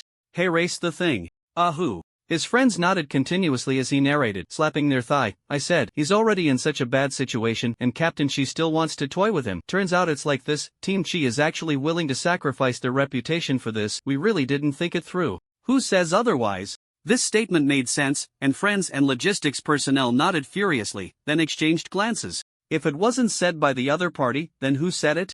They each turned their heads to the other side. A group of people perked up their ears to listen to their conversation. Seeing that they had been discovered, everyone grinned mischievously, without a hint of guilt. The two tightened their fists. These brutes. They were careless. At the Chi family's villa in Jidu, Shi Chen lay on the sofa in his room, browsing the forum. After spending some time abroad, he missed the days of being a lazy fish at home. Just then, Yuju told him that the Bitfu Kingdom exchange group would be arriving soon, and he should avoid going out during this time. Seeing Yuju smiling brightly, it was clear that this exchange group might not be so eager to come. Thus, Shi Chen naturally stayed at home and holed up in the headquarters data room for several days. He glanced at a post on his phone and clicked in. Does anyone know if the floating fusion field appearing in the country is real? One glance determines the truth. Pure anti-soybean sweating.jpg. If it really floats in the air, even if our dragon country doesn't announce it, other countries' satellites will capture it and make a big fuss. I don't know how your brain works. Do you really believe this? Bro, this news is outdated. A new world has been discovered, and we are about to change the world we live in. Oh yeah. At the bottom of the last message, chaos ensued. You are a special case, discovering the underworld, huh? Isn't it the fusion field leading to a parallel universe? Is that true upstairs? Catch the honest person. Shi Chen couldn't help but admire the logistics PR, who completely grasped public opinion. The fusion field, codenamed Moon, was concealed by the state using supernatural items, and a research team was dispatched to stay there long-term.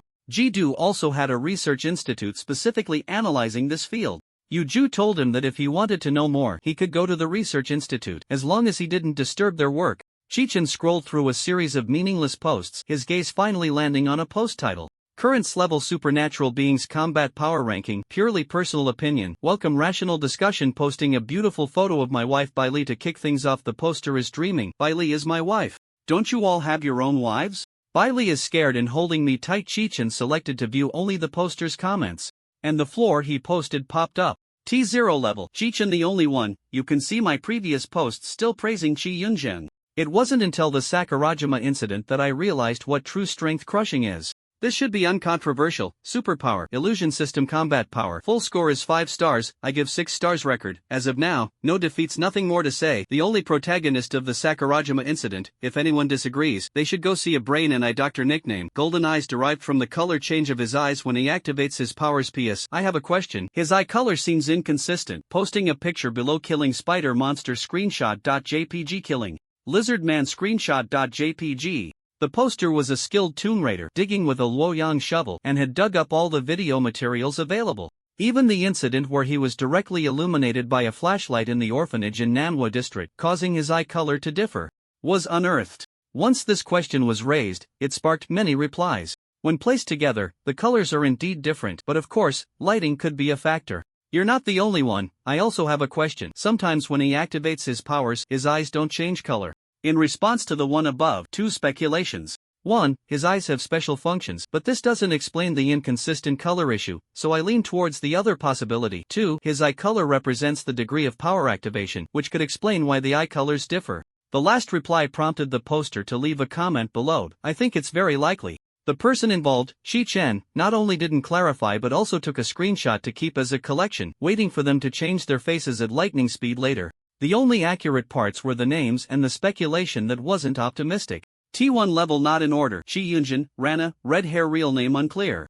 Whether he has brothers to clarify. Johnson, T2, by Lee, my wife. T1 and T2 weren't so harmonious. Below, the smoke of battle rose and supporters began to argue with each other. This person provided evidence that someone wasn't worthy of being on the same level as others, while that one claimed their idol or the person they supported was stronger than the rest, and there were even suggestions to add a T0.5 or T1.5 level. Some said red hair had no achievements and should be pending. Does the older generation not have the right to rank? The 9th Captain Wei Jiming was nominated at T1 level. Then I nominate. Shi Chen was getting into it when there was a knock at the door.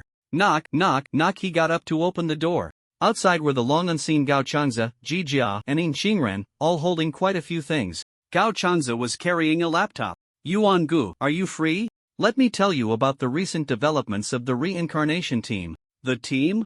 How is this broken team still not dead? Shi Chen had long forgotten about the team. After going on a mission with the country, he had made a fortune. Who still cared about this broken team? Come in and talk. He opened the door and let the 3 in. After all, it was a team under his name, and since he had nothing to do, listening wouldn't hurt. The 3 were well prepared, even bringing tea and snacks, looking like they were ready for a long meeting. Shi Chen said warily, make it short, you can speak freely. He indeed had plenty of time to listen to their detailed plans, but it wasn't necessary. The team was established for him to better complete the association's tasks, and after joining the Dark 9 seats, it had lost its necessity. If it weren't for Yin Qingren and the others' distrust of the official channels, needing to use his name to hide their identities, he would have disbanded the team long ago.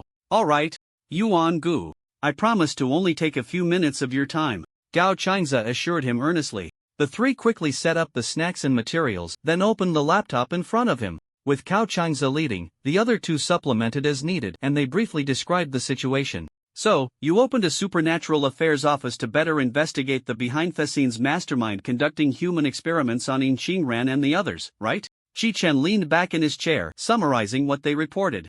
Ji Jia and Gao Changza nodded repeatedly, then leaned over the table. They turned to look at him in unison and said, how do you know about Qingren Jie? Did she tell you? I didn't say it. Yin Qingren was a bit surprised that Shi Chen knew so much detail, but quickly figured out the reason. Anyway, it's not the Dragon Country's official investigation, it's the Qi family's investigation, right? Her fingers tapped on the table, her expression full of certainty. Shi Chen didn't know how to retort. In a way, it wasn't wrong. After all, he was also a member of the Qi family.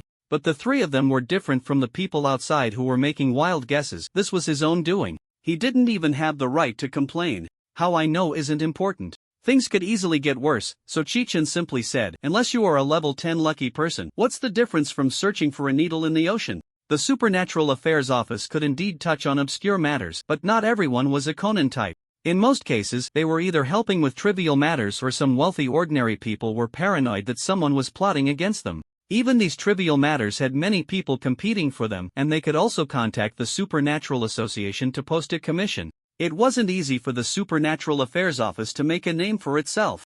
I know. Yin Qingren took a sip of tea. Gripping her cup tightly from the perspective of an experimental subject, it is easier for neutral and capable individuals to be sought for help under the premise of not trusting the patrol team and not wanting to completely fall into darkness. Chi Chen thought for a moment and understood her meaning. There were too many personnel in the patrol team, a mix of good and bad, making it easy for information to leak. From a radical perspective, those who could establish a base for human experiments, who were not part of the patrol team, were somewhat involved as well. Therefore, those who had been harmed would not seek help from the patrol team. On the other hand, obtaining information from those lurking in the darkness was too dangerous. No matter how anxious Yin Qingran was, she would not joke with Gao Changze and Ji Jia's lives. The ability agency was different. They took money to help others with their troubles, without delving too deeply into the employer's secrets. This was a good choice for those who wanted to hide their identities while seeking assistance. Although it was a gamble, it was the most suitable method for them. I have no objections. Since the other party had considered it thoroughly, he had no reason to stop them. Is there any information you want to know? If I have the chance to collect it, I would like to exchange the information for the Chi family's help in the investigation. Exchanging information for information was also one of the reasons Yin Qingran suggested opening the ability agency. She greatly admired the Chi family's intelligence network, but unfortunately, she had no leverage to trade. No. Chi Chen nearly choked. Is there anything else? Yin Qingran felt a bit regretful but was not disappointed. Even if she knew something that the Chi family's intelligence network could not uncover, she might not be able to investigate it either. Gao Changze shook his head just like Ji Jia did, then he remembered something and added, "By the way, we didn't use your name to swindle anyone, so you can rest assured." Chi Chen didn't care much, it was already under his name. Whether they used his name or not was just a matter of how many people knew. If they didn't perform well, he could easily kick them out of the battle team. If they were that incompetent, they might as well give up. He raised the teacup in his hand, just about to take a sip. Seeing his reflection in the cup, Chi Chen felt a bit dazed. It seemed to him that he had just been a leader who exploited others. If they didn't do well, he would fire them all. It must be an illusion. He didn't even pay salaries. And what kind of leader thinks about the company going bankrupt every day? Inside a certain research institute in Jidu, a researcher put down the testing instrument in his hand and walked with his companions, chatting and laughing towards the break room. This fusion field is truly remarkable. It has produced so many ability items. Indeed, it's quite rare, but what's even rarer is that the first explorers didn't take anything. One of his companions agreed. Although on the surface, everything in the field had to be submitted to the state for uniform distribution, who could distinguish between personal belongings and ability items produced in the field? Of course, you should see who the first explorer is. The speaker wore a proud expression. Does the Yuan family, with their vast wealth, care about these things? Who would dare to touch them if he doesn't? Lu Chang, are you so proud of being in Gonshinma? A large hand patted the back of his head. Lu Chang turned around to see it was his senior brother. The old man said he was running around causing trouble and insisted he stay at his senior brother's research institute for a few days after training. In a few days, the old man would also come over from Shin City. That's right, when Yuan Gu was still hiding his identity, I had the insight to see through his identity at a glance. Lu Chang covered the back of his head, grinning, and somehow managed to maintain a lively expression which looked quite ridiculous. This goofy appearance made his senior brother's fists clench involuntarily. If you have a problem, he won't have a problem. Lu Chang's senior brother said sarcastically, is that something a ghost would say? The vivid tone immediately reminded Lu Chang of the times he tried to trick others but ended up being tricked himself. Mentioning his embarrassing moments, Lu Chang's face turned sour. Were you on the other end of the phone? Yeah. Lu Chang's senior brother took the opportunity to stop, knowing that talking too much about black history would only make Lu Chang's thick-skinned demeanor unbothered. The playful banter between the brothers made it difficult for others to forcefully insert themselves into the conversation. The two of them wrapped up their conversation and others quickly gathered around. Do you know Chi Shi? Wow, he's quite the hidden gem. Come on, tell us about him. The sisters want to hear too. Although Lu Chang had only been there for a few days, he quickly bonded with the people at the research institute. This group was either linking arms or playfully tugging at Lu Chang's hair. In the blink of an eye, Lu Chang was surrounded by a bunch of big guys. Hey, don't touch your dad's head. Lu Chang complained, but soon his head was sneakily attacked from behind, receiving several playful hits. Who are you calling son? The topic veered off, and Lu Chang laughed and played around with everyone. Being able to joke around and having a good personality was why he fit in wherever he went. After the playful banter, his senior spoke slowly.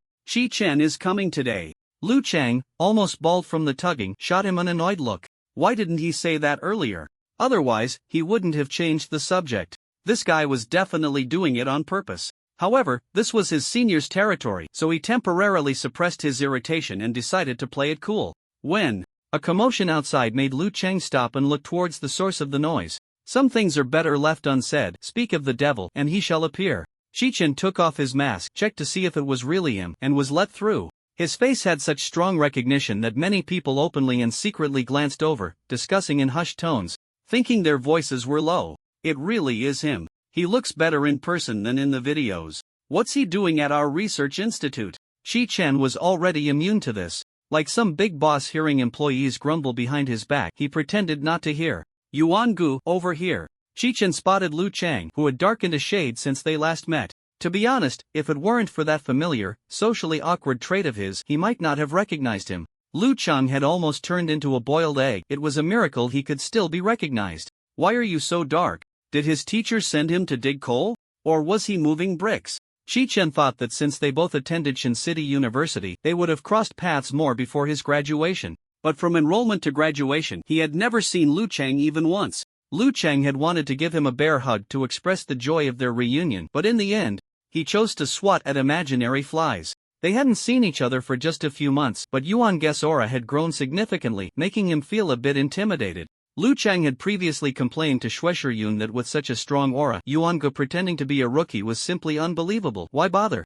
Now he realized he had misjudged Chi-Chen. He was indeed pretending. But his level was too high. No matter how much he downplayed it, he was still stronger than their group of rookies. That old man said I was too weak and kicked me into training. Lu Cheng hadn't expected that by the time he went, Chi-Chen would have already graduated. His senior status lasted only a few months. He saw his senior giving him a knowing look and suggested to Chi-Chen, let's talk on the way. You all go ahead and get busy, I can take care of them, Chi-Chen replied. The people at the research institute had a lot of work on their hands, and after a brief look at the excitement, they left. Running into familiar faces was unexpected. Chi-Chen's purpose for coming to the research institute was to figure out what shortcomings he had in exploration so he could improve next time. Information equated to strength. After exchanging a few pleasantries, Lu Cheng began to introduce him to the findings from this fusion field. These are the supernatural items found on the moon, and many of them are suitable for assembly. Chi-Chen's heart sank as he looked through the glass. Many of the items inside were ones he had seen before, but he hadn't recognized them at all. With his level of appraisal, what was he even dreaming about finding a bargain? Lu Cheng was completely unaware of this and rubbed salt in his wounds.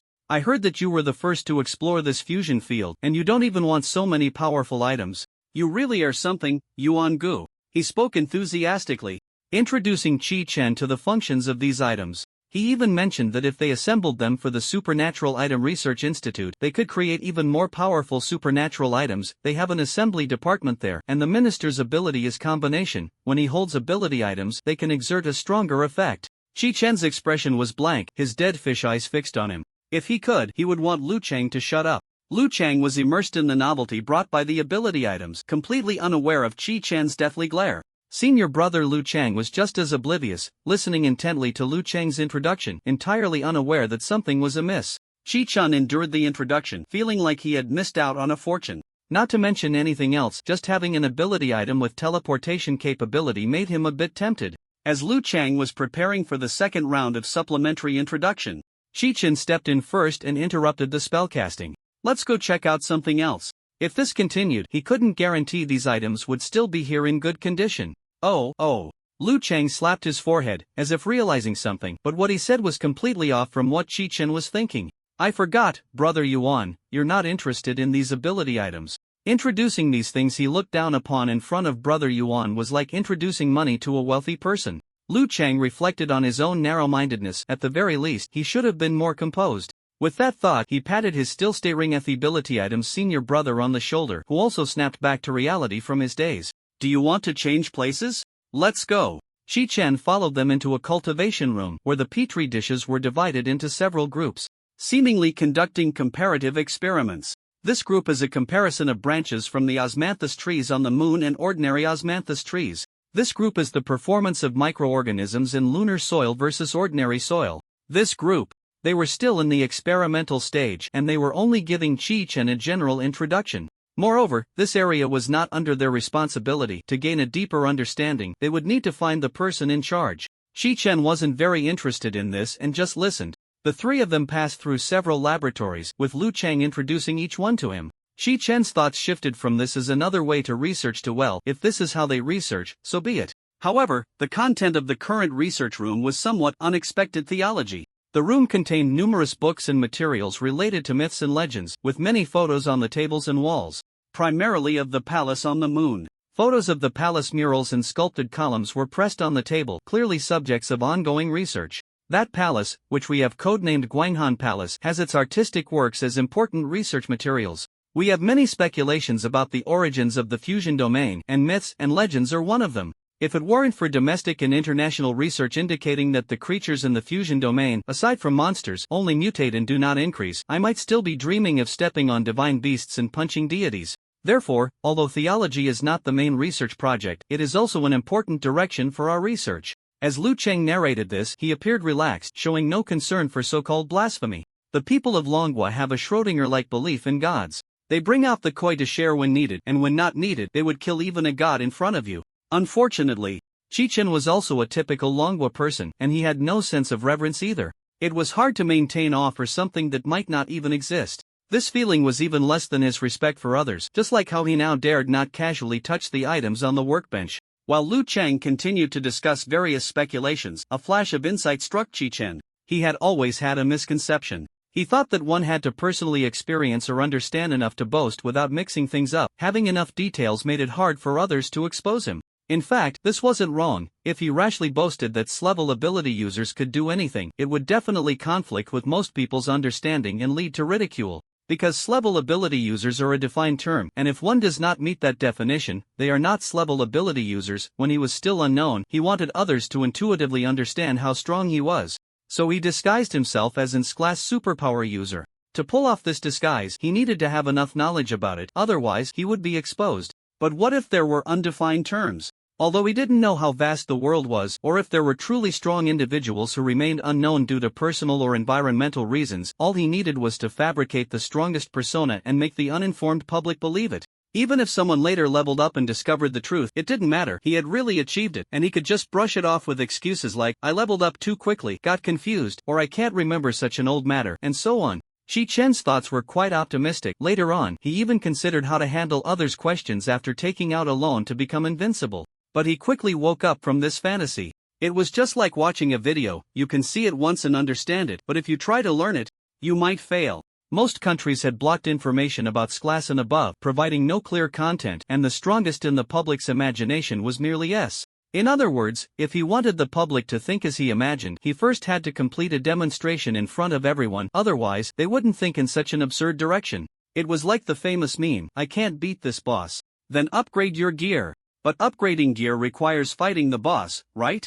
Then go fight. However, this was also a line of thought. If he could find a way to break the deadlock, it might be worth a try. Yuan Gu, what's wrong with you? Lu Cheng waved his hand in front of him, genuinely asking, if I get inspired, can I get it for free? As expected of you, after such a long time, your thick skin remains the same. Shi Chen swatted his hand away. Think of something else. About tomorrow's exchange event with the Bitfo Kingdom? I might make an appearance. Remember to cheer for me.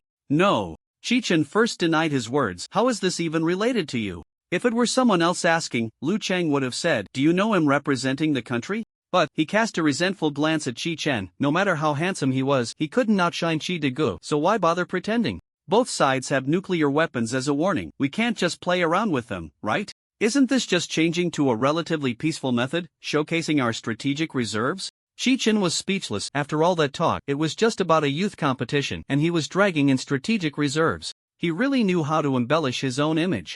Speaking of which, if it weren't for the Shun City incident exposing your identity and keeping you under wraps until now, wouldn't the Bitfo people have had some interesting expressions? This was a one-sided beatdown.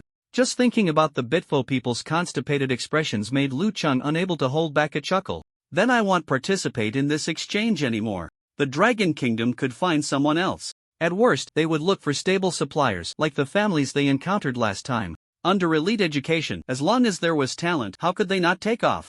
It was like HR in a big company hiring people. Everyone knew that going to an ordinary high school didn't mean they couldn't find capable individuals, but to reduce workload and save time, they would only recruit from key high schools. The so-called non-discrimination against people from non-key high schools referred to irreplaceable professionals with experience and had nothing to do with ordinary students. Chen could tell from his own experience that if class superpower users weren't so scarce, he would probably be overlooked by the duty bureau like an ordinary student. This statement held a different meaning for Liu Chang. He nodded in agreement. Indeed, using Yuan-gu for such trivial matters was like using a sledgehammer to crack a nut. Just like the Sakurajima incident, sending Yuan-gu to deal with difficult problems was much better than relying on strategic reserves that could be a trap. I heard that during this exchange between the two countries, Superman Johnson won't be coming. He's been replaced by Smith. Is it possible that he's not just cursing Chi-Chi, but compared to Chi-Chan, all of us here are trash? I see. We misunderstood him. Doge Liu Chang also joined in the revelry below. He felt a bit disappointed that Johnson didn't come this time. Don't be cowardly. Chi-Chen was unaware of this gossip and thought Liu Chang was just a fan, harboring such resentment. He didn't care. If he didn't come, then he didn't come. During this time, he had been avoiding those who followed him to Sakurajima to spare himself from being blamed for everything that went wrong. Chi-Chen felt like he was about to become a minister. It was better that Johnson wasn't from Bitford country. If another PTSD patient showed up, he would be even more annoyed. In a high-end hotel in Jidu, a presidential suite gathered all the members of this Bitford country exchange group. The door opened, and a tall man with reddish-brown hair stepped out, his beard looking meticulously groomed. Mr. Smith.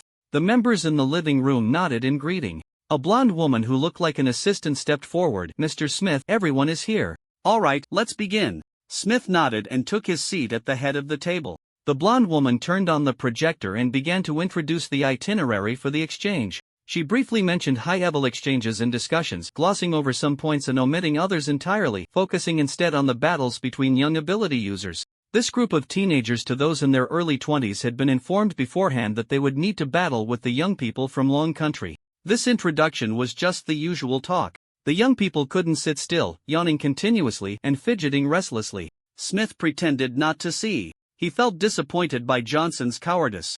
This was not the rivalry he had anticipated. He had come to prove to Johnson that while Chi-Chen might be stronger than them now, he was not an insurmountable peak. As long as they faced him directly and worked hard to catch up, one day they would surpass that peak. After the blonde woman finished her introduction, her expression turned serious as she took a few deep breaths. She turned off her computer, took out her phone from the pocket of her skirt, pressed and held the power button, and then placed both electronic devices into a basket. This unusual behavior left several young people confused. They exchanged glances and found that they were all shrugging in the same way. Thus, their attention shifted to Smith. Smith made no comment on the assistant's strange behavior, clearly aware of the situation. They pouted and silently communicated with their lips. Someone seemed to have made a joke. And they smirked. The blonde assistant announced to everyone that they needed to turn off their phones and place them in the basket. Everyone frowned and shook their heads, but surprisingly, Smith was the first to turn off his phone and put it in the basket. He whispered, "Don't waste time." Then, Smith sat back down, his fingers interlaced. With him leading the way, the others reluctantly followed suit. The blonde assistant collected all the electronic devices, her high heels clicking on the floor as she hurriedly took all the phones out of the room. When she returned, she no longer had the basket in her hands. She tossed her golden hair and was about to say something. Smith interrupted her, his brow furrowed. "Is your watch a smartwatch?" The blonde assistant paused for a second, then immediately took off her watch. Not only that, but she also asked others to take off their smartwatches, carrying several in her hands as she walked out. When she came back again, she smiled apologetically at everyone. "Sorry, I didn't think it through." The people in the room looked at Smith and the blonde assistant in confusion, waiting for their next words. The assistant seemed a bit nervous, licking her not dry lips. "You all know, we are too close to that person, so we have to take some precautions." Seeing the confusion in everyone's eyes, she lightly clapped her hands, wanting to clarify. The blonde assistant tilted her head, pondering for a moment, unable to think of a substitute term.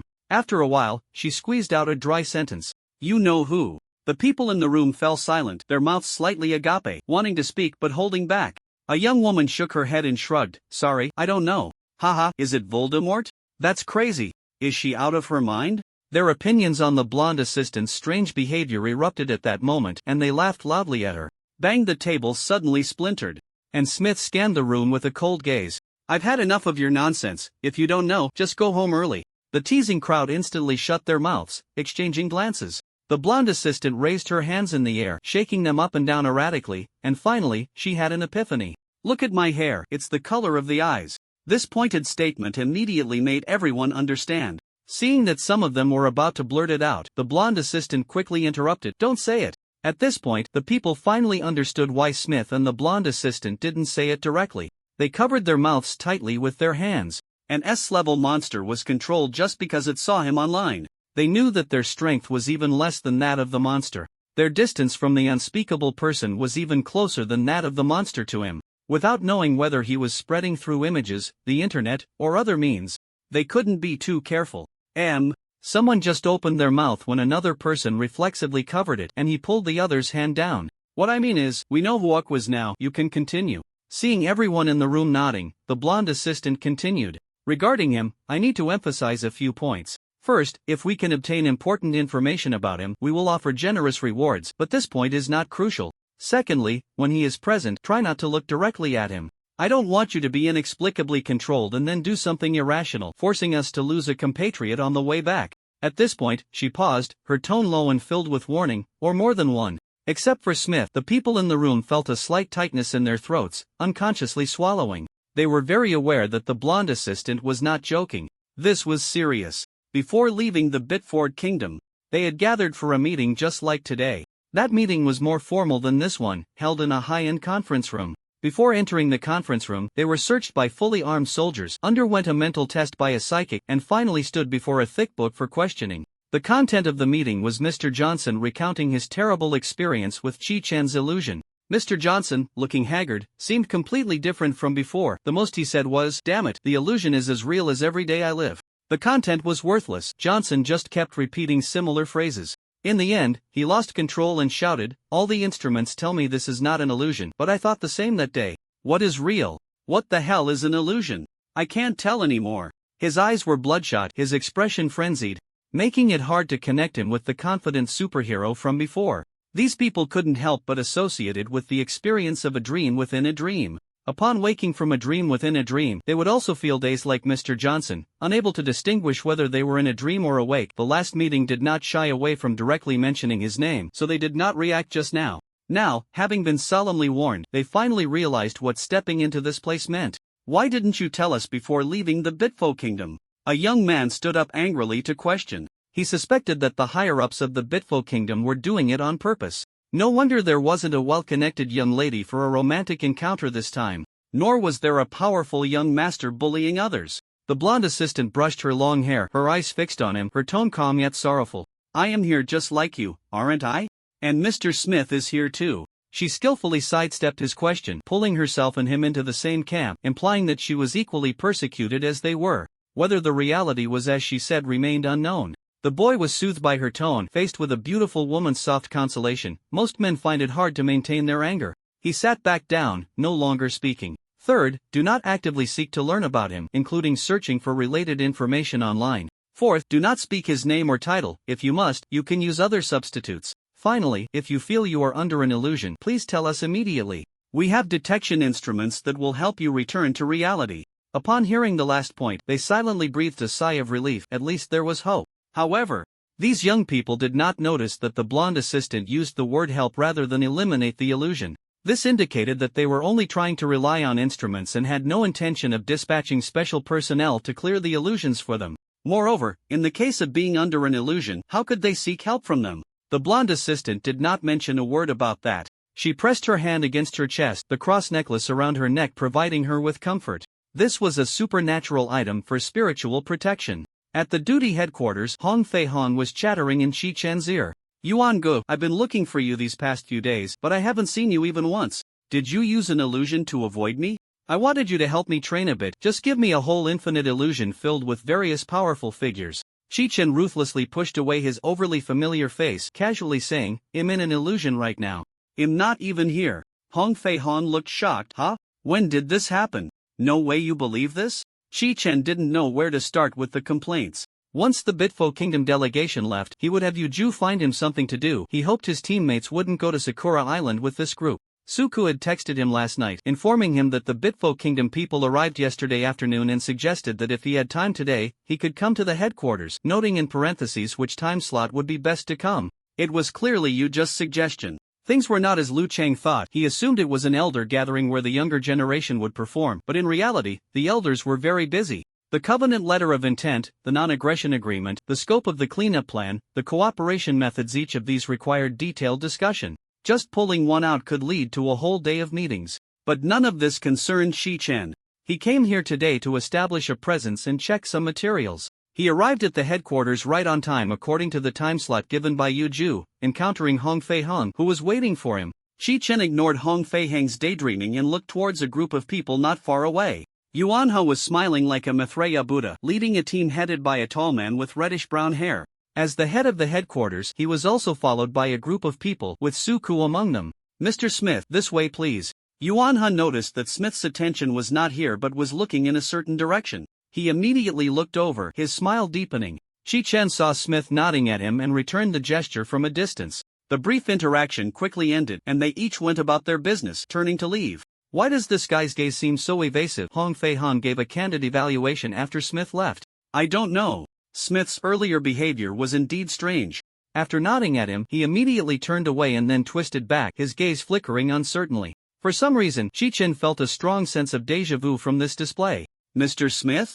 Beads of sweat forming on their foreheads, appearing anxious as if facing a formidable enemy. The contrast in the two teams' reactions caught Yuan's attention. He stroked his stubble, deep in thought. The other side's response seemed related to Yuan Xiaozai, but not entirely. Yuan Xiaozai did have a certain intimidating presence, but it shouldn't be enough to frighten an S-level ability user to this extent. After all, this group was within the borders of Longwa, and Longwa would never allow anything to happen to Smith, nor would they easily take action against him. Although they were targeting Bitfo Kingdom, forcing them to send someone to Longwa as a warning, with the Five Nations alliance approaching, they couldn't afford to go too far. If they were truly worried, checking again after returning home wouldn't be difficult. Returning home? Could it be that something happened to Smith's family? It's very possible, otherwise, he wouldn't have been sent to Longwa. It was clear to anyone that the person in charge of this trip to Longwa was bound to face difficulties. Smith was completely unaware of the thoughts of those behind him as he found the restroom under guidance and quickly pushed the door open. He fished out his pocket watch, opening it with one hand. The hands of the watch remained still. This pocket watch was an ability item that would spin wildly when a person's mind and reason were in an abnormal state. Shi-Chen could synchronize all his senses, making illusions feel as real as reality, proving that he was not merely a visual deceiver but could invade the mental realm. This was how he could present such intricate illusions. The watch not moving was good news. Smith's expression relaxed slightly, then tensed again. Something was off. He had clearly felt his emotions magnified earlier. How could there be no reaction? Merely daring to look directly at Shi-Chen could be considered a small success. But it shouldn't have led to such a loss of composure. It was likely a minor illusion that amplified his senses. The watch should have been swaying slightly. It lay quietly in his palm, and he felt the sweat from his palm stick to the back of the watch. His mind began to spiral into confusion. Was he still in the illusion, or was it his eyes deceiving him? Now, recalling the brief confrontation with Shi-Chen, he couldn't remember some details at all. The images seemed to sway, sometimes showing Shi-Chen's figure, sometimes not. But he distinctly remembered daring to look into the abyss, restraining his instincts, and locking eyes with Shi-Chen for several seconds, both sides reaching a stalemate. Had he remembered wrong, or had his memory been erased? Knock, knock, knock. The restroom door was knocked on, startling Smith, causing him to jump. "Sorry, Mr. Smith, I'm just checking to see if you need any help." Smith recognized the voice of a member from his team.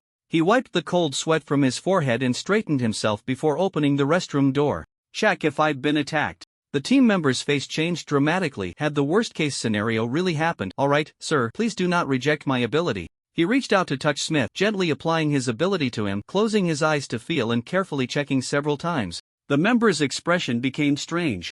It seemed there was no anomaly at all. "I believe you are in good condition at the moment. Perhaps you were attacked earlier, but that is over now." The professional certainly would not deny Smith's speculation, regardless of its truth. The priority was to stabilize Smith first. He had witnessed Johnson's condition. "I'm not sure if my senses are correct right now. You said I'm fine, right?" Smith confirmed with him again. "Yes, sir." He repeated, "You may have been attacked earlier, but this is not an illusion." "How can you prove that this is not an illusion?" Smith's question left the member momentarily stunned. He shrugged and said, "I am perfectly fine." "What if your consciousness was altered and you couldn't perceive anything unusual? Just like I did earlier." "That won't happen, Mr. Smith. Please believe me." The member extended his hands, placing them on Smith's shoulders, looking firmly into his eyes. "I never looked up at that person, so there won't be a problem." Although Smith remained skeptical, he did not insist further under the certainty of the member's tone. The two returned to the conference room, sitting down in their respective places. Although both tried to restrain their facial expressions, time would not lie. Yuanha discreetly glanced at the clock. The two had spent quite a while in the restroom. It seemed this meeting would not go smoothly. Fortunately, he did not expect a single communication event to align the Bit Buddha Kingdom and them on the same front. It was just a preliminary probe into the Bit Buddha Kingdom's attitude towards these regulations. Yuanha thought that by lowering his expectations he would not feel mentally and physically exhausted when communicating. However, he did not anticipate that things were more serious than he thought. Sorry, I'm not in good condition. Please allow my assistant to record everything, and our team will discuss it and get back to you. This was already the umpteenth response Yuanha had heard. He now seriously suspected that something was wrong with Smith's mind. Would you like to have lunch together at noon? What was there to discuss about this? Since Smith had only said this sentence from beginning to end, they had to hastily conclude the meeting. As the host, Long Country naturally had to prepare lunch to entertain the guests. Yuanha pondered privately. What major issue had occurred at Smith's home that could render him an S-level ability user, without a voice? It should be noted that aside from those who concealed their abilities, there were only two in Long Country right now. This was also the reason why the Bit Buddha Kingdom had been so jubilant before. Just as Qi Yunjiang had fallen here, they had promoted an S-level ability user over there. The blonde assistant, who had been taking notes, was overwhelmed, only realizing the key phrase "would you like to have lunch together at noon?" After hastily jotting it down, she leaned closer to Smith and whispered a reminder. Smith seemed to awaken from a dream, apologetically saying, "Lunch with you at noon." Yuanha, being a seasoned player, of course would not let Smith lose face. It's fine, I can see you're not feeling well. Do you want to go to the hospital for a checkup? Smith also knew he had lost his composure, taking a deep breath to clear his head. No need, I'm fine. You certainly don't look fine. Yuanha muttered in his heart but did not show it on his face. Perhaps Smith had adjusted himself, or maybe the delicious meal had calmed his mood. After a delightful lunch, Yuanha noticed that he had become much more normal, nearly the same as when they first met in the morning. Having learned from the morning's lesson, Yuanha dared not mention the meeting to provoke Smith again. Instead, he suggested, "How about we visit Jidu University in the afternoon?" Just in time for the kids to interact. Smith smiled confidently. Of course, they are also looking forward to making new friends. S-level superpowers are temporarily at a disadvantage. They cannot afford to lose in the reserve army against the Bitfo Kingdom, and have made considerable preparations for this. The two responsible parties exchanged a few words, and the afternoon schedule was thus confirmed. Their subordinates became busy, notifying relevant personnel to prepare for the afternoon's battle. 3Ju SS-level monster, ability unknown. The Fallen Area is one of the world's most famous slums. Based on the characteristics of the area, it is highly likely to spread through faith. The final decision of the 3Ju High Command is to expel civilians from the surrounding Fallen Area, establish a blockade line for real-time observation, and relocate the capital. After the civilians were expelled, the monster's expansion speed slowed down, leading to reasonable speculation. Detection instruments cannot operate normally in the Fallen Area. The glowing screen reflected in Shi Chen's eyes as he skillfully manipulated the mouse, searching for information about the detection instruments. Hong Feihong had been sent away by his illusion and was now sitting in the data room looking for information. Following the cleanup plan of the 5 major countries could only boost the prestige of the higher-ups and delay human extinction. But as long as he couldn't lose takeout, Wi-Fi, new episodes, and other essentials, this was a task that had to be done. Besides the necessary tasks, he needed to start preparing for the stage and script to deal with the SS-level monster. He couldn't always rely on the ethereal aura of the strong and the opponent's imagination. Shi Chen's current strength was entirely due to the extraordinary talents of his opponents. He shouldn't add points to the imagination value recklessly. Therefore, Shi Chen had a hypothesis about his own superpower, but no means to verify it. Just like Hong Feiheng's superpower manifested in his appearance as a few strands of unchanging red hair, could his superpower also manifest in appearance and aura, affecting others' judgments of him? Buzz buzz, the phone on the table vibrated. Shi Chen unlocked his phone, and the screen showed several messages from Lu Chang on a messaging app. Brother Yuan, wait until I beat them all into calling me daddy. Why haven't I seen you? The battle is about to start. No way, you're not coming, and you didn't tell me yesterday. Shi Chen clicked back, scrolling to the section with Suke's information, where the schedule clearly indicated that there was indeed no battle today. Surely someone had informed Lu Chang that there was no battle today? On the other side, after sending the messages, Lu Chang tucked his phone back into his pocket and looked up at the stage. The training hall of Jidu University was packed with people. Not only had Shi Chen not arrived, but the major leaders were also absent, which was far from the grand spectacle Lu Chang had envisioned. Unbeknownst to him, the camera was on, quietly recording the scene. Smith, Yuanha, and their group sat in a private box. Besides seeing everything clearly through the one-way glass, they could also monitor every move in the venue through the screen. Watching was still necessary, but since it was nominally an exchange event, making it too formal would be inappropriate. Matters between young people should be resolved by the young people themselves.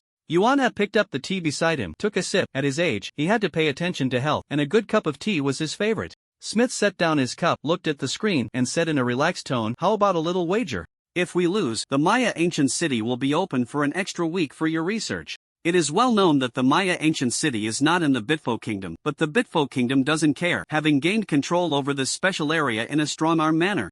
The small exchange meeting was said to be a battle for national honor.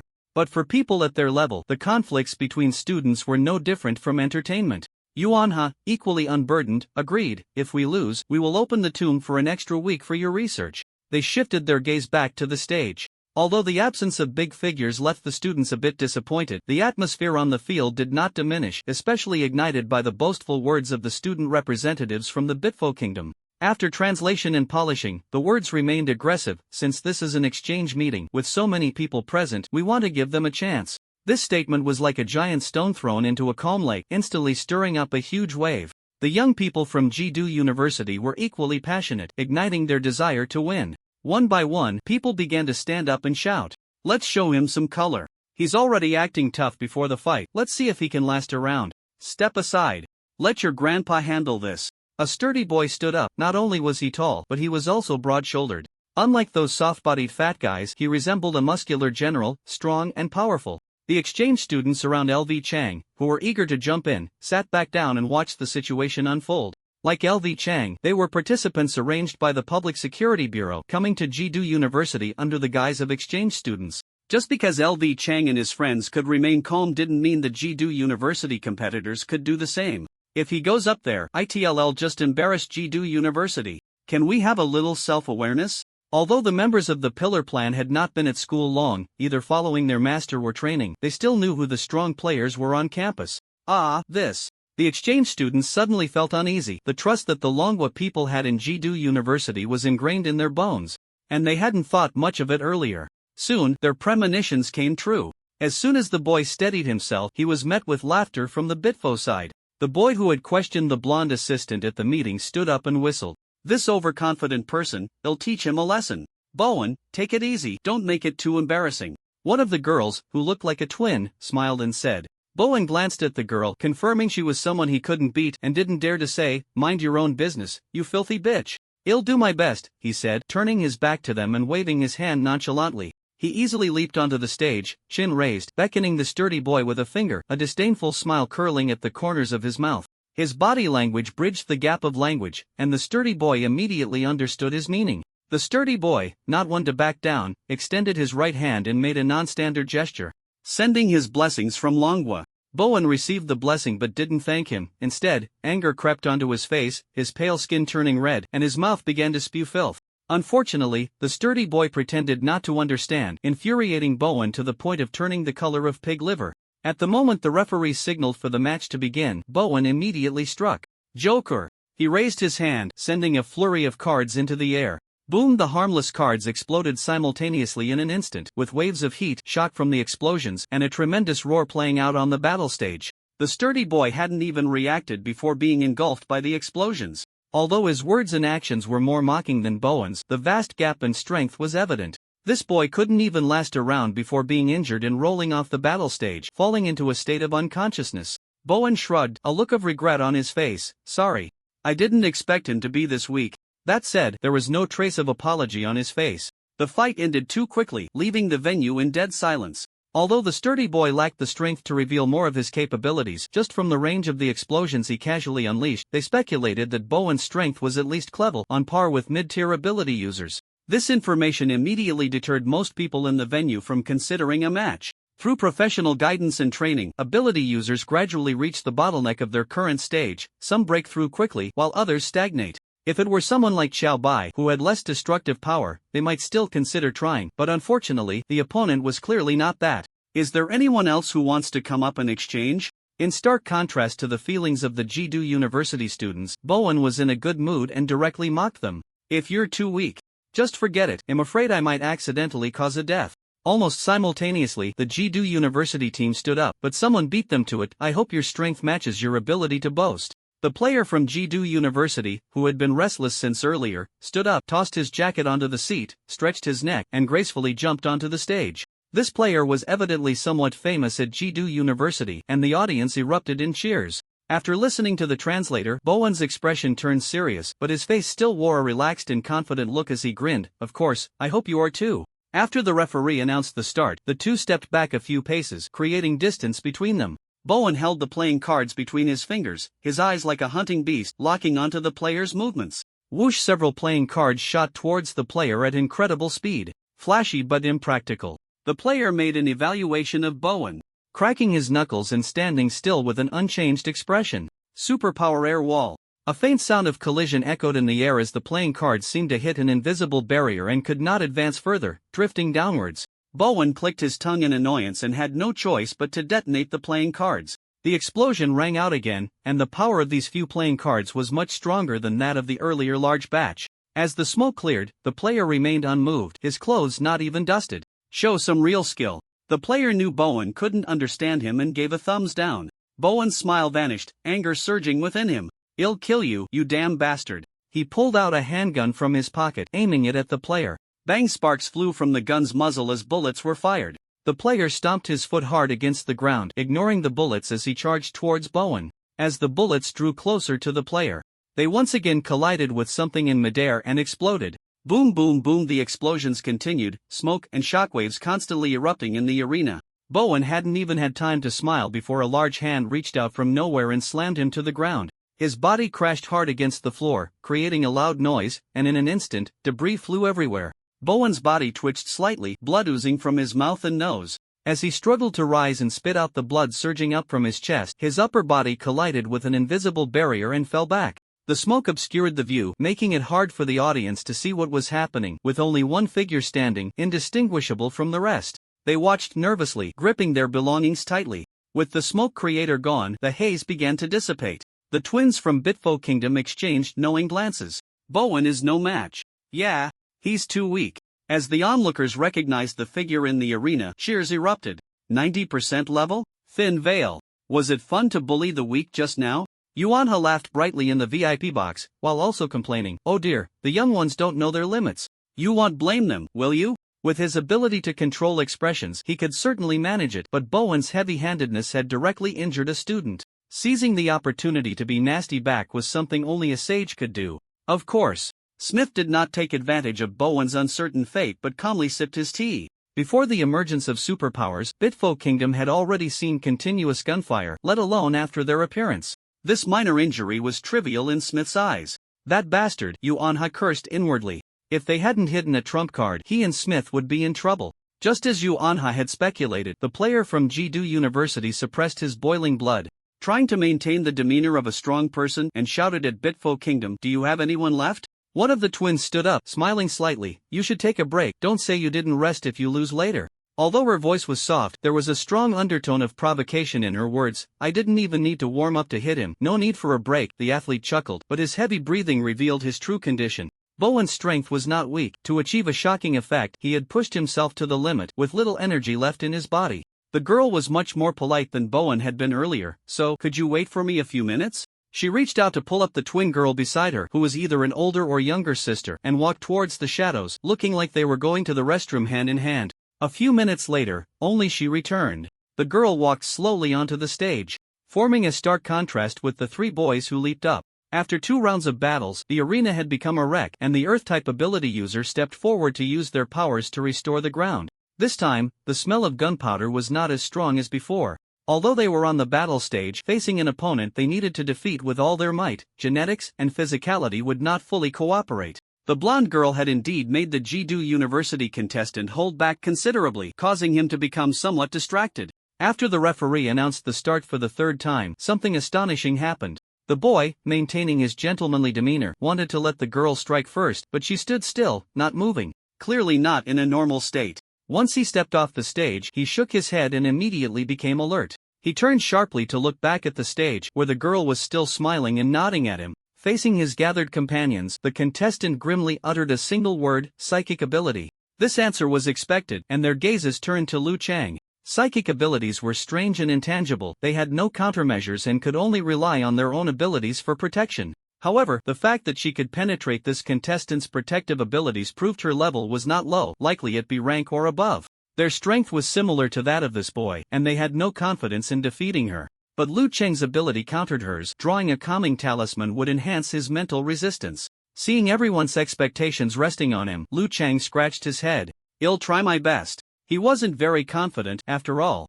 A beautiful girl using psychic abilities was a nightmare for a single guy like him. "So, is it you and me battling next?" the girl asked with a gentle smile, her emerald green eyes sparkling like emeralds. Lu Chang instantly felt at ease, straightening his chest. "Yes." As the two conversed with the help of translation, the referee announced the start of the battle. Learning from previous lessons, Lu Chang immediately wrote a calming talisman and pressed it firmly against himself. The girl's eyes narrowed slightly. What good was sticking a piece of paper to oneself? Special abilities can be a bit troublesome. "I tested him earlier. This arrogant guy's strength is between C and B rank, not even B rank, so there's no need to worry." "Okay, sister."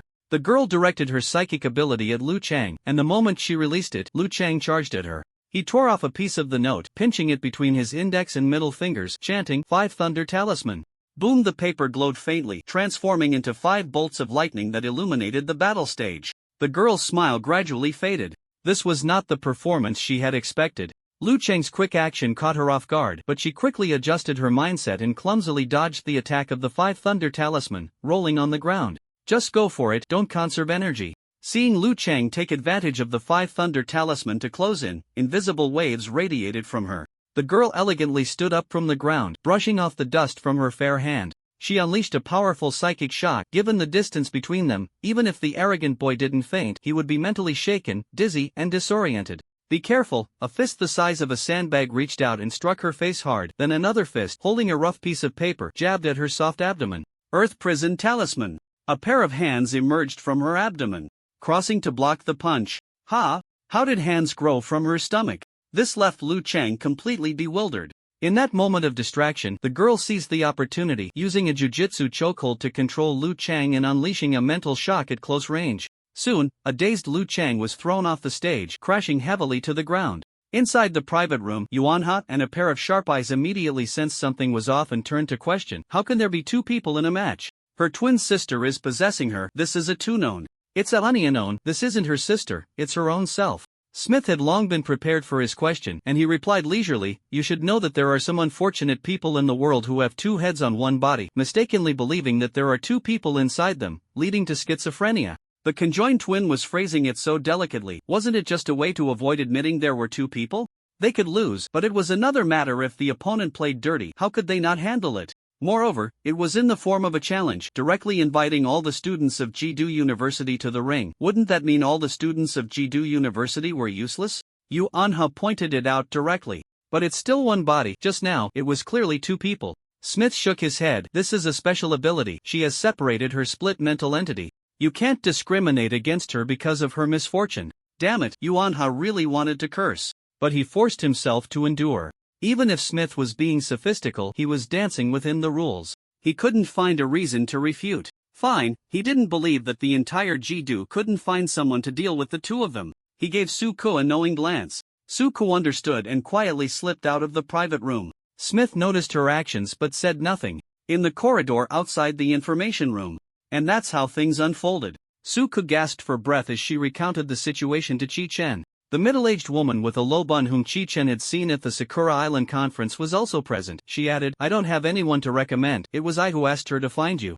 I remember you have 2 students from Shinshan University in your team. How are their abilities?" "Not bad, but winning would be a bit challenging." Chi Chen said calmly, "If you allow him to use some external help, then it wouldn't be a problem." The middle-aged woman smiled. "As long as it's not discovered, what's considered external help? Aren't they also just arguing their case? Then let's go, I want to see too." "That's fine.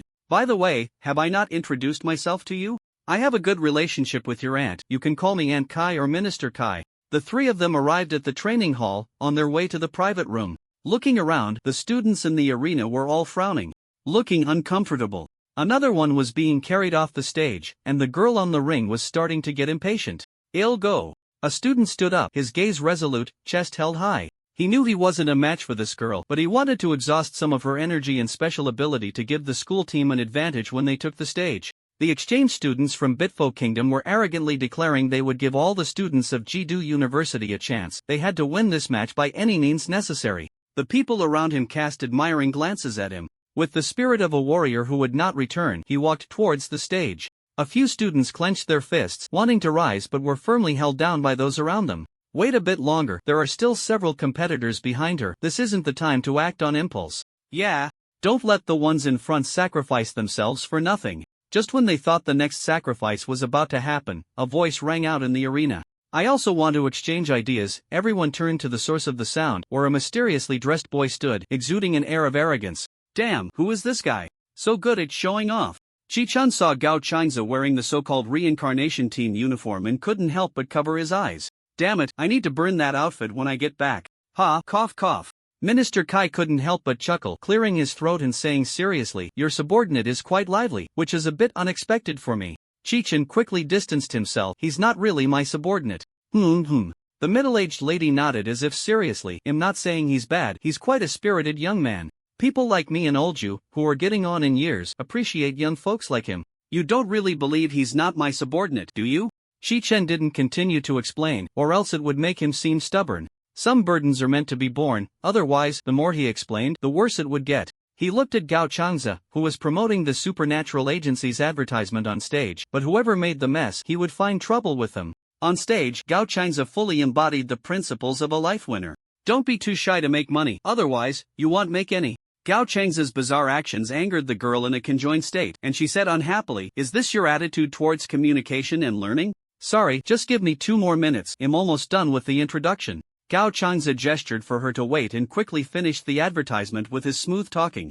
The student from Jidu University lying on the ground could no longer endure it. He stood up and shouted in anger, damn it, hurry up and finish. If he didn't finish soon, that girl would recover from her rest. What's the difference between finishing early or late? Gao Chang's smile faded as he calmly replied, her twin sister is resting, the energy you all are expending is practically negligible. The girl did not deny it, we are one, we have shared a body since birth. All the university students, except for those who had completely passed out, sat up in shock. Damn it, no wonder it took so long, she's not tired at all. Am I not giving it away for free? Ah, isn't that cheating? The girl seemed to anticipate what they wanted to say and spoke a sentence to the translator. The translator conveyed her meaning to everyone, if you can coexist like us, I welcome you to come on stage together. Upon hearing this, Chi-chen asked Minister Kai beside him, I didn't listen closely before, what's her situation? Conjoined twins probably used supernatural powers or surgical separation, one of them has a symbiotic or parasitic ability.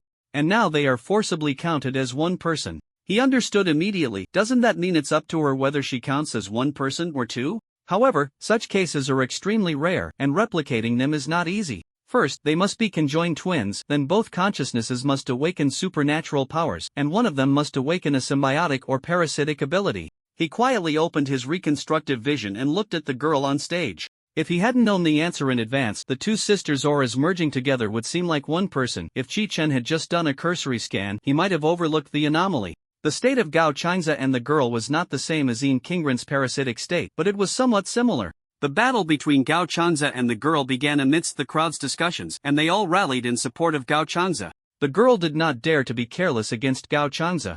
She cautiously stepped back and assumed a defensive posture.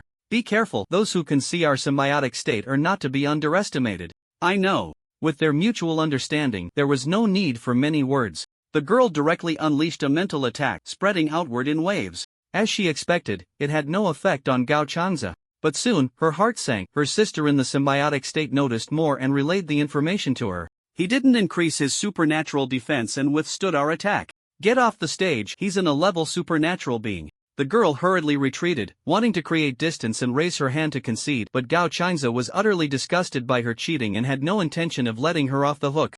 Your method of cheating is so similar to mine, doesn't that expose my secrets? Just as Chi-chen thought, the battle ended quickly. Yin Qingran, as an external aid, had no other flaws except for being a liability. By reconstructing his vision, Gao Changza clearly saw the green patterns embedding into his skin, continuously extracting his blood. The more power he borrowed, the faster the extraction became. This was also why Gao Changza chose to advertise from the very beginning. He wasn't sure if he would have another chance to do so later.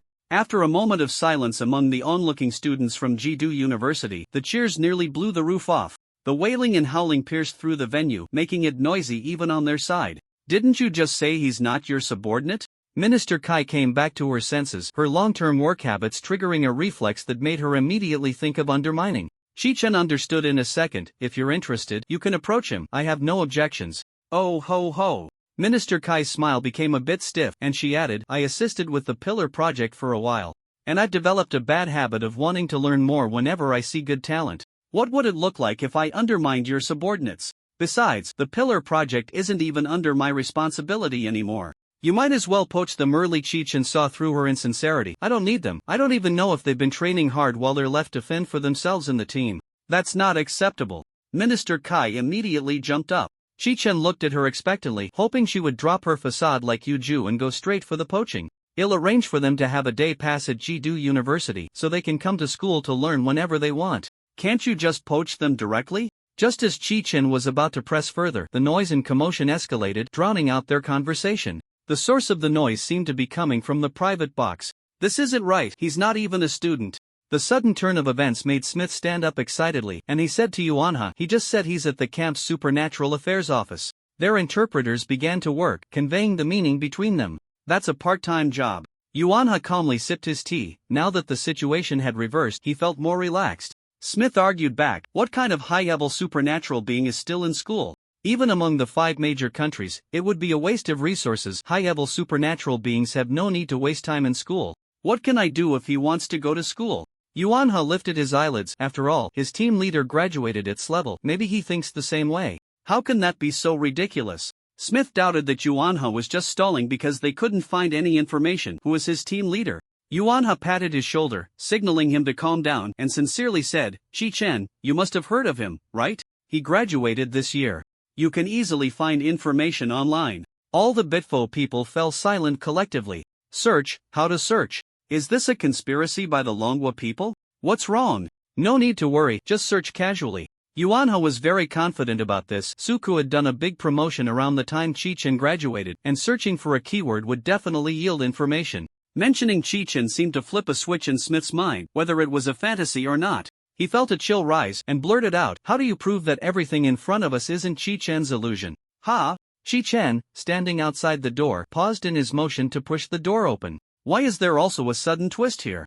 Yuanha was also taken aback by his question, his mind spinning for several seconds before finally realizing why this guy had been off all day. Goodness! He hadn't even realized the destructive power of an indistinguishable illusion on non-allies. The accumulated suspicion from the day was released at this moment, and Smith felt like a string that had snapped. In any case, we can't determine the truth of the illusion, whether this person is real or fake, strong or weak. It could even be Chi-chen. It's all up to you to decide, isn't it? If Smith had been rational, he wouldn't have said this. But once a person has a target of suspicion, they tend to grasp at straws, leaning towards whatever aligns with their preconceived notions. He was currently in this paranoid state.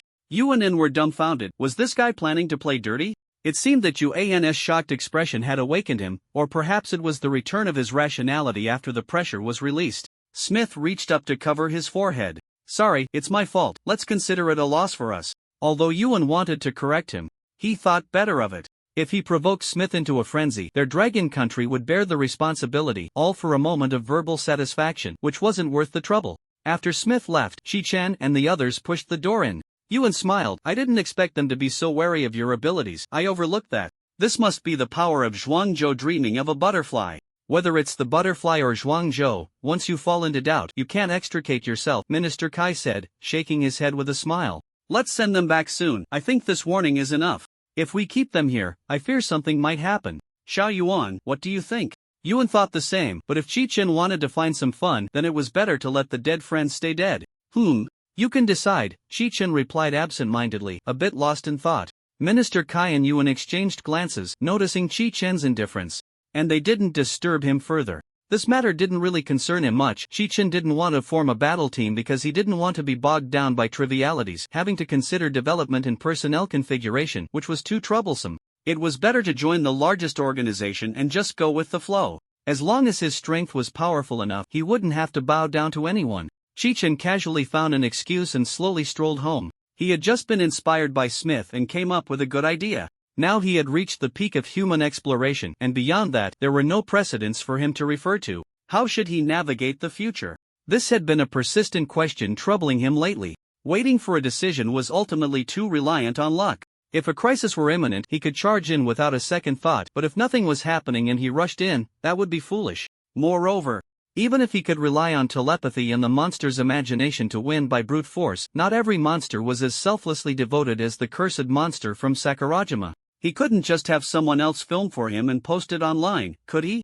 The mystery, the aura of a big shot, and the prestige of a strong person would instantly drop a notch. But Smith's words had reminded him of something. A big account can't score high, but he could easily create a small account to fish in a pond. There are ways to enhance prestige not just through direct elevation but also through indirect embellishment. When a group of big shots claims someone is their superior, the first impression others have of that person is likely to be that they are a big shot among big shots. If this group of big shots unanimously boasts that their superior is omnipotent and even provides examples, it can further deepen the impression unconsciously. He could fabricate an organization, leaving the leader's title blank.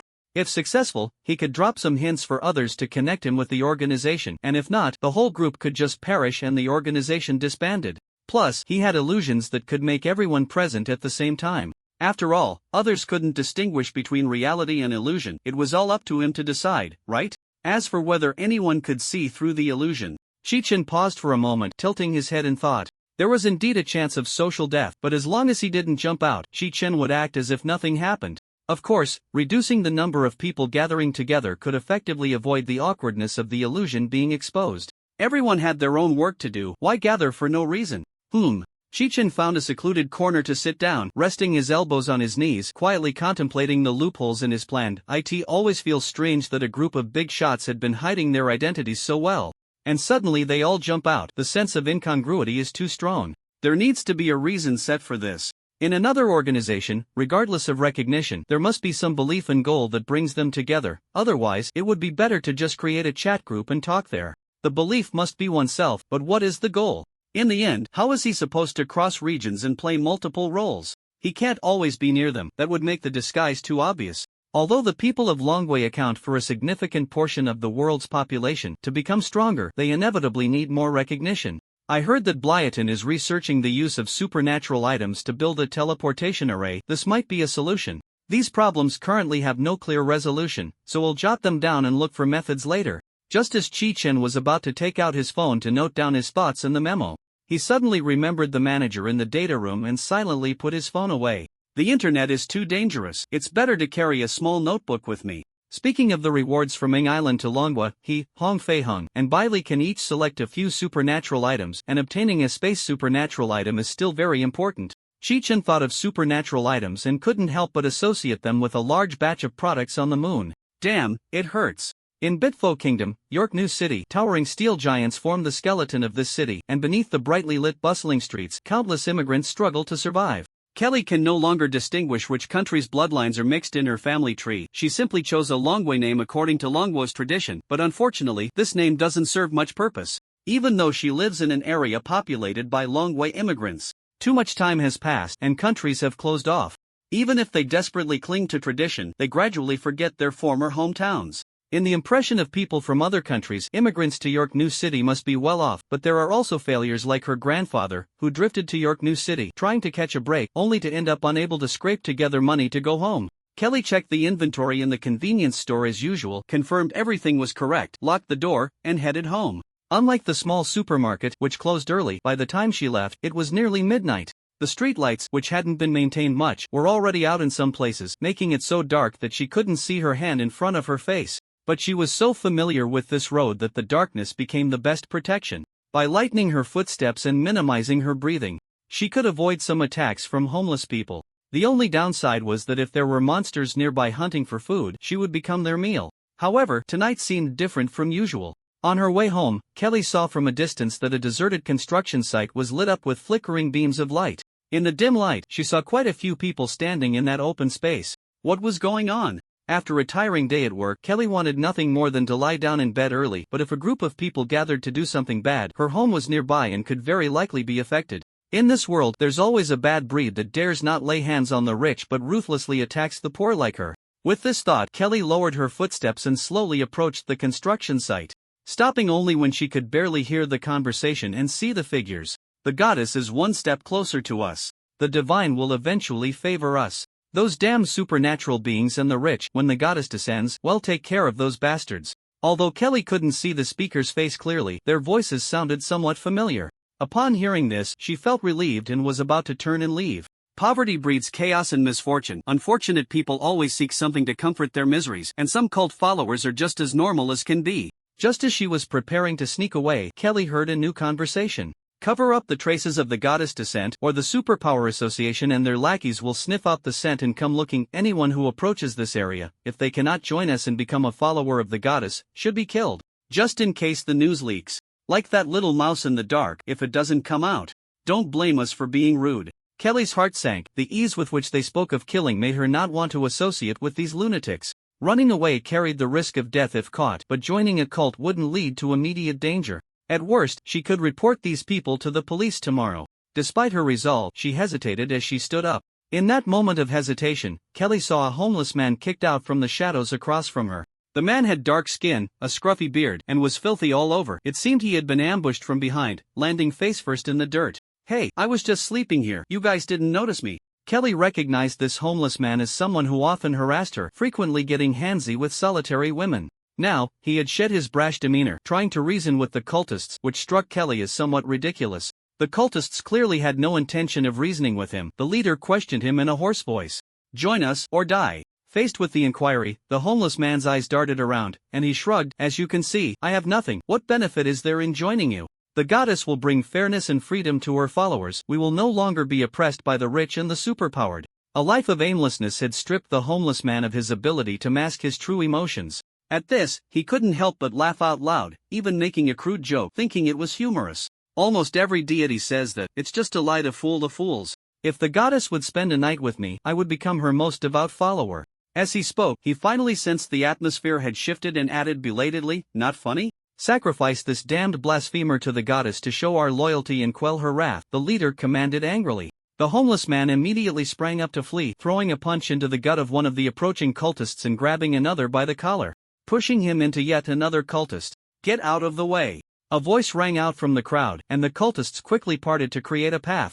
The homeless man felt a surge of hope and took off running. A loud buzzing sound erupted, and before he could take more than a few steps, he was knocked to the ground. He turned in panic to see what was behind him, only to be met with a sucking mouthpiece inserted into his eye, blood splattering, and a faint sucking sound began. The homeless man's body twitched a few times before going still, gradually becoming shriveled. Confirming the man's death, the crowd erupted in cheers. The one who had fed slowly rose, his form returning to human shape, his voice indistinguishable amidst the cheers. "Bishop, there are many in the neighboring district who want to join us." Kelly collapsed to the ground, covering her mouth tightly to prevent any sound from escaping. She watched helplessly as the group busied themselves at the construction site, assigning tasks, shouting slogans, and finally clearing out. It was a long time before she managed to crawl up from the ground and hurried home on all fours. "Mom, Dad, and my brother." Kelly burst through the door, her eyes filled with terror. "I saw at the construction site." Her eyes widened, and her hand gripping the door curled slightly as she instinctively stepped back. Her brother, shirtless, handed a bloodstained shirt to their mother, smiling at Kelly. "If you hadn't worked so late, we would have told you sooner." Their father scolded sternly. "What are you still doing at the door? If I hadn't pushed that homeless man out, you would have been discovered. It doesn't matter if you believe in the goddess or not, we just want to tell you about her as followers," their mother said gently, putting away the shirt. Kelly hesitated for a few seconds, then took off her shoes and closed the door. "If it weren't for her family helping her just now, she would definitely have been discovered. Since her family is still silently protecting her, what is there to be afraid of?" she complained. "You really scared me to death." The warm light turned on, and Kelly's family sat at the dining table, enjoying a late-night snack while chatting. "Yuan-gu, wait a moment." Gao Chinza squatted by the door of the villa's hall, his fingers quickly tapping on the screen, and finally, with a firm click, he locked the screen. "What's wrong?" Shi Chen, dressed neatly and looking ready to go out, paused his action of opening the door when he saw Gao Chinza jogging over. "We want to see that conjoined person again." Gao Chinza rubbed his hands nervously, trying to widen his eyes to convey his insignificant sincerity to Shi Chen. "There are doubts about her, and I want to confirm." Shi Chen suddenly realized, "You want to confirm whether the conjoined person's abilities are parasitic or symbiotic?" It had been several days, and Gao Chinza was only asking now. Was his reflex arc a bit too long? "How did you know? Is she In Xingran, who had been quietly eavesdropping, broke her parasitic state and posed a different question to Gao Chanza. She is like you, not only can she parasitize, but she also has other abilities. Shi Chen recalled what he had seen through the reconstructed vision. The other person's ability was mental amplification. This ability, which had nothing to do with parasitism, also possessed parasitic capabilities, completely defying logic. Moreover, under normal circumstances, even if a parasite lent its power to the host, the two abilities would still be used separately. The two's abilities could be used synchronously, completely resembling Yin Xingran. The only difference was that she didn't have the life-threatening aspect of Yin Xingran, so the synchrony effect wasn't as strong. Yin Xingran immediately frowned. Gao Chanza has been looking for them for several days and has been rejected. My ability level is only A. Not a match for that smith. What can I do to exchange for your help? Shi Chen initially thought to say no need, just consider it as the housekeeping fee he was paying her. After all, this house was too big and not easy to clean. But then he thought, in future plans, he might need a runner. If I need something, I'll find you. What do you want to know? Although Shi Chen didn't specify what he was doing, Yin Xingran didn't care. Information related to the person who helped them separate. Got it. Shi Chen agreed. The difficulty of this matter depended on the fame of the doctor performing the surgery for them. If it turned out to be too troublesome to investigate, he would just pass the information to Yin Xingran and let her look it up herself. After all, he was too lazy to fly to the Bitfo Kingdom just for them. After saying that, he headed to the duty headquarters. Suka had sent him a message asking him to come to the headquarters. At the entrance of the duty headquarters, he saw a few middle school students playing nearby. The duty headquarters was located in the center of Jidu, surrounded by many buildings, and there were schools within the radiation range, so it wasn't unusual for students to be playing nearby. However, these middle school students were different from ordinary passers-by. They did not fear the imposing atmosphere of the duty headquarters and occasionally cast glances at the entrance, looking like they were waiting for someone. Shi Chen only glanced at them before walking inside.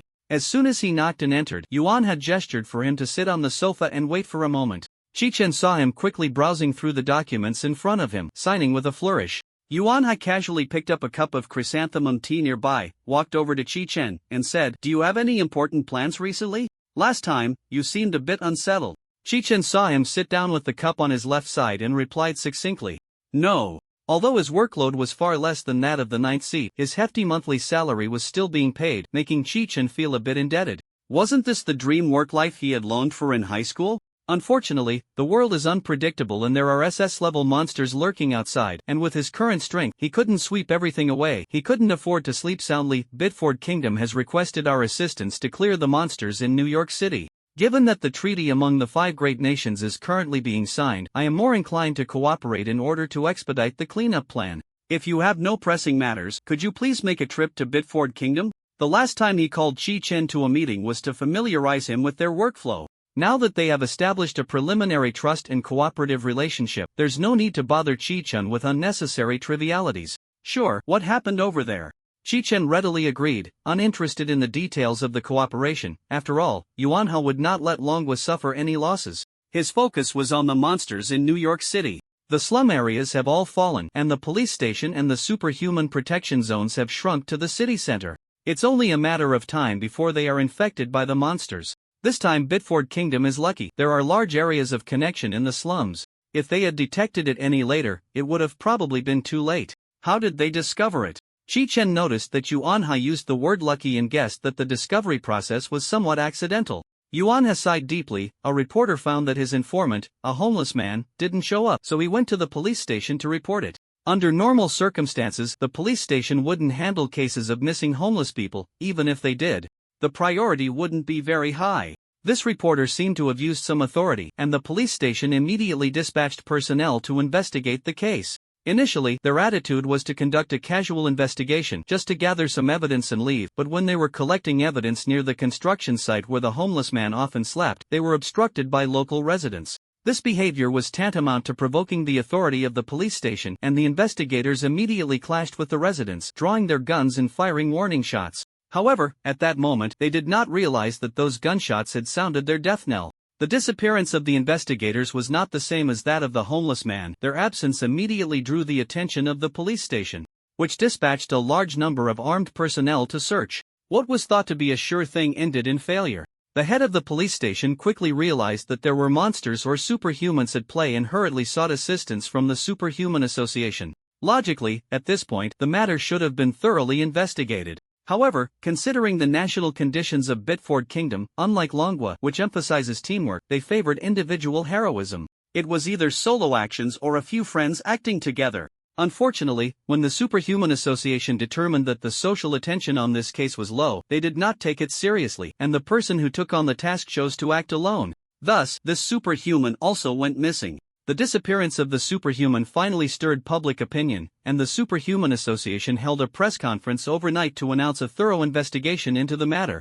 At this time, the Superhuman Association had not yet realized the seriousness of the situation. They were solely focused on the provocation of their authority. From the initiation of the investigation to the press conference, ample time was given for the offenders to react. On the day of the press conference, a certain cult organization directly flipped the table, spreading like a virus throughout New York City, forcing more people to join the cult through some ritual. The lurking terrorist organizations and some small cult followers around New York City seized the opportunity to join the fray, further muddying the waters. This led the higher-ups in New York City to make a grave misjudgment, thinking that multiple terrorist organizations had gathered to carry out a large-scale attack, prompting them to suppress this group of troublemakers with a heavy hand.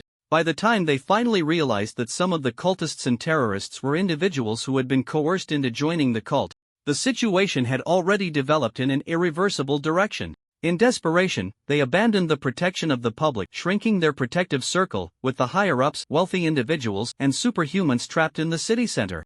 After hearing the whole story, Chi-Chin didn't know how to evaluate it. He noticed that one person had been absent throughout. What about Johnson, that guy? Yuan said a whole lot, then picked up his cup and gulped down some tea, smacking his lips as he continued. At first, I guess no one was looking for him, but later, the Bitfo Kingdom didn't elaborate, just said he was holding the last line of defense in the city center. Understood. Chi-Chin immediately realized that it was just those higher-ups who were afraid of getting into trouble, forcing Johnson to protect them. If Johnson went out to fight that monster and lost, they would all die, but if he stayed by their side to protect them, once Smith returned with support, they would have a good chance of survival. Although York New City wasn't the capital, it was the most prosperous city in the Bitfo Kingdom, and the higher-ups there were all connected to the higher-ups of the Bitfo Kingdom. In any case, we're just here to assist and support. You must know your limits, Yuan Han nagged. Although he was quite confident in Chi-Chen's abilities, he worried that Chi-Chen might get carried away and mess things up. Don't act impulsively, think about your family. Your uncle hasn't woken up yet, and our dragon country is counting on you. If their reactions aren't interesting enough, you can go find Hong Fei Hung for some fun. I absolutely won't say a word. Chi-Chen felt a headache coming on. Am I really such a troublesome child in your eyes? Well, he must be, otherwise, it would be hard to explain why he had the ability to deal with the three Zhu monsters but didn't say a word, just watching them get anxious and flustered. I'll handle it, Chi-Chan replied ambiguously, neither agreeing nor refusing. Yuanha didn't press further. At the level of high-tier ability users, few could manage them, and having a few quirks and hobbies was perfectly normal. After dealing with so many high-tier ability users, he was already immune to it. As long as it wasn't criminal, it was all about personality. Alright, want to grab lunch together? Sure, Chi-Chan agreed. Originally, he planned to find that pair of twins, but since he was going to the Bitfo Kingdom anyway, there was no rush. The two walked towards the duty headquarters, and Chi-Chan saw those middle school students again. They seemed to be arguing about something. One of them was getting all worked up, red-faced, shaking his fists and shouting at his friends. As Chi-Chan and Yuanha approached the door, the argument became clearer. My dad is the strongest ability user.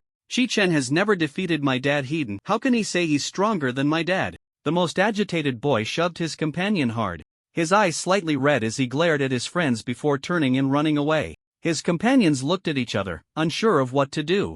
Someone scratched their head helplessly. Wasn't he the one who complained about his dad being irresponsible, making the whole family take care of him? We just echoed him, right? How would I know? He usually complains about others calling him Chi Yunshin's son and his dad not being home all day. I thought their relationship wasn't that great, another companion said, equally confused. If he's got the guts, he should yell at his dad, spoiling him. Someone said indignantly, feeling unappreciated for their good intentions and getting yelled at in return.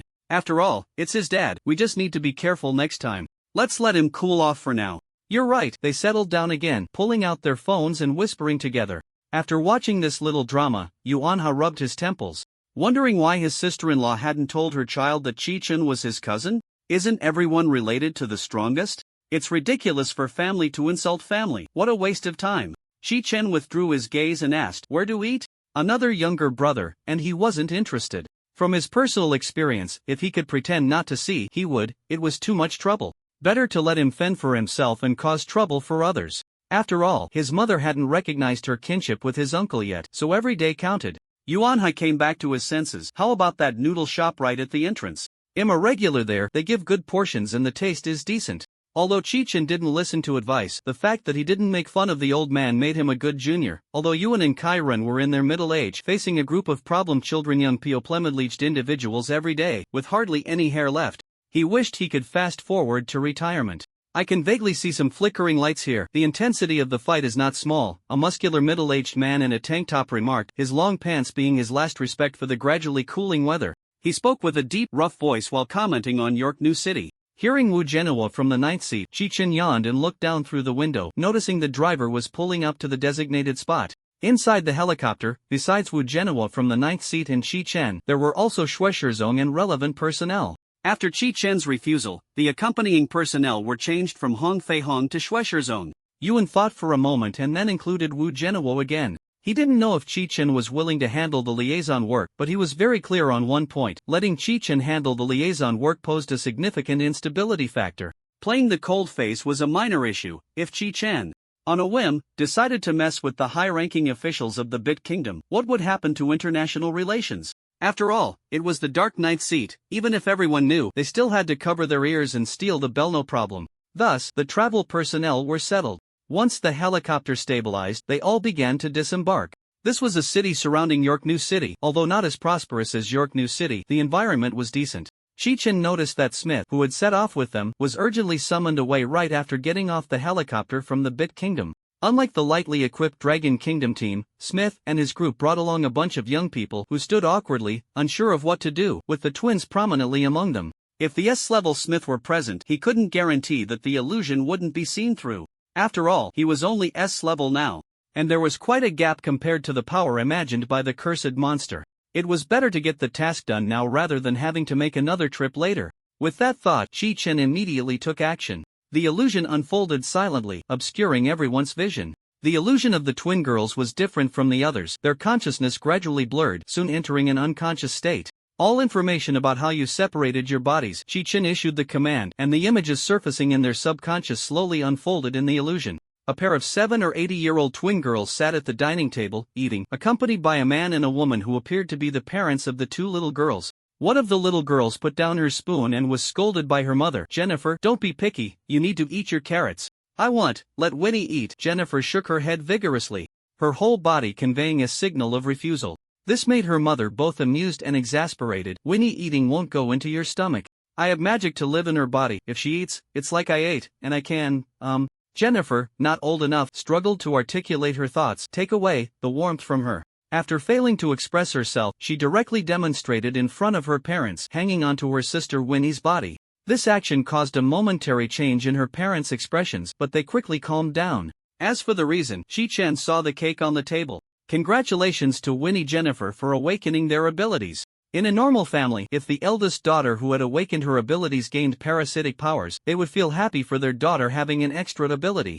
However, their eldest daughter was separated from the youngest daughter, making it hard for them not to associate it with the possibility that the separation surgery might not have been complete, or that when the time came, the eldest daughter would return to the youngest daughter. "Why can Jennifer live in my body, but I can't?" Winnie, also unwilling to eat carrots, asked unhappily. "That's because Jennifer used to live in your body, and then the doctor helped Jennifer shape her body, so now she can." Their father's clumsy explanation was interrupted by their mother's sharp voice. "Don't talk to the kids about this," which made their father smile knowingly. He kissed their foreheads and then left the room. After their father left, the two girls mirrored each other's actions, sharing a mischievous smile towards each other. Then, they quietly approached the door to eavesdrop on their father's conversation with the doctor. "My good brother, are they all right?" "They're fine, don't worry." They heard their father let out a long sigh of relief, saying, "That's good. But I must remind you to watch if Jennifer shows any signs of harming others. You should know, she only had half a body back then." Their voices gradually lowered, and the two little girls saw confusion in each other's eyes. However, they were still young, and after playing in the room for a while, they completely forgot about it when their father came back in. The scene gradually faded, quickly transforming into a new one. Chi-chan looked around. The view outside was reminiscent of when they celebrated their awakening of abilities. Probably at their home. Two teenage girls were solemnly packing clothes. From the fabric and style, they appeared to be their mother's clothes. Coupled with the packing supplies on the floor and their expressions, they might be sorting through belongings. After finishing with the clothes, they began tidying up the room, and Jennifer pulled out a medical record book from the cabinet. When Jennifer saw the name on the medical record book, her fingers paused in midair. Seeing this, Winnie walked over, reached for the medical record book, and a photo tucked inside fell out. The photo showed a conjoined twin lying on a bed, with different upper bodies but connected at the waist and below. The two were no longer children. They trembled as they read the contents of the medical record book, shattering the last shred of hope. It clearly stated that because the organs in the waist and abdomen were shared, if a separation surgery were performed, one of the girls would die. Their father happened to come looking for them. Seeing their unusual expressions, he reached out to snatch the photo and medical record book, and his face changed slightly as he read the contents. Noticing his reaction, the two girls already had a vague answer in their hearts. Winnie questioned her father, "Is this us?"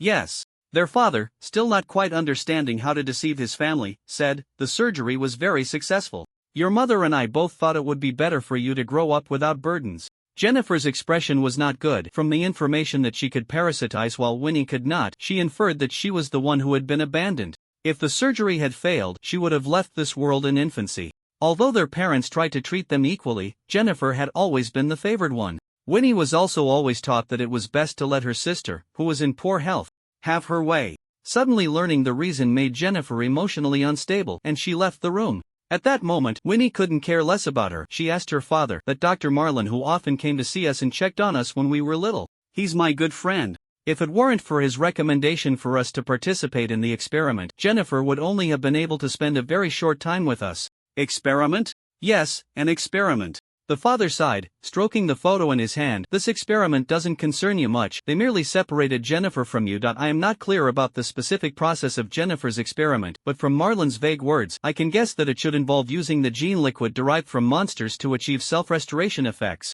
"That's insane." "Maybe, but I am grateful they gave me a chance." The test subjects they recruited were all people who lost body parts in dangerous situations. If the research can truly succeed, it would be a benefit to humanity. Unfortunately, the success rate of this experiment is extremely low, and the large number of disabled people who died drew the government's attention, leading to its suspension shortly after.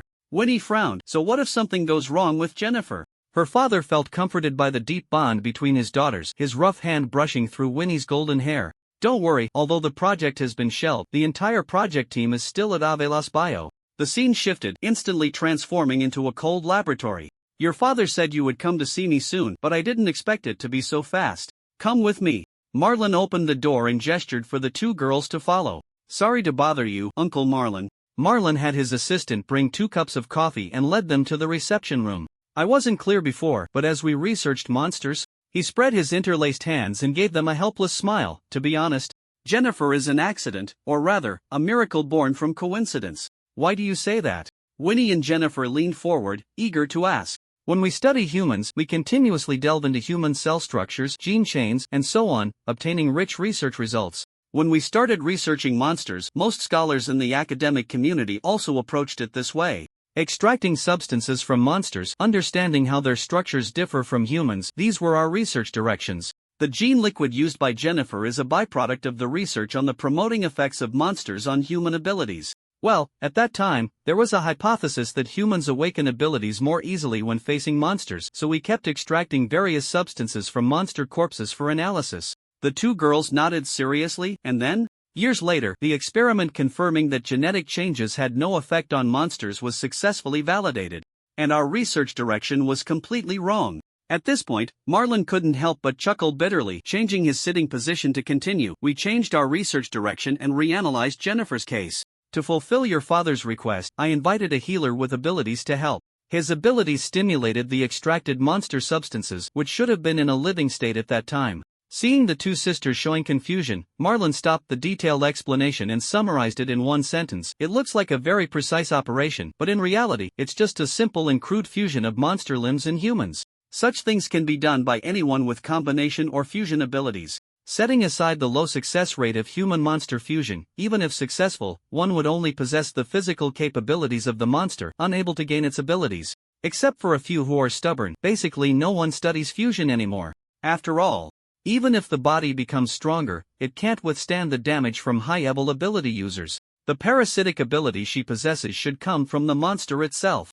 I have tested Jennifer's condition and there was no rejection reaction, so you don't need to worry too much. Upon hearing this, the sisters completely relaxed. They continued to ask Marlon questions one after another. The scene did not continue from here. Confirming that the sisters did not know more, Chi-Chin dispelled the illusion. After resolving the issues in York New City, he just needed to meet this Marlon to determine if he was lying. If what he said was true, that the fusion of monsters and humans only required an ability user with the relevant abilities, then the twins were likely unrelated to Ian Kingren's matter.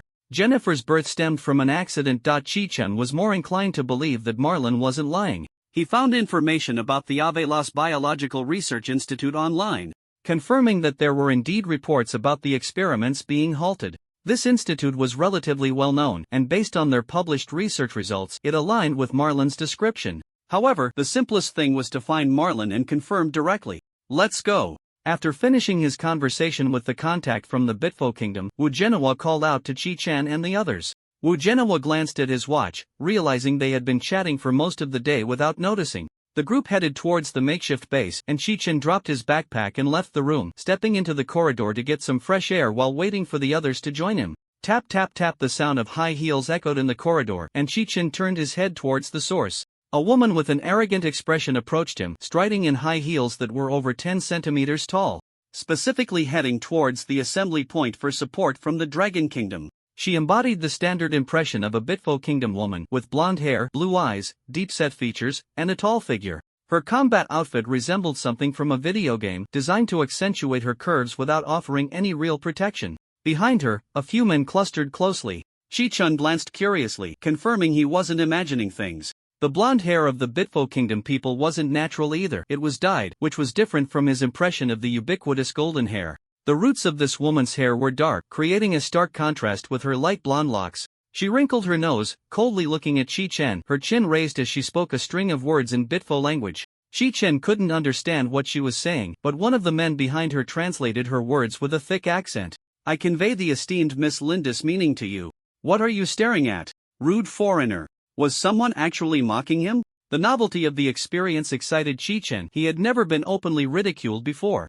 The other party seemed too foolish, and he began to suspect there was a trick involved, planning to cautiously ask, "Who are you?" But someone jumped in first. Wu Genoa shouted in a rough voice, "Tell her, what are you looking at?" The accompanying translator immediately relayed Wu Genoa's words to Linda and her group. Linda's face suddenly darkened, her proud head had not lowered since she arrived, and she continued to speak. "Miss Linda says that she would never associate with crude Dragon Kingdom people like you, so stop dreaming. If you keep staring, she will complain to Smith about your rude behavior." Wu Genoa frowned, his muscles tensing. "Hey, if it weren't for the fact that I don't hit women, I'd give her 2 slaps. Shao Chi, you go." Chi-Chan, he shot a death glare at Wu Genoa, suspecting that someone among them was trying to be funny. Wu Genoa felt his gaze and patted Chi-Chan's shoulder with his large hand. "Oh, uncle forgot, you're at the age of looking for a wife. Spreading a reputation for hitting women won't help you find a partner." At that moment, Chi-Chan felt that the world was fair. The Bitfo Kingdom had a big fool, and the Dragon Kingdom had its own idiot. Chi-Chan skipped over the topic of finding a wife and said, "This is where we are temporarily staying." She suddenly came over. "Don't you suspect her intentions?" "Oh right, your brain is quite sharp." Just when Chi-Chen thought Wu Genoa was finally going to think about the issue from a normal person's perspective, he shockingly said something that infuriated Linda. "Don't fall for the beauty trap of the Bitfo Kingdom. They must be looking for someone as dim-witted as you. A kind-hearted person like us might feel pity, and who knows what could happen. And you young people all seem to like that." What was it called? That Sundara Ice Queen conquest, unlike our generation that preferred gentle homemakers. Chi-Chen took a deep breath. This uncle was good at everything except for being clueless. Can the second dimension and the third dimension be the same? The second dimension's dullness was the original sin, and it's rare for a gentle personality to stand out. No, I was led off track by Wu Genoa. The opponent's attack power was too weak. Rather than bringing his mind down to her level, Chi-Chan was more curious about why she had come here to mock them and lingered for so long. Just as he was about to risk deafness to find out what she was really up to, Miss Linda asked me to convey, "You filthy bugs, stop daydreaming." With that parting shot, Linda and her group turned on their heels and left in a huff. Wu Genoa pointed at them, his face full of smugness. "See, after I exposed their scheme, they got angry and embarrassed. This doesn't add up." Xue Shizong, who had appeared from the corner at some point, chimed in, "The situation in the Bitfu Kingdom is critical. They have no reason to provoke us." "Really? I think some people just aren't very bright." Wu Genoa rubbed his buzz cut. I once had a classmate, a real idiot, who asked to borrow money from me. Since we weren't close, I didn't lend him any. Then he accidentally sent me a message meant for someone else, cursing me out, and panicked, saying it was a mistake. Isn't that funny? If your classmate wasn't deliberately trying to annoy you, then sure, but this isn't some street market where anyone can just walk in. Compared to Linda, Chi-Chen would rather kick Wu Genoa out of the group chat. His logic was sound, but his focus was always off. She knows we are from the Dragon Kingdom and even brought a translator. There's no way she doesn't know the situation in York New City. Most importantly, he wasn't some novel protagonist with a full sarcasm meter. Someone who would kick a dog just for passing by. This was too unusual. Wu Genoa noticed that the downcast Schwesterzong didn't dare to respond for a few seconds. He was afraid the topic would veer off again. And if she has an irritable personality, she has no reason to drop a line and run. The greater possibility is that she intends to take action against us. If I remember correctly, she is an S-class ability user, not weak at all. In short, if this Linda were a brainless person, she wouldn't be capable of such brainless actions. Coupled with her behavior, it was easy to deduce her purpose. She wanted to provoke them. Schwesterzong murmured softly, what benefit does this bring her? This matter posed no loss to the Dragon Kingdom. Rather, if they believed the Bitfu Kingdom was deliberately making things difficult for them, in their anger, they might refuse to cooperate with the rescue efforts, worsening the already dire situation in York New City. After their entire conversation, Wu Genoa also realized that he wasn't really an idiot, just a bit off in his focus. He was puzzled. What is she trying to achieve with this? It doesn't matter.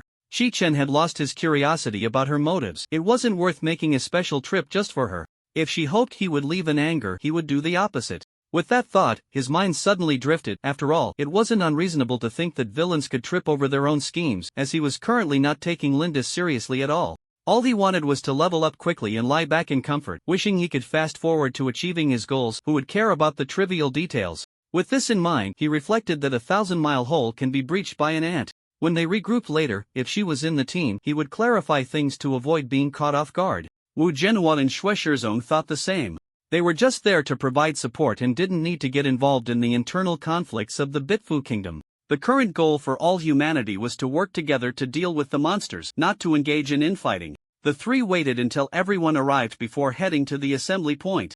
As one of the allies, the Bitfu Kingdom received different treatment compared to Sakura Island, which had failed to negotiate a price for support. Just one day after sending out the distress signal, the support from the other 4 countries had arrived. Aside from Smith, who was anxiously pacing with a furrowed brow, Lena, the priest, and the armored man Smirnov were already waiting at the assembly point. While the Bitfu Kingdom was calling for help, they also shared the backstory of York New City's fall in advance, eliminating the need for a cumbersome war meeting. The S-class ability users could start fighting as soon as they arrived.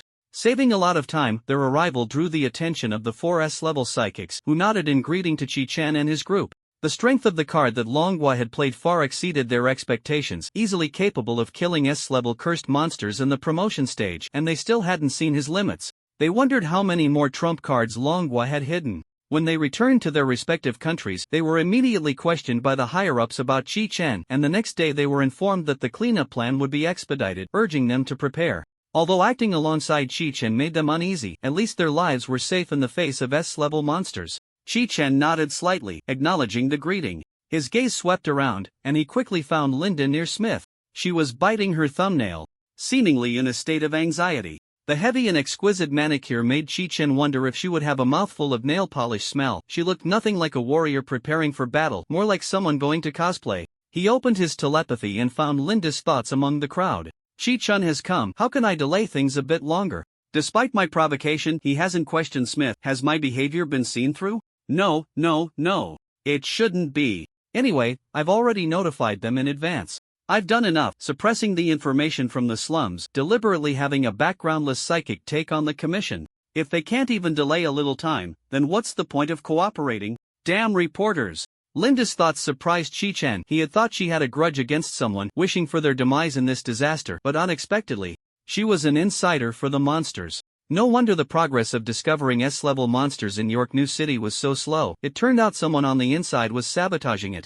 Monsters and humans were opposing sides. Ordinary people might covet the powers that monsters brought them, but what did Linda, a high-level psychic, want? As an S-level psychic, she stood at the pinnacle of human power. The pinnacle of human power, a word came to mind, something that many of the highest power holders in Longhua's history had sought: immortality. Coupled with her exquisite appearance, Chi-Chen quickly drew a conclusion in his mind. She wanted to preserve her youth, to remain eternally beautiful. Assuming this was her goal, the monster's abilities must be able to meet her needs. Was it a time-related ability or one that could transform? Or perhaps a fixed ability? A bold hypothesis, no need for verification. Once he saw the monster, everything would be clear. As long as they didn't come at him with underhanded tactics, Chi-Chun thought, wouldn't it be better for a simple mode player like him to just look at the strategy guide? With everyone gathered, Chi-Chun opened the door of the military off-road vehicle and sat in the back seat. The vehicles set off one after another, and the streamlined convoy quickly headed towards York New City. After driving for a while, they could vaguely see York New City, with the smell of gunpowder and the sound of explosions in the air. Compared to York New City, Shaoban City could be considered quiet. The people infected by the monsters still retained some sanity. Aside from being more paranoid and insane, they behaved much like normal people, reminding Chi-Chun of the chaotic scenes in Shin City. However, there was an important difference between York New City and Shin City. Although carrying firearms was prohibited in many public areas, city residents had hidden a few guns at home. These weapons became the hope for the citizens of York New City in facing cults and terrorist organizations. Thus, the flames of war blazed fiercely across this land. Damn government! Fuck cults and terrorist organizations! Hiding his plump body behind a wall, Coker peered through the window at the crowd running amok in the street. They had gathered together, circling a building like hyenas sensing a scent. Coker knew that building was hiding quite a few people. Just yesterday, he had communicated with the survivors across from him using a writing board and gestures. They told him that the radio station was broadcasting good news. Government rescue operations would begin in the next couple of days, urging citizens to hide at home and not go out. Coker let out a cold laugh after hearing this. Buildings were no match for bombs and superhumans. What good would hiding at home do? Did these damned high-ups think all buildings were made of special materials? Bang bang bang as the cultists gathered downstairs and began to break down the door. The residents of the besieged building finally lost their composure. They leaned out of the attic window and opened fire on the cultists below with semi-automatic rifles. The gunfire erupted, but instead of fleeing for cover, the cultists displayed manic excitement. There were people. They were about to become followers of the great goddess. The cultists redoubled their efforts to smash the building, completely disregarding the bullets and blood splattering around them. Some cultists had their heads blown apart by bullets but continued to act as if nothing had happened, while those around them ignored the gruesome sight. They've gone mad. This group is insane. Coker stared wide-eyed in disbelief, muttering to himself. A few seconds later, he suddenly snapped back to reality. I need to get out of here. I can't stay any longer. He moved his plump body cautiously down the stairs, beads of sweat soaking his t-shirt. Reaching the second floor, Coker walked toward a corner where a 5 or 6-year-old boy sat absent-mindedly twisting a Transformer toy. He had told Daniel not to run around or appear near the windows. The Transformer, which could keep the boy entertained for an entire day, had lost its allure. When the boy saw Coker approaching, he excitedly looked up, his Transformer disassembled in his hands. Coker noticed him about to shout and quickly raised a finger to signal silence. The boy swallowed the word daddy back down and looked at Coker with wide eyes. Coker's large hands gripped Daniel's shoulders, completely enveloping them, and he spoke in a hushed tone. Daniel, we have to go. Where to? Daniel replied in the same hushed tone. Well, take the car for a drive. Trust me, tomorrow or the day after, we'll be back home. Coker didn't silence his son just because of his young age. Daniel had always been sensible and obedient. Staying in one place was too dangerous, and with the cultists drawn to the building across the street, they had a slim chance of escaping by heading to a more secluded area. Okay. Daniel didn't ask why, nodding in agreement like a chick pecking at rice. His will to survive was much stronger than that of an average child. Although his father meant no harm, it was his father who posed the greatest danger to him. Thus, at such a young age, he had developed a heart that fought hard for survival. The two of them quickly gathered their things, grabbing a bag filled with food and weapons as they headed out. Coker peeked outside to assess the situation, holding the bag in his left hand while tucking Daniel under his right arm, charging toward the car like a flesh and blood tank. As the violent jolting caused Daniel to slide backward, he reached out with both hands, gripping the fabric between his father's chest and belly to maintain his balance. Coker ran while glancing at the building across the street. The cultists had broken through the front door, streaming inside. The piercing screams of women, the roars of men like lions defending their territory, the frightened cries of children, and the scoldings of elderly people intertwined into a tragic march. Coker dared not linger in the open. He shoved Daniel into the back seat and dove into the driver's seat himself. The car started, and Coker pressed the gas pedal, speeding away. In the rearview mirror, he saw a family from the opposite house being dragged into the yard by the cultists for a ritual. Ugh, the man was the first to be subjected to the ritual, a cultist plunging a knife into his back and prying open a gash, causing the man to grit his teeth and emit a muffled sound of pain. Immediately, the cultist shoved something resembling a bee pupa into the man's back, doing the same to others. This scene of human tragedy caused Coker to panic and veer onto an shaped route. Daniel gripped the handrail of the vehicle tightly with one hand while clutching his backpack with the other, preventing the improperly secured firearms from accidentally discharging. "Don't look, they'll tell you what happened," he said to Coker. "All right." The vehicle steadied under Coker's control and drove away into the distance. Daniel saw through the rear window a family that should have been dead, swaying as they stood up, merging into the cultists. "Oh, shit. Daniel, you shouldn't curse," Coker scolded, turning his head. Daniel also turned back, his face filled with terror as he shouted, "Ahead! Ahead!" Several cultists approached them, and Coker slammed the accelerator, crashing into the group of frenzied believers. "Shit! Damn cultists! Damn government!" Deep in the slums of York New City, a massive tree with deep green leaves towered over the dilapidated buildings, blocking out the sun. The sunlight that filtered into the slums was sparse, and the eerie, terrifying sea of trees continued to expand outward, as if someone were constantly painting forests onto the canvas of reality.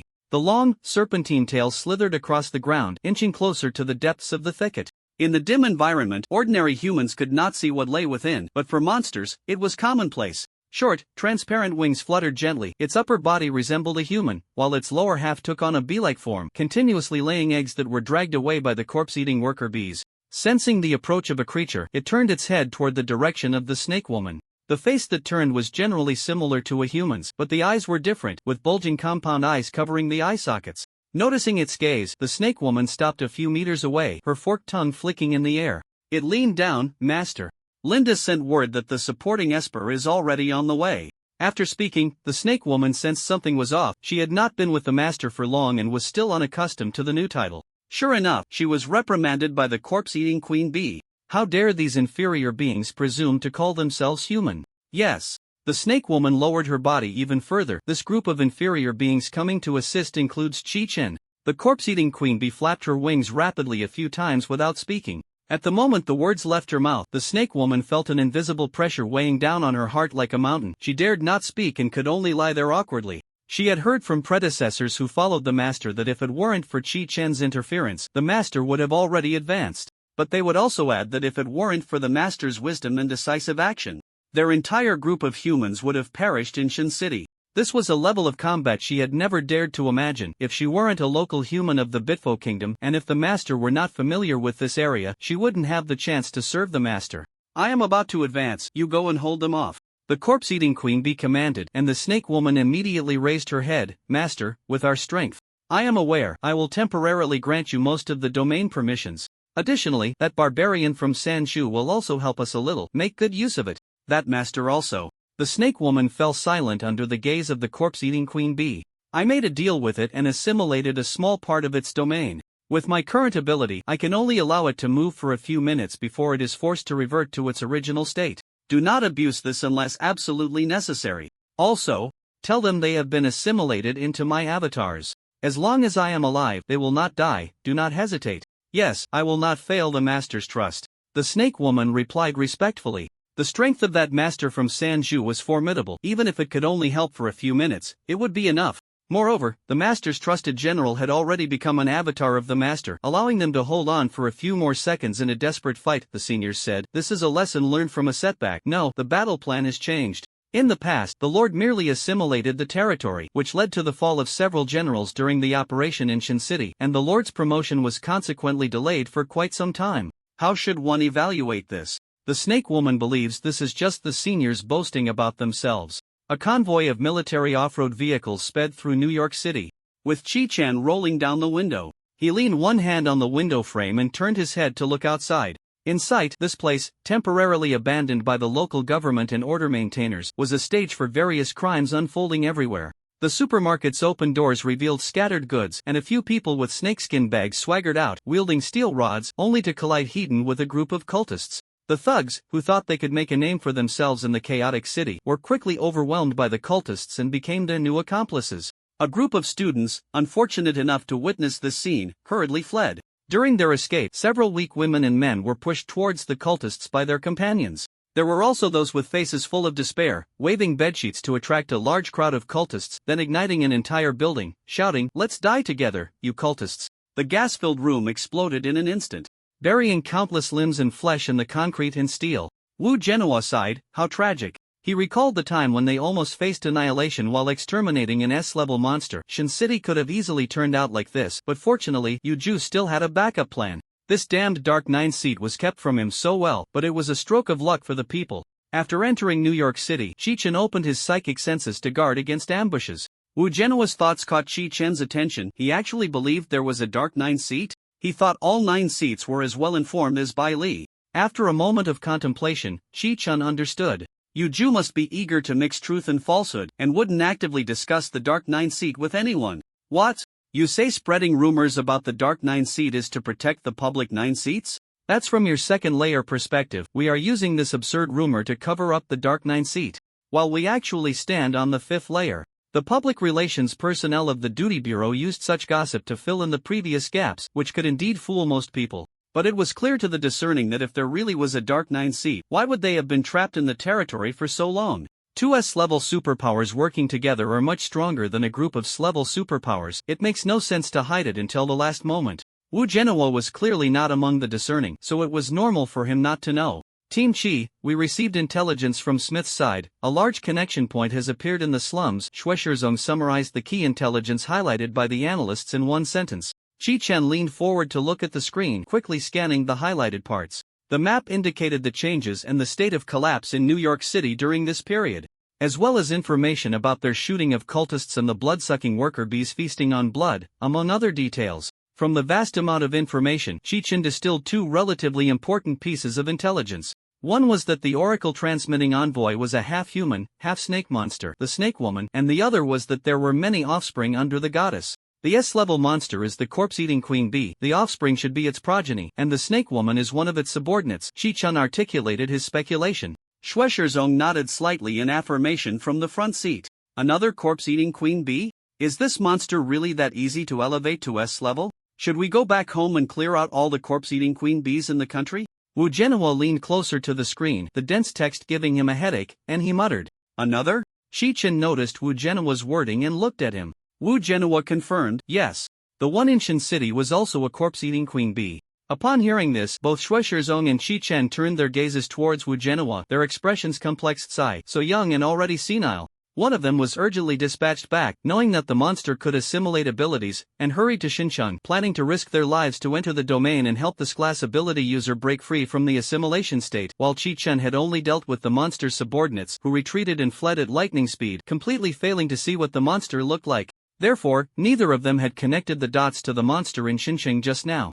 Chi-Chen had been a bit puzzled earlier about why it had so decisively abandoned its teammates and fled, but later, through learning and sensing his own abilities, he realized that a complete ability domain represented an S-class ability user. One was a destructive S-class ability user, and the other was a monster arms dealer. In a situation where there weren't enough weapons, retreating and fleeing was perfectly normal. Wait a minute. Chi-Chen discovered something he had overlooked. Logically speaking, he had disrupted the advancement of the corpse-eating queen bee, and with its powerful strength, it shouldn't have been scared out of its wits. It should have been filled with murderous intent towards him. Moreover, it was very aware of Chi-Chen's abilities, divine domain and light-type abilities. So why didn't I receive an ability experience card? Chi-Chen suddenly panicked. All along, anyone who had shown murderous intent towards him had been directly exterminated. He never gave a second chance to prevent any mishaps or trouble for his family. Could it be that he could only obtain an experience card from a single creature once? Hiss. He inhaled sharply, his heart racing, feeling for the first time in a long while what it meant to be on pins and needles. Wouldn't this mission be a complete failure then? But Chi-Chen quickly calmed down. There were many factors that could influence the situation: distance issues, or perhaps it really was scared out of its wits, or maybe he hadn't actively sought it out, and so on. Just now, in a moment of heat, he almost forgot that the spider monster had sent him N skills in one go. The reason couldn't possibly be that a single creature could only grant an experience card once. He was lucky to have such abilities and to continuously encounter higher-level monsters. Even if the process was a bit dramatic, he still successfully achieved his goal. But because of this, his targets had become increasingly lofty, causing him to overlook some details. Having successfully leveled up to this point, he prided himself on being relatively composed and calm, only to realize that at his core, He was still just a young kid. Once a problem was identified, it was time to solve it. Chi-Chen leaned back in his chair, closed his eyes, and spread out his mental perception. In his perception, the mental sensing spread out like ripples, continuously extending outward 1 meter, 10 meters, 100 meters, 1,000 meters. A cacophony of voices came from all directions, with anger, panic, madness, and despair whispering like endless murmurs in his ears. Countless pieces of information flooded into his mind, and Chi-Chen felt like his head was about to explode. He was infected by the emotions of despair and panic, and his mood plummeted in an instant. Despite being prepared, he still faced some interference. Chi-Chen gritted his teeth and did not retract his mental sensing, skillfully blocking out each voice, filtering out those that did not belong to the monsters. As he continued to operate, free from the endless murmurs, his mental sensing expanded outward once more. When he reached several thousand meters, Chi-Chen felt that if he went another meter forward, he would expend a tremendous amount of energy, so he stopped. What's wrong with him? Wu Genoa tugged at Shueishirzone, silently asking with his lips. Sitting in the passenger seat, Shueishirzone looked back and saw Chi-Chen, who usually appeared relaxed, now showing a troubled expression, his face shifting through various shades. Then, Chi-Chen leaned back in his chair and closed his eyes to rest. But from Shueishizone's observation of his expression, it was clear that the situation was worse than before. Shueishirzone immediately straightened his expression, forcing himself to focus. Could it be that the corpse-eating queen bee was much more troublesome than the cursed monsters of Sakura Island? That made sense. If it weren't the case, why would Chi-Chen still be unconscious, and why would he let the corpse-eating queen bee leave? He couldn't afford to slack off. Once Chi-Chen was assimilated, he could still rely on his abilities to salvage the situation. Wu Genoa originally wanted to discuss with Shueishirzone about Chi-Chen's unusual demeanor, but when Shueishirzone turned to glance at Chi-Chen, his expression also became strange. What's going on with them? Wu Genoa rubbed his buzz cut. The world of young people was too hard to understand. Chi-Chen paid no attention to their movements, maintaining a broad mental connection. As the vehicle sped along, he repeatedly performed the earlier operation, his mind sharpening. Sigh, we've come all this way, why do we still have to face the Golden Eye? How long can we brothers survive under his command? Should we just release that one first? What if we all die and don't have time to use it? This was the voice of the monster.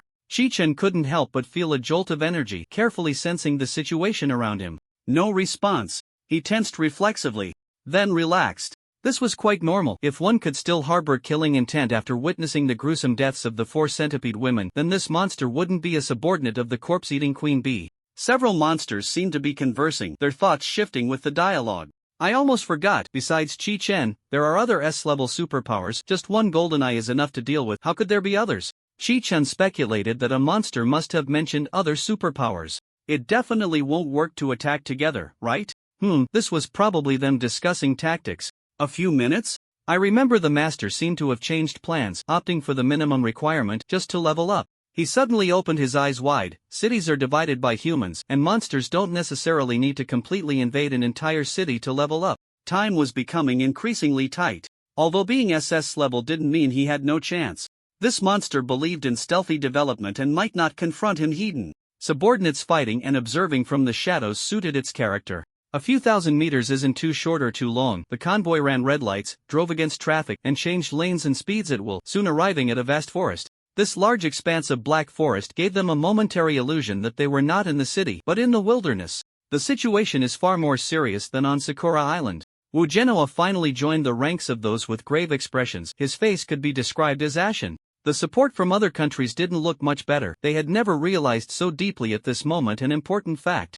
Monsters are intelligent. They adjust their strategies based on past failures. The emergence of the monsters from Sanju was so smooth because humanity was unprepared and had not taken any intervention actions. But from the grand arrival in Shin City, to the covert spread through networks on Sakura Island, and now utilizing the information gap between the upper class and civilians, it fully demonstrated that monsters continuously observe humans. Their leveling paths and characteristics of preying on humans meant that monsters would not cooperate in most cases.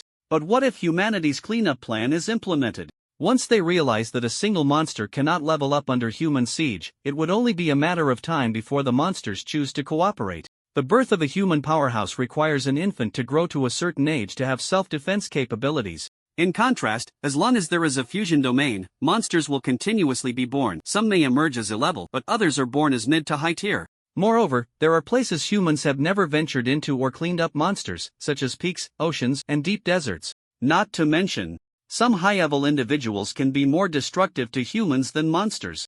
For instance, the development of superpower awakening and human experimentation has never ceased. In places like York New City, there are so many superpowers, yet they huddle in the city center protecting the wealthy and powerful. Once monsters unite, which side will be stronger? The answer to this question is undoubtedly the monsters. They possess intelligence like humans, yet also follow the jungle law like beasts, with a strong submissiveness to hierarchical oppression. Monsters of level and above have the ability to lead lower-tier monsters. Thinking of this, they couldn't help but feel a chill. They must quickly enhance their strength. However, humanity is not entirely without hope. Jean, the priest, and others turned their gazes toward Chi-Chen, seemingly trying to catch a glimpse of his movements through the vehicle, hoping to ease their anxiety.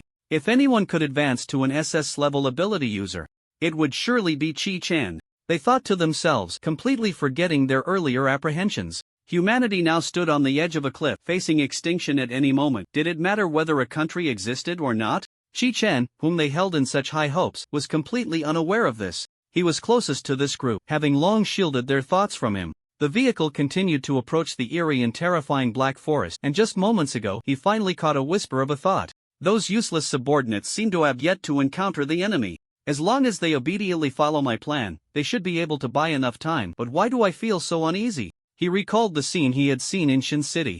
Those eyes, once seen, would never be forgotten. Like a deity gazing upon all things, everything was but a fleeting moment, and all living beings before him were mere ants. At that moment, he had only one thought in his mind. Run!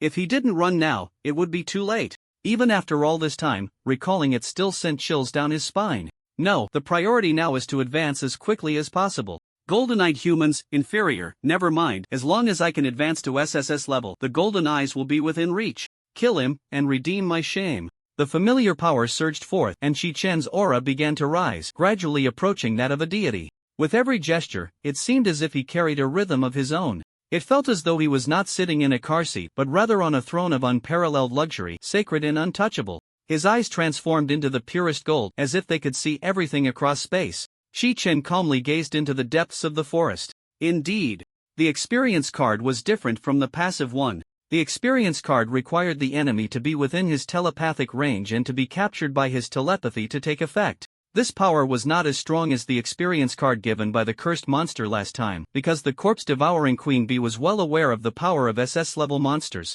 Chi-Chen knew that this was already a power surpassing that of the corpse-devouring Queen Bee, but it was still not enough. The change in his aura caught the attention of Wu Genoa, who was sitting next to him. This middle-aged man merely glanced at him, and a desire to worship and kneel arose from the depths of his heart. The aura surrounding Chi-Chen now, his calm and indifferent expression, and his seemingly all-seeing gaze made anyone who saw him immediately think of one-word deity. Regardless of the original intent behind the concept of a deity, true or false, after 1,000 years of oral tradition, it had become a symbol imprinted in people's hearts. It represented mystery, power, redemption, and the object of prayer. Therefore, Wu Genoa did not feel repulsed or ashamed at the thought of kneeling before someone much younger than him. He simply lacked the thought of prayer and the space to do so. It was normal for elderly people in their 70s and 80s to kneel before a statue of a deity, and Wu Genoa's situation was similar.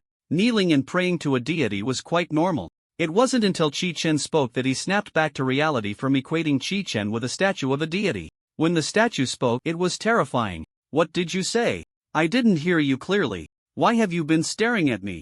Wu Genoa had been looking at him with fervent eyes since earlier, and Chi-Chen felt a chill in his heart, goosebumps rising all over him.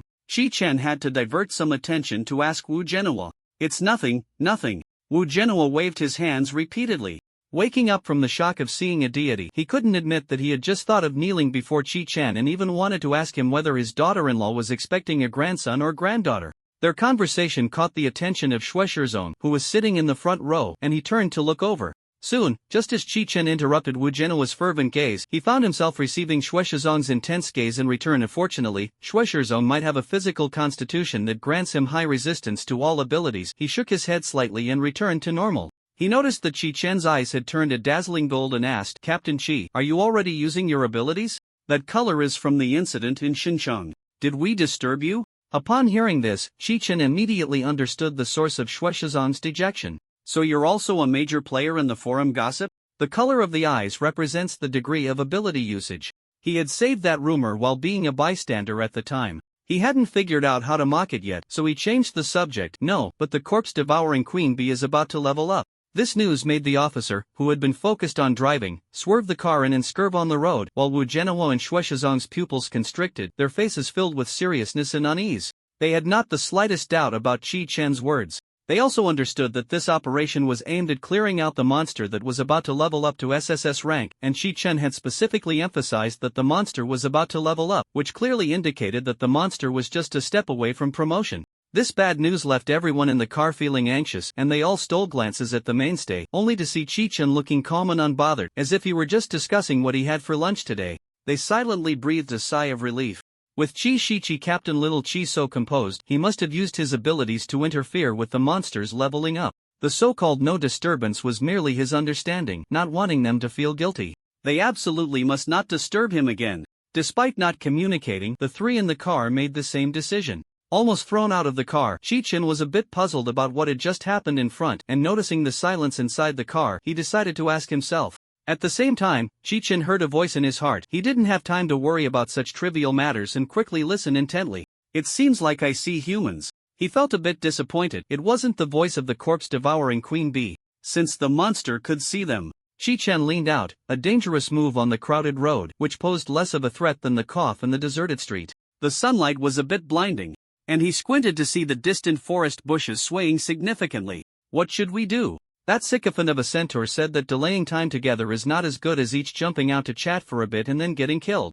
And I drew the short straw. Hiss! The speeding vehicle came to a sudden stop, the tires screeching against the ground with a harsh sound. They were only a couple of 100 meters away from the forest, and everyone got out of the car. The discordant sound of high heels stood out among the soft footsteps, and Smith looked at Linda with a somewhat unfriendly gaze, but ultimately said nothing. Now was not the time to dwell on that. Their attention was focused on the vehicles from the Dragon Kingdom. Unlike the urgent feelings of the few SS-level ability users who sensed a crisis for all humanity, this was the stage for Qi Chen's performance. And the protagonist always makes a grand entrance. Qi Chen did not get out of the car, and the people inside did not dare to disturb him, fearing they would affect his interference with the corpse-devouring Queen Bees leveling up, becoming sinners of all humanity. The car door was gently opened, and Qi Chen stepped out with a relaxed demeanor as if going on an outing, looking around as if admiring the scenery. However, this was merely Qi Chen's self-perception. He was now surrounded by a filter, presenting a different scene in the eyes of others. He resembled a king or a deity, his dazzling golden eyes seeming to see through all evil, his expression calm yet exuding an aura of unspoken authority, as if a king surveying his territory. Was this truly his strength and character? They couldn't help but feel similar sentiments in their hearts. Everyone looked towards the dark forest, which was pitch black inside. The human reverence for light, ingrained in their genes, made them feel uneasy stepping into the darkness. Everyone lightened their footsteps, except for Linda, whose high heels made faint clacking sounds. "Get out," Smith growled. He shouldn't have listened to Linda's nonsense about bringing her along, claiming that if he got injured, someone would be there to help him heal. The class superhumans from other countries were waiting outside, and only Linda was stubbornly clinging to him. Not only was she not helpful, but she was also dragging him down, filling Smith with anger and embarrassment. "You'll be careful." Linda's voice sounded a bit anxious yet somewhat smug, and in the darkness, she didn't need to hide her expressions too much. The others didn't notice anything wrong with her. They simply distanced themselves from Linda in the dark. Although they didn't voice it, everyone shared a similar thought. If they could use Linda as bait, they would have the advantage of striking first. "They're still coming. I really don't want to die. Where's the forest dryad? I'm next. I hope the dryad can hold on a bit longer." Qi Chen carefully surveyed the surroundings. The aura of these monsters blended seamlessly with the forest, and the corpse-eating queen bee must have assimilated them, which explained their almost identical presence. Qi Chen's eyes shifted to a pale gold as he activated his reconstructive vision, focusing on the monsters to examine them closely. Sure enough, his hypothesis was correct. Then he looked at Linda, who was isolated from the others. This woman had indeed been transformed into a monster's avatar. She now existed somewhere between monster and human. There were definitely more monsters with transformation abilities than just the corpse-eating queen bee. Unfortunately, the wealthier and more powerful humans were, the more they clung to their earthly power and possessions. He needed to remind Ju that people like Linda could also appear in Manhwa. Qi Chen didn't want to find himself unprepared, with disasters striking in various places, forcing him to work overtime. Other countries were one thing, but if the people of Manhwa, Hisno, he suddenly realized that he passively needed a large number of humans to acknowledge him. The global human population was limited. For him, losing one person meant losing a layer of passive power. Even the departure of an elderly person would be a complete loss for him. A newborn baby doesn't even recognize its parents. How could it genuinely acknowledge him? He could wait for the baby to grow up, but the monsters wouldn't wait. It was decided the purpose of the mysterious organization was to protect the world, to safeguard humanity. As for why they needed to hide, well, when faced with uncertainty, dark forces. That felt right. There was a dark force targeting them, forcing the mysterious organization to conceal their identities. And now, with humanity trapped in a crisis they couldn't resolve against SS-class monsters, they stepped forward, intending to leave quietly after their deeds, hiding their contributions and names, only to be exposed. As for the dark forces, their goals were certainly opposed to those of the mysterious organization. It was normal for villains to want to destroy the world, right? But where could he find a dark organization? Go to the black market for one. No, that wouldn't do. It would lower the status of the mysterious organization. Better to build a new one, to act however he wanted. The concept of a divinity plan began to take shape in his mind, ideas flowing like a spring, and a moment later, numerous seemingly plausible scenarios surged forth. Chichen suppressed the countless thoughts in his mind. Now was not the time for detailed planning. If he didn't act soon, the corpse-eating queen bee would level up. Analyzing from the monster's inner voices, the corpse-eating queen bee still had a trick up its sleeve to deal with them. These class monsters were already terrified. Their entire plan revolved around how to die while buying more time, showing no intent to kill him. So, he needed a grand scene to attract the attention of the corpse-eating queen bee deep in the forest. Only then could he gain greater power. The excuse was conveniently at hand. He paused, and everyone noticed this, immediately halting their advance. The monsters felt a jolt of anxiety. Could he have discovered us? Chi-Chen, the center of attention, half-lowered his eyelids, his aura fully unleashed, the domain of the divine revealing no concealment, instantly enveloping all the monsters and humans within, the rolling sea of clouds, the supreme temple, the mysterious mist swirling around, the dazzling yet calming holy light. Wherever the light shone, countless trees dissolved and vanished like sand paintings blown by the wind. The temple stood dominantly amidst this sea of trees, as the sea of clouds surged continuously, submerging a vast expanse of the forest in the blink of an eye. The domain was under Chi-Chen's control. With a thought, the mist and clouds firmly locked these monsters in place, rendering them unable to move even a finger. Among these monsters, Linda was abruptly mixed in. Smith, Jean, and the others could hardly believe their eyes. The grandeur of the temple and the magnificent scene left them wide-eyed, momentarily speechless, only able to stare in shock at everything before them. By the time they regained their senses, Chi-Chen was already seated on the divine throne, looking down from on high at the scene in the hall. He resembled a true deity, and as Smith gazed up at the throne, he marveled at the reality of the illusion, as well as Chi-Chen's power. If Chi-Chen had attacked everyone just now, he would have certainly been unable to escape this assault. Is this his true strength? Smith heard Jean murmuring in his ear. The group, having weathered many storms, included 3 who had gained insights during their last encounter on Sakura Island, and within a few seconds, they regained their rationality and ability to think. Smith's gaze towards Linda was complex. Facing her tear-filled eyes and pleading look, he felt an inner calm, not inquiring about Chi-Chen's intentions. He merely sighed, as if mourning a fallen comrade. Jean and the others, however, were unfazed. They had once wondered how such incompetent high-level abilities could exist in the Bitfo kingdom. Now that she was trapped by Chi-Chen, they were beginning to understand.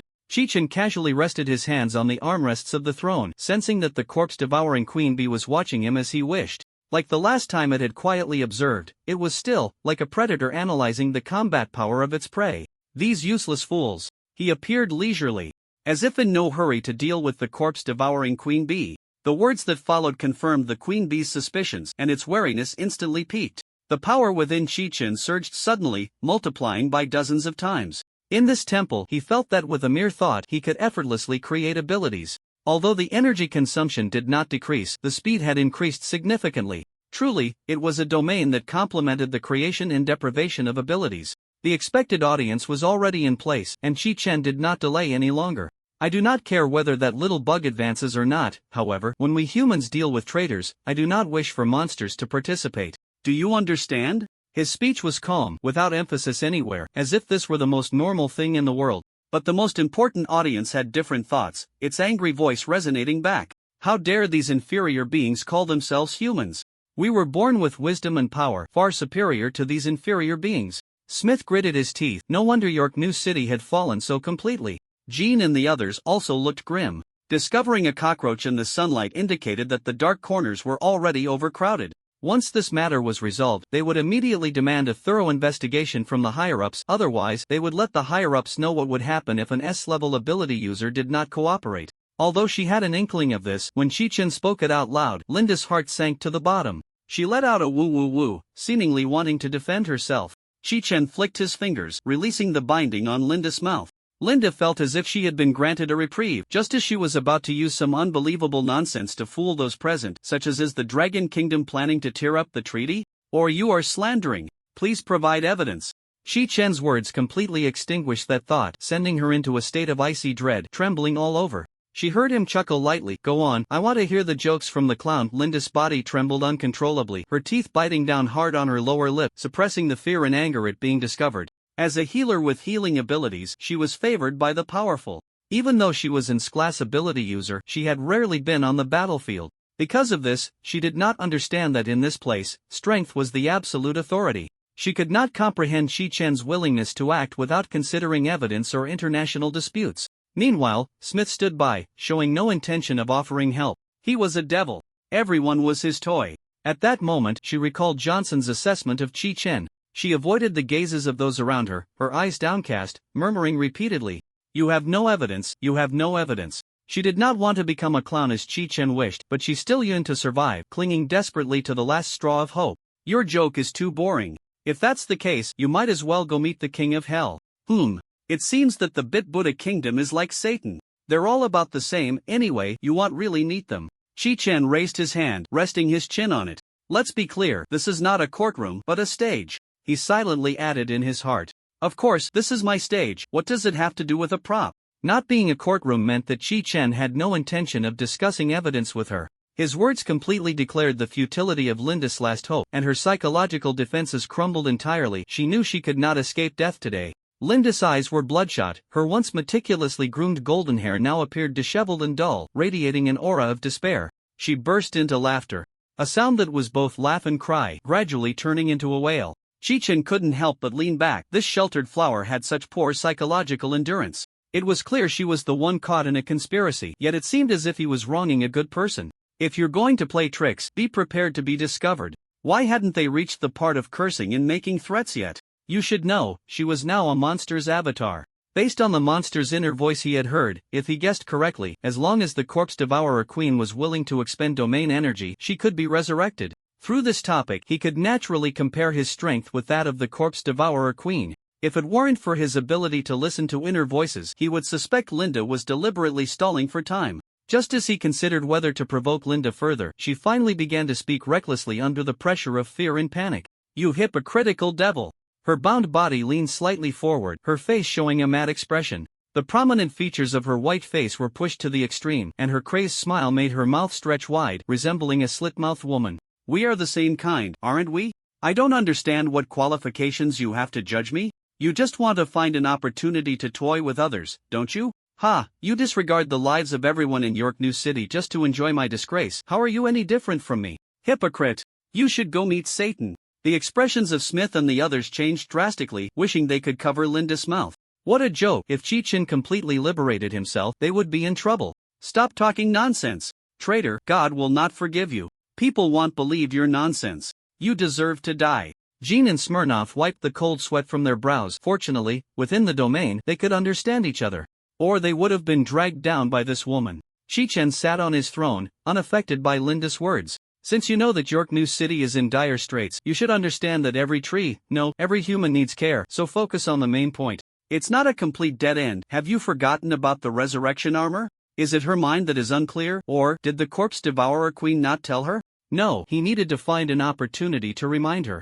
I welcome others to challenge me, as long as they can defeat me. Faced with Linda's questioning, he had no desire to engage in a war of words with her. His mind wasn't broken. Talking about rescue and harm with a madman trying to drag him down was pointless, even if he were Jesus reincarnated. But I really want to know, who gave you the audacity to speak so boldly in front of me when your life is in my hands? Chi-Chen noticed that Linda was itching to spit at him, ready to curse him out. So he quickly moved his fingers slightly, controlling the mist to force Linda to look up. Listening to Linda's inner thoughts, he realized she had no intention of going along with what he said. If she couldn't speak, she should just keep quiet and let him take the lead. Almost forgot. Chi-Chen fixed his gaze on Linda's eyes. You are no longer human. As the avatar of that bug, you can be resurrected as long as it wishes. Forced to meet those brilliant golden eyes, Linda felt a moment of daze until she heard the last sentence clearly. Her pupils constricted, and her face showed shock. Clearly, she was unaware of this matter. The intertwining feelings of fear and the joy of survival made her inner voice sound chaotic, completely indistinguishable in focus. After listening for a while, Chi-Chen understood that her deal with the monster was to become a monster herself and to be allowed to seek refuge within its domain. After becoming a monster, she would no longer age, achieving a form of immortality. The corpse-eating queen bee hadn't told her that becoming its avatar meant becoming part of it, and she could also be resurrected within the domain. Since you know, what are you waiting for? Linda tilted her head back, a hint of a smile playing at the corners of her mouth. You haven't killed me or that group of monsters because we would resurrect in that monster's domain after being killed. Currently, humans have no way to deal with SS-level monsters. As long as it levels up, I will achieve immortality. And what about you? If it weren't for the need to continue the act, he would have wanted to say, with a smile like that, your acting skills are so stiff, who are you trying to fool?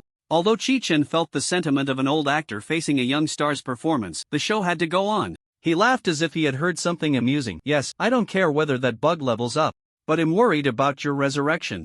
I take back what I said about you being boring, you are truly clever. After saying this, he looked up at the distance, smiling and nodding as if greeting some creature. He found me. In response to Chi-Chen's greeting, the corpse-eating queen bee moved its insect legs, taking 2 steps back, then feeling embarrassed for being scared, it shifted back to its original position. Being discovered is fine, he's causing trouble in my domain, it's normal for me to take a look. It thought this way, but it cautiously sensed Chi-Chen's actions in the area again, revealing a hint of wariness. Most humans never considered the existence of such monsters before the incident in Sanju. So, what about the monsters? Upon hearing this, the corpse-eating queen bee felt a chill run down its spine. This was a path it had never envisioned.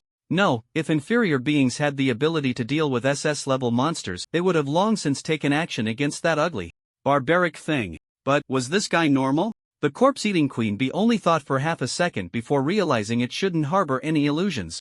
The answer was clearly negative. Since the incident in Shin City, it had discovered that the other party liked to apply infinite pressure on its prey. Clearly capable of swiftly ending the prey's life, he instead guided the prey to gradually realize they were in a trap. Like a cat toying with a mouse, giving hope time and again, only to let the prey feel deep despair repeatedly. Wait. The more the corpse-eating queen bee thought about it, the more wrong it felt. It had a strong sense of déjà vu about the previous description. Suddenly, a chill shot up its back straight to the crown of its head, and its entire body nearly jumped up. It was wrong, everything was wrong. The target of his play wasn't that inferior woman, but it, deliberately making a big move in its territory to attract its attention.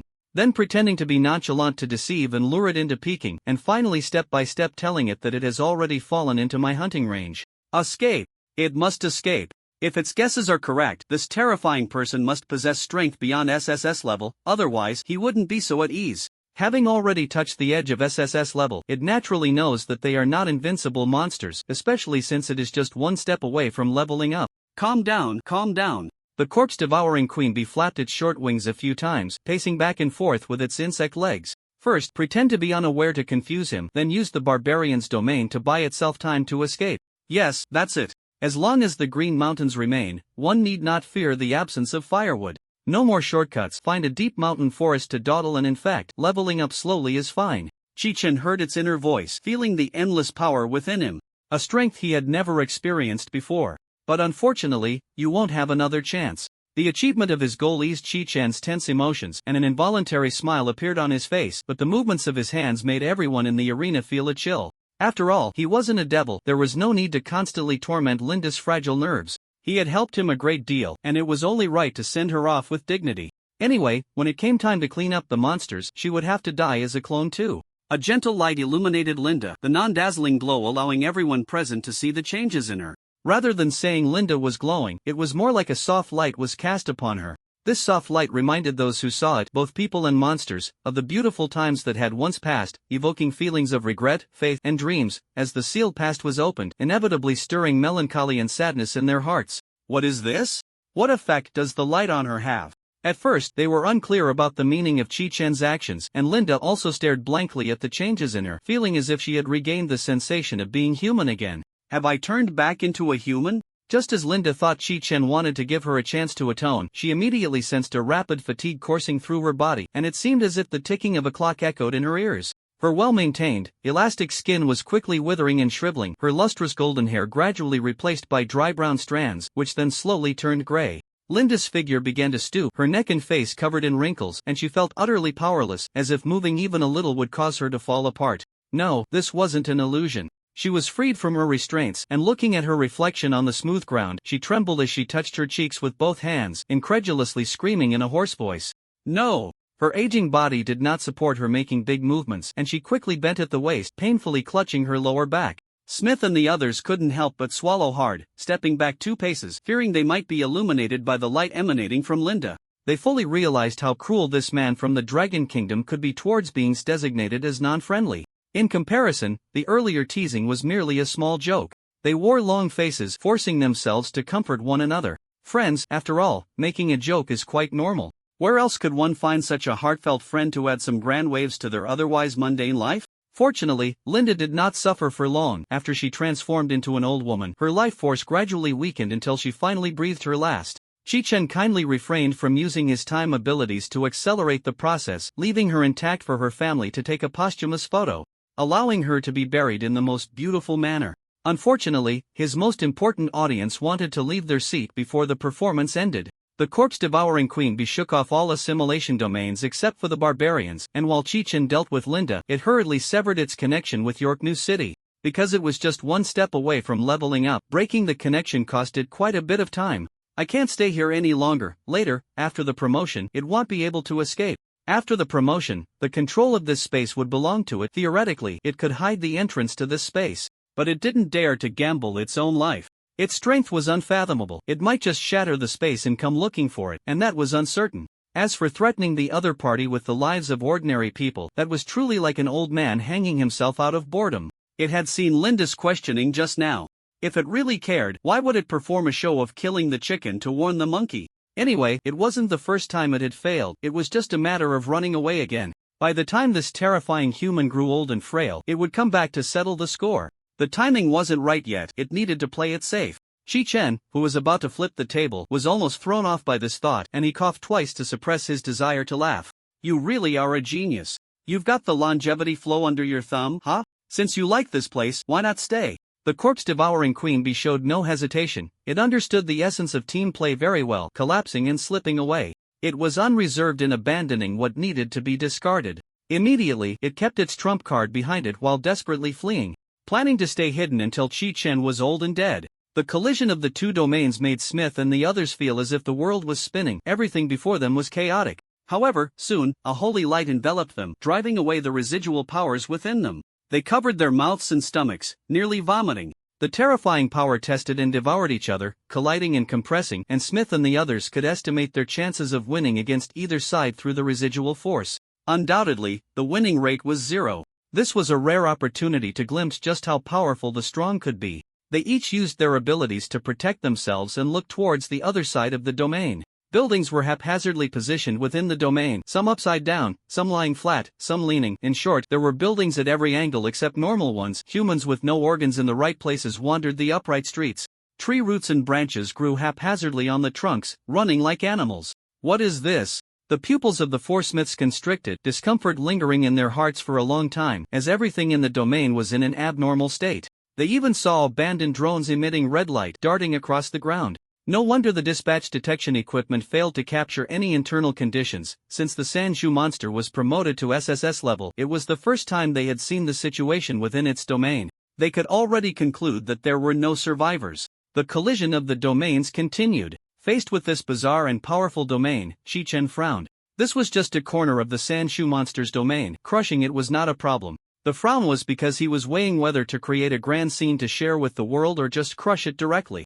After a moment's thought, he abandoned the idea of gaining prestige. Creating a grand scene against a corner of an SS-level monster's domain would earn him crowd prestige, but it would affect the monster's overall estimation of his strength.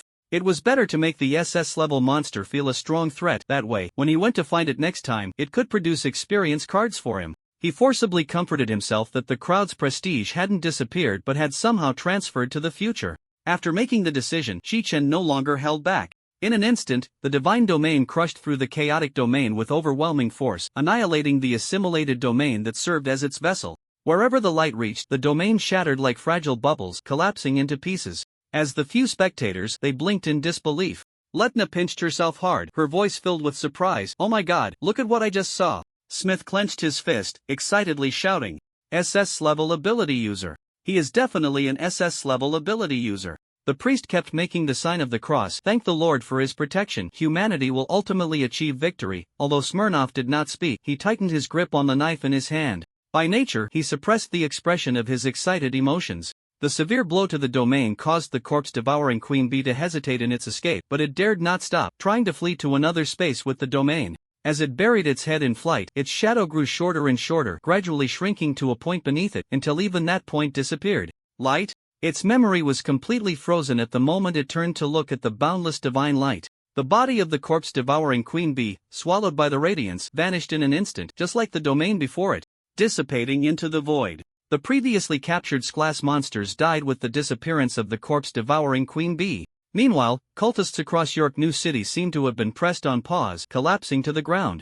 Surrounded by cultists inside a closed car, Corkle's eyes nearly popped out as the cultists suddenly fell collectively. He exclaimed, "Daniel, look at what we see." "Corkle, I can't see, you're pinning me down." Daniel looked up at his father, who had shoved him under the seat, with the steering wheel right above him. "Sorry, I forgot." As Corkle pulled his son up, he said, "Has the stupid government support finally arrived? I said we could go home tomorrow or the day after." After saying this, he flashed a big smile at his son and hugged Daniel tightly. His trembling hands revealed his excitement and joy at having survived, resting his head against Daniel's chest. "Yes, Dad. But my head is against the roof of the car." "Oh, sorry." Heartwarming scenes played out in every corner of York New City as people embraced and wept, expressing their joy at having escaped death.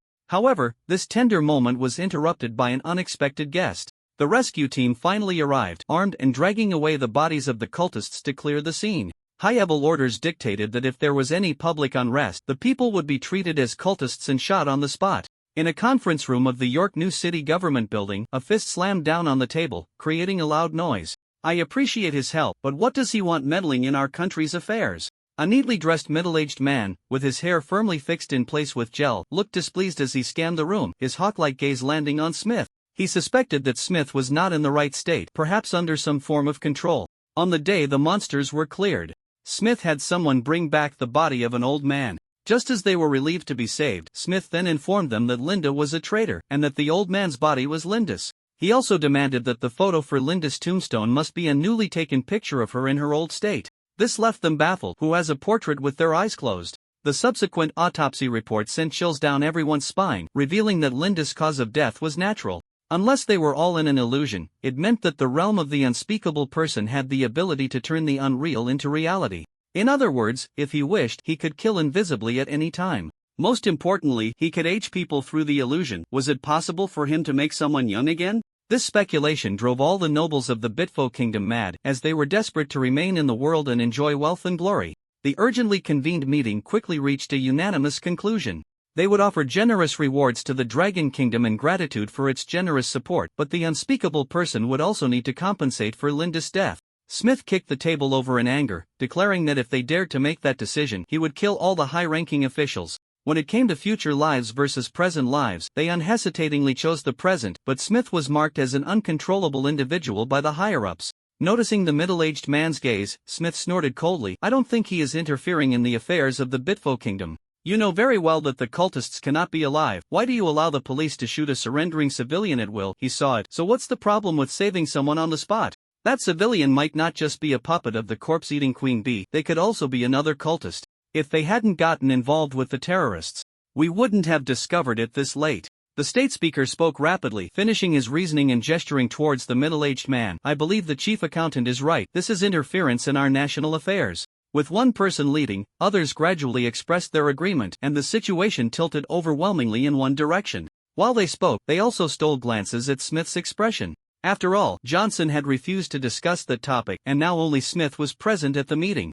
Ha! Listening to this group, Smith curled his lip in disdain and wrinkled his nose, the corner of his mouth lifting in a mocking smile. "Smith, what do you mean? He interfered, so what?" Smith stood up, tossing the documents in his hand onto the table, striding over to stand behind the state speaker. "You dare not even mention his name, yet you fantasize about some unrealistic things." He leaned one hand on the back of the chair, half bending forward. His sharp gaze fixed on the state speaker, his tone contemptuous. "Old fool, if you don't want to die, neither do I." The state speaker's expression instantly became rich and varied. He wanted to slam his hand on the table but was firmly held down in his seat by Smith. "I think you all have misunderstood something. Smith straightened up, spreading his arms. If you don't even have the value to govern the country, then why should I protect you? Your invitation. Wu Genoa had just returned from outside, waving a few exquisite invitations. Shi Chen, sitting in a chair reading, lifted his chin, just tossed them on the table, among that pile of invitations. Seeing the invitations on the table nearly piled into a small mountain, Wu Genoa placed the few he had beside the pile, casually picked up a few to flip through, and couldn't help but exclaim, "Goodness, you at least need a clone to attend all these gatherings." Shi Chen suddenly choked, coughing a few times, grabbing his cup and gulping down water, waving his hand. "So I can't be bothered to attend. I don't know what they're up to. They said nice things before, about coming from afar, but if you all leave in a hurry, it means we didn't host properly." Wu Genoa was feeling overwhelmed. He was the official in charge this time. These past few days, they'd been pestering me about this and that, not giving me a moment's peace. I wish I could just run away. After saying that, he squeezed himself into the sofa, rubbing his head in frustration. Chi-Chin smiled politely but said nothing, allowing Wu Genoa to lounge back, while he lowered his head to look at the book in his hands. He had read this book long ago, but unfortunately, as a clone, he had no rights, not even to scroll through his phone. If he carried too much information, when he merged back, the overwhelming memories would make the main body uncomfortable, so he could only read some books he had previously gone through to pass the time. At this point, the main body should have found Dr. Marlin, right? Achoo! Shi Chen turned off the faucet in front of the mirror.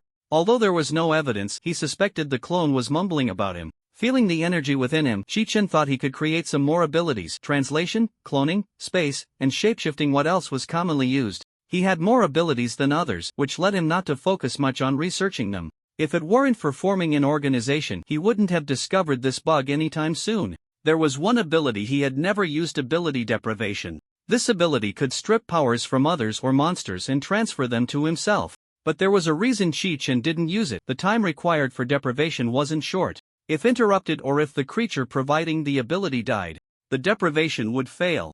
Now, however, it was different. First, create an ability, then use the deprivation ability to strip it from himself, allowing the created ability to permanently become his own, without needing to repeatedly expend energy to create abilities. A true sense of self-sufficiency. When translation became a permanent ability, he could feel the power at his fingertips, as if the barriers had been removed. He looked up at the mirror, checking for any flaws on his body.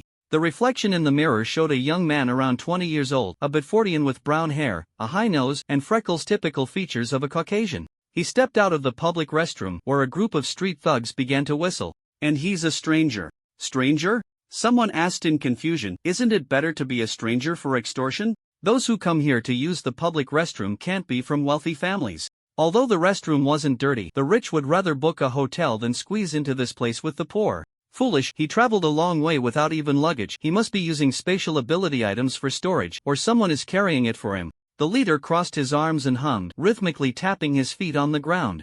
They occupied a spot at the entrance of the small town, and he could analyze which passers-by could move and which could not just by their overall appearance and behavior.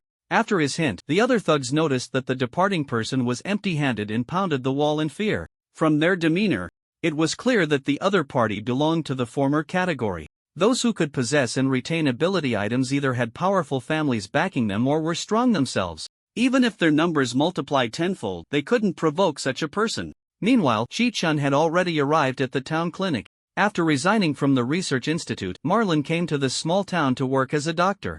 Although his experience as a doctor was short, it was sufficient for the town. Because of this, he had avoided the crisis in York New City. The receptionist at the clinic was a middle-aged woman, around 40 to 50 years old, dozing off in her chair. He knocked on the desk. "Hello, I'm looking for Dr. Marlin." The woman was startled awake, patting her chest to calm her nerves. "You scared me, young man. He's not working today." "What's wrong? I can recommend other doctors." Chi-Chin got straight to the point. "I need to see him." "Where does he live?" "That's his personal privacy. I can't disclose that." The woman's eyebrows kept twitching, signaling him to look outside and behind him. He instantly understood. If she told him directly, it would be a dereliction of duty, but other townsfolk wouldn't mind. The town was small enough that he could find out by simply asking around. For instance, the couple behind him had been staring at him since earlier, having overheard their conversation. "Adrian, what's wrong?" Caroline looked at her boyfriend, noticing his attention was on the receptionist, and gently tugged at his arm. Seeing that Adrian was unresponsive, she raised her arm to check her watch. "We need to hurry, otherwise, we'll be late." "Are you listening to me?" Her boyfriend had suggested stopping by the clinic to bring something back for his father, which had taken a considerable amount of time, and now he was daydreaming, making Caroline a bit annoyed. Adrian noticed the brown-haired young man looking at him and pulled his arm out of his girlfriend's embrace. Sorry. Wait a moment. After saying that, he quickly walked a couple of steps to the side of the brown-haired young man. Excuse me, I'm Adrian Marlin, Dr. Marlin's son. May I ask what you need from my father? Hello, I'm Oscar Brown. I'd like to consult Dr. Marlin about the experiments at the Avelas Biological Research Institute. The surname Brown made him feel a sense of familiarity. When the random name generator suggested that name, Chi-Chin immediately decided to use it as his alias. The Avelas Biological Research Institute was a place Adrian was quite familiar with, having been his father's workplace for most of his life, and the familiar terminology made him slightly lower his guard. Caroline walked over and wrapped her arms around her boyfriend's waist. Although she was a bit anxious about being late, she did not interrupt their conversation. Adrian wrapped his arm around his girlfriend's shoulders, smiling as he explained to Chi-Chen, I see, unfortunately, my father is not home right now. He went out to a friend's gathering. When will he be home? If you don't mind, would you like to join us for the witch gathering this afternoon? After the gathering, I plan to invite friends over for a barbecue, and he will be home then. If you mind, is your father not home in the evening as well? He thought to himself. A matter that could be resolved in the evening, yet Adrian had to go around in circles. Chi-Chin could tell that the other party had not completely let down their guard. So he agreed, it would be my honor. The young couple received quite a bit of teasing from the older folks as they walked, who not only joked about the young couple but also took the time to greet him. This place is different from York New City. Everyone is very warm. Adrian held his girlfriend's hand, speaking as they walked. I heard something happened in York New City. Is everything alright now? The monster has been cleared out. It's neither good nor bad. Chi-Chin glanced around and noticed there weren't many young people in the town, glossing over it with vague words. But his statement caught Adrian's interest, and he showed an understanding expression. For those in high places, as long as York New City hasn't completely fallen, it's not bad, but for ordinary people, it's already quite terrible. If I understood your meaning correctly? His eyes sparkled, looking quite excited. My father told me that as time goes on, monsters will grow stronger, while humans need to gamble. I agree with his words. Unfortunately, the higher-ups in Bitford are hopelessly foolish. If I were them, I would contact countries around the world to eradicate the monsters. It seemed he was another politician. For people like Adrian, discussing world trends and analyzing the underlying reasons and developments made them feel exhilarated, almost like an addiction. Chi-Chen nodded, casually responding, pretty much. I knew it. Successfully interpreting. Adrian's mood became even more exuberant. You're at it again. Caroline shot her boyfriend a glance, shaking his hand as she said to Chi-Chen, that's just how he is, don't mind him. Her interruption brought Adrian back from his lofty discourse, and he helplessly spread his hands. However, I'm just an ordinary person, so, as ordinary people, we need to choose a place with decent defensive power that won't attract too much attention from high-level monsters. Caroline and I are ordinary people. Are you an ability user? Throughout the journey, Chi-Chin appeared to be listening intently, and upon hearing this, he calmly replied, I'm looking forward to having a new ability. He didn't answer directly, giving a response that could easily be misunderstood. As a joke, if he were an ability user, would he plan to invite the entire town to watch the barbecue? Adrian and Caroline had clearly fallen into his linguistic trap. It is well known that each person can only awaken one ability. Looking forward to having a new ability implies that he does not yet have an ability, hence the possibility of acquiring a new one. Caroline relaxed her expression and took the initiative to bring up the topic. Then you came to the right place. The witch will select those who are likely to awaken at the gathering. This piqued Chi-Chan's interest a bit, and he quietly listened as Caroline introduced. At first, Ms. Martha was there to help the townspeople. Her ability is clairvoyance, allowing her to see things that others cannot. If someone has a higher probability of awakening, she will proactively inform them. As more people came to her, and as she grew older, she changed it to an annual witch gathering. Every year on Ms. Martha's birthday, a witch gathering is held, and the ability users in the town, as well as those she has helped in the past, will make time to come back for the gathering. Meanwhile, wealthy people from nearby also bring their children over. They are eager to nurture superhumans to protect their wealth. But if they get married or are over 25, even if there's a chance of awakening, Ms. Martha won't say anything. I don't know the reason for that either. I know that. Adrian's words earned a skeptical look from Caroline. She was the local town resident, while her boyfriend had only moved here a few years ago. My mother has a good relationship with Ms. Martha. He first cleared his girlfriend's confusion before continuing the previous topic. There was a newlywed couple before, and because Ms. Martha pointed out that the husband might awaken, he hasn't returned home since. Therefore, Ms. Martha believes that once they reach a certain age, they should take on family responsibilities. Caroline commented. It's not her fault. But it's not a happy thing when tragedy happens to oneself. Just like she scheduled the gathering in the afternoon for everyone's safety. If there's hope of awakening superpowers, would you abandon your family? Caroline was clearly troubled by this, and Adrian's grandstanding made her uneasy. Why does awakening superpowers mean abandoning family? It's not a question of having to choose. Adrian didn't realize this was a loaded question. With his way of thinking, he quickly seized on the flaw in the argument. I can come back regularly and we can video call. Not making a choice is equivalent to having no choice, which was ineffective in front of the anxious Caroline. In her logic, not choosing meant that if forced to pick one, she would be abandoned. Her expression darkened, and she gritted her teeth. Mr. Oscar, what do you think? Having kept a low profile to allow the young couple to flirt, Chichin felt a twitch in his eyelid. What could a single guy think? He could only respond vaguely, I don't know, I don't have a girlfriend. Adrian could only help you this far. With Chichen's contrasting presence, Caroline's gaze towards her boyfriend was no longer so angry, and she took Adrian's hand again. Adrian looked confused, slowly realizing his girlfriend's anger, and cast a grateful glance at Chichen. The three finally arrived at the town square, where many of their friends came forward to greet them, and Chichen was no longer the brightest light bulb. No wonder they hadn't seen many young people on the way, they all ran here. If he hadn't known the purpose of the gathering in advance, he would have thought it was a large matchmaking event, as the men and women in the square were dressed up, with many approaching their targets to flirt. Adrian chatted a bit with an older man at the entrance, took the corsage handed to him, and indicated to his girlfriend and Chichen not to pin it on their chests. Chichen took it and followed them into the venue. Around the perimeter of the venue were various stalls selling drinks, food, and other items. He looked around and noticed tables set up in the inner circle, with desserts and fruits displayed on them. This is my friend, Brown Oscar. Having saved a couple's dispute, Adrian unilaterally declared them friends. He was about to introduce Chi-Chen to his friends when he realized his new friend had fallen behind. Noticing where Chi-Chen's gaze was directed, he explained with a hint of envy in his eyes, that area is reserved for superhumans and wealthy people. The three continued forward, and the bustling crowd had a festive feel. However, the town had a limited population, and even with many outsiders coming to participate, it wasn't crowded. Caroline. A female voice called from behind. Hearing her name, Caroline turned to look at the source and ran over in surprise. There stood two girls, waving at them. Lily, Rachel. As the intermediary, Caroline introduced the names of the two girls and then introduced Chi-Chen and Adrian to them. Lily greeted them with a smile, while Rachel looked unhappy but still nodded politely. The three girls, having not seen each other for a long time, gathered together to chat. Adrian wore a face full of frustration as he walked behind Chi-Chen. They at least need to chat until the event starts, and my brothers either have girlfriends or are busy flirting. After he finished speaking, he realized he seemed to have left something out and added, except for you. I don't have time to manage a relationship. Trying to convince the lovestruck that being single can also be enjoyable was futile. They would only say, try it, and you'll know how happy it can be. Anyway, it was just a disguise, so Chichen wasn't worried about being exposed. Well, it's a pity about the beautiful women around. Haven't you noticed they've been secretly watching you? What is it with those who have tasted the sweetness of love wanting to play matchmaker?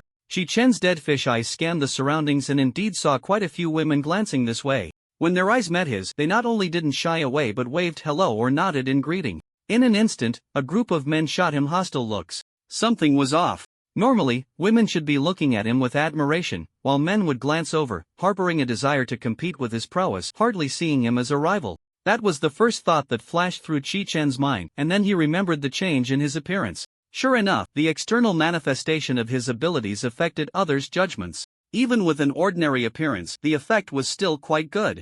Adrian leaned in closer and whispered, the two ladies in front have also been secretly watching you. But they're ability users from our two worlds. At such a close distance, they couldn't possibly not hear, so there was no need for pretense. Following his words, Chi-Chen looked over. Rachel shot him a cold glance. Talking behind someone's back is a sign of being a gentleman? Don't look at me, it's really disgusting. After saying that, she strode ahead, putting some distance between them. Don't be angry, there's a reason for it, Lily explained with a smile. She's been pestered by a guy lately, probably afraid you might get into trouble. You can tell she has some feelings for you, but unfortunately, you're just an ordinary person. Of course, I feel the same way. After saying that, she adjusted her skirt and hurried to catch up with Rachel. Chi-Chen didn't feel much after hearing this, he just sighed, realizing how cruel the real world of ordinary people could be. Instead, Caroline seemed a bit dazed inside. Adrian noticed his girlfriend's low spirits and wrapped an arm around her. What's wrong? Haven't you been looking forward to meeting them? Caroline forced a smile and whispered softly in her boyfriend's ear. With Chi-Chen's physical prowess as an ability user, it was hard not to hear. They treat me well, but the things Lily and Rachel are talking about sound incredibly interesting, and I can't seem to join the conversation. When I try to bring up a topic, they listen seriously. But I can feel that Lily and Rachel aren't really interested. They just said that ordinary people and ability users are two different worlds, and I deeply understand that now. Adrian, I'm afraid you might join that world too. Shichin quietly stepped aside, allowing the young couple to share their feelings. Fortunately, the class divisions in Long Country weren't that severe. No wonder the country wanted ordinary people and ability users to attend school together. If they were separated for too long, even without discrimination, factions would form. But it could also be that there were too many things to argue about in Long Country, with the North-South dispute and the Sweet Salty factions giving them enough to fight over for 300 rounds. One moment they were in opposing camps, and the next they were in the same camp. Lily and Rachel noticed Caroline hadn't followed and came back to look for her. Seeing the two of them in an embrace, Lily pulled Rachel toward him. Rachel looked embarrassed, her toes kicking the ground. I'm really sorry about earlier. Rachel, guided by fate, I have finally found you. A flamboyantly dressed man approached, holding a rose. He had slick back hair, a painted face, and strode toward them with his chest puffed out. With a loud thud, he knelt down on one knee, presenting the rose, attracting a crowd of onlookers. Chi-Chen's toes dug into the ground, trying to contribute to the architectural endeavors of the Bitfo kingdom. Lily also wore a strange expression. Leaning back tactically, Rachel took a few steps back and waved her hand hurriedly. I'm sorry, Hansen, I just want to level up as soon as possible. We can level up together, Hansen said, unconcerned about the gazes of others, professing his feelings passionately while trying to pull Rachel closer. Without hesitation, Rachel swatted his hand away and coldly replied, I want to level up by myself. Hansen stood up straight, as if afraid others wouldn't know, and shouted with full vigor, I am an illusion-type ability user in the same category as the strongest ability user, Chi-Chen. Upon hearing his name, Chi-Chun instinctively turned his head. After understanding the content, he couldn't help but exclaim, wow, how many times has he said my name so clearly? Lily facepalmed, here we go again. Every time he was rejected, it was the same old spiel. She was almost deaf from hearing it so many times. She could even recite the following lines fluently. Don't be ungrateful. I know girls tend to be reserved, so we'll give you some more time to think. Don't be ungrateful. Is this pretty boy deceiving you? Ha! This time it was different? She watched as Hansen threw the rose he was holding onto the ground and walked towards them. Lily snapped back to reality, standing in front of Chi-Chen, and sternly questioned, what do you want? He's an ordinary person. Get away, Lily. Hansen clenched his fists, his face turning a deep shade of red. I'm sorry, but I no longer like you. My heart and mind now belong to Rachel. Lily stood her ground, showing no intention of moving, and rolled her eyes at Hansen. Remember, I never agreed to you. I know, damn it, girls are so reserved. Move aside. He glared at Chi-Chun, provokingly, hiding behind a woman. Are you even a man? Are you scared? Hansen kept advancing, gesturing with his hand across his throat, full of threats. Don't come near me. Lily pushed Hansen back and quickly whispered to Chi-Chen, no matter what he says, don't engage with him. The strength of ordinary people and ability users is like heaven and earth. Courage alone won't change that. Don't be foolish. Rachel stepped forward, blocking Lily, and coldly questioned, as an ability user, do you want to bully an ordinary person? Is that what makes you a man? Wait, Hansen. He is my friend. Adrian held his girlfriend's outstretched hand, signaling her to stay put. He forced a smile and walked towards Hansen. I'm Adrian, not sure if you remember, but we were classmates in high school. You are? Hansen squinted, recalling high school memories. I think I have a bit of an impression. Seeing this, Adrian took 2 more steps forward, trying to let Hansen see his face clearly. Hansen suddenly grabbed Adrian by the collar, lifting him up, and gritted his teeth, saying each word slowly, thank you, otherwise I wouldn't have remembered that you once stole my girlfriend. Ha! Are you mistaken? Adrian grabbed Hansen's hand with both of his, trying to break free. He had no recollection of such an event. Let him go. The voices of 3 girls rang out simultaneously, with Lily and Rachel even taking a fighting stance. The farce before them was becoming increasingly absurd. Chi-Chen made a silent decision. Next time he changed his identity, he should choose someone with a striking appearance or a fierce, intimidating presence. A plain face was not suitable for him to use as a disguise. Since he resolved to protect the world, he cared for every seedling with a fatherly affection, whether they were a bit silly, crooked, or growing too fast. As long as they weren't trampling on other seedlings, it wasn't a big deal. However, provoking paternal authority was another story. Although it wasn't difficult to take action, he had to live up to the motives behind choosing the surname Oscar. Moreover, ordinary people could also resolve disputes. He was quite familiar with that. Mr. Hansen, I think you've misunderstood something. Chi-Chen patted Lily on the shoulder, signaling her to step aside. Step back, I'm about to show off. However, Lily did not move, frowning as she said, don't make things worse. Wait, his pretentious act was supposed to go smoothly, but it turned out differently.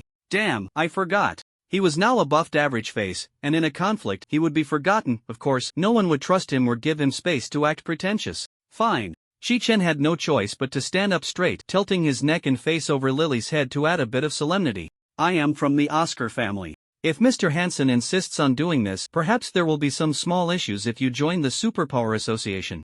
It seems from your tone that you are students? The Oscar family? Hansen stopped his punching motion and turned to look. Never heard of it. How do you prove it? He habitually questioned everyone's strength, but he didn't dare to make a move until Chi-chan presented proof. Chi-chen, this is not the plot I'm familiar with. No one has ever asked me to prove the prestigious Chi family. Why is your IQ fluctuating like this? Ladies and gentlemen. The crowd parted to make way for an elderly woman with graying hair, dressed in formal attire, who walked unsteadily with a cane, supported carefully by a middle-aged woman beside her. Ms. Martha. The crowd greeted her respectfully. Ms. Martha smiled kindly, nodding in return, and finally approached Chi-chen. Hello, sir. Welcome. After speaking, she looked at Hansen and the others with a benevolent expression. Everyone, may I ask for the request of an old woman? Can we turn swords into plowshares? Hansen's face turned pale. Seeing the scene before him, he could be 100% sure that the Oscar family was real, otherwise, Ms. Martha would not be so respectful. In their world, the distinction between superhumans and ordinary people was clear. But there was a presence that could blur the lines, and that was power and family. Especially those families in the Bitford kingdom that liked to push others onto the stage while manipulating everything from behind the scenes were not something Hansen could provoke, unless he became class superhuman. Hansen immediately withdrew. Adrian coughed a few times, holding his throat, while Caroline hurriedly stepped forward to support her boyfriend. Sorry, Ms. Martha, I must take my leave. Hansen dropped this line and left in a hurry. He was afraid that if he stayed even a second longer, the Oscar family would come knocking. Lily raised her eyebrows at Rachel, her eyes lowered as she subtly indicated behind her, mouthing, "It seems we did something unnecessary." Rachel smiled and replied in the same manner, "I didn't expect such a low-key and approachable prestigious family. It exceeded my understanding." Caroline patted her boyfriend's back, watching his departing figure. Feeling a surge of resentment in her heart, cursing, "Damn barbarian." Adrian held her hand, gradually recovering from his intermittent speech to a smooth flow. "Caroline, if you have the chance to awaken your powers, please don't give up for my sake." "Ha? You can't just." Caroline looked into his serious eyes, her mood calming down. Her boyfriend might not be very romantic and a bit stiff, but she could feel his consideration for her. He was worried about a situation where he couldn't protect her, hence asking her to learn to protect herself. "I will, I promise." Ms. Martha tapped her cane on the ground. "Please listen to me. The gathering will start soon, so please be patient." She looked at Chi-chun and smiled. "Could you accompany this lonely old woman for a walk?" Of course. He had sensed the old woman's powers in the crowd earlier, and Chi-chun also wanted to know what level of insight he could see. It was impossible to see through everything. After all, there was power protecting her. But that didn't mean the power wouldn't reveal information. This determined whether he needed to develop a specific ability for such powers. Besides Dr. Marlin, this trip was also to test the disguise. Otherwise, he could have directly controlled Adrian with an illusion. The issues raised by the thugs in the restroom regarding luggage, average face, and insight made this trip worthwhile. Adrian and the others, upon hearing this, tactfully left them space for conversation. "He'll come find you later," Adrian said, not forgetting Mr. Oscar's purpose for being here. The onlookers, having had their fill of gossip, were more than happy to seamlessly transition into the start of the gathering. They whispered among themselves as they gathered into the inner circle. "The Oscar family, I wonder what they do. If they can wield the power of the Superpower Association, you should be asking what they don't do. Wow, this family is that powerful?" Just now, Demi was peeking at him. "And I shot her a few glares. Is that going to be a problem? It shouldn't be, right?" "I don't know, I glared too." "Me too." Chi-chen leisurely accompanied the elderly man to the venue. "The townsfolk mean no harm, they are just very curious about the family," Ms. Martha explained on behalf of the townspeople, then casually mentioned the earlier incident. "Are you pretending to be an ordinary person for some important reason? Is there anything this old woman can help you with?" Chi-chen countered with a question. "Why do you think I'm pretending to be an ordinary person? You seem to have missed the earlier commotion. Why couldn't it be a misunderstanding on their part?"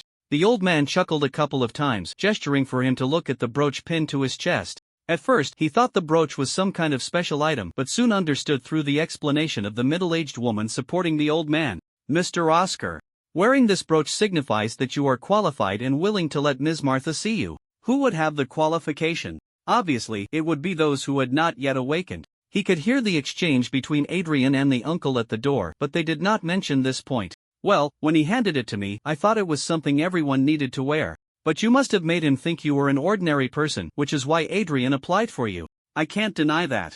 Unbeknownst to them, they had already reached the inner circle. Ms. Martha said, "You are willing to help Adrian. I believe you are not intentionally deceiving us. Since you are here, I hope you can enjoy a wonderful afternoon and watch the children's courage test together." All right. He turned his gaze to the field where Ms. Martha stood in front of him, and the middle-aged woman representing Ms. Martha announced the start of the courage test. A large cage was pushed forward, covered with a red cloth. This was not a problem for Chi-Chen. He could discern that there was an 11 monster inside. Children around 10 years old were brought to the front one after another. From their attire, it was easy to guess they were children of wealthy families. It seemed they had been informed by adults, as their eyes held a mix of fear and excitement when looking at the cage. However, when the red cloth was completely pulled away, this group of children was forced to stay around the cage. As the monster continuously slammed against the cage, making noise, some soon began to cry out for their parents. Some parents looked at their sons and daughters with disappointment, feeling embarrassed, wishing they could just leave on the spot. Chi-Chen asked Ms. Martha, "Will this make them awaken?" "No, but parents always want to show off something when they gather together." Ms. Martha's murky eyes gazed at the scene. "When my birthday turns into a celebration and gathering that can bring wealth to the town, it is no longer something I can decide. As long as it's not excessive, I'm responsible for providing the prizes." Spiritual vision? "I'm curious about what you can see in me." "Well, the child who persists until the end can come to see me once a month until the next gathering. As for what I see in you..." Ms. Martha paused for a moment. "It's quite marvelous. The energy of your abilities is rather modeled, but it's not something rare. I once encountered someone whose ability energy was a mix of black and white, resembling the pandas of the Dragon Country. Indeed, he was currently using his shapeshifting ability, translation ability, spatial ability, and doppelganger ability simultaneously. The first thing to develop upon returning would be the shielding function of his abilities. Chi-Chen casually changed the subject. "Pandas are quite interesting. Is his ability to turn into a panda?" "I'm not sure what his ability is, but it's definitely not turning into a panda. Speaking of which, when I was young, I dreamed of becoming the strongest ability user and stealing a panda from the Dragon Kingdom to raise." Ms. Martha laughed as she reminisced. "The name Witch Gathering was also a dream of mine when I was young, to become a mysterious witch, raise a black cat, and attend gatherings in the night." Thunderous applause erupted, and Chi-Chen and she noticed that there was only one child left on stage. Ms. Martha stopped chatting and stepped forward to present a symbolic trophy. Then, a group of young wealthy heirs approached, ranging from their teens to their 20s. Ms. Martha looked at each one with her spiritual vision, offering different evaluations. Some were joyful, while others were troubled. Finally, Chi-Chen could discern the seriousness in Ms. Martha's words as she cautiously reminded them, "I can only provide you with a few small hints. But the trajectory of fate changes with choices, so don't be too fixated on evaluations." With that, the activities in the inner venue concluded, and the wealthy began to step forward to donate. Ms. Martha then went outside to check on the town's youth. Chi-Chen followed her and successfully found Adrian. He was surrounded by a group of young people, all eagerly looking at Ms. Martha. As night approached, the square became sparse with people. Caroline and Lily bid farewell to them, and a group led by Adrian headed towards his home. Although Adrian had already determined that Mr. Oscar was a good person, words once spoken cannot be taken back, and he had to host a barbecue. It was also a good opportunity to celebrate a few of his friends who had received hints about awakening their abilities from Ms. Martha. While the young men celebrated with beer in the courtyard, Chi-Chen and Dr. Marlin sat at the dining table chatting. "Entering the Avelas Biological Research Institute at your age is quite impressive," Dr. Marlin remarked, sipping his beer, with a plate of barbecue that Adrian had brought over beside him. "Sorry to interrupt." "Not at all." Dr. Marlin waved his hand and laughed. "I haven't thanked you yet." Chi-Chen pulled him into a dreamscape and succinctly issued a command. "Jennifer and Winnie once inquired about the experiments. Is what you said true?" "Yes." He confirmed several times through other means, receiving the same response each time. Dr. Marlin felt a moment of disorientation before bursting into laughter again. "What were we talking about?" "Getting older. My memory isn't what it used to be. You were going to thank me, but there's no need for that. I'm not sure what Adrian told you, but Hansen targeted me first." "All right, anyway, as a father, I am very grateful to you. Let's not talk about that." Chi-Chen shifted the topic to what he wanted to know. "I want to ask you something." "What is it?" "Under what circumstances would certain people be unwilling to give up on merging monsters and humans?" "There are plenty of reasons." Dr. Marlin's previously serious expression instantly relaxed. Ability users wanting to increase their strength, countries wanting to create more weapons, powerful individuals wanting to extend their lifespans, and so on. He swirled the liquid in his cup. Consuming some older ordinary people doesn't cost the country much. Complaining as he vented his dissatisfaction, he was just like his son, a political figure. What do these people have in common? Chi-chun interrupted his rambling during a pause in Dr. Marlin's speech. Dr. Marlin picked up the last skewer of barbecue from the plate and raised an eyebrow at him. A large number of people and monsters, with the country's tacit approval, will cooperate with official agencies to acquire them. Those not permitted by the state will acquire monster parts under other names. Smaller countries or regions are much more chaotic. Anything else? No more. The world is so chaotic, and the upper echelons rely on the people to get through the toughest times and are starting to forget. Chi-chun twitched the corner of his mouth. Go to sleep. The sky gradually brightened from dark to light, the glaring sunlight waking up the group of young people who had partied until midnight and were now lying on the lawn. Dr. Marlin lay on his back in a rocking chair, snoring. Wake up, where's Mr. Oscar? Adrian called out to Dr. Marlin. At that moment, Adrian noticed a pile of leftover barbecue on the table, and his father's beer had hardly been touched. Wow, old Marlin actually managed to keep his mouth shut. This surprised him a bit. What's wrong? Dr. Marlin, still groggy, sat up painfully, clutching his waist. What did you guys talk about yesterday? Adrian picked up a note from the table, which indicated that someone had left early. I drank too much to remember, just recall that it was quite fun. Old Marlin shrugged. Too much? Adrian glanced at the wine in the cup, doubting that old Marlin was still sharp. And that's how it went. The day after returning from the Bit Buddha Kingdom, In Xingran came over. Chi-chun highlighted the key points for her. At first, In Xingran seemed a bit disappointed, but when she heard the last part, she appeared thoughtful. Help me organize places where S to SSS level monsters might appear. SSS level? In Xingran's expression was strange as she chewed on this new term. She forgot that this information was blocked by the Dragon Kingdom. Chi-chun briefly explained and then lit up his phone to check the screen. I'll head out first. Misjudgments are fine, the more the better. In Xingran agreed directly without asking for reasons, watching him leave. After being away in the Bit Buddha Kingdom for so long, although he didn't have to prepare a report, Yuju still wanted to understand things in person, and it seemed there was something to discuss. Chi-chun had no objections. He had resolved matters in the Bit Buddha Kingdom in just half a day, spending the rest of the time nurturing seedlings. 5 minutes of work, 2 hours of slacking off. As soon as he entered and sat down, Yuju pointed at the report. Why is this monster resolution process just one sentence? Is there such a thing? This is too much. I strongly condemn Schwesterzong for slacking off, not even writing the report properly. He leaned in for a closer look and silently shoved it back into Yuju's hands. According to Captain Chi's description, the monster was directly crushed by his domain, and there was no conflict. Doesn't he know to polish it a bit? Hong Fei Hong knows to do that. He didn't ask in detail. If I had known, I would have described the details thoroughly. Chi-chun immediately shifted the blame, and the fact was indeed so. However, Yuanha didn't care whose fault it was. Then why don't you describe it in detail? Chi-chun, I'm making it up. I shouted loudly. How dare this minor skill challenge me in an instant? The mountains crumbled and the sea split in the end. It was crushed by my domain and disappeared in one go. Relying on the novels and films he had read before, Chi-chun managed to piece together a few more sentences. Is there anything else you want to know? Yuanha fell silent, suspecting that this kid was just messing with him. What else could he do if he couldn't win? Young people, having a bit of personality is normal. After your trip, other countries agreed to the cleanup plan and will soon sign the agreement. Yuan had changed the topic and handed him the printed agreement to look at. Just thinking about how other countries confirmed multiple times that Chi-chun was not in the Dragon Kingdom before they were willing to send people over to sign made Yuanha quite pleased. Involving the seedling project, Chi-chun took it and carefully flipped through the contents. A few points included sending the patrol bureau from the Dragon Kingdom for exchanges. High-level and advanced ability users must not be lenient towards humans. Talent training, research sharing on how ordinary people can awaken as ability users, etc. It seemed that those SSS-level ability users had put in quite a bit of effort behind the scenes, and some of the regulations didn't even fit their national conditions. You brat!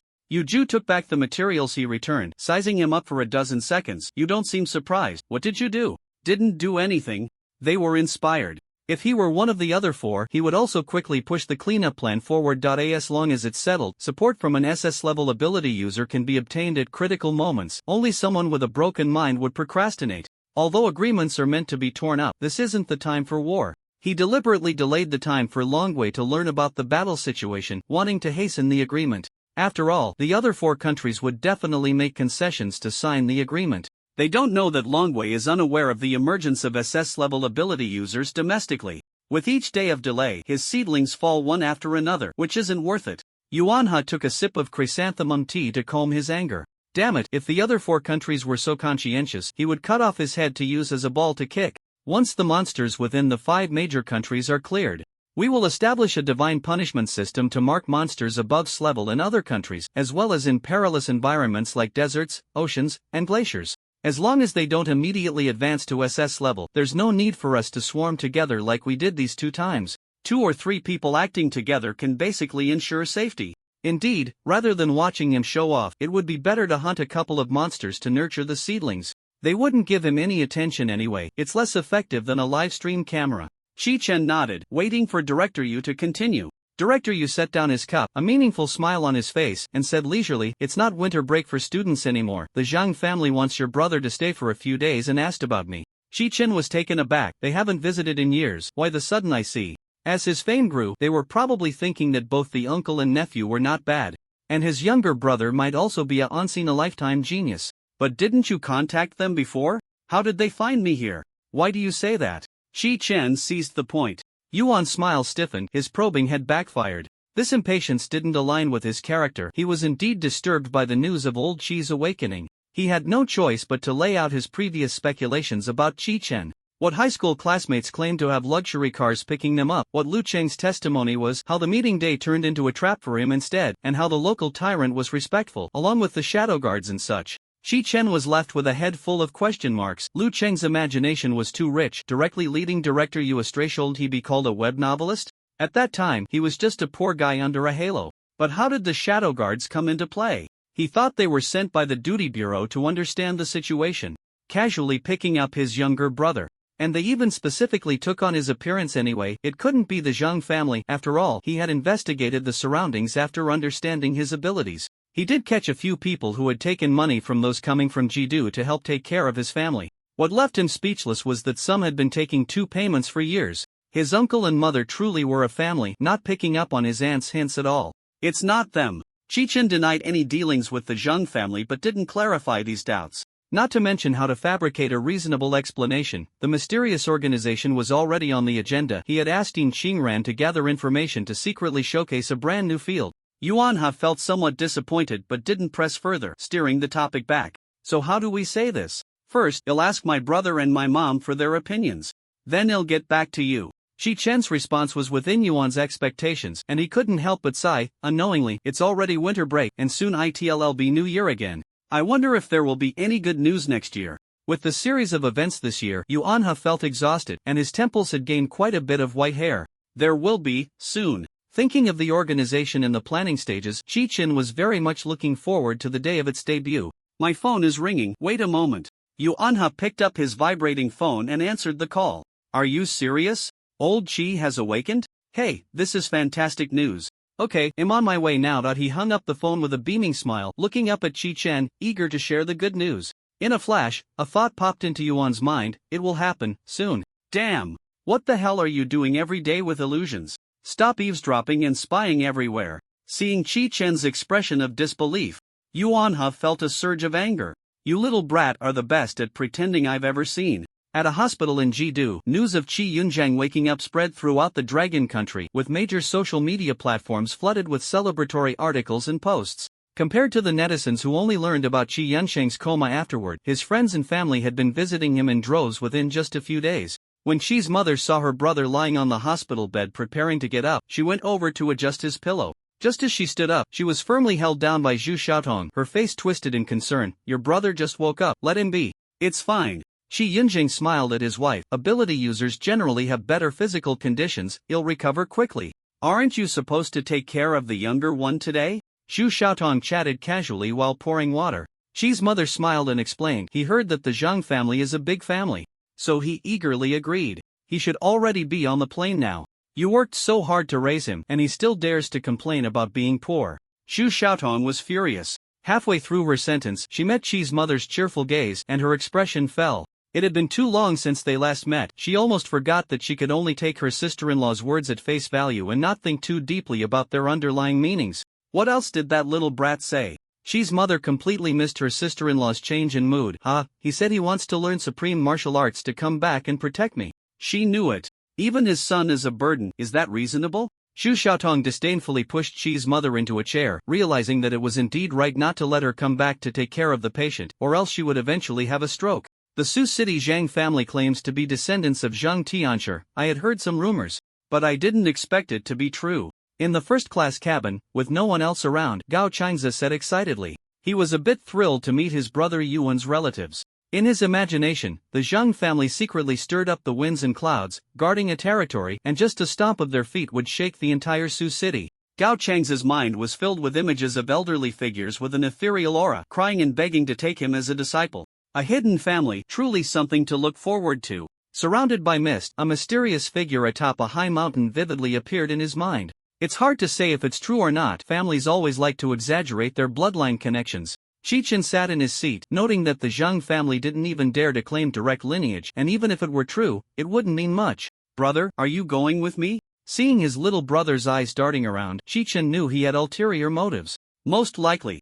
He was thinking of learning some secret techniques to come back and revive the family's status. Unfortunately, this was a world of abilities, and it had nothing to do with cultivation. He was destined to be disappointed. Gao Changza said, Brother Yuan has other work, so he asked me to accompany you. Upon hearing this, the little brother's joy was evident, almost bursting into dance. He didn't know what unrealistic fantasies these two had about hidden families. Hopefully, the little brother wouldn't cry and beg to go home. From what he learned about how hidden families trained their disciples during his last visit to the moon, the little brother was bound to experience the hardships of the world. For ordinary people, hidden families might seem lofty, with high-level ability users guarding the family's rise and fall, making them appear unattainable, but this did not include Qichen. Qichen felt no psychological burden in tricking his brother, completely unconcerned about him getting stuck in the Zhang family. This was a perfect opportunity for him to slip out of Jidu and brush up on his domain. This mission was suspected to involve an S-level monster, and he was going solo. Perhaps he could use one monster for multiple purposes. Tricking it, he couldn't be bothered to expose this guy. Yesterday, the compensation from Sakurajima arrived, and Qichen thought it would be useless to give it to him, so he might as well take it to his little brother to show off at the Zhang family. The last time he saw the descendants of the hidden families, it seemed like everyone had a few supernatural items. He couldn't be too shabby. Back then, his little brother was still clinging to his thigh, saying, Bro, you really are my real brother. Now he was planning to vie for the family throne, truly a sign of changing times. Most citizens of Sioux City were not familiar with the Zhang family. They were more acquainted with the large buildings near the city's edge. However, losing one's life just to admire architecture was not worth it, just like how few citizens of Xinjiang visited Xinjiang University. Everyone was scrambling to get into the city for safety, but they didn't know that the safety of these buildings was no lower than that in the city.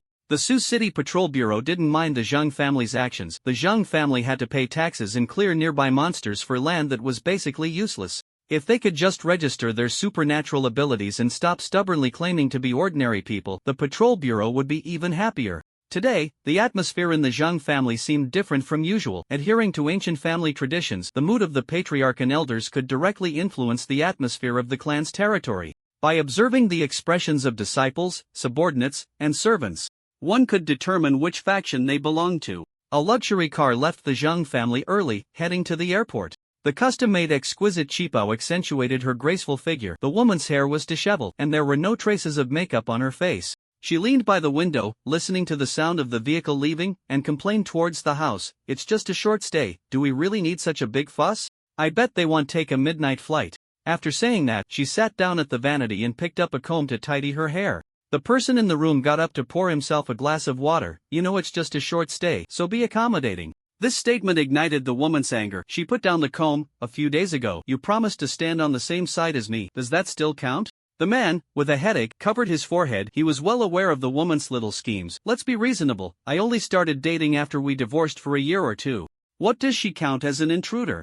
He saw the woman looking like she was about to interrupt him and waved his hand. Don't use pity for me as an excuse again. I don't mind if she tricks me. Why are you so anxious? In these years of remarriage, I haven't even seen that kid Xiao Ao. It won't shake your precious son's position as the heir, so don't make things unpleasant for everyone. With each word from the man, the woman's expression grew darker and she squeezed out a voice through clenched teeth. Your precious son? What do you mean by that?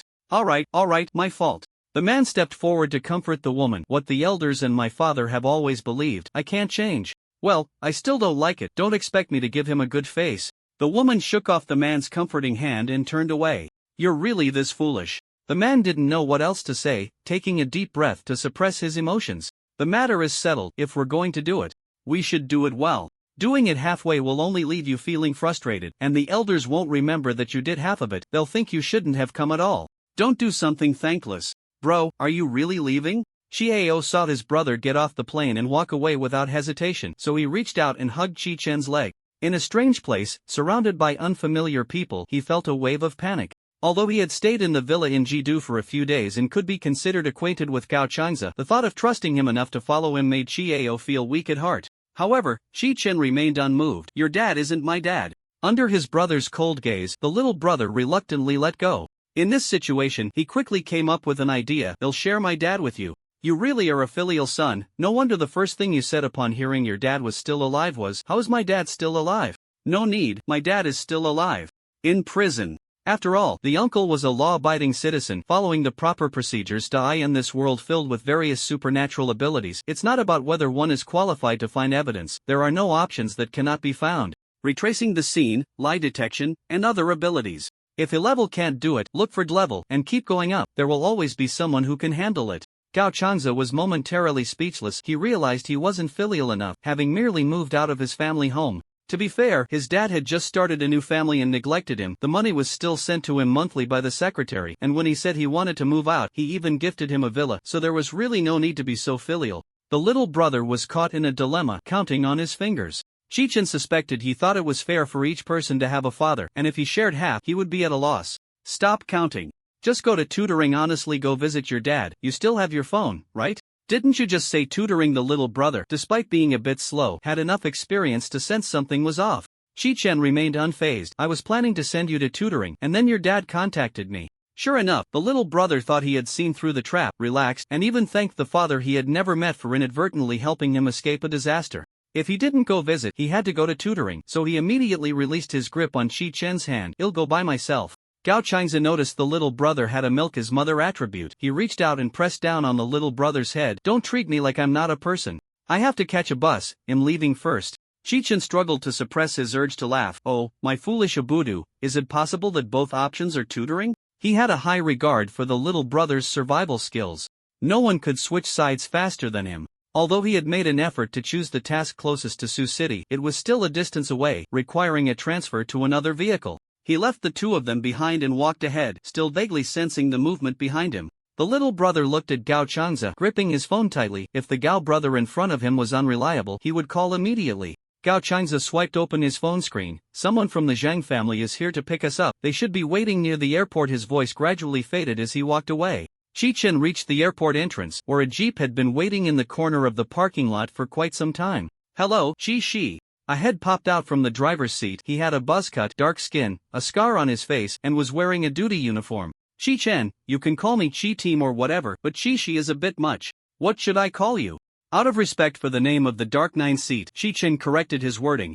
Chi Team, just call me Old Su will do. Old Su faced Chi Chen, who looked like a casual college student, and found it hard to call him Little Su. The vehicle left the airport, quietly departing from Sioux City, heading towards Yuko City, where the task was located. The chat group on the phone screen began to scroll, with messages continuously flooding in. Are you guys in Yuko City? Who's the clueless kid? Are you trying to gather intel? Afraid you'll be too scared to come. Fewer people can't play the game. You're pretty sharp with your words. I wonder if you'll still be so tough when you're facing death tomorrow. If you guys keep chatting without a filter, I'll leave the group. Leave. If you don't leave, you're a coward. Can you bear to give up this opportunity? Chi Chen swiped the phone screen and handed it back to Old Su. This group was very cautious in their chatting. Although a lot of messages were sent, they were all testing the waters, trying to gather relevant information about each other.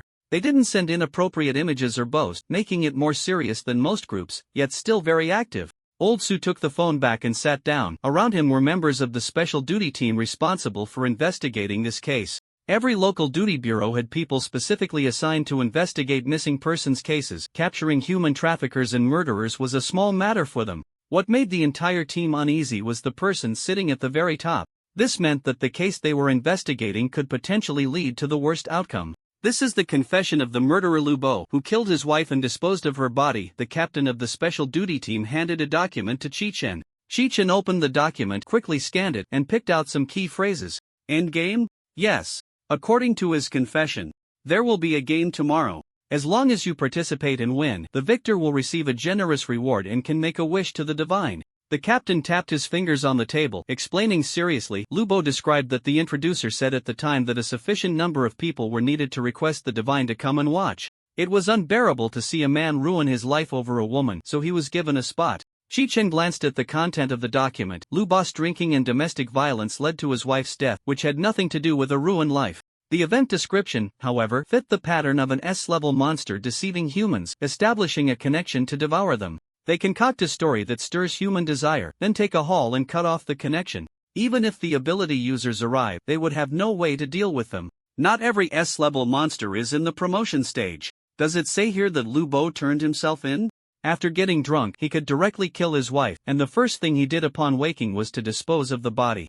Chi-chen felt that his reason for turning himself in was definitely not a sudden pang of conscience. The criminal's confession is that he wants to atone for his sins, to gain merit for a reduced sentence, and voluntarily offered to become our informant. At this point, a faint chuckle arose in the room, and even the professionally trained captain couldn't help but smile. I originally planned to let Lu Bo participate, but since you are here, I think we can arrange for a team member to disguise as Lu Bo and infiltrate, directly confirming whether the endgame is related to the monster. The captain's words essentially meant rejecting Lu Bo's request. Lu Bo's calculations were loud and clear. He wanted to participate in the endgame but feared it was a trap. Therefore, he turned himself in to the authorities, using the identity of an informant to join the game. If it was a trap set by a monster or someone else, the authorities would step in to resolve it, and he could still gain some merit for a reduced sentence. Conversely, if it was indeed an evil god, he would strive to win and then escape the authorities' capture through the reward. Although Lu Bo was not clear about the abilities of monsters above S-level, sometimes a blind cat finds a dead mouse. If Chi-chen hadn't come, Lu Bo's plan would have definitely succeeded. The captain chose the life of a brother over that of a scoundrel. However, with the acknowledged strongest ability user sitting right in front of him, the captain had no reason to let Lu Bo take credit. Chi-chen had other plans but did not interrupt the captain. The location where they play the game is on the outskirts of the city. Almost no one goes there, so there's no need to deliberately block the entrances. This can also lull their vigilance. We can ambush here, and here. The captain stood up and pointed out the locations on the map hanging on the wall. After finishing, the captain looked at Chi-chen, waiting for him to make a decision. Move the ambush point a bit further out, and I will send someone to infiltrate. You all just need to be ready to take over. This was a precious life that must be protected. Although it somewhat implied stealing credit, Chi-chen did not care about their evaluations. After speaking, his keen hearing picked up the sound of many chairs moving and the short, hurried breaths. All right. Without paying attention to the team members exchanging glances, the captain directly agreed. After the meeting ended, Chi-chen stood up to leave, and the duty team inside all wore long faces, throwing the documents they held onto the table. What does this mean? Not even letting us participate in the matter? Does he think we are Lu Bo? Maybe he looks down on our strength, thinking we would hold him back. The captain slammed the table, his serious and sharp gaze sweeping across the room, making the team members uneasy. Don't you hold him back? All right, future ninth seat. Show me what you've got hidden. I'll give you the captain's position. After being reprimanded by the captain, the young man in the room sulked in silence. The captain made a valid point. They couldn't find a reason to refute it. If we must talk about it, it's a lack of understanding of human relationships, but they know it in their hearts. Who the hell are you? Why should we discuss human relationships with you? After a while, someone finally mustered the courage to speak up. We definitely can't compare to him, that's beyond doubt. But do his subordinates have to be stronger than us? This was the reason they found most unacceptable. They worked hard to investigate and handle cases, only to be questioned about their abilities from above. They were indignant. It was a veiled mockery that they were only fit for grassroots work and menial tasks. Why should that be? If they had the ability, let them compete. Although they knew that Captain Chi didn't mean it that way, the unintentional hints made them feel even worse. After spending a long time together, the captain understood the feelings of this group of brothers very well. No man with any spirit could remain completely unruffled under silent ridicule, and he was no exception. The atmosphere was tense, the conference room eerily quiet, with only the sound of breathing. Creak. The chair was pushed back with a harsh noise as Old Su stood up. He scanned the room, seeing everyone's gaze converge, and calmly voiced his speculation. Listen to me, is it possible that his subordinates were also in the conference room just now? This statement stirred up a storm, disbelief etched on their faces. Impossible, they hadn't noticed at all. Let me explain my reasoning. First, to prevent being detected by the monster in advance, the review process for suspected class and above monsters is submitted to the local provincial duty bureau director for verification. The report will only briefly describe the situation. This is all done by us, and you know it's impossible to know in advance what kind of ability user is needed. What do you think the chances are that he just happened to bring only transformation type ability users? The others frowned. What did it matter if he brought a team? Old Zu's words left them puzzled. 2 more hints. First, I only picked up Captain Chi at the airport. Second, Old Su paused for effect, looking towards the center of the conference table. How did his subordinates know what Lu Bo looked like? The information can't be taken out of the duty bureau. It seemed they were beginning to grasp something, and someone cautiously voiced a guess. One subordinate might be delayed due to unforeseen circumstances, but it's very unlikely that an entire team of subordinates wouldn't follow their superior.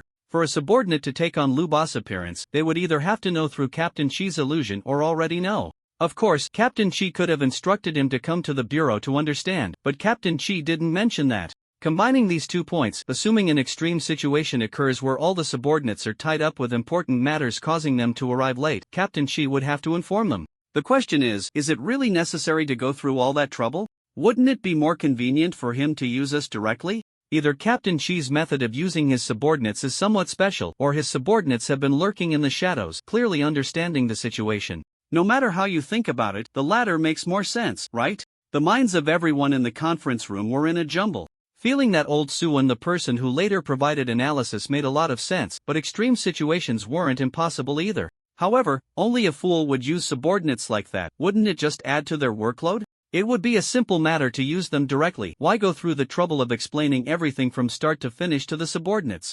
Who is the superior and who is the subordinate here? But if they really were hiding in the shadows, they felt good about themselves, but their faces seemed to hurt a bit. Xiao Ao is probably already at the Zhang family. Xu Xiaotong estimated the time while peeling an apple. When do you want him to video call you? Xi's mother, rinsing grapes, looked over at the mention. No, why would we video call? He can just tell me when he gets back. Xu Xiaotong choked, picking up the fruit plate and returning to the hospital bed. That's true, after all, the Zhang family is a hidden family. Powerful and wealthy yet low-key, taking care of many people. There's really nothing to worry about with the child there. You can say that with that brat Chichin taking care of things. I have no objections, but when it comes to the Zhang family, Yuanha chuckled sarcastically, lowering his voice. If it weren't for the fact that Yunlan's situation really let down the Zhang kid, I wouldn't even bother spreading the news. Don't talk nonsense, he must have misunderstood. They've been dating for so long and he still doesn't know that Yunlan's words should only be taken at face value. It's just that simple. Xu Xiaodong frowned, looking at the composed Yuanha. What's the situation with the Zhang family? Why didn't you say anything earlier? You and old Kai have a pretty good relationship. Haven't you heard her say that most hidden families are difficult to deal with, always pushing back? Yuanha popped a piece of apple into his mouth, snorting dismissively. During that tough time when the monsters first descended, quite a few hermits and hidden families came down to help. Later, they either got incorporated or had connections with us, like the Miao Domain, the monks from Shaolin Temple, Taoist disciples, and the Shui family and their bunch. So, you're saying that the ones with backbone stepped up during the crisis, while the rest are just a bunch of rotten fish and stinky shrimp. They flaunt the name of hidden families, enjoying the honor of true hermits fighting bloodily. They even use the family tradition as an excuse not to register for ability certificates, so when the city issues a call for ability users during a crisis, they don't have to comply. Without any sacrifices, the family gradually grows stronger. But since they aren't breaking the law, we can't do anything about them. Those family members argue that they have no abilities without evidence, and when there is evidence, they claim it's family tradition.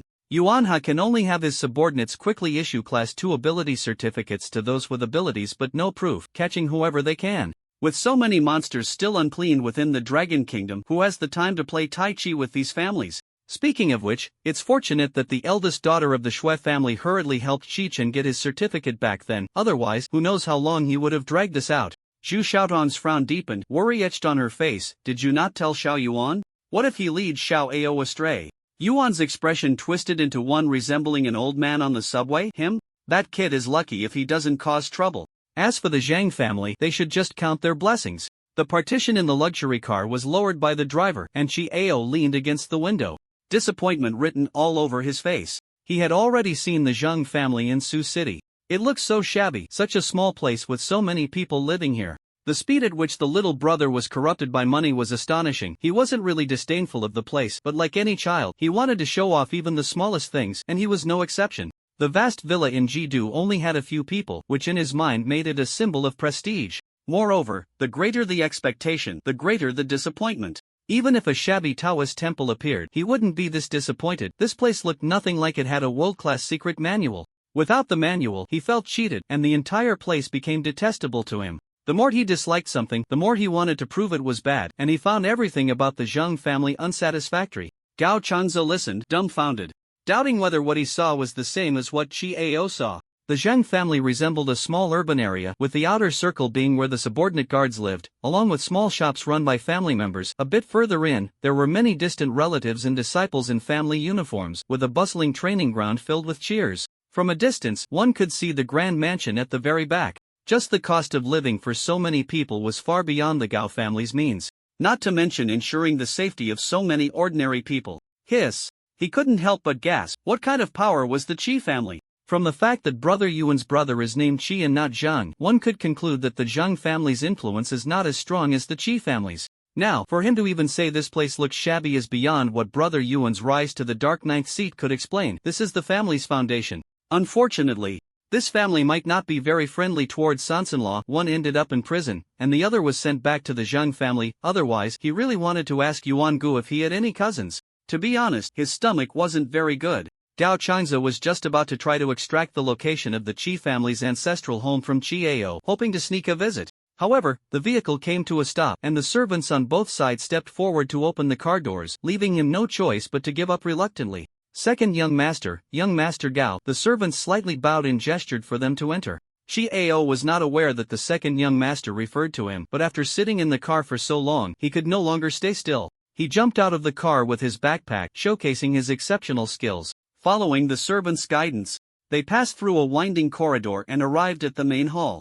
The ancient architecture blended well with modern facilities, making it almost impossible to detect any modern atmosphere at first glance. Although it differed from Gao Changze's imagination of a mysterious place shrouded in clouds atop a high mountain, it was still within his understanding. Chi Ao could chat casually in front of acquaintances, but he was quite timid when it came to reality, closely following Gao Changze. This demeanor did not escape the eyes of the Zheng family head and the elders in the main hall, who couldn't help but show a hint of disdain. Back then, Zhang Zhengbing, the next head of the Zheng family and the current head's son, had a dispute with the family head over marrying a woman of no power or influence. Unfortunately, not only did she not appreciate it, but the claim of being powerless was also a lie. She not only refused to marry but also rejected passing on the Zheng family bloodline to them. It turned out that the Qi family, being a small household, despite having more than one person in the top 9 seats, still could not nurture their descendants as well as they did. With this thought, they linked it to Qi Chen. This was indeed hard to say. They respected Qi Yunsheng's strength, but his demeanor and speech were no different from those of the grassroots. Qi Chen, however, was different. He had no shortcomings in temperament, eloquence, strength, and strategy. If he were of the Zheng family bloodline, they would immediately vacate the position of the Zheng family head. However, the little brat picking his nose in front of them was completely unrelatable to his brother. Hiss! Are they really from the same mother? Second young master, this is the head of the Zheng family, your grandfather, the servant introduced to Chi Ao. Hello, Grandpa. Chi Ao did not bow, causing the head of the Zheng family to frown. He held back his displeasure and said, "Come, this is." The titles of the elders made Chi Ao dizzy, so he made a filial decision. "Hello, grandpas." Put. Cough, cough. The elders raised their teacups to cover their awkwardness, seeing the family head's face darken like a pot bottom, waving his hand and saying, "I can't take that."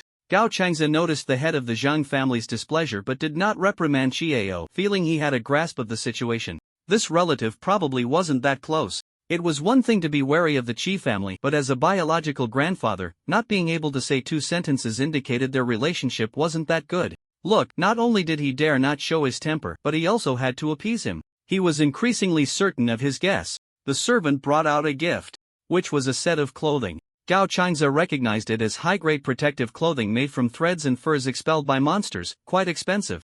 To fit a child, it had to be customized and made from materials that some adults could handle but were unsuitable for children.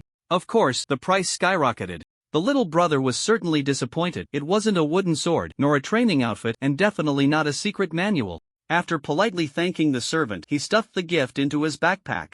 The uninterested expression on Qiao's face made the head of the Zhang family's eyebrows twitch, suspecting he couldn't recognize the value of the gift. A servant who understood the situation was about to step forward to explain the significance of the protective clothing and how much the head valued the second young master. "By the way, Mom asked me to bring you a gift." The little brother, who had received the gift, finally remembered the instructions before leaving. The head of the Zhang family watched him place the small backpack on the ground again, squatting down to rummage through it. His evaluation of him dropped a few more points. He lacked etiquette and didn't even know how to properly manage the gifts he was giving and receiving. He was also short-sighted, unable to recognize the quality of things. Until the little brother pulled out the items one by one, his expression became stiff. That backpack was a spatial ability item. The Zhang family could afford it, but they would only grant a small space if the child awakened their abilities and performed excellently.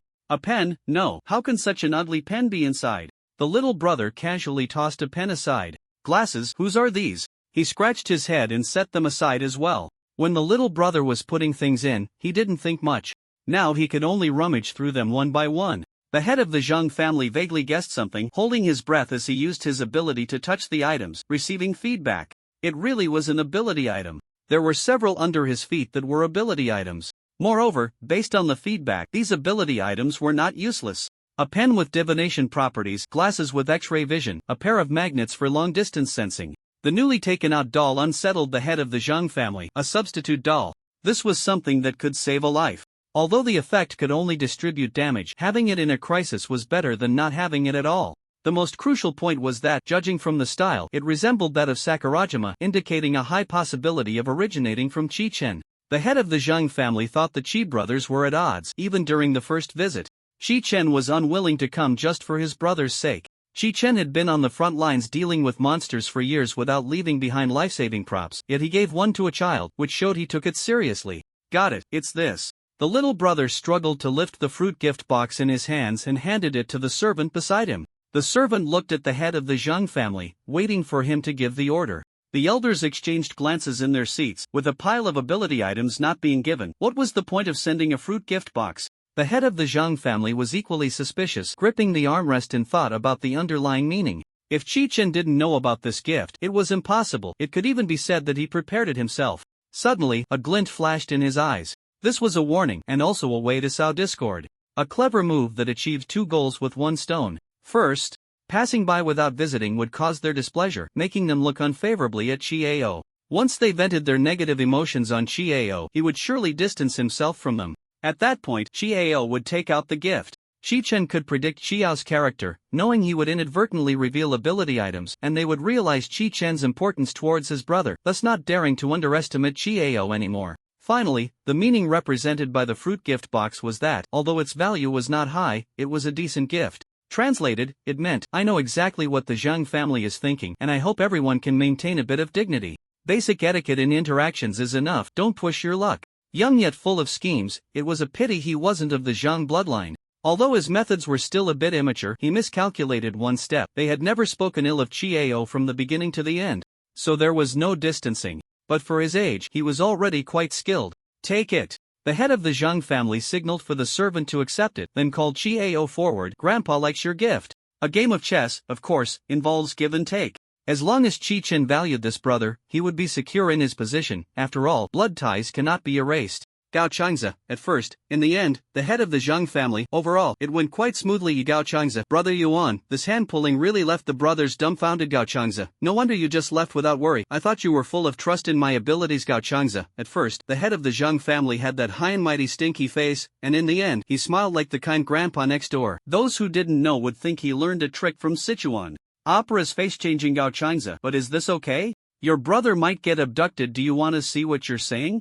Chi-Chen had just woken up, confusedly looking at the messages Gao Changze sent last night. Piecing them together, he felt he half understood. What does this have to do with him? If he were in front of them, they could say that their abilities affected their minds, and whatever they imagined would be his fault. But they weren't even in the same city. How could he be blamed for that? He rolled out of bed, scoffing at Gao Changze's concerns. What a joke! His brother would only be filial and strong. If this time his little brother was dissatisfied with the temporary stay, when he returned, he would end up with half a grandfather shared from his little brother. His impression of the Zhang family was neither good nor bad. He couldn't comment too much on the families of the victims. Ever since his mother was let down by his father, she had only dated without marrying. If Uncle Zhang had proposed directly instead of beating around the bush, there wouldn't have been any misunderstandings. You have a child, I have a child. I think it would be better for Xiao Yuan to have a brother to support each other in the future. What do you think?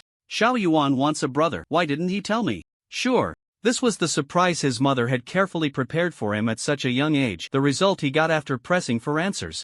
Looking back now, he could still remember the confusion he felt at that time, and one could only imagine how the other party felt. He could only unkindly pray that the head of the Zhang family could withstand his little brother's constant filial chatter. Otherwise, the Zhang family would have another victim. In a dilapidated building on the outskirts of Yuko City, old Su held a telescope, staring at a small park that had been abandoned for years in the distance.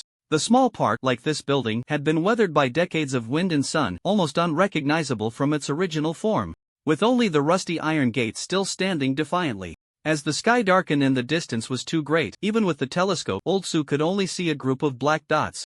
It's too far, I can't see anything. He put down the telescope and reported to the captain beside him. The captain of the special duty team withdrew his hand from the wall, patted it, and surveyed the surroundings. If you can't see, then you can't see. Team Chi must have his reasons for doing this, we just follow orders. Yeah, someone said dejectedly. This was completely different from what he had imagined, fighting side by side with Jiu Shi and achieving victory together. He even has all of us standing by here. It seems Team Chi brought an entire team of subordinates. The captain gave him a light tap on the back of the head. Rather than making achievements, I want to. Team Chi is here. Someone shouted. This shout echoed throughout the entire building. Shichen suppressed the urge to transform into a real estate tycoon and strode over to the captain of the special duty team. My people have already infiltrated. We just need to wait for news here. The captain nodded and then casually asked, by the way, did your subordinates see the chat group content yesterday? Some people in there are quite dangerous. This was almost a useless question. Aside from those who were desperate, how many normal people would come into contact with such dubious things? Shi Chen looked at him suspiciously. The captain's calm expression, under Chi Chen's gaze, began to bead with sweat, and his demeanor became unnatural. It seemed he had something to hide. Shi Chen simply replied with 3 words. They saw it. The faces of all the duty team members suddenly turned ashen. They weren't even worthy of being subordinates to Jiu Shi. Yet yesterday they had been clamoring about why they weren't included. Whether they could see or not was unimportant. What mattered was that Team Chi acknowledged that his subordinates were also on site at that time. Did they really think they had the right to feel proud of their meager abilities? Shi Chen ignored their changing moods and found a place to sit down. From then on, he just needed to wait for information from his clone. Wasn't it natural to leave dangerous tasks to the clone? Moreover, the memories returned from the clone would make him feel uncomfortable. Although the impact wasn't significant, it was always better to be cautious. As a clone, he truly had no rights. Shi Chen's clone leaned expressionlessly against a tree, blocking out the faint scrutiny around him. The people on the scene had no intention of verbal communication. They either exchanged glances, moved their lips, or gestured with their hands. After a while, their positions quietly changed. With only a few remaining in place. He didn't know much about Lu Ba's personality and habits, but under the influence of the atmosphere, whether it was his hunched figure or his lewd demeanor, he was racing towards the direction of a ruthless boss. Rather than this, it would be better to be straightforward. The others around him were observing for another reason. He glanced out of the corner of his eye towards a short distance behind him, where 2 men sat, wearing masks, one with a standard build and the other a fat man. These 2 stood out from the others. They had neither hostility nor the despair and numbness inflicted by life. The cautious exchanges they thought they were having fell entirely into Chi Chen's view. Not far from them, another figure was hiding in the shadows, silently watching everything unfold. Brother Liang, is this really okay? The fat man's voice was muffled and unclear. His companion leaned in to hear what he was saying. If you're scared, you can go back. This is my business. Why are you meddling? If you're a brother, stop whining. Your sister is my sister. If something happens to her, I can't just sit back. The other man fell silent for a long time, not bringing up the earlier matter again. Who are the participants?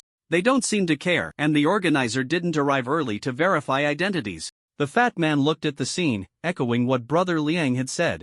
As time passed, their emotions became unstable, and some began to pick fights with others. Perhaps the instigators initially just wanted to test the waters, but once the ball was rolling, whether it ended or not was no longer in their control.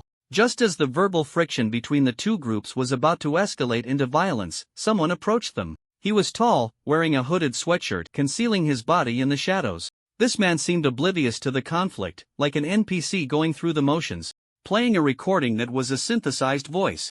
Clearly, he didn't want to reveal his identity. I am the winner of the last round.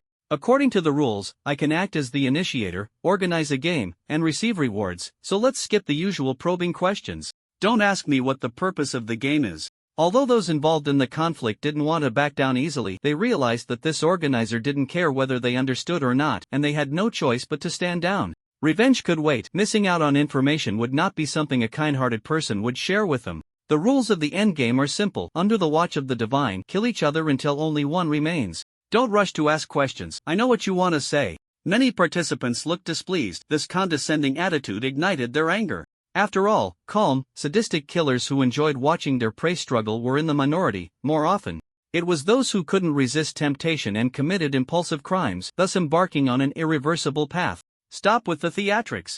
I love teaching my grandsons a lesson. Heh, if you want us to be quiet, show some strength first. Some people joined in the shouting, while others watched coldly, preparing to sit back and watch the fight. Some wore conflicted expressions but ultimately chose not to withdraw from the game. The hooded man, however, remained silent, only pausing the playback. Because he was hidden in the shadows, others couldn't see his expression. Many people tensed up, making slight adjustments to their stances, guarding against the hooded man suddenly attacking or turning to flee. The fat man sensed movement beside him and grabbed the person next to him.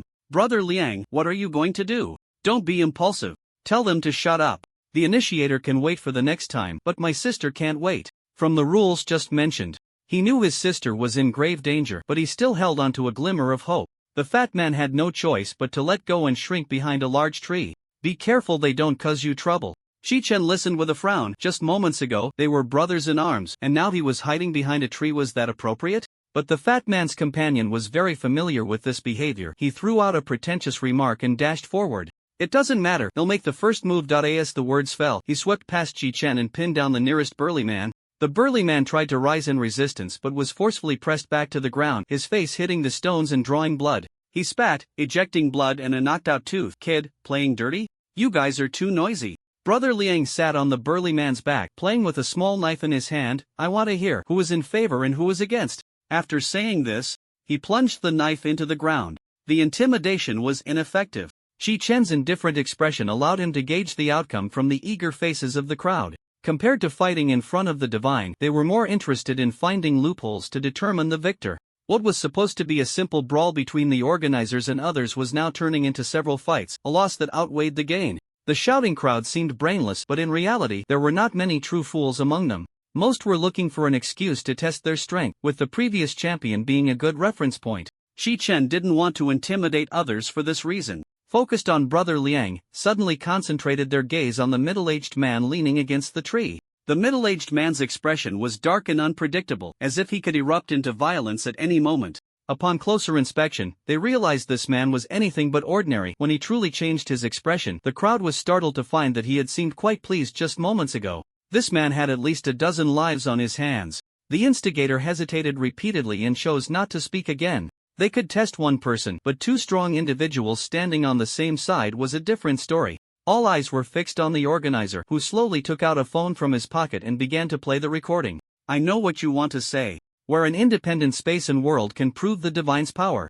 An independent space and world. Shi-Chen finally became a bit interested. It was an S-level monster. Once it descended, he could enter through the connection point. For ordinary people who had their information blocked, an independent space could almost be considered a miracle. Some might also say it's unfair. How can ordinary people compete with superhumans? Within the divine's amusement park, there are certain deadly rules, and using those rules to turn the weak into the strong is not impossible. This rule caused the expressions of the superhumans on the scene to change dramatically, while the ordinary people's eyes flickered. The recording behind the organizer answered a few basic questions, and the recording was nearing its end. Finally, after the ceremony to summon the divine will descend with a contract. The contract has a binding effect. It is the divine's guarantee to us. After signing the contract, one can enter the divine's amusement park. The recording ended here, and no one spoke.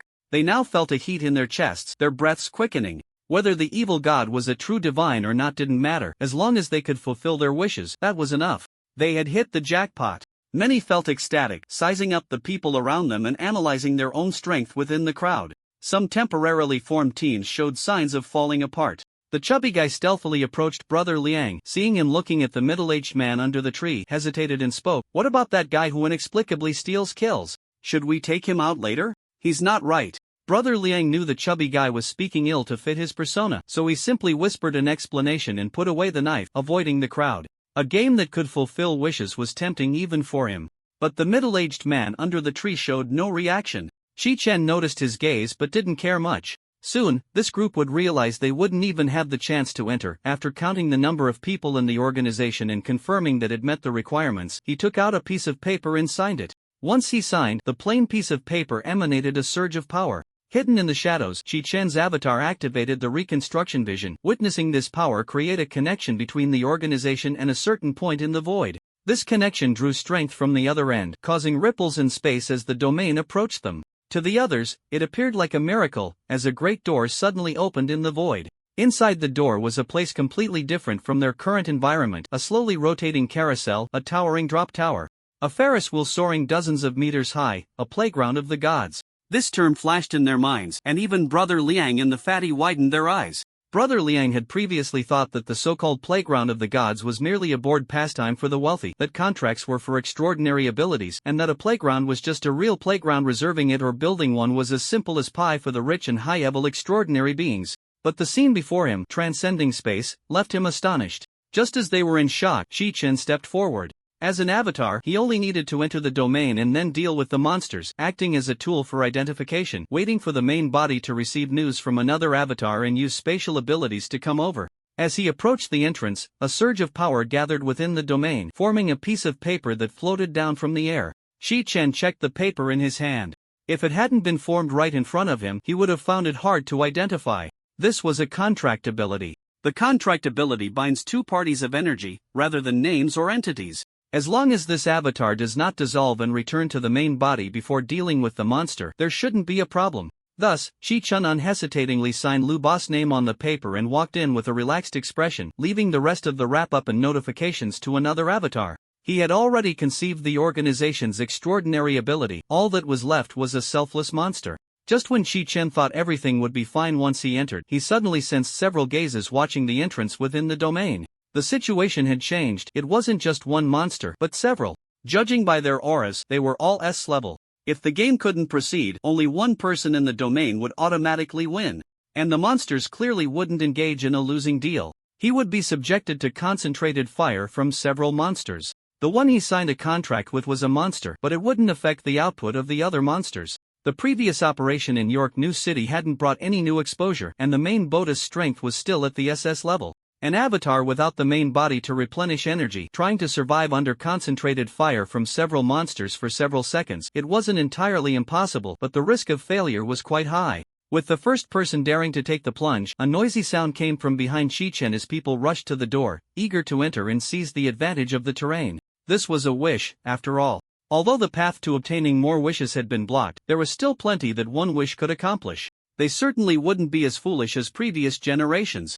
Directly wishing to become the strongest human in the world, acquiring all wealth and status. Brother Liang thought this group had gone mad, not even noticing the final interpretation rights of the wish belonged to the playground beneath the contract. The fatty, holding the contract, tapped his head. Am I not going in? If we two are left last, it won't be good for brotherly fighting. There won't be any fighting. This game won't end normally, Brother Liang said, glancing thoughtfully in Shi-Chen's direction. The Shi-Chen avatar, having entered the playground, turned to look towards the other avatar. The two areas were in a connected state, and he easily found his position. The other avatar nodded, indicating he had seen him too. He directly transmitting the information back to the main body. Let this side's game proceed normally for now, ensuring that the contracted avatar wouldn't be subjected to concentrated fire. Leaving the rest to the main body. Shi-Chen's avatar in the amusement park felt temporarily at ease and fully entered the amusement park. He sensed the position of the domain shifting, and when it finally stopped, he found himself in the staff lounge. On the table lay a piece of paper densely filled with text. Rule 1. If you are in the mirror maze and see your reflection behaving inconsistently with your actions, do not panic. Stare directly at it. No matter what it does, do not look away. Rule 2. If you enter the haunted house, Rule N. Overall, the rules here covered most areas, allowing ordinary people to harm those with abilities, adding a bit of flair to the game. This monster was quite up-to-date. Shi-Chen placed the note back on the table. He recalled the reviews online. If you carry a large number of firearms, please ignore all the above rules. Although he didn't have firearms, it was close enough. He walked out of the lounge and surveyed the entire domain. In just a short time, he noticed many participants starting to take action. This group of monsters was like higher beings watching ants fight. A game with an easily guessed outcome loses its appeal. They not only established a mechanism for ordinary people to counterattack those with abilities but also deliberately concentrated the participants, making it easier for them to focus fire on the strong. Shichen saw a fat man being dragged by Liang Gu, running wildly, followed by a group of people, or rather, greedy beasts consumed by desire. The fat man's voice was distorted by the wind. Liang Gu, why don't we go after them? The patrol team is watching you. If you want to go to jail, just say so. The King of Heaven has arrived. We are just defending ourselves. Who is the patrol team? The fat man looked guilty but immediately straightened his back, his two chubby legs moving much faster than before. That middle-aged man. He doesn't care about wishes and isn't surprised by the divine amusement park. But he is eager to enter the park. He must know something and has come for that reason. With his aura, his family wouldn't be forced into this game. I'm more inclined to think he's a member of the patrol team, the fat man said, nearly in tears. Liang Gu, why didn't you say so earlier? I even dragged someone in when I came in. I hope he's okay. The middle-aged uncle will probably go directly to trouble the owner of the amusement park or investigate the internal situation. The chance of him just happening to see something is very low. He didn't see it, but he heard it, and yet he ran right up to me. Shichen muttered to himself and focused on the voices coming from the air. Who'll win that one with a lot of meat? Looks good. Last time I bet wrong. I barely got to eat a few pieces. This time I want to win back my losses with interest. From a strength perspective, that human who came in first is more likely to win. But I'd rather see him get killed by ordinary people. He's full of that annoying ability user scent and must have killed quite a few monsters. The new monsters really don't understand the rules. They even asked me who to bet on?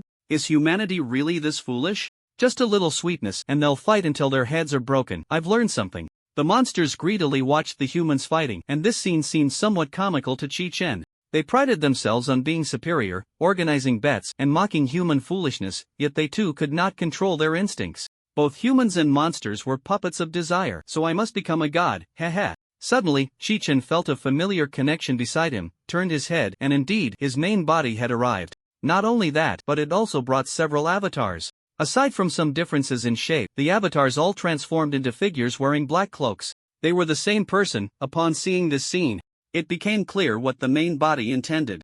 If the monsters were brawling, it was only reasonable for them to do the same.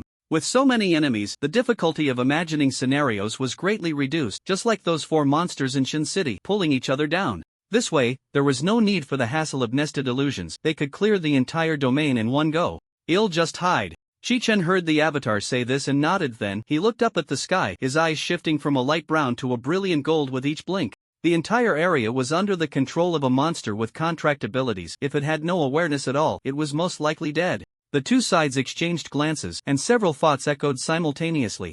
Wait, isn't that the Golden Eye? How did he end up here? It's over. It's Chi-Chen. Damn the contract, now we're all going to die here. Who is he? Everyone looks so panicked. He must be a powerful ability user. There were actually monsters who didn't recognize me. Was I not standing high enough? Facing several monsters, Chi-Chen commented on the thoughts with a good mood. The name of a person is the shadow of a tree. He had thoroughly witnessed this. Thinking back to the anxiety he felt when facing the spider monster, now he didn't even need to say a word, and the monsters automatically handed him the experience cards. As he flaunted more, he became increasingly adept. However, the imagination of this group of monsters was too weak. The experience cards they provided were far inferior to those from the 2S level monsters about to advance. After all, their strength was evident, and their vision was limited. He needed to help them a bit.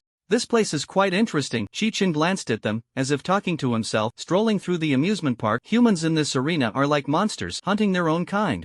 Although he appeared relaxed, with his back to a group of monsters, he felt a bit uneasy inside. The monsters trembled under his gaze, and none dared to speak. That cursed monster was much stronger than them and couldn't escape Chi-Chen's poisonous hands. They feared attracting his interest and were forced to please this human like clowns, again and again. Yet, they harbored hope, thinking perhaps they could win by numbers, and they would step over the corpses of other monsters to enjoy the body of the strongest human.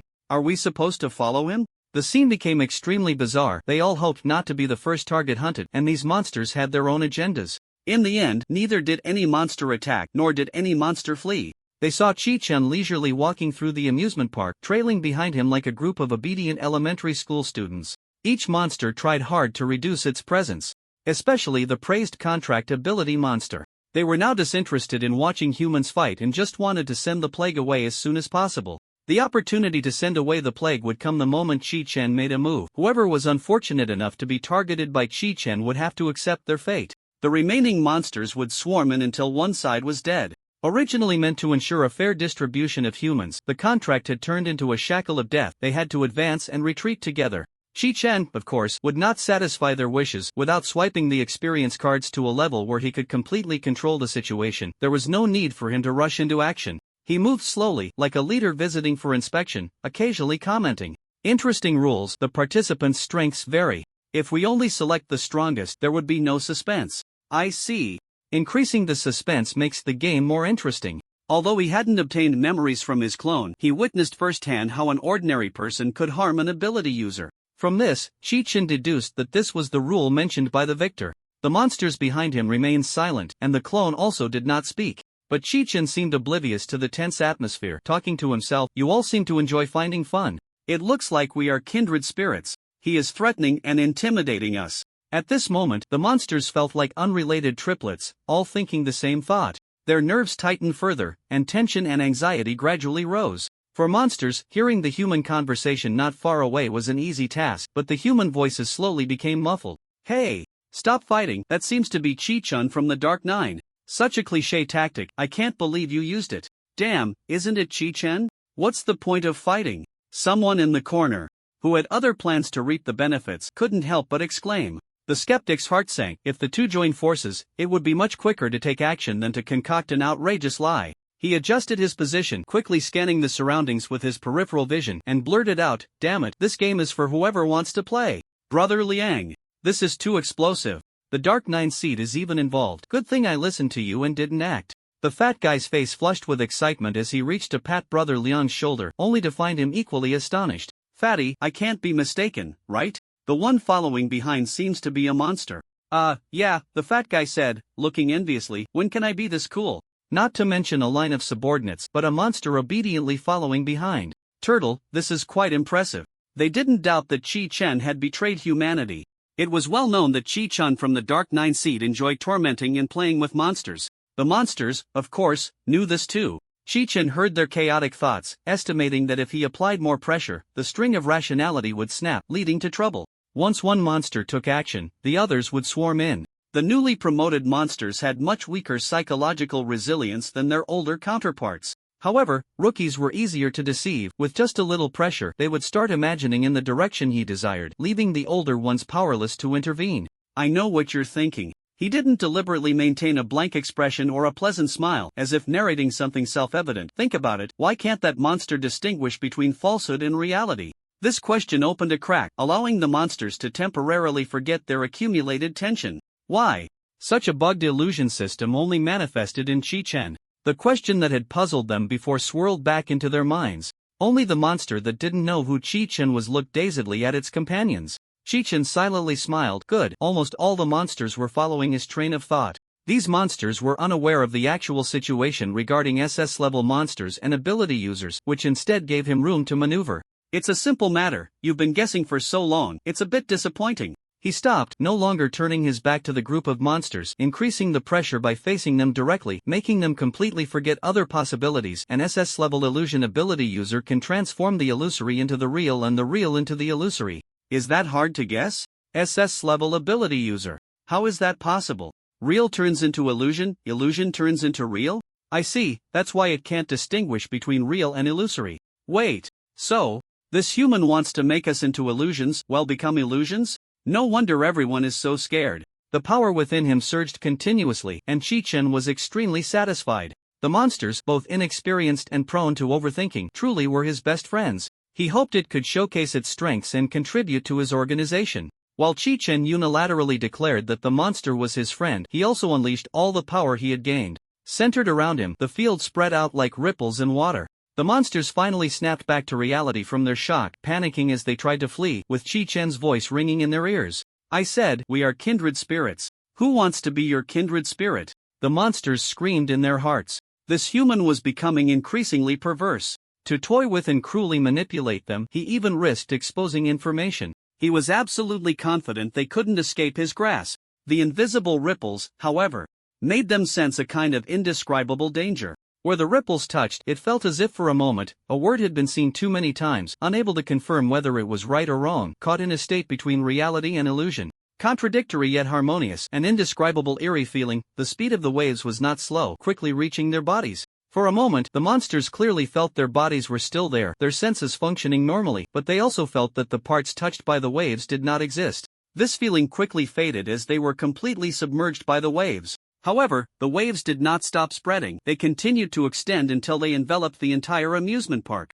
The monsters felt a deep despair, thinking their torment was finally over, when they heard that perverse human's demonic voice. "Welcome to the playground of the gods." "What is this?" Facing the invisible waves, the fat one shouted in confusion. Although he was curious about what Chi-Chin was going to do, he was stopped by his companion, Liang Gu, who ruthlessly mocked him. "If you want to die, just say so. You dare to watch a battle of high-level ability users?" It turned out he was right to listen to Liang Gu. Even from this distance, they could still feel the invisible waves. In the places swept by the waves, the space twisted for a moment, but nothing happened. "Ha!" The fat one scratched his head. What was going on? He reflexively looked towards his companion's position and saw Liang Gu's gaze fixed on a certain spot, so he followed his line of sight. Half a body, the upper half was completely gone, the lower half was still moving. It was a zombie. The fat one's face turned pale, and then he saw the lower half of the body suddenly sit up, the upper half sitting up through the wall. It turned out that his body had never separated. It was just blocked by the wall at the upper half. But what kind of wall can you pass through? Have we turned into phantoms? Or has the illusion turned into phantoms? Liang Gu reached out to test, his palm easily passing through the wall. Visible things could not be touched. Based on the earlier waves, he speculated that some change had occurred to their bodies. The fat one wanted to ask something, but an invisible force struck again. They fell into an uncontrollable sleep. The organization had not yet emerged, so the news could not leak out. Humans existed in reality, while monsters and their avatars existed in illusion. Even if the illusion was chaotic, it could not interfere with them. After clearing the area, Chi-Chen withdrew his attention. This group of trembling monsters before him needed a bit of vitality injected into them, like a tiny hope, as minuscule as the gesture of losing the Korean market. "Now, I will announce the rules of the amusement park." As the words fell, 5 avatars slowly stepped forward. "There is only one rule, my new subordinates and you, only one side can survive."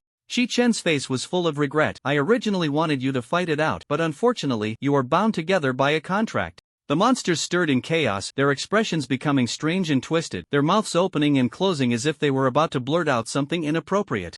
After their silent communication, the contracted monster was surrounded by the others, seemingly to be pushed forward as their representative for discussion. "I don't think you will ask boring questions, right? If it weren't for the fact that my subordinate happens to be S level, and I don't need useless people, you wouldn't even have the chance to participate in the game." After saying this, Chi-Chen took a step back, sitting on a chair in the amusement park. Clearing the battlefield. The implication was a refusal to answer their doubts. The monsters understood that even if this was a tyrannical contract, they had to sign it if they wanted to survive.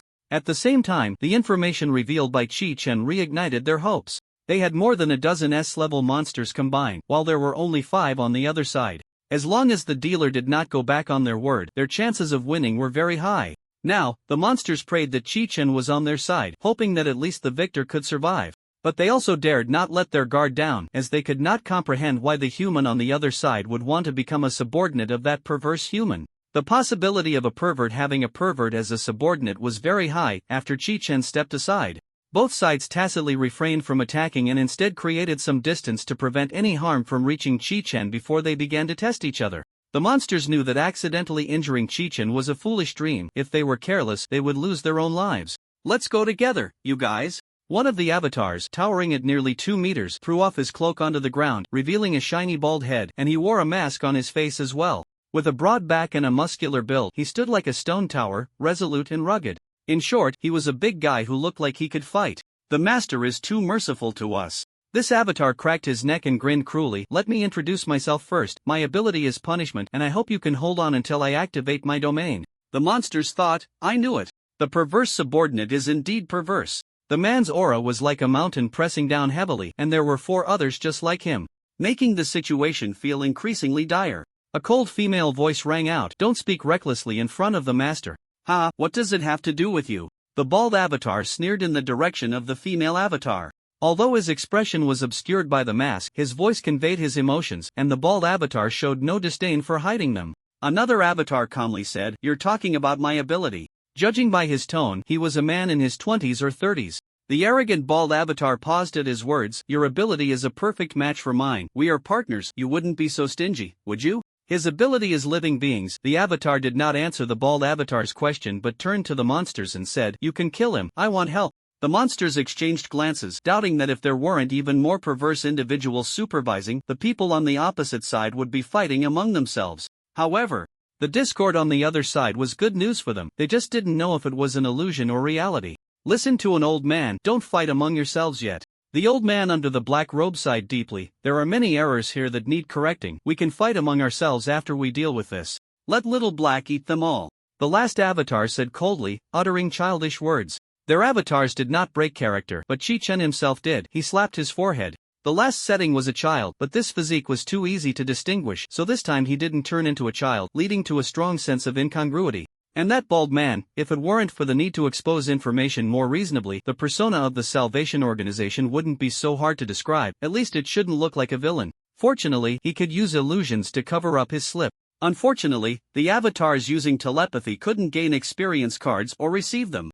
Otherwise, he wouldn't have to sit here himself. He had previously thought about sending an avatar to Sanju, and when needed, just call, and the avatar would go in to swipe the card, but his fantasy failed.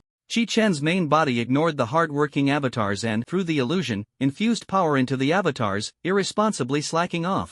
Under the influence of the avatar's aura, the monsters unleashed their domains, and various strange scenes appeared in the illusion. These domains made the 5 avatars seem very small. However, the masters of the domains did not dare to underestimate these 5 tiny existences. It looked as if an elephant feared an ant, making the scene quite comical. Among the 5 avatars, it was the bald avatar's turn to put on a vigorous performance. He said ominously, "It's decided. It's not good to attack you directly in front of the master. So listen up, monsters. For every wave of my attacks you withstand, they'll tell you about their abilities." As he spoke, he suddenly had a giant axe in his hand, and he swung it down onto the nearest tree in his domain. The tree collapsed with a thunderous crash under the immense force, leaving the monsters in that domain filled with question marks. What is going on? How do you chop down trees? Soon, they would know the reason. After the trees fell, the bald clone injected its powers. The trees began to deform and reshape into the form of tree people as the powers flowed into them. Once the tree people opened their eyes, they immediately started wreaking havoc on the surrounding environment. After the inanimate objects like rubble, trees, and power towers were destroyed, some merged into the tree people, forming new parts, while others, like the tree people, could act independently. The bald clone leaped up and stood atop the giant tree person. The monster, of course, would not sit idly by and wait for him to destroy the domain completely. It opened the domain to allow other monsters to launch attacks while it immediately struck.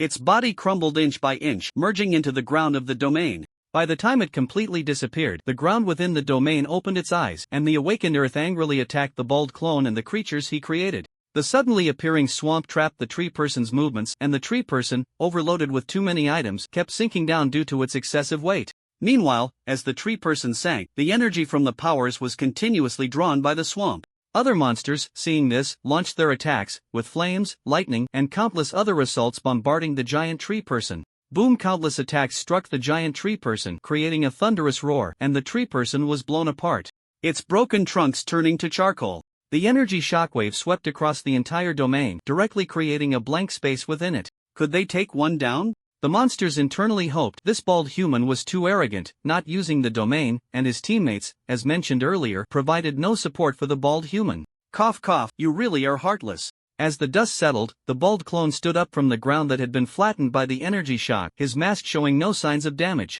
How is that possible? The monsters exclaimed in surprise, having taken the attack without even opening the domain. Was this really a human? Not a monster? The bald clone reached out and stroked the air, and a transparent phantom, dozens of meters tall, slowly lowered its head. He laughed heartily, mocking their incompetence. You worthless beings, air is also inanimate. As long as it's inanimate, it can come to life. Countless dense air phantoms opened their eyes, their pupils spinning to focus on the monsters in every direction. Under the gaze of countless eyes, the monsters suddenly felt a chill run down their spines. Consider yourselves lucky to have survived the first wave of attacks. Next time, it won't be so easy. My partner's domain is an endless hell. The bald clone paused for half a second, letting the phantom shield him while he quickly finished the remaining information. In the blink of an eye, the phantom was struck by the powers, and blades of light exploded upon it. In an instant, countless blades of light disassembled the phantom into pieces, which then turned into wisps and finally into dust that floated down to the ground. Punishment Lingchi. So far, the only time it had struck was aimed at the bald clone, and the calm voice of the punishment power clone echoed again. In his domain, any unconscious inanimate being will come to life. Hey, come up with a more imposing name. The bald clone was very dissatisfied. But his dissatisfaction was different from that of an ordinary person. Taking advantage of the two's internal conflict, the monsters silently communicated, secretly delighting in the fact that these perverse humans were losing their minds, constantly leaking information to them through their infighting. The originally one-sided dangerous situation became clear again, and the monsters seemed to see a glimmer of hope. Little did they know, all of this was part of a well-planned script. The dialogue and battle on the field continued, transforming the bald clone into a real entity and then back into the illusory body of Chi-Chen, who hid his achievements and fame. There was no invincible clone, it was merely the main body carrying the burden for them. With many monsters, there would always be a few who were delusional. Sensing the domain skill unlock cards continuously sent by the monsters, Chi-Chen smiled with satisfaction. Everything was going according to plan. In games like this, the house always wins. In the outskirts of Yuko City, an abandoned park. Wake up! His cheeks were slapped violently, and the force was not small. The fat man felt his head spinning, and in his daze, he waved his arms, trying to drive away the culprit disturbing his dreams. Shut up, I'm trying to sleep. After being shaken vigorously, the fat man impatiently opened his eyes, and a terrifying symbol appeared in his line of sight. The patrol team. He sat up with a jolt, looking around for his reliable older brother. Brother Liang. Suddenly, his eyes lit up, wanting to wave to his brother, but his hands wouldn't obey. Looking down, he saw that his hands were adorned with silver bracelets. Oh no! Could it be that I've really gotten someone killed? The fat man wanted to cry but had no tears, looking helplessly in the direction of his brother. Then, he saw that his brother was also wearing a pair of silver bracelets. Then it was fine. The fat man's startled behavior aroused the suspicion of the patrol officers, who scrutinized him from head to toe and gestured to the recorder nearby to take note. The special patrol team had been on standby at the unfinished building for a while and finally received a call from Team Chi, instructing them to come and wrap things up.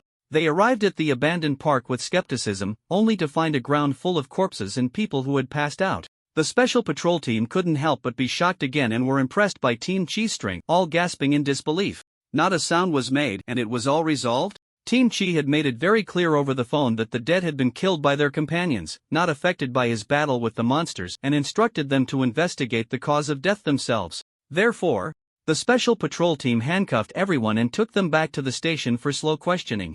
Name: Qian Liang. The recorder quickly jotted down notes as the patrol officer inquired about Qian Liang's situation. Why did you participate in the last road game? My sister went missing. I found in her chat records that she was forced into a corner by some bastard and didn't want me to worry, so she joined the last road game. I want to know. Qian Liang's voice gradually became hoarse. Are there any other survivors besides us? The two patrol officers fell silent. You can ask. Qian Liang sighed deeply, suppressing his emotions. He received his answer in the silence, a response he had already anticipated in his heart. He just wanted to leave this place as soon as possible. To accommodate Qian Liang's feelings, the two patrol officers got straight to the point. They asked about what happened in the amusement park, handed him photos of the people he mentioned for confirmation, and then asked a question that puzzled Qian Liang a bit. How many subordinates did Team Chi bring? 5, maybe 6. 6? Seeing the two patrol officers frown, Qian Liang added, if the one who turned into a middle-aged man is included, then it's 6. At the Zhang family residence, Chiao sat at the table, grabbing a handful of snacks and stuffing them into his mouth, staring thoughtfully at his phone, hesitating to speak several times, struggling for a long time. Suddenly, there was a knock on the door, and then it was gently pushed open from the outside. A servant and the head of the Zhang family stood at the door, witnessing this scene. The head of the Zhang family had a strange look in his eyes, appearing contemplative. The servant, unaware of the head's unusual demeanor, stepped forward and said, "Second young master, the head is looking for you." Chiao looked up at the head of the Zhang family, who was said to be his grandfather, but in reality he had only met a few times. At his age, without family introductions and not having spent much time together, the head of the Zhang family was not much different from a stranger.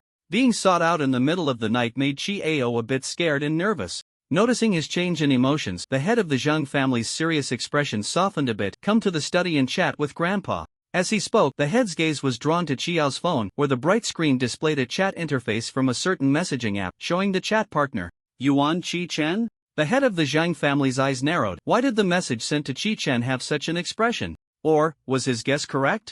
The head of the Zhang family recalled Qiao's nervous demeanor earlier, and the seeds of suspicion in his heart were once again watered, taking root and sprouting. Qiao jumped down from the chair and looked up at the head of the Zhang family. At this moment, even his neck was starting to ache from craning.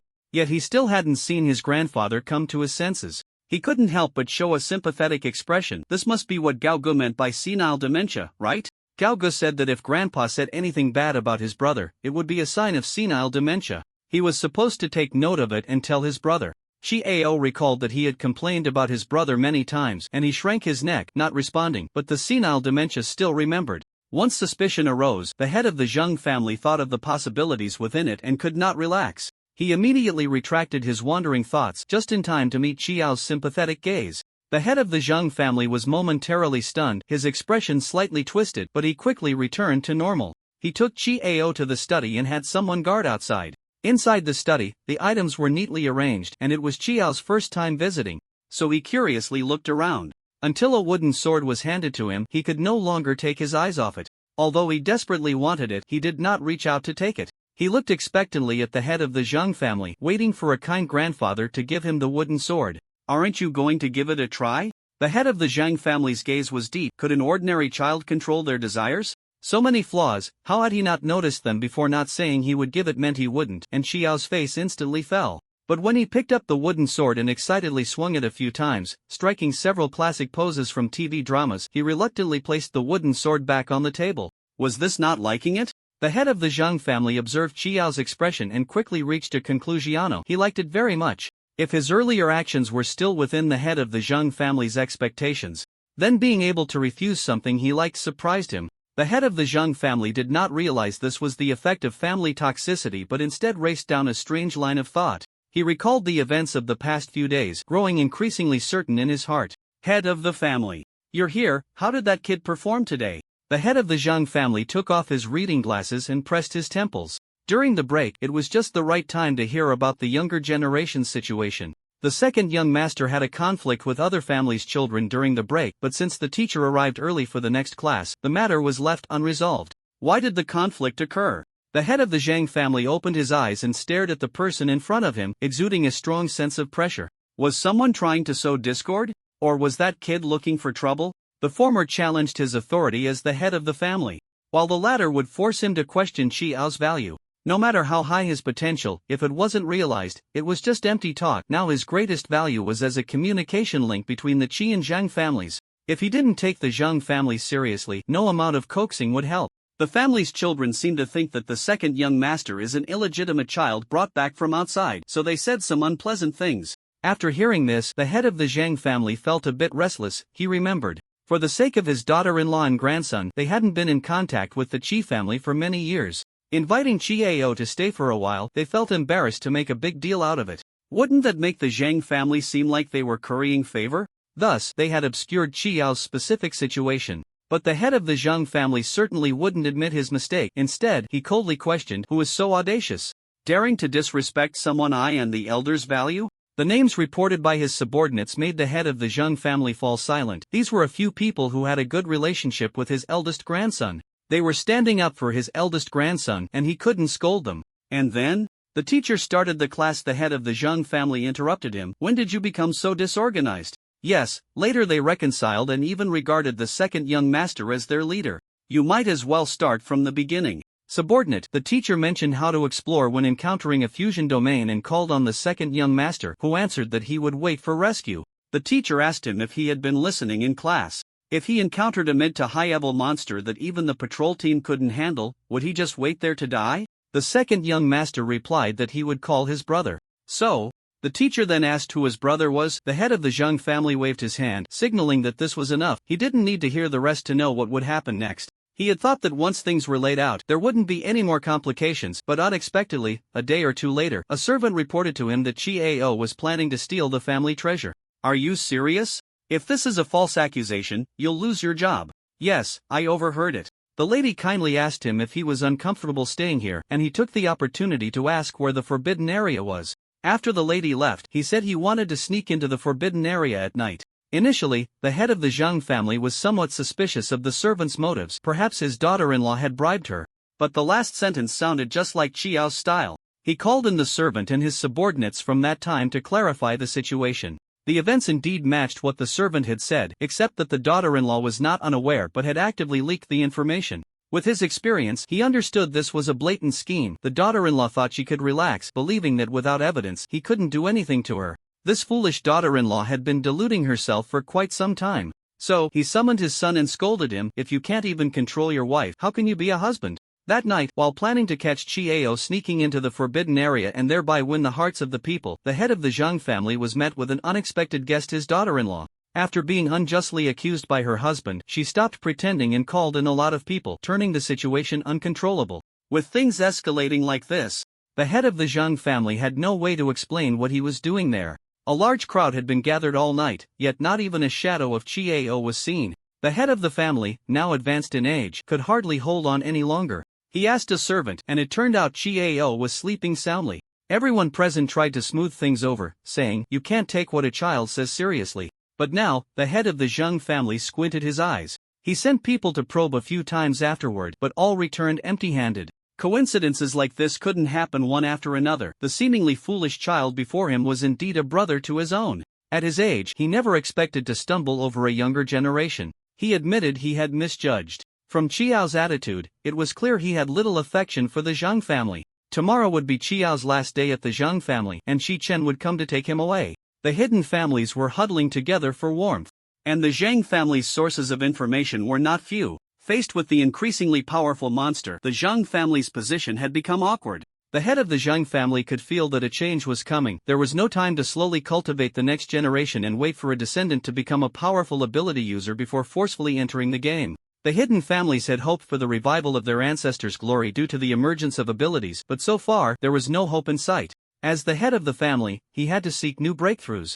Today, he also received news that Shi Chen was leading subordinates to hunt high-level monsters. The mysterious subordinate who had been elusive finally made an appearance. The specific level of the monster was kept confidential, but it was definitely S-level or above. Subordinates capable of engaging in battle would not be below a level. This meant that while the Zhang family was still observing and considering which S-level or above ability user to collaborate with, Shi Chen was completely indifferent to whether they would ally with him. This was probably the confidence behind his gift of a fruit basket. With this thought, the head of the Zhang family turned his gaze to the child in the room. "Stop pretending, I know you're very clever. He. The child in front of him feigned ignorance, but the smug expression after being praised showed no flaws. This performance, it seemed he wasn't planning to lay all his cards on the table. However, it hadn't reached the worst point yet. At least he was still willing to continue the conversation. "If the Zhang family wants to befriend your brother, what should they do?" Xiao scratched the back of his head. What did that have to do with him? "Go find my brother?" The head of the Zhang family sighed. As expected, he wouldn't tell him the specifics. But at least one thing was confirmed. Shi Chen didn't like to play tricks behind the scenes. He preferred obedient subordinates. It would be difficult for the Zhang family to achieve equal cooperation. This is the reason he has been hesitating until now. "What if your brother doesn't want to?" Xiao recalled the time he was caught sneaking snacks outside because it was too noisy, and his brother reported him to their mother. Change to another person to be friends? If it continued to get louder, something terrible would happen. He also didn't understand why his brother seemed to know everything. Change to another person. The head of the Zhang family pondered for a moment, then suddenly inhaled sharply, re-evaluating the child in front of him, weighing the pros and cons. His knuckles tapped on the table, and after a long pause, he asked, "If the Zhang family befriends your brother first, and he doesn't want to be friends with you afterward, would you mind?" Xiao looked bewildered. Although he couldn't understand why friendships had to follow a sequence, nor why his grandfather wanted to be friends with him, he really wanted to go back and finish his homework. "I wouldn't mind. This child is very smart." Quite wise. Shi Chen woke from his dream, propping his forehead up with his hand. This precognitive dream couldn't possibly be inaccurate, could it? During this time, he had been familiarizing himself with his abilities, creating personas, scripts, and stages, and felt his hairline was in danger, so he had inadvertently created a precognitive dream ability. 100% accurate foresight was beyond his current energy, and inaccurate foresight would disrupt his thoughts. This ability helped him fill in the gaps based on the information he had, seek inspiration, and simulate possible future developments. "Little brother, voice and little brother. What time are you picking me up today? Little brother patted you up so early." Shi Chen glanced at the lit-up phone screen but didn't rush to reply. Instead, he went to wash up first, and only after finishing breakfast did he leisurely open the voice message. Perhaps realizing he had completely forgotten about him, little brother began to send diaries, but Chi-Chen wasn't very interested in listening. Gao Changza sent a message every night. He already knew everything he needed to know. Listening to the voice message, aside from the parts that little brother artificially beautified and the bits he made up when he couldn't remember, it was pretty much the same as what Gao Changza sent. Not only had little brother forgotten him, but he had also been busy familiarizing himself with the abilities and personality of his doppelganger these past few days, going from awkwardness to numbness, and had similarly forgotten about little brother. When he arrived, he had avoided pleasantries through work. But when leaving, he had to face them. It was not like his father hiring someone to kill. He at least had to give little brother a chance to choose. What's going on today? It seems like all the important figures in the clan have returned.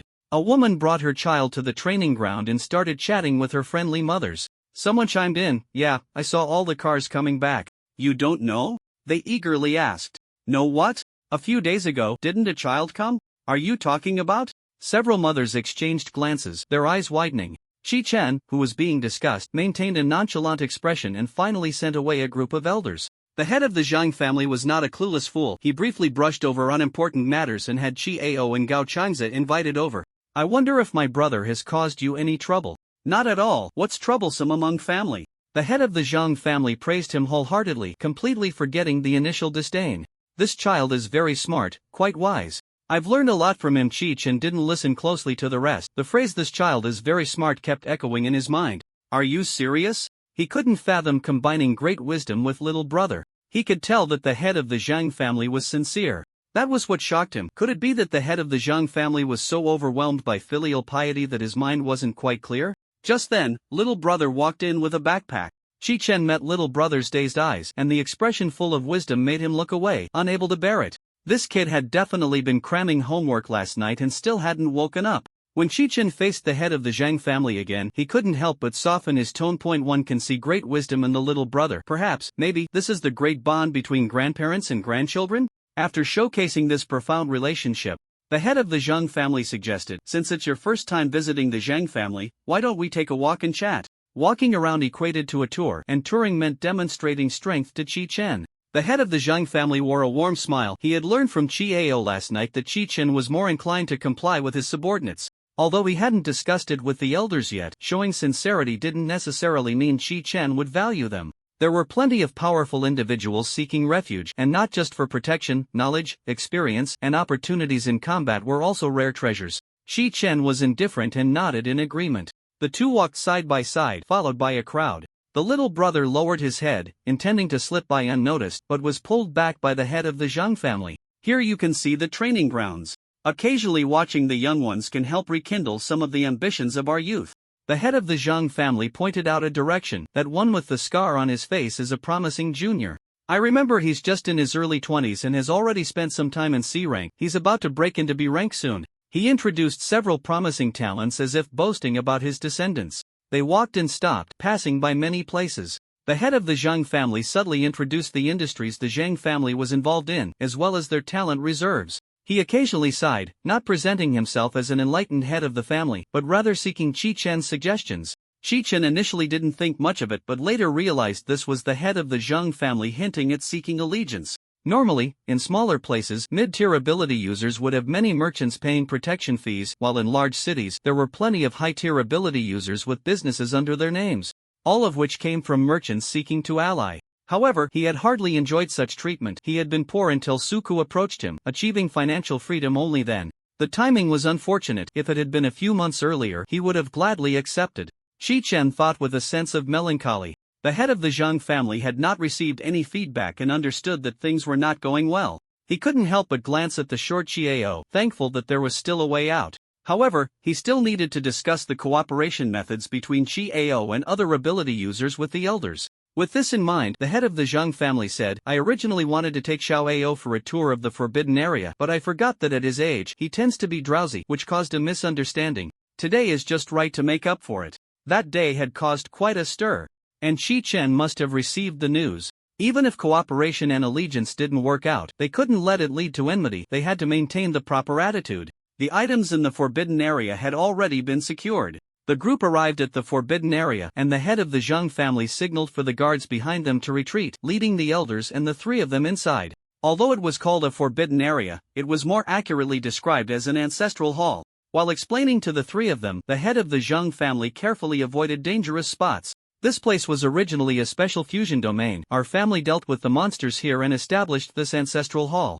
Because it is quite dangerous, entry is forbidden for others. Shi Chen saw the head of the Zheng family take out something, spray it, and the plant vines parted to the sides. Moreover, to ensure our ancestors are not disturbed, we have specially placed mutated plants as guardians. The group finally arrived at the center of the forbidden area, the ancestral hall, which housed many tablets and several ancient-looking items. The head of the Zheng family solemnly lit 3 incense sticks before continuing. These items are all ability artifacts, but either they are not very useful or are relatively dangerous. However, since they have been passed down from our ancestors, we enshrine them at the front. Upon hearing this, Shi Chen was surprised and asked, "Are they all like that?" Finally, he found a direction for goodwill, and the head of the Zheng family smiled slightly, stroking his beard, and said, "Yes, this is also why we believe that our ancestors may have been as powerful as described in the books." Mentioning this, the head of the Zheng family felt a swell of pride. He firmly believed that the awakening of supernatural abilities was just the first step, and that the gods and ancestors would gradually awaken.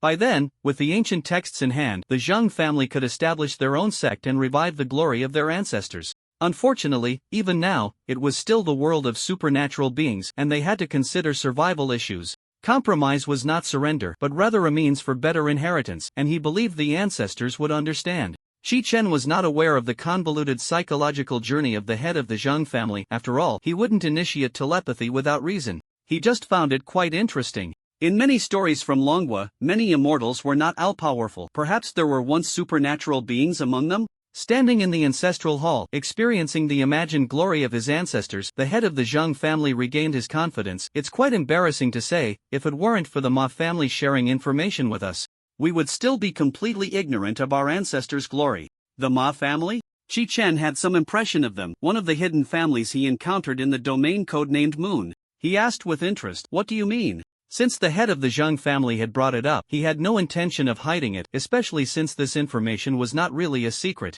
Previously, we thought it was just a pile of junk, but a few years ago, the Ma family told us that as long as the items are consecrated, they can regain their former glory. As time passed, hidden families were not a monolith. Although they did not have to face summons and their numbers were less diminished, the younger generation, after going to school, often became hot-headed. Some were eager to see the wider world, and the national policies favoring supernatural beings allowed them to venture out boldly. Once they left the town, city, or even province, hidden families, due to their reclusive nature, could not reach further places, and of course, the state would not allow it either. The younger generation naturally felt free as birds. Gradually, hidden families could only ensure their legacy through recruiting elders and absorbing subordinates. It was not until recent years that the news released by the Ma family ignited hope among hidden families. The Ma family proposed a union of hidden families and elected a leader, the outcome of which was self-evident. Consecration? The drowsy Chi-Ao caught the keyword and immediately perked up. Once this was mentioned, he was no longer sleepy. Shi Chen's eyelid twitched. This guy was hopeless. Gao Changze was also very interested, but although his status as a young master of the Gao family was not low, it was somewhat awkward, and since the Gao family had little interaction with the Zheng family, he remained quiet as a chicken throughout. Indeed, before the arrival of the fusion domain, if these ancestral items are placed in advance, they can use the power of the fusion domain to regain their glory. Gao Changze hesitated to speak. Placing them in the fusion domain could potentially turn even newly produced items into supernatural objects. However, if the probability of generating them was higher than that of other items, it could indeed be considered a new discovery. Shi Chen was more concerned about another point. How is it possible to predict in advance? If they could predict in advance, the patrol team could clear the area first. Shi Chen was notorious for playing with others, and he was bound to disregard others' feelings. If he attempted to provoke, it could easily turn into an accident. Therefore, the head of the Zheng family had no intention of keeping secrets and directly revealed the answer. If a place has had fusion domains appear around it within a few years, and the fusion domains are in a surrounding state, then there is a considerable probability that a fusion domain will appear there. We were quite lucky. It appeared after a few months of guarding, while some had to wait for years. Shi Chen's expression remained unchanged. Was there a possibility that it was just a random occurrence? However, if they had all guarded it, it indirectly proved that this theory might have some merit. Seeing his expression, the head of the Zheng family pondered what he might have said wrong. After some thought, he remembered that Shi Chen was from the patrol headquarters and would certainly be dissatisfied with them hiding information about the fusion domain, so he quickly added, because there is no evidence to prove it, we might have just happened to encounter it. I remember there is a research institute in the country that specializes in this.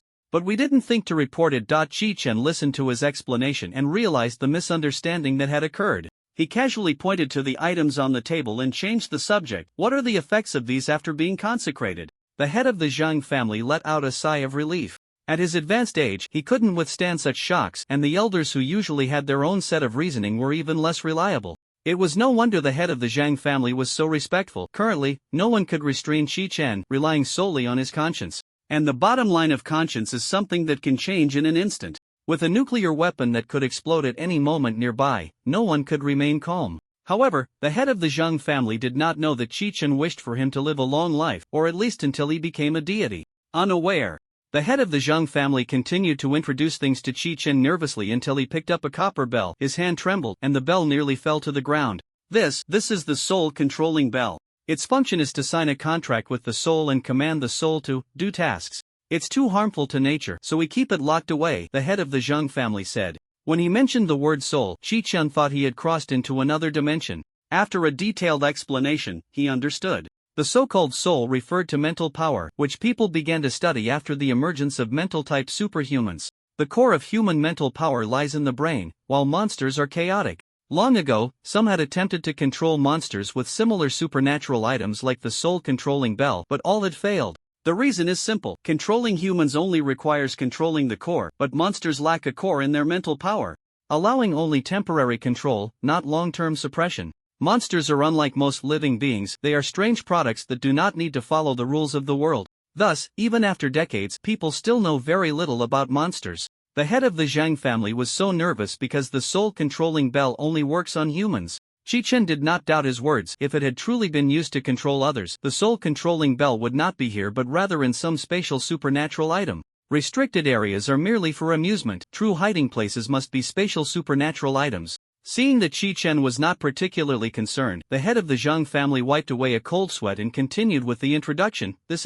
After chatting for a while, Chi-Chen had lunch at the Zhang family's place and then took their luxury car to the airport. Just before the boarding gate, the head of the Zhang family pulled Chi-Ao, who was slumped over from fatigue, and said, "Grandpa will visit you again later."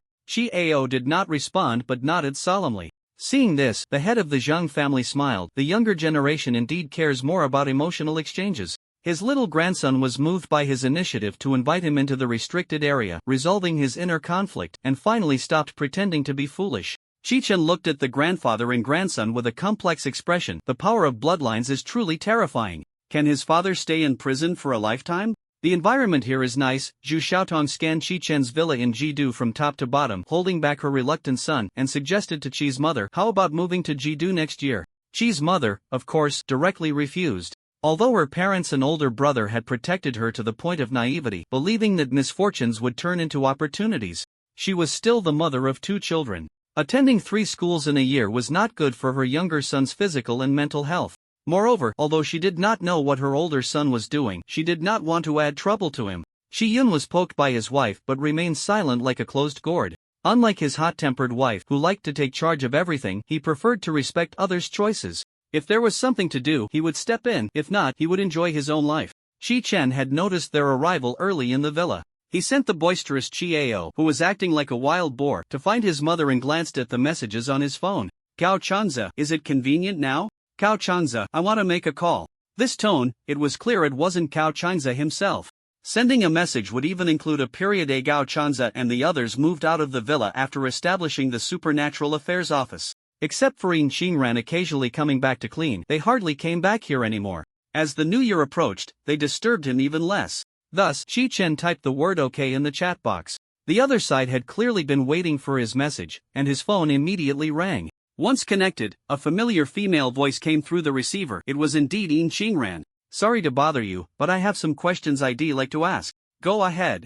Yin Xingran, not daring to waste time, quickly summarized the situation. Inspired by the last encounter, she directed her investigation towards the whereabouts of monster corpses, and the black market was also within her scope. She had even hung around Jijia, specifically flying back to cities surrounding Shan City to investigate. The vendor said that the monsters sold have had their minds erased so they can be safely raised. Upon hearing this, Chi-Chen sat up from the sofa. The beauty of Chipan City. Previously, he had learned from Lu Chang that there had been cases of monster sales in Shan City and it had merely shifted to the neighboring city? Will erasing a monster's memory make it docile if raised and taught?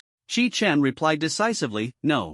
I understand. Recently busy with New Year gifts, Chi Chen had little time to deal with matters that might not be resolved immediately, but seedlings also needed protection. So he thought for a moment, I can recommend someone to you regarding this matter. Thank you. I think the forces behind this are also significant and it might be related to my situation. Let me know if there are any developments. Chi Chen added, when you have time, continue collecting data on S level and above monsters. I have use for it. Okay. After hanging up, Chi Chen gave Lu Cheng a heads up in advance and handed his business card to Gao Changza. His mother and uncle's family found a little brother on the way and they were amused by the little brother chatting and laughing as they walked upstairs.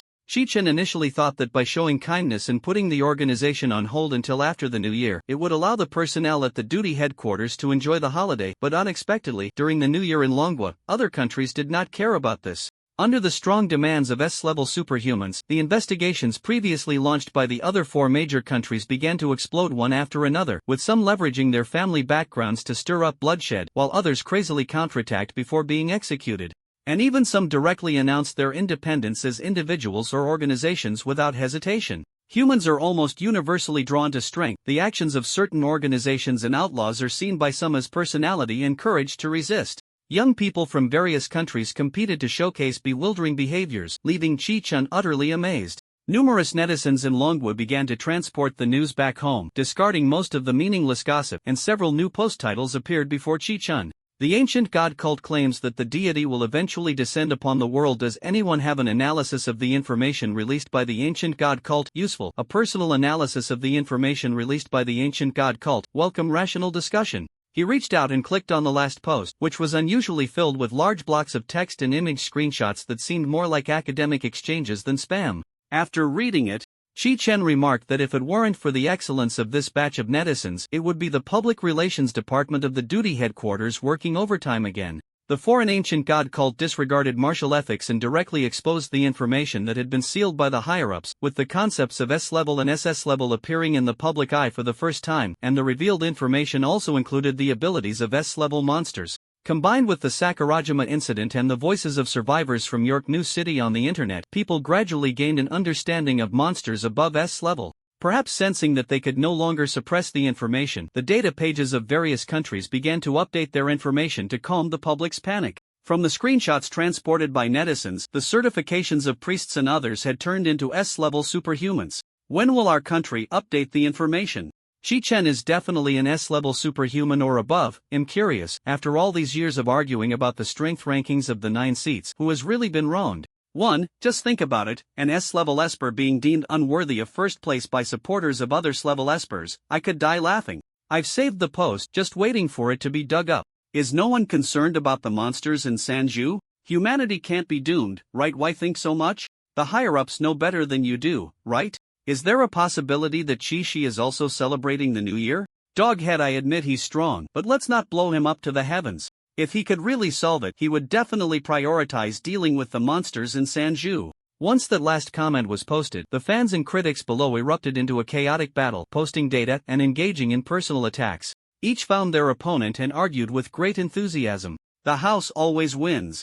And Chi Chen watched them fight with a smile. At that moment, his aunt, Zhu Xiaotong, brought the dumplings to the table, inviting everyone to come and taste them. The little brother, having washed his hands, ran over joyfully, trying to find the garbage he had made among the pile of exquisite dumplings. Thinking he had found it, the little brother gleefully scooped a dumpling into his bowl. However, when Chi Chen went to the kitchen to help with the bowls and chopsticks, he had already seen the limbs and severed arms floating in the soup. What the little brother had scooped was merely a replica. The sounds of the Spring Festival Gala filled the room, and like most people, they just treated it as background noise. Fireworks rose in the night sky, announcing the arrival of the new year. With the brilliant colors of the fireworks reflected in his eyes, Chi Chen gazed into the distance. In the new year, he set a small goal for himself to become a god. The next day, countless videos stirred up a huge uproar, and the whole world was in an uproar. Sanju's SS-level monster, the one recently recognized as the strongest monster, was taken care of by a mysterious organization. Manga, once one of the wealthiest and most prosperous cities in Sanju, was now just an empty city. Sanju already had a relatively strict racial system, and after the arrival of superpowers, the higher-ups redefined the hierarchy, making it increasingly difficult for those of lower status to survive. Perhaps the high and mighty espers and those in power never imagined that one day they would lose their lives because of the poor whom they never regarded. If before the ancient god cult leaked information, the soldiers sent by the Sanju government still needed to be dispatched to block people, after the ancient god cult's revelation, no one was willing to come here anymore. The residents of the surrounding cities, those with money, had all moved away, leaving only the poor behind. The Sanju soldiers yawned, their hands pressing against their necks as they turned around. This period had nearly bored them to death. In this dangerous place, even the boldest businesswomen dared not approach, let alone fall in love. Come on, I'm definitely going to win back my money this time. Someone shouted again to play cards. In an instant, the unpleasant smell of smoke and alcohol rose again. During this time, someone had the thought of taking a look at the Manga monster but was nudged by the person next to him, urging him to play his cards quickly, and he forgot about it. The noisy sounds of gambling rose to the sky, and they were not worried about being held accountable. If something happened with the monster, they would be the first to face the consequences, not waiting for accountability. If a person went in, who in the world didn't know that Manga was home to an SS-level monster? Coming here to seek death could only be described as asking for it. The shadow in the corner shifted, and the person hiding in the dark stealthily left. Following the path he came from, he successfully reunited with his companions. Bren, how did it go? When his companions saw him, their eyes lit up, and all three surrounded him, asking eagerly. Bren flashed a smile that revealed more than 8 teeth, giving a thumbs up with his left hand. Hey guys, they weren't guarding at all, just walked right through. I told you so. Ma Lun's face flushed, excitedly clenching his fist. The only woman in the group, Bernice, couldn't suppress her smile either. Stepping forward to high-five Bren, however, some people hesitated at the last moment, saying nervously, is it really going to be okay? Fried, Malin adjusted his backpack, his expression not looking too good. No one is forcing you. If you're scared, you can go back. It was embarrassing for Malin to see Fried acting so cowardly when he had asked for help to join the exploration team. A splash of cold water had been thrown over them, and the expressions of the other two also turned displeased. They pouted, their noses twitching involuntarily, a subconscious display of disapproval. Fried sensed the unfriendly attitude of the other three and quickly denied it. No, I really love adventure. Saying this made Fried feel a bit guilty. His true goal was to gain more recognition and become a social butterfly. He had heard that a popular YouTuber, Bernice, was joining them, and that the filming would be about the Manga monster, which was drawing worldwide attention, so he had proactively applied to join. The other three didn't believe his words, but to avoid affecting the exploration, they said no more. Don't talk later, wait until we cross the blockade before we start filming, Brian instructed, his gaze fixed on Fried, clearly directing this comment at him. Fried nodded eagerly. Having already displeased his companions with his words, if he caused any more trouble, he might very well be abandoned by them. Things went more smoothly than expected, although Fried made quite a noise due to his nervousness. Perhaps the sounds of gambling were louder, or the soldiers numbed by alcohol didn't pay attention. They successfully crossed the blockade and headed towards Manga. The four figures gradually faded into the distance, and the shadows in the unnoticed corner lightened a bit.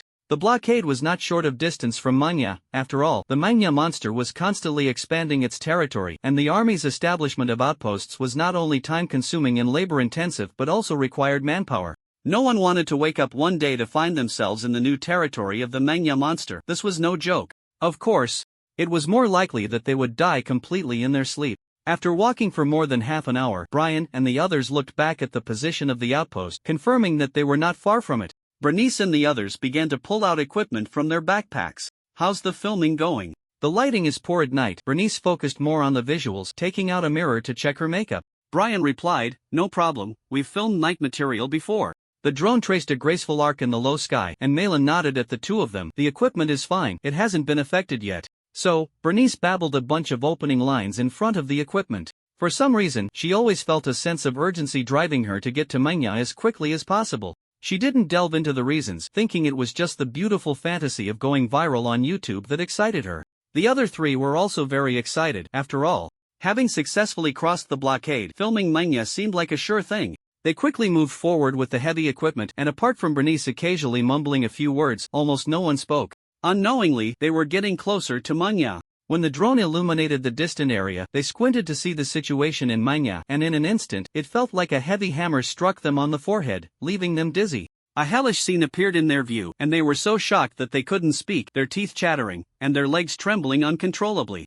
Fear, an invisible sense of oppression, tightened around their hearts as if their blood was flowing backward, and a cold chill shot from their feet to their heads. This was different from the powerful monster they had imagined. They thought they would see a huge, awe-inspiring creature, but the reality was that they hadn't even seen the monster yet.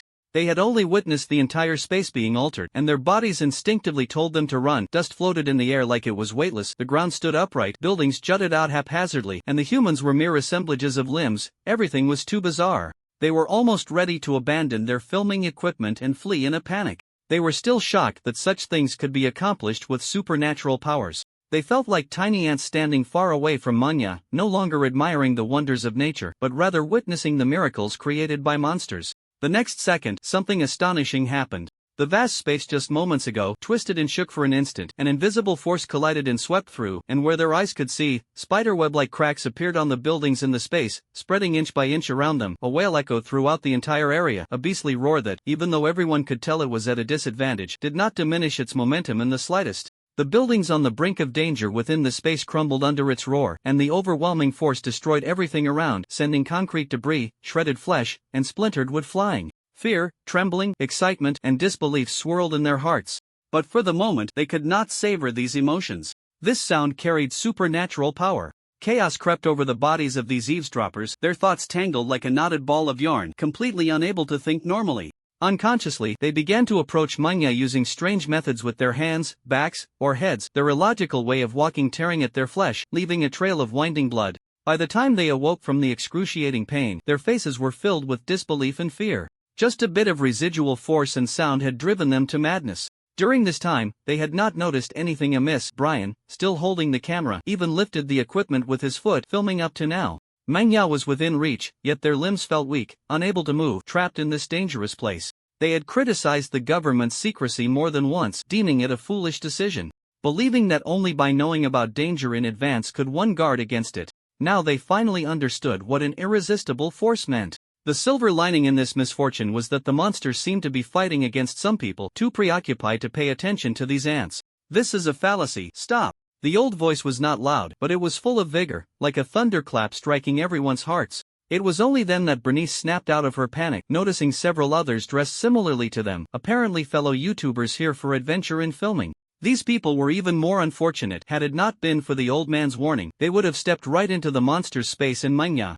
Awakening from their chaotic state, this group paid no mind to their wounds, crawling and rolling on the ground, using all their strength to escape Manga. Brian and the others watched clearly as they moved like possessed individuals, barely shifting from their spots. Seeing this, Bernice couldn't help but swallow hard. If they could survive, Bernice vowed never to come to such a dangerous place again. Was this really something humanity could contend with? Unfortunately, her understanding did not represent the limits of the world. The monster's piercing shriek revealed its dire situation. Someone was hunting it. Before the people outside could escape, a tremendous pulling force emanated from within Manga. All buildings, creatures, and objects were passively drawn towards this force, continuously swirling like a vortex, devouring everything. They wanted to cry but had no tears, clutching onto the surrounding trees and structures. It was like a battle of deities, with the innocents suffering. An aged voice echoed again, sounding like celestial music to this group, as if a clear spring had been injected into the barren land. The battle between both sides affects other beings.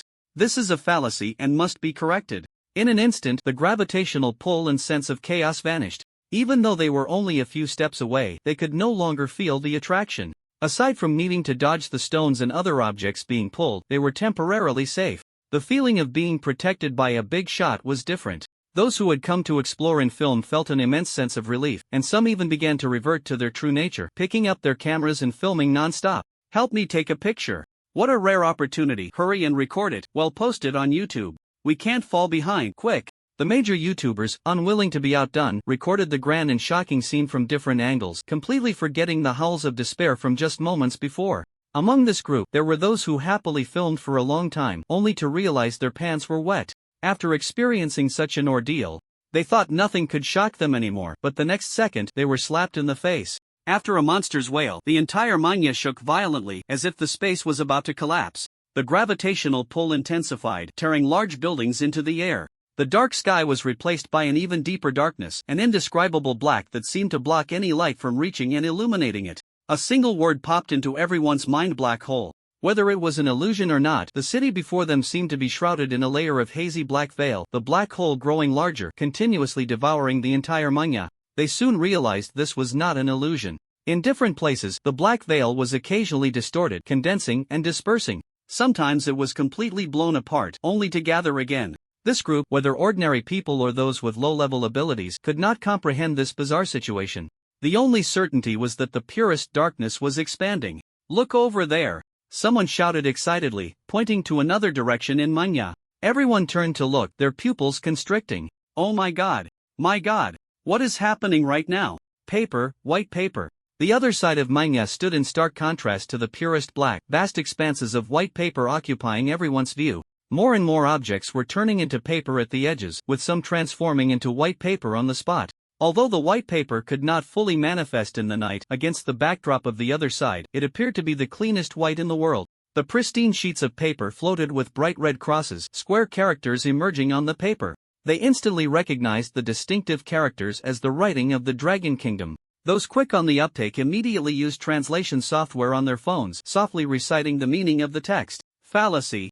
This place is a monster domain. Fallacy. Monsters should be alive. Fallacy. All fallacies must be corrected. He exhaled deeply, trembling as he recorded everything. On the dark side, it was unclear whether it was humans or monsters, but these white papers were definitely human. Were the strongest monsters they had just learned about to meet their demise? And they were witnesses to history. The thought of this special identity left them speechless, their palms sweaty and sticking to the filming equipment. No matter how many times they wiped it, it was futile. Their excited, blood-filled heads could not think calmly. They screamed hoarsely, like a group of fanatics crazily shouting for the people inside. It was unclear how long it had been, but half of Manga had turned into white paper with bright red text floating on it, while the remaining part was endless black. As both sides completely filled the space of Manga, just as everyone looked on with anticipation, in the blink of an eye, the white paper in darkness vanished entirely. After the white paper was removed, the distorted humans, animals, buildings, and so on in the area returned to their previous forms, but the space was no longer chaotic.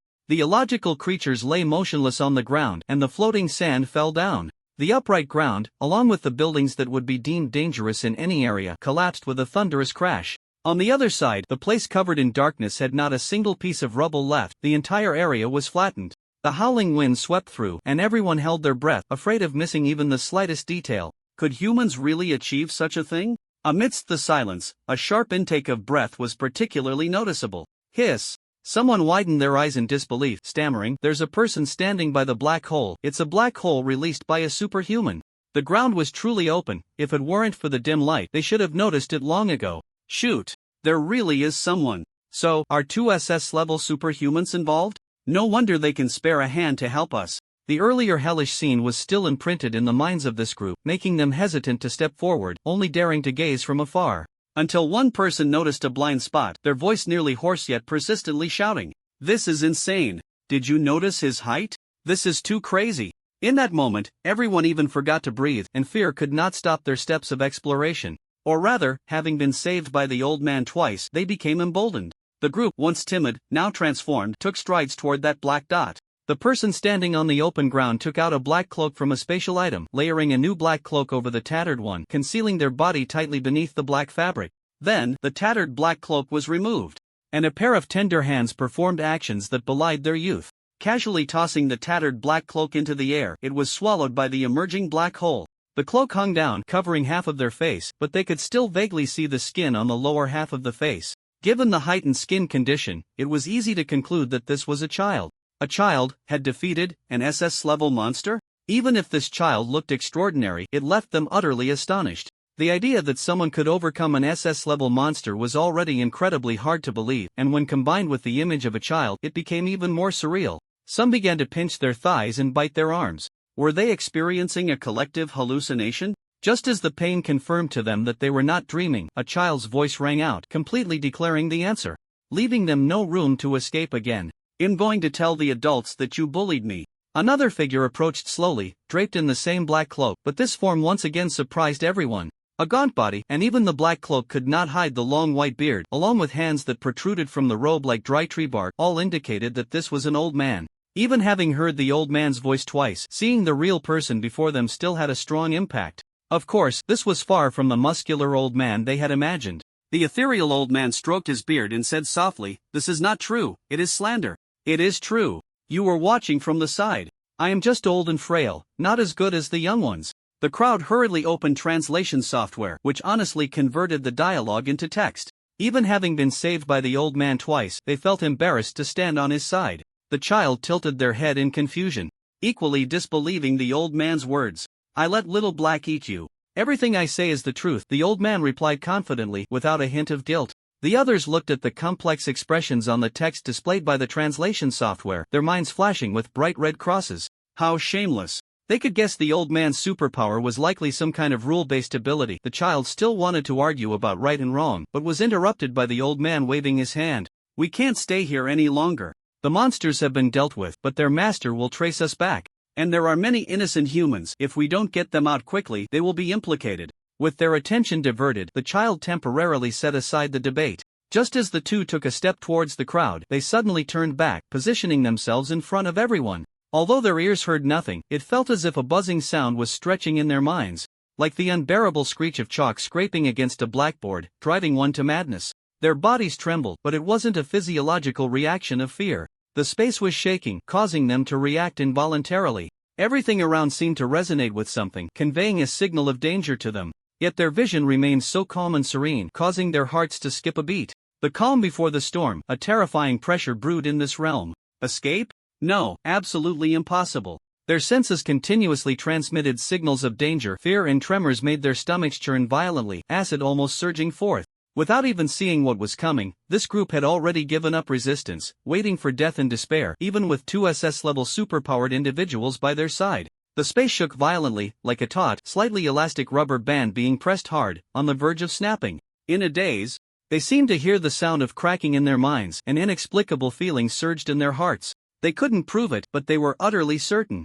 The invisible barrier had shattered. A viscous malice peered at them through the cracks of the world, a bone-chilling cold swept over them, their limbs shaking uncontrollably. Their eyes glazed over, they stood frozen in place. In extreme fear, most people would blank out, completely giving up resistance. When things happen this way, it would be easier to die. Those who could rise up to resist were the few elite with strong willpower. Don't be afraid, according to the agreement, it can only watch, it cannot act directly. The old man's calm voice was like an ancient bell, waking those who had fallen into panic. "It is locating us, soon its followers will come through the spatial cracks it provides to hunt us down. You need to leave quickly." The child looked up at the old man and reminded him.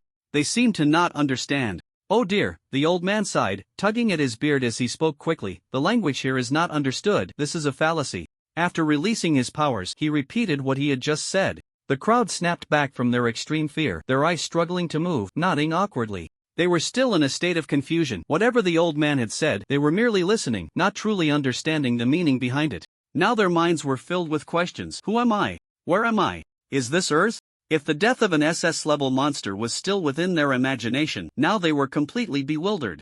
Who were these two? Who were their adults? Who wanted to kill them? What was that terrifying existence? What was the agreement? In midair, a narrow crack seemed to be forcefully pulled apart, widening into a larger opening. Not good. We just finished fighting. And we don't have the stamina to waste with that group of lunatics. The old man exclaimed, pulling out a few of his beard hairs, taking out a plane compass. "I'll send you away first." "Send away." They reflexively raised question marks, almost turning into 100,000 Ys, wanting to grab the old man and roar. "What are you talking about? Can we sit down and talk properly?" The old man clearly had no time for that. He hurriedly aimed the compass at them. An anomaly suddenly occurred, and several people emerged from the crack, all wearing masks and dark cloaks. The colors and styles of the cloaks varied, but the masks were identical. At the moment they appeared, one person immediately raised a hand, power gathering at their fingertips, and released it in an instant. Superpower spatial collapse. The target was aimed directly at the compass. The attack was nearly transparent and only the size of a fingernail, so some with poor eyesight couldn't even see it clearly, leaving most people on the field baffled. This is how you make an entrance. Standing before you are two SS-level superhumans, and you test your strength with something so trivial? Who do you look down on? If that terrifying presence from earlier were here, they certainly wouldn't be so relaxed, but what lay before them was merely human. Humans, or rather monsters, and with two SS-level superhumans by their side, they felt no concern at all. As long as the two big shots didn't get carried away and completely forget about them, nothing would go wrong, would it? Would something go wrong? The child noticed the attack and immediately released a black hole in its path.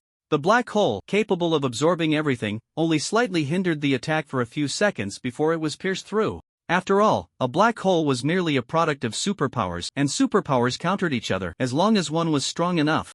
They could break through. The old man seized those few seconds and uttered, "The humans around me are less than 100 meters away, this is a fallacy." In the blink of an eye, the scene seemed to suddenly pull away, and the old man was at least 100 meters away from them. The attack landed on the compass, instantly forming a distorted space that contracted towards a certain point. The old man let go just in time and immediately created distance. The distorted space expanded into a spherical shape, leaving a circular pit several meters wide. All matter affected was compressed and shrunk to the center of the sphere, coalescing into a small ball.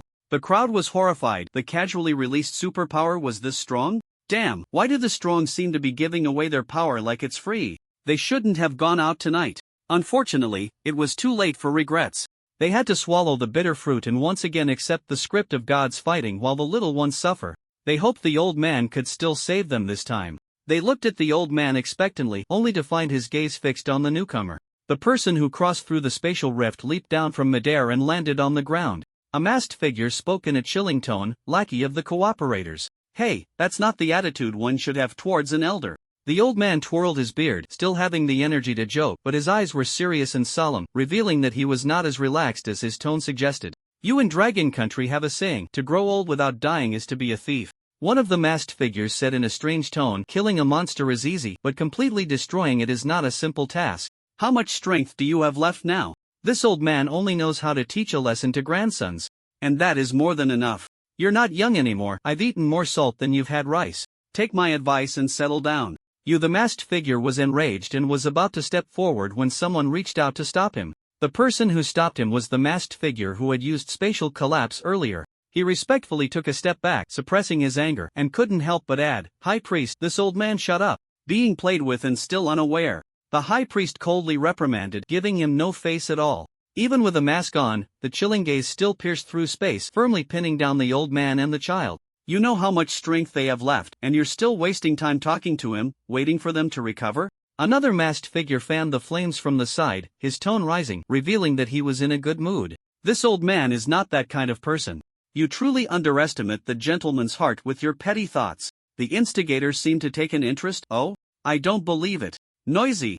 I will offer the blood of this group of wicked lackeys to the Lord, hoping the Lord God descends to the world soon." The high priest had no patience left, changing his approach, and another person fell for it. This group of subordinates was completely unreliable. He seemed disappointed in his subordinates and chose to take action himself. With the arm lifted, fingertips aimed at the nearby humans, a massive and terrifying power began to gather at his fingertips.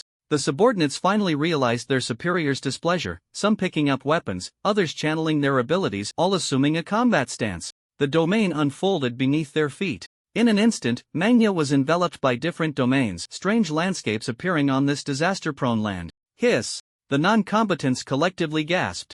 Realizing that all of them were class or above ability users, were they really doing a bulk wholesale here?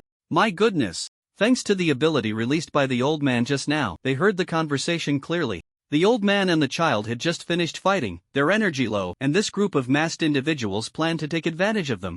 This also meant their lives were in danger. Perhaps in the end, the old man and the child could win, but what difference was there between this group of rookies on the battlefield of the strong and floating dust?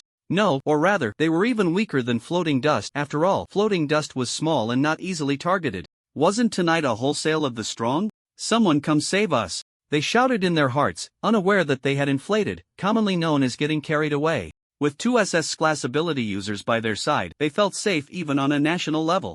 Yet at this moment, this group still hoped for more powerful protectors. Perhaps it was the aftereffects of being gazed upon by a terrifying presence, a psychological tendency among humans to exalt the strong. Very strong but not top tier. The sense of worship based on power was greatly diminished. If they were to evaluate now, the once universally recognized strongest ability user, Chi-Chen, saying Chi-Chen is nothing special would not be surprising. After the high priest released several spatial collapses, which were resolved one by the old man and the child, leaving behind a giant pit over 100 meters wide, it seemed to respond to everyone's prayers. A new ability user appeared. She materialized in the center of the battlefield, without any flashy spatial rifts, which left everyone a bit disappointed. But when they saw her clearly, their hearts raced, and many men were instantly captivated by her presence. There were too many surprises and dangers tonight at this life and death moment. Encountering a stunningly beautiful woman caused them to fall into deep obsession due to the suspension bridge effect. This outstanding woman, while her looks might be debatable given the varying aesthetics across different regions and countries, and the fact that half of her face was hidden in the shadow of her hood was undeniably striking due to her overall aura and presence. Without a doubt, anyone would have to acknowledge her exceptional appearance. This is as far as it goes. The moment she stood there, she became the focal point of everyone's gaze. With an expressionless face, she said lightly, "You should know, they are only sclass at most, just a distraction. Dragging this out will only lead to our victory. If it weren't for our desire not to involve innocent people, you wouldn't even have the chance to choose." The high priest, masked and unable to see his expression, halted his movements. Once he stopped, his subordinates also temporarily ceased their actions, waiting for the high priest's next command. The high priest weighed his options for a moment and declared harshly, "Today, I will let you off the hook, sinners who have blasphemed the divine. Another day, your blood will be offered to our Lord." After saying this, he took out a key and made a motion in the void. This spatial item opened a passage, and the masked individuals disappeared into it. The passage closed, signaling that the ordinary people who had stumbled into the battlefield had once again survived. However, the matter was not over. The woman turned to question the old man. "Scholar, why aren't you acting with taut eye? Don't slander me without evidence. How do you know I haven't acted together?" The old man's tone was steady, like a wise elder who had weathered many storms, maintaining a very good mindset. If the others hadn't known in advance, they might have been deceived. "With your two strengths, you should have resolved this long ago." The woman's lips pressed together. "Now is a critical moment. Do not let this divide the adult's focus." The old man's expression stiffened, rarely refraining from a few words of defense. "I hope the adult can." He stopped halfway, remembering there were others, and fell silent. What was it? The crowd really wanted to shake the old man and make him clarify the whole situation. They wished they could shove a microphone in his mouth. Their hearts felt like they were being scratched by a cat, itching with curiosity. Unfortunately, they had the heart of a thief but lacked the courage, too timid to step forward and interrupt. After all, these were 3 SS-level powerhouses, and their mere presence intimidated them into inaction. After a pause, the woman realized this was not the place for a conversation. So, she spoke up, "Let's go, it's time to rest." In the next moment, she held something in her hand and activated her ability, disappearing from the spot. The old man and the child did the same, activating their abilities and vanishing in an instant. Left behind were a mess and a group of bewildered people who exchanged glances, trying to find someone who could unravel their confusion, but to no avail. It was unclear who reacted first, but someone hurriedly grabbed their equipment and backpack and ran outside. Some people, still confused, shrugged and gestured to their temples, indicating that someone's mind was not right. But a small group cursed loudly and quickly picked up their backpacks and equipment to chase after the others. What's going on? Fried was puzzled. After this encounter, he suddenly felt that not having a crowd wasn't such a big deal, as long as they were alive. "Ah!" Bernice shouted, holding her head and tousling her long hair, urging, "Hurry! We need to get back." Although Breen and the others didn't understand why Bernice was so agitated, they followed her lead, and others did the same. The reason surely wasn't that Bernice had suddenly lost her mind. Malin, holding the drone, ran while asking, "What exactly happened?" Seeing Bernice out of breath, he packed the drone and casually took her luggage. Without the heavy load, Bernice finally managed to catch her breath and answered in fragments. "Things got so out of hand, there were plenty of YouTubers on the scene. Whoever posts first will go viral." At the mention of going viral, the eyes of the 4 lit up. Indeed, tonight's events were so explosive that if they got it out there, it would definitely blow up. Moreover, no one could guarantee that the equipment had captured everything. If they didn't act fast, they might face the embarrassment of being overshadowed by someone else's earlier post. With this thought, they quickened their pace, wishing they could sprout wings and fly back to the hotel. Fried completely forgot his earlier reflections, his feet moving with newfound vigor. As everyone gradually realized they needed to return to the hotel, pull out their computers, and export the video to seize the breaking news, they felt an overwhelming surge of energy, desperately chasing after the people ahead. Some wanted to take out their phones and send videos on the spot, only to find that the entire city of Manga was destroyed, with no signal towers in sight, hastily packing their bags and leaving. After everyone had departed, a shadow in the darkness shifted slightly before retreating back. The old man, the child, and the other clones gathered at the collapsed triangular section of the building, while the main body was still controlling the Sanju monster. If the memory of the clones impacted the main body, leading to a mishap, it would truly be self-sabotage. Yet they couldn't go out without the influence of the Sanju monster, who knew what the satellites could capture. Besides their actor clones, the atmosphere crew and stage construction crew clones were also huddled here. These invited spectators had seen nothing but a script from start to finish, with no ounce of reality, including the initial battle between the two mysterious figures and the Sanju monster. In fact, before they arrived, the main body had left enough clones to set off early, using the impressions left in York New City to successfully induce the SS-level monster to imagine a power beyond SS level. Since they had encountered it before, the process of deception went particularly smoothly, using any aspect it found unreasonable to add more hints. Having more than one ability compared to ordinary people and monsters, creating some unreasonable elements was a piece of cake. Then, the main body, having acquired an ability surpassing SSS level, used the illusory reality to control the monster, placing it in a state of illusion while continuously providing energy to him. After extracting energy from the monster, the main body then transmitted that energy to them. This allowed the group of avatars to possess SSS level strength, enabling them to present the stage flawlessly. The stage construction team was responsible for creating a terrifying presence using the illusory reality, while the atmosphere team used psychological suggestion and intimidation abilities to control the general mindset of the audience. Otherwise, these spectators would either flee midway or have already fainted from fear. In fact, if no one boldly stepped forward, the script couldn't proceed. The hurried departure of that group was also a result of psychological suggestion. Therefore, the Sanju monster, as the source of energy, was still alive and well. On the other side, the main body, Chi-Chen, noticed that the energy of the avatars was no longer being consumed, and he relaxed, reluctantly gazing at the monster controlled by the illusion. The Sanju monster was too useful, he truly didn't want to kill it. Unfortunately, it had already lost its fighting spirit and intent to kill. Even capturing it 7 times and releasing it 7 times would be futile. Letting it go would not only harm the seedlings but also fail to produce experience cards, making the deal unprofitable. He had considered exhausting himself by continuously controlling the monster with the avatars, but the risk of failure was one thing, and the monster developing psychological issues was another. If it went mad and lost its rationality, acting purely on instinct, he would be in big trouble. Even though this was a monster crushed in the realm, it had once ascended to SSS level. Even if its strength had declined, it was still stronger than an average SSS level monster. Indeed, to make the traces of battle appear convincingly real, the realm crushed by the old man and the child was genuine. Those YouTubers, before dealing with the SSS level monster, if they accidentally slipped into the realm, would find that they couldn't touch anything. However, Chi-Chen's avatars would ensure that this wouldn't happen, as it would be a blatant oversight. In that moment, Chi-Chen transformed the illusory realm into reality.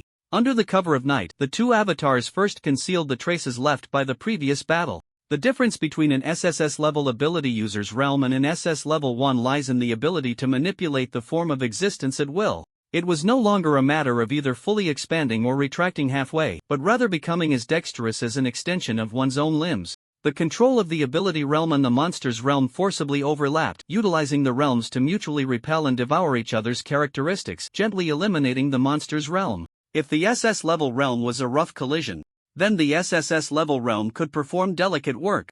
The process of covering and eliminating transformed the child's ability realm from a shrouded black veil to pure black. The old man's paper-like transformation was also gradually replaced. If it were an SS-level ability realm, the expansion would directly turn into pure black, rather than a slow transition. The ability realm appearing within the monster's realm was possible because they were in different spatial dimensions, and the two had not yet reached the point of collision. However, the monster's realm ultimately distorted and replaced part of reality, so for a short time, the space here would become weakened, and it was uncertain how long it would take to recover. The script he wrote was not entirely fabricated but drew inspiration from the precognitive dreams. Sigh. Chi-Chen sighed, wishing that the ancient god cult hadn't revealed things too early. He had hoped to enjoy a leisurely new year. Having never worked in a factory, the instincts of a student were ingrained in his bones. The new year should be a time for relaxation. While sighing, he completely erased the hard-working Sanju monster. He tried to comfort himself, thinking that if he worked hard this year, he could relax next year. As the experience card disappeared, Chi-Chen couldn't help but exclaim how difficult it was to transition from luxury to frugality. SSS level wasn't weak, but compared to the power that surpassed SSS level, he hoped this group of spectators would work hard to promote it so his efforts wouldn't go to waste. With this thought, Chi-Chen couldn't help but remember that group of staff, turning coldly to head home mad. That's too much. Whether the acting is awkward or not is secondary. In order to present a better stage effect, he has been practicing privately, for less than 2.5 years, and his thick skin has been developed through practice.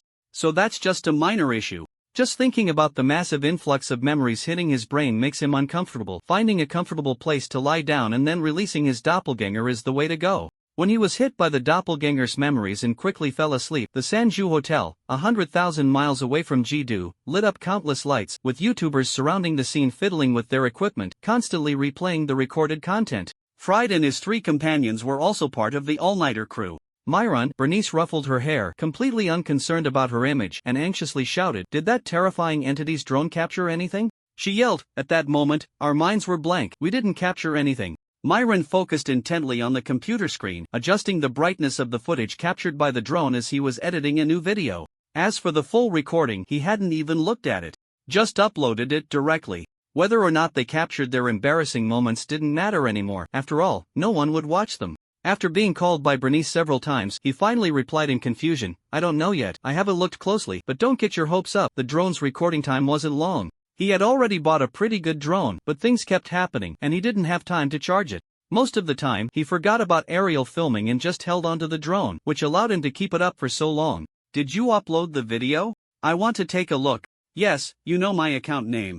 With that answer, Bernice stopped pestering him. YouTube's policy is to publish first and review later, so as long as it passes the automated review, it can be posted, meaning Bernice didn't need to wait for approval. She could just log into Marin's account to see the video. She clicked on the video, dragged the progress bar, and searched for the material she wanted. Bernice's gaze was fixed, and as she dragged it close to the end, her eyes lit up. The angle of the video suddenly changed. She saw Myron running towards a certain open space, where they went to check who had dealt with the monster in the ruins, and then they encountered a child. The key point was that Myron had set it to autofollow mode. She remembered the mysterious child chatting with the old man for a moment, and then the terrifying entity appeared right after. Sure enough, pulling the progress bar back further revealed the scene from that time. Bernice was stunned when she saw it. The impact of the scene and the video recording were two different things, and the footage of her being overwhelmed by the impact also appeared on the screen. It wasn't that the footage had completely turned into a comedy, but the intensity had at least been reduced tenfold, no, 100-fold. Malicious gazes couldn't be captured. Only the violently trembling space and the scene that looked harmonious yet inexplicably conveyed an unspeakable danger signal. That's why she noticed her own performance. Bernice shook off the chaotic thoughts forcefully. It didn't matter as long as it could be used. After all, what she needed to do was explain the video, recount what had happened at the time, not shoot a movie. They could do it again. For this, she even specially called a friend who understood dragon language to wake them up.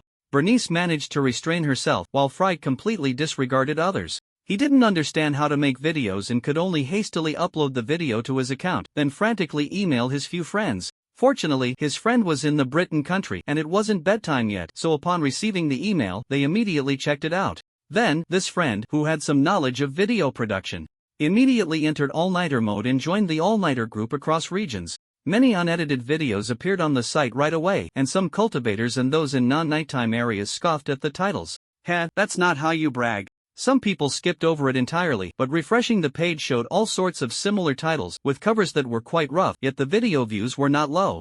Was the platform experiencing a bug? They thought of this immediately and had to click in to investigate. The unedited footage was very rough, with plenty of shots of people on the move at the beginning. Viewers browsing the video were left confused, exiting the video to click on another. Then, the audience became even more bewildered, switching to another video of people on the move. "Is this what you're showing me? Are humans regressing quietly without me? Or is it some retro trend, the popular Rush video?" The viewers had to take matters into their own hands. Well-fed and well-clothed, dragging the progress bar. Once the footage loaded, they rubbed their eyes in disbelief, nearly flipping their tables while watching on the computer, and those watching on their phones almost inevitably dropped them to the ground onto their laps on the sofa. "Really, I don't believe it?" The viewers, self-taught, experienced the famous catchphrases of a certain well-known host. Following that was a flurry of video scrolling, dragging the video progress bar, checking comments, and refreshing trending topics, confirming that this magical event had indeed occurred. They were eager to find someone to share it with. Face. A brother who believed that staying up late was harmful to health suddenly sprang out of bed, banging on the door. "Bro, get up." The person in a dream pulled the blanket, wanting to turn over and go back to sleep, but was startled awake by his loud voice. "Don't sleep. Something big has happened." This commotion woke their parents, who opened the door to check the situation, seeing the younger son anxiously banging on the older son's door. The father couldn't help but scold. "What the hell are you doing up at this hour?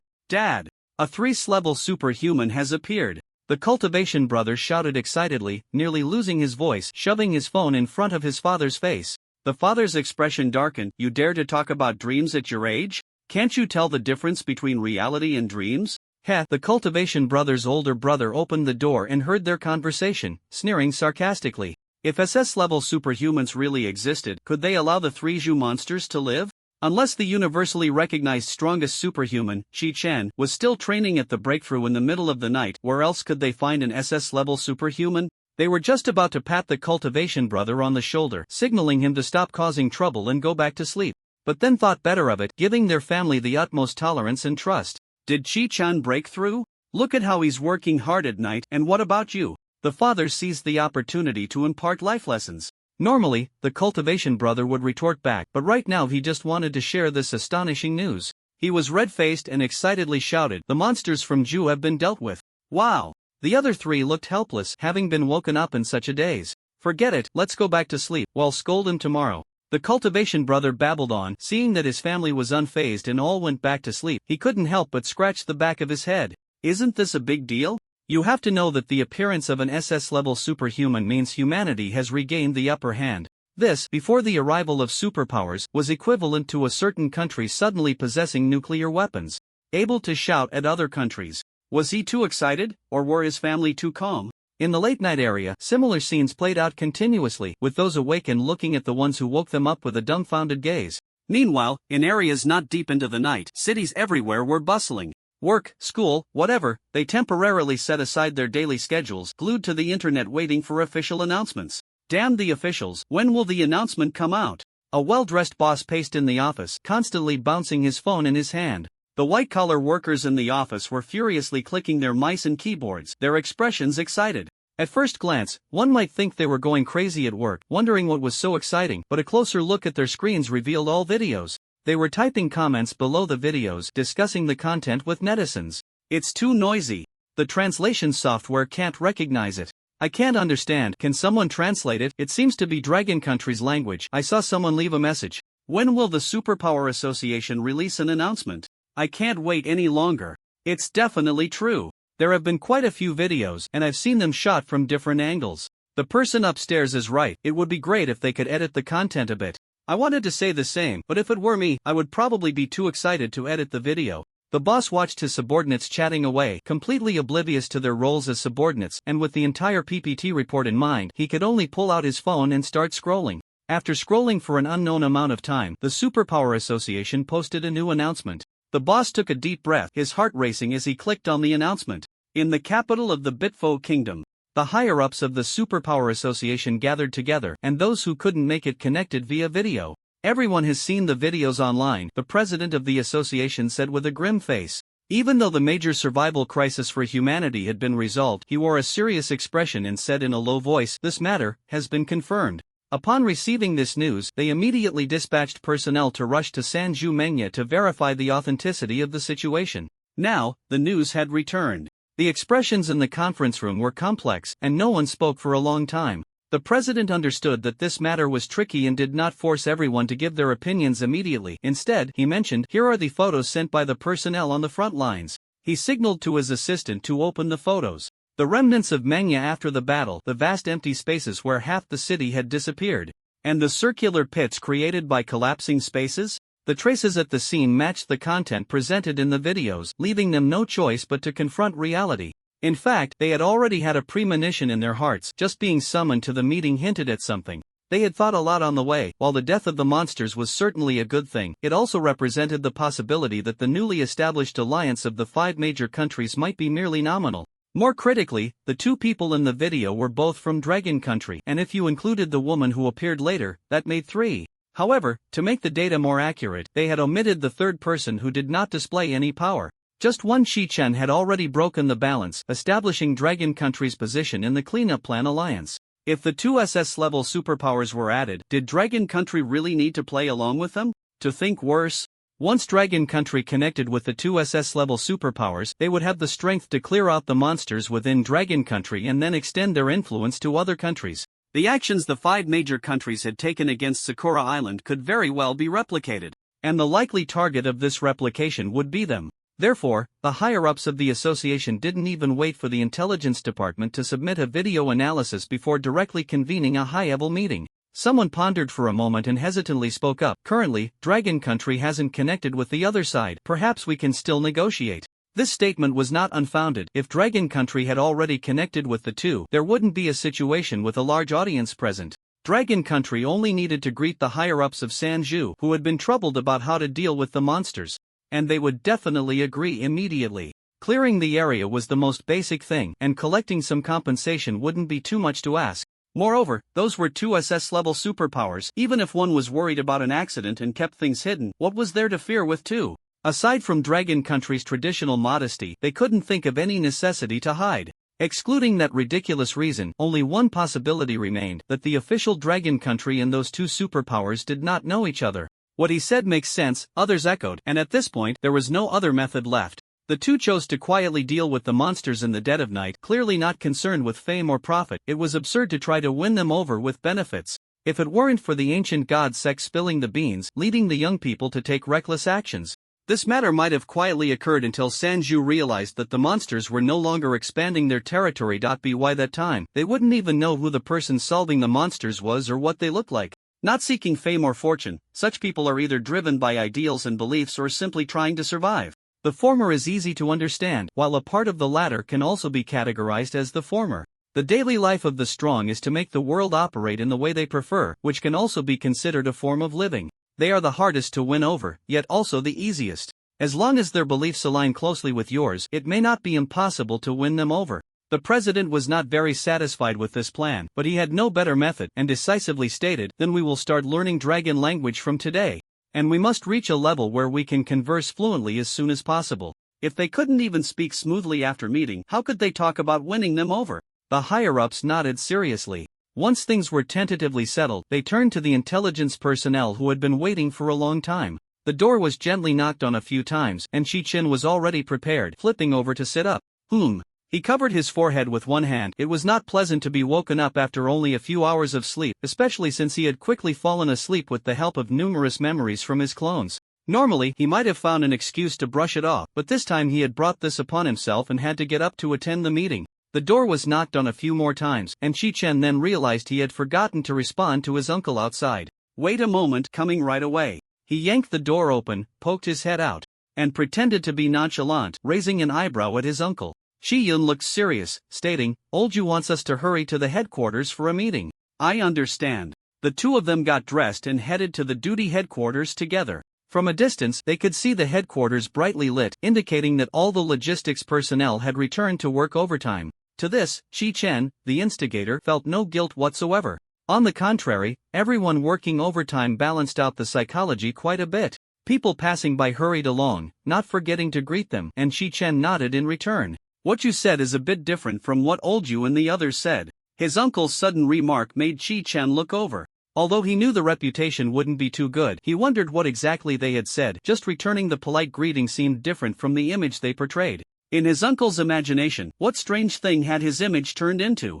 Chi-Yun noticed his nephew's gaze and looked back at him. "What's wrong?" His uncle's expression vaguely overlapped with his mother's, and Chi-Chen rubbed his forehead. "It's nothing." He could let those who tarnished his reputation behind his back off the hook for now, but Yuju was another matter. He couldn't pretend he hadn't heard. There weren't many people in the conference room. Even Yuju's old partner, Minister Kai, was absent, probably back home for the new year. Yuanha wore a mask of pain. For someone his age, not sleeping well for a night made his head throb. People trickled in one after another, and Hong Fei-hong surveyed the room before plopping down next to him. "Let's get started." Yuanha pressed his temples and waved his hand. "The situation is urgent. We can't afford to be too concerned." Suka should have turned off the lights in the conference room and opened the projection screen. During this process, some who hadn't received the information in time whispered among themselves. What happened? Not clear. Could it be another monster about to be promoted? Chi-Chin yawned, feeling extremely sleepy. He would gladly call his blanket the most powerful sealing technique in the world. He had thought he would be too excited to sleep, but the reality was that he was in a sage time, feeling no inner turmoil. This appearance fell into Yuan's eyes. Even though he felt unwell, he still paid attention to Chi-Chen's movements. Yuanha couldn't help but smile slightly, thinking, "You've always been a pain. Let's see if you can remain so calm later." Just thinking about seeing the shocked expression on this kid's face made him chuckle a few times, which then pulled at his nerves, causing him to painfully press his temples. Suke's hand holding the page-turning pen trembled. Until this moment, she still felt like she was dreaming. Her voice was unsteady. Transmitted through the microphone to everyone's ears, some uninformed people felt a sinking sensation in their hearts. Wouldn't this lead to any major issues? We received intelligence just a few hours ago. The 3 Zhu monsters were cleared out by a mysterious figure. In an instant, the entire venue erupted, and even those who had known in advance couldn't help but join the WoW army. Among them, the loudest was, of course, the young and vigorous Hong Fei Hung, who suddenly sat up straight, his voice cracking. "No way! Is this for real?" Shi Chen, with his dead fish eyes, let Hong Fei Hung make a scene beside him. Only Yuan He, sitting in the front row and glancing over, was dumbfounded. Goodness, how can he remain so calm? Are you still a young person? Expecting Shi Chen to show a change in expression, he felt disappointed as he thought the world was changing too fast, with the new waves pushing the old ones and the old waves dying on the beach. Nevertheless, Su Ke's authority couldn't suppress the situation, and Yuan He had to stand up to signal everyone to quiet down. Suku recounted the events from start to finish, then pulled out a document. Here is the information compiled by our analysts. I'll start the discussion, and everyone can freely express their thoughts based on the available data. First, regarding the abilities of these 2 individuals, we speculate. Suka spoke eloquently, and everyone nodded, the sound of paper rustling as they took notes and jotted down ideas. Once Suka finished, someone immediately raised their hand. The master they mentioned. We have too little information to draw any conclusions. However, there is a piece of intelligence that might be useful for everyone. All eyes turned to him as he walked up to the stage, dragging the video progress bar until the image froze at a certain moment. It was a scene of an old man and a child with their backs to the camera. Shi Chen's heavy eyelids lifted slightly. Someone had noticed so quickly. Look here, their cloaks are embroidered with words. The cloak in the footage was almost a blur of black, making it hard to discern the writing. The person took a screenshot, adjusted the contrast with software, and then used the mouse to indicate the general direction. The old man's cloak had the character person embroidered on it, while the child said ghost. The people in the room began to discuss, whispering their opinions, but ultimately no one stood up to speak. What about the woman who appeared later? What is she embroidered with? Yuan He squinted, making a request. This. Suko began searching through the video, and the intelligence personnel quickly found the original unedited upload, which could reveal more information. There were only a few dozen videos, which wasn't much for them. As they sifted through each video, Suko regretfully said, "There are no clear images, it was too dark." And she was too far away when she turned her back to the crowd. At that time, the ordinary people were pushed away from the battlefield by the old man, and the woman appeared directly in the center of the battlefield. When she spoke to the old man, she was facing the crowd. Those filming the video were eager to capture a clear view of the woman's face but failed to get any shots of her back. Yuan He nodded. "Let's have the tech team give it a try later. Let's move on for now." As soon as he finished speaking, someone immediately stood up. Shi Chen looked up at an angle, his expression slightly stunned. It was actually Hong Fei Hung. The crowd was also surprised to look at Hong Fei Hung. Those who could sit here for the meeting had, more or less, interacted with him before. Hong Fei Hung was oblivious to everyone's gaze as he walked up to the podium, pausing the video at one of the frames where the child and the old man were unleashing their abilities to kill the monster. Look here. Their abilities are different. Most of the people in the conference room were non-combatants, unable to discern the subtle differences in abilities. Hearing Hong Fei Hung's words, they looked curiously at Shi Chen and Shi Yunjin. There were only 3 level or higher ability users present. The others had gone home for the new year and couldn't return. If they didn't oppose, it would confirm that what Hong Fei Hung said was true. The crowd couldn't read the answer from Shi Chen's expression, but the reliable Shi Yunjin was supportive, nodding in agreement with Hong Fei Hung's statement. Indeed, they are different. Their abilities do not directly overlap. With the exact answer in hand, everyone's gaze once again focused on Hong Fei Hung, waiting for what came next. Hong Fei Hung clicked to play the video, switched to a different scene, and pointed at a twisted mass of black, saying, "Look here, if I'm not mistaken, it should be the fields repelling and merging with each other. So the power is concentrated in this area."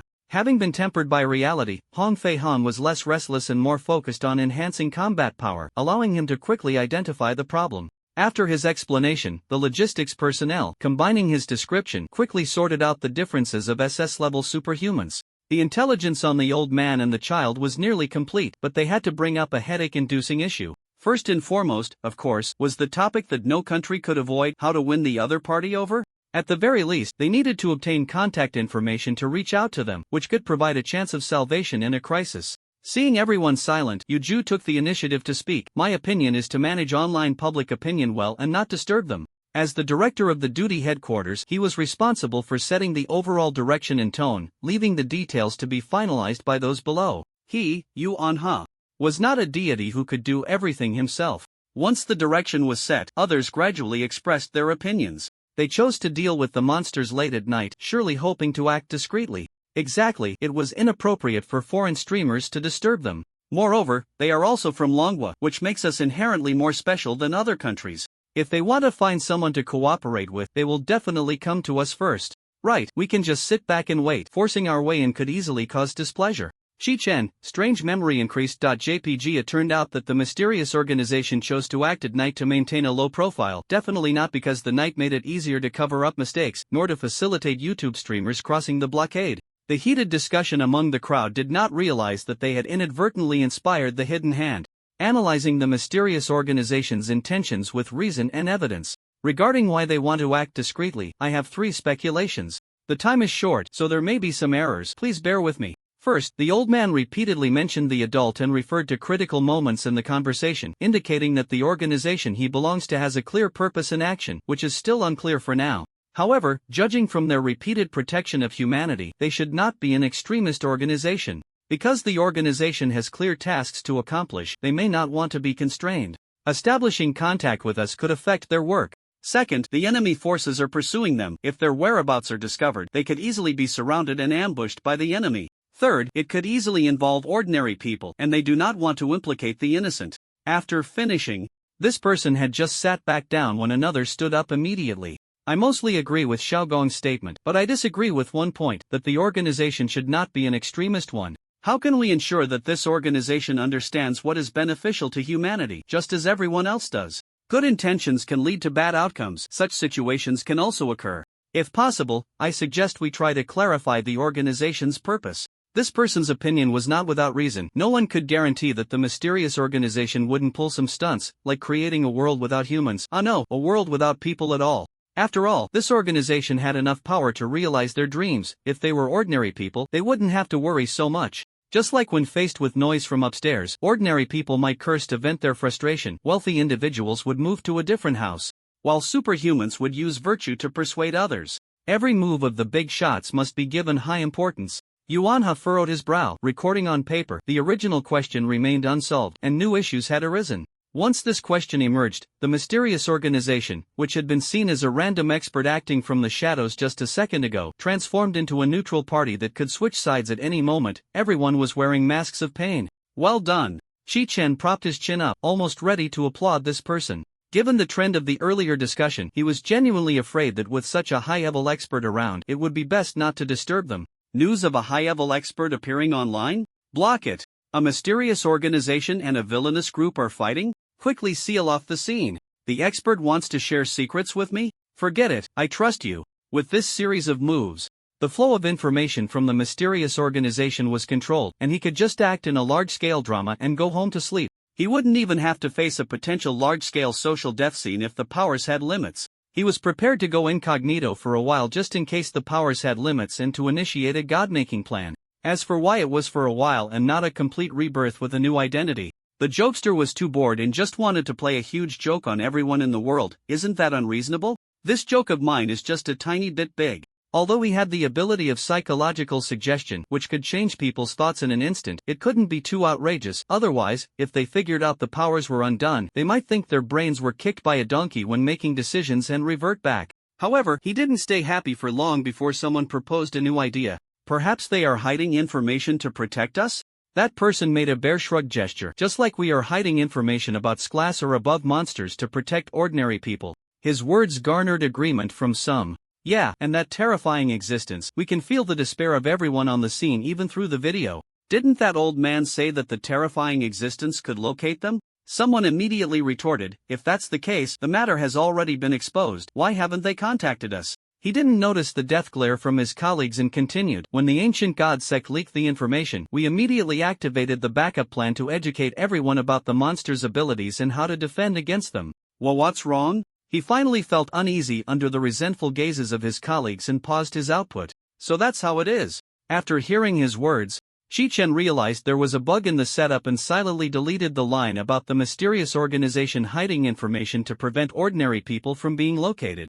After fruitless discussions, Yuanhe once again took on the role of leader, suggesting that everyone set aside the issue and discuss it later. Thus, they shifted to a new topic, and Shi-Chen adjusted the plan based on their discussions, feeling quite satisfied. After the meeting, Yuanhe called Shi-Chen to stay behind. Everyone exchanged knowing glances and quickly left to give them space to talk. Hong Fei-hum also wanted to join them, but Yuanha told him it wasn't the right time, so he couldn't join them. Soon, only Chi-chen and Yuanha remained in the conference room, staring at each other. Chi-chen understood, but he patiently waited for Yuanha to bring up a topic, taking the opportunity to doze off. Seeing his expression, Yuan's heart sank. He wasn't confident he could get anything out of Chi-chen. "What do you know?" Fearing Chi-chen would brush him off, he added, "You weren't surprised at all just now, you can't possibly know nothing." Chi-chen thought to himself that he certainly knew everything and was aware that Yuanha suspected he knew something. He didn't deliberately hide it, after all, he wasn't really trying to save the world. On the contrary, he was just playing a joke on everyone in the world, creating a non-existent Risenberg all by himself. Why bury his identity so deep? A shallow pit would suffice. If possible, he would have loved to self-destruct on the spot, but it wasn't time yet. So, Chi-chen brought up another matter. "I've been busy lately and can't pay attention to the Dark Nine seat for now. If any unsolvable monsters appear, notify me." Yuanha knew this kid was mysterious. Aside from what he was willing to let them know, there were almost no flaws. And trying to extract information from him wasn't an easy task, but when it came to directly not pretending anymore and abruptly changing the topic, Yuanha really had no way to deal with him. Ultimately, it was still a matter of insufficient strength. Whatever was said was empty, just like facing a mysterious organization. They had no say. He frowned and asked, "What are you busy with?" Chi-chen pondered for a moment, thoughts flashing through his mind about preventing the world from being destroyed, about maintaining world peace, but considering his diligent work, he found a relatively reasonable excuse to brush it off. "You should know what Gao Changza is investigating, right?" He recommended Lu Cheng to Yin Xingran, not only because he was also investigating this matter but also to ensure they could register officially, safeguarding their safety while conveniently diverting attention from all sides that were watching him. Achieving 3 goals at once. Yuanha instinctively let his gaze wander but quickly adjusted. At this point, denying it was pointless, so he simply admitted, "I know." Chi-chen replied perfunctorily, "Just consider me busy with this." Yuan's eyelids twitched, trying to conceal it a bit, not so direct. But he wasn't completely empty-handed. Since Chi-chen knew the news in advance and was so calm about it, it proved he had some confidence, whether it was strength or connections. Maintaining a good relationship with Chi-chen was definitely beneficial for Longwei. There was no need to wear down their friendship over trivial matters. "Forget it, I won't bother with you." Yuanha waved him off, a young man more cryptic than I am. "Are you going through menopause? You turn on a dime so fast." Chi-chen mocked mercilessly, taking revenge on the spot unless the person involved was absent. Otherwise, he would forget it after a while. Yuanha looked at him with disdain. "Get lost. Don't forget your salary is still paid by me. Is this how you talk to your boss?" Chi-chen immediately shut up. Although Yu was joking, he was indeed stepping on his economic lifeline. The one who pays, one cannot afford to offend, so he slipped away. Just as he was about to get up and leave, Suko rushed in, flustered. "Director Yu, Manga has descended into a large fusion domain, and this time the fusion domain almost covers the entire city. It's an unprecedented situation." Yuanha stood up abruptly, his expression solemn. "Have you contacted Sanju? Dispatch personnel to Manga immediately." Whether Sanju agreed or not was another matter. First, send people to the border to facilitate immediate intelligence gathering. After saying that, he cast a deep glance at Chi-chen and hurriedly left. Chi-chen understood his gaze, feeling a weight on him, as if a heavenly pot had fallen on the mysterious organization. And the mysterious organization equated to himself. Rounding up meant he was taking the blame. A super-large fusion domain, huh? Compared to coincidences, he leaned more towards another guess. A problem in space had attracted the descent of the fusion domain. If that were the case, it wasn't entirely an unexpected disaster? At the Chi family's villa in Jidu, Chi-chen slumped on the sofa, finishing the documents on the large fusion domain of Manga. A week had passed since the descent of the fusion domain, and after the intelligence exchange among various countries was completed, Chi-chen requested a consolidated document from Yuanha. He flipped through it twice and found no special rules. It was just an ordinary fusion domain. Aside from being larger and having more monsters, there was nothing particularly special about it, so he lost interest. The monsters had been hunted clean by the elite hunters from various countries, and the battle traces left by the mysterious organization had been integrated throughout the fusion domain, making them completely indistinguishable. Chi-chen felt a bit regretful about this. Had he known it would be like this, he wouldn't have had to work hard on how to fabricate evidence. After reading this document, he opened Yin Kingren's organized materials, marked a few locations, and set them aside. He took out a notebook from the space to jot them down, planning to arrange for a clone to check them out at some point. After finishing all this, he opened his computer to look up recent events and the reputations of both the protagonist and antagonist organizations. The first appearance had to be impressive, and subsequent appearances couldn't drop in prestige. He had been sending clones to find a suitable stage, but unfortunately, there were still no results. How to evaluate the rampant terrorist organizations in some foreign regions? Another extremist group imitated the masked man, this time annihilating an entire town. The integration field allows ordinary people to enter. Has anyone passed away? Chechen paused for a moment at the mention of the masked man, recorded the location of the incident, and prepared to find an occasion to set an example. They were using the masked man's intimidation to do bad things, intending to reap the benefits of others' labor, which was truly outrageous. Although Chechen planned to let the villain organization take some blame, he wasn't going to take just any blame. He scrolled down and saw the old buddy who had posted the combat power analysis last time. Global combat power ranking, personal opinions. Please don't flame. The content was similar to last time, only this time all his newly released aliases were placed at T0 level while others dropped a tier, and he himself was ranked at T0.5. This naturally sparked controversy, as the official certification showed that both he and his uncle were S-level superhumans. Although Yuan and others were skeptical of his true strength, the certification couldn't be arbitrarily filled out just because of doubts. To maintain his persona, Chechen had to swallow the request to change the official certification. Each generation of versions produces a new god, the new god overshadows the old god, and the old god falls from grace. Therefore, many of the doubts summed up to the fact that no matter how impressive, he was still S-level, so there was no need to exaggerate. However, this analysis brother had his own persistence, engaging in keyboard battles for 300 rounds. The window was knocked on, and Chechen didn't need to look up to know who it was Gao Changze who had an appointment with him. But why come through the balcony instead of the door? Gao Changze noticed his disdainful gaze and awkwardly scratched the back of his head. I was afraid that Brother Yuan would have to run downstairs to open the door, so I thought I'd just come up directly to save you the trouble. Chechen gave him a deadpan stare.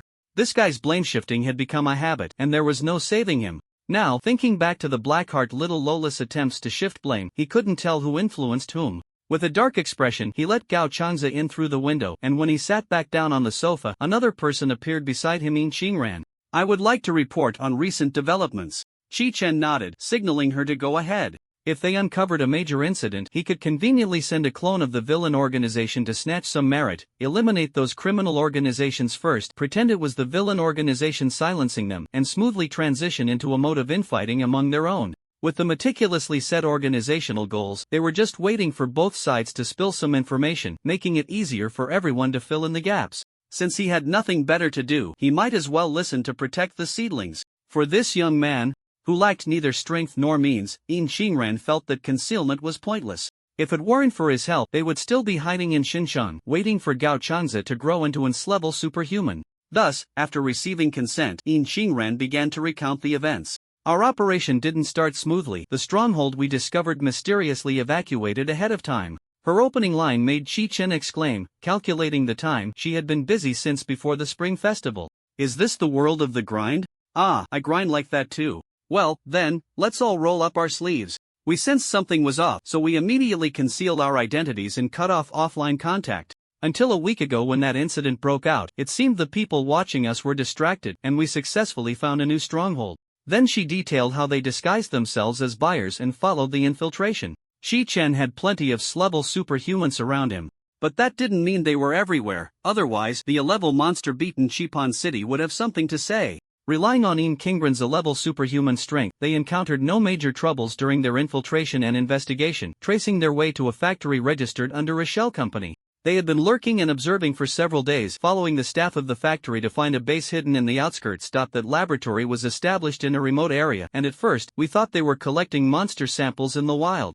In reality, they were using the monsters to patrol and cover their actions, and they didn't need to keep an eye on the monsters all the time. To be able to control monsters, this organization had grand ambitions. If this technology could be handed over to the research institute, human safety could be significantly enhanced. Chechen couldn't help but lean forward, waiting for more details. But what followed disappointed him. We sensed that things were becoming increasingly complicated, so we didn't rush to act.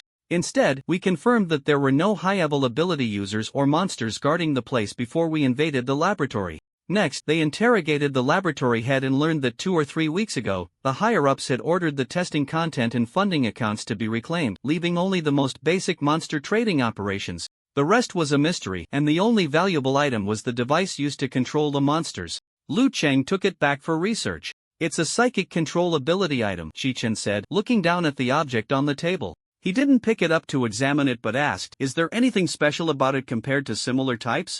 In Xingran slowly shook her head. No, we've tested it. It cannot control new monsters. If we're talking about something special, there is one point. But it's unrelated to the monsters.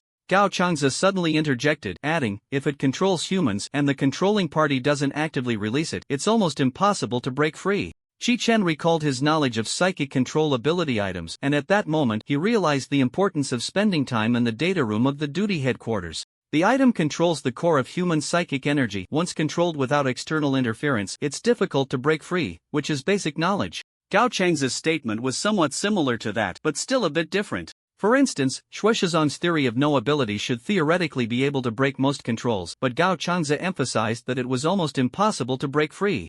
This indicated that it had other functions besides control. Seeing Qi Chen looking over, Gao Changze continued, it controls the core, and it seems to affect the psychic energy. Realizing he might have been rambling, Gao Changze scratched his head. Lu Cheng told us, simply put, if regular psychic control is like adding a switch, then this combined ability item is like injecting a dose of poison into the bloodstream, controlling everything. Both methods are achieved through the core of psychic energy. After the psychic control, there's a process where an ability user or item establishes a connection and contract with the core, allowing for long-term control. Shi Chen understood why Yin Xingran had said there was none before. I believe it's definitely not a coincidence or chance. I suspect this might be the key. The problem is, none of us have figured it out, so Ji Jia suggested we come to rescue you. After saying this, Gao Chang's eyes were filled with expectation. Although Yin Xingran still wore a calm and indifferent expression, her gaze kept darting towards him. Do you think him some kind of magical conch? Shi Chen felt a headache coming on. What made you think I could understand research matters?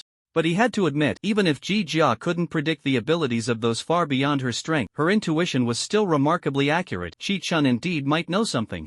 He browsed through a large amount of news daily and dispatched avatars to various places to gather more information, so he could use precognitive dreams to deduce the future, obtain intelligence in advance, and set the stage ahead of time. If the information they provided was sufficient, merely lacking a spark of inspiration and direction, then he could resolve the matter simply by daydreaming in the physical sense. You all wait for me here, they'll be back soon. Qi Chen dropped this line and walked towards the room. Gao Changze suspected they had been verbally taken advantage of, but he had no evidence. He turned to look at Yin Xingran, trying to find an ally. However, the ally put down her cup, skillfully found the storage room, put on her sleeves, and prepared to clean the villa. 1, 2, 3. Yin Xingran picked up the broom she had bought earlier and took out several rags from inside, neatly placing various cleaning tools on the floor. She reached out and brushed over these items, activating her ability. The items were infused with her energy and began to automatically clean the villa. Even after seeing it more than once, Gao Changze felt sour as a lemon. The special blade you gave me consumes less energy than the cleaning. Gao Changze's long knife could emit a flash of light, which was actually Yin Xingran's credit. After all, this wasn't a martial arts world. If you clean for me, I'll lend you the energy saved. Yin Xingran crossed her arms and said calmly, well, it's not that I can't. Gao Changze surveyed the villa and immediately backtracked. Sorry, I'll leave you to it. Yachi. The sound of the door being pushed open, two people walked by, and Qi Chen vaguely realized he was dreaming. He even saw himself in his line of sight. The dream played out in fragments. And in an instant, the observer's view shifted back to himself as he took a notebook handed to him by someone and flipped through it casually. Someone is funding the acquisition of the orphanage. I rejected them. The city has grants and subsidies. It's not like we're at the end of our rope. The sponsors we can attract are dwindling. As I age, I find it increasingly difficult. I should find a reliable person to take care of the children. Although the content of the diary felt somewhat discordant, he didn't pay much attention as he remembered his mother saying that the orphanage director planned to move. But, was it really necessary to move overnight? Where had they moved to? Why was the orphanage cleared out completely? Why did the families around the orphanage leave so quickly? A fleeting thought was suppressed by his precarious situation, and he casually flipped to the last page of the diary. Do you like reading my diary so much? Qi Chen hadn't had time to savor the shock from earlier when the dream didn't stop for him. In a state of blurred consciousness, he couldn't think deeply, and as the dream changed, he paused his exploration. He saw a shrine, the figures around him were vague, and voices of conversation kept reaching his ears. Opening the light? Yes, before the fusion domain descends, placing these ancestral items in advance allows them to regain their glory with the power of the fusion domain. The conversation continued, but the dream was hazy, and Qi Chen couldn't hear clearly until the old man's voice rang out again.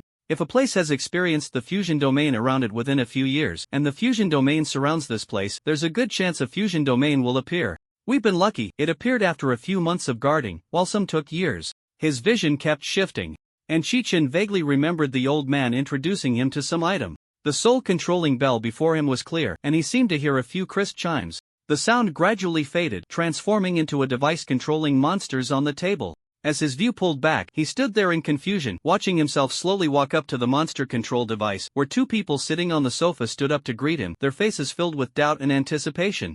Manhwa Orphanage. Damn! Chi-Chin woke up from the dream, glancing at the time. Only a little over 10 minutes had passed. However, events that happened more than half a year ago felt like a lifetime away, and Chi-Chin didn't expect to connect them to the present. The clues connected, and Chi-Chin had a very ominous guess. First, use mental control abilities to control humans, then establish connections and sign contracts. Once the mental control permeates all of a human's mental strength, kill them. Finally, wait for the fusion domain to descend and give birth to monsters. Chi-Chin wasn't sure what was needed for the birth of monsters, but it likely included remnants of mental strength, which allowed for the creation of controllable monsters. The contract established before becoming a monster would become the shackles binding them once the monsters were born. Someone discovered the characteristics of the fusion domain ahead of time and used this feature to create his own monstrous weapons. This is also the reason why the precognitive dreams indicate that humans under mental control die rather than being directly transformed into monsters, as monsters are born all over the world, something that only those with such power can achieve. He can only rely on the rules of the fusion domain. But just this alone was not enough to make Chi-Chin feel uneasy. At worst, he could work overtime to eliminate the pests harming the seedlings. Ever since the three avatars were recognized as SS level, he had been transforming into avatar forms in his spare time to receive the recognition of others. Once the recognition helped him break through, his strength would not diminish. Interestingly, the third certified avatar's strength was that of the High Priest rather than a female incarnation. People only had a vague concept of her and the organization leader, which did not constitute a certification. So he had the avatar stay outside and, in his spare time, subtly suggested to the surrounding seedlings to share a couple more videos to maintain the mystery organization's popularity, ensuring that everyone online could see it. Therefore, with SS-level strength, he was not afraid of schemes. He could take on as many monsters as came his way. Sorry, but being strong really does allow one to do as they please. In terms of strength, he did not feel he would fail. After all, if the opponent also reached SS level, then what was there to hide? Just go straight to fighting. All those fancy weapons were just a cover for insufficient personal strength, compensating with numbers. If the puppet master dared to show their face, he would take them down with a punch. They were not worth his serious attention.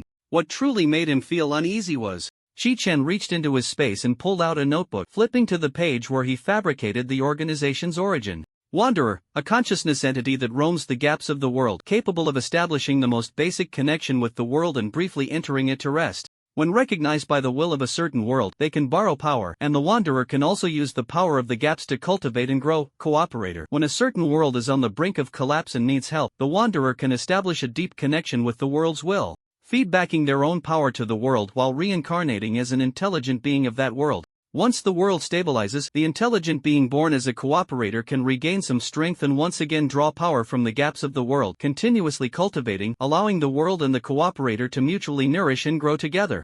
Note: to prevent the leaders of both organizations from easily intervening, subordinates are encouraged to fight among themselves, with superiors not participating. A new clause for the cooperator allows them to unbind and revert to a wanderer. This was the mysterious organization's origin that Chi-Chin meticulously crafted, as he had visited the Zhang family and found that the family head's words were not without reason. With special domains like the Moon and Peach Blossom Spring, along with ancestral items successfully activated, he could not predict whether the gods would awaken again or if there would be another divine ranking. Thus, Chi-Chin worked overnight to change his persona, binding himself unilaterally to the world, setting himself as invincible in the world. If he was going to do it, he would go big. Therefore, becoming a god was merely a small goal for him. If, by any chance, there were beings that surpassed the world, his setting allowed him to draw power from the gaps of the world, helping him achieve self-sufficiency. According to the setting, if the world suddenly became the possession of a certain being, was it not a form of NTR? To make it easier for everyone to accept, the organization leader must make a great sacrifice for the world. Without him, there would be no current world. In this way, even if there was resistance, as long as it did not reach the point of refusing to think, he could systematically gain power. Even if he wanted to backstab and let the world return to freedom, as long as he acknowledged the strength, it would still be his good chives. No. Seedlings. Opposing the righteous organization was the villainous organization leader, the Thief of Fortune. To fill the massive pit where neither leader would intervene, he had to add more settings, leading to the emergence of strange things. Thief of Fortune, a degraded cooperator, i.e., monsters or human subordinates, that forcibly steals the world's energy. In a world on the brink of collapse, it is easier to steal energy. Supplementary note: 1. Agreement. Both parties agree not to act directly, only to influence indirectly. Note: the cooperators are concerned that the thieves might destroy the world while they are weak, and the thieves worry that the cooperators might abandon their efforts and instead exploit the deep connections to drain the world's energy, leading to a direct collapse and a lose-lose situation. Thus, both sides temporarily reach an agreement. The ending will depend on the situation. If the power obtained is sufficient to stage a world contest, it will be set as a victory for the cooperators. If the energy is insufficient to play a role, it will be set as the cooperators being temporarily suppressed, with the situation stalemated, allowing the current informed generation to wither away. 2. The monsters are a fusion of human spirit created by the thieves' inspiration source. Monsters of Class C and above possess human characteristics and intelligence. 3. The second supplementary note has been crossed out, with a small note written below. Things that can be verified cannot predict which country's scientists will suddenly come through. It's too easy to be exposed, so temporarily obscure how to create monsters. Damn it! Shichen clearly remembers that the idea for the second source of monsters came from his loss of inspiration, leading him to set up precognitive dreams, aiming to gain inspiration for fabricating a villain organization. Now that the inspiration gained from the precognitive dreams has been partially confirmed, he feels that the content in his notebook is somewhat hot to the touch. He cannot predict whether the different setting words he uses each time for the precognitive dreams will lead to deviations. Moreover, while the information is incomplete, Shichen has also incorporated words like fabricate, construct, and hypothesize. The initial inspiration was not necessarily accurate, and he derived different versions from a certain point of inspiration. He can no longer remember how many versions there are or what the original inspiration was. Ever since he had a doppelganger, he feels like he has lived several days in one. Events that happened a few days ago feel like they occurred over 10 days ago. Shichen opened his notebook, rubbing the paper with his thumb and index finger, trying to sort through his tangled thoughts. There's no need to take all the settings seriously. It's possible that because he has collected enough information, the precognitive dream provided such inspiration. No, it doesn't matter if it's true or false. As long as he is strong enough, even if it is true, he can turn it into falsehood, becoming a stepping stone for his villain organization. With this thought, his tense nerves relaxed slightly, and his goal became clear. For matters with too much missing information, forcing understanding, and filling in the gaps will only waste time. He should spend his time in areas he excels at, exploring the limits of his abilities. The goal he set for himself is not that of an omniscient and omnipotent god. High intelligence is not his label. As long as he is strong enough, verifying his guesses will be much simpler than now. Losing sight of priorities is a major taboo. After sorting out his thoughts, Shichen closed the notebook and tucked it back into his space. He walked slowly downstairs to provide investigative directions to the two waiting for Orange. Halfway down, Shichen suddenly realized that this was the reason he was so calm in the precognitive dream. Indeed, like a dream, although he noticed it, he had no interest in changing the outcome. His arrival immediately caught the attention of Gao Chanza and Yin Xingran, who both stood up to greet him. "Brother Yuan, how is it?" Gao Chanza asked eagerly. "This is my speculation." Shichen told them the information he had integrated from the dream, picking up the device that controls the monsters from the table, exploring what types of ability items are needed to construct the device. "You can investigate the former sponsors of the Nanwu orphanage, there might be some gains. As for the principal's diary I mentioned earlier, I remember that the local duty bureau and the research institute collaborated, but its specific whereabouts are unknown. You can ask team leader Peng." His speculation about the collaboration with the research institute came from something he had seen on a forum, where the Nanwu orphanage was discussed by many, questioning whether the fusion field is a phenomenon produced by the overlap of the current and past time and space. At that time, the research institute would certainly not overlook such an important item as the diary. Yigao Chanza listened, dumbfounded. How were these chaotic clues connected? Although it sounded somewhat reasonable, there was absolutely no evidence to suggest. How did it jump straight to investigating the Nanwu orphanage? But after a moment's thought, he gave up trying to understand. After all, the clues had run dry. Checking it out wouldn't affect anything else. What if it led somewhere? This was information provided by Brother Yuan. Compared to Gao Chanza, Yin Xingran was much calmer. She had witnessed the Qi family's powerful information-gathering capabilities multiple times, and so far, the information Shichen had provided her had not been wrong. She speculated that perhaps it wasn't that there was no evidence, but rather that Shichen did not intend to expose certain information to them. Otherwise, he could have simply told them his speculations. Why make them investigate the Nanwo orphanage? Yet, In Shinran was still shocked. To uncover such secrets, the intelligence network behind the Chi family was terrifyingly strong. She was still too weak, otherwise she could negotiate with Chi-Chen for information. In Shinran took a deep breath, adjusted her mindset. Chi-Chen had already provided enough help. If her revenge relied solely on others' assistance, she might as well give up. Others' goodwill was not a reason for her to take advantage. I understand, thank you. In Shinran said earnestly, signaling Gao Changza to hand over the items. Gao Changza understood, took out a paper document from his spatial item, and handed it to Chi-Chen. This is the financial report of the Ability Affairs Office from last year. If you have time, you can take a look. The profit dividends have already been credited to the account. Ha! Caught off guard by the money, Chi-Chen looked bewildered. In Shinran sincerely said, I know you don't lack this little money, but if it weren't for your covert assistance, we wouldn't have been able to open smoothly. When did I help? If it was about using his reputation to open the office, it was normal to share the money, but he completely didn't remember helping them.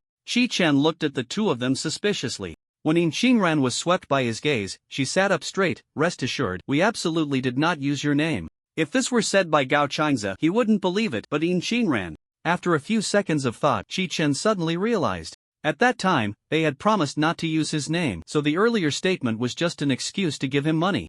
As a manager with no investment, no actual management, and no resource support, In Shinran could only find an excuse for covert assistance.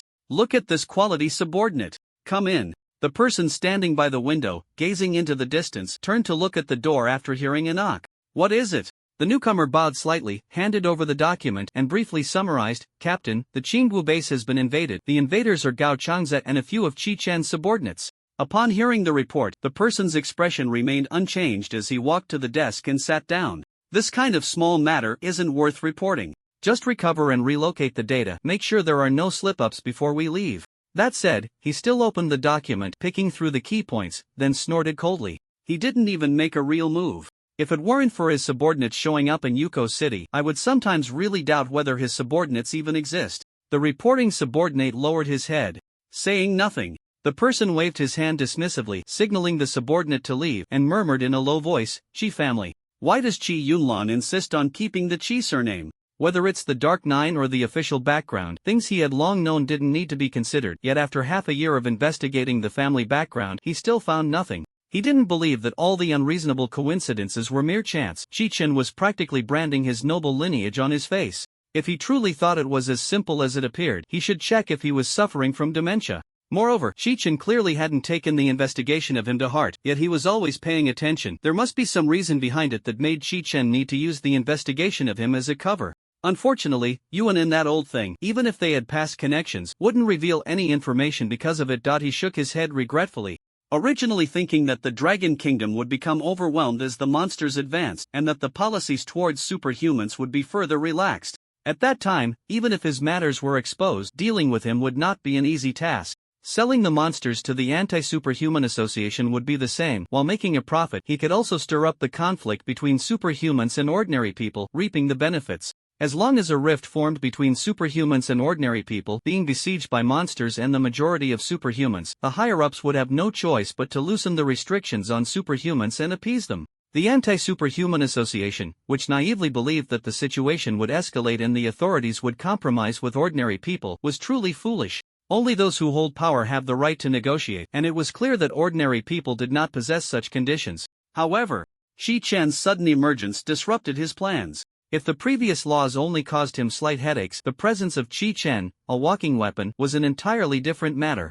As the saying goes, power determines everything. With an unequal level of force, he was kicked back into the realm of equality before the law by Chi-Chen. Therefore, no matter how reluctant he was to part with the connections he had built over the years, the Dragon Kingdom was no longer a suitable place for him to stay. After sending off 2 quality subordinates, Chi-Chen picked up the documents he had set aside. Even if he had to engage in a battle of wits with the air, he had to be prepared for any eventuality. After all, the noisy footsteps from downstairs made it clear that his little brother was running down the corridor without a shred of morality. This was not some orphanage. If there were no difficulties, he would create some. Chi-Chen flipped to a certain page and carefully examined the monster information. Monster code, Gumanchild SS level location, capital of the Kingdom of Dwahua. Fish, once raised, would grow fat. How to achieve both fish and seedlings, realizing the harmony of rice and fish, he needed to consider carefully. Mom, why is the goldfish dying so quickly? His little brother shouted. With a frown on his forehead, Chichin felt a wave of annoyance. It was not the time to speak such ominous words. Their mother rushed to his little brother's side, and the two of them hurriedly lifted the gasping goldfish into the fish tank. From a distance, Chichin saw the fish sinking to the bottom of the tank. Well, at least it wasn't dead yet. The two chatted around the fish tank, their conversation drifting from fish keeping to other topics. My cousin filled in my name wrong, so I changed it myself. He asked me why Chi is different from his. I hadn't received my family's forgiveness yet, and I felt embarrassed to face them, so I didn't change it back. I forgot this time when I came back, but the surname Chi is rare. Don't you think it's cooler? His little brother frowned like a bun, but Chi has more strokes than Chi. Copying names is troublesome.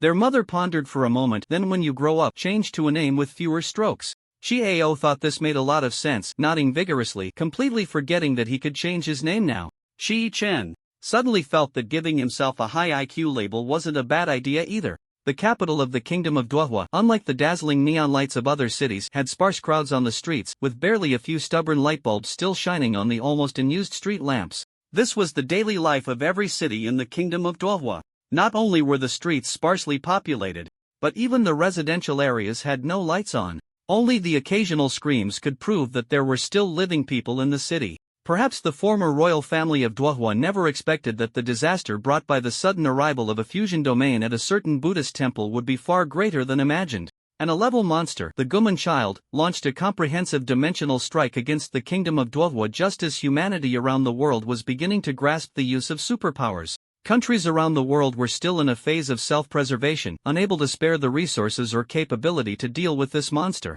With its outstanding strength, it pushed forward to a certain town. Unlike the panicked humans before, this town's inhabitants knelt down respectfully, offering sacrifices dozens of humans. Having learned new knowledge, the Guman child summoned monsters soon. Most of the kingdom of Duohua and Luo fell under the control of the monsters. To this day, the kingdom of Duohua has still not escaped the rule of the ancient puppet master. A few figures suddenly appeared on the streets of the city center under the cover of night, cloaked in different colors and wearing the same style of masks. So dark? One voice complained. Another voice replied, it's a bit eerie, but that's what creates the atmosphere for doing bad things. Is it really okay to talk to yourself like this? At this rate, the main body will have a split personality. There's no choice. From the perspective of our avatars, it's hard not to talk when surrounded by a group of people. Especially since we can't share the bad deeds, we can only digest them internally. That's why villains always die from talking too much. I can understand now, doing bad things for decades, it must be hard to keep it all bottled up. The avatar in the red cloak spread out the notes in its hands. Glancing over the lines with a bit of starlight, I'm the main force for doing bad things, not like you all have so much drama. The mindset is different, you have pressure, we don't. By the way, which color cloak represents which status? I forgot. I only remember that red represents the high priest. Whichever color is less common, that must be the higher status. If the main body can't remember, why should our avatars bother?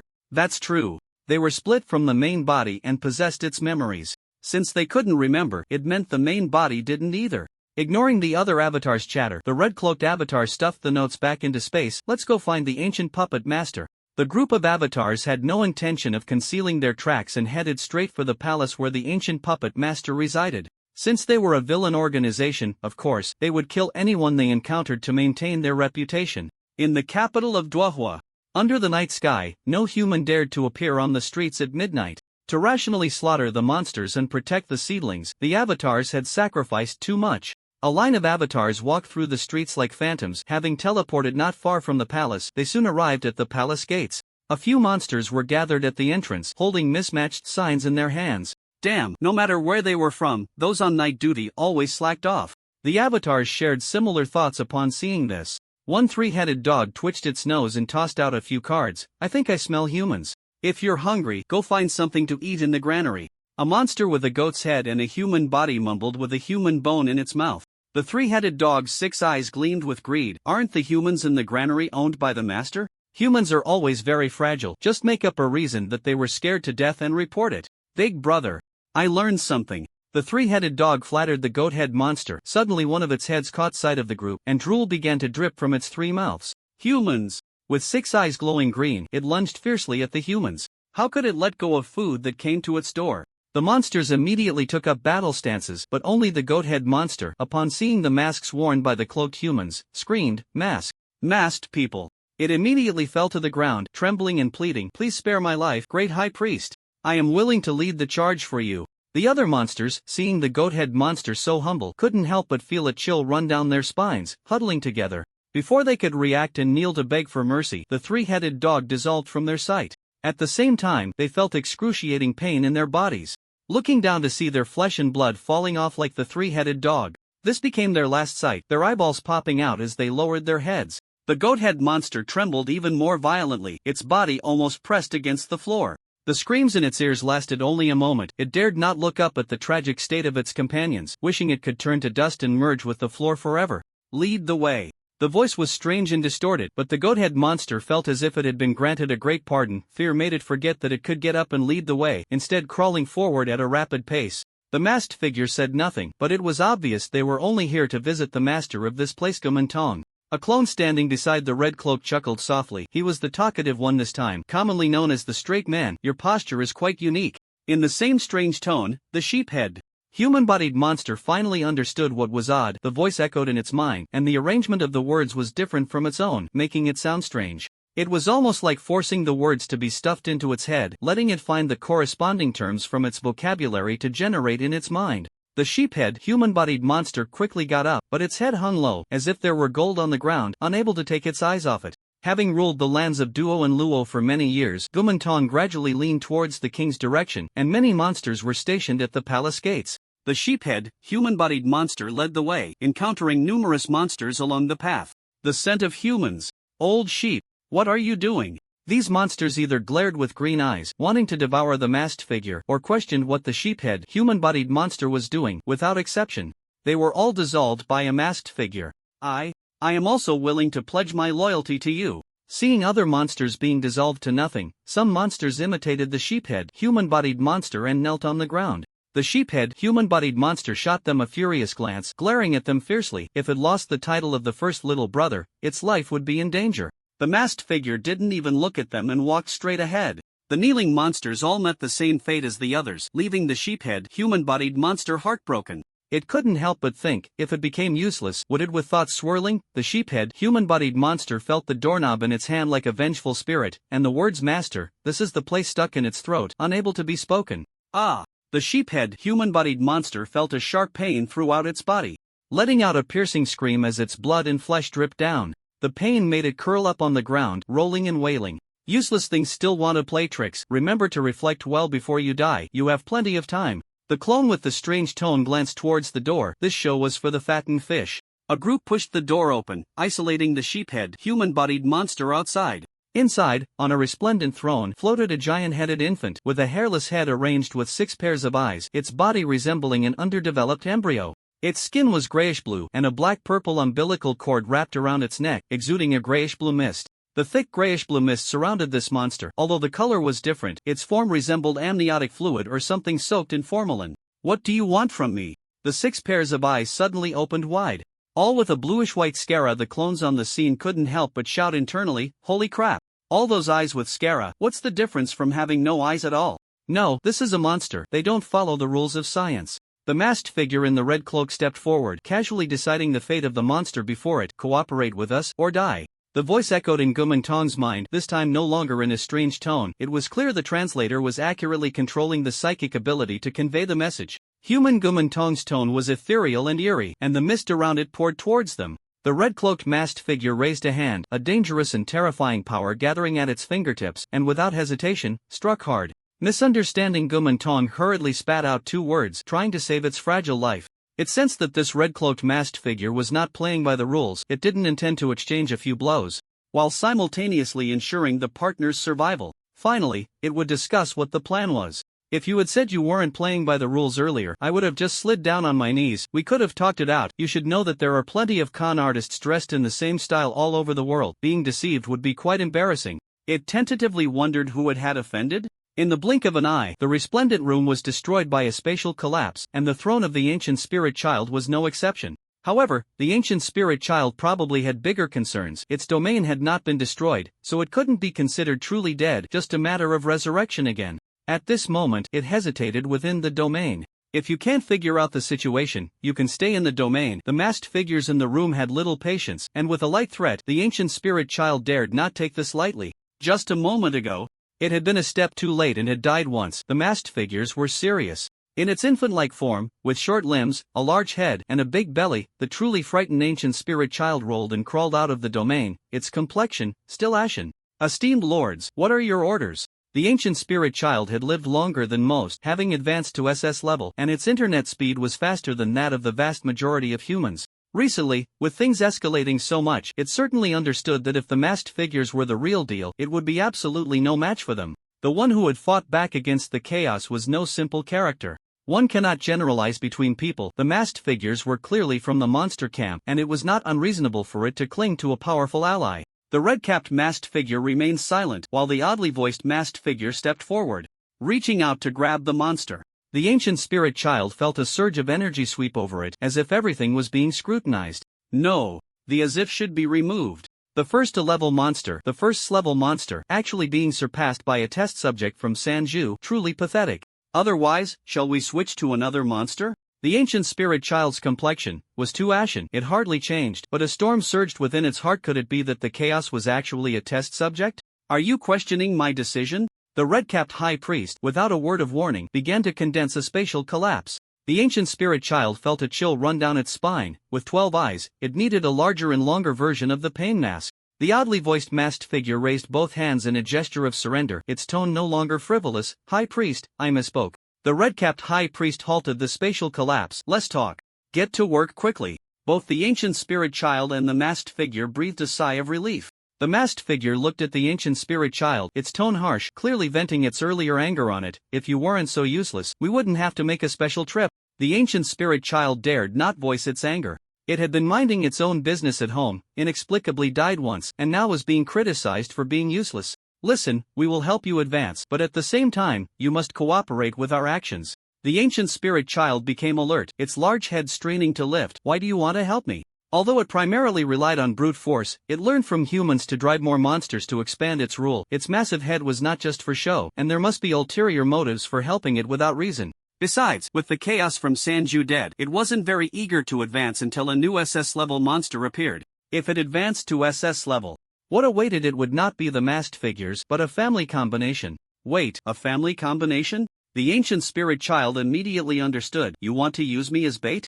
TSK. The oddly voiced masked figure clicked its tongue softly. If you had spent the time researching on improving your strength, you would have been SS level by now. And then just let you manipulate it? The ancient spirit child thought to itself, but the gap in strength was too great. It dared not show its thoughts. I forgot to mention, the reason you can understand what we are saying is because of my mental connection. The oddly voiced masked figure spoke with a hint of amusement. So, the ancient spirit child's mind buzzed with this revelation. Whatever it thought, the other side knew. What kind of human had come out of nowhere? Anyone could easily overpower it, the ancient spirit child said with frustration. My lord, I will follow your orders. The situation was more powerful than the strange. And the ancient spirit child could bend and stretch. If it did not cooperate, it would die without even seeing its family. Rest assured, as products created by the main gods, we are very tolerant of you. Upon hearing this, the ancient spirit child could not control its inner thoughts and, with great tolerance, thought of killing Kong Kong first upon meeting. Almost all the monsters in the palace had been slaughtered. The ancient spirit child's voice reached its clone, and the masked man changed the subject, of course, except for the useless. If you keep interrupting me at inappropriate times, a high priest won't wait that long. The ancient spirit child shrank its head, realizing that its thoughts were beyond its control. Just as this thought emerged, it was forcibly suppressed. To rule a country and still be unable to advance to infect reality, you should know where the problem lies. I don't need to elaborate too much. After years of rule and an almost invincible performance, those who could defeat it had never bothered with it, while those who could not were either devoured or dominated by it. Power corrupts the heart, and monsters are no exception. For the first time feeling so embarrassed, it could not hide its emotions. The feeling of frustration kept surfacing, and the ancient spirit child reluctantly nodded. As intelligent beings, humans are the best material for distortion and change, except for the numb ones. The humans of the Fallen and Luo nations had been ruled by it for decades. Those who dared to resist had their bones in its belly, while those who did not dare to resist lived like livestock, surviving one day at a time. These humans hardly thought, numbly living each day, making the difficulty of distorting and changing their way of thinking reach hell mode. Moreover, the ancient spirit child's supernatural ability was toxic mist, and the channel for changing humans through its body had been blocked. As humans gradually adapted, it was even easier to change inanimate objects. At least inanimate objects would not die from the toxic mist. It was reluctant to abandon its granary and find another place to advance. Therefore, the ancient spirit child had not advanced for a long time. With the news of the monsters and the 5 great nations dying tragically upon advancement, it became more resolute in its belief. If it was slow, so be it. Provoking the wrong people would only lead to a quicker death. However, trouble came from within the home. The ancient spirit child's ethereal and strange voice echoed again. Can you help me accelerate the infection of inanimate objects? If it could advance to SSS level and then team up with the high priest to drive away that old couple, this matter would instead be an opportunity for it. With strength, it would have confidence when facing the red-capped masked man. The psychic ability masked man sneered twice. You seem to have forgotten that I am connected to your mind. And do you think you were chosen for no reason? The ancient spirit child was startled, realizing that its little calculations were fully known, and then calmed down. It indeed did not know why it was chosen, but from the words of the psychic ability masked man, it learned that it was not something that could be easily replaced, which was enough. How do you plan to help me? If not inanimate objects, then it must be humans. The ancient spirit child was very curious about how the masked man would act. It had tried to use monsters to drive away humans, stirring their emotions of fear, but the already numb people quickly accepted their fate. Some even knelt on the ground, actively offering sacrifices, begging the deity to calm its anger. S-level monsters like you are indeed rare. It seems that a comfortable life can corrode the soul, and even monsters are not exempt. Compared to the ancient spirit child's easy gains, the monsters born in the 5 great nations could be said to be living in dire straits. To entice more humans, the monsters of the 5 great nations had to dig pits in various ways. The ancient spirit child obtained things too easily, instead drawing from an extravagant lifestyle online. The clone, with its strange tone, feigned amazement on the surface but was actually quite pleased, observing much like the released clone senior, thinking it could easily deceive others and feeling clever. Naturally, the criticized ancient spirit child was unhappy, but it did not dare to think too much, lest it be caught again. From the perspective of these humans, what difference is there between monsters and you? No matter how numb humanity becomes, they are still smarter than sardines. Tossing in a catfish to make them lively is too simplistic and crude. Sardines cannot see the end of their journey, but humans can. From their perspective, it's just a different way of eating. Is there no difference? Gu Mantong's face turned ashen, like some rich second generation who resents being lumped together with the common folk. It too was unwilling to be categorized with its subordinates. Monsters and you are all objects that cannot resist. As long as there is no resistance, does it really matter how strong the strong are? The masked figure with psychic powers scoffed coldly. No matter how humans live, whether on the road or at home, if they happen to encounter a monster, they will die. Here, it's not enough to just outrun other humans. Under the dominion of monsters, not wanting to be eaten is a symbol of resistance, and death will come even faster. But if we categorize humans into different ranks, then there will be distinctions among people, and to protect their interests, they will come alive.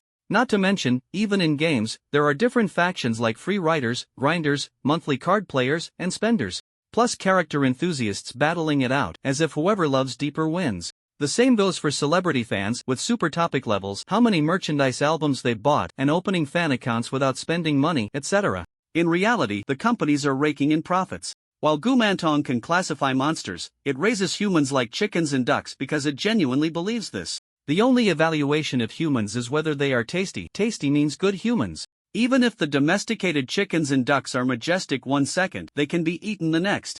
With frequent changes in leadership, how can any class be formed?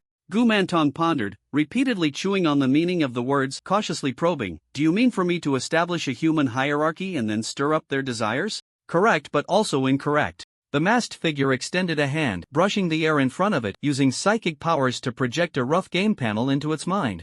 We don't have time to wait that long. We need to use some small tricks to speed up the process. First, let them know what they can lose, like their lives and families. The panel shifted, transforming into a scene of monsters chasing humans. But if that's the case, a large portion of humans will die, and you just said that monsters, like me, are useless to humans. Gu Mantong interjected eagerly. Rather than being devoured by its subordinates, it would rather consume them itself.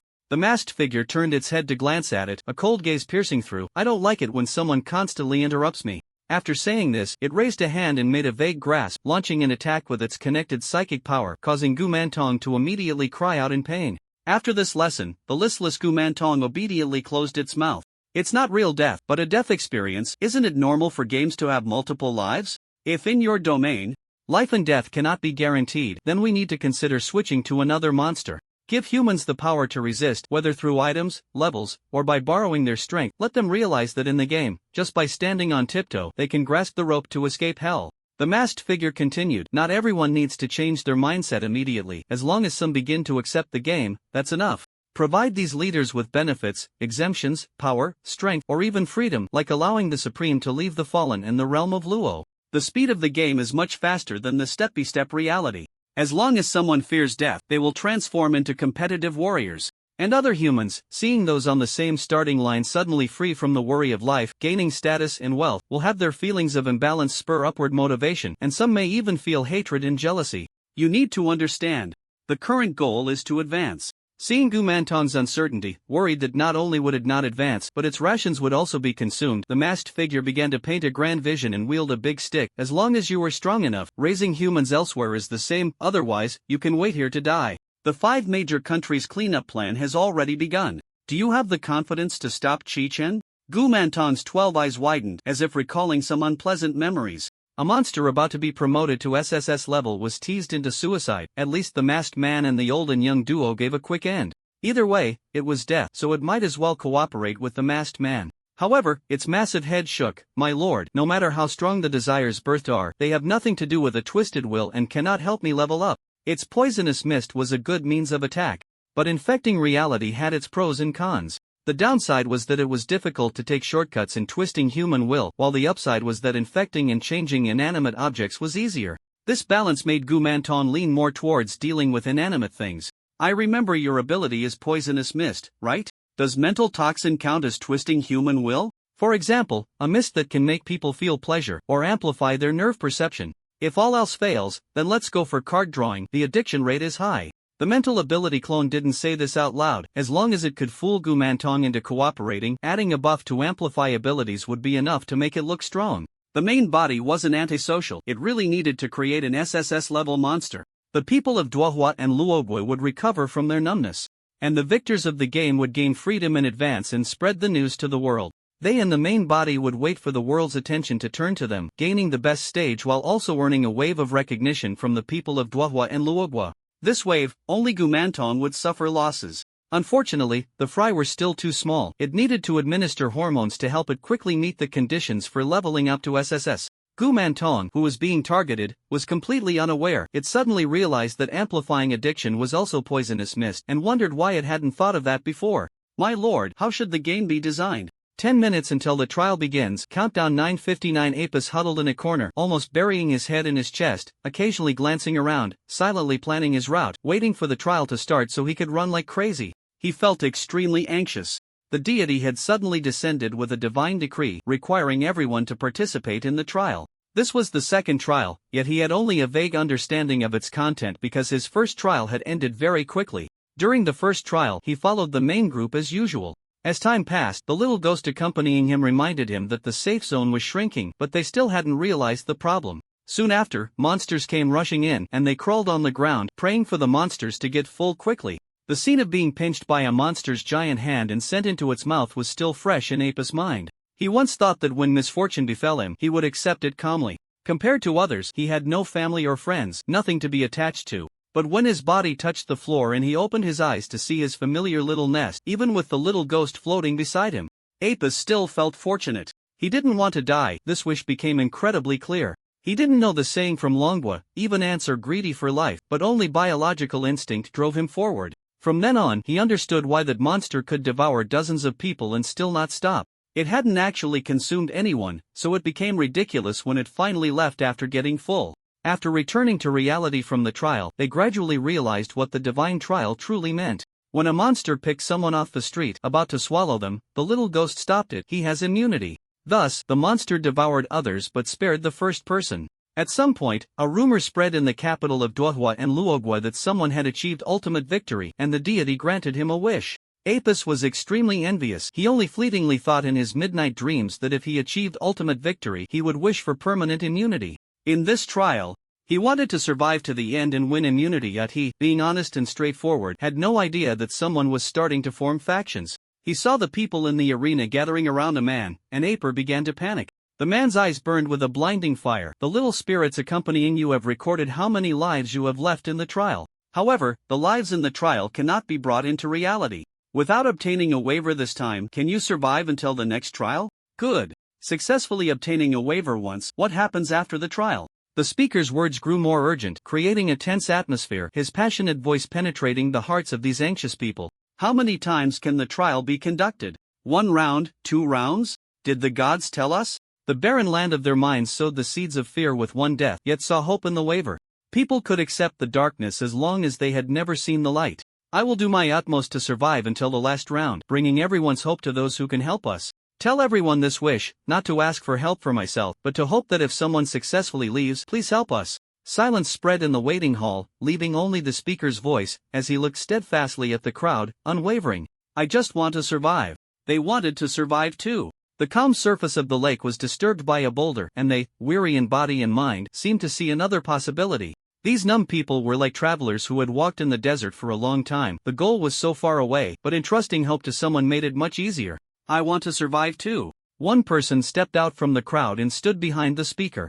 Long-term nurturing had dulled their edges, and when someone stirred the atmosphere, they began to comply. The speaker continued to convey his ideas, painting a future where as long as he survived, he could save everyone. Those who wanted to survive but lacked confidence in themselves gradually moved closer to the speaker. Aper listened blankly to the speaker's words, but his feet remained rooted. Why don't you go? He looked down at the source of the voice, a little girl about 5 or 6 years old, tilting her head to look up at him. Aper opened his mouth, struggling to say, I want to survive, and he wants to survive too, but it conflicts. The little girl smiled, I don't want to survive, can you take me with you?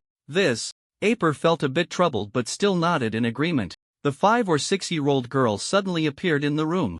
Inside, besides 2 adult men, there were several other little girls. Their accompanying spirits were controlled by the illusion in the corner of the room, and upon hearing the sound, they all looked over. How is it? The little girl landed firmly on her feet, ignoring the inquiries from those around her, and looked at one of the 2 adult men. The speech was too lame. Weren't we supposed to go find the failed art students to steal their skills? The speaker, Little Bear, shrugged. The first time is always awkward. Anyway, the toxic mist contains excitement and amplifies sensory perception, plus being passive. Completing the task is still a sure thing. Who told you not to take the passive, nor the toxic mist buff, so it sounds awkward? Do you think I don't feel awkward watching you? The little girl was at a loss for words. She looked at other avatars of similar age but with different features. The preconceived notions made her nitpick, feeling that the more she looked, the more awkward it became. Having to skip this topic, she said, it should have succeeded, at least when I gave him the opportunity. His thoughts were like this. With a little suggestion, he should be able to hold on for a while. It wasn't easy to have the victor promote things as his true self thought. Actions that were too abnormal due to psychological suggestion could easily leave flaws, especially since this person had to live under the spotlight as a hero. They also didn't want to see someone utterly useless become a hero in the spotlight because they were controlled. The distance between the kingdom of Dwahwa and the dragon kingdom is not short. Even with transportation, the dangers one might encounter on the road make it hard to persist without a bit of faith. However, in such an environment where one is well fed and knows etiquette, there are hardly any people with lofty dreams. Like the lucky ones who succeed in their first trials, they unhesitatingly choose permanent immunity and wealth. By using speeches to filter out those with low faith who are likely to give up, they also provide new ideas for those with faith, planting the seeds for them to change their dreams. There are no elders in the kingdom of Dwahwa. They can only become children, while boys are seen as capable individuals, and girls are more easily lulled into a false sense of security. The little girl uses her identity as a member of a vulnerable group to get close to those who are suitable to become heroes, revealing the situation outside the kingdom of Dwahwa to them. The source of information for the heroes thus has a reasonable explanation, and regarding how the little girl and the speaker came up with it, digging deeper into the dead is futile. In this monster-ruled place of the kingdom of Dwahwa, creating accidents is as simple as can be. In the Chi family villa in Jidu, Chi Chen's hand paused slightly as he wrote. He raised his hand to press his temple. The experience of being eaten by monsters several times was a bit too stimulating. He reasonably suspected that this was retaliation from his doppelganger. What could have been resolved by creating an illusion had to end with being eaten by monsters. Being eaten was one thing, but each doppelganger kept muttering in their hearts that this was to prevent exposure. With several doppelgangers stacked together, they possessed about 1/10 of Tang Seng's power. Fortunately, things were progressing relatively smoothly, providing a bit of comfort to Chi Chun, whose doppelgangers had begun to rebel. The villainous doppelganger used the excuse of slow progress from eating one person to scare Gu Mantong, reducing personnel losses. Then, using amplification and other abilities, they made Gu Mantong set the range of infection at the limit of its capabilities, covering 1/5 of the kingdom of Duohua, which would slow down the speed of individual infections. Faced with Gu Mantong's confusion over the inconsistencies, the doppelganger's answer was that if such a small matter couldn't be handled, what use were they? After various operations, Gu Mantong was left dizzy, but it dared not speak. Despite its seemingly easy-to-deceive appearance, the overwhelming strength it possessed meant it could only survive by relying on the mercy of the masked man, naturally avoiding provoking his displeasure. Next, they just had to wait for the arranged hero to come seeking assistance with news from the kingdom of Duohua. The phone on the table vibrated at the right moment, and the caller ID showed Yuju. Could it be so soon? Chi-Chen was a bit puzzled and answered the call. The voice of Yuan came through, anxious. Something big has happened that we can't handle, you need to come over. I understand. After saying that, Chi-Chen hung up and headed straight to the General Duty Bureau. As soon as he walked into the office, Yuan approached him. The usual smile of Yuju was gone, and he got straight to the point. Something has happened in the kingdom of Duohua. Chi-Chen was momentarily stunned. It really was quick. Is this the speed that ordinary humans should have? Yuan thought he was unaware of the situation in the kingdom of Duohua, cleared his throat, and explained, the first-class monster discovered in the world is the Gu Mantong from the kingdom of Duohua, and it is also the fastest to advance to S-class and S-class monsters. Although its monitoring importance has decreased due to the emergence of the Sanshu monsters, it remains one of our monitoring targets. So that's how it is, as the memories of the victor's doppelganger returned at the right moment. Chi-Chen thought this person had also sped over to the Dragon Kingdom, which was beyond what faith could explain. He had assumed too much. Successfully bypassing the Sanju and creating a major incident was because the Sanju's regime had not completely collapsed, making it difficult for the 5 major countries to intervene openly.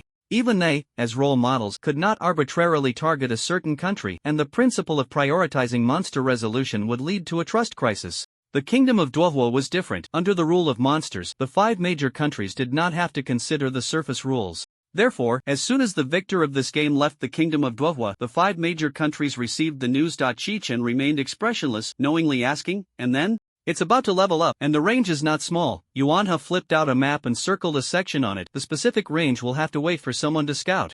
Assuming that person's residence is the boundary, it would also be the largest ever recorded. That person? Yuan's anxious expression froze. And he slapped his forehead. Look, I almost forgot. The victor stepped into the surveillance territory of the Dragon Kingdom, and the internal changes in the Fallen and Luo Kingdom were reported back to the duty headquarters immediately. This headache of a problem, the Dragon Kingdom naturally wouldn't keep to itself, quickly relaying the news to the other 4 nations. The biggest problem is this. Yuanha pulled out intelligence and pointed to a certain spot. This man described as Apis mentioned that he obtained a mask item during the trial. Based on the description, we restored it to look like this. Yuanha took out a piece of paper from the side, on which the mask drawn was strikingly similar to the masked figure.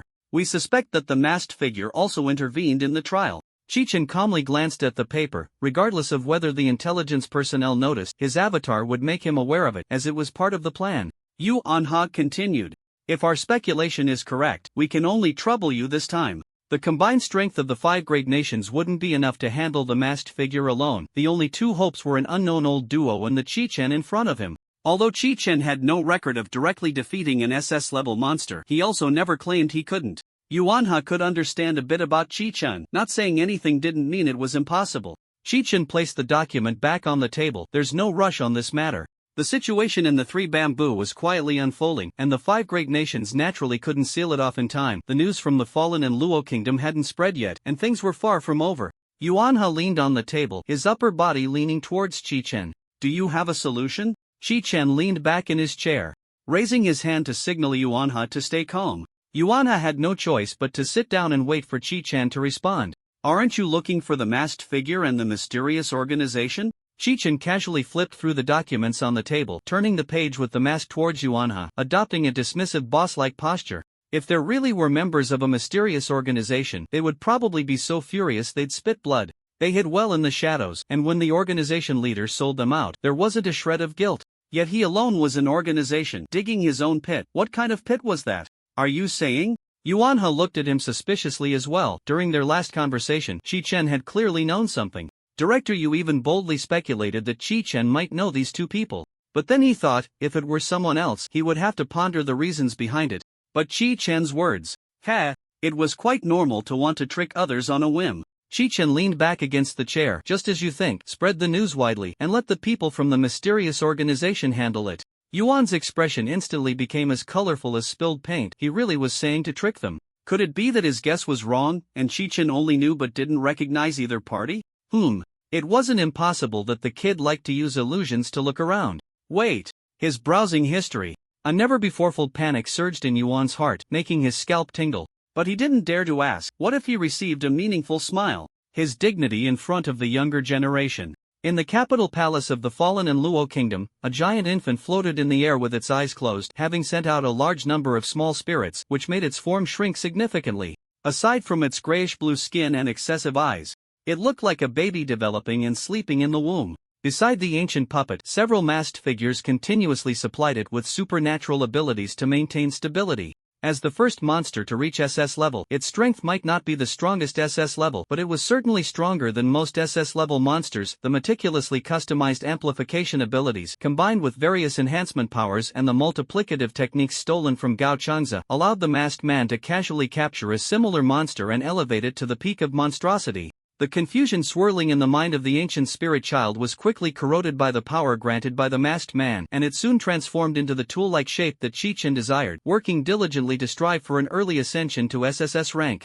However, today's work was particularly unproductive, with a constant buzzing sound ringing in its ears. Surrounded by toxic mist since birth, where it went, not a blade of grass would grow, and no insects could approach it, making resistance a moot point. This noise and sense of frustration provided the ancient spirit child with a brand new experience. Damn, where did these mutated insects come from? When will it end?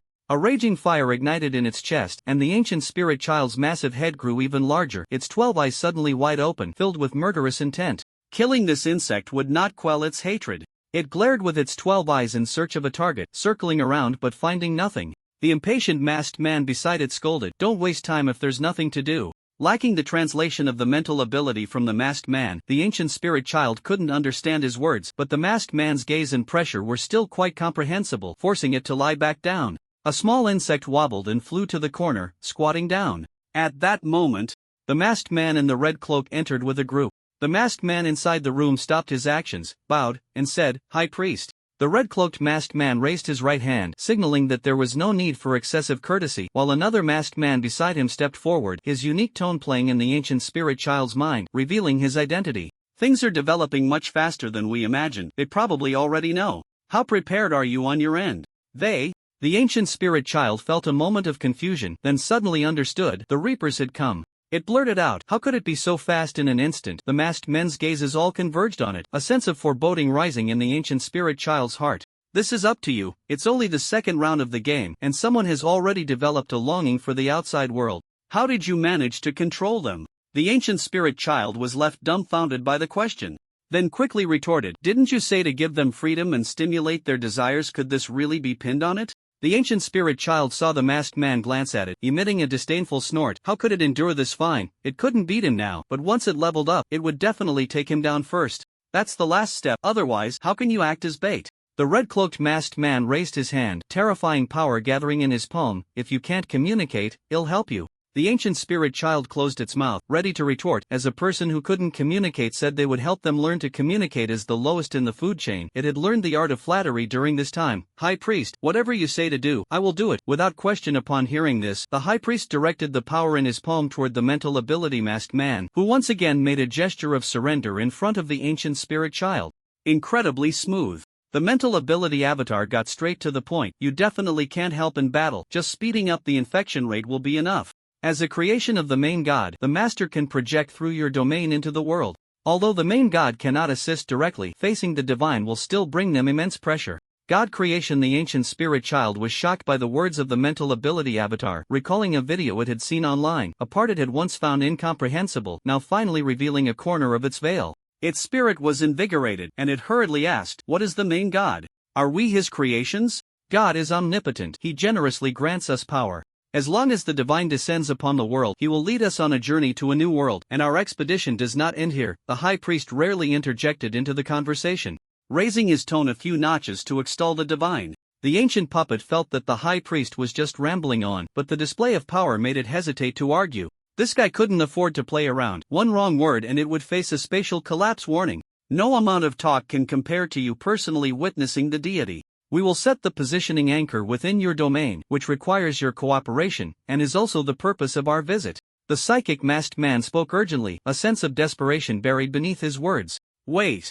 The ancient puppet quickly called for a halt. Although it would ultimately have to cooperate due to the power disparity, it still wanted to salvage the situation, at least to understand what was going on. If you don't clarify the precautions, what if I accidentally anger the deity? Wouldn't that be a sin? The high priest's gaze turned dangerous, immediately gathering energy, intending to crush it to ashes. The other masked figures also revealed fierce expressions. I'm just making a hypothesis, you tell me this won't happen. The ancient puppet trembled under their gazes, feeling small, pitiful, and helpless, mumbling softly. The masked figures, surrounded by a murderous aura, reined in their killing intent, and the psychic masked man spoke harshly, explaining the origins of the monsters. The ancient puppet's 12 eyes widened in shock. One of the sources of monsters was actually humans. The impact it felt was akin to humans discovering that chickens, ducks, geese, and pigs were their ancestors. But this also explained why humans consumed various foods while they only ate humans. It turned out there was this connection. It sounded absurd, yet upon reflection, it made some sense. The line between truth and falsehood blurred, and the ancient puppet was skeptical of the psychic masked man's words. Just one verification away from certainty. If the main god spoken of by the high priest was indeed as unfathomable as he claimed, even if it were false, it would still take the matter seriously and believe without doubt. Hurry up, I can't wait to behold the glory of the main god. Realizing its slip of the tongue, the ancient puppet quickly corrected itself. The monster, immersed in the new world, had long since cast aside the evil insects, and at some point, the insect in the corner transformed into a shadow, quietly watching the ancient puppet, its power steadily rising. With genuine killing intent directed at him, the main body used telepathy within range, combined with the anchor point of the avatar transformed into a thief, easily obtaining the experience card. Helicopters of different models began to arrive in the territory of the Fallen and Luo Kingdom, with S-level psychics from the 5 major nations dispatched near the Fallen and Luo Kingdom. The other 4 nations were surprised to find that this time, the Dragon Kingdom was not represented by Qi Chen, but by their old friend Qi Yunzhang. There had been speculation among the 4 nations about whether the two Qi were related, but after consulting a translator proficient in the dragon language, they learned that the two Qi were not the same character, leading them to abandon further inquiry. The two were now out in the open. If there was a connection, it had likely been announced long ago. Thus, they began to speculate whether Qi Yunzheng had awakened, and Qi Chen would have to retreat into the shadows again. Who was really causing all this trouble? The accompanying personnel busied themselves with taking over monitoring equipment and adding facilities, as well as keeping an eye on the spread of information online. If the mysterious organization released information on the internet, they would contact each other immediately. When the Dragon Kingdom proposed a plan, they hesitated somewhat. Causing panic among the citizens was one thing, but losing face for the country and its dignity was the real reason for their hesitation. Recently, cults and terrorist organizations had leaked news of the lockdown, and they were unable to eliminate these pests that provoked the nation's dignity in a timely manner, which had already damaged their reputation. The collision of 2 mysterious organizations during the Sanju incident had created quite a stir, and young people were eagerly discussing it. Incited by the unknown organization, they all believed themselves to be the chosen ones, happily joining the organization. If something happened in the Fallen and Luo Kingdom, so be it, even if they successfully advanced to S level. The mysterious organization was not insurmountable. Unfortunately, the Dragon Kingdom's statement, "Out of friendship and alliance, we have informed you in advance," was like a wake-up call that jolted them back to reality. Damn it, if they don't promote themselves, they'll be outpaced by the Dragon Kingdom. They are already at a disadvantage, so how could they allow the Dragon Kingdom to take the lead? Thus, they promoted themselves even more vigorously than the Dragon Kingdom. The common jest that there are fewer foreigners is not without reason, and this truth is being validated right now. Without direct flights, they still took a plane to the nearest location, then rented a car to drive to the border of Duohua and Luohua, leaving Wu Genoa, who also held a 9th seat, dumbfounded. However, as non-Dragon Kingdom people, they couldn't forcibly intervene since the information was leaked by them. It's hard to persuade a stubborn fool. Mercy does not extend to those who cut off their own paths. Above this group trying to wait for the mysterious organization, a transparent figure floated quietly in the air, using mental power to transmit information to other avatars through the expanded mental network. The audience is in position. On the other side, in the hall of a large building, several figures stood surrounded by a dozen monsters. They received the signal, and one figure immediately walked to the other end of the hall, checked the spatial anchor point, confirmed it was correct, and also transmitted a message to the mental network. The props for the 10 Monsters Nightwalk are ready. The avatars spread throughout the capital of Dwahua and Luoguai also transmitted messages. The atmosphere team is all set.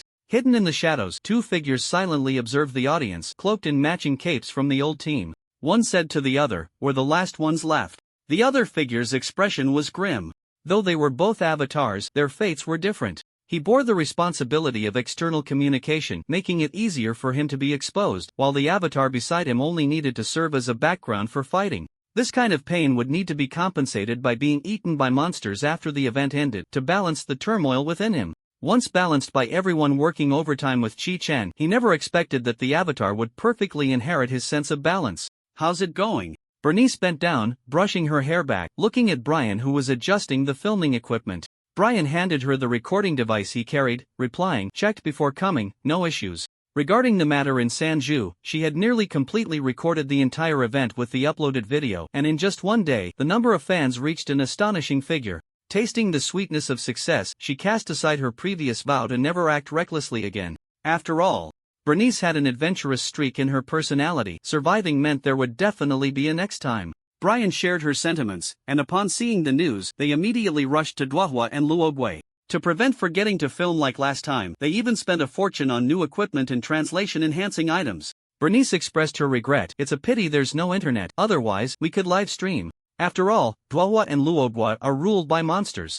Brian started to say, but his expression changed, exclaiming, "Hey, look what I found. There's actually a signal? But it's too weak to live stream." Bernice's expression turned strange. Could it be that monsters can go online too? The two exchanged glances, realizing the blind spot. Monsters could indeed go online. Just as they were about to tease each other, they sensed an eerie silence around them, the atmosphere seemingly frozen. Everyone in uniform stood up, adopting a defensive posture.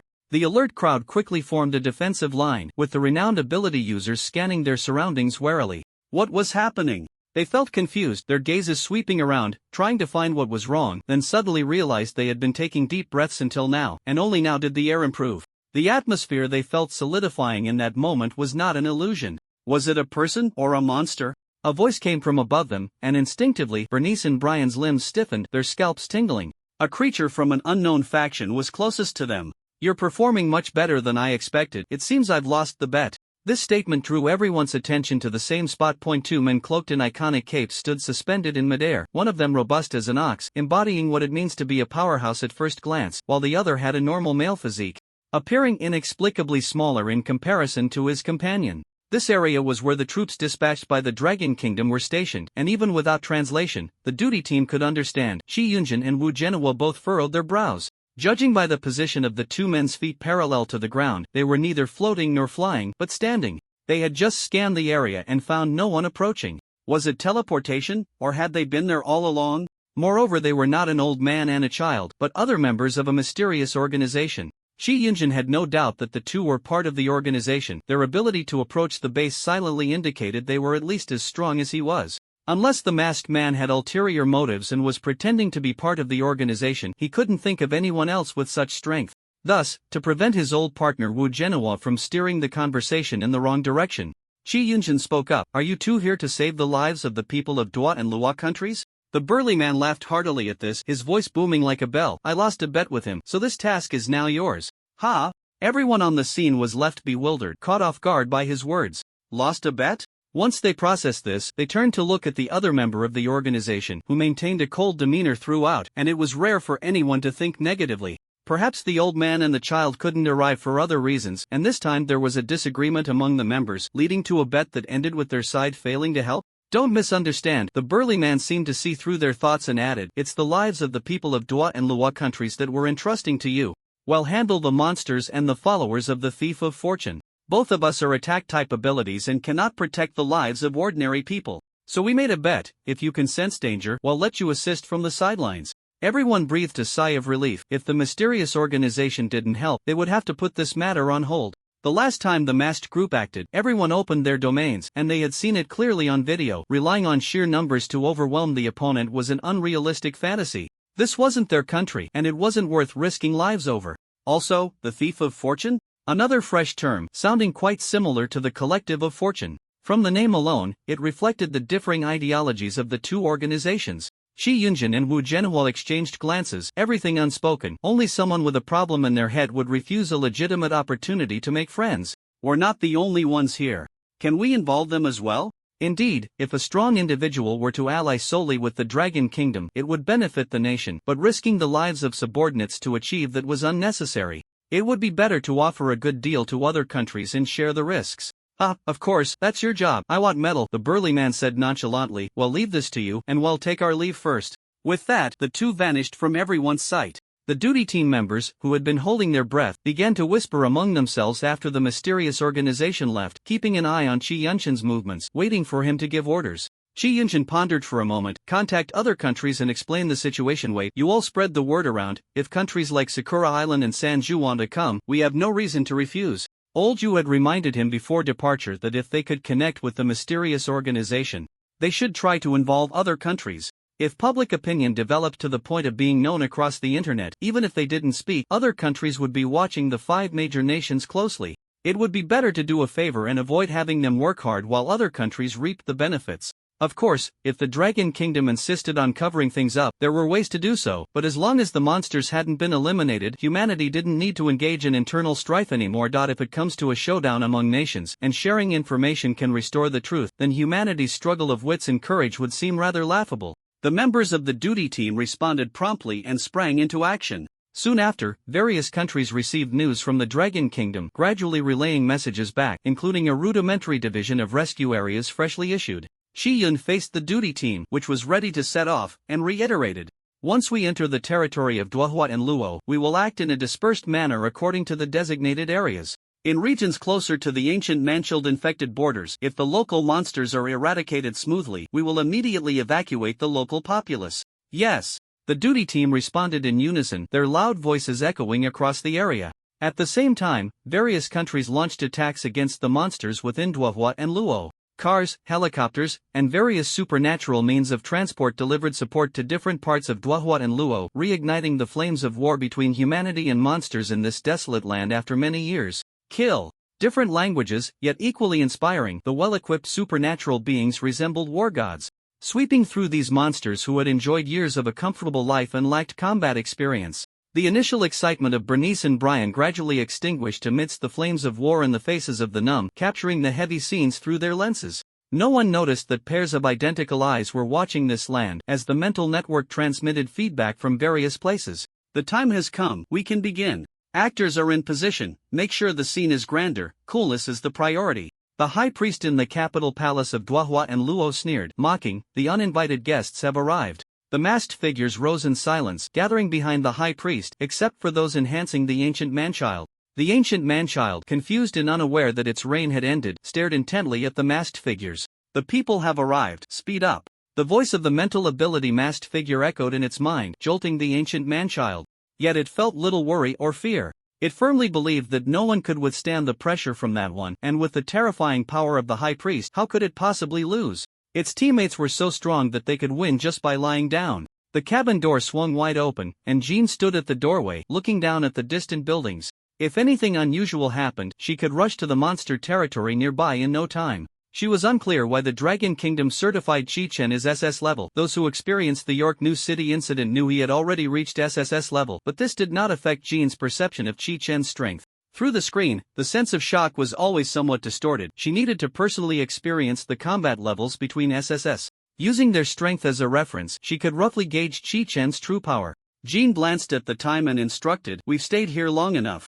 Let's head straight in." The ancient man-child would not strike unless provoked, but once it did, it unleashed such a vast domain. Even if conflicts occurred inside, the outside remained completely unaware. Upon entering the domain, a thick mist enveloped the air, obscuring vision with a grayish-blue haze. Instinct told Jean that danger was near, and she immediately warned everyone, using her powers to protect herself. The light of Buddha pierced through the grayish-blue mist, yet the people in the helicopter felt an inexplicable chill, as if this was not a holy light but rather a ghostly shadow peering at them through the fog. As expected, Jean summoned the paladin, the sacred light dispelling the surrounding mist, saying, "This mist is toxic, everyone be careful." After a brief warning, she said no more, focusing her attention elsewhere. Someone had already entered the domain and was restraining the ancient man-child. So they had not been attacked upon entry. However, the domain still existed, proving that the new members of the mysterious organization mentioned by the Dragon Kingdom had also failed to kill the ancient man-child. Once the supernatural beings responsible for support and protection jumped from the helicopter, Jean urged the driver, "Go faster. I'll escort you." Receiving Jean's order, the speed and enhancement ability users infused their powers into the helicopter, which accelerated towards the capital. Boom! Boom! Boom! The enormous sound caused vibrations around, making Jean furrow her brows. It sounded like a giant walking on the ground. Jean immediately called for a stop, signaling them to leave first while she would go alone. She summoned a battle vehicle and rushed to the center of the battlefield at a speed no less than before.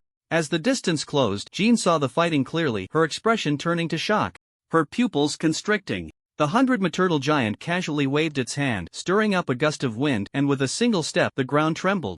Jean might be able to withstand the giant's attacks, but the fear of the small against the colossal was etched in their genes. What kind of ability is this? She quickly discerned the components of the giant. It was made up of countless concrete, trees, stones, metals, and other materials. The giant casually ripped off a rooftop, as if it had acquired a handy tool, swinging it in the air. The fragile weapon shattered under the force, and broken stones kept falling down, with large chunks of rock crashing to the ground, kicking up clouds of dust. If an ordinary person saw this, they would probably tremble in fear, their faces pale, afraid of being crushed like an ant underfoot, dying without any value. But Jean, as a protector, had seen her fair share of storms, relying on her strong physical condition. She found the target of the giant's attack, a masked figure floating in the air. As the giant swung the rooftop closer to him, a strange distortion appeared around him, and then all matter converged and compressed towards the center. At the moment she saw the target of the attack, her expression turned odd. Although it was out of place, Jean couldn't shake the feeling that it resembled a human swatting a fly to chase away mosquitoes. Shaking off the bizarre thought, Jean moved towards the center while keeping an eye out for survivors. The battle vehicle allowed her to advance without hesitation, not needing to carefully avoid the stones, and the soldiers generated by her ability quickly found several survivors for her. She arrived at a triangular area formed by collapsed buildings and couldn't help but be taken aback. The humans hiding there were unharmed, huddled together in fear, avoiding the center of the triangular area where a stone man stood, holding up a tilted floor slab, creating a safe zone for them. The stone man did not seem to mind her approach, but as Jean got closer to the humans, they recoiled in resistance, urging her to leave. Jean stopped a few meters away, planning to relax her guard first and then take the opportunity to knock them out and carry them away. She didn't have much time to waste on rescuing people. If it weren't for her mission to protect the people of the Fallen and the Luo Kingdom, she would have preferred to fight on the front lines. The moment she stepped forward, her keen senses forced her to halt. A chill ran down her spine, and her skin erupted in goosebumps. She could barely suppress a scream in her throat. At the instant she approached, a multitude of eyes opened, and an air wall blocked the path between her and the survivors. It seemed to have undergone some kind of judgment, and the air wall composed of unknown creatures dispersed, creating a passage. Yet Jean did not move forward even a step.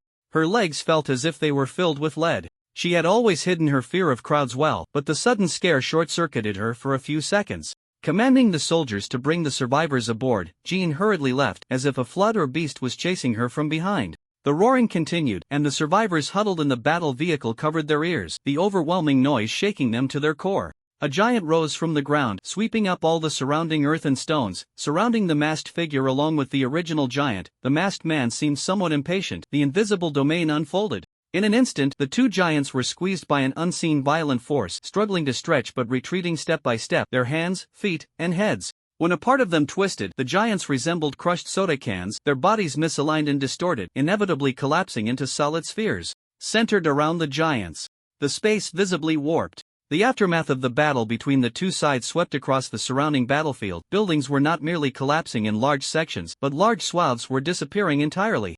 Jean's eyes flickered. This brief clash resonated deeply with her, and she was certain that the two were holding back, not unleashing their full power. Their battle seemed to revert to a collision of abilities, but in reality, it contained a clash of domains. The masked man expanded his domain without affecting his surroundings, and the giants, influenced by the spatial domain, were not immediately covered by it. Instead, they remained in a stalemate for a while, which was the struggle for dominance over the domain. Thus, the giants would collapse immediately upon distortion, rather than disintegrating gradually. Partial domainization, domain extension. Was this the power of an SS-level ability user? Jean snapped out of her contemplation, only to realize her breathing was rapid, her hands trembling uncontrollably. At first, she thought it was her body warning her, but the moment her shaking hands overlapped, she realized this was her yearning for immense power. Unlike Chi-chan's unfathomable strength, the power before her was visibly overwhelming, a shocking excitement. The extreme might of this power was captured by her Bodis instincts, which were quicker than her thoughts, revealing her deep-seated desires. If Chi-chan was a bottomless pool, then the power before her was a tsunami of raging winds and storms. Thump, thump, thump. She heard the intense beating of her heart, instinctively placing a hand on her chest. The heartbeat did not match the rhythm of her heart. This was not merely due to her excitement. Jean tilted her ear to listen, searching for the source of the sound. Her skin, ears, and eyes continuously transmitted terrifying messages to her. The information flooding in from all directions made her doubt her own judgment. It felt as if she were on the back of some colossal beast, or perhaps being squeezed by the soft belly of an invisible giant. No, this was not an illusion. The invisible beast roared in the air, the ground trembled, as if resonating with its howl. Jean couldn't help but recall a chilling image: the wall of air. The giants were composed of buildings and earth, but what about the ground and the air? This line of thought led Jean to a startling realization: was this the kind of power that humanity could possess? But her speculation did not come to fruition. The invisible beast twisted its body, and through the deformed buildings, Jean estimated that the air beast was only a few hundred meters long. She silently breathed a sigh of relief. If an SS-level ability user were truly that powerful, she couldn't imagine how she could ever advance. Shocked by the giant beast, Jean failed to notice that several streams of abilities were silently affecting her senses. Wu Genoa blocked the debris of collapsing buildings as the beast moved. The advantage of his massive form was that every action was not to be underestimated. Feeling something like a creature whizzing past beneath his feet, he couldn't help but mutter, "This place is too dangerous." Wu Genoa finally understood why those two members of the mysterious organization had them protect the people of the Fallen and Luo countries. Just the tremors and impacts from the battle's aftermath posed a life-threatening danger to fragile ordinary people. He thought that if the two sides continued to fight, this place would likely be leveled. "We need to search the designated area quickly," Shi Yun suddenly interjected. "Their probing is about to end." Wu Genoa was surprised, finally grasping the key point. Probing? With such simple probing, this area was nearly gone. If a real fight broke out, he couldn't bear to imagine. "Well," Shi Yunjin said seriously, "the mysterious organization is buying us time to save people, and the masked man probably has a similar idea, cooperating with them." "Forget about the mysterious organization. What's up with the masked man?" Shi Yunjin glanced at the people behind him. Their reactions were extremely intense, completely unlike the numbness of the humans they had encountered before, each displaying their own extreme behaviors. Some were terrified to the point of nearly fainting. Others, after being rescued, were overwhelmed with joy and couldn't stop crying. Some appeared calm like ordinary people, but once they paused, they immediately began to pray and spread their faith to those around them. Others looked deranged, craving immense power, constantly picking up suitable weapons from the floor. At first glance, it was a myriad of human experiences. Yet how could there be so many people overflowing with emotions to the point of ignoring danger? He speculated that these humans were on the brink of being twisted and alienated by the monsters. The masked man wanted to wait for the monsters to level up, while the mysterious organization did not, so he inferred that a real battle was about to break out. Fortunately, due to the language barrier, Shi Yunjin was not hesitant to discuss matters in front of these humans, roughly informing Wu Genoa of his speculations. Wu Genoa stroked his stubbled chin, lost in thought. This middle-aged man suddenly felt an impulse to return home to farm, a subtle feeling lingering in his heart, and he couldn't find the exact words to describe it. If the young people knew how he felt, a simple summary would be that the combat power was inflating too quickly. It was alarming. Unfortunately, reality had no game designers, completely unreasonable, seemingly confirming Chi Yunshin's speculation that the calm before the storm was nearing its end. A faint buzzing sound filled his ears, the gray-blue mist thickening, and both the masked man and the mysterious organization had vanished. They gazed into the distance, their sights fixed on the only standing building, the capital palace of the Fallen and Luo Kingdom. Boom! The highly anticipated palace erupted into battle as expected. The invisible air beast opened its eyes, violently crashing into the palace. The ground trembled, a dirt snake coiling upward, its long tail rising from the ground, swinging towards the palace with a girth of over 10 meters, forming a pincer attack with the giant beast. Under these two forces, the palace shattered like broken glass, splintering into pieces. The dense gray-blue mist was scattered by the impact, obscuring the onlooker's view. The gray-blue mist floated like ribbons around a monster, which was surrounded by several masked men. His expression tightened. No wonder he only saw the high priest of the masked men. It turned out many had split off to assist the monster. If the woman in the video was not mistaken, aside from the high priest, most of the masked men were between S and SS levels. Perhaps he could find an opportunity to interrupt the masked men. But why had this monster not yet assisted the masked men, instead choosing to corrupt reality on its own? There must be something amiss. Found it. The cloak on him showed no signs of damage, reflecting its owner's ease thus far. The burly man he had only seen once stood high in the air. Beneath him was the invisible giant beast. Unlike his previous openness, his face was now filled with a murderous aura. Even the ancient puppet, no matter how much it believed its teammates could fight, couldn't help but open its eyes, met with a terrifying momentum that made it retract its short neck. It would have been better if the old and young duo had come. It wanted to cry but had no tears. "High Priest, please save me." Responding to its expectations, the red cloak fluttered in the wind, and the familiar masked man also hovered in the air. "So what if you found it? Do you think you can surpass me alone?" After saying this, the high priest's sharp gaze swept towards the ancient puppet like a sword's edge, causing it to shudder and immediately seize the time to level up. The burly man's brows furrowed into a shape, not refuting, seemingly acquiescing to the high priest's words. Both sides faced off, neither making a move. The gathered S-level ability users broke into a sweat for the burly man, secretly anxious. Across the nation, it was not difficult to find translation abilities for unusual items. Since entering the countries of Da and Luo, they had carried them with them, naturally understanding the dialogue between the two. With every second that dragged on, the progress of the ancient puppet increased. They gradually began to see the signs. Both sides were waiting for a third party to intervene, such as the missing member of the mysterious organization. The burly man spoke first, breaking the tense silence of the standoff. "You are also human. Is it necessary to act as a lackey for the tiger?"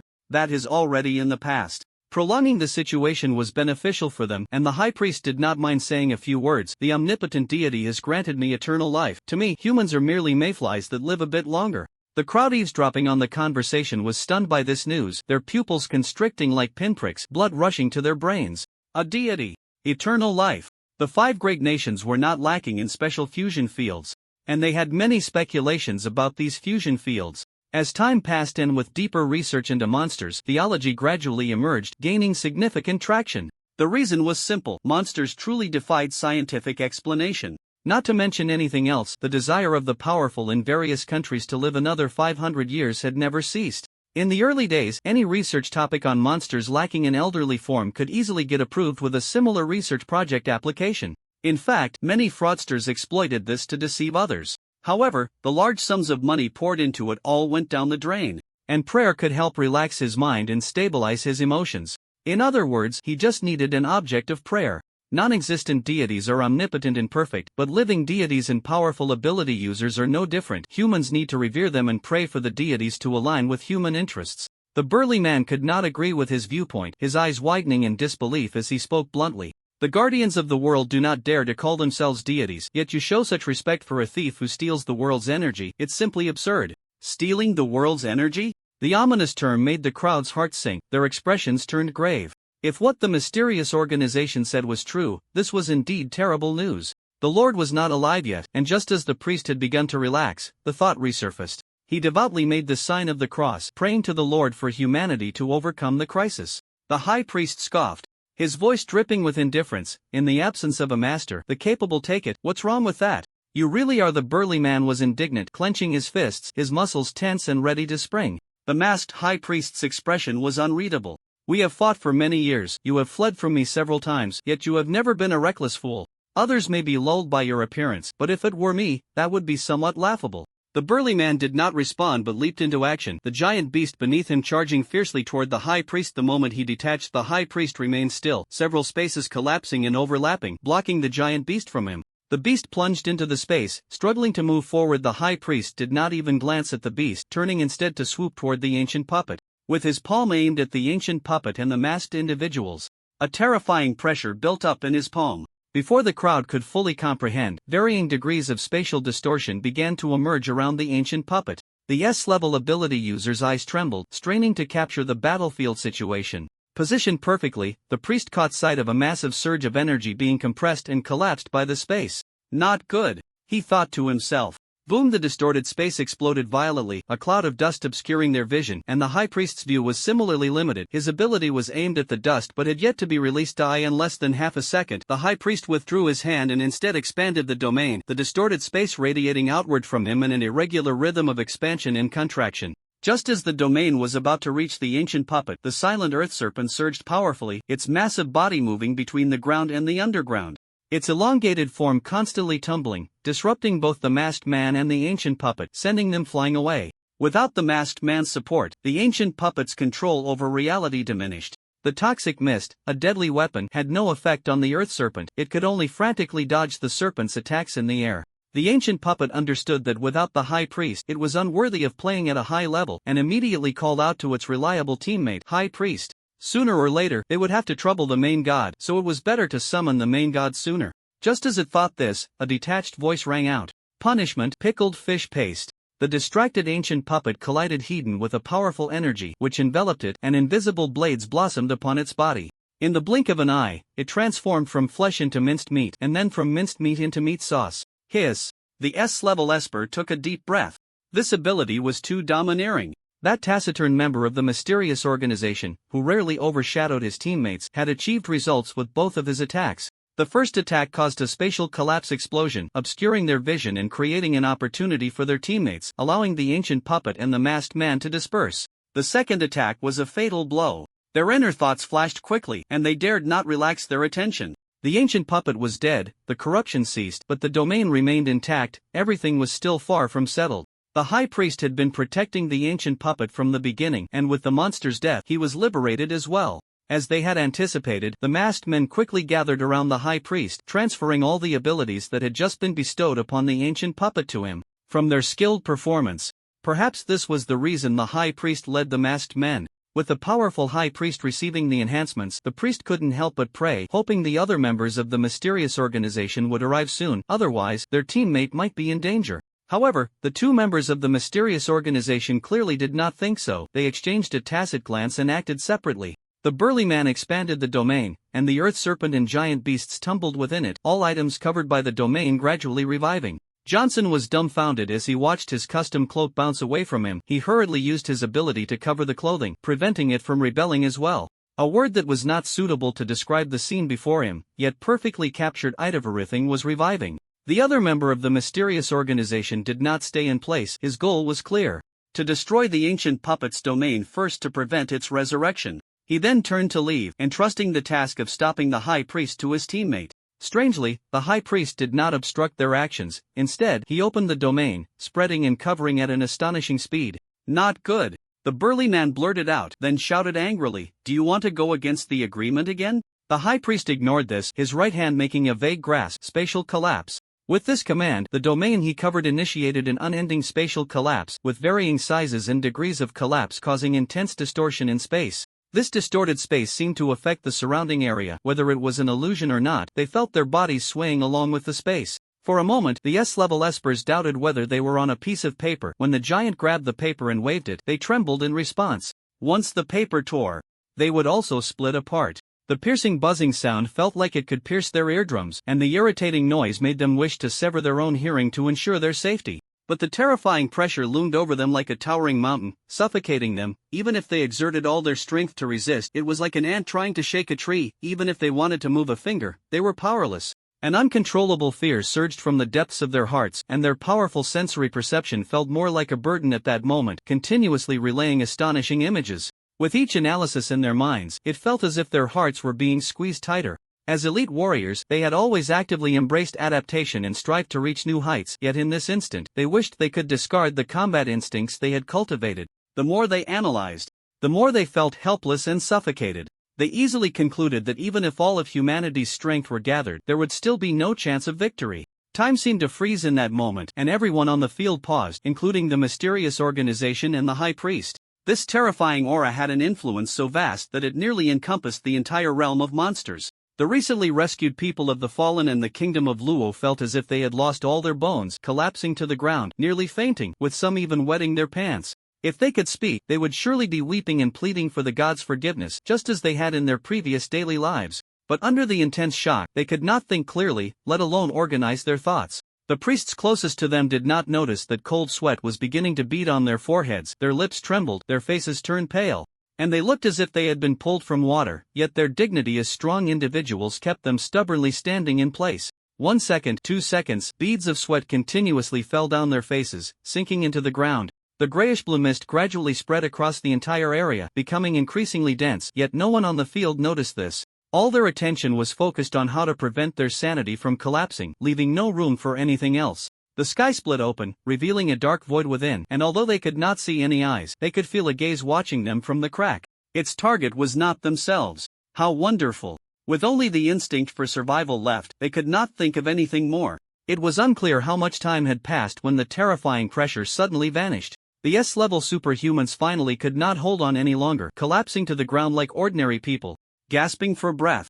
Their minds were still in a daze, forgetting that they were on the edge of a battlefield. Johnson cursed under his breath, words like fuck and thick crab spilled from his lips as he poured out his inner panic.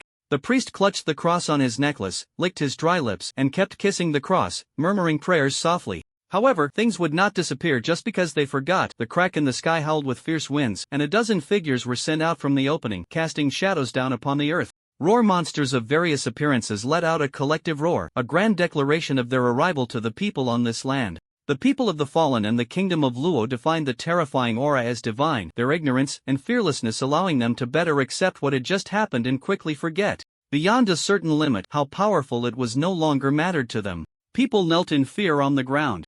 The grayish-blue mist digging deep into their remaining terror, amplifying their senses. The ancient man-child revived once more. The situation reversed, and the dozen monsters emitted their aura without concealment, clearly informing everyone present that each of them was an S-level monster. Wait. Letna sensed something was off. The monster's eyes were vacant, resembling beasts rather than intelligent beings. Her gaze carefully roamed over the monsters, and she finally found the problem. Each of them bore a mark on their foreheads. The mark glimmered faintly, and if she hadn't been so observant, she might not have noticed it at all. However, S-level monsters were not a challenge for the mysterious organization, and Letna could not understand why the main god mentioned by the high priest had not intervened but instead sent a dozen monsters. An agreement, the words mentioned by the old man and the strong man flashed through her mind. What could be restricting that main god? As the highest combat power of the Gaul Empire, she had some exposure to negotiations in her daily life. Sitting at the same table to negotiate represented that at least one side's total destruction would have a significant impact on the other side, otherwise, there would be no possibility of negotiation at all.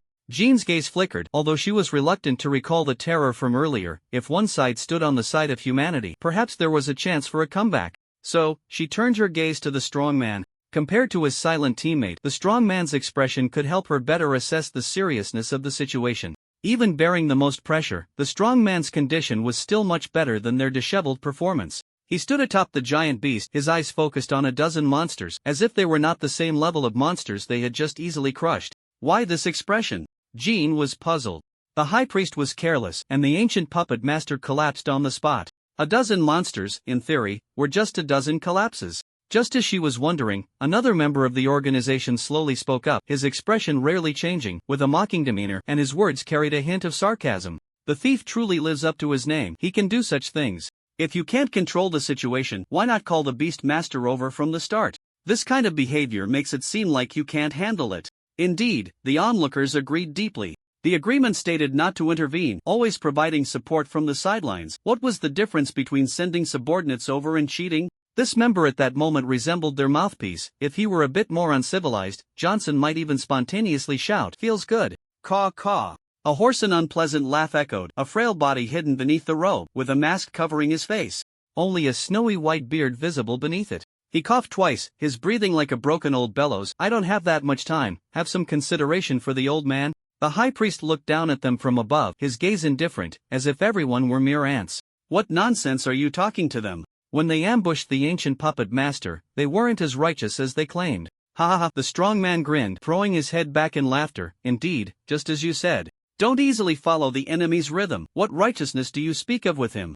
Jean felt anxious inside. The strong man's companion seemed equally unable to bear it and turned his gaze away. Others interpreted this action as an ominous signal, their hearts hanging high, praying. The strong man better not raise his arm and shout, "To hell with the hypocrites, I want to be a true villain," and turn against them on the spot. That would be a big deal. Contrary to their expectations.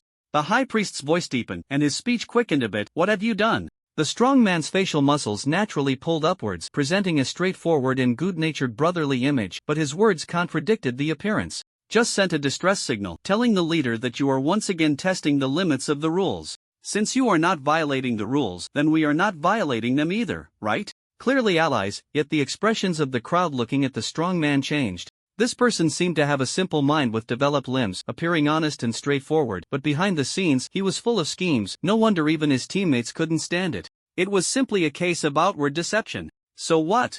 The Beastmaster cackled, as if he had just devoured many elders from the Soul Hall, ominously stating, "A rat hidden for many years, what can it help you with? His only bargaining chip is mutual destruction, otherwise, why would you have been hiding your identity for so long?" Listening intently to the dialogue between the two sides, the crowd had just relaxed their nerves, only to tense up again. It sounded like the thief was at a disadvantage. That made sense. If it weren't for that, the mysterious organization would have intervened long ago to resolve the troubles of the three bamboo, and the thief wouldn't have repeatedly crossed the agreed boundaries. The corner of the strong man's mouth froze for a few seconds before drooping down, his expression resolute. "You have occupied this nest for too long and seem to have forgotten that the leader will gradually awaken and regain his former strength." The old monster tamer fell silent, and suddenly, his energy surged. The mark on the monster's forehead glowed brightly, its momentum rising in tandem with the old man, and a dozen monsters suddenly lunged at them. Punishment: behead. Faced with the swarm of monsters, another member of the organization remained unfazed, uttering two words, his own aura also surging. In a daze, everyone seemed to see ghostly great knives rising behind the monsters, ready to behead them. In an instant, the ability that had turned the ancient puppet into meat paste hit a wall, only cutting into half of a neck. How could this be? Everyone was astonished. They were all S-level monsters, yet the gap was so vast. With half of its connection severed, the monster's head drooped forward, no blood spilling out. When the priest and others saw the wound clearly, they finally understood where the eerie feeling came from. These monsters had long been dead. They were merely puppets and specimens. No, they were just moving corpses.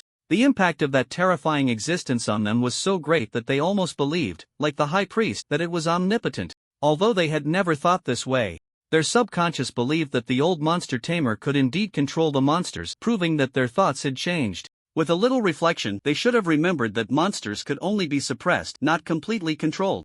Unless the old man happened to encounter a monster's nest, he could only tirelessly control the monsters to achieve such numbers. Without having crushed the monsters immediately, the second attack from another member of the organization struck the monster, failing to stop the old monster tamer. Marginalized since his resurrection, hoping his opponents would forget him, the ancient puppet's 12 eyes widened, its face turning ashen, a sense of foreboding rising within. Wait! Faster than its mind, it reached out its right hand in a vague grasp, only to see the high priest not looking back. Everyone watched helplessly as the high priest and his group used spatial props to make their escape, unable to suppress their sighs of regret. What a great opportunity wasted. If only they could have held them back. If the cooperators could replicate the method, they could significantly reduce the strength of the masked man. "Why aren't you making a move?" They heard another member of the organization calmly ask the strong man, his emotions not as frustrated as theirs, but rather with a hint of certainty. "Are you talking about me?" The strong man regained his cheerful smile, slapping his companion on the back. "You had the chance to stop them, why let them go? If they couldn't afford to gamble, with your performance, we would have been exposed and had to fight to the death." The cheerful smile sent chills down the spines of the others. Even deceiving teammates was truly practicing the principle of being unfilial. They recalled just moments ago when they worried the strong man would shout that he was no longer human, their faces flushing with heat. This guy admitted it so readily. It turned out he had a clear understanding of himself. The strong man's large hand clapped loudly on his companion's back, and everyone began to doubt. Could it be that the strong man was looking for a reason to take revenge on his companion? As this thought crossed their minds, they fell silent. This shadow relied on the face of a straightforward man, making it hard to say. For some reason, a figure flashed through their minds, the scene of Chi-Chin toying with them overlapping with the strong man's hearty laughter. Damn! Is this the world of the strong? With this thought, their gazes towards Chi Yunjin became complicated. He was from the dragon country and not lacking in strength, just short of a freak crossed out. Cognitive enhancement had fallen to the level of associating with them. It seemed that the effect of cognitive enhancement was even greater. But, why does the dragon country only produce some cognitive strongmen? Today's nerves had been thoroughly exercised. And everyone truly forgot about the ancient puppet, only wanting to quickly share information with the team and come up with a countermeasure. Relying on the mysterious organization was not a good thing either. For example, the Dragon Slayer ultimately becomes the evil dragon. In a world governed by the common movement, will he still be able to uphold his bottom line? All of this is uncertain.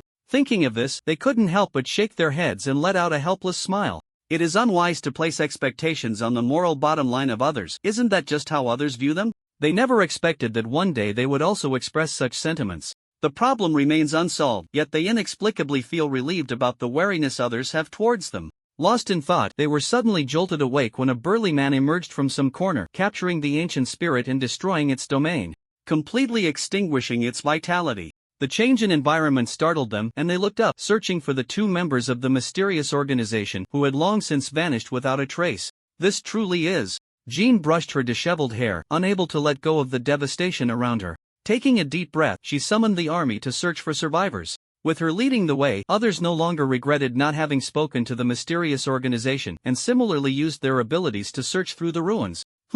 Jean sensed two vibrant presences from a gap and directed the army to move the stones aside. Her gaze shifted downward, noticing a dust-covered camera stubbornly protruding from the crevice. No way. This spot had just been occupied by the burly man. Had a fight broken out, survival would have been impossible. Thus, this area was left until the end. Her eyes wandered, and she discovered another gap from which a sound recording device extended, her mood becoming extremely complicated. A war correspondent was even braver than her, leaving Jean momentarily speechless. Once the stones were completely cleared, a man and a woman were curled up in the cramped space, half opening their eyes, yet their consciousness was hazy. The army brought them out, and the woman furrowed her brow sensitively, struggling to rise, but her strength was weak, nearly non-existent. As she lay on the ground, Jean approached to check, and the woman weakly shouted, "Bren, it's Jean. Quick, take a picture." The semi-conscious man heard the voice, his arm moved slightly, groping around. Jean. She suddenly felt that these two seemed to possess a strong presence. On a somewhat messy desk, a laptop was pushed aside, showcasing the owner's attitude of using it and discarding it. Shi-Chen sat at the desk, his hair a bit disheveled, his face haggard. He reached up again to tousle his hair and picked up a pen to jot down notes. To balance the combat power of both sides, add an elder who can control monsters. Information revealed. Common movement faction, 5 members. Position of the thief faction, high priest, masked man, elder who can control monsters. Position. As he wrote this, his right hand paused, his expression shifting from calm to agitated. Then he placed the pen on the desk, cradled his head in his hands against the back of the chair, and let out a heavy sigh. Blocking information and such, the person who invented this should be hanged from a streetlight. They need to maintain the mysterious organization's persona while allowing more people to get involved, creating the possibility for information to be disseminated, and establishing reasonable confrontation points to set the stage. Damn it! They want, and they want. Everyone else was left dumbfounded. Monsters and seedlings clashed. Both sides needed to be preserved. Taking advantage of the official inability to contact the mysterious organization, they inflated the incident infinitely, forcing them to leak information so that the public could also get involved. After finally achieving the goal of having two fearless individuals blend into the scene to film, the high-ranking officials of various countries promptly sealed off the most critical information. Shi-Chen truly wanted to howl at the sky. If this information isn't unlocked, the next time they throw out a setup, the public will definitely be left bewildered. But the problem arises every time the dialogue is almost the same, and those high-ranking officials aren't complete fools, they simply lack the information to analyze it. He originally planned to collaborate with the country after this, using the excuse that the common movement was about to regain power, and the masked man's counterattack was to help the monsters level up, so that the thieves could absorb more energy, requesting assistance from various countries, and naturally explaining the ins and outs to the collaborators. And now, stuck on the promotion aspect, I had to replan. Shi-Chen slumped in his chair, his soul nearly floating out of his mouth. I'm tired, let it all be destroyed. In reality, when the two sides clashed, there was no chance for dialogue. Heaven knows how much his hairline had sacrificed to create a space for confrontation. Not to mention, finding a monster as compatible as the ancient puppet was no easy task, one that came with a population, reached S-level peak strength, and inflicted minimal harm to the human body. Just thinking about the avatars waiting outside for collection made Shi-Chen feel a headache coming on. With dozens of avatars, he could only collect them one by one, which was also the reason for his bad complexion. Shi-Chen roughly shoved the notebook into his space, moved the computer back in front of him, and began browsing various platforms. After a day of fermentation, the number of sharers on the platform had decreased, leaving mostly discussion posts. The latest post was titled, and Shi-Chen clicked in. A brief analysis of the fall and the Luo country incident. The first floor has images to prevent being swallowed. Wait for me to edit the details. Unfortunately, this first floor was not swallowed, and GHS truly is humanity's unchanging instinct. As the replies below began to get strange. Some teased the poster for being meticulous, others sent sweating hot emojis, and some replied with odd content, causing the comments to suddenly multiply. Public IP is meant to encourage everyone to be cautious, not to compare which province has more perverts. What, is that not the case? Sway province netizens score big points. Before the post was locked, the poster finally returned, steering the topic back on track. First, we need to clarify the timeline. You can look at the image I posted, which was made by a certain big shot, and I got his permission to borrow it. The image clearly marked various time points. Of course, the public's perspective started from when they first learned about the incident, all the way to the end of Bernice's video. The first question is, why is the masked man so obsessed with helping the monster? He appeared twice. The first time was when the old men dealt with the monster, and the second time, the masked men helped the monster level up. I speculate there is some connection between the monster and them. Shi Chen's eyes lit up as he used his substitution ability to pull out a blue bottle of cola from the fridge and took a comfortable sip. The public's eyes were indeed sharp. Even with the news blocked, they could still deduce a thing or two. It wasn't just a futile effort. The comments below the poster immediately exploded, with everyone leaving messages. Thinking deeply is terrifying. A path never imagined I share the same view. Just can't figure out how they are connected. It's like different cults have different explanations for the monster. Some say it's born from pollution, others say the gods cleanse the sinful, and some say the monster is an alien from a destroyed planet. I'm just amazed, waiting for all the big shots to clash in the front row. The poster did not reply to anyone in the thread, clearly still having content to share. A few minutes later, the poster reappeared. The second question is, why have the two organizations been hiding for so many years? What event changed their style? Seeing everyone's discussion on the first point, I'll add one more thing. What role does the monster play for the masked men? With their strength, they surely wouldn't be tempted by the monster's power. Some provided logical analyses, while others waited for the big shots to give conclusions, and there were always those who made comments that left people speechless. It could also be that they are tempted by the monster's body. My destined wife with beauty, self-built medical high priest, he. Shi Chen quickly retracted the comments. Life is a dream, each splendid in its own way, but perverts are the exception. Even the ancient puppet can drive, leaving the original score behind. FBI, open your door. The poster threw out more questions and finally summarized. In summary, first, the strength of the two organizations far exceeds ours. Second, the two organizations have points of conflict. The best outcome is that the mysterious organization is here to protect the world. Third, the positioning of the monsters regarding the masked man. Fourth, what the agreement refers to. With fifth, where the terrifying existence comes from gods? Aliens. Sixth, finally, both organizations speak the dragon language, and Dragon Country is the most dio. From a self-interested perspective, I do not wish for either side to be defeated, for the reason is simple. Without competition, we reach the cake slicing stage. And based on the highest combat power currently disclosed, we seem to lack the ability to resist. The struggle between the dragon and the tiger can give us more time to develop. P.S. Delete this in 5 minutes. Don't share or screenshot. Although the question raised by the poster is not particularly novel, it is comprehensive, and many netizens watching the live post quickly responded. The last comment was filled with, "Give me 50 cents, delete this." The first summary was much more normal, with some proposing various hypothetical answers to the summarized questions, while others were playing with memes. They all speak the dragon language. Fast forward to this is the conspiracy of the high level of Dragon Country Doge. Waiting upstairs for the expedited list. Don't awkwardly blacken, these are all spies cultivated by the Bit Buddha country. Looking at the comments in front of him, Shi Chen pondered deeply and suddenly became enlightened. He didn't necessarily have to pile everything on the collision between the mysterious organization and the masked man. For example, letting a cult and terrorists do the dirty work, creating a fake to stuff in private goods, and using a third party to help them unravel their doubts could also be a solution. In the dark, damp corridor, the sound of a man's heavy breathing echoed in the deep passage, startling the residents here. Small animals with gray fur scurried away, and brown-black insects crawled quickly through the sewage. "Stop!" The running man heard the voice and stopped as instructed. He roughly pulled down his hoodie and mask, breathing unevenly as he said, "Strange things are happening. Take me to see the elder quickly." "Rob, what happened?" The man's voice was mixed with concern, but the muscles on his face did not move, resembling a human-like robot. With a human appearance but actions that were chilling. But Rob was unfazed and commented, "You're far from getting out like this." "Is that so?" The man scratched his head. "I think it's about right." Rob thought of what had happened. "That's not important. Let me see the elder first." "Hey, buddy." "Of course." The man exaggeratedly shrugged and spread his hands, his eyes wide and mouth agape, resembling a puppet. "How about this?" Rob took 2 steps forward and patted his shoulder. "You're even further off." After saying that, he no longer wasted time and walked inside. The person left behind returned to a blank expression, speaking in a puzzled tone. "Is it that far off?" Rob passed through the corridor, his nose filled with the stench of decay. Although the outskirts had been abandoned for many years, the sewers connected to the city, and the internal filth affected the outside. He reached the end, pulled a handle, and easily climbed up the ladder. Reaching the top in a few moves, Rob nodded to the 2 guards. Above was an abandoned factory, and he hurriedly headed towards the elder's location. "Elder."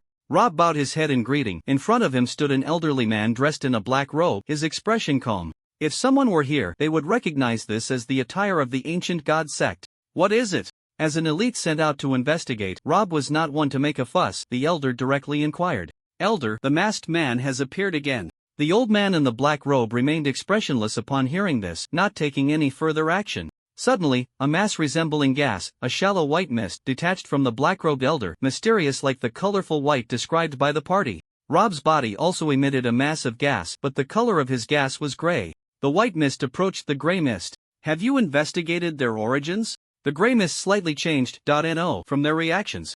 It seems they want to help the monster level up. That's strange, we are among the earliest of our kind. Elder, perhaps we can ally with the masked ones. Not advisable. The physical forms of the intelligent beings in this world that we rely on are far inferior to theirs. Unless we reveal our true selves, exposing our identities would be more serious than theirs. The white mist flowed slowly through the air while the gray mist constantly changed shape. Why? If they are people of this world, then we are kin to them. We should deal with outsiders first before addressing our own kind. If the masked ones think the same. The implication of the white mist was clear, causing the gray mist to shudder. We entered early to understand the world, so we could accept our kin. It is now more important to remain hidden. What the white mist did not convey through thought was that it had never encountered a monster capable of directly breaking the barriers of the world. Their clan had spent many years finding the unstable points in the world's space to gradually enter.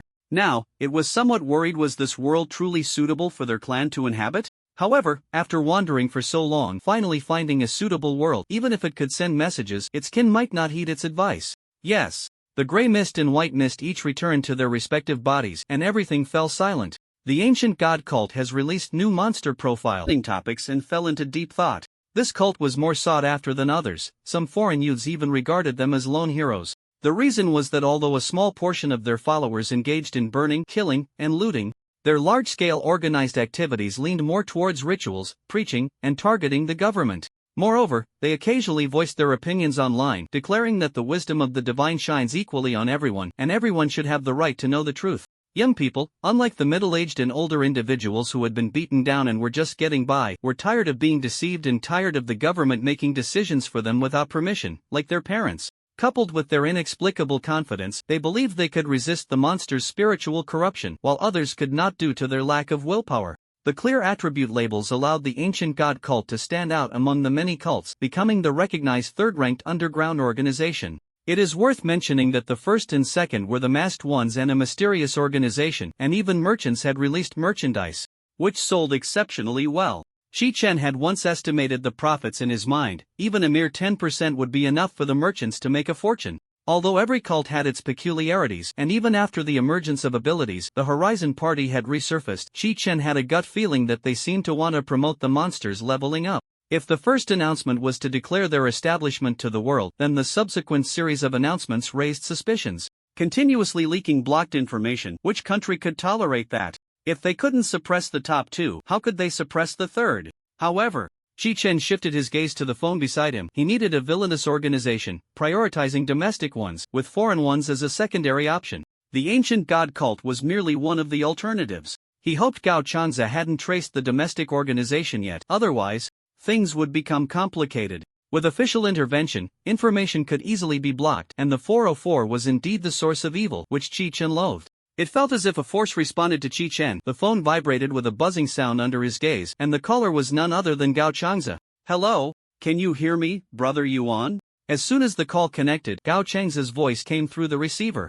Qi Chen did not detect any joy or excitement in his tone, which slightly calmed his heart. I can hear you. Let's talk about your progress. What did you find out about the orphanage last time? There was silence on the other end for a few seconds before the voice stuttered. Gigi, if I'm too incompetent, you won't blame me, right? Qi Chen almost dropped his phone. Facing an SS-level monster, he could maintain his composure, but Gao Chang's shot startled him so much that he shivered. Goosebumps popping up all over his body like bamboo shoots after the rain. Are you crazy? Ian Kingren's lion-like roar came from the receiver, a rare display of her losing her composure. Oh, don't hit me, don't hit me. If you must, at least spare my handsome face. Qi Chen turned the volume up to the max, enjoying the melodious sound of his screams. This guy always had some outrageous tricks up his sleeve and no sense of decency. If he weren't at a distance, he would have wanted to give him a beating. The phone returned to Gao Chang's hand, and Qi Chen ominously threatened, "Be normal." Okay. Gao Changza, looking dispirited, began recounting his experiences over the past few days, and there was a reason for his feigned seriousness. At first, he had no idea why they needed to investigate the orphanage. He only went because he trusted Qi Chen. They arrived at the patrol bureau in the South Wu district of Qipan City to investigate the investors of the orphanage. Due to the integration of fields, the diary was there, and so were the accounts. In the later stages, there was only one investor, making the investigation go smoothly. That company was backed by the Ma family business. Not knowing what use this information was, Gao Changza didn't slack off, but he also didn't rush to the Ma family overnight. By the time they arrived, the Ma family had vacated the premises. I set off the next day, absolutely no procrastination. Gao Changza droned on like a nagging old woman, repeating the same line. Qi Chun interrupted. What happened next? We reported to the local patrol bureau, then went in to investigate, but currently, there are no results. We don't know if they left or if they died. Even though they rushed overnight, they might not have made it in time. But at least he had a clear conscience. This was also why Gao Changza didn't dare to trouble Qi Chen again. Brother Yuan gave him a chance, but he was useless. Send me the location of the Ma family, they'll let you know if I get any news. Qi Chen didn't care about Gao Changza's failure. In fact, not finding anything was the best outcome. On the other end of the line, Gao Changza was instantly moved to tears. Brother Yuan was someone to rely on, and he really stepped up when needed. He immediately rattled off a string of addresses, repeatedly saying he would send them to him shortly. Having received the desired response, Qi Chen didn't linger for a second and hung up the phone, adopting a cold and ruthless capitalist demeanor. He split off a clone and sent it to investigate the Ma family. The clone gave him an international gesture and vanished from the room. Qi Chen was left with a headache, unable to complain. The clone was becoming increasingly reckless. He also knew that the source of all this was himself. Ever since he set the plan, he had spent most of his time alone. Although the clone was running around everywhere, he hadn't interacted much with strangers. Humans are social animals. Recently, he had his mother and younger brother around, but after they returned to work and school, he was left alone to face the big project, inevitably developing a desire for conversation.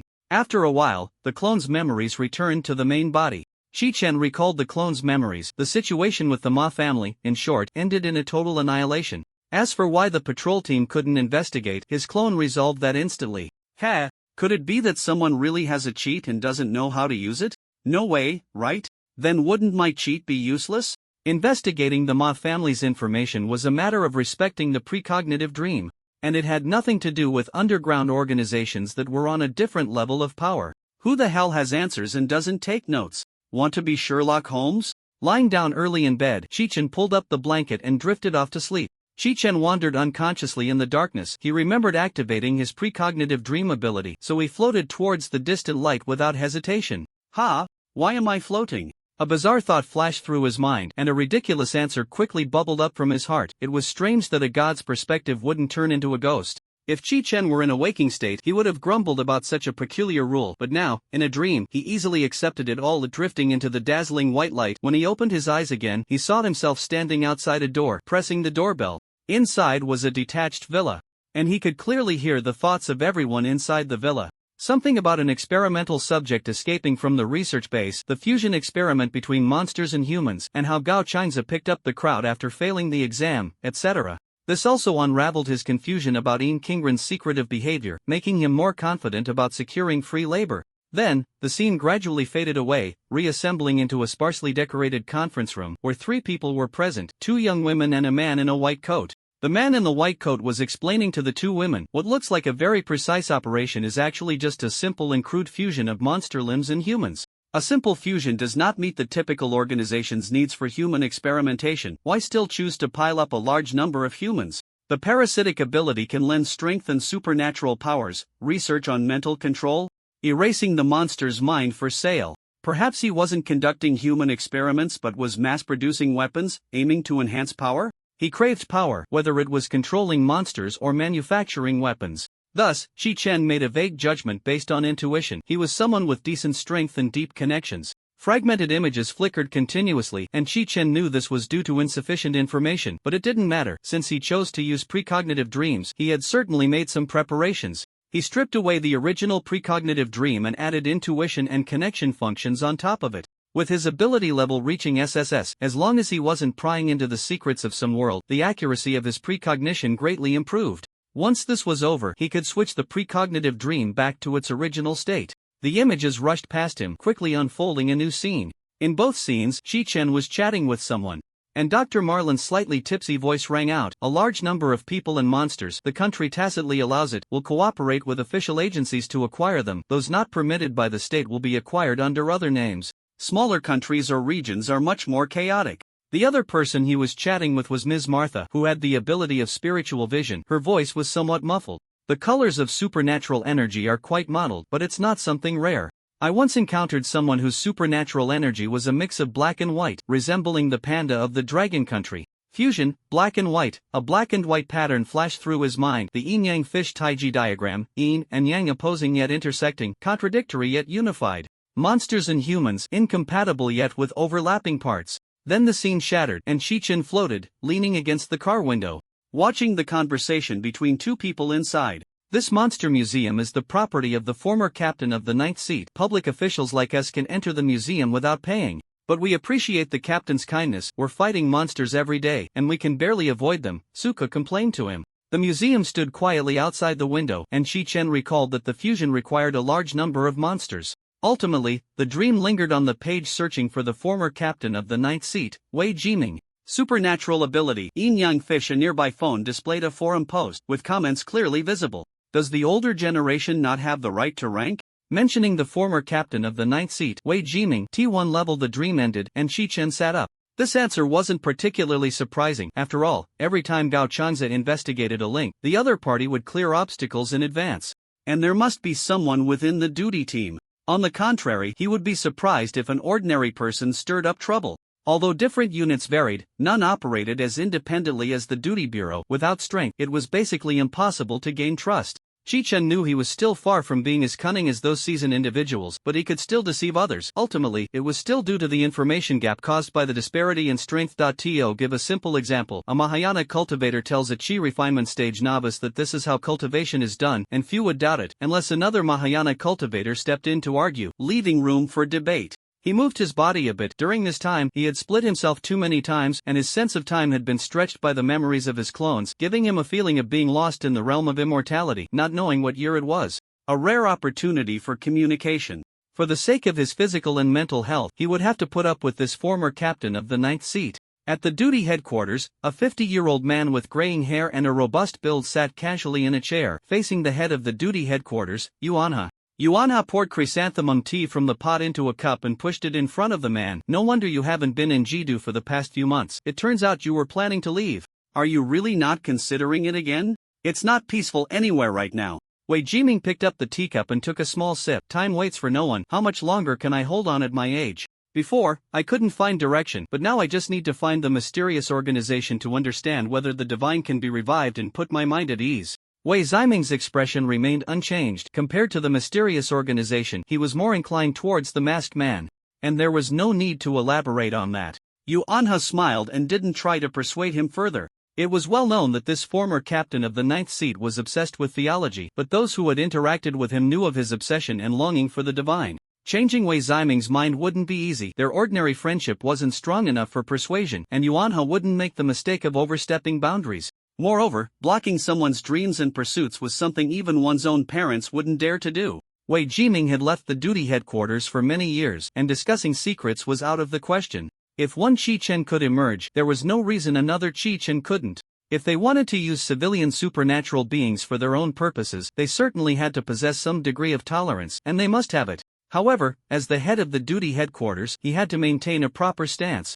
And he had to try for that reason. In a moment of swirling thoughts, Yuan had joked, "If you really can find it, that would be great. If one becomes rich, don't forget the past." Wei Jiming set the teacup back on the table. "You're still the same, your calculations are yet inwardly." He was non-committal. If Yuanha were the kind of person who prioritized profit above all, he wouldn't have needed to leave Long Country. Because this meant that as long as it wasn't made public, Yuanha would muddle through, and Chi-Chen wasn't the type of conventional young man who would come charging in with a knife just because of a surge of blood. Assuming the ruler was a person who prioritized profit, dying on the spot and dying later were two different concepts. It was precisely because Yuanha wouldn't tolerate such things and had the conditions to allow for intolerance that Wei Jiming had no choice but to leave.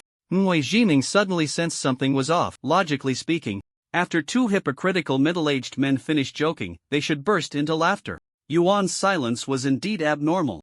He looked up, and Yuanha was opening his mouth, laughing heartily, leaning back naturally. Everything seemed normal, except there was no sound. No, it wasn't entirely silent. The only sound echoing in his ears was a ringing, incessantly resonating. There was no laughter or sound of Yuanha moving. The scene before him appeared perfectly normal, yet there was an indescribable sense of strangeness.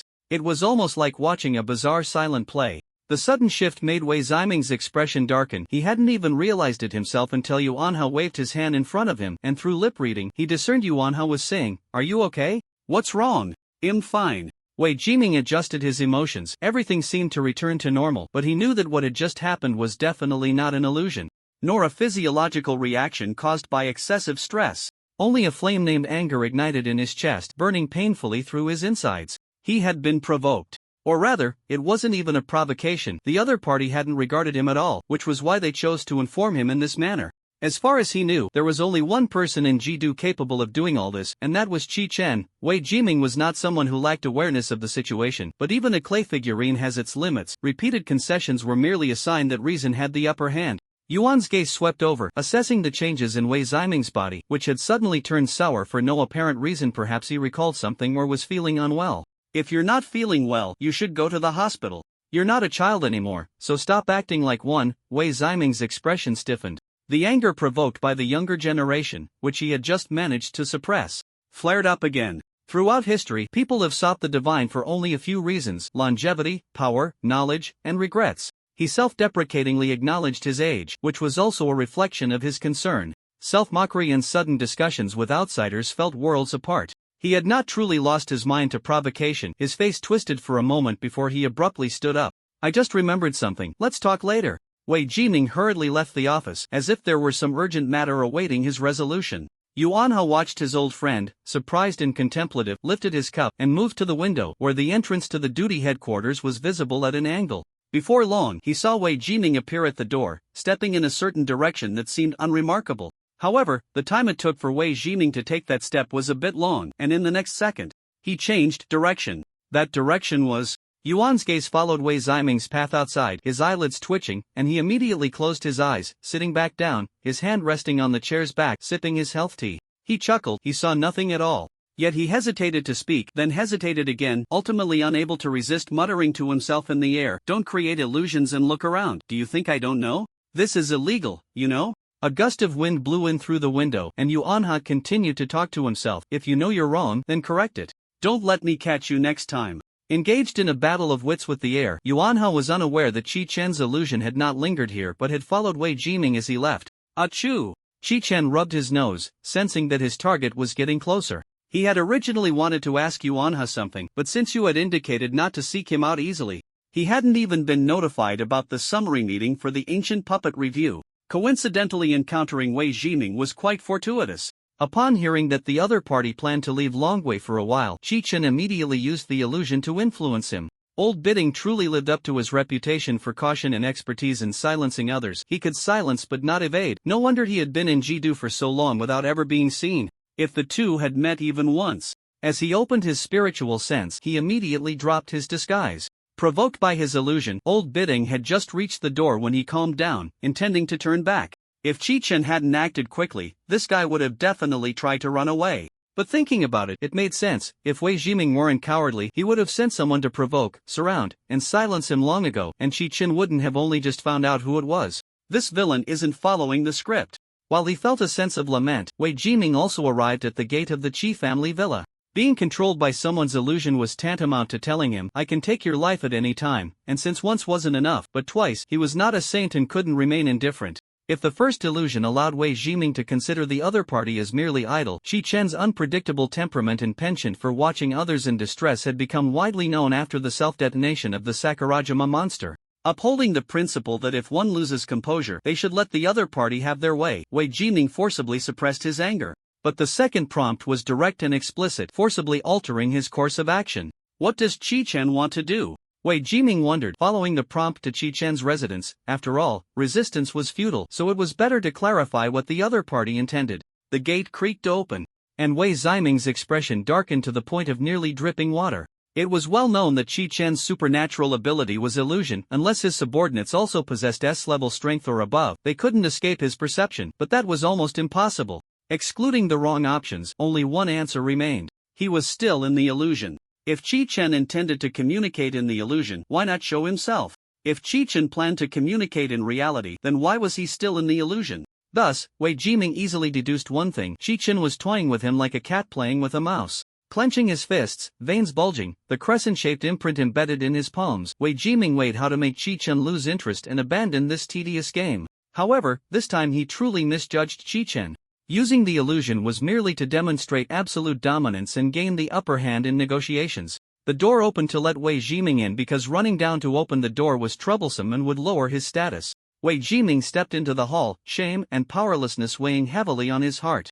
If only he had strength, if only he had a body that wouldn't age, if only he had immense power, he wouldn't be so easily slaughtered as he was now.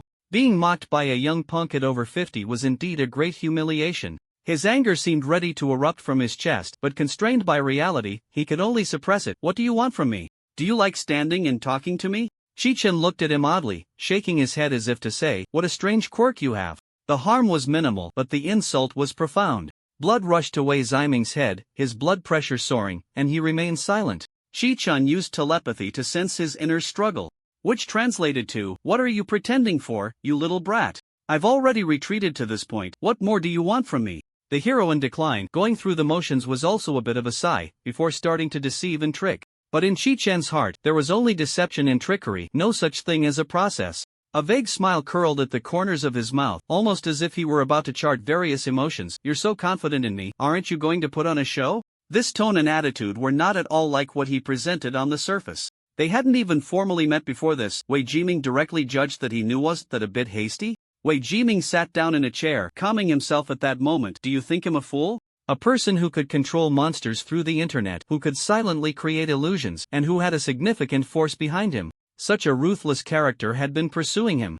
Yet at the moment he was about to leave, he invited him. Holding on to a glimmer of hope in such a situation was merely for Chi-Chen's amusement. He was easily provoked to such fury by Chi-Chen's taunts because he was just a step away, with a reading progress of 99, stuck at the last one looking for him. Young and powerful, the one he had always envied appeared before him, still in such a high posture, making it hard for Wei Jiming to maintain his mental balance. The former Chi engine had only made him briefly envious, and that envy was mixed with a sense of lament for not being born at the right time. Chi-Chen glanced at him with a complex expression, indicating that his sentiments were misplaced. People constantly change. Back then, he met his uncle during a time of youthful vigor, but now he was old, with a greater desire for power and divinity than before. If the current him were to meet his uncle from back then, he might not be free from jealousy. Having clarified the other's desires, wanting to deceive him, or rather, it didn't matter whether he believed it or not, Wei Jiming was merely the second Gu Mantong. The difference lay in one seeking power for himself, while the other was forced to upgrade. Chi-Chen wasted no words, going straight to the point, speaking with certainty. You want power? Wei Jiming was equally direct. What power? Since he didn't plan to report him or imprison him, Chi-Chen wanted to use him or collaborate with him. He felt that Chi-Chen's gaze seemed capable of penetrating his heart, seeing through his desires, so he didn't hide anything. Chi-Chen smiled slightly, and 3 words made the person before him's pupils tremble. The masked man Wei Jiming remained still, desperately trying to conceal his shock, but his eyes and trembling hands betrayed him. It felt as if an earthquake was raging within him. No wonder, no wonder. No wonder Chi-Chen was stronger than ordinary people. It turned out to be like this. The power of the masked man was evident to all, yet Wei Jiming believed his rationality had not been completely shattered. The relentless pursuit on the surface, the untraceable family background, the inexplicable absence during the rescue of Duo and Luo, and the terrible personality. He recalled Chi-Chen's abnormal behavior and understood. If he was one of the masked men, it would indeed explain all the doubts surrounding Chi-Chen, but it still did not prove that they could give him strength. Chi-Chen listened to his psychological journey from beginning to end, sneering at his self-proclaimed lychee. Given Wei Ziming's fear of death, if he were still in a calm state, he should know that the masked men were not philanthropists. It was his duty to strive to uncover their motives and find a glimmer of hope, rather than to study whether they could grant him power. But the reason a bait is because it is useful. If it were useless, it would be time to add money bushi. However, the promise of extra money from the outlaw was nothing but a blank check. Capitalists could hang streetlights, while Zhang San would only eliminate the victims. The fate of the second ancient ghost child was different from the first and would be scorned by obsessive-compulsive patients. Immersed in the emotion of dreams about to come true, Wei Jiming organized his words, just about to ask for clarity, when he met Chi-Chen's playful gaze. It felt like dry ice clinging to his skin, instantly draining away his warmth, leaving him cold to the bone. Somewhat familiar yet very strange. Familiar because he saw in the reflection of his subordinate's pupils the gaze of someone assessing whether the other had any utilitarian value. Strange because almost no one looked at him this way, not even his earliest superior, who had once looked at him with hopeful eyes for the future. Shi-Chen, I didn't, don't talk nonsense. At most, I was just looking at the fish on the cutting board. With a slight return of lost rationality, he suppressed his desire and forcibly changed the topic. The masked men? What exactly is your purpose? And what kind of existence is that deity? Very good. Shi-Chen nodded approvingly. At least you didn't make me prove my identity. That's not too stupid. This way of evaluating from a higher position to a lower one made Wei Jiming subtly frown. There's no need. You possess illusions that are indistinguishable from reality. A dry applause echoed in the hall. An impeccable reason. It would have been better if it hadn't just been thought up. Wei Ziming's expression changed drastically as he suddenly remembered that Chi-Chun had once told the monster of Sakurajima that he could do anything within his domain. At that time, the monster hadn't said a word, yet Chi-Chun had answered its questions with the same ease he displayed now. The calculations in his heart had been seen through, which made Wei Jiming furious, rising abruptly with a raised voice. Speaking without thinking. Kid. He could have made it clear from the very beginning, yet he had to wait until he had thought through everything, which made him once again acutely aware of how annoying this young man, not yet 20, was. Shi-Chen did not refute, shouldering the burden of this dark humor. He simply hadn't recalled the previous illusion setting, but Wei Jiming would certainly not believe his explanation. The elderly man, aside from his poor blood pressure, enjoyed reminiscing about the glorious years. In just a moment, this old uncle's memories flashed through various how unfair. None of his S-level uncles were older than him. It must be that the world was slowly reviving, causing him to miss the best timing, suffering from the unfairness of fate. Why couldn't he be born in the era of the gods, possessing the power of the gods, while the masked men chose Chi-Chun over him? How unfair. In short, a pile of misfortunes must be the heavens targeting him. It wasn't his fault.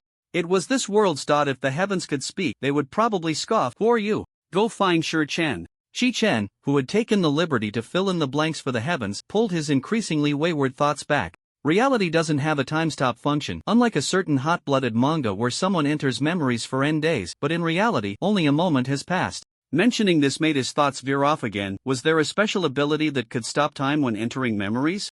Pulling his thoughts back once more, Shi-Chen had no reason to let him reminisce for a year and a half. Wouldn't that just ruin his character? His smile suddenly faded, and he noticed a flicker of panic in Wei Ziming's eyes, the silence in the air spreading like a thick fog. Tiny beads of sweat emerged on Wei Ziming's forehead, and the abyss-like depth of his gaze made him stiffen, unable to move, the pressure mounting. Shi-Chen leisurely gestured for him to sit down, uttering two words that sent Wei Ziming's blood pressure skyrocketing. In a hurry?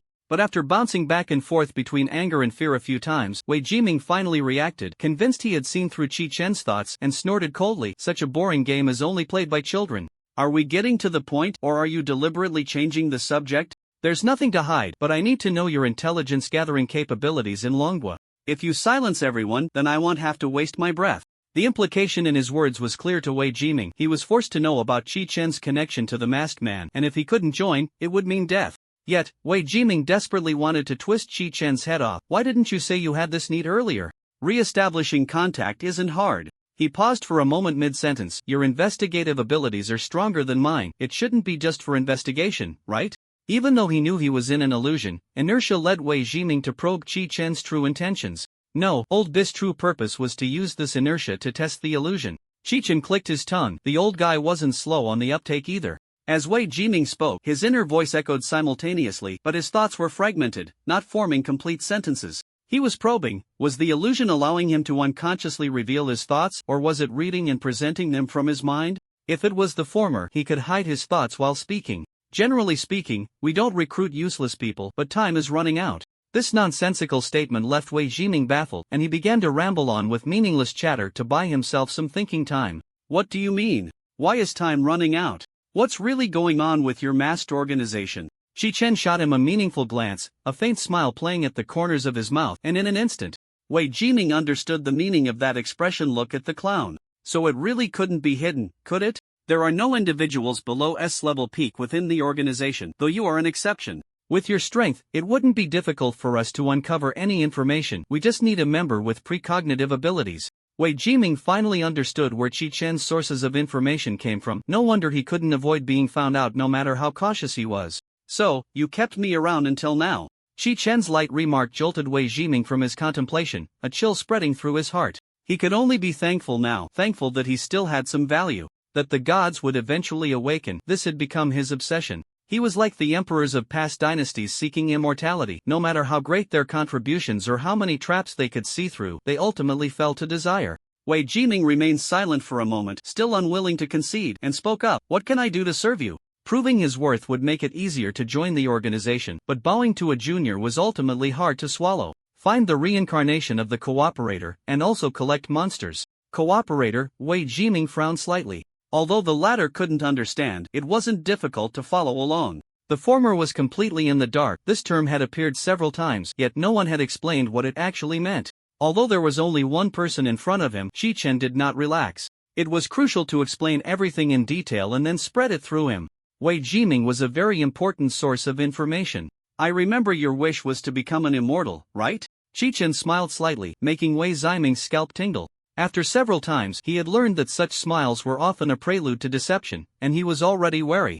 But Wei Jiming did not deny it. He merely corrected a mistake. Infinite life and absolute power. It doesn't matter whether it's a god or a demon. Then let me tell you, the cooperators and the thieves of fate are both beings from beyond the world. Is your goal still to become a god or a demon? Wei Jiming's heart surged, various thoughts flashing through his mind, and he felt a wave of fervent excitement. He was not shocked by the term beyond the world, but rather by the fact that the strongest power could achieve this step, which represented his infinite possibilities. Due to the special fusion domain and monster upgrades, he had always believed that the world was gradually reviving, and thus he was anxious about his own lifespan. Until the moment the world revived and the gods awakened, he thought no matter how hard he tried, he could not cross the barriers set by the world. With the arrival of the Sanshu monsters and Shi Yun not yet breaking through to SSS level, Wei Jiming became increasingly certain of his guess. He was the unfortunate one caught in the period of spiritual energy revival. No matter how beautiful the future was, he could not reach it. If he were 20 years younger, he might even shout that his fate was in his own hands, not in the hands of heaven. So he was hearing the term thief of fate for the first time. The high priest prefers to call the thief of fate the Lord God. Wei Jiming swallowed hard. It was indeed that person who could oppose the leader of the mysterious organization, the cooperator. He put on a hypocritical smile of an adult, trying to suppress his thoughts. "Is it okay for you to refer to your superior like that? I don't believe in it." Chi-Chen raised his right hand, resting it on the edge of the sofa. "I just want to see what exists beyond the world." "Aren't you curious? Who would believe such an excuse?" Wei Jiming reflexively thought this, but after glancing at the person in front of him, his thoughts immediately changed. Indeed, he was a pervert who raised such a giant baby. Not discussing interests, not pursuing power, and having no interest in money or authority, he was completely beyond normal social interactions, utterly inscrutable. Isn't the thief of fate able to tear apart space? Why not invade directly? Is it because of the cooperators? Everyone who returned from Sanju described the thief of fate as terrifying, powerful, invincible, able to tear apart space, and under its gaze, no secret can be hidden. Such an obvious name. Could it be that you are? Chi-Chen pointed to his head. Wei Jiming felt a bit displeased by his obvious question, but the advantage was not in his hands, so he swallowed his anger and said, "What I mean is, what happened in between? This is a bit difficult to explain. Let's start with the collapse of the world." Wei Jiming. Chi-Chen succinctly laid out the fabricated narrative of the cooperators, then described how the thieves of fate and the cooperators could not harm each other and could only take a step back. Wei Jiming pondered. The so-called thieves of fate were merely drifters forcibly drawing energy, while the cooperators were drifters residing in one world. The two sides had different ideologies, but ultimately they were life forms that transcended them. Even the world could not accommodate them for long, so the drifters could only stay temporarily, and the cooperators could only reincarnate as intelligent beings within the world. Truly an enviable and powerful race. Wei Jiming felt an uncontrollable sense of imbalance. The gap between them was merely a matter of race. "Wait," he hurriedly asked, "if that's the case, how can you help me become stronger?" If it were a deity, blessings, or heavenly treasures could help him grow stronger, but a being relying on racial advantages. Chi-Chen looked at Wei Jiming, who was leaning forward, and couldn't help but lean back tactically. "Didn't I just say? Collect monsters." "Collect monsters?" "Monsters are the products of the thief's luck. Just because you can't utilize them doesn't mean the thief can't." Seeing Wei Jiming's skeptical expression, Chi-Chen added, "Do you think that's why all the organization members are not weak?" This hit home, and Wei Jiming immediately believed a large part of it, which aligned perfectly with his imagination of mysterious organizations and masked individuals. Immersed in his own logic, Wei Jiming didn't notice Qi Outlaw Yuan's barely contained expression. Just an empty promise, open it however you want. Freebies make him happy. Alright, Chi-Chin took the opportunity to adjust his emotions, not giving Wei Jiming a moment to calm down. This is your reward for completing the task if you can't do it. The threat in his words was self-evident. However, believing he had grasped the whole truth, Wei Jiming confidently flashed a proper smile, just like the one he wore in front of the media.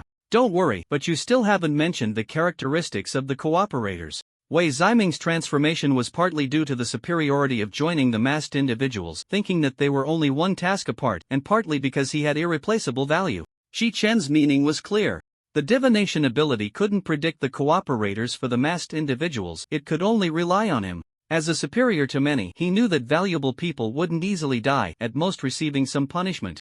The cooperators, who are under the watchful eye of the world's will, possess extraordinary luck and strength. Because the stabilization of the collapsing world and the restoration of power require time, the reincarnation of cooperators occurred about 10 to 20 years ago, so the reincarnated bodies are around 20 years old. If the mysterious organization has contacted him, he might have quite a bit of power. By the way, the reincarnated body is within the borders of Manhwa. Chi-Chin confidently recited the answer, which was also why he wanted to appear before Wei Jiming in his true form. The clues were just a step away from pointing directly at him. If he had used a clone to make contact, he would have received his report on the spot. That would be too ridiculous. Wei Jiming was puzzled. Why must it be in Manhwa?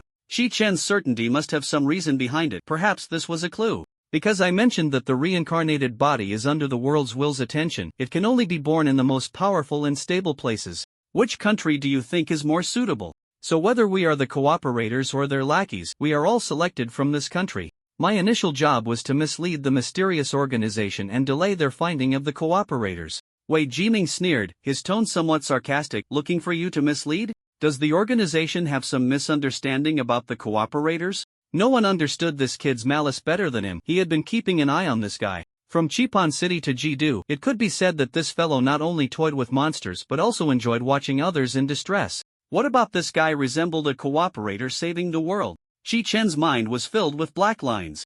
This was a personal attack. In the kingdom of Cartes, Ken City was once one of the world's famous tourist destinations, with beautiful beach scenery, rich exotic culture, and splendid civilizational ruins. All of this came to a halt after the arrival of supernatural powers. Apart from some adventurous travelers with abilities, almost no one came here anymore. Before the arrival of supernatural powers, it was already a high-risk country, and after the arrival, it became even worse. Losing its important economic sources, Ken City gradually became assimilated by other places. This criminal was from the miraculous country of former protectors, which also continued its traditions. Many criminal organizations have joined forces with monsters to establish underground networks. They provide corpses to the monsters, who in turn act as their enforcers. The arrangement is quite clear. Intelligent monsters can be negotiated with.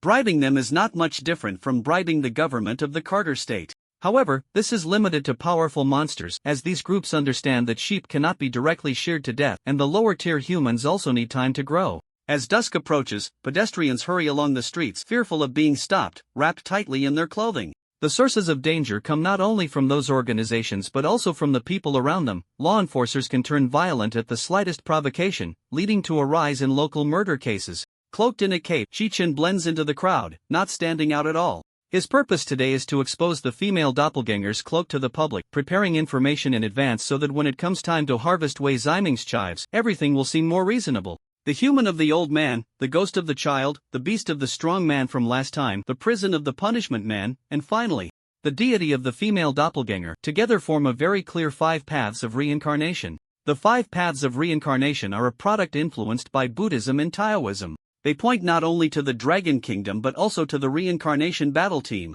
Of course, Chi-Chin does not intend to admit that he simply couldn't come up with a 6th path. A quick search online revealed the perfect term: 5 paths of reincarnation.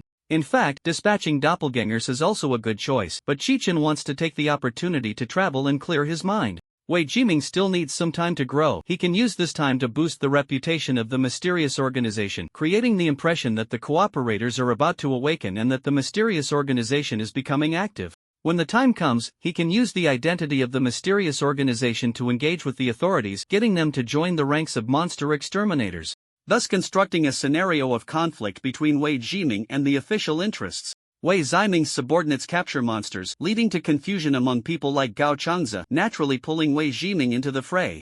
Then the authorities find evidence, and Wei Jiming dies mysteriously. His subordinates, enraged, make the matter public, accusing the masked man, who then silences them. As long as the script generally aligns with common sense, even if the authorities feel something is off, as long as they can't find evidence, they won't be able to overturn public speculation. The public is the main concern. Once the impression of the cooperators is established, he can successfully break through, and even falsehoods can be made to seem true. At that point, the higher-ups will have no choice but to accept the reality. Combining the ideas of rumors spread by the mouth, refutations run on legs and getting on the bus first and buying a ticket later. Shi Chen is not too worried about being exposed. The authorities' previous actions to block information have made the public eager to uncover the truth. If his ancient god cult can do it, why can't Wei Ziming's subordinates? It's just... Shi Chen sighed deeply. This city is too chaotic, more chaotic than both the Fallen and Luo kingdoms, which is truly absurd, making it impossible to find a sense of travel. As the sun sets, all sorts of monsters and spirits begin to emerge. Ahead, a mother and child are stopped by several men. The mother clutches her child tightly and trembles as she hands over her wallet. The man takes the wallet, pulls out $20, and tosses the wallet back to her, allowing them to leave. The old-school tradition has made currency lose its value. They still have $20. Whether it's the influence of the atmosphere or the fact that even in such chaos, humans cannot live without the internet, even though he currently appears as a woman. Several groups around him glance over and then choose to ignore him. Bang! The sound of a gunshot marks the climax of the night, causing even the small groups of robbers on the street to panic. The gunshot seems to herald disaster. Although there are not many pedestrians on the street, it produces a sound reminiscent of a disaster film. Some cannot help but scream, others shout to their companions, "Run!" while some knock on the nearest doors, seeking refuge. Shi Chen carefully discerned that the screams were not only coming from the street but also from nearby residents who were wailing from their balconies before fleeing. The crowd scattered, making him stand out awkwardly in place. Tat tat tat. The handgun was no longer sufficient for the exchange of fire. The sound of heavy machine gun fire erupted, illuminating the area ahead with flashes of light. Shi Chen saw the mother and child from earlier huddled together, trembling, or rather, the child had wet his pants from fear. Squatting on the ground, unable to get up, while the mother dragged him along, still moving slowly. When the panicked people were blocked by them, someone pushed them down without hesitation. The child's wailing made it clear he regretted it now. "Mom, I won't run out again." He couldn't help but cover his forehead, feeling a bit of a headache. Crying in such a situation was very dangerous. If he hadn't encountered them this time, the child could have gotten his mother killed. "Get up!" Mia hurriedly covered her son Mendaz's mouth, nearly crying out of desperation, but the child's behavior was heavily influenced by emotions, and the suffocating sense of despair surrounded her. Suddenly, a cold yet pleasant female voice rang out, and for some reason, Mia felt her mood calm down instantly. She stared blankly, looking for the source, as a woman in a cloak walked past them towards the area where the explosion had occurred. It was only then that Mia noticed her son had actually stopped crying. Looking in the same direction as her, watching the lady leave, Mia felt a bit nervous and softly called out, "Ma'am, it's dangerous ahead."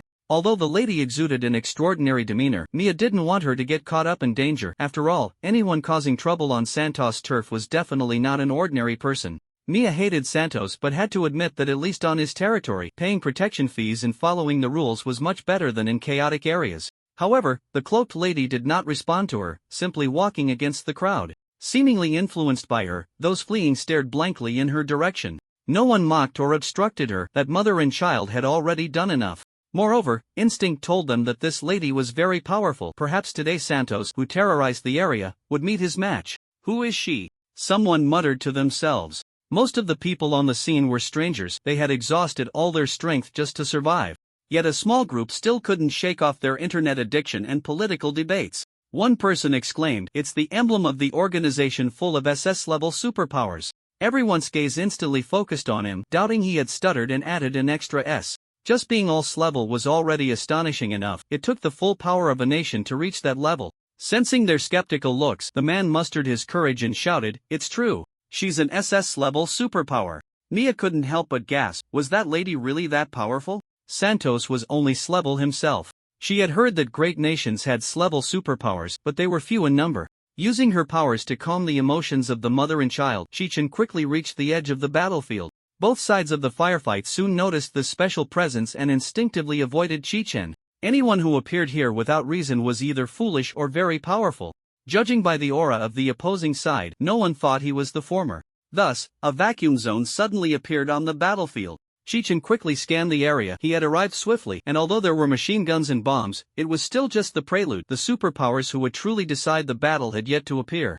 Aside from a bit of collapsed buildings and ordinary people leaving with injuries, the battlefield was left with only the two sides exchanging fire. He had sensed this outcome beforehand, but seeing it in person still left him with a headache. Should he say that it was no surprise that the gang organization would still distribute emergency supplies to ordinary people before the arrival of superpowers? They really understood the sustainable development of exploitation. The news quickly reached Santos' subordinate, Torres, who was in charge of this area. The woman in the cloak. It was too dark to see her face. The subordinate's description made the well-informed Torres break out in a cold sweat. Those in the underworld had to know who could be bullied and who could not. Recently, cloaks have become incredibly popular, with two powerful organizations collaborating to promote them. Those who wish to conceal their identities have chosen this disguise. Even if Li Kuei encounters Li Gue, the masked man kills the impersonator on the spot, leaving no one behind. However, the sales of the masked man's disguise in the black market have skyrocketed. Why? Who would dare to gamble on whether what's inside is real or fake? On the contrary, there are far fewer impersonators from the mysterious organization, and those who appear at least show half of their faces. Aside from fans, there are rarely similar disguises. Just thinking about the greatest possibility, the shadow of death loomed over his mind. And Torres hurriedly looked in the direction his subordinate had mentioned.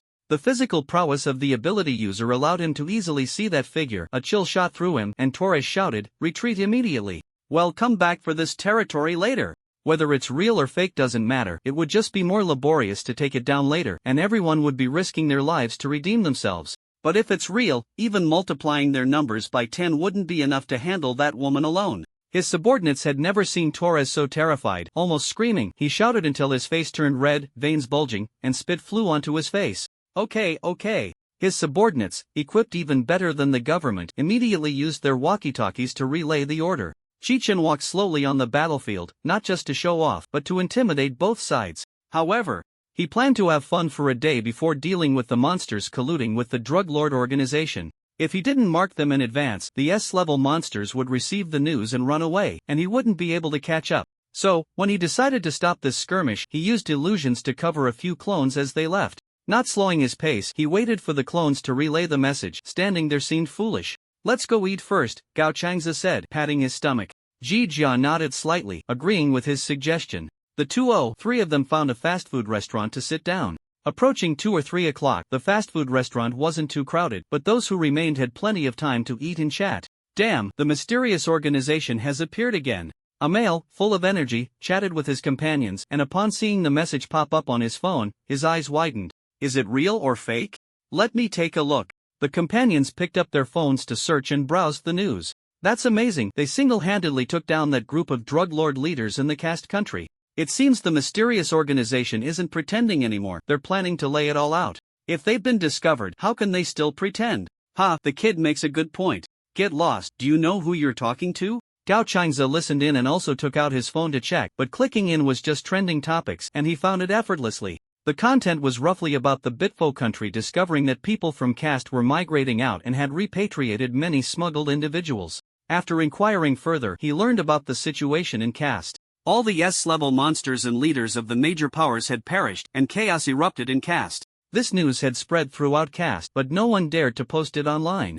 There were still examples of people being shot for talking too much, and no one wanted to take that risk. The caste government's announcement finally came out, confirming Bitfo's claims. Although Gao Changza knew it might gradually return to normal, directly dealing with this group of scum felt incredibly satisfying. It was a moment of pleasure. Just a fleeting thrill, having seen the dark side. In Xingran, who was in a parasitic state, held a pessimistic view. Without military protection, the monsters will also migrate over there, which may not be a good thing for the local people.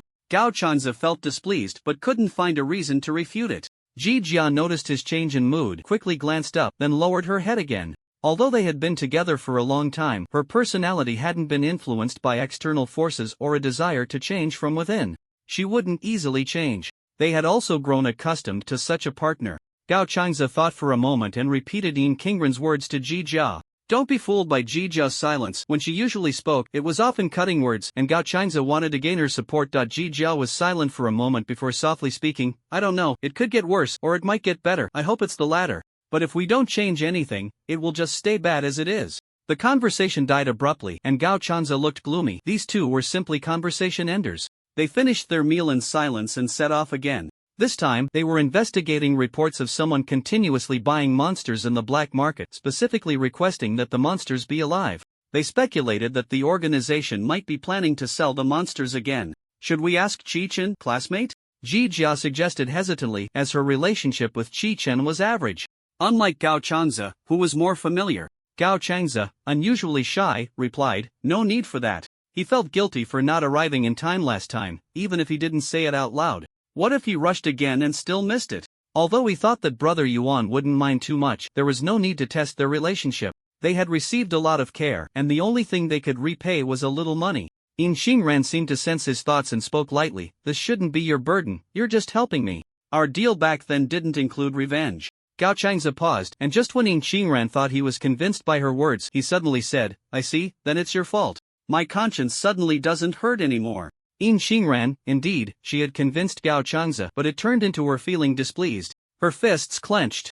Meanwhile, Chi-Chen, mentioned by the three, was in a temple. From the beautifully carved stone slabs and the jaguar-shaped throne, he easily identified the owner of the temple, the feathered serpent god.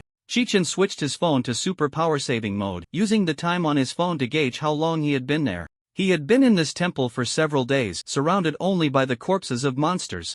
As he had suspected, the monsters fled as soon as they heard about the mysterious organization's arrival. He had tracked the monsters all the way here, only to be unfortunate enough to get caught in the fusion domain. After sitting idly for a day or two waiting for the fusion domain to end, Chi-Chen finally understood one thing. Now, he was in a sealed room within a special fusion domain, similar to those unopenable rooms in the palace codenamed Guanghan Palace. Even as an SS-level ability user, he couldn't forcibly break through this area. Damn! Could it be that there really is a world that discovered he wanted to bind unilaterally and sealed his title? After several days, he had explored every inch of the room but found no mechanism. Fortunately, he was a cheat. He created a soul exit ability and placed his body on the jaguar-shaped throne, maintaining the lowest energy consumption state. With the physical quality of an ability user, he could at least stay for a long time. Chi-Chen truly lay on the throne, his soul state also lying down, his eyes staring blankly at the ceiling. It was reasonable to suspect he was being targeted, but there was no evidence. In fact, Chi-Chen wasn't completely without options, otherwise he couldn't lie so calmly on the throne. He still had several clones outside, although they couldn't supply energy. As long as he used it sparingly and followed his plan, they could help him become a cooperator. Perhaps then, he could forcibly break through this cursed place. After several attempts, Chi-Chen felt that the reason he couldn't get out wasn't due to insufficient strength, but rather the wrong method. Simply put, a normal person leaves a room by going in and out through the door, but he couldn't find where the door was and could only tear down the house. Right now, he only had the power to walk through the door, not the power to tear down the house. Therefore, he needed multiplied strength to leave this place. What a husky behavior! Chi-Chen adjusted his lying position, placing his palm under his head, and sighed helplessly. Although he was unfortunate to be caught here, he didn't leave empty-handed. At least there were no gods lying in the sealed room, preparing to revive. He could relax and boldly make up stories. No, he's not a clone, he can't transmit messages. With nothing else to do, Chi-Chen attempted to analyze the fusion domain. From the incident with the Sanshu monster, he speculated that under unstable spatial conditions, there is a high probability of a fusion domain occurring. The spaces where fusion domains manifest are all within human cognition, whether myth or jungle. No high-tech products have appeared. Moreover, every time a special fusion domain with mythological elements appears, it is located in a country that has a corresponding legend. So it should be a parallel time and space or a past time and space. No, wait, if it's a temporal intersection, then why is there no life in the other time and space? Humans, monsters, mutated animals, all are creatures of this world. Among them, monsters are the most peculiar, not conforming to the laws established by long-term human research, which is why many believe that fusion domains bring creatures from other worlds. But what if it has never been a fusion? If certain substances fused with human mental remnants to create monsters, would that affect the world's ability to repair spatial flaws? The notable characteristic of monsters is their nonconformity to reason, that is, chaos and disorder.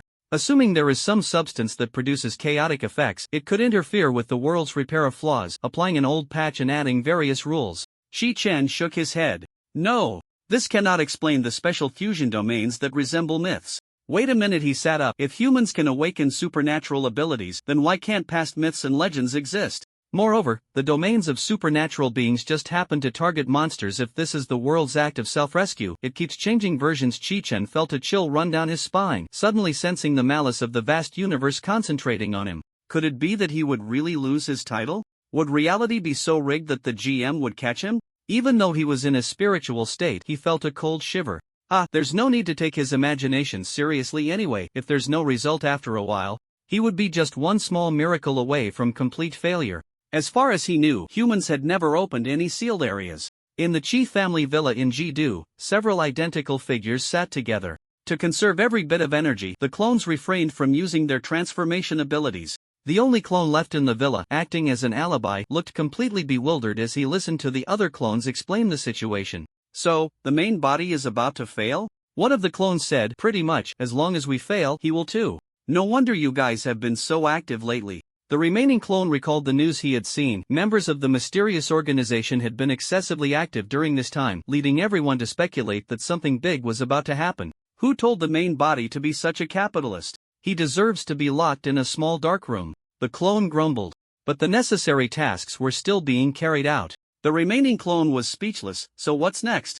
Are we going to confront the authorities? One has already gone. He's probably trying to bluff them right now. We can't afford to wait any longer, or our energy won't hold out. To maintain the activity of the mysterious organization, they needed to take turns appearing. The way to appear was by fighting monsters, which consumed a lot of energy each time. The remaining clone said, "You only tell me now? Why not wait until the main body is dead before notifying me? Who told you to be the farthest away?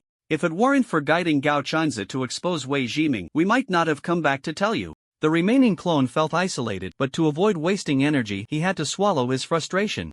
"I've already forged the documents as planned." He subtly suggested to Wei Jiming to hide some evidence to prevent the main body from being silenced. The thought process aligned with Wei Jiming's character, so there was no need for constant control over the suggestion. The conversation among the people continued until the phone rang, and the discussion came to a halt. The remaining clone frowned and picked up the phone. The caller was Gao Changza. Truly, speak of the devil. On the other end of the phone, Gao Changza handed the phone to Yin Qingran, and under her glare, he quickly fled the scene. To be honest, how could he have known that the Qi family had such an identity? Before Yin Qingran could grab Gao Changza, the call was connected. She took a deep breath, her breath hitting the receiver. The person on the other end was as inscrutable as ever, and she heard them asking what the matter was. In response, Yin Qingran swallowed hard, trying to minimize the tremor in her voice. After a few seconds of silence, she felt she had overestimated herself. She simply couldn't bring herself to speak. Who would have thought that the reincarnation team had such a meaning? What right did she have? Just thinking about those formidable figures made Yin Qingran unusually unsettled. The identity of her newfound enemies suddenly felt unimportant. That bastard Gao Changza brought up her previous comforting words again, and she had to face Qi Chen. Taking a deep breath, she steeled herself and shouted into the phone, Your identity has been accidentally revealed by us." The speakerphone was a bit quiet, and several of Qi Chen's avatars leaned in, incredulous, with one thought swirling in their minds. Is there such good fortune? However, they quickly calmed down after a moment of excitement. Although they had hinted to Wei Jiming to help Gao Changza find them if the evidence was kept nearby, it would lose its threatening effect once controlled by the main body. But the odds of Gao Changza hitting the jackpot were slim.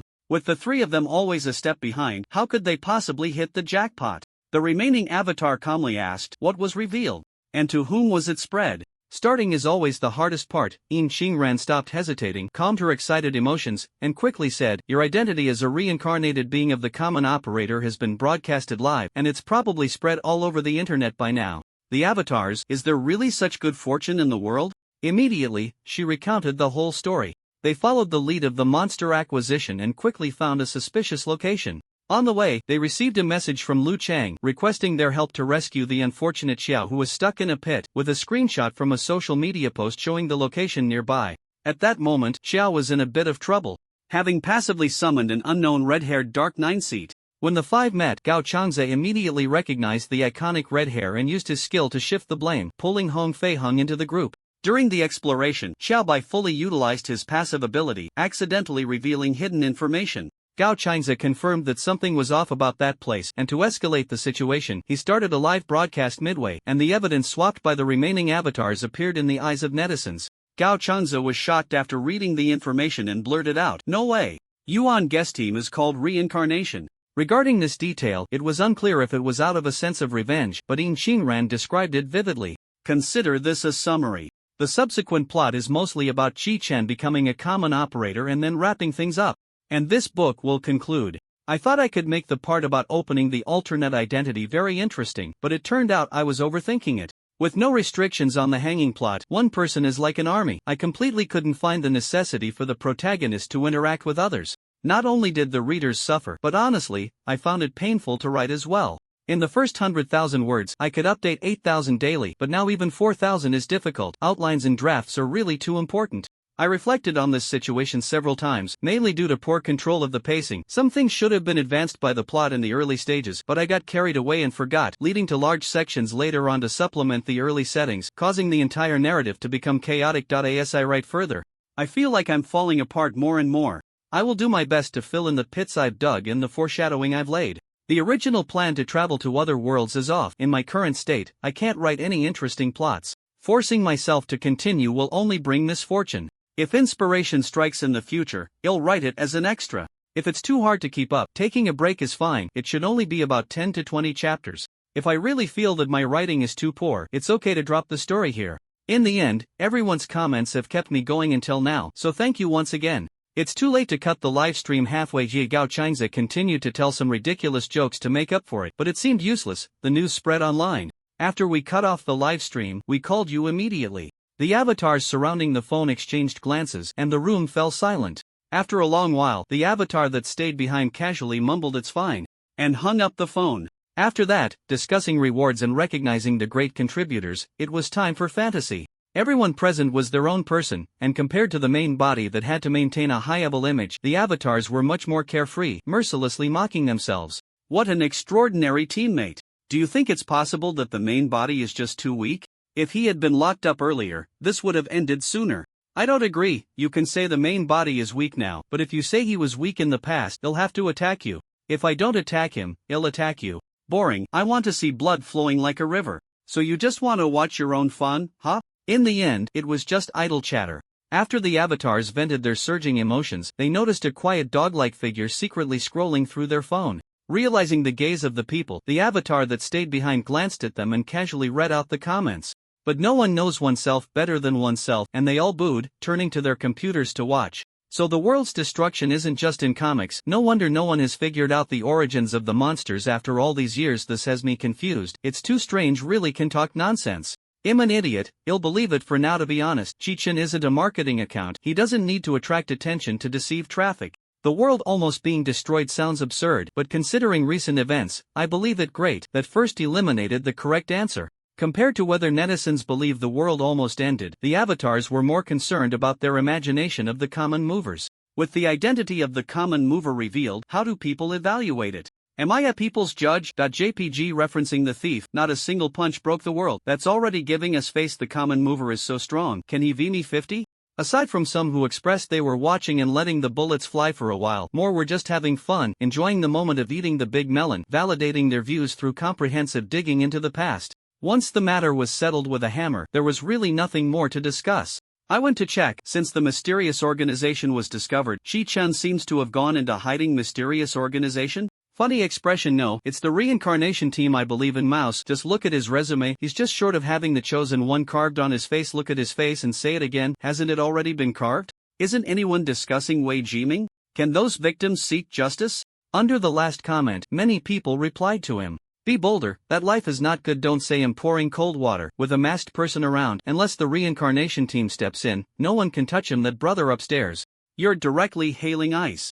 You all forgot, the investigator knows Chi-Chen. Just be ready to pop the champagne. Seems like it. Damn, I almost forgot about that old bye. One avatar immediately got up, heading down the path to silence, quickly making this guy explode coins to prevent the swap from being exposed. Overall, the avatars have not yet seen any negative comments about the communists, possibly out of consideration they haven't posted, or perhaps they did but deleted the discussions afterward. After all, the example of the main body instantly killing monsters through the internet is posted online, and no keyboard warrior dares to challenge it. Unlike the light-hearted banter of netizens, the leadership of various countries quickly convened meetings to discuss countermeasures and prevent potential future upheavals. The term community of shared destiny for mankind is truly terrible. Although they had speculated about the term communists before this, the ominous premonition becoming reality was still hard for them to accept.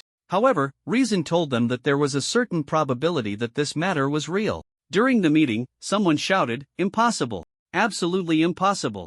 This is a conspiracy by the Dragon Kingdom, and a heated debate ensued until someone slammed the table and angrily shouted, "Stop arguing about meaningless things. Tell me, what benefit would it bring him to create such a scam?" This question left everyone in the room speechless. Everyone knew the Dragon Kingdom was not joking. But if there was a solution, why were they still discussing the people who caused the problem? Isn't it about solving the problem by addressing the people who created it? The self-proclaimed know-it-all laid the matter bare. What else could they talk about? What strength does Rin Kitchen have? The communists can cross the world in an instant, capable of saving the world single-handedly. Their superhumans are at most S-level. Can they fight? No, they can't. They don't have that capability, you know? And their highest combat power expressed that there was nothing to discuss. They couldn't win, so they left. Anyone with decent strength had basically participated in the battle between the Fallen and Luo. During the few SS-level battles, they could only be on the sidelines as observers. This was still a situation of both sides competing without going for the kill. These people have transcended the realm of humanity. To ask them to resist communists stronger than SS-level superhumans, they really wanted to hold the leaders' heads down and let them experience what it felt like to face the fortune thief at that time. In the abandoned factory, after hearing Rob's report, the elder of the ancient god sect nearly pulled out his beard in disbelief, suspecting there was something wrong with his ears. He quickly detached himself from his aging body and asked Rob to report again. Rob reported once more, and the elder fell into deep thought. When the chaotic elements were first extracted, they had never imagined it would lead to the world's collapse. Relatives on the verge of death? Two incompatible substances, water and fire? A paradise that only has spring? As long as the chaotic elements are introduced to disrupt the rules, many impossible things can be achieved. The abused chaotic elements ultimately backfired on them. Ironically, it was because of the chaotic elements that they could survive in the cracks of the world. The clan members were unwilling to live in the desolate gaps, and soon the relocation plan was smoothly approved. A world without high-end combat power was chosen. Now, a fortune thief who appeared out of nowhere claimed that the monsters were created by him. The elder was baffled. He certainly wouldn't take the words of an unnamed pawn to heart, but who was the fortune thief? A terrifying existence that could easily breach the world's barriers. If their clan had that kind of strength, why wait for decades? Yet, such an existence had subordinates who openly lied, taking credit for what their clan had done. No! Such a terrifying existence could stir up storms with every move. There must be some purpose behind it, but he had yet to grasp its deeper meaning. In the kingdom of Cartes, inside the temple, on the jaguar-shaped throne, under the influence of the gathered recognition, the lifeless body began to undergo slight changes, but compared to the soul, or rather the consciousness entity, the bodily changes were negligible. The resilience of the consciousness entity that could traverse the cracks of the world goes without saying. After continuous cleansing, the untrained consciousness entity gradually became resilient. 1 day, 2 days. The spread of the news brought more recognition. The regions ruled by monsters gradually decreased with the cooperation of the avatars and the 5 great nations. In contrast, Chi-Chen received more recognition from others. Yu-Ju had once privately inquired with the remaining avatars about the significance of this approach. The remaining avatar smiled mysteriously and stated that the final battle was about to begin and efforts must be made to weaken the enemy's forces. Yu-Ju, misled, believed this without a doubt. The accumulation of quantity finally welcomed a qualitative change one day. If an untrained consciousness was like a weakling with a combat power of only 5, then the strength of the consciousness belonging to the cooperators was no less than that of the ancient powerful beings' primordial spirits. Out of sheer boredom, he actively used his abilities to fall into a deep sleep, and the overwhelming power broke through, causing Chi-Chen's abilities to fail, waking him from his slumber. As he opened his eyes, an uncontrolled terrifying pressure swept through the space, causing it to tremble under the burden. Chi-Chen's consciousness quickly scanned the interior of the temple. The divine power that sealed the room was perceived by his consciousness. This was an empty mind gathering, vaguely grasping a hint of speculation. Emotions came faster than rationality. Ecstasy, excitement, shock, a complex mix of feelings surged in his heart after success. The abundant power made Chi-Chen eager to turn over and sit up, wanting to perform a couple of military exercises to vent his inner exhilaration. He really succeeded. Woohoo! However, at the moment he stood up, this emotion transformed into tension, and his smile gradually stiffened. His body seemed a bit hard to control. The powerful consciousness was squeezed into a fragile body, and Chi-Chen had to gather his consciousness to prevent any issues with his body. Now he felt like he was wrapped in a layer of paper armor from the outside, needing careful maintenance. First, he detached his consciousness from his body, then gathered it into a ball, and only then did Chi-Chen return to his body. The non-externalized consciousness was non-aggressive, and the body was no longer as difficult to control as before. After all, a body capable of bearing the consciousness of a cooperator was in line with the world's collective understanding. After resolving the bodily crisis, Chi-Chen wiped away the non-existent cold sweat of the void, almost sending himself away. Now, he had the mood to explore what changes becoming a cooperator had brought him. First was the power. He looked around, using his consciousness to determine the position set by the divine power, focusing to channel his strength into the nodes, forcefully destroying the prison that held him captive. Bang! In his consciousness view, the energy membrane formed by the divine power burst like a popped soap bubble. From years of living experience, the sound of a soap bubble popping unconsciously formed in Chi-Chen's mind. The destroyed barrier emitted a dazzling white light, with a beam shooting straight into the sky, piercing the night. This grand display attracted the attention of the government of the Kingdom of Cartes, and an exploration team quickly set off towards the temple. Chi-Chen was completely unaware of this, fully focused on sensing the effects of the light beam. So that's how it is. Once the barrier was broken, it would send a signal into the sky, opening a passage for the feathered serpent god to descend. Unfortunately, even gods are still regarded as biological entities by the world, parts that cannot be replicated. After reflecting on the changes of the times, Chi-Chen casually sensed the will of the world, trying to see if he could understand more information. Through the vague connection between him and the world, he successfully sensed the existence of the world's will. The world does not possess a so-called will, it is more like a self-optimizing operating software, constantly adding and deleting rules and loopholes. Chi-Chen's expression turned strange as he raised his hand to give himself a smack on the head to help himself wake up. Wake up a bit. The world's will is just a fabricated concept, deceiving everyone and pulling them in. What an immersive delusion, patient. Sorting out his thoughts, he once again emptied his consciousness to feel the world's operation. For the world, the awakening of human abilities is like white blood cells fighting against bacteria. The bacteria must die, and humans cannot become bugs. Aging, illness, and death are among the rules of its operation. Since old patches can be applied, does that mean the world also has update records? Thinking of this, Chi-Chen detached from his body and fully immersed himself in the blurred feedback of the world. He felt a connection with the world, and it wasn't difficult to search. The rules that recorded historical events lingered before him, and Chi-Chen delved into them as the long passage of time slowly unfolded in front of him. There were no records of deities, no records of history, only the state of the moment was documented. Yet, from the constantly updated and deleted details, Chi-Chen drew a conclusion: an organism's excessively powerful strength affects the stability of the world, and thus the world optimized itself in response. So, were deities treated as one of the bugs and optimized away? What about him? Would he also be gradually optimized away after dealing with the bacteria? At that moment, Chi-Chen noticed something unusual about his consciousness entity and made an effort to discern it. Finally feeling relieved. The consciousness entity transformed into a cooperator was considered an external pathogen. He could only stay for a while, or else he would face the world's optimization. However, if he could fit his consciousness into a body that complied with the rules, he could deceive the world. Chi-Chen's gaze sharpened as he thought of the drifter's setting, which was different yet similar in rules. However, he seemed to have forgotten the most crucial setting: all three could wander outside the world. Perhaps he could find the true culprit behind the world's changes. Eliminating the culprit and allowing the fortune thief to rise would mean no one could expose him. His body could still last a few more decades. If he could avoid being exposed and facing social death, he still wanted to save some face. But before that, he needed to leave this cursed place. After being locked up for over 10 days, his internet addiction needed Professor Yang's treatment. Shortly after he left, the team from the Kingdom of Cartes finally arrived at the pyramid, quickly contacting their superiors. The next day, news of the Maya Pyramid's light column exploded across the internet, with countless people speculating about the possibility of deities awakening. I've been annoyed by those Dragon Kingdom people for a long time. God, please wake up soon. Hee. I love that you can't stand us but can't do anything about it. Who do you think Quetzalcoatl will deal with first after awakening? Will our nine-tailed fox from the southern dynasty also awaken? Him from Sakurajima. Even if the nine-tailed fox awakens, it should be in the Dragon Kingdom, right? In the Chi family's villa in Jidu, Chi-Chen entered the kitchen, steaming with heat, rubbing his short hair with a towel in a haphazard manner before leaving it be. After a refreshing shower, Chi-Chen felt every cell in his body relax. He took a cola from the fridge, the icy liquid sliding down his throat, followed by a burp. One word: refreshing.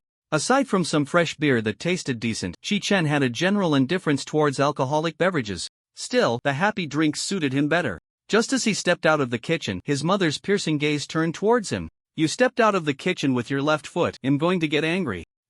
Weren't you already angry? Chi-Chen felt helpless as he sat down next to her with the cola. Since earlier, his mother had been using the phrase I'm going to get angry to speak. It was her habit when upset. Even when she was angry, she couldn't bear to hurt her family. By constantly reminding those around her in this way, she indicated her unstable emotions, which might lead to misplaced anger. As for the effect, seeing his little brother huddled behind the sofa, hands covering his mouth, struggling to suppress laughter until his face turned red. It was clear that his mother's anger was less damaging than her usual unconscious teasing. The matter of the cooperator had caused such a stir that his mother took leave from work the next day to bring his little brother back to see him. The memories left behind by the avatar clearly told him that his mother wasn't troubled about whether the cooperator was her son. She was happily bragging to his aunt over the phone. Why was she so furious upon seeing him for the first time after he returned? His mother's inner thoughts were nothing but a jumble of nonsense. Clearly, she didn't even know what she was angry about. Shi-chan pondered for a moment and recounted the fabricated story about the cooperator, but the effect was quite mediocre. It seemed not to be the source of his mother's anger. This left him puzzled. Aside from engaging in illegal activities and not cherishing her health, his mother would never get angry over being kept in the dark. Her attitude leaned more towards viewing everyone as independent individuals. He stared at the little brother, who understood and shook his head to indicate that he didn't know either. I haven't figured out who to be angry with yet, and you won't let me calm down. In getting angry, the mother said quite calmly. Well then. Faced with his mother's reasonable way of expressing anger, Shi-chan had no choice but to give in, switched the TV to the fruit channel his mother often watched, and then took the cola upstairs. First, he needed to find the murderer outside the world, and then he would check on his mother later. He locked the door behind him to prevent the little brother from sneaking in and crying, "Big brother is dead." Shi-chan could hardly contain his excited, intense emotions, desperately wanting to take risks, explore. He lay on the bed, letting his consciousness gradually detach from his body. With experience in using spatial abilities, he quickly figured out how to venture outside the world. His consciousness cautiously entered the cracks of the world, and Shi-chan felt the emptiness around him. Looking around, his consciousness scanned the area, and apart from the world behind him, he could hardly detect anything else. The void was pitch black, and he could only rely on his dissipating consciousness to sense the surrounding area.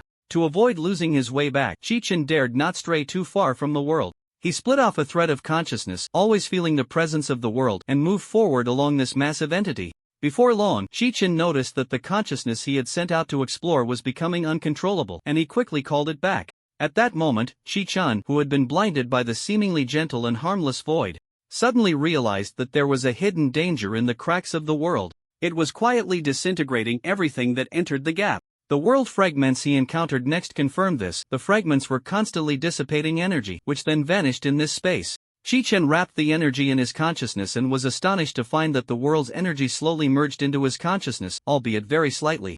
However, consciousness is easier to measure than the body, and he distinctly sensed that his consciousness had grown stronger.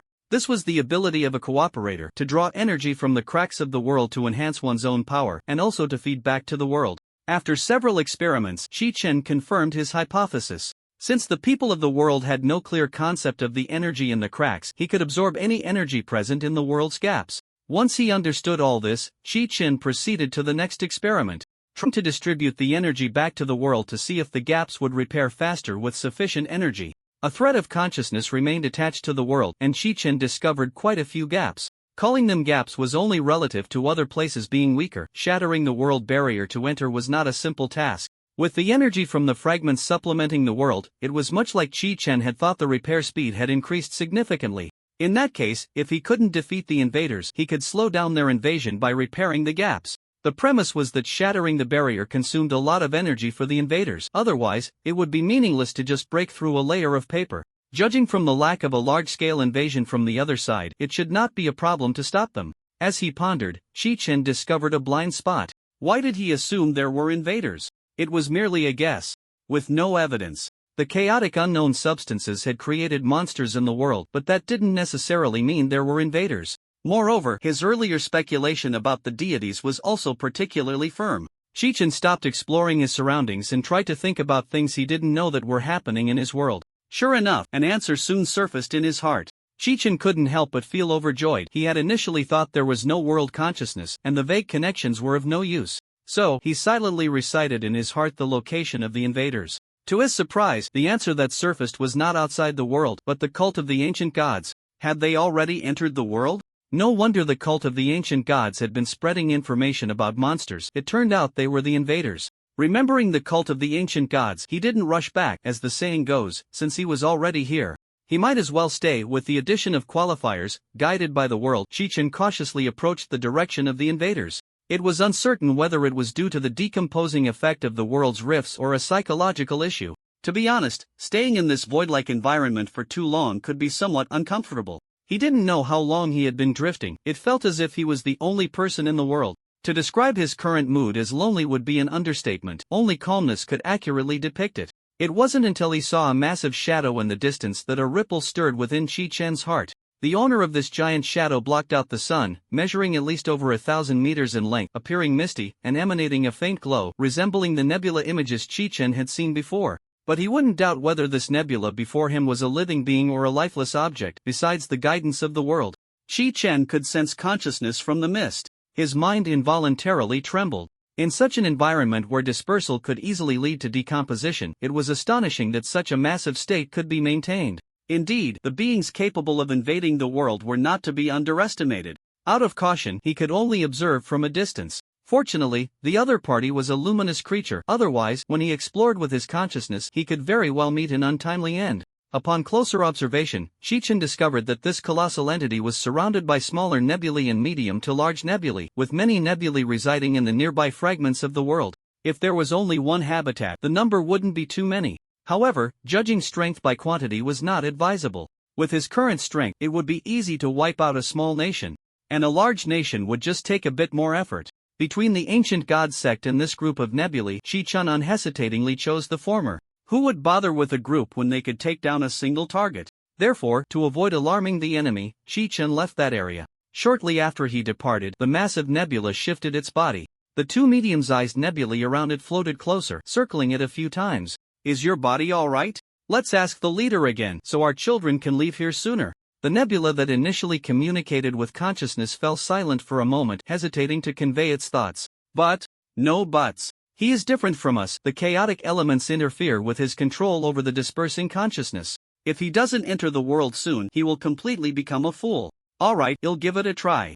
A thought entered the minds of the two nebulae, causing their mist to swirl faster. Their emotions unstable. No need to try. A solid small nebula approached them, extinguishing the hopes of the two with its thoughts. His body is too massive. He is not suitable as a vanguard. One of the nebulae stammered, using consciousness to communicate. He also wanted the children to be able to enter immediately, but one person's mistake could jeopardize the entire clan, making it difficult for him to speak up. I apologize. Another, with a different opinion, had her mist swirling rapidly, indicating her excitement. Leader, there are so many rules in this world, the strength of the indigenous people will be greatly limited. Even if we are discovered, what can we do? I am willing to give my life to clear all obstacles. The leader was displeased. He had already provided explanations earlier, and their entanglement was truly disregarding the bigger picture. Noticing that the surrounding clansmen were somewhat stirred, he had to explain again. If it were that simple, why am I still here? Not to mention that the loopholes allowing passage are rare. For the sake of our clansmen entering the world sooner, the vanguard members bear the burden. Speaking of living in the world in the future, to deceive the world, we still need the bodies of the indigenous people for disguise. After hearing the explanation, the clansmen's gazes towards the three nebulae were filled with hostility. The nebula that wanted to say something more could only give up. Returning to his body once again, time was of the essence. Chi-Chen sent a split self to investigate the ancient god sect. This experience left him somewhat frustrated. Wasn't it said that I was invincible now? He glanced at his phone screen. 2 or 3 hours had passed, and it was almost time for bed. He figured his mother's anger must have subsided by now. With that thought, he picked up a cup and went to the living room to pour himself some water, while also planning to cook a late-night snack in the kitchen. As soon as Chi-Chen stepped into the living room, his mother looked over with a piercing gaze. This scene was all too familiar, sending a rare shiver down his spine. There was only his mother in the living room, and Chi-Chen keenly sensed her displeasure. He sighed and sat down on the sofa beside her. Mom, what's wrong? His mother candidly replied, I realized that the one I'm angry with is myself, but I don't understand why I'm angry with myself. The unexpected answer made Chi-Chen abruptly stop drinking, lest he turn into a human fountain. You really are a genius, he thought to himself, feeling a wave of sarcasm. But what his mother said next left him stunned. But just seeing you earlier made me realize, has the issue been resolved? At that moment, Chi-Chen's heart skipped a beat. He almost thought he had exposed himself in front of her, but upon reflection, considering his mother's personality, it was unlikely she would have noticed. He directly asked, what issue? His mother, over 40, still had clear eyes filled with confusion. How would I know about your matters? I just feel like you seem to have accomplished something and am completely in the dark about your situation, suddenly feeling a bit inadequate as a mother. Even with her natural bluntness, she had sensed the subtle changes between him and his other self. His mother probably felt she had inadvertently caused him trouble and was a bit angry with herself for not realizing it. Chen was deeply moved, but that was impossible. All he wanted to say was, "Don't breathe so heavily while talking, you might scare someone to death." Well, the issue is half resolved. Since his mother usually didn't dig too deep, Chen answered her question straightforwardly. "Then why were you so happy earlier?" "Because I thought I was invincible, taking down a small intruder would be a piece of cake?" He could only say. "The other half will be resolved soon. Alright, next time if you have something to do, just tell me directly." Chun didn't argue with her and replied, "Sure, right now I want a late-night snack, do you want some? Then I'll go cook for you." Watching his mother busy in the kitchen, Chun couldn't help but smile. She was his family, the reason he protected this world. Just as he felt sentimental, the cup in his hand cracked and shattered into pieces. Remembering his mother's heavy breathing earlier, his sentimental mood instantly evaporated. In an abandoned factory, under the dim candlelight, a group of people in black robes gathered together, their heads bowed, eyes closed, listening to the teachings of the elder on stage. The elder's face was calm, his shadow flickering on the wall. "The divine selflessly shares knowledge with us, no one should be deceived." His voice seemed to possess a certain magic, and the listeners all quietly focused on the elder's words. A great divine image gradually taking shape in their minds. It was a colossal figure filled with infinite wisdom, whose overwhelming power made direct descent impossible. It towered thousands of feet high, its form as ethereal as the starry sky. Just a glance would draw one to the divine, yet a mortal body cannot withstand divine might and must not gaze directly at the divine. Each of its breaths would cause the stars to tremble, and once in a state of contemplation, it would resonate with all wise beings. If one were fortunate enough to connect with the divine would generously share knowledge and power with them. Time passed second by second, and the candles gradually burned down to their bases. When the elder announced that today's session was over, people left the place, still feeling unsatisfied. Upon reaching the door, they found friends and family to discuss their earlier experiences. "Benson, this is truly a great place, isn't it?" Benson beamed widely, resembling anyone who had successfully recommended something they cherished to a friend. "Don't mention faith, just call it a cult and monsters, but it's still a pretty good place for spiritual solace. I haven't reached the point of faith, I just find what that old man said very interesting. Over time, you'll understand, the more you know, the more you respect." Benson swore he once thought the same way, but now he was a devout follower of the ancient god cult. "Hey!" The man, seeing Benson like this, couldn't help but chuckle and shake his head. "Have you forgotten about the co-movers? Since co-movers and thieves of fate existed, no matter how powerful the ancient gods in the starry sky were, they couldn't compare to those who could traverse worlds. If one were to say that faith in various deities could be justified by differing authorities, then the existence that transcended worlds was a unique strength. He didn't believe he would forsake the co-movers to worship a god that might not even exist." Benson dismissed it with a wave of his hand. "That's just a wanderer. Gods can leave the world, but with responsibilities, they can only stay. It doesn't mean gods are inferior to co-movers." "Ha ha." Benson's friend laughed heartily to cover his embarrassment, feeling that Benson seemed to have become obsessed. Comparing the strongest known person to a god that might not even exist, how could that be a fair comparison? It was as if Benson's word was law. However, he was in a good mood now, very tolerant, and didn't shatter Benson's fantasy. "Let's come back tomorrow," Benson's friend suggested, feeling as if he had undergone a spiritual release. His state improved more than tenfold, even ninefold. "Next week? Then count me in for next week." The two, like others, slowly strolled away. What they didn't know was that the old man in the abandoned factory gently closed his book and sighed deeply. Although everything was going according to plan, he knew that things had completely derailed. Living in the cracks of the world, he was certain he had never seen the existence of a thief of fate. If thieves of fate and co-movers couldn't mutually destroy each other, how would they deal with such a colossal entity? Tap, tap, tap. Footsteps from different directions sounded, and a group of people gathered in front of the old man, bowing to him in unison, calling out, "Elder." Just as the elder was about to speak, faint footsteps echoed again. Pat, pat. The strange sound of footsteps came from ill-fitting shoes or perhaps from someone unable to lift their feet high. The elder frowned, quickly scanning the number of people in front of him, realizing the count matched, and instantly raised his guard. The newcomers were likely the followers from earlier. So the elder didn't rush to attack. Creak, the wind gently pushed the half-open door, and a shadow slipped through the crack into the room, a small figure appearing at the door. As the door slowly opened, the person outside came into view before the ancient god cult. It was a child dressed in a cloak. However, all the members of the ancient god cult stood up, looking as if they were facing a formidable enemy. The elder narrowed his eyes, his hawk-like gaze fixed on the child by the door. The child slowly looked up, their eyes pitch black, like black holes, as if one glance could draw on the soul. A tender voice echoed in the empty factory. Just 3 words, and the murderous intent of everyone in the ancient god cult could no longer be concealed. Outsider?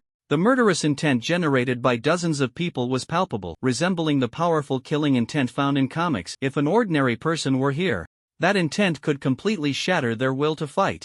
Yet the child remained unfazed, delivering the final ultimatum: "Get out, this is our world." This sentence pierced the hearts of the ancient god cult members. They had lost the world they relied on for survival, and no world was willing to accept them. Kill him. The thought of returning to the desolate cracks of the world sent chills down their spines. Unable to reproduce, their lives could neither improve nor worsen, resembling a stagnant pool of water. Despite setting aside past grievances and forming a clan of survivors, gathering daily to meet companions, a world solely of humans was still terrifying.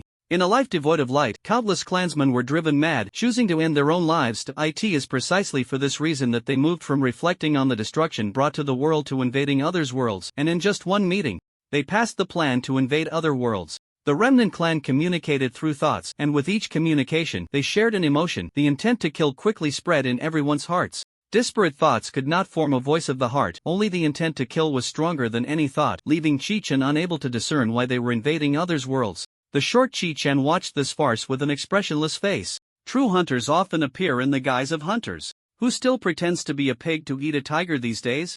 A continuous stream of voices surged into his mind, and the boiling intent to kill from across the way made Chi-Chen a bit timid. He still hadn't figured out the true strength of the other side. He wasn't afraid of their intelligence, but he feared they might turn into brutes and charge at him recklessly. Thus, he turned his gaze to the leader of this group. Quiet. The elders signaled for everyone to calm down, his gaze unfriendly. Please forgive us, but we cannot comply. The worst still happened. He did not indulge in any wishful thinking or clever arguments, as the other side just happened to arrive when everyone was gathered, clearly having investigated for a long time. This means that without leaving our bodies and showing our true strength, we are not their match. The elder continued, your strength is inferior to mine, and we just want a place to stay. Why must it be a fight to the death? This old man was relatively calm, and Chi-Chen successfully captured the thoughts in the other's heart. He was a bit surprised. Could they really fight? The child's identity was that of an SS-level ability user, and this group was exuding murderous intent. Did that mean their strength all exceeded SS level? Although their strength was somewhat beyond expectations, it was not yet time to retreat. He decided to first test their attitude towards the communicator before deciding whether to withdraw or directly ensnare them. As for the elder's suggestion, it couldn't be said to be entirely meaningless, but it was purely nonsense. Just? How many people had died fighting monsters over the decades? Competing for world usage rights, creating world loopholes. There was no such thing as peaceful coexistence, only. Chi-Chen's eyes narrowed slightly, and a saying floated to his mind: cutting the grass and eliminating the roots. He crossed out the steady plan in his heart, and a draft of using strength against strength began to take shape in his mind. Suddenly, he felt a surge of ambition, as if he would turn the tide and support the great building, pulling the drain. Damn it, he had watched too many skits, and his mind automatically filled in the blanks. The flame in his heart extinguished. Instantly returning to a sage-like calm, Chi-Chen said expressionlessly, sorry, you are not yet qualified to fight me to the death. His identity as a communicator had not yet been revealed, so it wasn't a complete failure. Fortunately, he had held steady.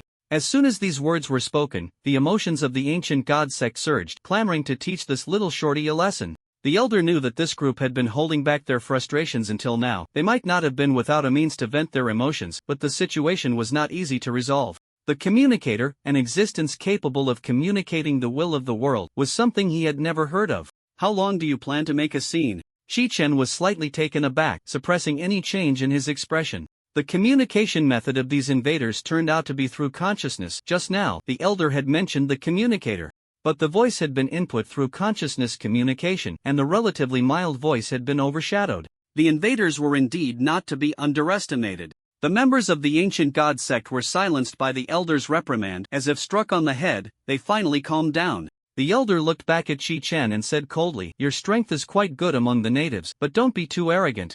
If we hadn't wanted to show you goodwill, you would have already been dead. The strength of the communicator cannot be underestimated, but the strength of the thief is not to be trifled with either. As a third party, we have no need to get involved in their battle. On the surface, he spoke harshly, but behind the scenes, he was stabilizing the emotions of his subordinates. But the elder did not know that this statement had drawn a pixelated smile from the child, who had been gloomy since earlier. If they were afraid of the communicator, they should have said so earlier. It had made him engage in a battle of wits with the air for so long. This treatment had always been reserved for his opponents. The thought that it had always been others imagining him, and now it was he who was imagining his opponents, made Chi-Chen unable to suppress his vengeful thoughts. He absolutely would not allow anyone to show off in front of him. "Aren't you all coming out?"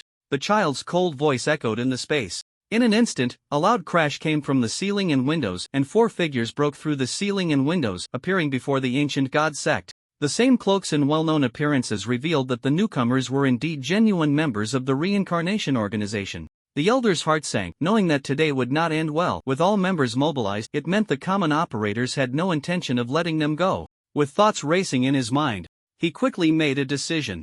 Only by causing a disturbance in the space could the thief break the world's barriers, and with both sides in a stalemate, they would have a chance to survive. Outside of their agreement, the enemy of my enemy is my friend. If the thief truly wanted to steal the energy of this world, they would not give up this opportunity. As long as they showed up to warn the common operators not to violate the agreement, they could assist the thief and become his support. In just a moment, the elder thought of many things and immediately issued orders to the members of the ancient god sect. Although those few have considerable strength, with your abilities, you can hold them off. Wait for me. Bang! An invisible giant beast rolled up from the ground, directly crushing the abandoned factory.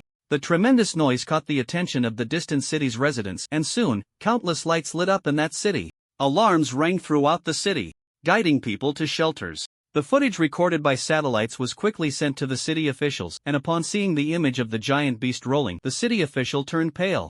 "This is mysterious. The reincarnation organization. Immediately contact Longwa and demand a reasonable explanation." The assistant responded loudly, but just as he turned, he was called back.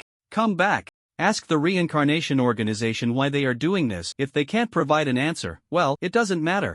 Understood. Because he was unsure of the invaders' strength, Chi-Chen did not dare to be reckless, only sending a clone to stay at home, so he was unaware of the city's reaction. He was currently in a good mood, rubbing the black hole and continuously expanding its range. Seeking to team up with the thief was something he had never heard of before. Chi-Chen finally understood the feelings of his opponents all along. Overthinking was not a good thing. However, it didn't matter. His overthinking wouldn't give his opponents any extra strength. This pain he could not empathize with, and he had to repay it doubly to lessen the shame of being a target all day, only to be pecked in the eye by the geese.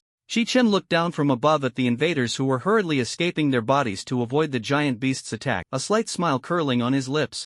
"If the roles were reversed, I would show you what cruelty is. It's time for you invaders to send me an experience card." The sudden commotion quickly spread across the internet. As countries received the news, they unconsciously gazed into the distance, trying to figure out what Chi-Chen was really up to. Yuan has sat in his office, facing the expectant gazes of others. He waved his hand in refusal. "Don't even think about it. Do you really think you're that important?" He knew that his subordinates did not represent him, but did those politicians think they were fools? Reality was not a sect. The strongest became the leader, but just because a good person was willing to take a step back did not mean they were willing to be held at gunpoint by others. The conflict between superhumans and ordinary people, some people might not have refrained from intervening. Now, daring to set their sights on Chi-Chen, how could they be so arrogant? They claimed they wouldn't interfere, just wanted to clarify things. Who do we think we are? Do they really think Chi-Chen doesn't know what's going on in his office? Not speaking up means he doesn't want to say anything. But, what about the international image and relations? Yuana swatted at the air like shooing away flies. "Do whatever you want. This matter is settled, don't bother me with it." On the other side, Chi-Chen's dark eyes appeared particularly eerie under the moonlight, yet no one noticed. A sizable black hole was pulling everything around it, with debris from buildings struck by the giant beast.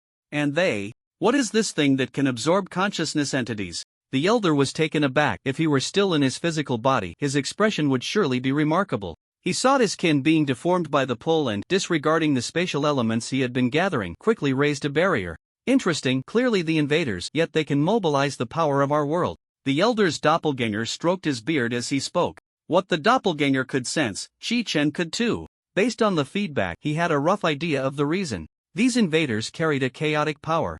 Just as the elder was about to warn his kin not to be careless any longer, the next words from the old man instantly elevated his danger assessment. But the will of the world is not something to be trifled with. We can temporarily bypass the world's constraints. The elder spoke with a calm demeanor. The subordinates of the thief are still people of our world.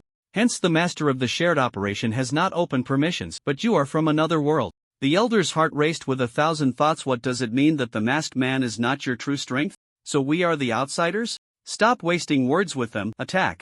A cold female voice rang out as she held a sphere of light and gently waved it. The light streaked across the night sky like a meteor, heading towards the group of colorful mist. With her initiation, the others also sprang into action, but their movements were quite large, giving the invaders ample time to evade. The invaders quickly mobilized the surrounding elements to defend and dodge the attack. Soon, they realized something was amiss. The power was far stronger than they had anticipated. The high-end combat power of this world was more inclined towards clearing monsters, aside from mental power users. They shouldn't be able to inflict harm on them. That beam of light not only wasn't blocked but instead pierced through the dark elements they summoned, heading straight for them. The light brushed past several mists, annihilating all the invaders it penetrated. At this moment, the invaders truly panicked. How could this be? Chi-Chin floated in the air, observing the invaders' reactions below, with only 2 words echoing in his mind. Just this? Although Chi-Chin knew that only he could effortlessly crush this group. Without the effective rules he had added against consciousness entities, these invaders had high damage and ordinary people couldn't touch them, making them quite a troublesome opponent. It was akin to a ghost's dimensional strike against an ordinary person. Defeating magic with magic was certainly much simpler. Yet, he felt he had been tricked. However, the size of these people was far smaller than the enormous figure he had seen. Leaving a survivor was still quite necessary. His gaze deepened. If he were to keep someone alive, it should be the most rational and intelligent one, and that so-called elder was quite suitable. Thanks to the ancient god cult hiding in the outskirts of the city, there were almost no living people here, allowing them to perform freely. The elder was completely unaware that the opponent had set their sights on him and was organizing a counterattack. The surrounding air became humid, moisture clinging to the fabric as countless water elements were mobilized. Dark clouds obscured the moonlight, and lightning flickered within the clouds. The artificially created phenomena could remain hidden, brewing a storm that was about to arrive in this realm. Boom! As countless bolts of lightning fell, the heavens and earth here were illuminated to the point where one could hardly open their eyes. The sky seemed like a shattered jar, with water flowing straight down from above. The torrential rain could no longer be described, as it felt like being under a waterfall. The water elements washed over the land and returned to the sky, not flowing outward but instead forming a cyclical return. This was all the result of that group's control. Their reasons for awakening their abilities differ from those of the people here. They do not form domains to combat monsters but instead pursue greater destructive power. Just based on this, Chi-Chin concluded that they indeed had the qualifications to swagger around. The human ability domains cannot cover as wide an area as monsters do, and currently, no one can stop the combat power of various countries. Although their move also covers themselves as conscious entities, they will not be harmed.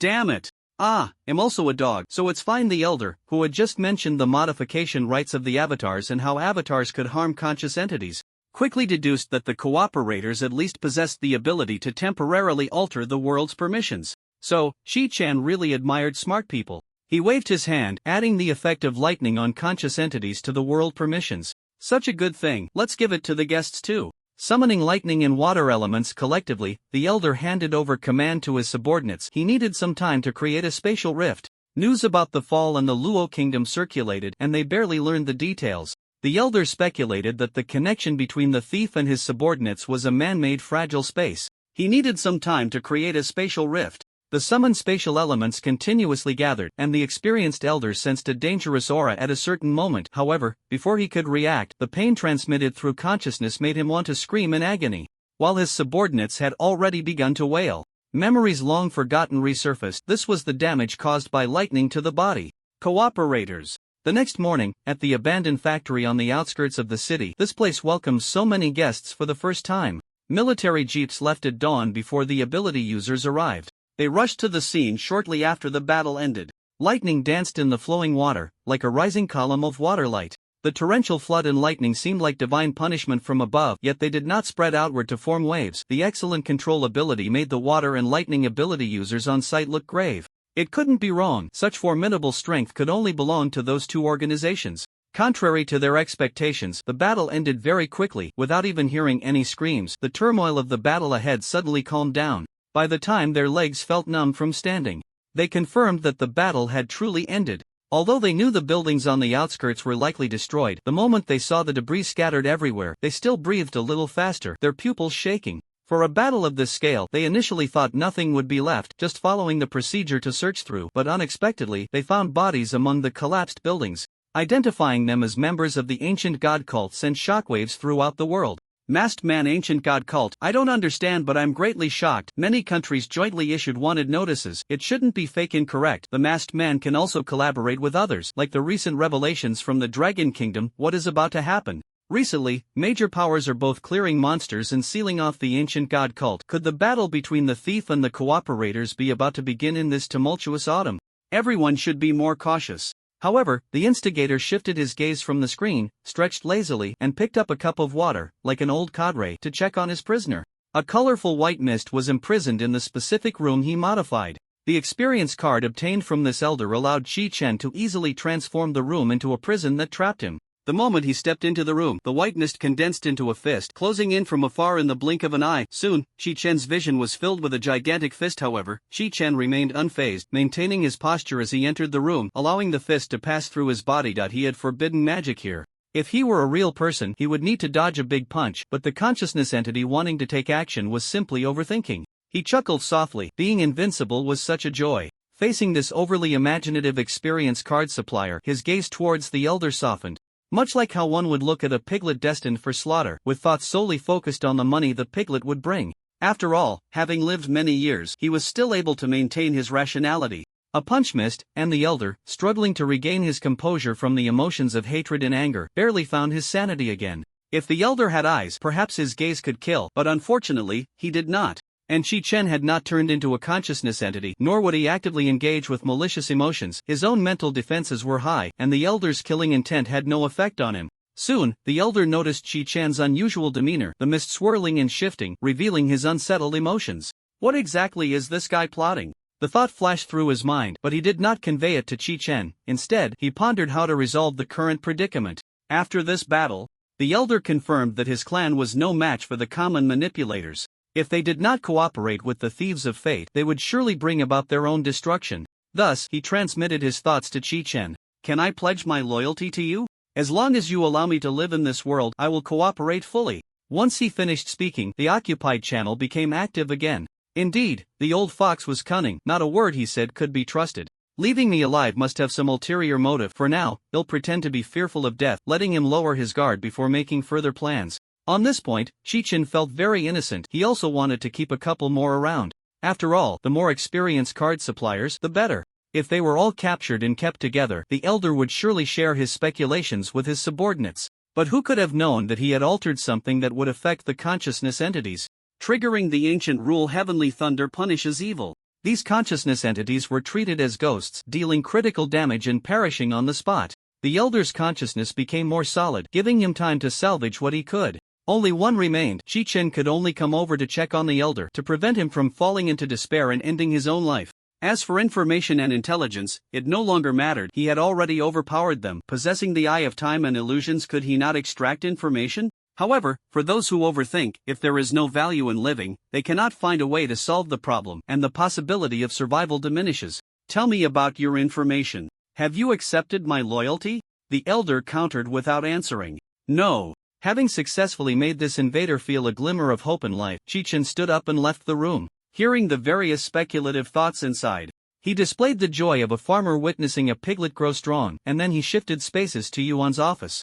Yuanha received his message and was already waiting in the office. Noticing an extra person in the office, he asked with full vigor, "What bad news do you have this time?" Chi Chen almost stumbled. How did you know it was bad news? Now it was Yuan's turn to be unsettled. He stood up, causing the table to rattle, his eyes nearly popping out. Is there really bad news? He had only been joking. Yes, Chi Chen replied seriously, we're about to lose money, so of course, it's bad news. Hiss. Yuanhai gasped, and only after did he realize something was off, using his pinky to dig in his ear. What the heck? Seeing his dazed expression, Chi Chen couldn't hold back his laughter. Noticing Chi Chen's demeanor, Yuanha immediately gritted his teeth. You little rascal, are you making fun of me?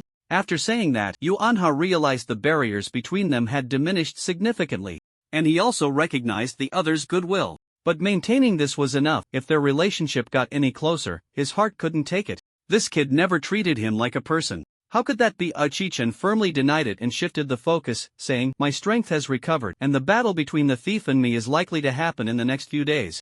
With his emotions stabilized, Yuanha, who had just sat down, once again jolted the table with his beer belly, this time with even more force, his voice rising to a breaking point. Didn't you say you were losing money? Realizing he had lost his composure, he steadied himself and said with certainty, "Can you handle it?" Of course, the battlefield is right here.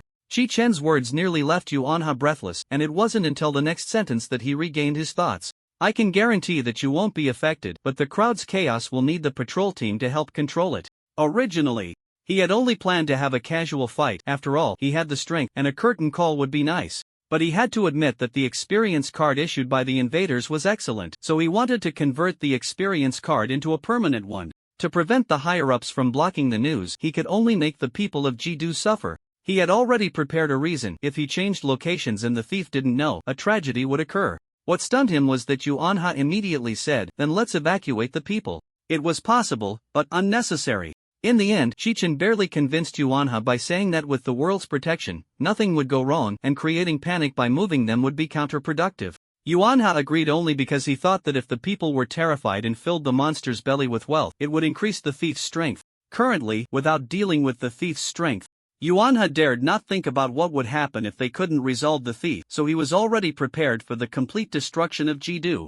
A man held up his phone, the muscles in his arm smooth and defined, clearly a trained individual. He interacted with the audience while remaining vigilant of his surroundings. Recently, major countries and the Reincarnation Organization had been collaborating to clear out monsters, which were intelligent and had been avoiding detection upon hearing the news. Moreover, whether it was due to the complete awakening of the common invaders, the frequency of the merging domains had decreased, making monsters harder to find than pandas. This severely affected streamers like Xiaodazhuang, who broadcast monster hunts. They used to be able to end streams on a whim, but now they tried to stream longer to attract viewers. The new title quickly replaced the previous one, as no one wanted to be found through the internet. Now, on the road from the outskirts of Jidu back to the city, there was a chance of encountering monsters, so Xiaodazhuang did not turn off the live stream. Once back in the city, Xiaodazhuang muttered, "I don't know if it's just my imagination, but it feels like the patrol team has been particularly diligent lately." In fact, Xiaodazhuang wanted to complain, give the kids a break, but considering that the live stream was filled with ordinary people who could easily be swayed, he didn't dare to speak up.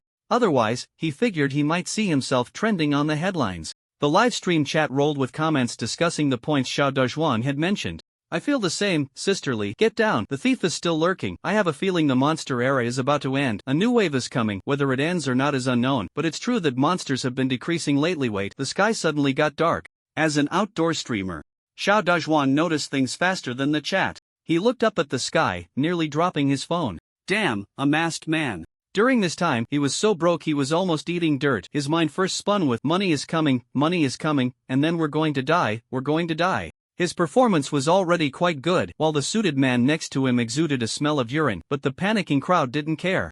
People screamed and trampled over each other. Before the masked man even made a move, someone was already injured. The patrolling team arrived on the scene immediately, trying to disperse the crowd, but the sense of security they provided was less than 1/10th of what Chi Chen's residence offered, and people continued to push towards Chi Chen's place. In the end, the patrol team had no choice but to resort to their final measure, using their abilities to control the crowd. Xiaodazhuang stared blankly at the sky, realizing that the actions of the masked figures were not quite right. The live stream was left with only non-Jidu viewers who were going wild in the comments, even posting insults at Xiaodazhuang for delaying others' escape. It wasn't until the camera focused on the masked figures that the audience noticed their strange behavior.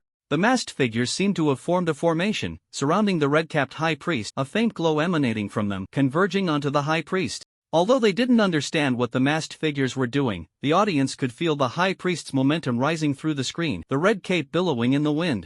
At that moment, everyone who witnessed this scene felt as if their hearts were being tightly gripped. The entire city seemed to have been muted, with no sounds escaping people's throats. Finally, someone snapped back to reality and shouted, "My God, someone is launching a sneak attack. Where did the Reincarnation Organization go? Where's the old man?" No one could answer that. They could only watch as a powerful force suddenly erupted from the high priest, sweeping across the city's skyline. The masked figures were caught in this force and vanished into the sky. The halted cries began to echo throughout the city, including those of adults who had already realized what was about to happen. Yet, a sense of helplessness washed over everyone, including the ability users, and Yuanha. Yuanha knew that there wasn't a single class or above ability user left in the city. He had relocated them all under the pretense of clearing out monsters. They were the hope and support of Longwa. Jidu could be destroyed, but they could not crack. Although the sound of rushing chaos filled the air, everyone saw the shattered sky and instinctively filled in the sound. Cracks radiated outward from the high priest and through the web-like fissures. Darkness could be seen. Endless malice seeped from the cracks. The fissures continued to extend, and some onlookers could no longer sit still, feeling a chill rising from the depths of their hearts. These people twisted their stiff necks, making cracking sounds, straining to look up, and indeed found a small crack above them. Very small and subtle, but everyone's heart sank to the bottom. Why was it so strong? If they were to mention the strength of the manipulators, everyone knew what they could do, yet they still lacked reverence, the kind of reverence one has for the divine. The word God seemed etched in their DNA, representing infinite power. And at this moment, the thief of fate used their formidable strength to tell them that they need not invoke the name of a deity, they must also revere it, just as they revere nature. This feeling was clearer to the people of Jidu than anyone else.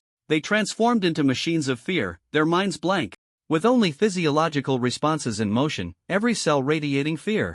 A pair of eyes watched the movements here, accompanied by a strange white mist. The behavior of this group inexplicably reminded Chi-Chun of hamsters. If he remembered correctly, extreme fear could cause hamsters to lose their lives. Chi-Chen mused inwardly that perhaps he had gone too far. Previously, with special effects, he felt it wasn't enough, but he hadn't expected the real thing to be this effective. The white mist, witnessing this scene, was greatly alarmed, but it didn't stop him from verbally provoking the man before him. He, it seems you two will become one of us. With no one else around, Chi-Chen laughed uncontrollably, clutching his stomach and doubling over as if he had heard a particularly funny joke. In that instant, the elder felt that the person before him was even more terrifying than the thief of fate. An ominous premonition spreading in his heart. The leader's strength is not inferior to that of the thief of fate. You slaughtered our kin, and the leader will surely avenge them. Seeing Chi-Chen remain unmoved, the elder grew more anxious. His own people knew their own affairs, and while the leader was stronger than him, he was far from the thief of fate. A strong malice almost transmitted through his consciousness. The world you protect is perishing because of you. What an interesting thing that is. But Chi-Chun ignored him, stopping his laughter and looking up at the sky. The sky over Jidu had torn open a large hole, and even though he had split himself and strengthened everyone, there were still those who could not withstand the intense malice and fainted. Before long, colors appeared at the dark opening, and clouds of mist emerged, the largest of which was nearly a kilometer long. The elder had not yet rejoiced when he saw the people around him smiling at him. And the demon whispered, "Are you satisfied? My gift." His consciousness seemed frozen, his mind blank, echoing that earlier phrase, unable and unwilling to process the information within. Unfortunately, the thoughts he dared not dwell on were not entirely absent. They had even reached a level Chi-Chen could utilize, but he was unwilling to admit it. Chi-Chen's smile was radiant. After this job, he would be utterly invincible. His journey thus far had relied entirely on the imagination of his enemies. He was grateful to all his opponents, for they had shaped the person he was today. In stark contrast to the beaming Chi-Chen, the white mist looked blankly at the sky. This unexpected world rift had caused his kin to joyfully dive into it, welcoming 5 individuals clad in identical cloaks. A dazzling light illuminated the humans beside him, a beam shooting straight into the clouds, and the world rift was closed by this force, leaving his kin completely unable to leave this world. The people of Jidu felt a lightness in their bodies as they looked up at the sky, their eyes reflecting that beam of light, the brilliant golden glow reminding them of one person. They were like the backdrop of every savior's rescue, erupting in cheers like a tsunami, repeatedly shouting that name that brought them immense comfort: Chi-Chen. If someone were to look down from above, they might think they were part of some cult, with intense emotions, irrational shouts, and unconditional trust. But things would not end easily. The high priest once again collapsed space, this time sacrificing himself, disappearing into the spatial collapse. The crack widened, darkness seeped in through the fissure, and this time even the earth could not escape, with abyss-like black cracks embedding themselves in the ground, painting a picture of an impending apocalypse. In the midst of despair, golden light emerged, as if the air was filled with golden particles, halting the trend of the world's collapse. Yet the people of Jidu found that just as they escaped danger, they had entered a new peril, as a fierce battle erupted in the sky. The annihilation light of the female avatar directly engulfed several invaders, who emerged from their ecstatic emotions, anger and hatred spreading within their ranks.